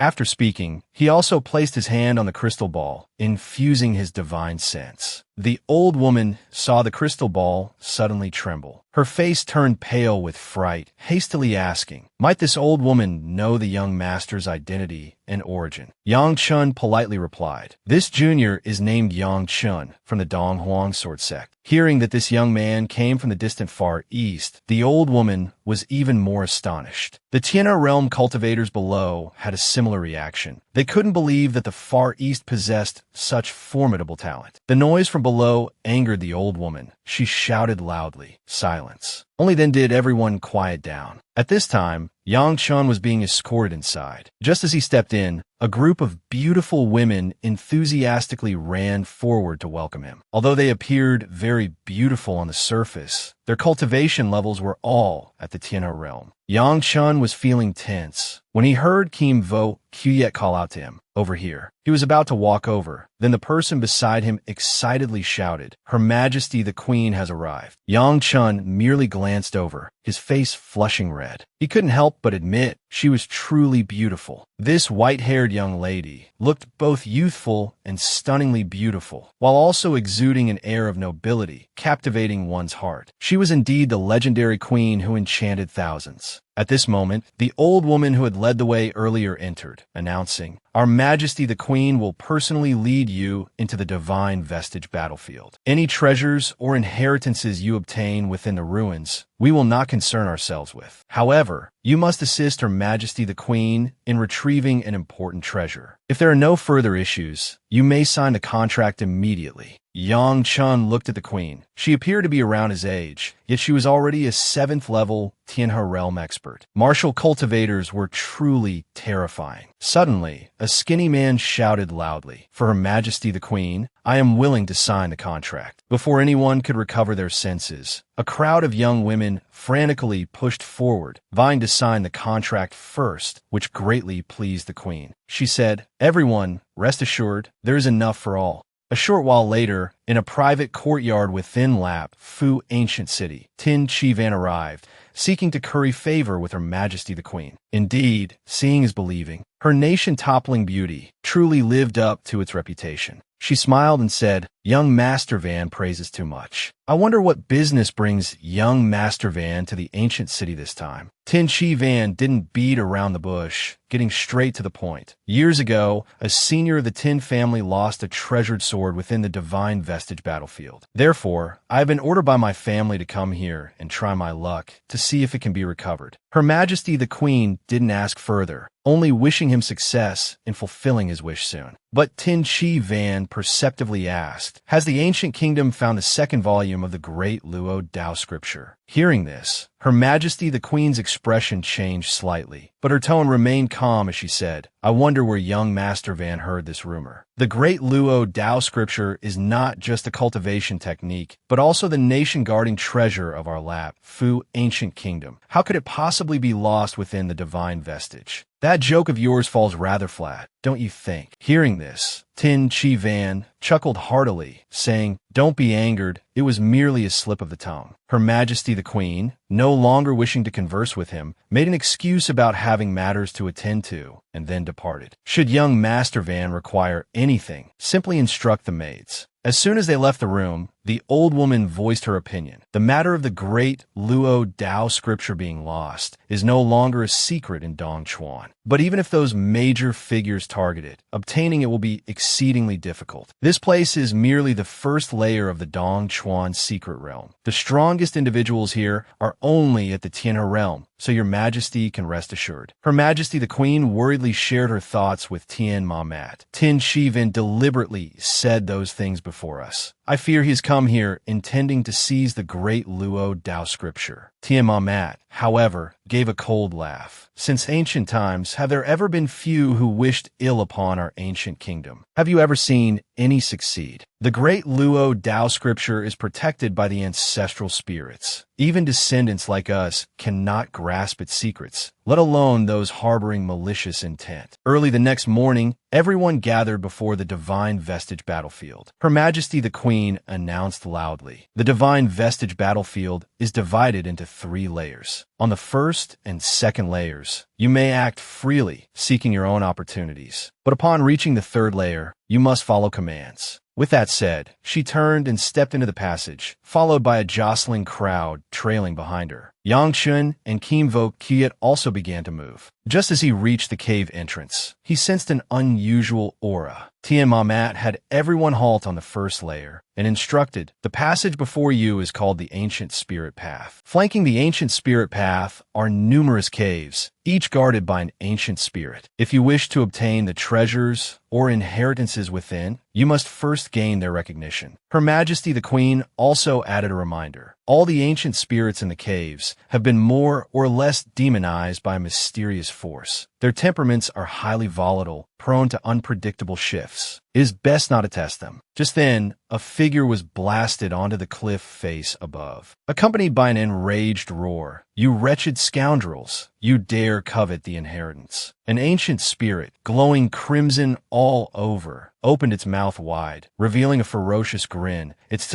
aura radiating outwards, immensely powerful. Seeing this, Yang Chun was so astonished his jaw dropped. This is the Zifu realm. No, wait, it's still only the 9th level of the Tianhe realm, but why is it even stronger than the Zifu realm? Jian Wuxue excitedly pointed in that direction and said, let's go check it out, brother. Even Elder Rong, who had long since vanished, reappeared, telling him to go assess the situation. Thus, Yang Chun didn't overthink it and readily agreed. The 2 brothers stepped into a cave without hesitation. And as luck would have it, they encountered a seated skeleton, looking quite terrifying. Elder Rong instructed his master to directly use the sacred flame, True Chi, condensing it into fire and incinerate this entity. But Yang Chun pouted and said, this is a 9th level Tianhe realm expert. Elder Rong, you should act quickly. Any more delay, and we'll all perish. Yang Chun swiftly condensed the sacred flame, True Chi, in his hand, then charged straight towards the ancient spirit. The flames blazed fiercely, causing the ancient spirit to shriek in agony. Spare me, spare me. But merely seconds later, it completely vanished. Even that ugly, blackened skeleton disappeared along with it. Seeing these 2 youngsters dawdling, Elder Rong urged. What are you still doing? Hurry in and retrieve the treasure. Looking at the black object, radiating dark energy before them, Yang Chun exclaimed joyfully, Little Shui, we've struck gold. To be preserved using a bone slate. It must be something good. Jian Wuxue picked up the item, saying innocently, Big brother, recorded inside here is a type of 5 poisons finger art. It's high-grade Xian rank. Hearing this, Yang Chun slammed his hand down, roaring, just a mere ancient Xian rank martial technique, and it's recorded on a bone slate. What a waste of resources. At that very moment, Her Majesty the Queen stood before the ferocious ancient spirit. The spirit rested its chin nonchalantly on its hand, mockingly declaring, You are unworthy. Scram quickly. But Tien Nam Mat persisted with her plea. Oh, revered ancestor, our young mistress is the daughter of the current ancient king, destined to become the future ruler of the ancient kingdom. Can you not show even a little humility? Hearing this, the ancient spirit ancestor rolled its eyes and scoffed. Such trash is worthy. To think the ancient kingdom has fallen to such a state, it should just be destroyed, utterly annihilated. The queen immediately declared with resolve, The legacy of the ancient kingdom absolutely cannot be severed. I believe I can lead the ancient kingdom back to its former glory. These words successfully provoked the ancient spirit ancestor into clutching its stomach with laughter, saying, Just by you. Wake up, little girl. You are still too young. There are many things you have yet to encounter. It's better to remain a foolish young lady, avoiding a lifetime of suffering and despair. Just as she was about to explode with anger, Yang Chen approached, asking, Inside this cave, there's a treasure you absolutely must obtain, isn't there? Tien Nam Mat furiously shouted, Get lost. The queen, however, calmly turned her head, asking, What if there is? And what if there isn't? Yang Chun beamed like a blossoming flower, saying, I can help you retrieve what's inside. Outside, the sun beat down mercilessly on the divine Vestage battlefield within the ancient sky battlefield. Inside, the queen asked worriedly, Yang Chun, do you have a way to persuade the flame ancient spirit? Yang Chun immediately feigned ignorance, saying, Nope. Tien Nam Mat ground her teeth in fury, scolding, You can't persuade the flame ancient spirit, yet you dare stand here, shamelessly boasting. Yang Chun merely gave a faint smile, waving his hand dismissively. To get what's in the cave, one doesn't necessarily need to persuade the ancient spirit. The queen was both astonished and curious, wondering what he intended to do. Even the flame ancient spirit chuckled with interest, waiting to see what tricks this young brat planned to pull. No sooner had he finished speaking than the sacred flame, true chi, erupted from Yang Chen's body. A palm struck the body of that ancient spirit, causing it only to cry out miserably. It hurts like death. In just a few short seconds, he had subdued this troublesome ancient spirit, then turned and said to the two still standing dumbfounded, What are you still standing there gawking for? Hurry inside. Only then did they snap back to their senses and step into the cave. Yang Chun waited for them to move further away before asking Elder Rong in a low voice, Is the sacred flame, true chi, really that powerful? Elder Rong immediately materialized, answering his master. Although the sacred flame, true chi, possesses a certain purifying ability, when encountering this type of monster, it's actually useless. Hearing this, Yang Chun was bewildered and didn't understand. Elder Rong had to remind him, You know you need firewood to start a fire, right? This matter, even a child knew, let alone Yang Chun. He hadn't expected this old man to think him so naive. But what Elder Rong meant was, those so-called ancient spirits were actually contaminated by demonic entities within the chaotic aura, fundamentally not considered true energy life forms, whereas your sacred flame, true chi, has fused with a bit of the aura of the Namlai origin fire. The origin fire burns chaos, giving birth to existing matter, creating various worlds. They create all kinds of life forms. Therefore, for the origin fire, chaotic energy is the best fuel. Tien Nam Mat entered, asking, Where are the guardian ancient spirits? Where have they all gone? Seeing Yang Chun wave his hand dismissively, saying, All dealt with. She was momentarily startled, asking, just like that, dealt with. The queen now looked suspiciously towards the two of them, asking, Who exactly are you two? Yang Chun calmly replied, I'm just like everyone else, here seeking opportunities. Tien Nam Mat quickly moved to his side, pleading, Later, could you help us retrieve a treasure? Worried Yang Chun might refuse. She solemnly promised, if you help us obtain this item, you can ask for anything, as long as it is within the capabilities of our ancient kingdom. The queen also looked at him with sparkling eyes, earnestly saying, would that be acceptable? The beauty had already pleaded to this extent. Yang Chun naturally wouldn't refuse. Tien Nan had been waiting for exactly these words, immediately urging him, we don't need to wait for them anymore. Hearing this, Yang Chun silently wondered, who exactly are they? After walking for a while, they arrived before a large, tightly shut door. Tien Nan seriously reminded Yang Chun with a few words, be careful, you two brothers. The ancient spirits on the 3rd level not only guard the caves, but there are also special spirits patrolling everywhere. Elder Luong also quietly reminded him, the 3rd level might have already birthed a true chaos demon beast. Although Yang Chun felt a little worried, he still pretended as if nothing was wrong. Only then did he secretly transmit his voice to ask Elder Luong, was what you just said true or false? Elder Luong didn't know what level this chaos demon beast was, but if it has reached the mystic demon level, even if it's just an infant form, it will be very difficult to deal with. Hearing the 2 words mystic demon, Yang Chun had another question. Could it be that chaos demon beasts also have rank divisions? Of course, they do, and the rank divisions are very strict. A higher-ranking chaos demon beast has absolute command over a lower-ranking one. Elder Luong stated confidently, simply put, chaos demon beasts are divided into 4 levels, from top to bottom. They are heavenly demon, earthly demon, mystic demon, and imperial demon. A mature imperial chaos demon can easily destroy a minor world. The immense power of chaos demon beasts is incomparable to us cultivators. Only with chaos energy can they achieve immortality. At this moment, the queen called out to Yang Chun, pointing ahead and saying, what I need is in the deepest cave. If you can help me deal with these spirits, I will definitely reward you handsomely when we get out. Yang Chun enthusiastically stepped forward, but suddenly halted his steps, because before him was a group of flame spirits gathered together, every single one of them staring at him with furious eyes, causing Yang Chun to be too frightened to take another step. Elder Luong sighed inwardly. Just as I expected, this place truly harbors a chaos demon beast.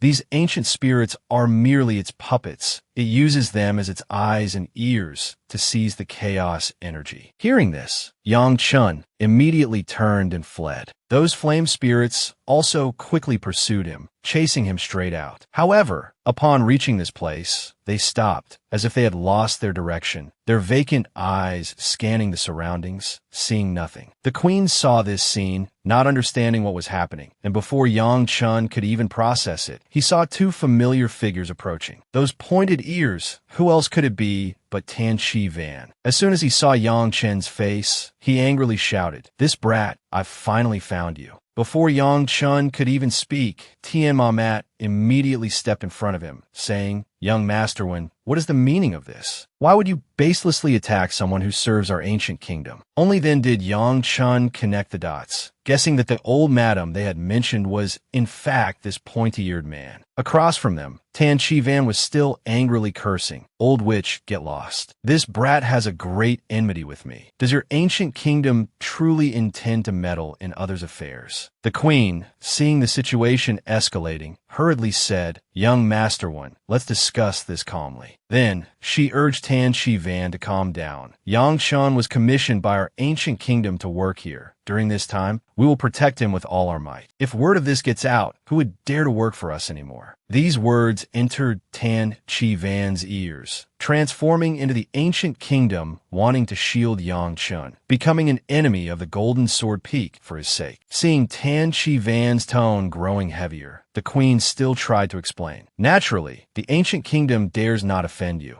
It's just that this might be a misunderstanding. I am willing to help both sides resolve the conflict, even willing to offer compensation. Only upon hearing this did Tan Chi Van temporarily relent. Giving face to the queen, he agreed. However, I have one condition from now on. That brat must remain within my sight. Kim Vo Kuyet, seeing his arrogance, wanted to retort, but Yang Chun quickly interjected. Junior brother, calm down. As the situation temporarily subsided, the queen then said to Tan Chi Van, how about we join forces now and charge into the third level. Tan Chi Van immediately agreed. Wearing a smug and arrogant expression, he walked ahead, ordering the others to follow. Yang Chun walked while whispering to Kim Vo, "It might get very dangerous later. Wait until I enter the ancient spirit path. You must turn back immediately. It's best if you go straight outside and wait for me." Kim Vo Kiet couldn't just stand by and watch him risk danger alone, so he suggested the two of them work together to defeat the opponent. But Yang Chun confidently replied, "You haven't seen my true strength yet. Don't worry. Wait for me outside." After saying that, he walked straight over to the others. Those flame spirits were frantically twisting their bodies. Heading this way, blocked by the group of people, the queen cried out in alarm. How did it turn into this? Meanwhile, Yang Chun, from behind, pretended to be scared and shouted loudly, "Charge! Charge! This time, with young Master Van here, we can definitely get through." Hearing this, Tan Chi Van, although slightly displeased, having come this far, couldn't let the effort be in vain. Just kill all these things directly and then pass through. With that said, Tan Chi Van solemnly drew his powerful treasured sword, without hesitation unleashing a golden slash technique, cleaving the spirit before him in half. He laughed smugly, as if reaping a bountiful harvest. Couldn't even withstand a single blow. Seeing this, Yang Chun cursed inwardly. This brat is truly as dumb as an ox. How could life energy be so easy to deal with? It's not your turn to destroy it yet. Just as he thought, the two halves of the flame spirit's body were rejoining. Then it reformed completely, as if nothing had ever happened, even fiercer than before. Seeing his opponent surge back, Tan Chi Van immediately raised his long sword towards the sky, executing the 100 silver crossing technique, unleashing thousands of white sword lights straight towards the spirit below. Seeing this sword technique, Yang Chen couldn't help but wonder, could they already be dead? But Elder Vin's hearty laughter reached him, prompting him to turn his head and ask, "Those demonized heroic spirits aren't dead, are they, Elder Vin?" Elder Vin scoffed, "What do you think? If chaos demon fiends were that simple, how could they become the greatest enemy of all intelligent life? These remnant soul monsters, they aren't even worth a single claw of a chaos demon fiend. But the core energy within their bodies is still chaotic demonic power." Just as Elder Vin finished speaking, the heroic spirit's corpse, which had been sliced into 100 pieces, once again reconnected, restoring its original form, startling Tan Chi Van into a cry, not understanding what was happening. "Is this monster using hacks here? My strike was enough to kill a Purple Mansion realm expert. Is this a joke?" He decided to risk it all. "Brothers, let's charge into the 7th level. These ancient heroic spirits are eerie, but they have no minds. We just need to run. Just leave them behind." Thus, they hastily followed Tan Chi Van and fled, while those heroic spirits pursued relentlessly. After a desperate escape, they finally managed to shake off the heroic spirits, but before them appeared a mysterious mass of green energy, constantly surging, swirling in midair. The queen quickly turned,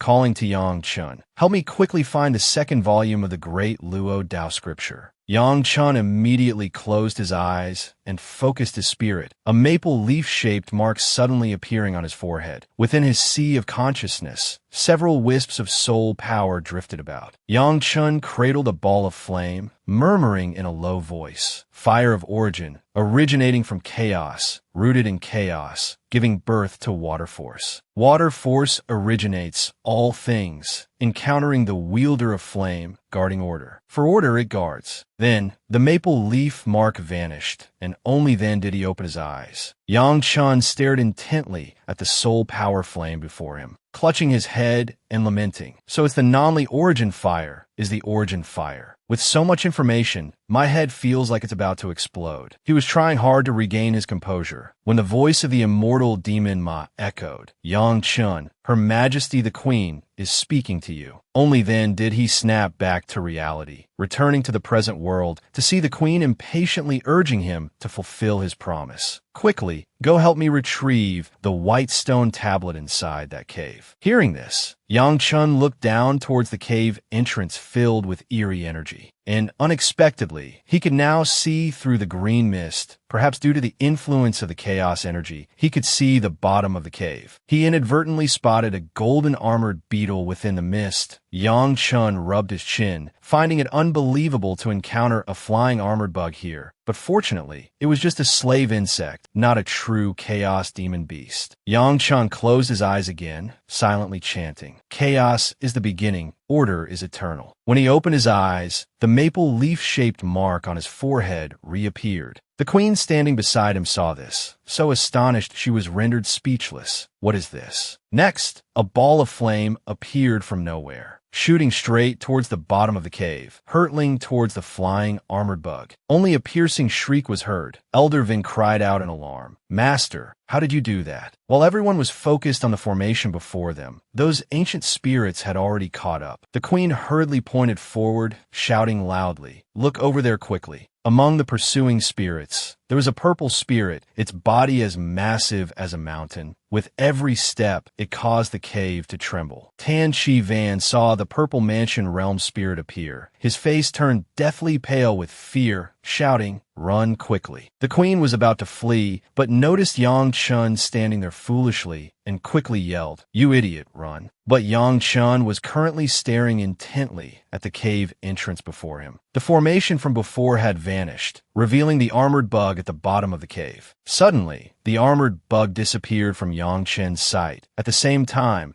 that colossal heroic spirit was halted by some unseen force. Those who were about to flee were all stunned, staring blankly ahead, wanting to know what had happened. They saw that heroic spirit suddenly let out a painful roar, as if being torn to shreds. They could only keep asking, "What is happening?" A few seconds later, the phantom image of an elegant scholar appeared, revealing a gentle smile. He asked, "Are you descendants of the ancient Luo Pu kingdom? How fares the Luo Pu ancient kingdom now?" Immortal Demon Ma pointed to her master, respectfully saying, "Ancestor, this is our current Queen Majesty. We are all descendants of the Luo Pu ancient kingdom." Yang Chan was very curious about what kind of figure the ancestor was, but held back from asking, while the one called ancestor smiled and said, "Very good. I didn't expect the ancient kingdom to still have successors." While the ancestor was pleased, the queen seized the opportunity to ask, "Do you know where the second volume of the great Luo Dao scripture is?" "Is right here with me," the ancestor said with a smile, taking out a square stone block engraved with characters. Seeing this, the queen's eyes lit up, exclaiming excitedly, "That's right, that's it." However, the ancestor at this moment knelt down and bowed to Yang Chun. "Thank you, young master, for saving us from the sea of suffering. You are our benefactor." Yang Chun hurriedly waved his hands, inviting the ancestor to rise. "How can I possibly accept such a grand gesture from you?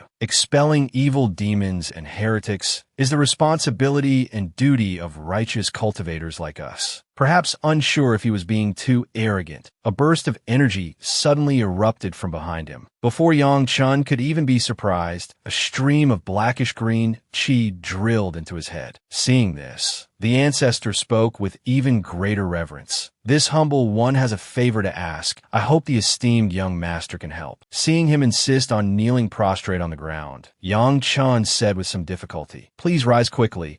I came here also wanting to help Her Majesty the Queen. Whatever request you have, just state it. As long as I can do it, I will certainly do my utmost." Only then did the ancestor happily stand up. "In the name of the first prince of the Luo Pu ancient kingdom, I solemnly invite Yang Chun. I specially invite you to become the national master of our ancient kingdom." Immortal Demon Ma heard this and exclaimed, "What? He is merely in the martial insect realm. How can he possibly hold such a position?" The first prince wished to repay Yang Chen's kindness and solemnly presented the great Luo Dao scripture to him. "I hope you can take it out of this secret realm and deliver it to the current national lord." Just then, several remnant souls flew in from nowhere, crying as they spoke, "We finally found you, Your Highness. These past years have been so hard, sob, sob, sob." While the master and servants were reuniting, Yang Chun had already jumped into the nearby cave. Waiting until he landed, Elder Vin appeared, saying, "This is the energy of a chaos demon object. Master's mortal eyes cannot see it clearly. You should still control the fire seed origin flame. Just in case there is anything unusual here, we might not be able to escape." Yang Chun snapped his fingers, retrieving the fire seed origin flame from the magpie sea. Next, a dark purple cube appeared before him. Seeing this object, Yang Chun realized it was the mastermind behind everything. He was about to destroy this thing, when Elder Vin stopped him again. "Master, don't be hasty. If I'm not mistaken, this should be the legendary Chaos Demon Box. It might contain some hidden treasure inside." Hearing this, Yang Chun also grew expectant about what might be inside. However, he didn't know how to open this cube. Elder Vin quickly said, "Master, withdraw the Fire Seed Origin Flame. Your sacred flame True Chi has already fused with some aura of the Origin Flame. It's enough to break the demonic barrier outside the Chaos Demon Box." Yang Chun followed his advisor's earnest advice, confidently condensed the sacred flame True Chi into his hand, and gave it a try. As soon as his hand touched the demonic barrier outside the box, the barrier vanished. It gradually faded away, and wisps of smoke drifted out from within, revealing a perfectly round, purple gemstone hovering in midair. Elder Vin whispered, "This is the source of life. It would be too wasteful for you to consume it now. Perhaps let me safeguard it for you." Hearing this, Yang Chun tossed the gemstone to him, then curiously pointed to the black gemstone and asked, "What is this?" However, even Elder Vin, despite his long life, had never seen such a thing. Yang Chun speculated that if it could rival the source of life, it was likely nothing ordinary. With that thought, he picked up the gemstone. Instantly, his entire body jolted, and within the Magpie Sea, the primordial demon dragon martial soul suddenly stirred, manifesting itself externally. Meanwhile, the gemstone transformed into a wisp of black smoke, drilling into Yang Chen's body. Seeing this, Elder Vin cried out in alarm. What is happening? It turned out this was the second scripture scroll of the Primordial Demon Dragon art, which was why the Primordial Demon Dragon martial soul had reacted so excitedly. A vast amount of information rushed into Yang Chen's mind like a tempestuous storm, penetrating every corner. Sever all life force, sever all worldly ties, sever the myriad great Daos. Afterwards, Yang Chun wearily clutched his head. Truly incredible. Is it really that powerful? Elder Vin, still reeling from the shock, wondered about the true origins of his master's martial soul. Yang Chun suddenly turned around, saying, "Let's head up," just as he leaped out of the cave entrance. The Empress hurried over, saying, "Since the ancestor has entrusted the great Luo Dao scripture to you, I hope you can accompany me on a trip to the ancient kingdom. We will certainly ensure you are well compensated." Bearing this heavy responsibility, Yang Chun reluctantly agreed. The three of them walked out of the divine vestige together. Seeing his younger brother frantically calling his name, Yang Chun asked with concern, "What's wrong?" Jian Wushuang anxiously recounted what had just happened. Those ancient heroic spirits suddenly turned into white light and flew up to the third layer. "You have no idea how worried I was." Yang Chun grinned proudly, pointing to himself and saying, "That's because your big brother cleared out the chaos demon entity here." Wow, this is truly a case of the older brother singing and the younger brother praising well. Jian Wushuang applauded admiringly without pause. "My big brother truly is the greatest under heaven." Amidst the cheerful atmosphere, Exile approached, laughing heartily, feigning concern as he said, "I didn't expect you to manage to escape the danger. Just moments ago, I was quite worried about you two." The Empress, however, replied coolly, "Young master would need not trouble himself with worry. We shall take our leave." Exile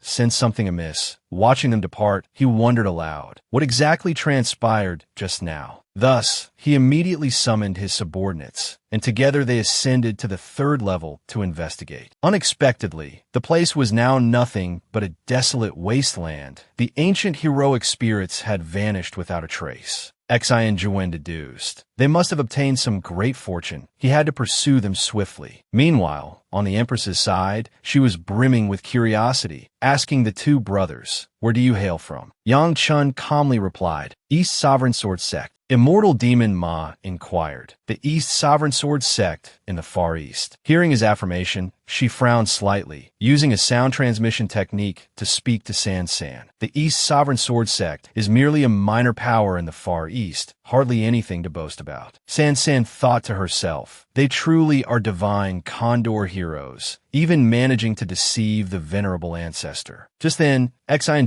caught up, shouting as he ran, "Boy, stop right there. It's time we settled the score between us." Yet Yang Chun feigned innocence, asking in return, "What score?" This infuriated Exile, who bellowed loudly. First, you deceived me at the dragon pattern divine Vestage and fled. This requires compensation for the damage to my reputation. Second, the ancestral sword left by our forefathers has been taken by you. How dare you touch something belonging to the Exile family? Yang Chun had no desire to waste words on this scoundrel, merely smiling as he asked the Empress, "Your Highness, what are your thoughts?" San's expression darkened, reproaching Exile Juwen. "You should know your place. This is not the Seven Swords Heavenly Sect where you can act as you please." Seeing her turn against him, Exile Juwen gritted his teeth and demanded, "For this boy, you intend to become an enemy of our Seven Swords Heavenly Sect." San stated coldly, "Yang Chun is an honored guest of the ancient kingdom. Furthermore, you lack the standing to represent the Golden Sword Peak, let alone the entire Seven Swords Heavenly Sect." Exile Juwen clenched his fists in anger. Unable to refute her words, he could only resort to threats. San remembered these words well. Don't regret them later. Having dealt with the shameless Exile Juwen, San smiled and said, "Let's hurry. Mother Queen must be eagerly awaiting our return." Not long after, they arrived at a magnificent palace, personally welcomed by the ruler of the La Fu ancient kingdom, the Silver La Empress. San beamed and said, "The ancestor in the third layer of the divine Vestige battlefield asked me to deliver the second scroll of the great La Dao scripture to you." The Silver La Empress accepted it in surprise, asking, "Really?" Then she probed inside with her divine sense to confirm. Indeed, the ancestor appeared, saying, "Descendant of the La Fu ancient kingdom, I have had this young man, Yang Chun, bring the item to you. His background is extraordinary. You must treat him well. He is the hope for the revival of the La Fu ancient kingdom." After hearing this, the Silver La Empress was slightly stunned, then gently asked, "May I know the names of you two young masters?" Yang Chun quickly introduced himself. "This humble one is Yang Chun, and this is my younger brother, Jian Wushuang." The Silver La Empress immediately invited them inside to rest, thanking them for escorting the precious treasure. After they were comfortably settled, the Silver La Empress asked, "From which part of the Far East do you hail?" Yang Chun answered honestly, "We come from a very distant place called Jiaoga City." Unexpectedly, the Silver La Empress knew of this place, because 2,000 years ago, a powerful figure known as the dragon-taming Great Emperor roamed the continent, and moreover, this Great Emperor also bore the surname Yang and hailed from Jiaoga City. Could this young man be a descendant of that Great Emperor? Although aware of this connection, she pretended not to know Yang Chen's origins and said warmly, "Please make yourself at home. You are a benefactor of our ancient kingdom. There's no need for formalities from now on. My name is Bali. You could just call me Annie Bali." Then, Annie Bali mentioned that the ancestor had intended to invite Yang Chun to serve as the state preceptor, and so she formally extended the invitation for him to take up this position. However, Yang Chun had no interest in this matter, waved his hand and said, "This young one is merely at the 5th level of the martial embryo realm." Annie Bali said embarrassedly, "I was too eager to recruit talent and forgot that your current cultivation level is a bit low. How about this? Wait until you advance to the Purple Mansion realm before taking the position. All right." Yang Chun had no desire for it whatsoever, but feared he wouldn't be able to leave if he refused, so he could only reluctantly agree. Andy Ba Li pressed her advantage, asking Yang Chun what he thought of her daughter. He answered honestly, "Her Majesty the Empress is as beautiful as a celestial fairy, with outstanding innate talent, truly possessing both beauty and ability." Anibali had been waiting for this response. Overjoyed, she wanted to marry her daughter to Yang Chun, which upon hearing, left Yang Chun stunned for several seconds. Once he recovered his senses, he hastily refused. "Impossible, Your Majesty the Sovereign. I am but a blade of grass by the roadside. How could I possibly be worthy of Her Majesty the Empress, who is like a cloud in the sky?" San, initially unhappy with her mother's hasty decision, now saw Yang Chen's disdainful look, making her even angrier. Anibali, however, was overly sensitive, assuming Yang Chun looked down on her daughter, or perhaps had other reasons. Yang Chen's face turned pale, pleading for the sovereign's understanding. "This young one already has someone in his heart. I truly dare not entertain thoughts of Her Majesty the Empress." But Auntie Ba Li stubbornly insisted. Choosing a life partner is crucial. Understanding each other is paramount, supporting one another. "Let San stay by your side for a while. You two can slowly get to know each other. How about that? This suggestion didn't sound too bad, so Yang Chan respectfully said, "Then I shall obey your command." Annie Bali laughed heartily, satisfied, introducing, "My daughter has a gentle and introverted personality. I hope you can guide her more." Then she asked, "Tomorrow morning, can Yang Chun return to the secret realm? If so, let San be your guide." Seeing Annie Bali's enthusiasm, Yang Chun had to agree, then asked, "Within the Dong Xian secret realm, where is the greatest opportunity?" "Naturally, it's Fengshan Mountain." Annie Bali excitedly exclaimed the name, leaving Yang Chun utterly astonished. Just hearing the name sounded formidable. San silently scorned him. What a country bumpkin. He doesn't even know about Fengshan Mountain, which is famous throughout the Dong Xian secret realm. Truly ignorant. What was even more infuriating was that her mother actually told her to take him sightseeing tomorrow. Fortunately, Yang Chun wanted to enter secluded cultivation first, planning to come out after achieving some breakthroughs. Seeing the young man's lofty ambitions, Annie Bali happily said, "May your cultivation go smoothly." She then instructed her daughter to lead Yang Chun to the 7th Prince's secret cultivation chamber. As soon as San led the two brothers out of the main hall, Empress Bali instructed a mysterious figure hiding behind a pillar. Once they enter the secret realm, you must follow them in. You must remember every word, every action they take. Understand? Understood. The mysterious figure immediately acknowledged the order, vanishing without a trace. In the blink of an eye, 3 months passed. The two brothers met again, Yang Chun radiating confidence. "I've reached the 9th level of the martial embryo realm. If I hadn't been busy tempering these martial souls, I would have broken through to the heavenly fusion realm long ago." After boasting, he asked, "Little K, what realm have you reached?" "5th level of the heavenly fusion realm." "I didn't expect you to break through to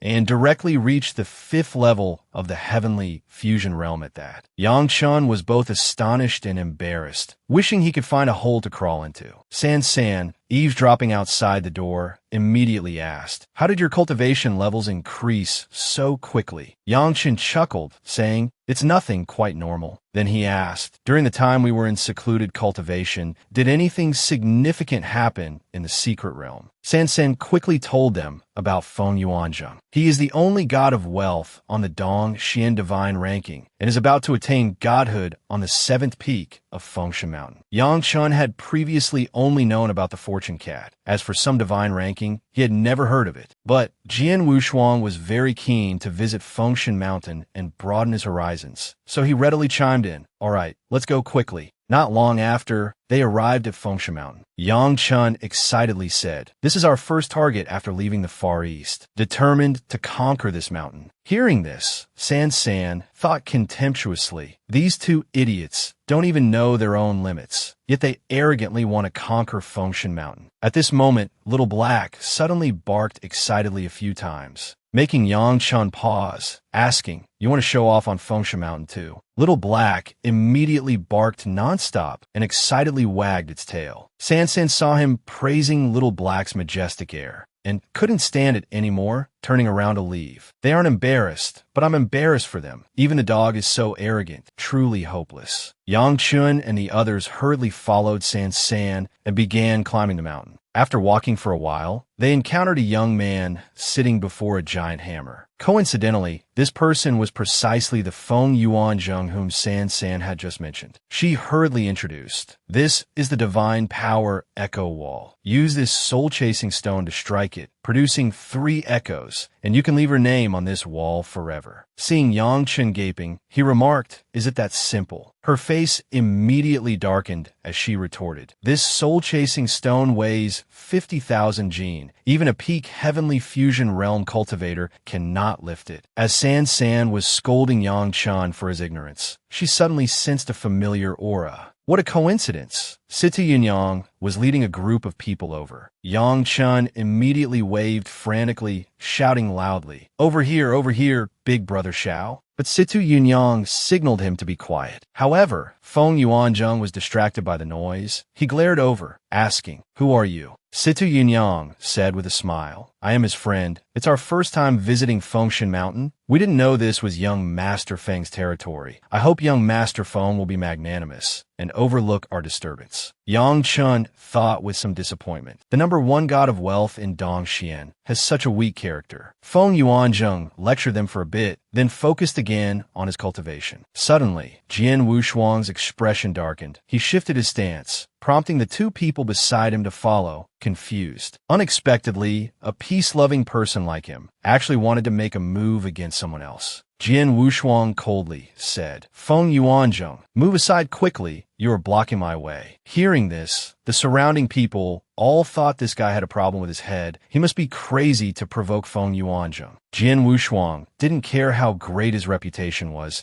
He just felt it was inappropriate for you to monopolize this place. Surely you can't forbid others from coming to Fengshan Mountain. At this moment, Feng Yuanzheng had already stood up. Seeing this young man speak so boldly, he provocatively said, "Come, let's exchange a blow. If you can take this move of mine, I will yield to you." After speaking, he struck out with a palm, condensing it into a sword, striking directly towards Jian Wushuang. Jian Wushuang immediately activated his wrathful energy, forming a fist to protect himself. Only an ear-splitting bang was heard. Feng Yuanjing's attack was neutralized. The dust gradually settled. The two figures slowly emerged. Unexpectedly, Jian Wushuang could actually block one of Feng Yuanjing's moves. The surrounding cultivators were all shocked, wondering, what exactly is the origin of this young man? Could he be from a hidden sect? Even Feng Yuanzheng genuinely praised. "Your strength is not bad. I look forward to your next performance." Jian Wushuang glanced coldly at the crowd behind him, saying, "You bunch of trash. Open your eyes wide and watch." As soon as his words fell, he grabbed the soul trace stone with one hand. To everyone's horror, this young man actually intended to lift the soul trace stone with one hand. Even if he possessed innate superhuman strength, it would be impossible to do this with just one hand. Jian Wushuang was currently channeling power into his right hand, then easily lifted the 50,000 gene soul trace stone, causing Feng Yuanzheng to frown, wondering what kind of terrifying power this was. Is this guy even human? Jian Wushuang threw the soul trace stone down, striking the echo stone wall, emitting a loud sound. Only 2 echoes remained, but he ran to his big brother to complain. "Striking 3 echoes with one hand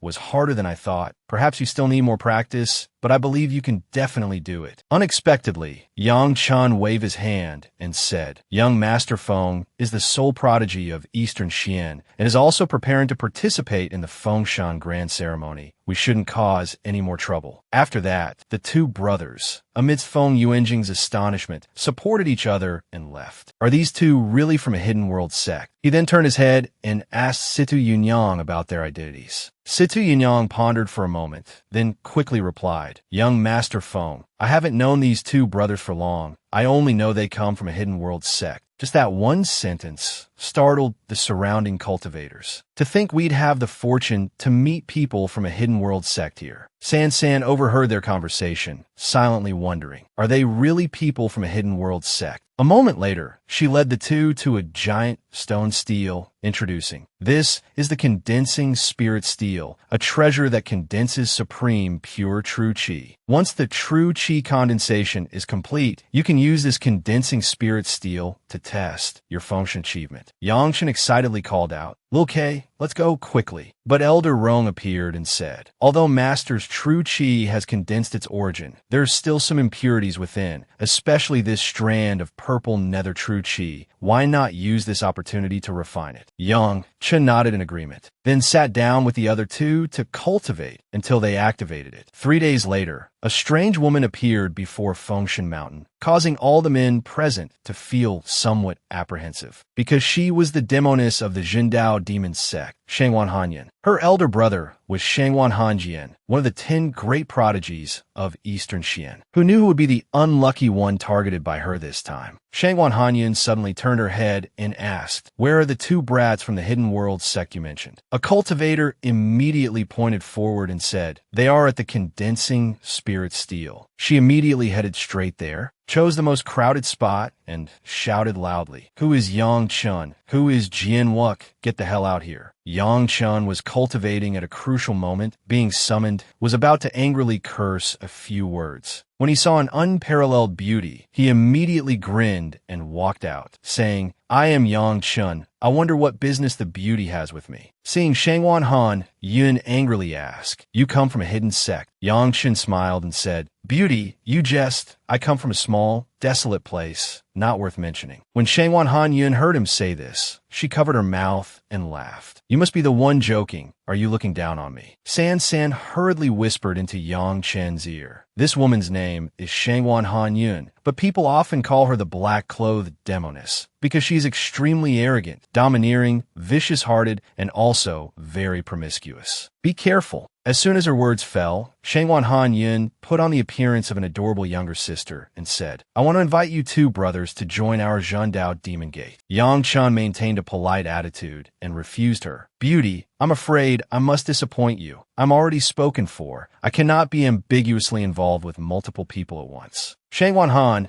Yin did not give up because of this, still enthusiastically inviting them to join her team. At this moment, Elder Rong's voice reached Yang Chen's ear. "This woman possesses the Yin Ming bloodline. If you can obtain her and then dual cultivate, it can enhance your strength." Hearing this, Yang Chen hurriedly changed his mind. "We haven't known each other long. Why don't we spend some time together to get to know each other better and see how things go?" Shangwan Han Yun agreed without hesitation, not forgetting to remind Yang Chen that her suitors are as numerous as the stars in the sky, fearing it might cause young Master Yang quite a bit of trouble. However, someone from a hidden sect, how could they fear such minor troubles? The cultivators who had always secretly admired her heard this and ground their teeth in anger. Our Dongxian's magnolia flower is actually stuck in a pigsty. But they did not yet know the terror of Shangwan Han Jian. He would definitely not let go of the one who stole his younger sister. Just then, a loud bang shook the heavens and the earth. A brilliant light suddenly rose in the distance, accompanied by the astonished cries of the crowd. Feng Yuanzheng was undertaking the function trial. At this moment, Feng Yuanzheng held a giant hammer, his gaze fixed intently upon the divine power echo wall. After 3 sounds, his name would be etched upon it, radiating a dazzling brilliance. At long last, Feng Yuanzheng had made his mark upon Fengshan Mountain. Yet, a frown creased his brow as he inwardly mused that he had required both hands to accomplish this. What if that youth from earlier were to do the same? How would that unfold? Just then, from the direct imperial lineage of the Eastern Xian Empire, Wan Lianxing made a sudden appearance, sending ripples of discussion through the assembled crowd. It appeared the Eastern Xian Empire was genuinely determined to recruit Feng Yuanzheng, though nothing was certain yet. Much depended on the terms the other 4 major powers might propose. Wan Lianxing walked over to Feng Yuanzheng's side, speaking slowly. "By the decree of my imperial father, I have journeyed specifically to this mystic realm with a sincere invitation for you to become an esteemed guest of our imperial household." Feng Yuanzheng maintained a neutral expression, merely inclining his head in a respectful bow, saying, "Many thanks to your highness for gracing me with your personal presence." Feng is profoundly grateful. Immediately following, a man clad in azure robes hurried forward, his voice ringing out, "By my master's command, I am here to inform Feng Yuanzheng. You have earned the qualification to enter the Water Academy. You may freely select any one of the 5 Daos within the Water Academy for your cultivation." A few onlookers, ignorant of the Water Academy's true standing, curled their lips dismissively, but in truth, the Water Academy was counted among the 4 great powers. Within the Water Academy also existed the Fire Academy, a place that did not admit outsiders. Its halls were filled exclusively with masters. At that moment, Xanjiu, a core disciple from Golden Sword Peak, also rushed onto the scene, fervently appealing to Feng Yuanzheng. "You are a swordsman as well. The Sword Heaven Sect represents your finest path within Eastern Xian. Join Golden Sword Peak, and you shall immediately be recognized as a core disciple." Faced with 3 such magnanimous offers simultaneously, Feng Yuanzheng found himself uncertain unsure which path to choose. Witnessing his indecision, Exile practically leaped, exclaiming, "My elder brother is currently en route to Fengshan Mountain. If you deem my presence insufficient, he will extend the invitation to you personally." Upon hearing that Exile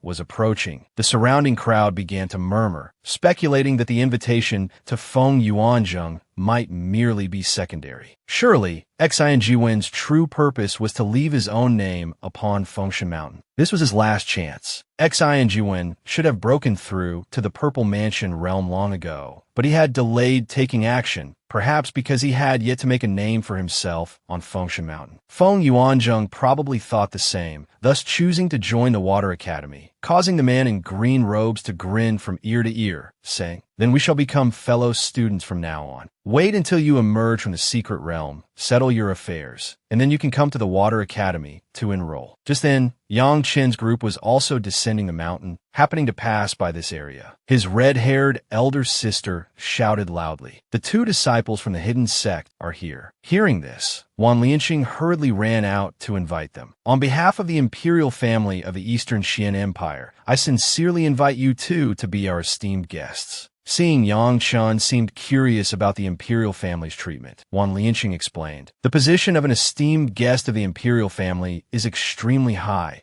with cultivation resources equal to those of us direct descendants." Hearing this, Yang Chen widened his eyes and asked, "Are there any heaven-tier cultivation techniques?" Wan Lianqing's expression immediately darkened, unsure how to respond. As expected of a hidden sect, asking for heaven-tier techniques right off the bat. The surrounding crowd was both envious and jealous, murmuring amongst themselves. In the entire Eastern Xian, how many people could receive such treatment? That red-haired girl even voiced her suspicion. Why is this Yang Chen so greedy? According to the records, people from hidden sects are usually very modest. Just then, Exile suddenly descended, joining the commotion. Exile hurriedly reported to his elder brother that Feng Yuanzheng had chosen the Water Academy. But now, two highly skilled individuals had appeared here, and they were successors of a hidden sect. Perhaps we should recruit them into Golden Sword Peak. Exile pointed towards Yang Chen and his companion. Seeing a few familiar faces, Exile let out an excited laugh. Immediately after, he quickly walked over to Yang Chen's side, teasingly saying, "Haven't seen you in a few days, and you've already become the successor of a hidden sect. Your strength isn't bad either." Yang Chen also laughed and said, "We truly are bound by fate. However, this kind of fate is like a lingering ghost. We seem to meet wherever we go. However, young Master One, meeting me is quite unfortunate for you." Exile ignored the taunts, shouting loudly, "You've all been deceived. They're just two swindlers, and I am also a victim. They come from some unknown, insignificant sect in the Far East, called the Dongwang Sword Sect, just a couple of vagrants." Upon hearing this, Wan Lianqing furiously yelled at Yang Chen, "You have some nerve, daring to deceive even our Eastern Xian Empire. You're courting death." But Yang Chen remained calm, wagging his finger, and said, "You are all mistaken. Since entering the secret realm, I have always stated that I am a disciple of the Dongwang Sword Sect. Regarding this point, senior brothers Xiao Yun and Yang can testify.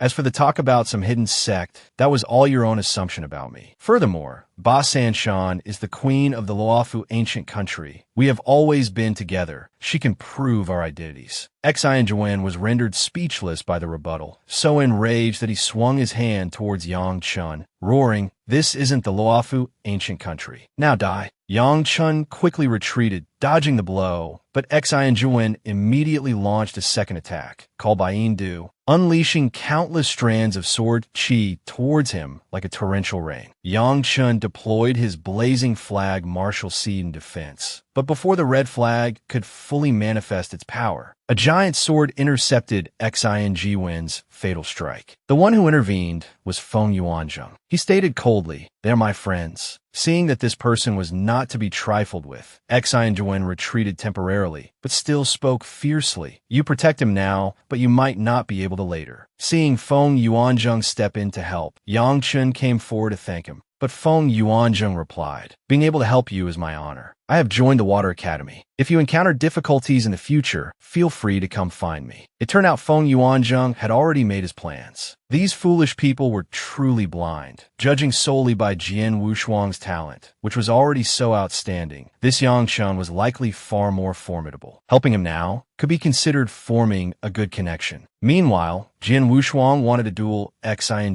again, feeling that this scoundrel was no longer his match. Yang Chun comforted him. There'll be plenty of opportunities later. Let's continue condensing our true chi. At this moment, Exile stood before a pitch-black tower, grinding his teeth and vowing. The day I make my name on Fengshan Mountain will be the death anniversary of that damned Yangchun. Yangchun, however, sat cross-legged before a silver steel, cultivating, only opening his eyes after successfully breaking through with his martial seed. Jian Wushuang saw him stand up and asked, "You succeeded." Yangchun nodded slightly. Elder Vin quickly appeared, asking, "Master, are you certain the martial seed has broken through?" Yangchun stated confidently, "That's right, my martial seed has completed its second breakthrough." Elder Vin was once again shocked by the talent of this young master. Even geniuses at the 9th level of the Purple Mansion realm couldn't necessarily make their martial seed break through twice. Suddenly, Yang Chen's gaze shifted downwards, asking curiously, "Why is it so lively down there?" Jian Wushuang explained, "I heard rumors circulating that today Exile intends to undertake the function trial at the 9-story pagoda." As soon as Yangchen heard this, he immediately jumped down, saying, "Let's go watch the excitement. I guess Exile might have a chance, perhaps he might even succeed." At the same time, Exile stood solemnly before the 9-story pagoda. He suddenly let out a roar, startling everyone present. Immediately after, powerful true chi erupted. Everyone held their breath, focusing intently. The Empress, worried Yangchun didn't know what this was, explained, "This is the 9-story pagoda, used to test the strength of one's divine sense. If one can light up 5 of the 9 lamps, it is considered a success." At this moment, 4 lamps on the pagoda were already lit. The surrounding cultivators immediately buzzed with excitement, shouting loudly, "He's about to succeed." Exile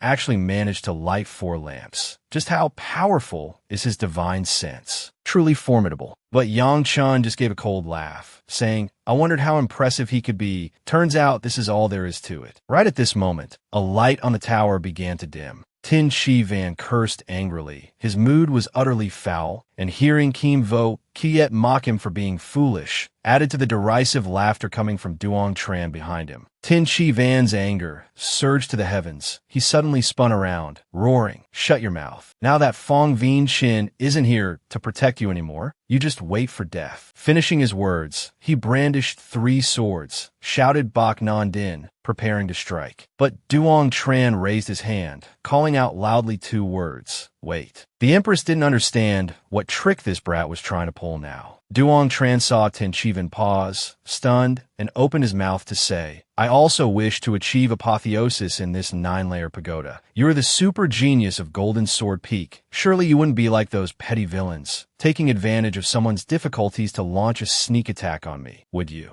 Kim Vokyu at the side also said indignantly, "Brother, don't worry. With me here, no one can bully you." Tin Chi Van, to save face, had no choice but to endure it, sheathing his swords, but still spoke with forced arrogance. "You 2 brats, I'll let you live a little longer." Duong Tran didn't rush, walking towards the front of the tower, asking in a low voice, "Elder Vin, can my current spiritual power pass the test?" Elder Vin chuckled. "That's a matter of course. Your spiritual power has already surpassed the limits of the post-heaven stage. Many heaven stage cultivators are not your match." Duong Tran smiled happily and asked again, "Are you certain my spiritual power has truly surpassed the post-heaven stage?" Elder Vin reaffirmed once more, "Correct. Spiritual power is soul power, just like cultivation base. It is divided into different levels at the post-heaven stage. Soul power is divided into 3 phases, illusory and uncertain, condensing form into reality, and condensing reality into essence." It was the first time Duong Tran had heard these things. He let out a sound of surprise, then curiously asked Elder Vin, "Which stage is my spiritual power at?" Elder Vin stated frankly, Master, your spiritual power has already taken the initial step into the Master Realm. Seeing that Duong Tran still wore a bewildered expression, Elder Vin offered a reminder. Wait until your cultivation is a bit higher, and you will understand these concepts. The trial of the 9-story pagoda is fundamentally nothing to you. However, if you can light up all 9 lamps, you will gain a significant harvest. Tin Chi Van, standing afar, watched Duong Tran remain motionless, thinking inwardly. Doesn't this brat want to achieve apotheosis? Could he be deliberately stalling, wasting my precious time? However, Duong Tran was already prepared. He gently exhaled, then opened his eyes wide, unleashing his crimson spiritual power outwards. The crowd, seeing Duong Tran begin the apotheosis trial, showed little interest. They reasoned that if even Tin Chi Van had failed, how could a country bumpkin like Duong Tran possibly succeed? Even lighting a single lamp would be cause for thanking the heavens. However, Duong Tran's younger brother, Kim Vo Kyet, had nearly achieved apotheosis at the Echo Wall. Perhaps he was concealing his true strength. Amidst the murmuring discussions, all the lanterns on the 9-story pagoda suddenly lit up, startling Kim Vo Kyet. Chu Van Duong and Ba Tam's son exclaimed in shock, "What is happening?" Those standing outside, bewildered by the events, cried out in astonishment, "The light of apotheosis! Who has passed the trial of the 9-story pagoda?" 8 lamps blazed brightly high above, seemingly mocking Tin Chi Van. He was both astonished and terrified, thinking, how can this be possible? Lighting 8 lamps on the very first attempt. Tin Chi Van thought with dread, if Duong Tran is allowed to live, sooner or later, I will die by his hand. Suddenly, the red-haired girl's eyes widened, and she shouted loudly, "Everyone, look quickly. The 9th lamp is lit."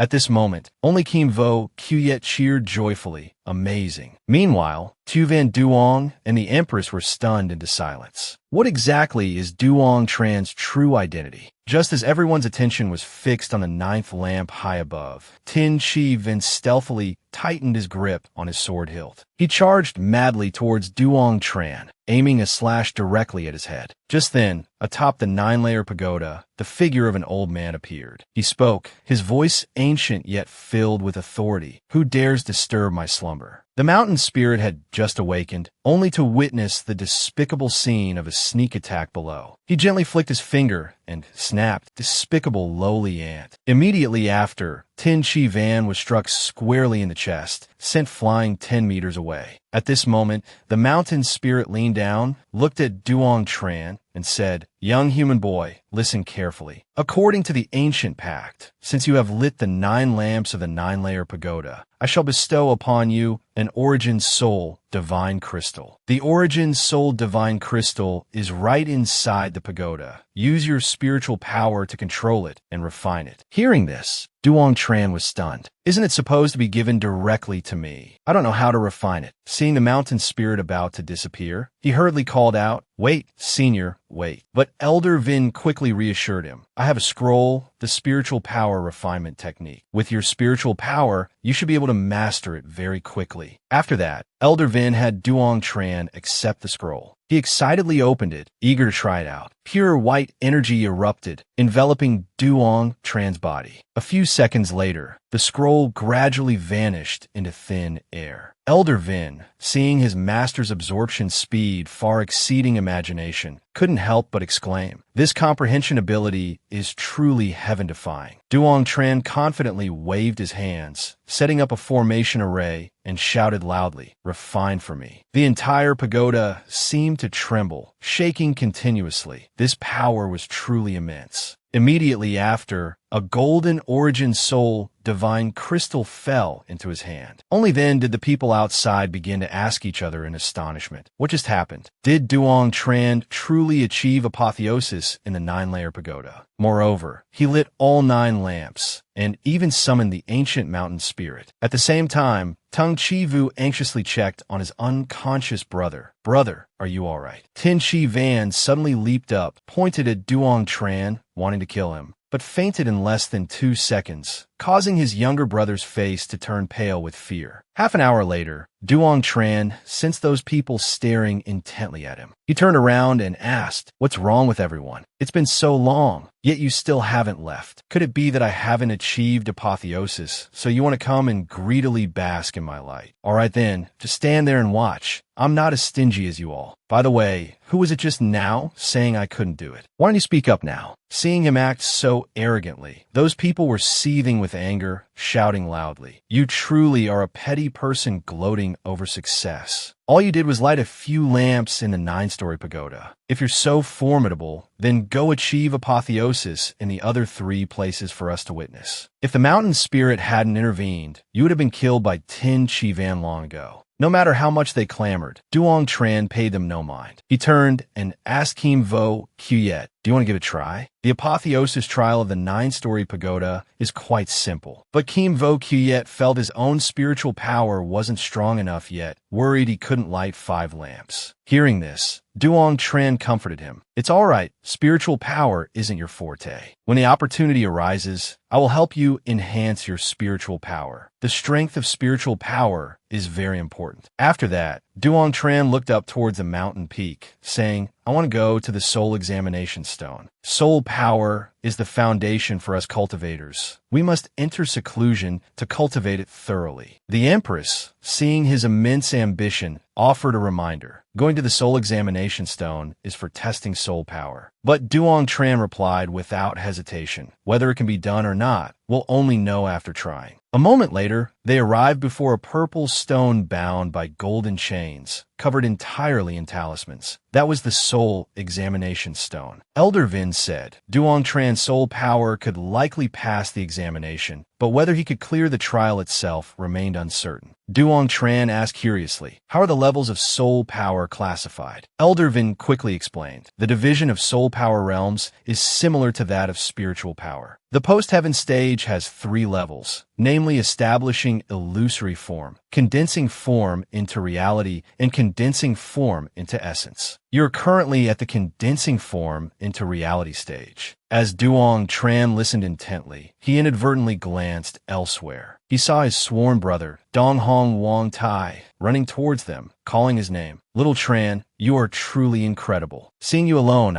Before he could finish, Dong Hong Wong Tai's face darkened as he said, "Don't mention it." So Duong Tran changed the subject, saying, "With your talent, achieving recognition on this mountain should be as easy as turning over your hand. Which one do you want to try first?" Hearing this, Dong Hong Wong Tai, scared out his wits, jumped back. At that moment, people behind them were murmuring, "Look, someone else wants to attempt the trials." Dong Hong Wong Tai forced a twisted smile and said indignantly, "Even you can achieve recognition. As your elder brother, if I can't do it, wouldn't that mean I'm weaker than both of you?" Seeing this red-haired man acting so arrogantly, the Empress thought to herself, "Who is this guy?" Judging by his words, he seems to be Duong Tran's elder brother. Could he also be a genius figure? At that time, an innocent Duong Tran pointed at the soul examination stone, saying to Wong Tai, "I was planning to try this stone. How about you go first, brother?" But Dong Hong Wong Tai's expression immediately became distorted, muttering awkwardly, "The soul examination stone is a bit difficult. Can we perhaps try somewhere else?" Duong Tran then pointed expectantly towards the 9-layer pagoda, asking, "Why isn't your name up there, brother?" Kim Vo Quyet scratched his head and said with a smile, "I'm still young and lack experience. Of the 4 deification trials on this mountain, I only have some understanding of the echo wall. I haven't learned the others yet. I've disappointed elder brother and everyone." Hearing this, Dong Hong Wong Tai silently lamented his unfair fate. To become sworn brothers with 2 individuals of unparalleled talent was truly 8 lifetimes of bad luck. Thus, Wong Tai had to change the subject again, saying he wasn't in a hurry. "Are you planning to use the soul examination stone to broaden your knowledge?" "This is my first time visiting the mountain of deification. Wanted to examine this stone first." Duong Tran and his elder brother walked up to the soul examination stone. He closed his eyes, waved his hand, activating and projecting his spiritual sense. However, the stream of red energy could not penetrate the stone. Duong Tran looked bewildered, not understanding what was happening. Elder Vin explained, "The soul examination stone is crafted from a special spiritual material. Aside from soul power,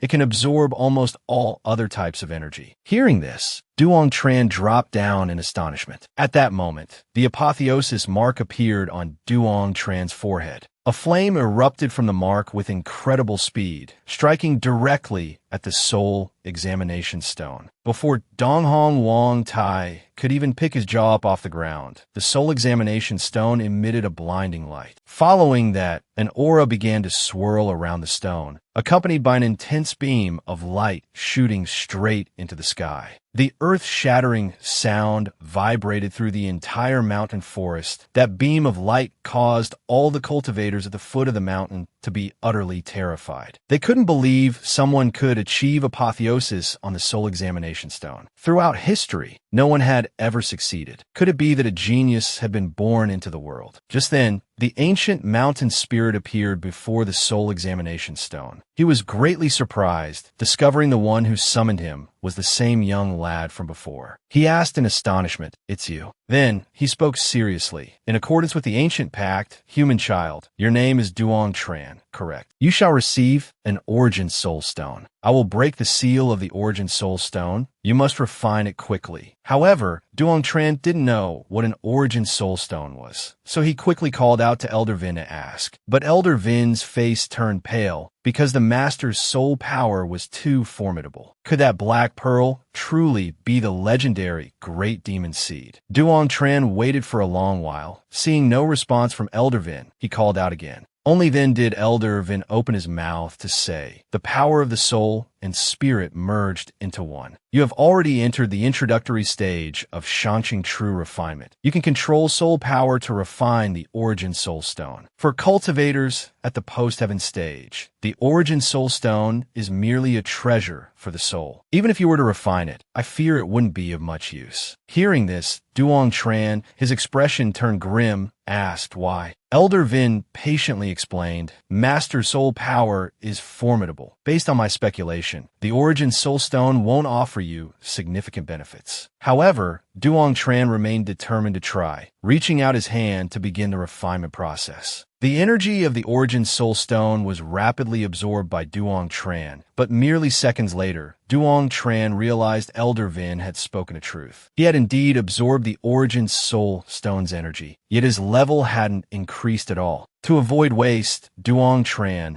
said to Kim Vo, "Kuyet, open your soul sea. I want to see if I can transfer this energy to you. Once it enters your soul sea, remember to fuse it with the soul power within." Upon hearing the words Origin Soul Stone, Duong Tran, without hesitation, shot a beam of Origin Soul energy towards Kim Vo Kuyet's forehead. Instantly, Kim Vo Kuyet's body trembled violently, feeling as though constricted from within. Donghong Wang Tai heard his younger brother's pain groan and asked worriedly, "Brother, what's wrong?" Kim Vo Kiet was still struggling to condense the dark energy. Duong Tran suggested that Wang Tai join him in guarding, helping his younger brother refine the Origin Soul Stone. Just then, a man clad in green robes rushed over, interrupting them. He enthusiastically invited Duong Tran to join the Seven-Sword Heavenly Sect, saying, "You are a swordsman. Joining us is the most suitable path for you." Duong Tran looked over with a puzzled expression, saying, "Brother, I am an enemy of Tan Shi Van. Is it appropriate for you to do this?" The green-robed man laughed heartily, explaining that Duong Tran didn't fully understand the Seven-Sword Heavenly Sect. Everyone here knows. The Seven-Sword Heavenly Sect has 7 peaks, each dedicated to a different sword path. Tan Shi Van's Golden Sword Peak has always been arrogant, which is closely related to the sword path they cultivate. As for my Soul Sword Peak, we always advocate cultivating the mind and nurturing character, placing importance on inner strength. Although Duong Tran wasn't interested, he politely thanked Soul Sword Peak for the sincere invitation. "I accept your invitation, but now is not the time for me to make a decision." After that, Duong Tran smiled and said to Wang Tai, "It's your turn, brother. With your strength, achieving apotheosis on the soul examination stone should be nothing, right?" Dong Hong Wang Tai looked slightly embarrassed, gently chiding his younger brother for his lack of modesty. "Acting like this will make people dislike us. Let's wait a bit longer." Just then, Kim Vo Kiet cried out excitedly, "My soul power has broken through." Hearing this, the queen stared wide-eyed at Kim Vo Kiet, thinking to herself, could this soul power breakthrough be related to Duong Tran? Dong Hong Wang Tai, however, was delighted and suggested that little Kiet try for apotheosis on the soul examination stone. At this moment, Kim Vo Kiet was brimming with confidence, believing he could succeed. He just didn't know if he could pass as smoothly as Duong Tran had. He quickly channeled his soul power, infusing it into the soul examination stone. This caused the soul examination stone to display the exact same phenomenon as it had for Duong Tran earlier. Divine light erupted, leaving the cultivators below utterly astonished. Rumor had it that the soul examination stone was the most difficult artifact to handle, yet it had lit up twice within just a few minutes. Kim Vo Kiet was now concentrating fully on the refinement process. Amidst the astonished gazes of the queen and Dong Hong Wang Tai, neither had expected little Kiet to be so formidable. Suddenly, a beam of light shot straight into the sky, accompanied by an earth-shattering sound, striking fear into everyone, making their souls tremble. Duong Tran and Kim Vo Kiet stood there, watching the brilliantly glowing soul examination stone. Kim Vo Kiet looked dejectedly at his brother, saying, "My limit is 6 soul rings. Is that very embarrassing for you?" Duong Tran laughed heartily, comforting his younger brother. "We're only 20 years old, still young and inexperienced." Dong Hong Wang Tai pretended to have a stomach ache, intending to slip away. Just as Duong Tran was about to stop him, he heard someone call his name. Van Lien Tan had come again to recruit him into the Eastern Xian Empire. But Duong Tran merely said coldly that he came from a small, insignificant nation in the Far East and hadn't expected to attract the attention of the empire's ruler. He was truly overwhelmed by the favor. Van Lien Tan chuckled outwardly, but his heart was filled with sinister thoughts. A genius joining the empire would only become another plaything for the amusement of the imperial family. Suddenly, Duong Tran asked, "What are the conditions?" Van Lien Tan thought he had changed his mind and enthusiastically explained from beginning to end. "His Highness the Crown Prince has decreed, if you join our empire, aside from the imperial capital, you may freely choose any place to become its city lord, or you could be appointed as a regional ambassador. Furthermore, the royal secret vault will also be open for you, allowing you to explore freely. Let me reveal a little secret. Inside, there are countless rare treasures, even including a heaven-rank martial technique." Unexpectedly, after hearing this, Duong Tran instead requested to ascend that silver steel. Other matters can be discussed later. This left Van Lien Tan dumbfounded, exclaiming in shock, "What? You still want to ascend the silver steel of apotheosis?" Not long after, Duong Tran and the queen arrived at the silver steel. As soon as he placed his hand on it, a beam of light shot out. Immediately after, Duong Tran's entire body was engulfed in flames. This energy collided with the silver steel, causing the silver monument to flash with a brilliant red light. Kim Vo Kiet and the queen held their breath, intently watching the changes in Duong Tran and the silver steel. At this moment, the red radiance had reached the top of the silver steel.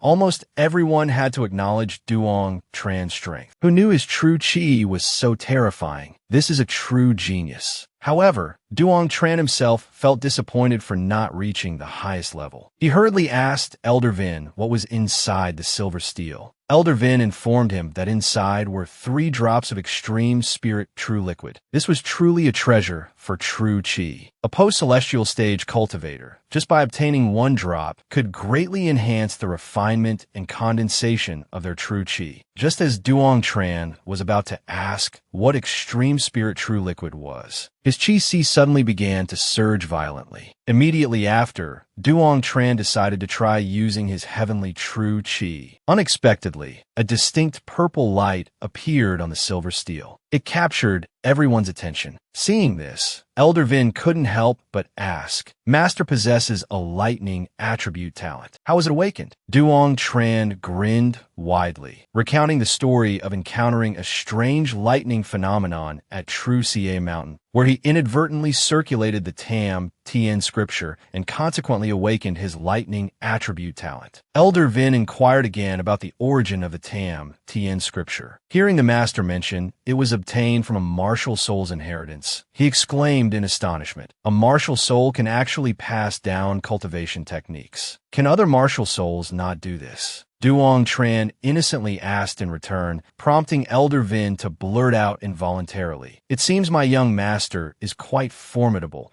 He must be concealing a heaven-shaking secret. Just then, the ancient mountain spirit elephant suddenly materialized, its voice booming. Who has awakened me? It spotted Duong Tran grinning from ear to ear and asked, surprised, is it you? Duong Tran offered an enigmatic smile, extending his hand expectantly for the reward. The mountain spirit wasted no words, directly placing the reward into his hands. Duong Tran carefully cradled the extreme spirit true essence with both hands, thinking inwardly, there's so much of this. I can't possibly refine it all alone. To prevent any waste, Duong Tran immediately summoned his two sworn brothers, instructing them to place their hands upon the silver steel. Dong Hong Wang Tai and Kim Vo Kuyet quickly stepped forward, drawing the astonished and envious gazes of the onlookers. Some murmured, confused about why they were ascending, speculating that Duong Tran, having passed the silver steel's trial, intended to share some of the spoils with them. They couldn't help but wish they possessed such a generous sworn brother like Duong Tran. Dong Hong Wang Tai suddenly froze, exclaiming, my condensed true chi has advanced a level. Kim Vo Kuyet placed his hand on the silver steel, then turned to Duong Tran. Are you sharing the reward with us? However, Duong Tran offered no reply, instead settling into a cross-legged position and closing his eyes. Wang Tai swiftly deduced he's breaking through. Hearing this, Kim Vo Kuyet immediately inquired, are you about to break through to the Heaven Convergence realm? This question ignited a fresh wave of fervent discussion among the cultivators. Duong Tran hasn't even reached the Heaven Convergence realm, yet he could achieve apotheosis repeatedly. The question immediately marked the green-robed cultivator as a newcomer, prompting the cultivator beside him to explain. Don't ask why, because he is Duong Tran. Another cultivator mused, I've truly never heard of him, but if he breaks through to the Heaven Convergence realm right now, just how powerful will he become? At that precise moment, Duong Tran opened his eyes. Seeing this, Kim Vo Kuyet hurriedly approached, asking that quickly. Duong Tran replied, this is called restoring the original state. You should stop cultivating your vital energy. Then he suddenly stood up, saying, it's time. His gaze shifted towards the mountain ahead, stating, I must go to the Echo Wall for the apotheosis. Arriving at the Echo Wall, Yang Chun silently observed the giant hammer before him. Since he hadn't yet learned any body cultivation secret techniques, an idea suddenly struck him, and he asked Elder Rong, do you have any suitable for me? Coincidentally, Elder Rong possessed a cultivation method called the Extreme Dragon 3 Strikes. He took out a book,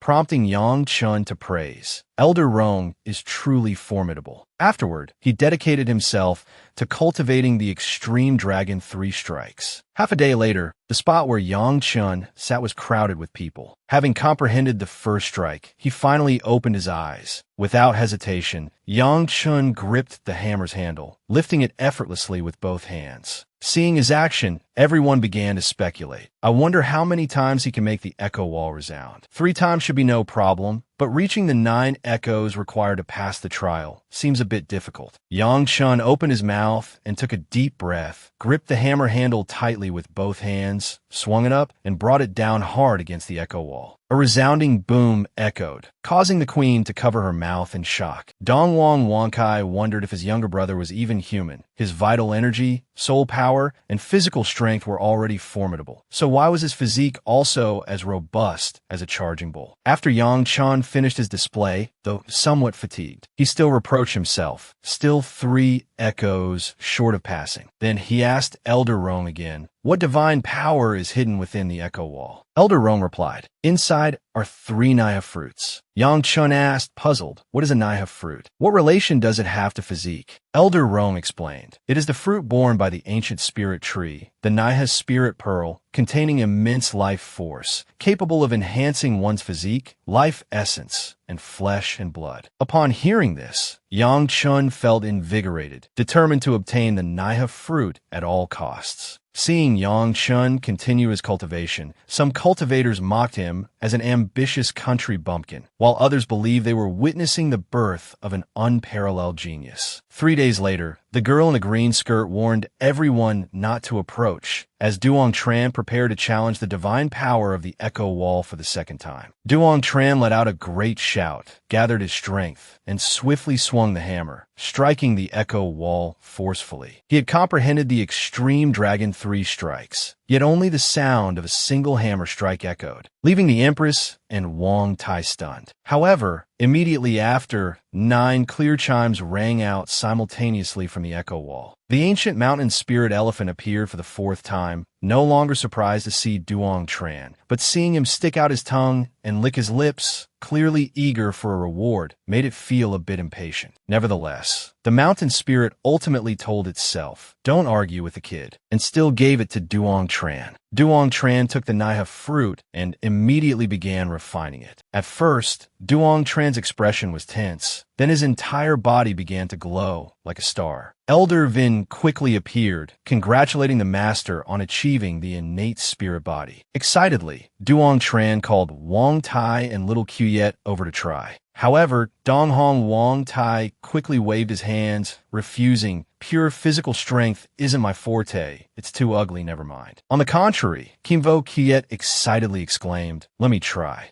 Duong Tran watched his younger brother stride forward, thinking to himself, I previously taught little Quyet the extreme Dragon 3 strikes. Seeing his confident look, he must have comprehended it. Kimvo Quyet gripped the hammer handle with both hands, let out a roar, and swung with great force. Just a second later, an ear-splitting echo reverberated from the echo wall, but there were only 8 sounds. Duong Tran looked up, his face full of doubt. Just then, a clear chime rang out, though not as resonant as the previous 8. Duong Tran still felt a flicker of hope, thinking he had succeeded. However, he worried the last sound wouldn't count. But then, the ancient mountain spirit appeared again. He angrily shouted, are you going or not? At the same time, he raised his fist. Then, he realized he had cursed the wrong person, but it was too late to take back his words. However, this kid actually held out his hand, asking for a reward. So the mountain spirit tossed down the Naya fruit and vanished without a trace. Just like that, Jian Wuxue successfully obtained the Naya fruit. At this moment, Wan Lianqing floated like a phantom to Yang Chen's side, saying, my 2 brothers, join the Eastern Xian Empire. Whatever requests you 2 have, we will fulfill them. Of course, the person in green robes from the 7-sword Heavenly Sect resolutely refused to be outdone, directly extending an olive branch. As long as you join Soul Sword Peak, you will be one of us. Just as Yang Chan was about to say, he felt the sincerity of Soul Sword Peak. Suddenly a clear voice called out, say no more. The voice came from a petite little girl who squeezed out from the crowd. Having emerged, the little girl ran up to Yang Chun, looked left and right, sized him up from front to back, as if inspecting goods. Then, the little girl widened her round eyes, like 2 marbles, and said, you are Yang Chun, right? From now on, you belong to our little 6-fire courtyard. Hearing this, Yang Chun was momentarily speechless, wondering whose mischievous child this was. Wan Lianqing stepped forward, pointing at the red-haired girl and scolding. Whose child is this? Do you know where you are? Daring to cause trouble here. Scram! But this little girl wasn't scared at all. Instead, she retorted disdainfully, I'll remember you. Wait until we get down the mountain. I'll tell my 3rd senior brother that you bullied me and let him teach you a lesson. Wan Lianqing was very curious about this little girl's background, so he leaned down and asked, who is your 3rd senior brother? The red-haired girl crossed her arms and said proudly, my 3rd senior brother is Shun Langran. As soon as this name was uttered, the group of cultivators were scared out of their wits. Shun Langran of the Fire Courtyard. Besides him, who else could it be? Curiosity sparked within Duong Tran as well. wondering what relationship this little girl had with Shun Langran. Just then, the red-haired girl patted Duong Tran on the shoulder, smugly announcing, "Third senior brother has already decided to let Duong Tran become a disciple of Firegate Mountain. Do any of you still have objections?" Wan Lianqing's face turned pale, but he still forced a smile and said, "We wouldn't dare." Seeing this, Duong Tran grew even more astonished. He leaned close to the queen's ear and whispered, "I don't recall any power in Eastern Xian called Firegate Mountain. Could it be a hidden sect?" The queen hurriedly explained, "Firegate Mountain is just a fire courtyard, old brother. The Water Fire Martial Academy is located outside Gemini Mountain. The water courtyard is outside. The fire courtyard is inside." Duong Tran widened his eyes again and asked, "Who is Shun Langran? Is he very formidable?" "More than just formidable." The queen sighed with emotion. "Shun Langran is the current head of the Eastern Xian ranking, known as the Wind Crown King. His wind sword technique is unparalleled in the world. The number of people who have died under his sword is countless." Duong Tran was stunned, asking, "How old is the Wind Crown King this year?" Hearing the queen say 29, he immediately exclaimed, "Only 29 years old, and already invincible in the Martial King realm." Before he could recover from the shock, another surprise followed. The red-haired girl lifted her head proudly, saying to Duong Tran, "What's wrong, little six? Aren't you going to call me senior sister?" Duong Tran didn't want to argue with a child, asking seriously, "If I join Firegate Mountain, what benefits do I get?" Hearing this, the girl's arrogant expression immediately vanished. She said, "Third senior brother didn't say what benefits he'd give you, however." She suddenly remembered something, clapped her hands, and said, "Joining Firegate Mountain has no benefits, but there's definitely one thing you couldn't possibly imagine." Hearing this, Duong Tran became interested, asking, "What is it?" Unexpectedly, the little girl grinned and said, "In Eastern Xian, no one dares to touch a single hair on the heads of us from Firegate Mountain." Hearing this, Duong Tran asked with a doubtful expression, "Are you really that formidable?" The red-haired girl immediately looked towards the hesitant crowd of cultivators, asking, "Who dares to act presumptuously before us from Firegate Mountain?" Indeed, a group of strapping young men were scared into a cold sweat by a little girl, scrambling over each other to flee. "My wife is about to give birth. I must go back. It seems I'm also about to give birth. I must return to take care of my younger sister." Yang Chun witnessed this scene firsthand, finally believing the little girl's words, and hurriedly tried to curry favor. "Little senior sister, I wasn't aware of the situation at Firegate Mountain before. Could you briefly introduce it?" The red-haired girl placed her hands on her hips, pouted, and said with a disdainful expression, "You should call me fifth senior sister, not little senior sister. As for the situation on the mountain, you'll find out when you get there." Yang Chun quickly changed his tune, calling her fifth senior sister, then asked, "Can my younger brother and my sworn older brother join Firegate Mountain too?" The little girl pondered for a moment, then replied, "I heard third senior brother mention Jian Wuxue. He can stay and guard the mountain gate, and also serve as an assistant to fourth senior brother. The others cannot." Jian Wuxue agreed without hesitation, while Dong Huang Wankai was filled with regret, tears welling up in his eyes. Only he was unwanted, truly losing face. Just then, the man in green robe from the Seven-Sword Heavenly Sect ran over again, saying, "My master just sent me a letter. I heard you possess innate soul bones, a peerless genius for cultivating the soul sword. I now formally invite you to join our soul sword peak." Dong Huang, you had no idea what soul bones or soul swords were. Hearing such a good opportunity, he was stunned, a look of bewilderment on his face. Hearing this, Elder Rong hurriedly explained to Yang Chun, "Dong Huang Yu is indeed a prodigy of the sword path. He was born with soul bones, very suitable for cultivating the soul sword." He paused for a moment here, not continuing. Only when Yang Chun asked, "Is cultivating the soul sword very difficult?" did Elder Rong sigh and say, "Not only is it difficult, most soul sword cultivators end up going mad. The cultivation process is extremely arduous and dangerous. Without unwavering determination, success is fundamentally impossible. But once successfully cultivated, a single sword strike can easily take another's life." At the same time, Dong Huang Wankai stammered, asking, after joining Soul Sword Peak. Before he could finish, the one dressed in green eagerly replied, "Our Soul Sword Peak has no conditions. Master only said one thing in the letter. If you agree to join, he will devote all his efforts to teaching you." Hearing this, Dong Huang Wankai felt reassured and immediately agreed to join Soul Sword Peak. At the same time, the red-haired girl was hurrying away, not forgetting to instruct Duong Tran. You have 1 month to handle your affairs. After 1 month, you must ascend the mountain. Remember that. Duong Tran watched her figure disappear into the distance, a sense of emptiness in his heart. She came and went as swiftly as a fleeting breeze. The journey to Gemini Mountain had concluded. It was time to bid farewell to Her Majesty the Queen. Duong Tran sincerely thanked her for patiently answering the 1,001 questions he and his younger brother had. But all good times must come to an end. They had to go to their sects and couldn't bring her along. Seeing the queen looking at him with sad eyes, Duong Tran pretended to be naive and asked, "The path from Eastern Xian into the secret realm is one way. If we want to return to our homeland, what should we do?" The queen smiled cheerfully and said, "You need not worry. You and I will return home together.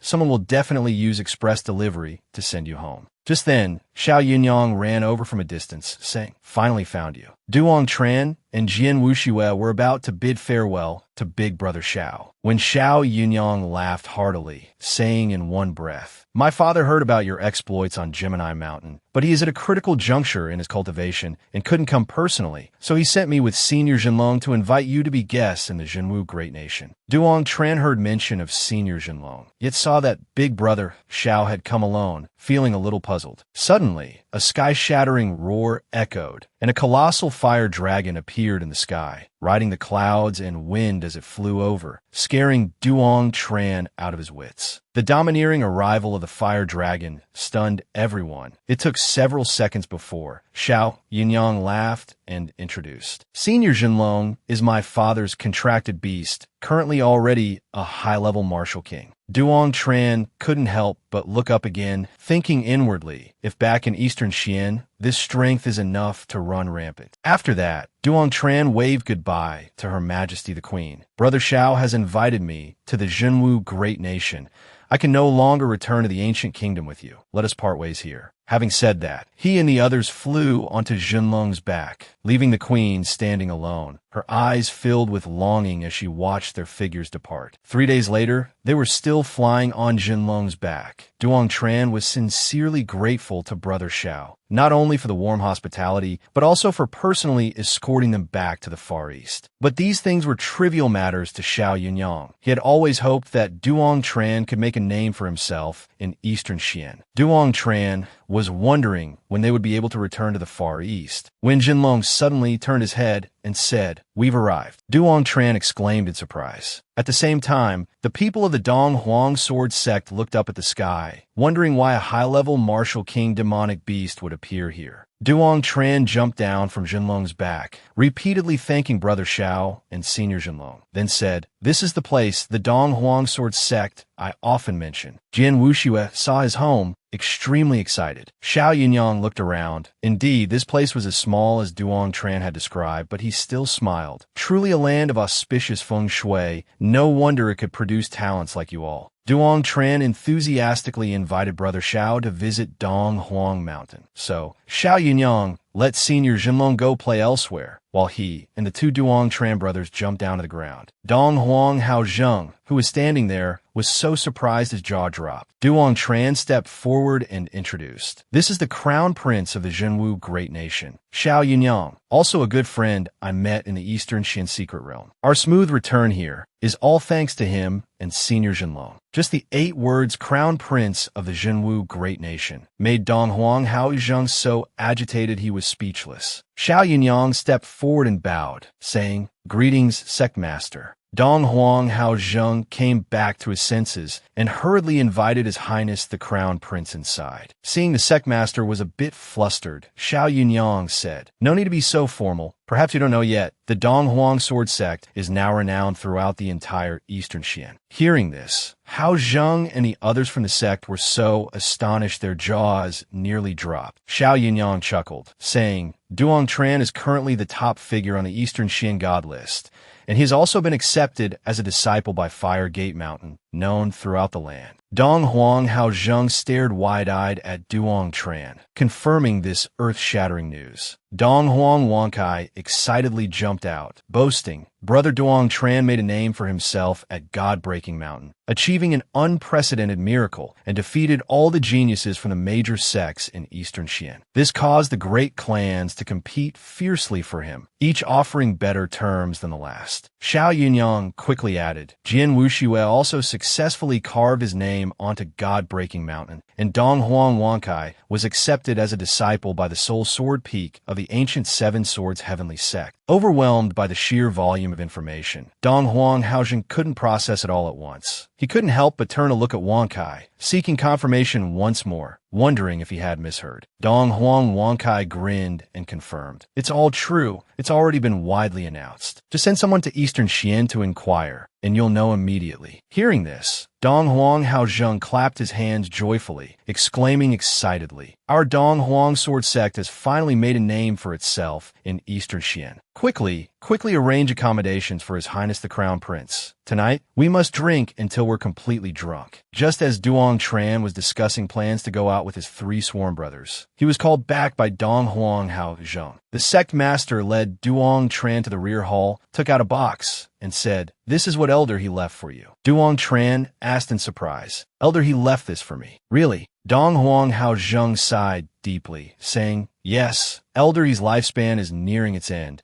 He went to an extremely perilous place in Eastern Xian seeking a chance for a breakthrough. This time, I fear the odds are against him." Duong Tran, however, didn't believe it, shaking his head and saying, "Impossible. How could that mysterious old man die so easily?" Dong Huang Hao Zheng didn't elaborate further, quickly changing the subject, asking, "You gained fame at God-Breaking Mountain. Did you perhaps encounter some fortuitous opportunity?" Duong Tran subtly moved 2 fingers, saying, "Indeed, there were some fortunate encounters." Upon hearing this, Dong Huang Hao Zheng seriously reminded, "Eastern Xian is not like our small Far East. Henceforth, you must be humble and careful, brave and upright. Our cultivation level in the Far East doesn't match theirs. Safety comes first." Seeing the sect master's concern, Duong Tran obediently nodded and said, "This junior will remember." A short while later, strange grunting sounds continuously echoed from within the cultivation chamber. But these were not the kind of dark thoughts one might imagine. Duong Tran was gritting his teeth, trying desperately to open that box. After a struggle, he collapsed limply onto the ground, panting heavily, thinking inwardly, "My current physique can't even open this box." Since brute force didn't work, Duong Tran tried probing it with his divine sense. But no matter what, he couldn't penetrate the box's interior. What the devil is this thing? Duong Tran was stumped, only able to reluctantly call out to the Soul Shadow Elder, "Old man, come out quickly and take a look. What is this?" Although the Soul Shadow Elder was incredibly knowledgeable, even he couldn't identify what the box contained. However, he knew the surface of the box bore a strange bloodline restriction, requiring a specific bloodline to open it. Hearing this, Duong Tran found it a bit odd. But immediately afterward, he extended a finger and bit it, then dripped a drop of his blood onto the black box. Instantly, an evil energy began to seep out from the box. As the lid opened, the dangerous and oppressive aura intensified. Yet what astonished Duong Tran the most was that inside the box lay only a single enormous eyeball. Duong Tran quickly moved to refine it. Just then a familiar voice suddenly spoke. "Young master, this is what I gifted you before leaving. It is the left eye of the martial god. The fledgling has left the nest. This old servant's strength is also nearing its end. I hope the great heaven-devouring venerable returns to the mountain soon." Duong Tran immediately recognized this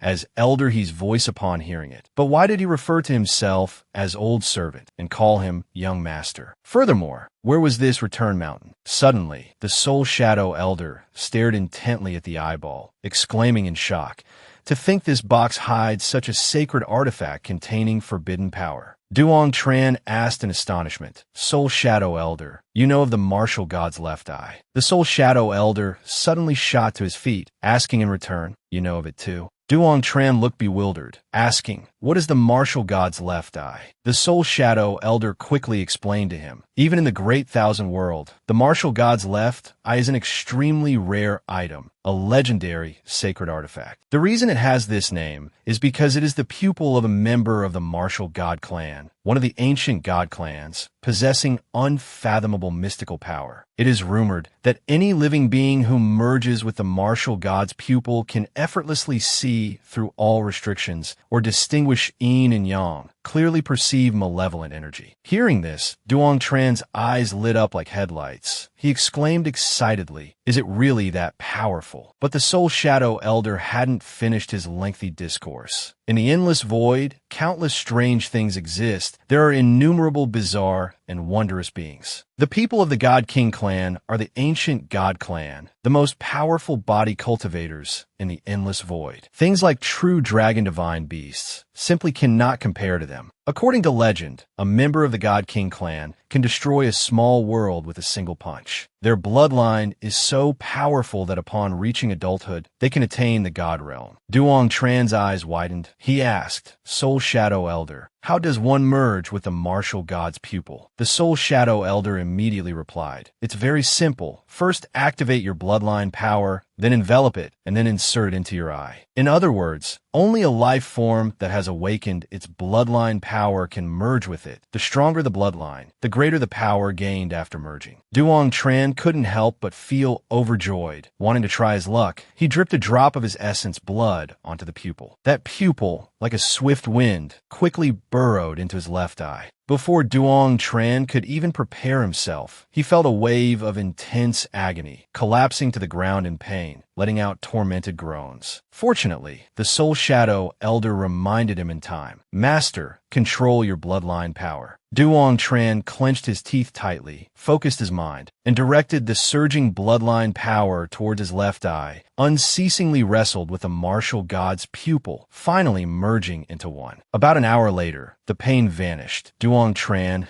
then discovered that his left eye had lost all sensation. He panicked and asked the Soul Shadow Elder why this situation had occurred. The Soul Shadow Elder moved closer to his eye, saying, "Do not worry. The fusion process is a lengthy one." Hearing this, Duong Tran's heart grew heavy, thinking to himself that this time he was truly done for, having become a one-eyed dragon. Several days later, Duong Tran, along with Chuven Duong and Tan Long, prepared to depart. Dong Hong Hao Chin personally saw them off and instructed, "In the future, no matter what difficulties you encounter, the Eastern Emperor's Sword Sect will forever be your steadfast support." Duong Tran expressed his gratitude towards the Sect Master, waved goodbye. Tan Long, familiar with the way, controlled the clouds, carrying them back towards the eastern continent. At this moment, Xiao He, also a dragon, was lying flat on its back on the ground, snoring loudly. Chuvan Duong remarked with interest to Duong Tran, "Your contract beast is truly special. I've never seen one like it." Hearing this, Duong Tran tilted his head slightly, only to see it with its mouth wide open, full of teeth. He kicked it disdainfully a few times, saying, "You praise it too much. Aside from sleeping like a log from morning till night, it's utterly useless." Unexpectedly, the Soul Shadow Elder spoke up in Xiao Hei's defense. "This little fellow is quite formidable." Duong Tran looked at Xiao He, sleeping and blowing snot bubbles, wondering how it could possibly be formidable. The Soul Shadow Elder advised him not to be impatient. "It is still awakening its bloodline power. The berserk power you sense emanates from it. What's stranger is this power fuses two types of bloodlines. One is the bloodline of a divine beast. As for the other, I cannot determine if it is the bloodline of a Qilin or not." Just then, Senior Tom Long turned his head back, saying, "Below is Night Cloud Canyon, the stronghold of the Waterfire Martial Academy in the Eastern Stream Secret Realm." Duong Tran quickly thanked Elder Brother Chu and Senior Tom Long. As they rode the soundly sleeping Xiao He into Night Cloud Canyon, he could still hear Chuven Duong's voice coming from behind. "When you're free later, remember to visit me in the true martial great nation." After that, Xiao He carried them into Night Cloud Canyon. The scenery was beautiful. Suddenly it flew past a mountain, discovering several people standing outside the mountain. Duong Tran immediately told Xiao He to land and take a look. He walked with interest towards several people dressed as guards. asking, "This brother, what is inside the mountain cave?" However, the person rudely pointed at his nose and cursed. "Who are you? How dare you trespass into our night cloud canyon? Are you tired of living?" Hearing this, Kim Vo Kyet immediately roared furiously. "How dare you speak to my big brother like that? Believe it or not, I'll beat you into minced meat." Upon hearing this, that guard shouted loudly, "Martial brothers, come quick and see. These two reckless fools dare to come here and cause trouble. They even want to hit me. This is absolutely hilarious." Immediately after, a horse-faced man walked over, asking coldly, "Where are you two from? Do you know what place this is? Daring to come here, seeking death." Duong Tran sneered, saying, "I wondered how formidable the Water Academy was. Turns out it's just a gathering of fools." As soon as these words were spoken, the people from the Water Academy immediately flared up with rage, wishing they could skin them alive and pull out their tendons. "This bastard is too arrogant. No matter who he is, quickly cut him down." However, Duong Tran calmly instructed, "Little Kyet, beat them up." Kim Vo Kyet charged forward aggressively, punching toward the opponent's face. Only a bang was heard. The horse-faced man was sent flying, smashing into the cliff wall behind, sending rock fragments flying. That man angrily wiped the blood from his face, drew out a long whip, and roared, "You're dead." The long whip lashed towards Kim Vo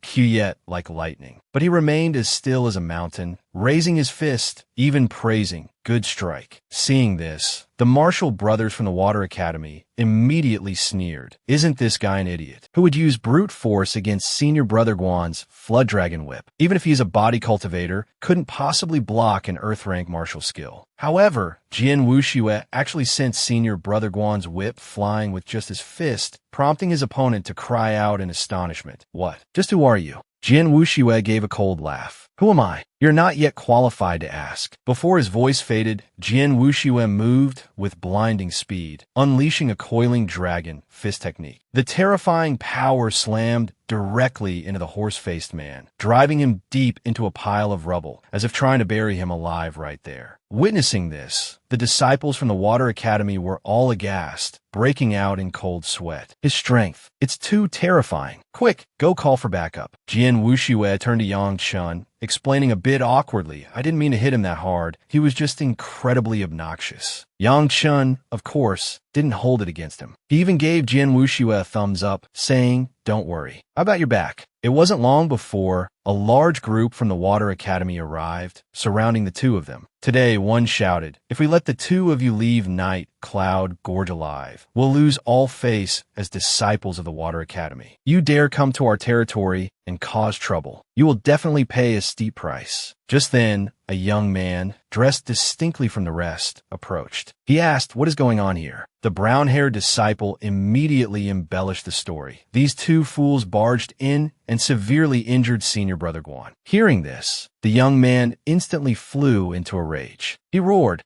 Who dares to behave so atrociously on our Water Academy's grounds?" The disciple quickly pointed towards Yang Chun and Jian Wuxue, saying, "It's them." The young man looked over at them and asked, "Why is it you two? I recall seeing you at Function Mountain." Yang Chun asked coolly, "Are you the one responsible for Night Cloud Gorge? We just got here, and this group of imbeciles not only tried to chase us away, they even intended to kill us. Tell me, how should this situation be resolved?" Who is it? Get over here." Senior Brother Tian bellowed. The long-faced disciple, trembling like a frightened rabbit, stepped forward nervously. Before he could utter a word of explanation, Senior Brother Tian struck him with a slap that left him seeing stars. Senior Brother Tian pointed at the long-faced disciple and then indicated Yang Chun, saying, "This person is Yang Chun. He is also a student of our Waterfire Martial Academy." As soon as the words fell, a stir went through the surroundings. He was accepted by the academy. Duong Tran, that peerless genius. Senior Brother Tian hurriedly apologized to Duong Tran, expressing regret on behalf of those foolish junior brothers, and at the same time offered to personally escort him out. Duong Tran, giving face to Senior Brother Tian, decided not to pursue the matter further. On the way out, Duong Tran asked Senior Brother Tian, "Could you tell me what is inside these caves?" Senior Brother Tian tilted his head slightly, asking, "You don't know the origin of Night Cloud Canyon?" Seeing Duong Tran shake his head, he explained, "It is said Night Cloud Canyon is an ancient battlefield. Countless powerful experts are buried here. Our Waterfire Martial Academy occupied this place, excavated numerous caves, and inside, they all contain a large amount of innate spiritual energy. Hearing about the large amount of innate spiritual energy, Duong Tran couldn't help but be astonished. After walking a bit further, Senior Brother Tian led them to the teleportation gate leading to the Fire Academy. They quickly stepped into the teleportation gate, arriving at the south gate of the Fire Academy. Senior Brother Tian respectfully bowed to an old man, introducing, "These are 2 new students of our Fire Gate Mountain." The old man glanced at them, the corners of his mouth twitching slightly, and said, "Good, it seems Fire Gate Mountain has gained 2 more monsters." Duong Tran reacted quickly, immediately clasping his hands in salute. "Greetings, master." The old man waved his hand dismissively, saying, "I am not qualified to be your master. Go quickly, go." Duong Tran was taken aback, asking, "Go where?" The old man pointed behind them, saying, "Look behind you." It turned out that behind them lay a vast expanse of forest and mountains, majestic and magnificent. The old man said, "This is all the mountain range of the Fire Academy's Fire Gate Mountain. You are disciples of Fire Gate Mountain. Go over there and register yourselves." Seeing Duong Tran and Kim Vo Kuyet still admiring the scenery, the old man chuckled and said, "I'll send you part of the way. We shall meet again if fate allows." After speaking, the old man took a writing brush, drew a circle in the air, accompanied by a flash of fiery light. He, Duong Tran, and Kim Vo Kuyet vanished from the spot together, appeared in an unfamiliar mountainous region. Yang Chun excitedly said to Jian Wuxue,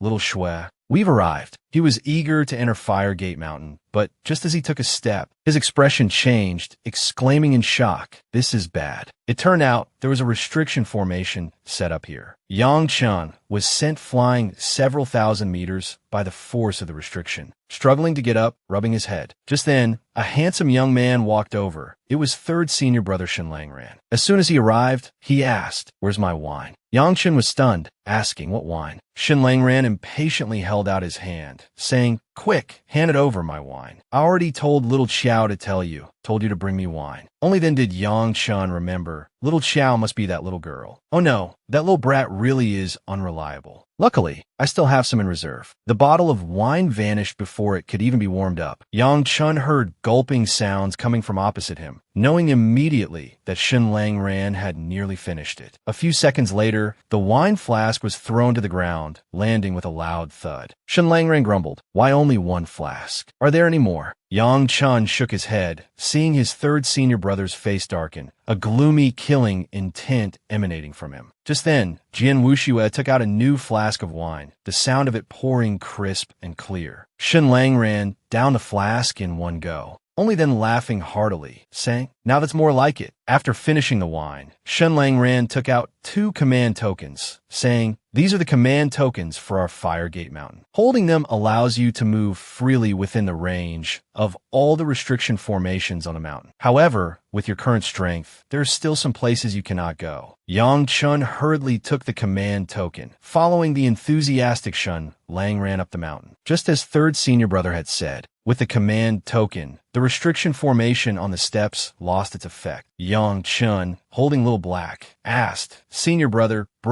could you tell me about the situation on the mountain?" Shen Langran answered indifferently. "The situation on the mountain? You ask. What situation is there to speak of?" Yang Chun slightly suspected this Senior Brother might have something wrong with his head. He wouldn't answer anything asked, only spouting nonsense. Sure enough, a few seconds later, Shen Langran pointed at Little Black, saying, "Your black dog is quite plump. Let's make 7 dishes out of it this noon. Drive away the bad luck." Hearing this, Little Black was so scared he nearly wet himself and hurriedly burrowed into Yang Chen's embrace. Yang Chen was also startled and quickly said, "You can't, he's my contract beast, an old senior." Shen Langran coldly reminded, "We brothers of Fire Gate Mountain must not deceive each other. There's clearly no contractual relationship between you and this black dog.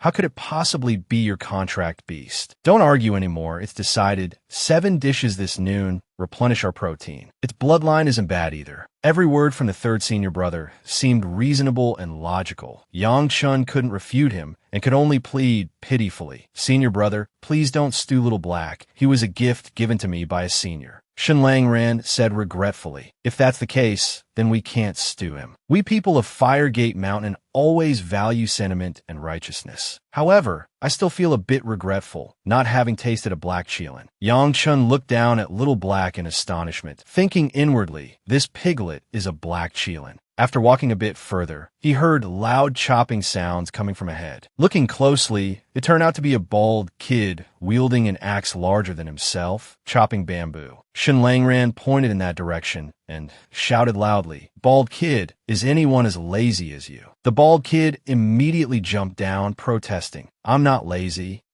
Yang Chun was carefully observing this boy. The strange thing was, he couldn't see through the other party's cultivation level. Meanwhile, Shen Langran stood with hands on hips, scolding, "It's already been a month. Such a trivial task, and you still haven't finished it, just filling your belly and doing nothing useful. Youngest junior brother has arrived, and the house isn't even built yet. Where will he sleep tonight?" The bald kid seemed accustomed to being scolded, still grinning as he said, "There are about 200 trees left. Junior brother will definitely have a new house to stay in today." After speaking, he was about to continue chopping, but Shen Langran said, "No need anymore. There aren't many left anyway. Go cook first. Remember to cook plenty of meat to welcome our 2 new junior brothers." Hearing the word meat, the bald kid's eyes lit up and he excitedly ran into the bamboo forest. Only then did Yang Chun ask his 3rd senior brother, "Who was that? Is that bald kid your 4th senior brother?" Shen Langran replied, "That's right, that's him." Yang Chun didn't want to exploit child labor, so he tactfully said, "I don't need 4th senior brother to worry about my lodging. I'll go chop the bamboo myself later." Hearing this, 3rd senior brother looked at him with suspicion. He asked incredulously, "You don't know how to chop?" Shen Langran suddenly burst out laughing, pointing at the bamboo forest, and said, "Why don't you give it a try? Try pushing it, see how it goes." Yang Chun quickly walked over to the axe. But no matter how hard he tried, he couldn't lift it. Only then did he understand why 3rd senior brother had laughed earlier. Yang Chun scratched his head embarrassedly, took out his blackwood sword to save face. He aimed at a bamboo stalk and swung the sword down. However, not only did the bamboo not break, but it didn't even have a scratch. Yang Chun decided to channel Sacred Flame, True Chi lightly across the blade, and struck down with all his might. Yang Chun and his brother stared intently at the bamboo stalk, expecting it to fall. But things didn't go as planned. That strike only managed to create a very small crack in the bamboo. Yang Chen's face turned pale, wondering what kind of bamboo this was to be so hard. Shen Langran stroked his chin, musing thoughtfully. How strange, no wonder Master chose him for the sect. Then he stood up and comforted Yang Chun. "Don't be discouraged. You're only at the first stage of the post-heaven realm. These bamboo stalks are all treasures, materials used for refining high-grade spirit tools. In East Xian, this bamboo forest is worth more than 1,000 high-grade spirit stones." Hearing this figure, Yang Chun couldn't help but let his jaw drop. After a moment, they continued up the mountain. He asked his 3rd senior brother again, "Could you briefly introduce the cultivation levels of Master and the senior brothers and senior sisters?" Shen Langran sighed, then began speaking volubly, "Including the 2 of you, the Firegate sect has a total of 8 people. That old man doesn't care about us. It's hard enough for him to return even once a year. Eldest senior brother has already gone down the mountain, so before you arrived, there were only 4 people on the mountain. Currently, the affairs of Firegate Mountain are handled by the 2 senior sisters." Speaking of this, Shen Langren's tone softened, and his face revealed that familiar, smooth-talking expression, lavishing praise on the 2 senior sisters, saying they possessed nation-toppling beauty, beautiful and kind, commanding respect. "If you dare anger the 2 senior sisters, just wait for me to skin you and pull out your tendons." After coldly warning Yang Chun, Shen Langran, with a proud tone, introduced the eldest senior brother. His name is Du Shenba, very famous in East Xian. The 2 senior sisters are named Bu Saran. They have never left the mountain. They are the pillars of Firegate Mountain. Hearing this, Yang Chun was about to speak up for his senior brother, but before he could finish, Shen Langran confidently struck his most handsome profile pose, saying, "I am your 3rd senior brother, Shun Langran, also the number one handsome man in East Xian. People often call me the Wind King. You must have at least heard of this title. Yang Chun understood immediately and flatteringly said, I have long heard of your resounding fame in East Xian. You are truly the number one king of East Xian. Hearing this title, Shun Langran was overjoyed beyond measure, laughing like a madman, saying, this is the first time someone has called me the number one king of East Xian. I am captivated by this title. Ha ha ha. After a long while, Shun Langran finally stopped laughing and introduced the fourth senior brother, Shizhan. That's the bald kid you just met. He's still young. Although a bit lazy, she's obedient, easy to teach. There's also your fifth senior sister, Chower, still an underage young girl. Just like that, the three people and one beast walked and chatted, soon arriving at the mountain peak. Shun Langran casually pushed open the door, calling out loudly, Saran, I brought junior brother up the mountain. This woman in green, with devastatingly beautiful features, was precisely second senior sister Busaran. She didn't even spare Shun Langran a glance, coldly asking, have today's tasks been completed yet? The one being asked was fifth senior sister Chower. The little girl was so scared she fumbled, stammering, today, we welcome junior brother perhaps. If you don't complete the tasks, you don't get to eat. Busaran's tone was icy, sternly crossing her arms as she spoke. Chower angrily ran off, kicking at a stone, muttering under her breath, fine, I'll do it. Why be so fierce? Seeing this, Yang Chan guessed this must be second senior sister Busaran and felt that his future life would be quite tiring. He needed to quickly think of a way to leave a good impression. So he immediately pretended to be mesmerized, saying, am I seeing things? How can there be such a beautiful woman in this world? Even a fairy descended from the heavens cannot compare to you. Unexpectedly, Busaran actually chuckled upon hearing his cheesy pickup line. Laughed out loud. Yang Chun became even more enthusiastic with his sweet talk, saying, senior sister, we are truly fortunate to witness your smile. This smile is enough to make 100 flowers feel ashamed and dim the sun and moon. Busaran was praised until her heart blossomed with joy, still smiling as she said, this junior brother is quite interesting. Hearing this, Shun Langran instantly doubted his life, saying, those sweet words actually work. At this moment, Busaran was praising Little Black,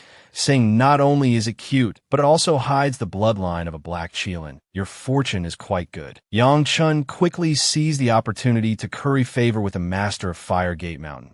And I haven't formed a contract yet. If sister likes it, I'll give it to you as a meeting gift. However, Busaran considered Little Black a rare contract beast. Senior sister will not snatch your opportunity, but it is in the process of awakening its bloodline power. I will take care of it for you for a while. At this moment, fourth senior brother Shizhan approached, announcing that the meal was ready. Busaran told Yang Chun, the dining hall is in the main hall ahead. Behind it is the kitchen. Shizhan's cooking skills are quite good. He is responsible for cooking for everyone. A moment later in the dining hall, Yang Chun looked at the piece of meat before him, musing, is such a small piece of meat enough to eat? Moreover, beside him, two pairs of hungry eyes watched, practically drooling. Shizhan hurriedly urged the two senior sisters to divide the meat. But the two senior sisters told him to go call Chower. Today, our junior brother joined the sect. Let's spare her this once. Yang Chun watched as his fourth senior brother took 3 steps and looked back once while going to find her, then asked the two senior sisters, usually when master isn't here, how does everyone cultivate? Busaran's lips curved into a smile, but her hand clenched tightly, veins popping on it. Don't mention that, old man. It would be best if he just dropped dead outside. Shun Langran quickly leaned close to his ear, whispering, you know master's temperament. He agreed to return to the mountain with me, but vanished in the blink of an eye. Yet Busaran still coldly uttered one word, useless, piercing straight into Shun Langren's sensitive heart. At this moment, Shizhan returned with Chower. Busaran clapped her hands, saying, before we eat, let's say a few words. She turned to Yang Chun, saying, you are the youngest. Everyone must take extra care of you. Regarding cultivation, third senior brother will be responsible for teaching you. Because your cultivation level is still low, just focus wholeheartedly on cultivating. Don't worry about other trivial matters. Hearing this, Chower immediately protested. How can this be? He's older than me. Why doesn't he have to do chores? But she was immediately met with a glare from her senior sister, her face flushing red. You dare talk back. You are the laziest. Today, if it weren't for our junior brother's arrival, you wouldn't even have food to eat. Xiao looked torn between tears and laughter, begging her sister not to scold her anymore, but the matter was already settled. Bu Saran decided it was time to share the meat and eat. Yangshan looked at the small piece of meat on his chopsticks, feeling rather resigned. Shen Langran was gazing intently at the meat, completely captivated, his mouth practically watering. Yangshan watched him for a long moment, before deciding to pop the morsel into his own mouth for a taste. However, the instant he chewed, his complexion shifted dramatically, as though he'd ingested poison. He felt the blood surge hotly through his veins, leaving him bewildered, wondering if he was chewing on meat or rock. But Elder Rong's voice echoed in his mind, reminding him, quickly refine it using your bloodline power. Yang Chun immediately obeyed. Sure enough, after a cycle of refinement, his flesh, blood, sinews, and bones all strengthened, ascending to a new level, all thanks to that single piece of meat. When Shizhan saw that Yang Chun could actually digest it without suffering any ill effects, he beamed, praising him, impressive, and gave him a hearty slap on the shoulder. It was then that Jian Wuxue finally spoke, asking what kind of meat is this to hold such tyrannical energy. Xiao winked playfully. Dragon meat, haven't you ever had it before? Upon hearing this, Yang Chun and Jian Wuxue nearly choked, their faces masks of utter disbelief. Shizhan chuckled heartily. Firegate Mountain hosts a dragon lair, he explained. We raise quite a number of dragon beasts there, but there's only one true dragon, an adolescent fire dragon. A fire dragon. Yang Chun and Jian Wuxue gasped in unison. Seeing their perpetual state of shock, the two senior sisters, Bu Saran and Xiao, issued a cool reminder. Mind your manners while eating. Third senior brother still needs to take you for cultivation practice shortly. Once the meal concluded, Yang Chun followed Shen Langran into a nearby forest. He asked innocently, Third senior brother, what are we going to cultivate here? Third senior brother let out a helpless sigh. You don't even know what you need to cultivate. He retorted, Master always said, cultivation of the Tao begins within oneself. You're currently still grounded in the post-celestial stage, focusing primarily on martial foundations, yet somehow you're considered heavenly convergence realm. Your Dantian hasn't even fully achieved its purple transformation. I honestly don't know where to begin with you. Yang Chun was struck dumb by the assessment, managing only to stammer. But where would I even obtain innate purple chi? Only then did Shen Langran remember. His junior brother came from the impoverished lands of the East,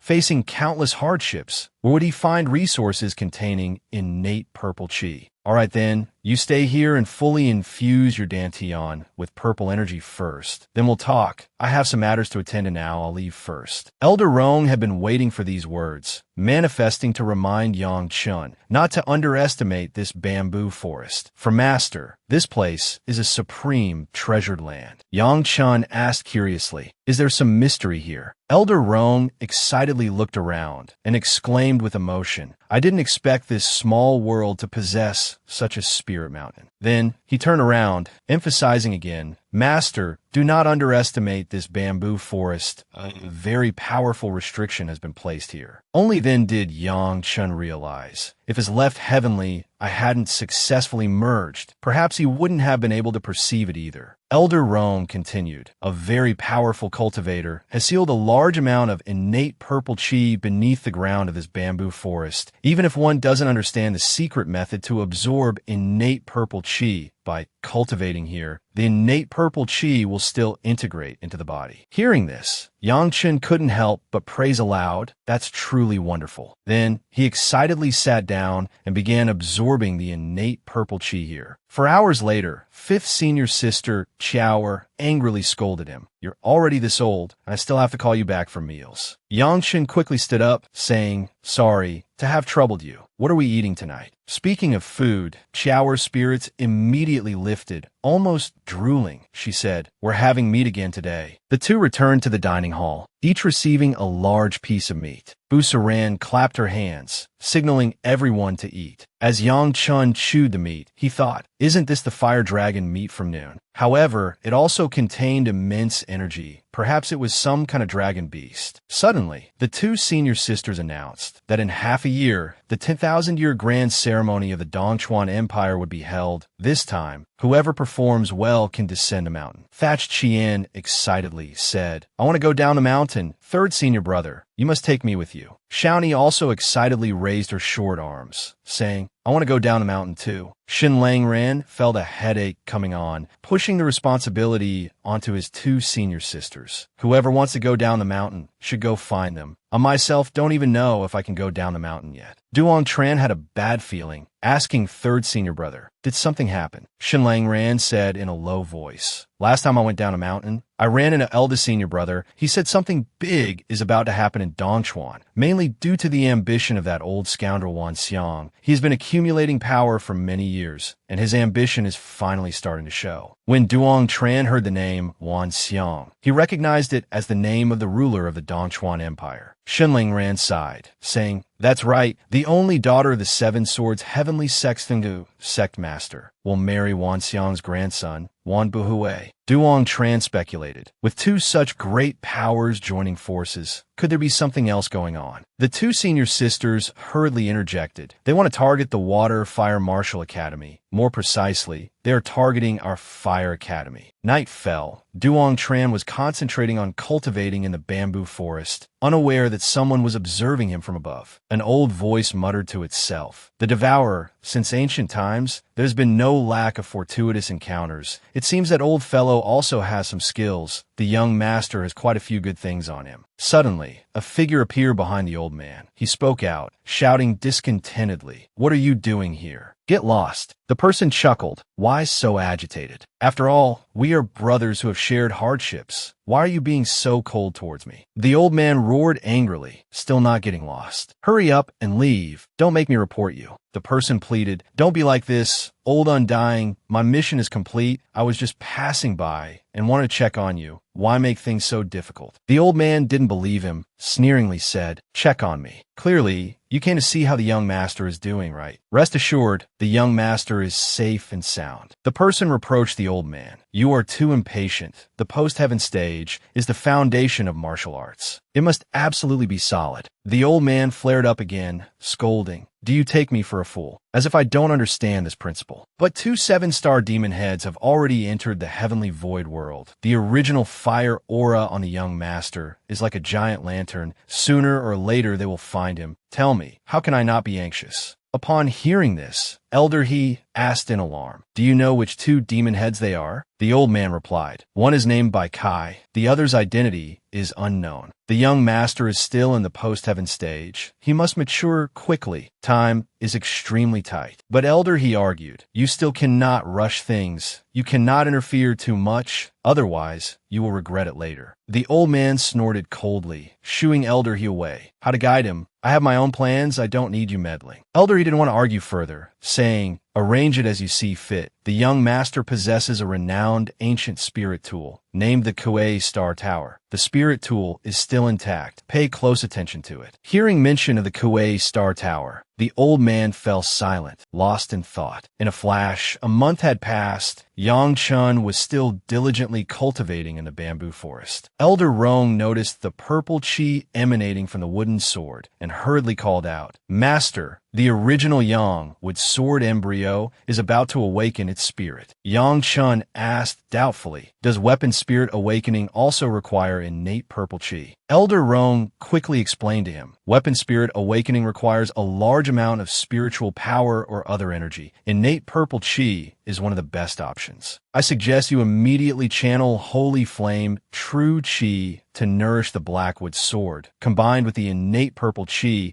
it's highly likely to develop sentience in the future, becoming a spirit tool. If that could be achieved, it would be wonderful." Yang Chan excitedly poured Holy Flame, True Chi into it. The Blackwood sword grew increasingly brighter. Just then, Elder Rong shouted loudly, "Master, now is the time. Quickly drip your essence blood onto the original Yangwood sword." Yang Chun immediately dripped several drops of blood onto the blade. The essence blood quickly seeped into the patterns on the sword's blade, spreading across the entire blade. By now, everyone had gathered in the dining hall, but they hadn't started eating yet. Chowny slumped onto the table in annoyance, muttering, "This little junior brother is late again." Seeing this, Busu Ran spoke up, "Don't wait any longer. let's eat first. Later, Xiaoni, you take some food to the bamboo forest for your little junior brother. He must be at a critical moment in his cultivation. Xiaoni sighed dejectedly. Do I have to deliver food again? At this moment, Shunlang ran asked Xiao Ke, your older brother primarily cultivates the sword path, but he hasn't comprehended sword intent yet, has he? Xiao Ke answered honestly, big brother mainly cultivates the sword path, and although he hasn't comprehended sword intent, he has comprehended a type of dark martial intent and an earth system martial intent. Triple system talent. The other four exclaimed in unison. The two senior sisters chuckled, saying, there's basically no need to compete. Little junior brother is currently only at the first level of the heavenly combination realm, so he's a triple system heavenly Dao master. Shunlang Ran remarked admiringly, truly a little monster. Initially, I planned to lend him the blue wheel sword from Bishui Mountain to help him comprehend sword intent. It seems we'll also need to borrow the ancestor god statue and the 7 souls from Bishui. Busu Ran turned again to instruct Xiao Ni. When you deliver the food to Yangchen later, tell him something for me. If he reaches the Purple Mansion realm, he should make a trip to the water courtyard. Hearing this, Xiao Ni happily exclaimed, I want to go too. But her two senior sisters shot her a cold glance, saying, Suni, cultivation places like Bishui Mountain Gate are of no benefit to you. Your current task is to chop bamboo.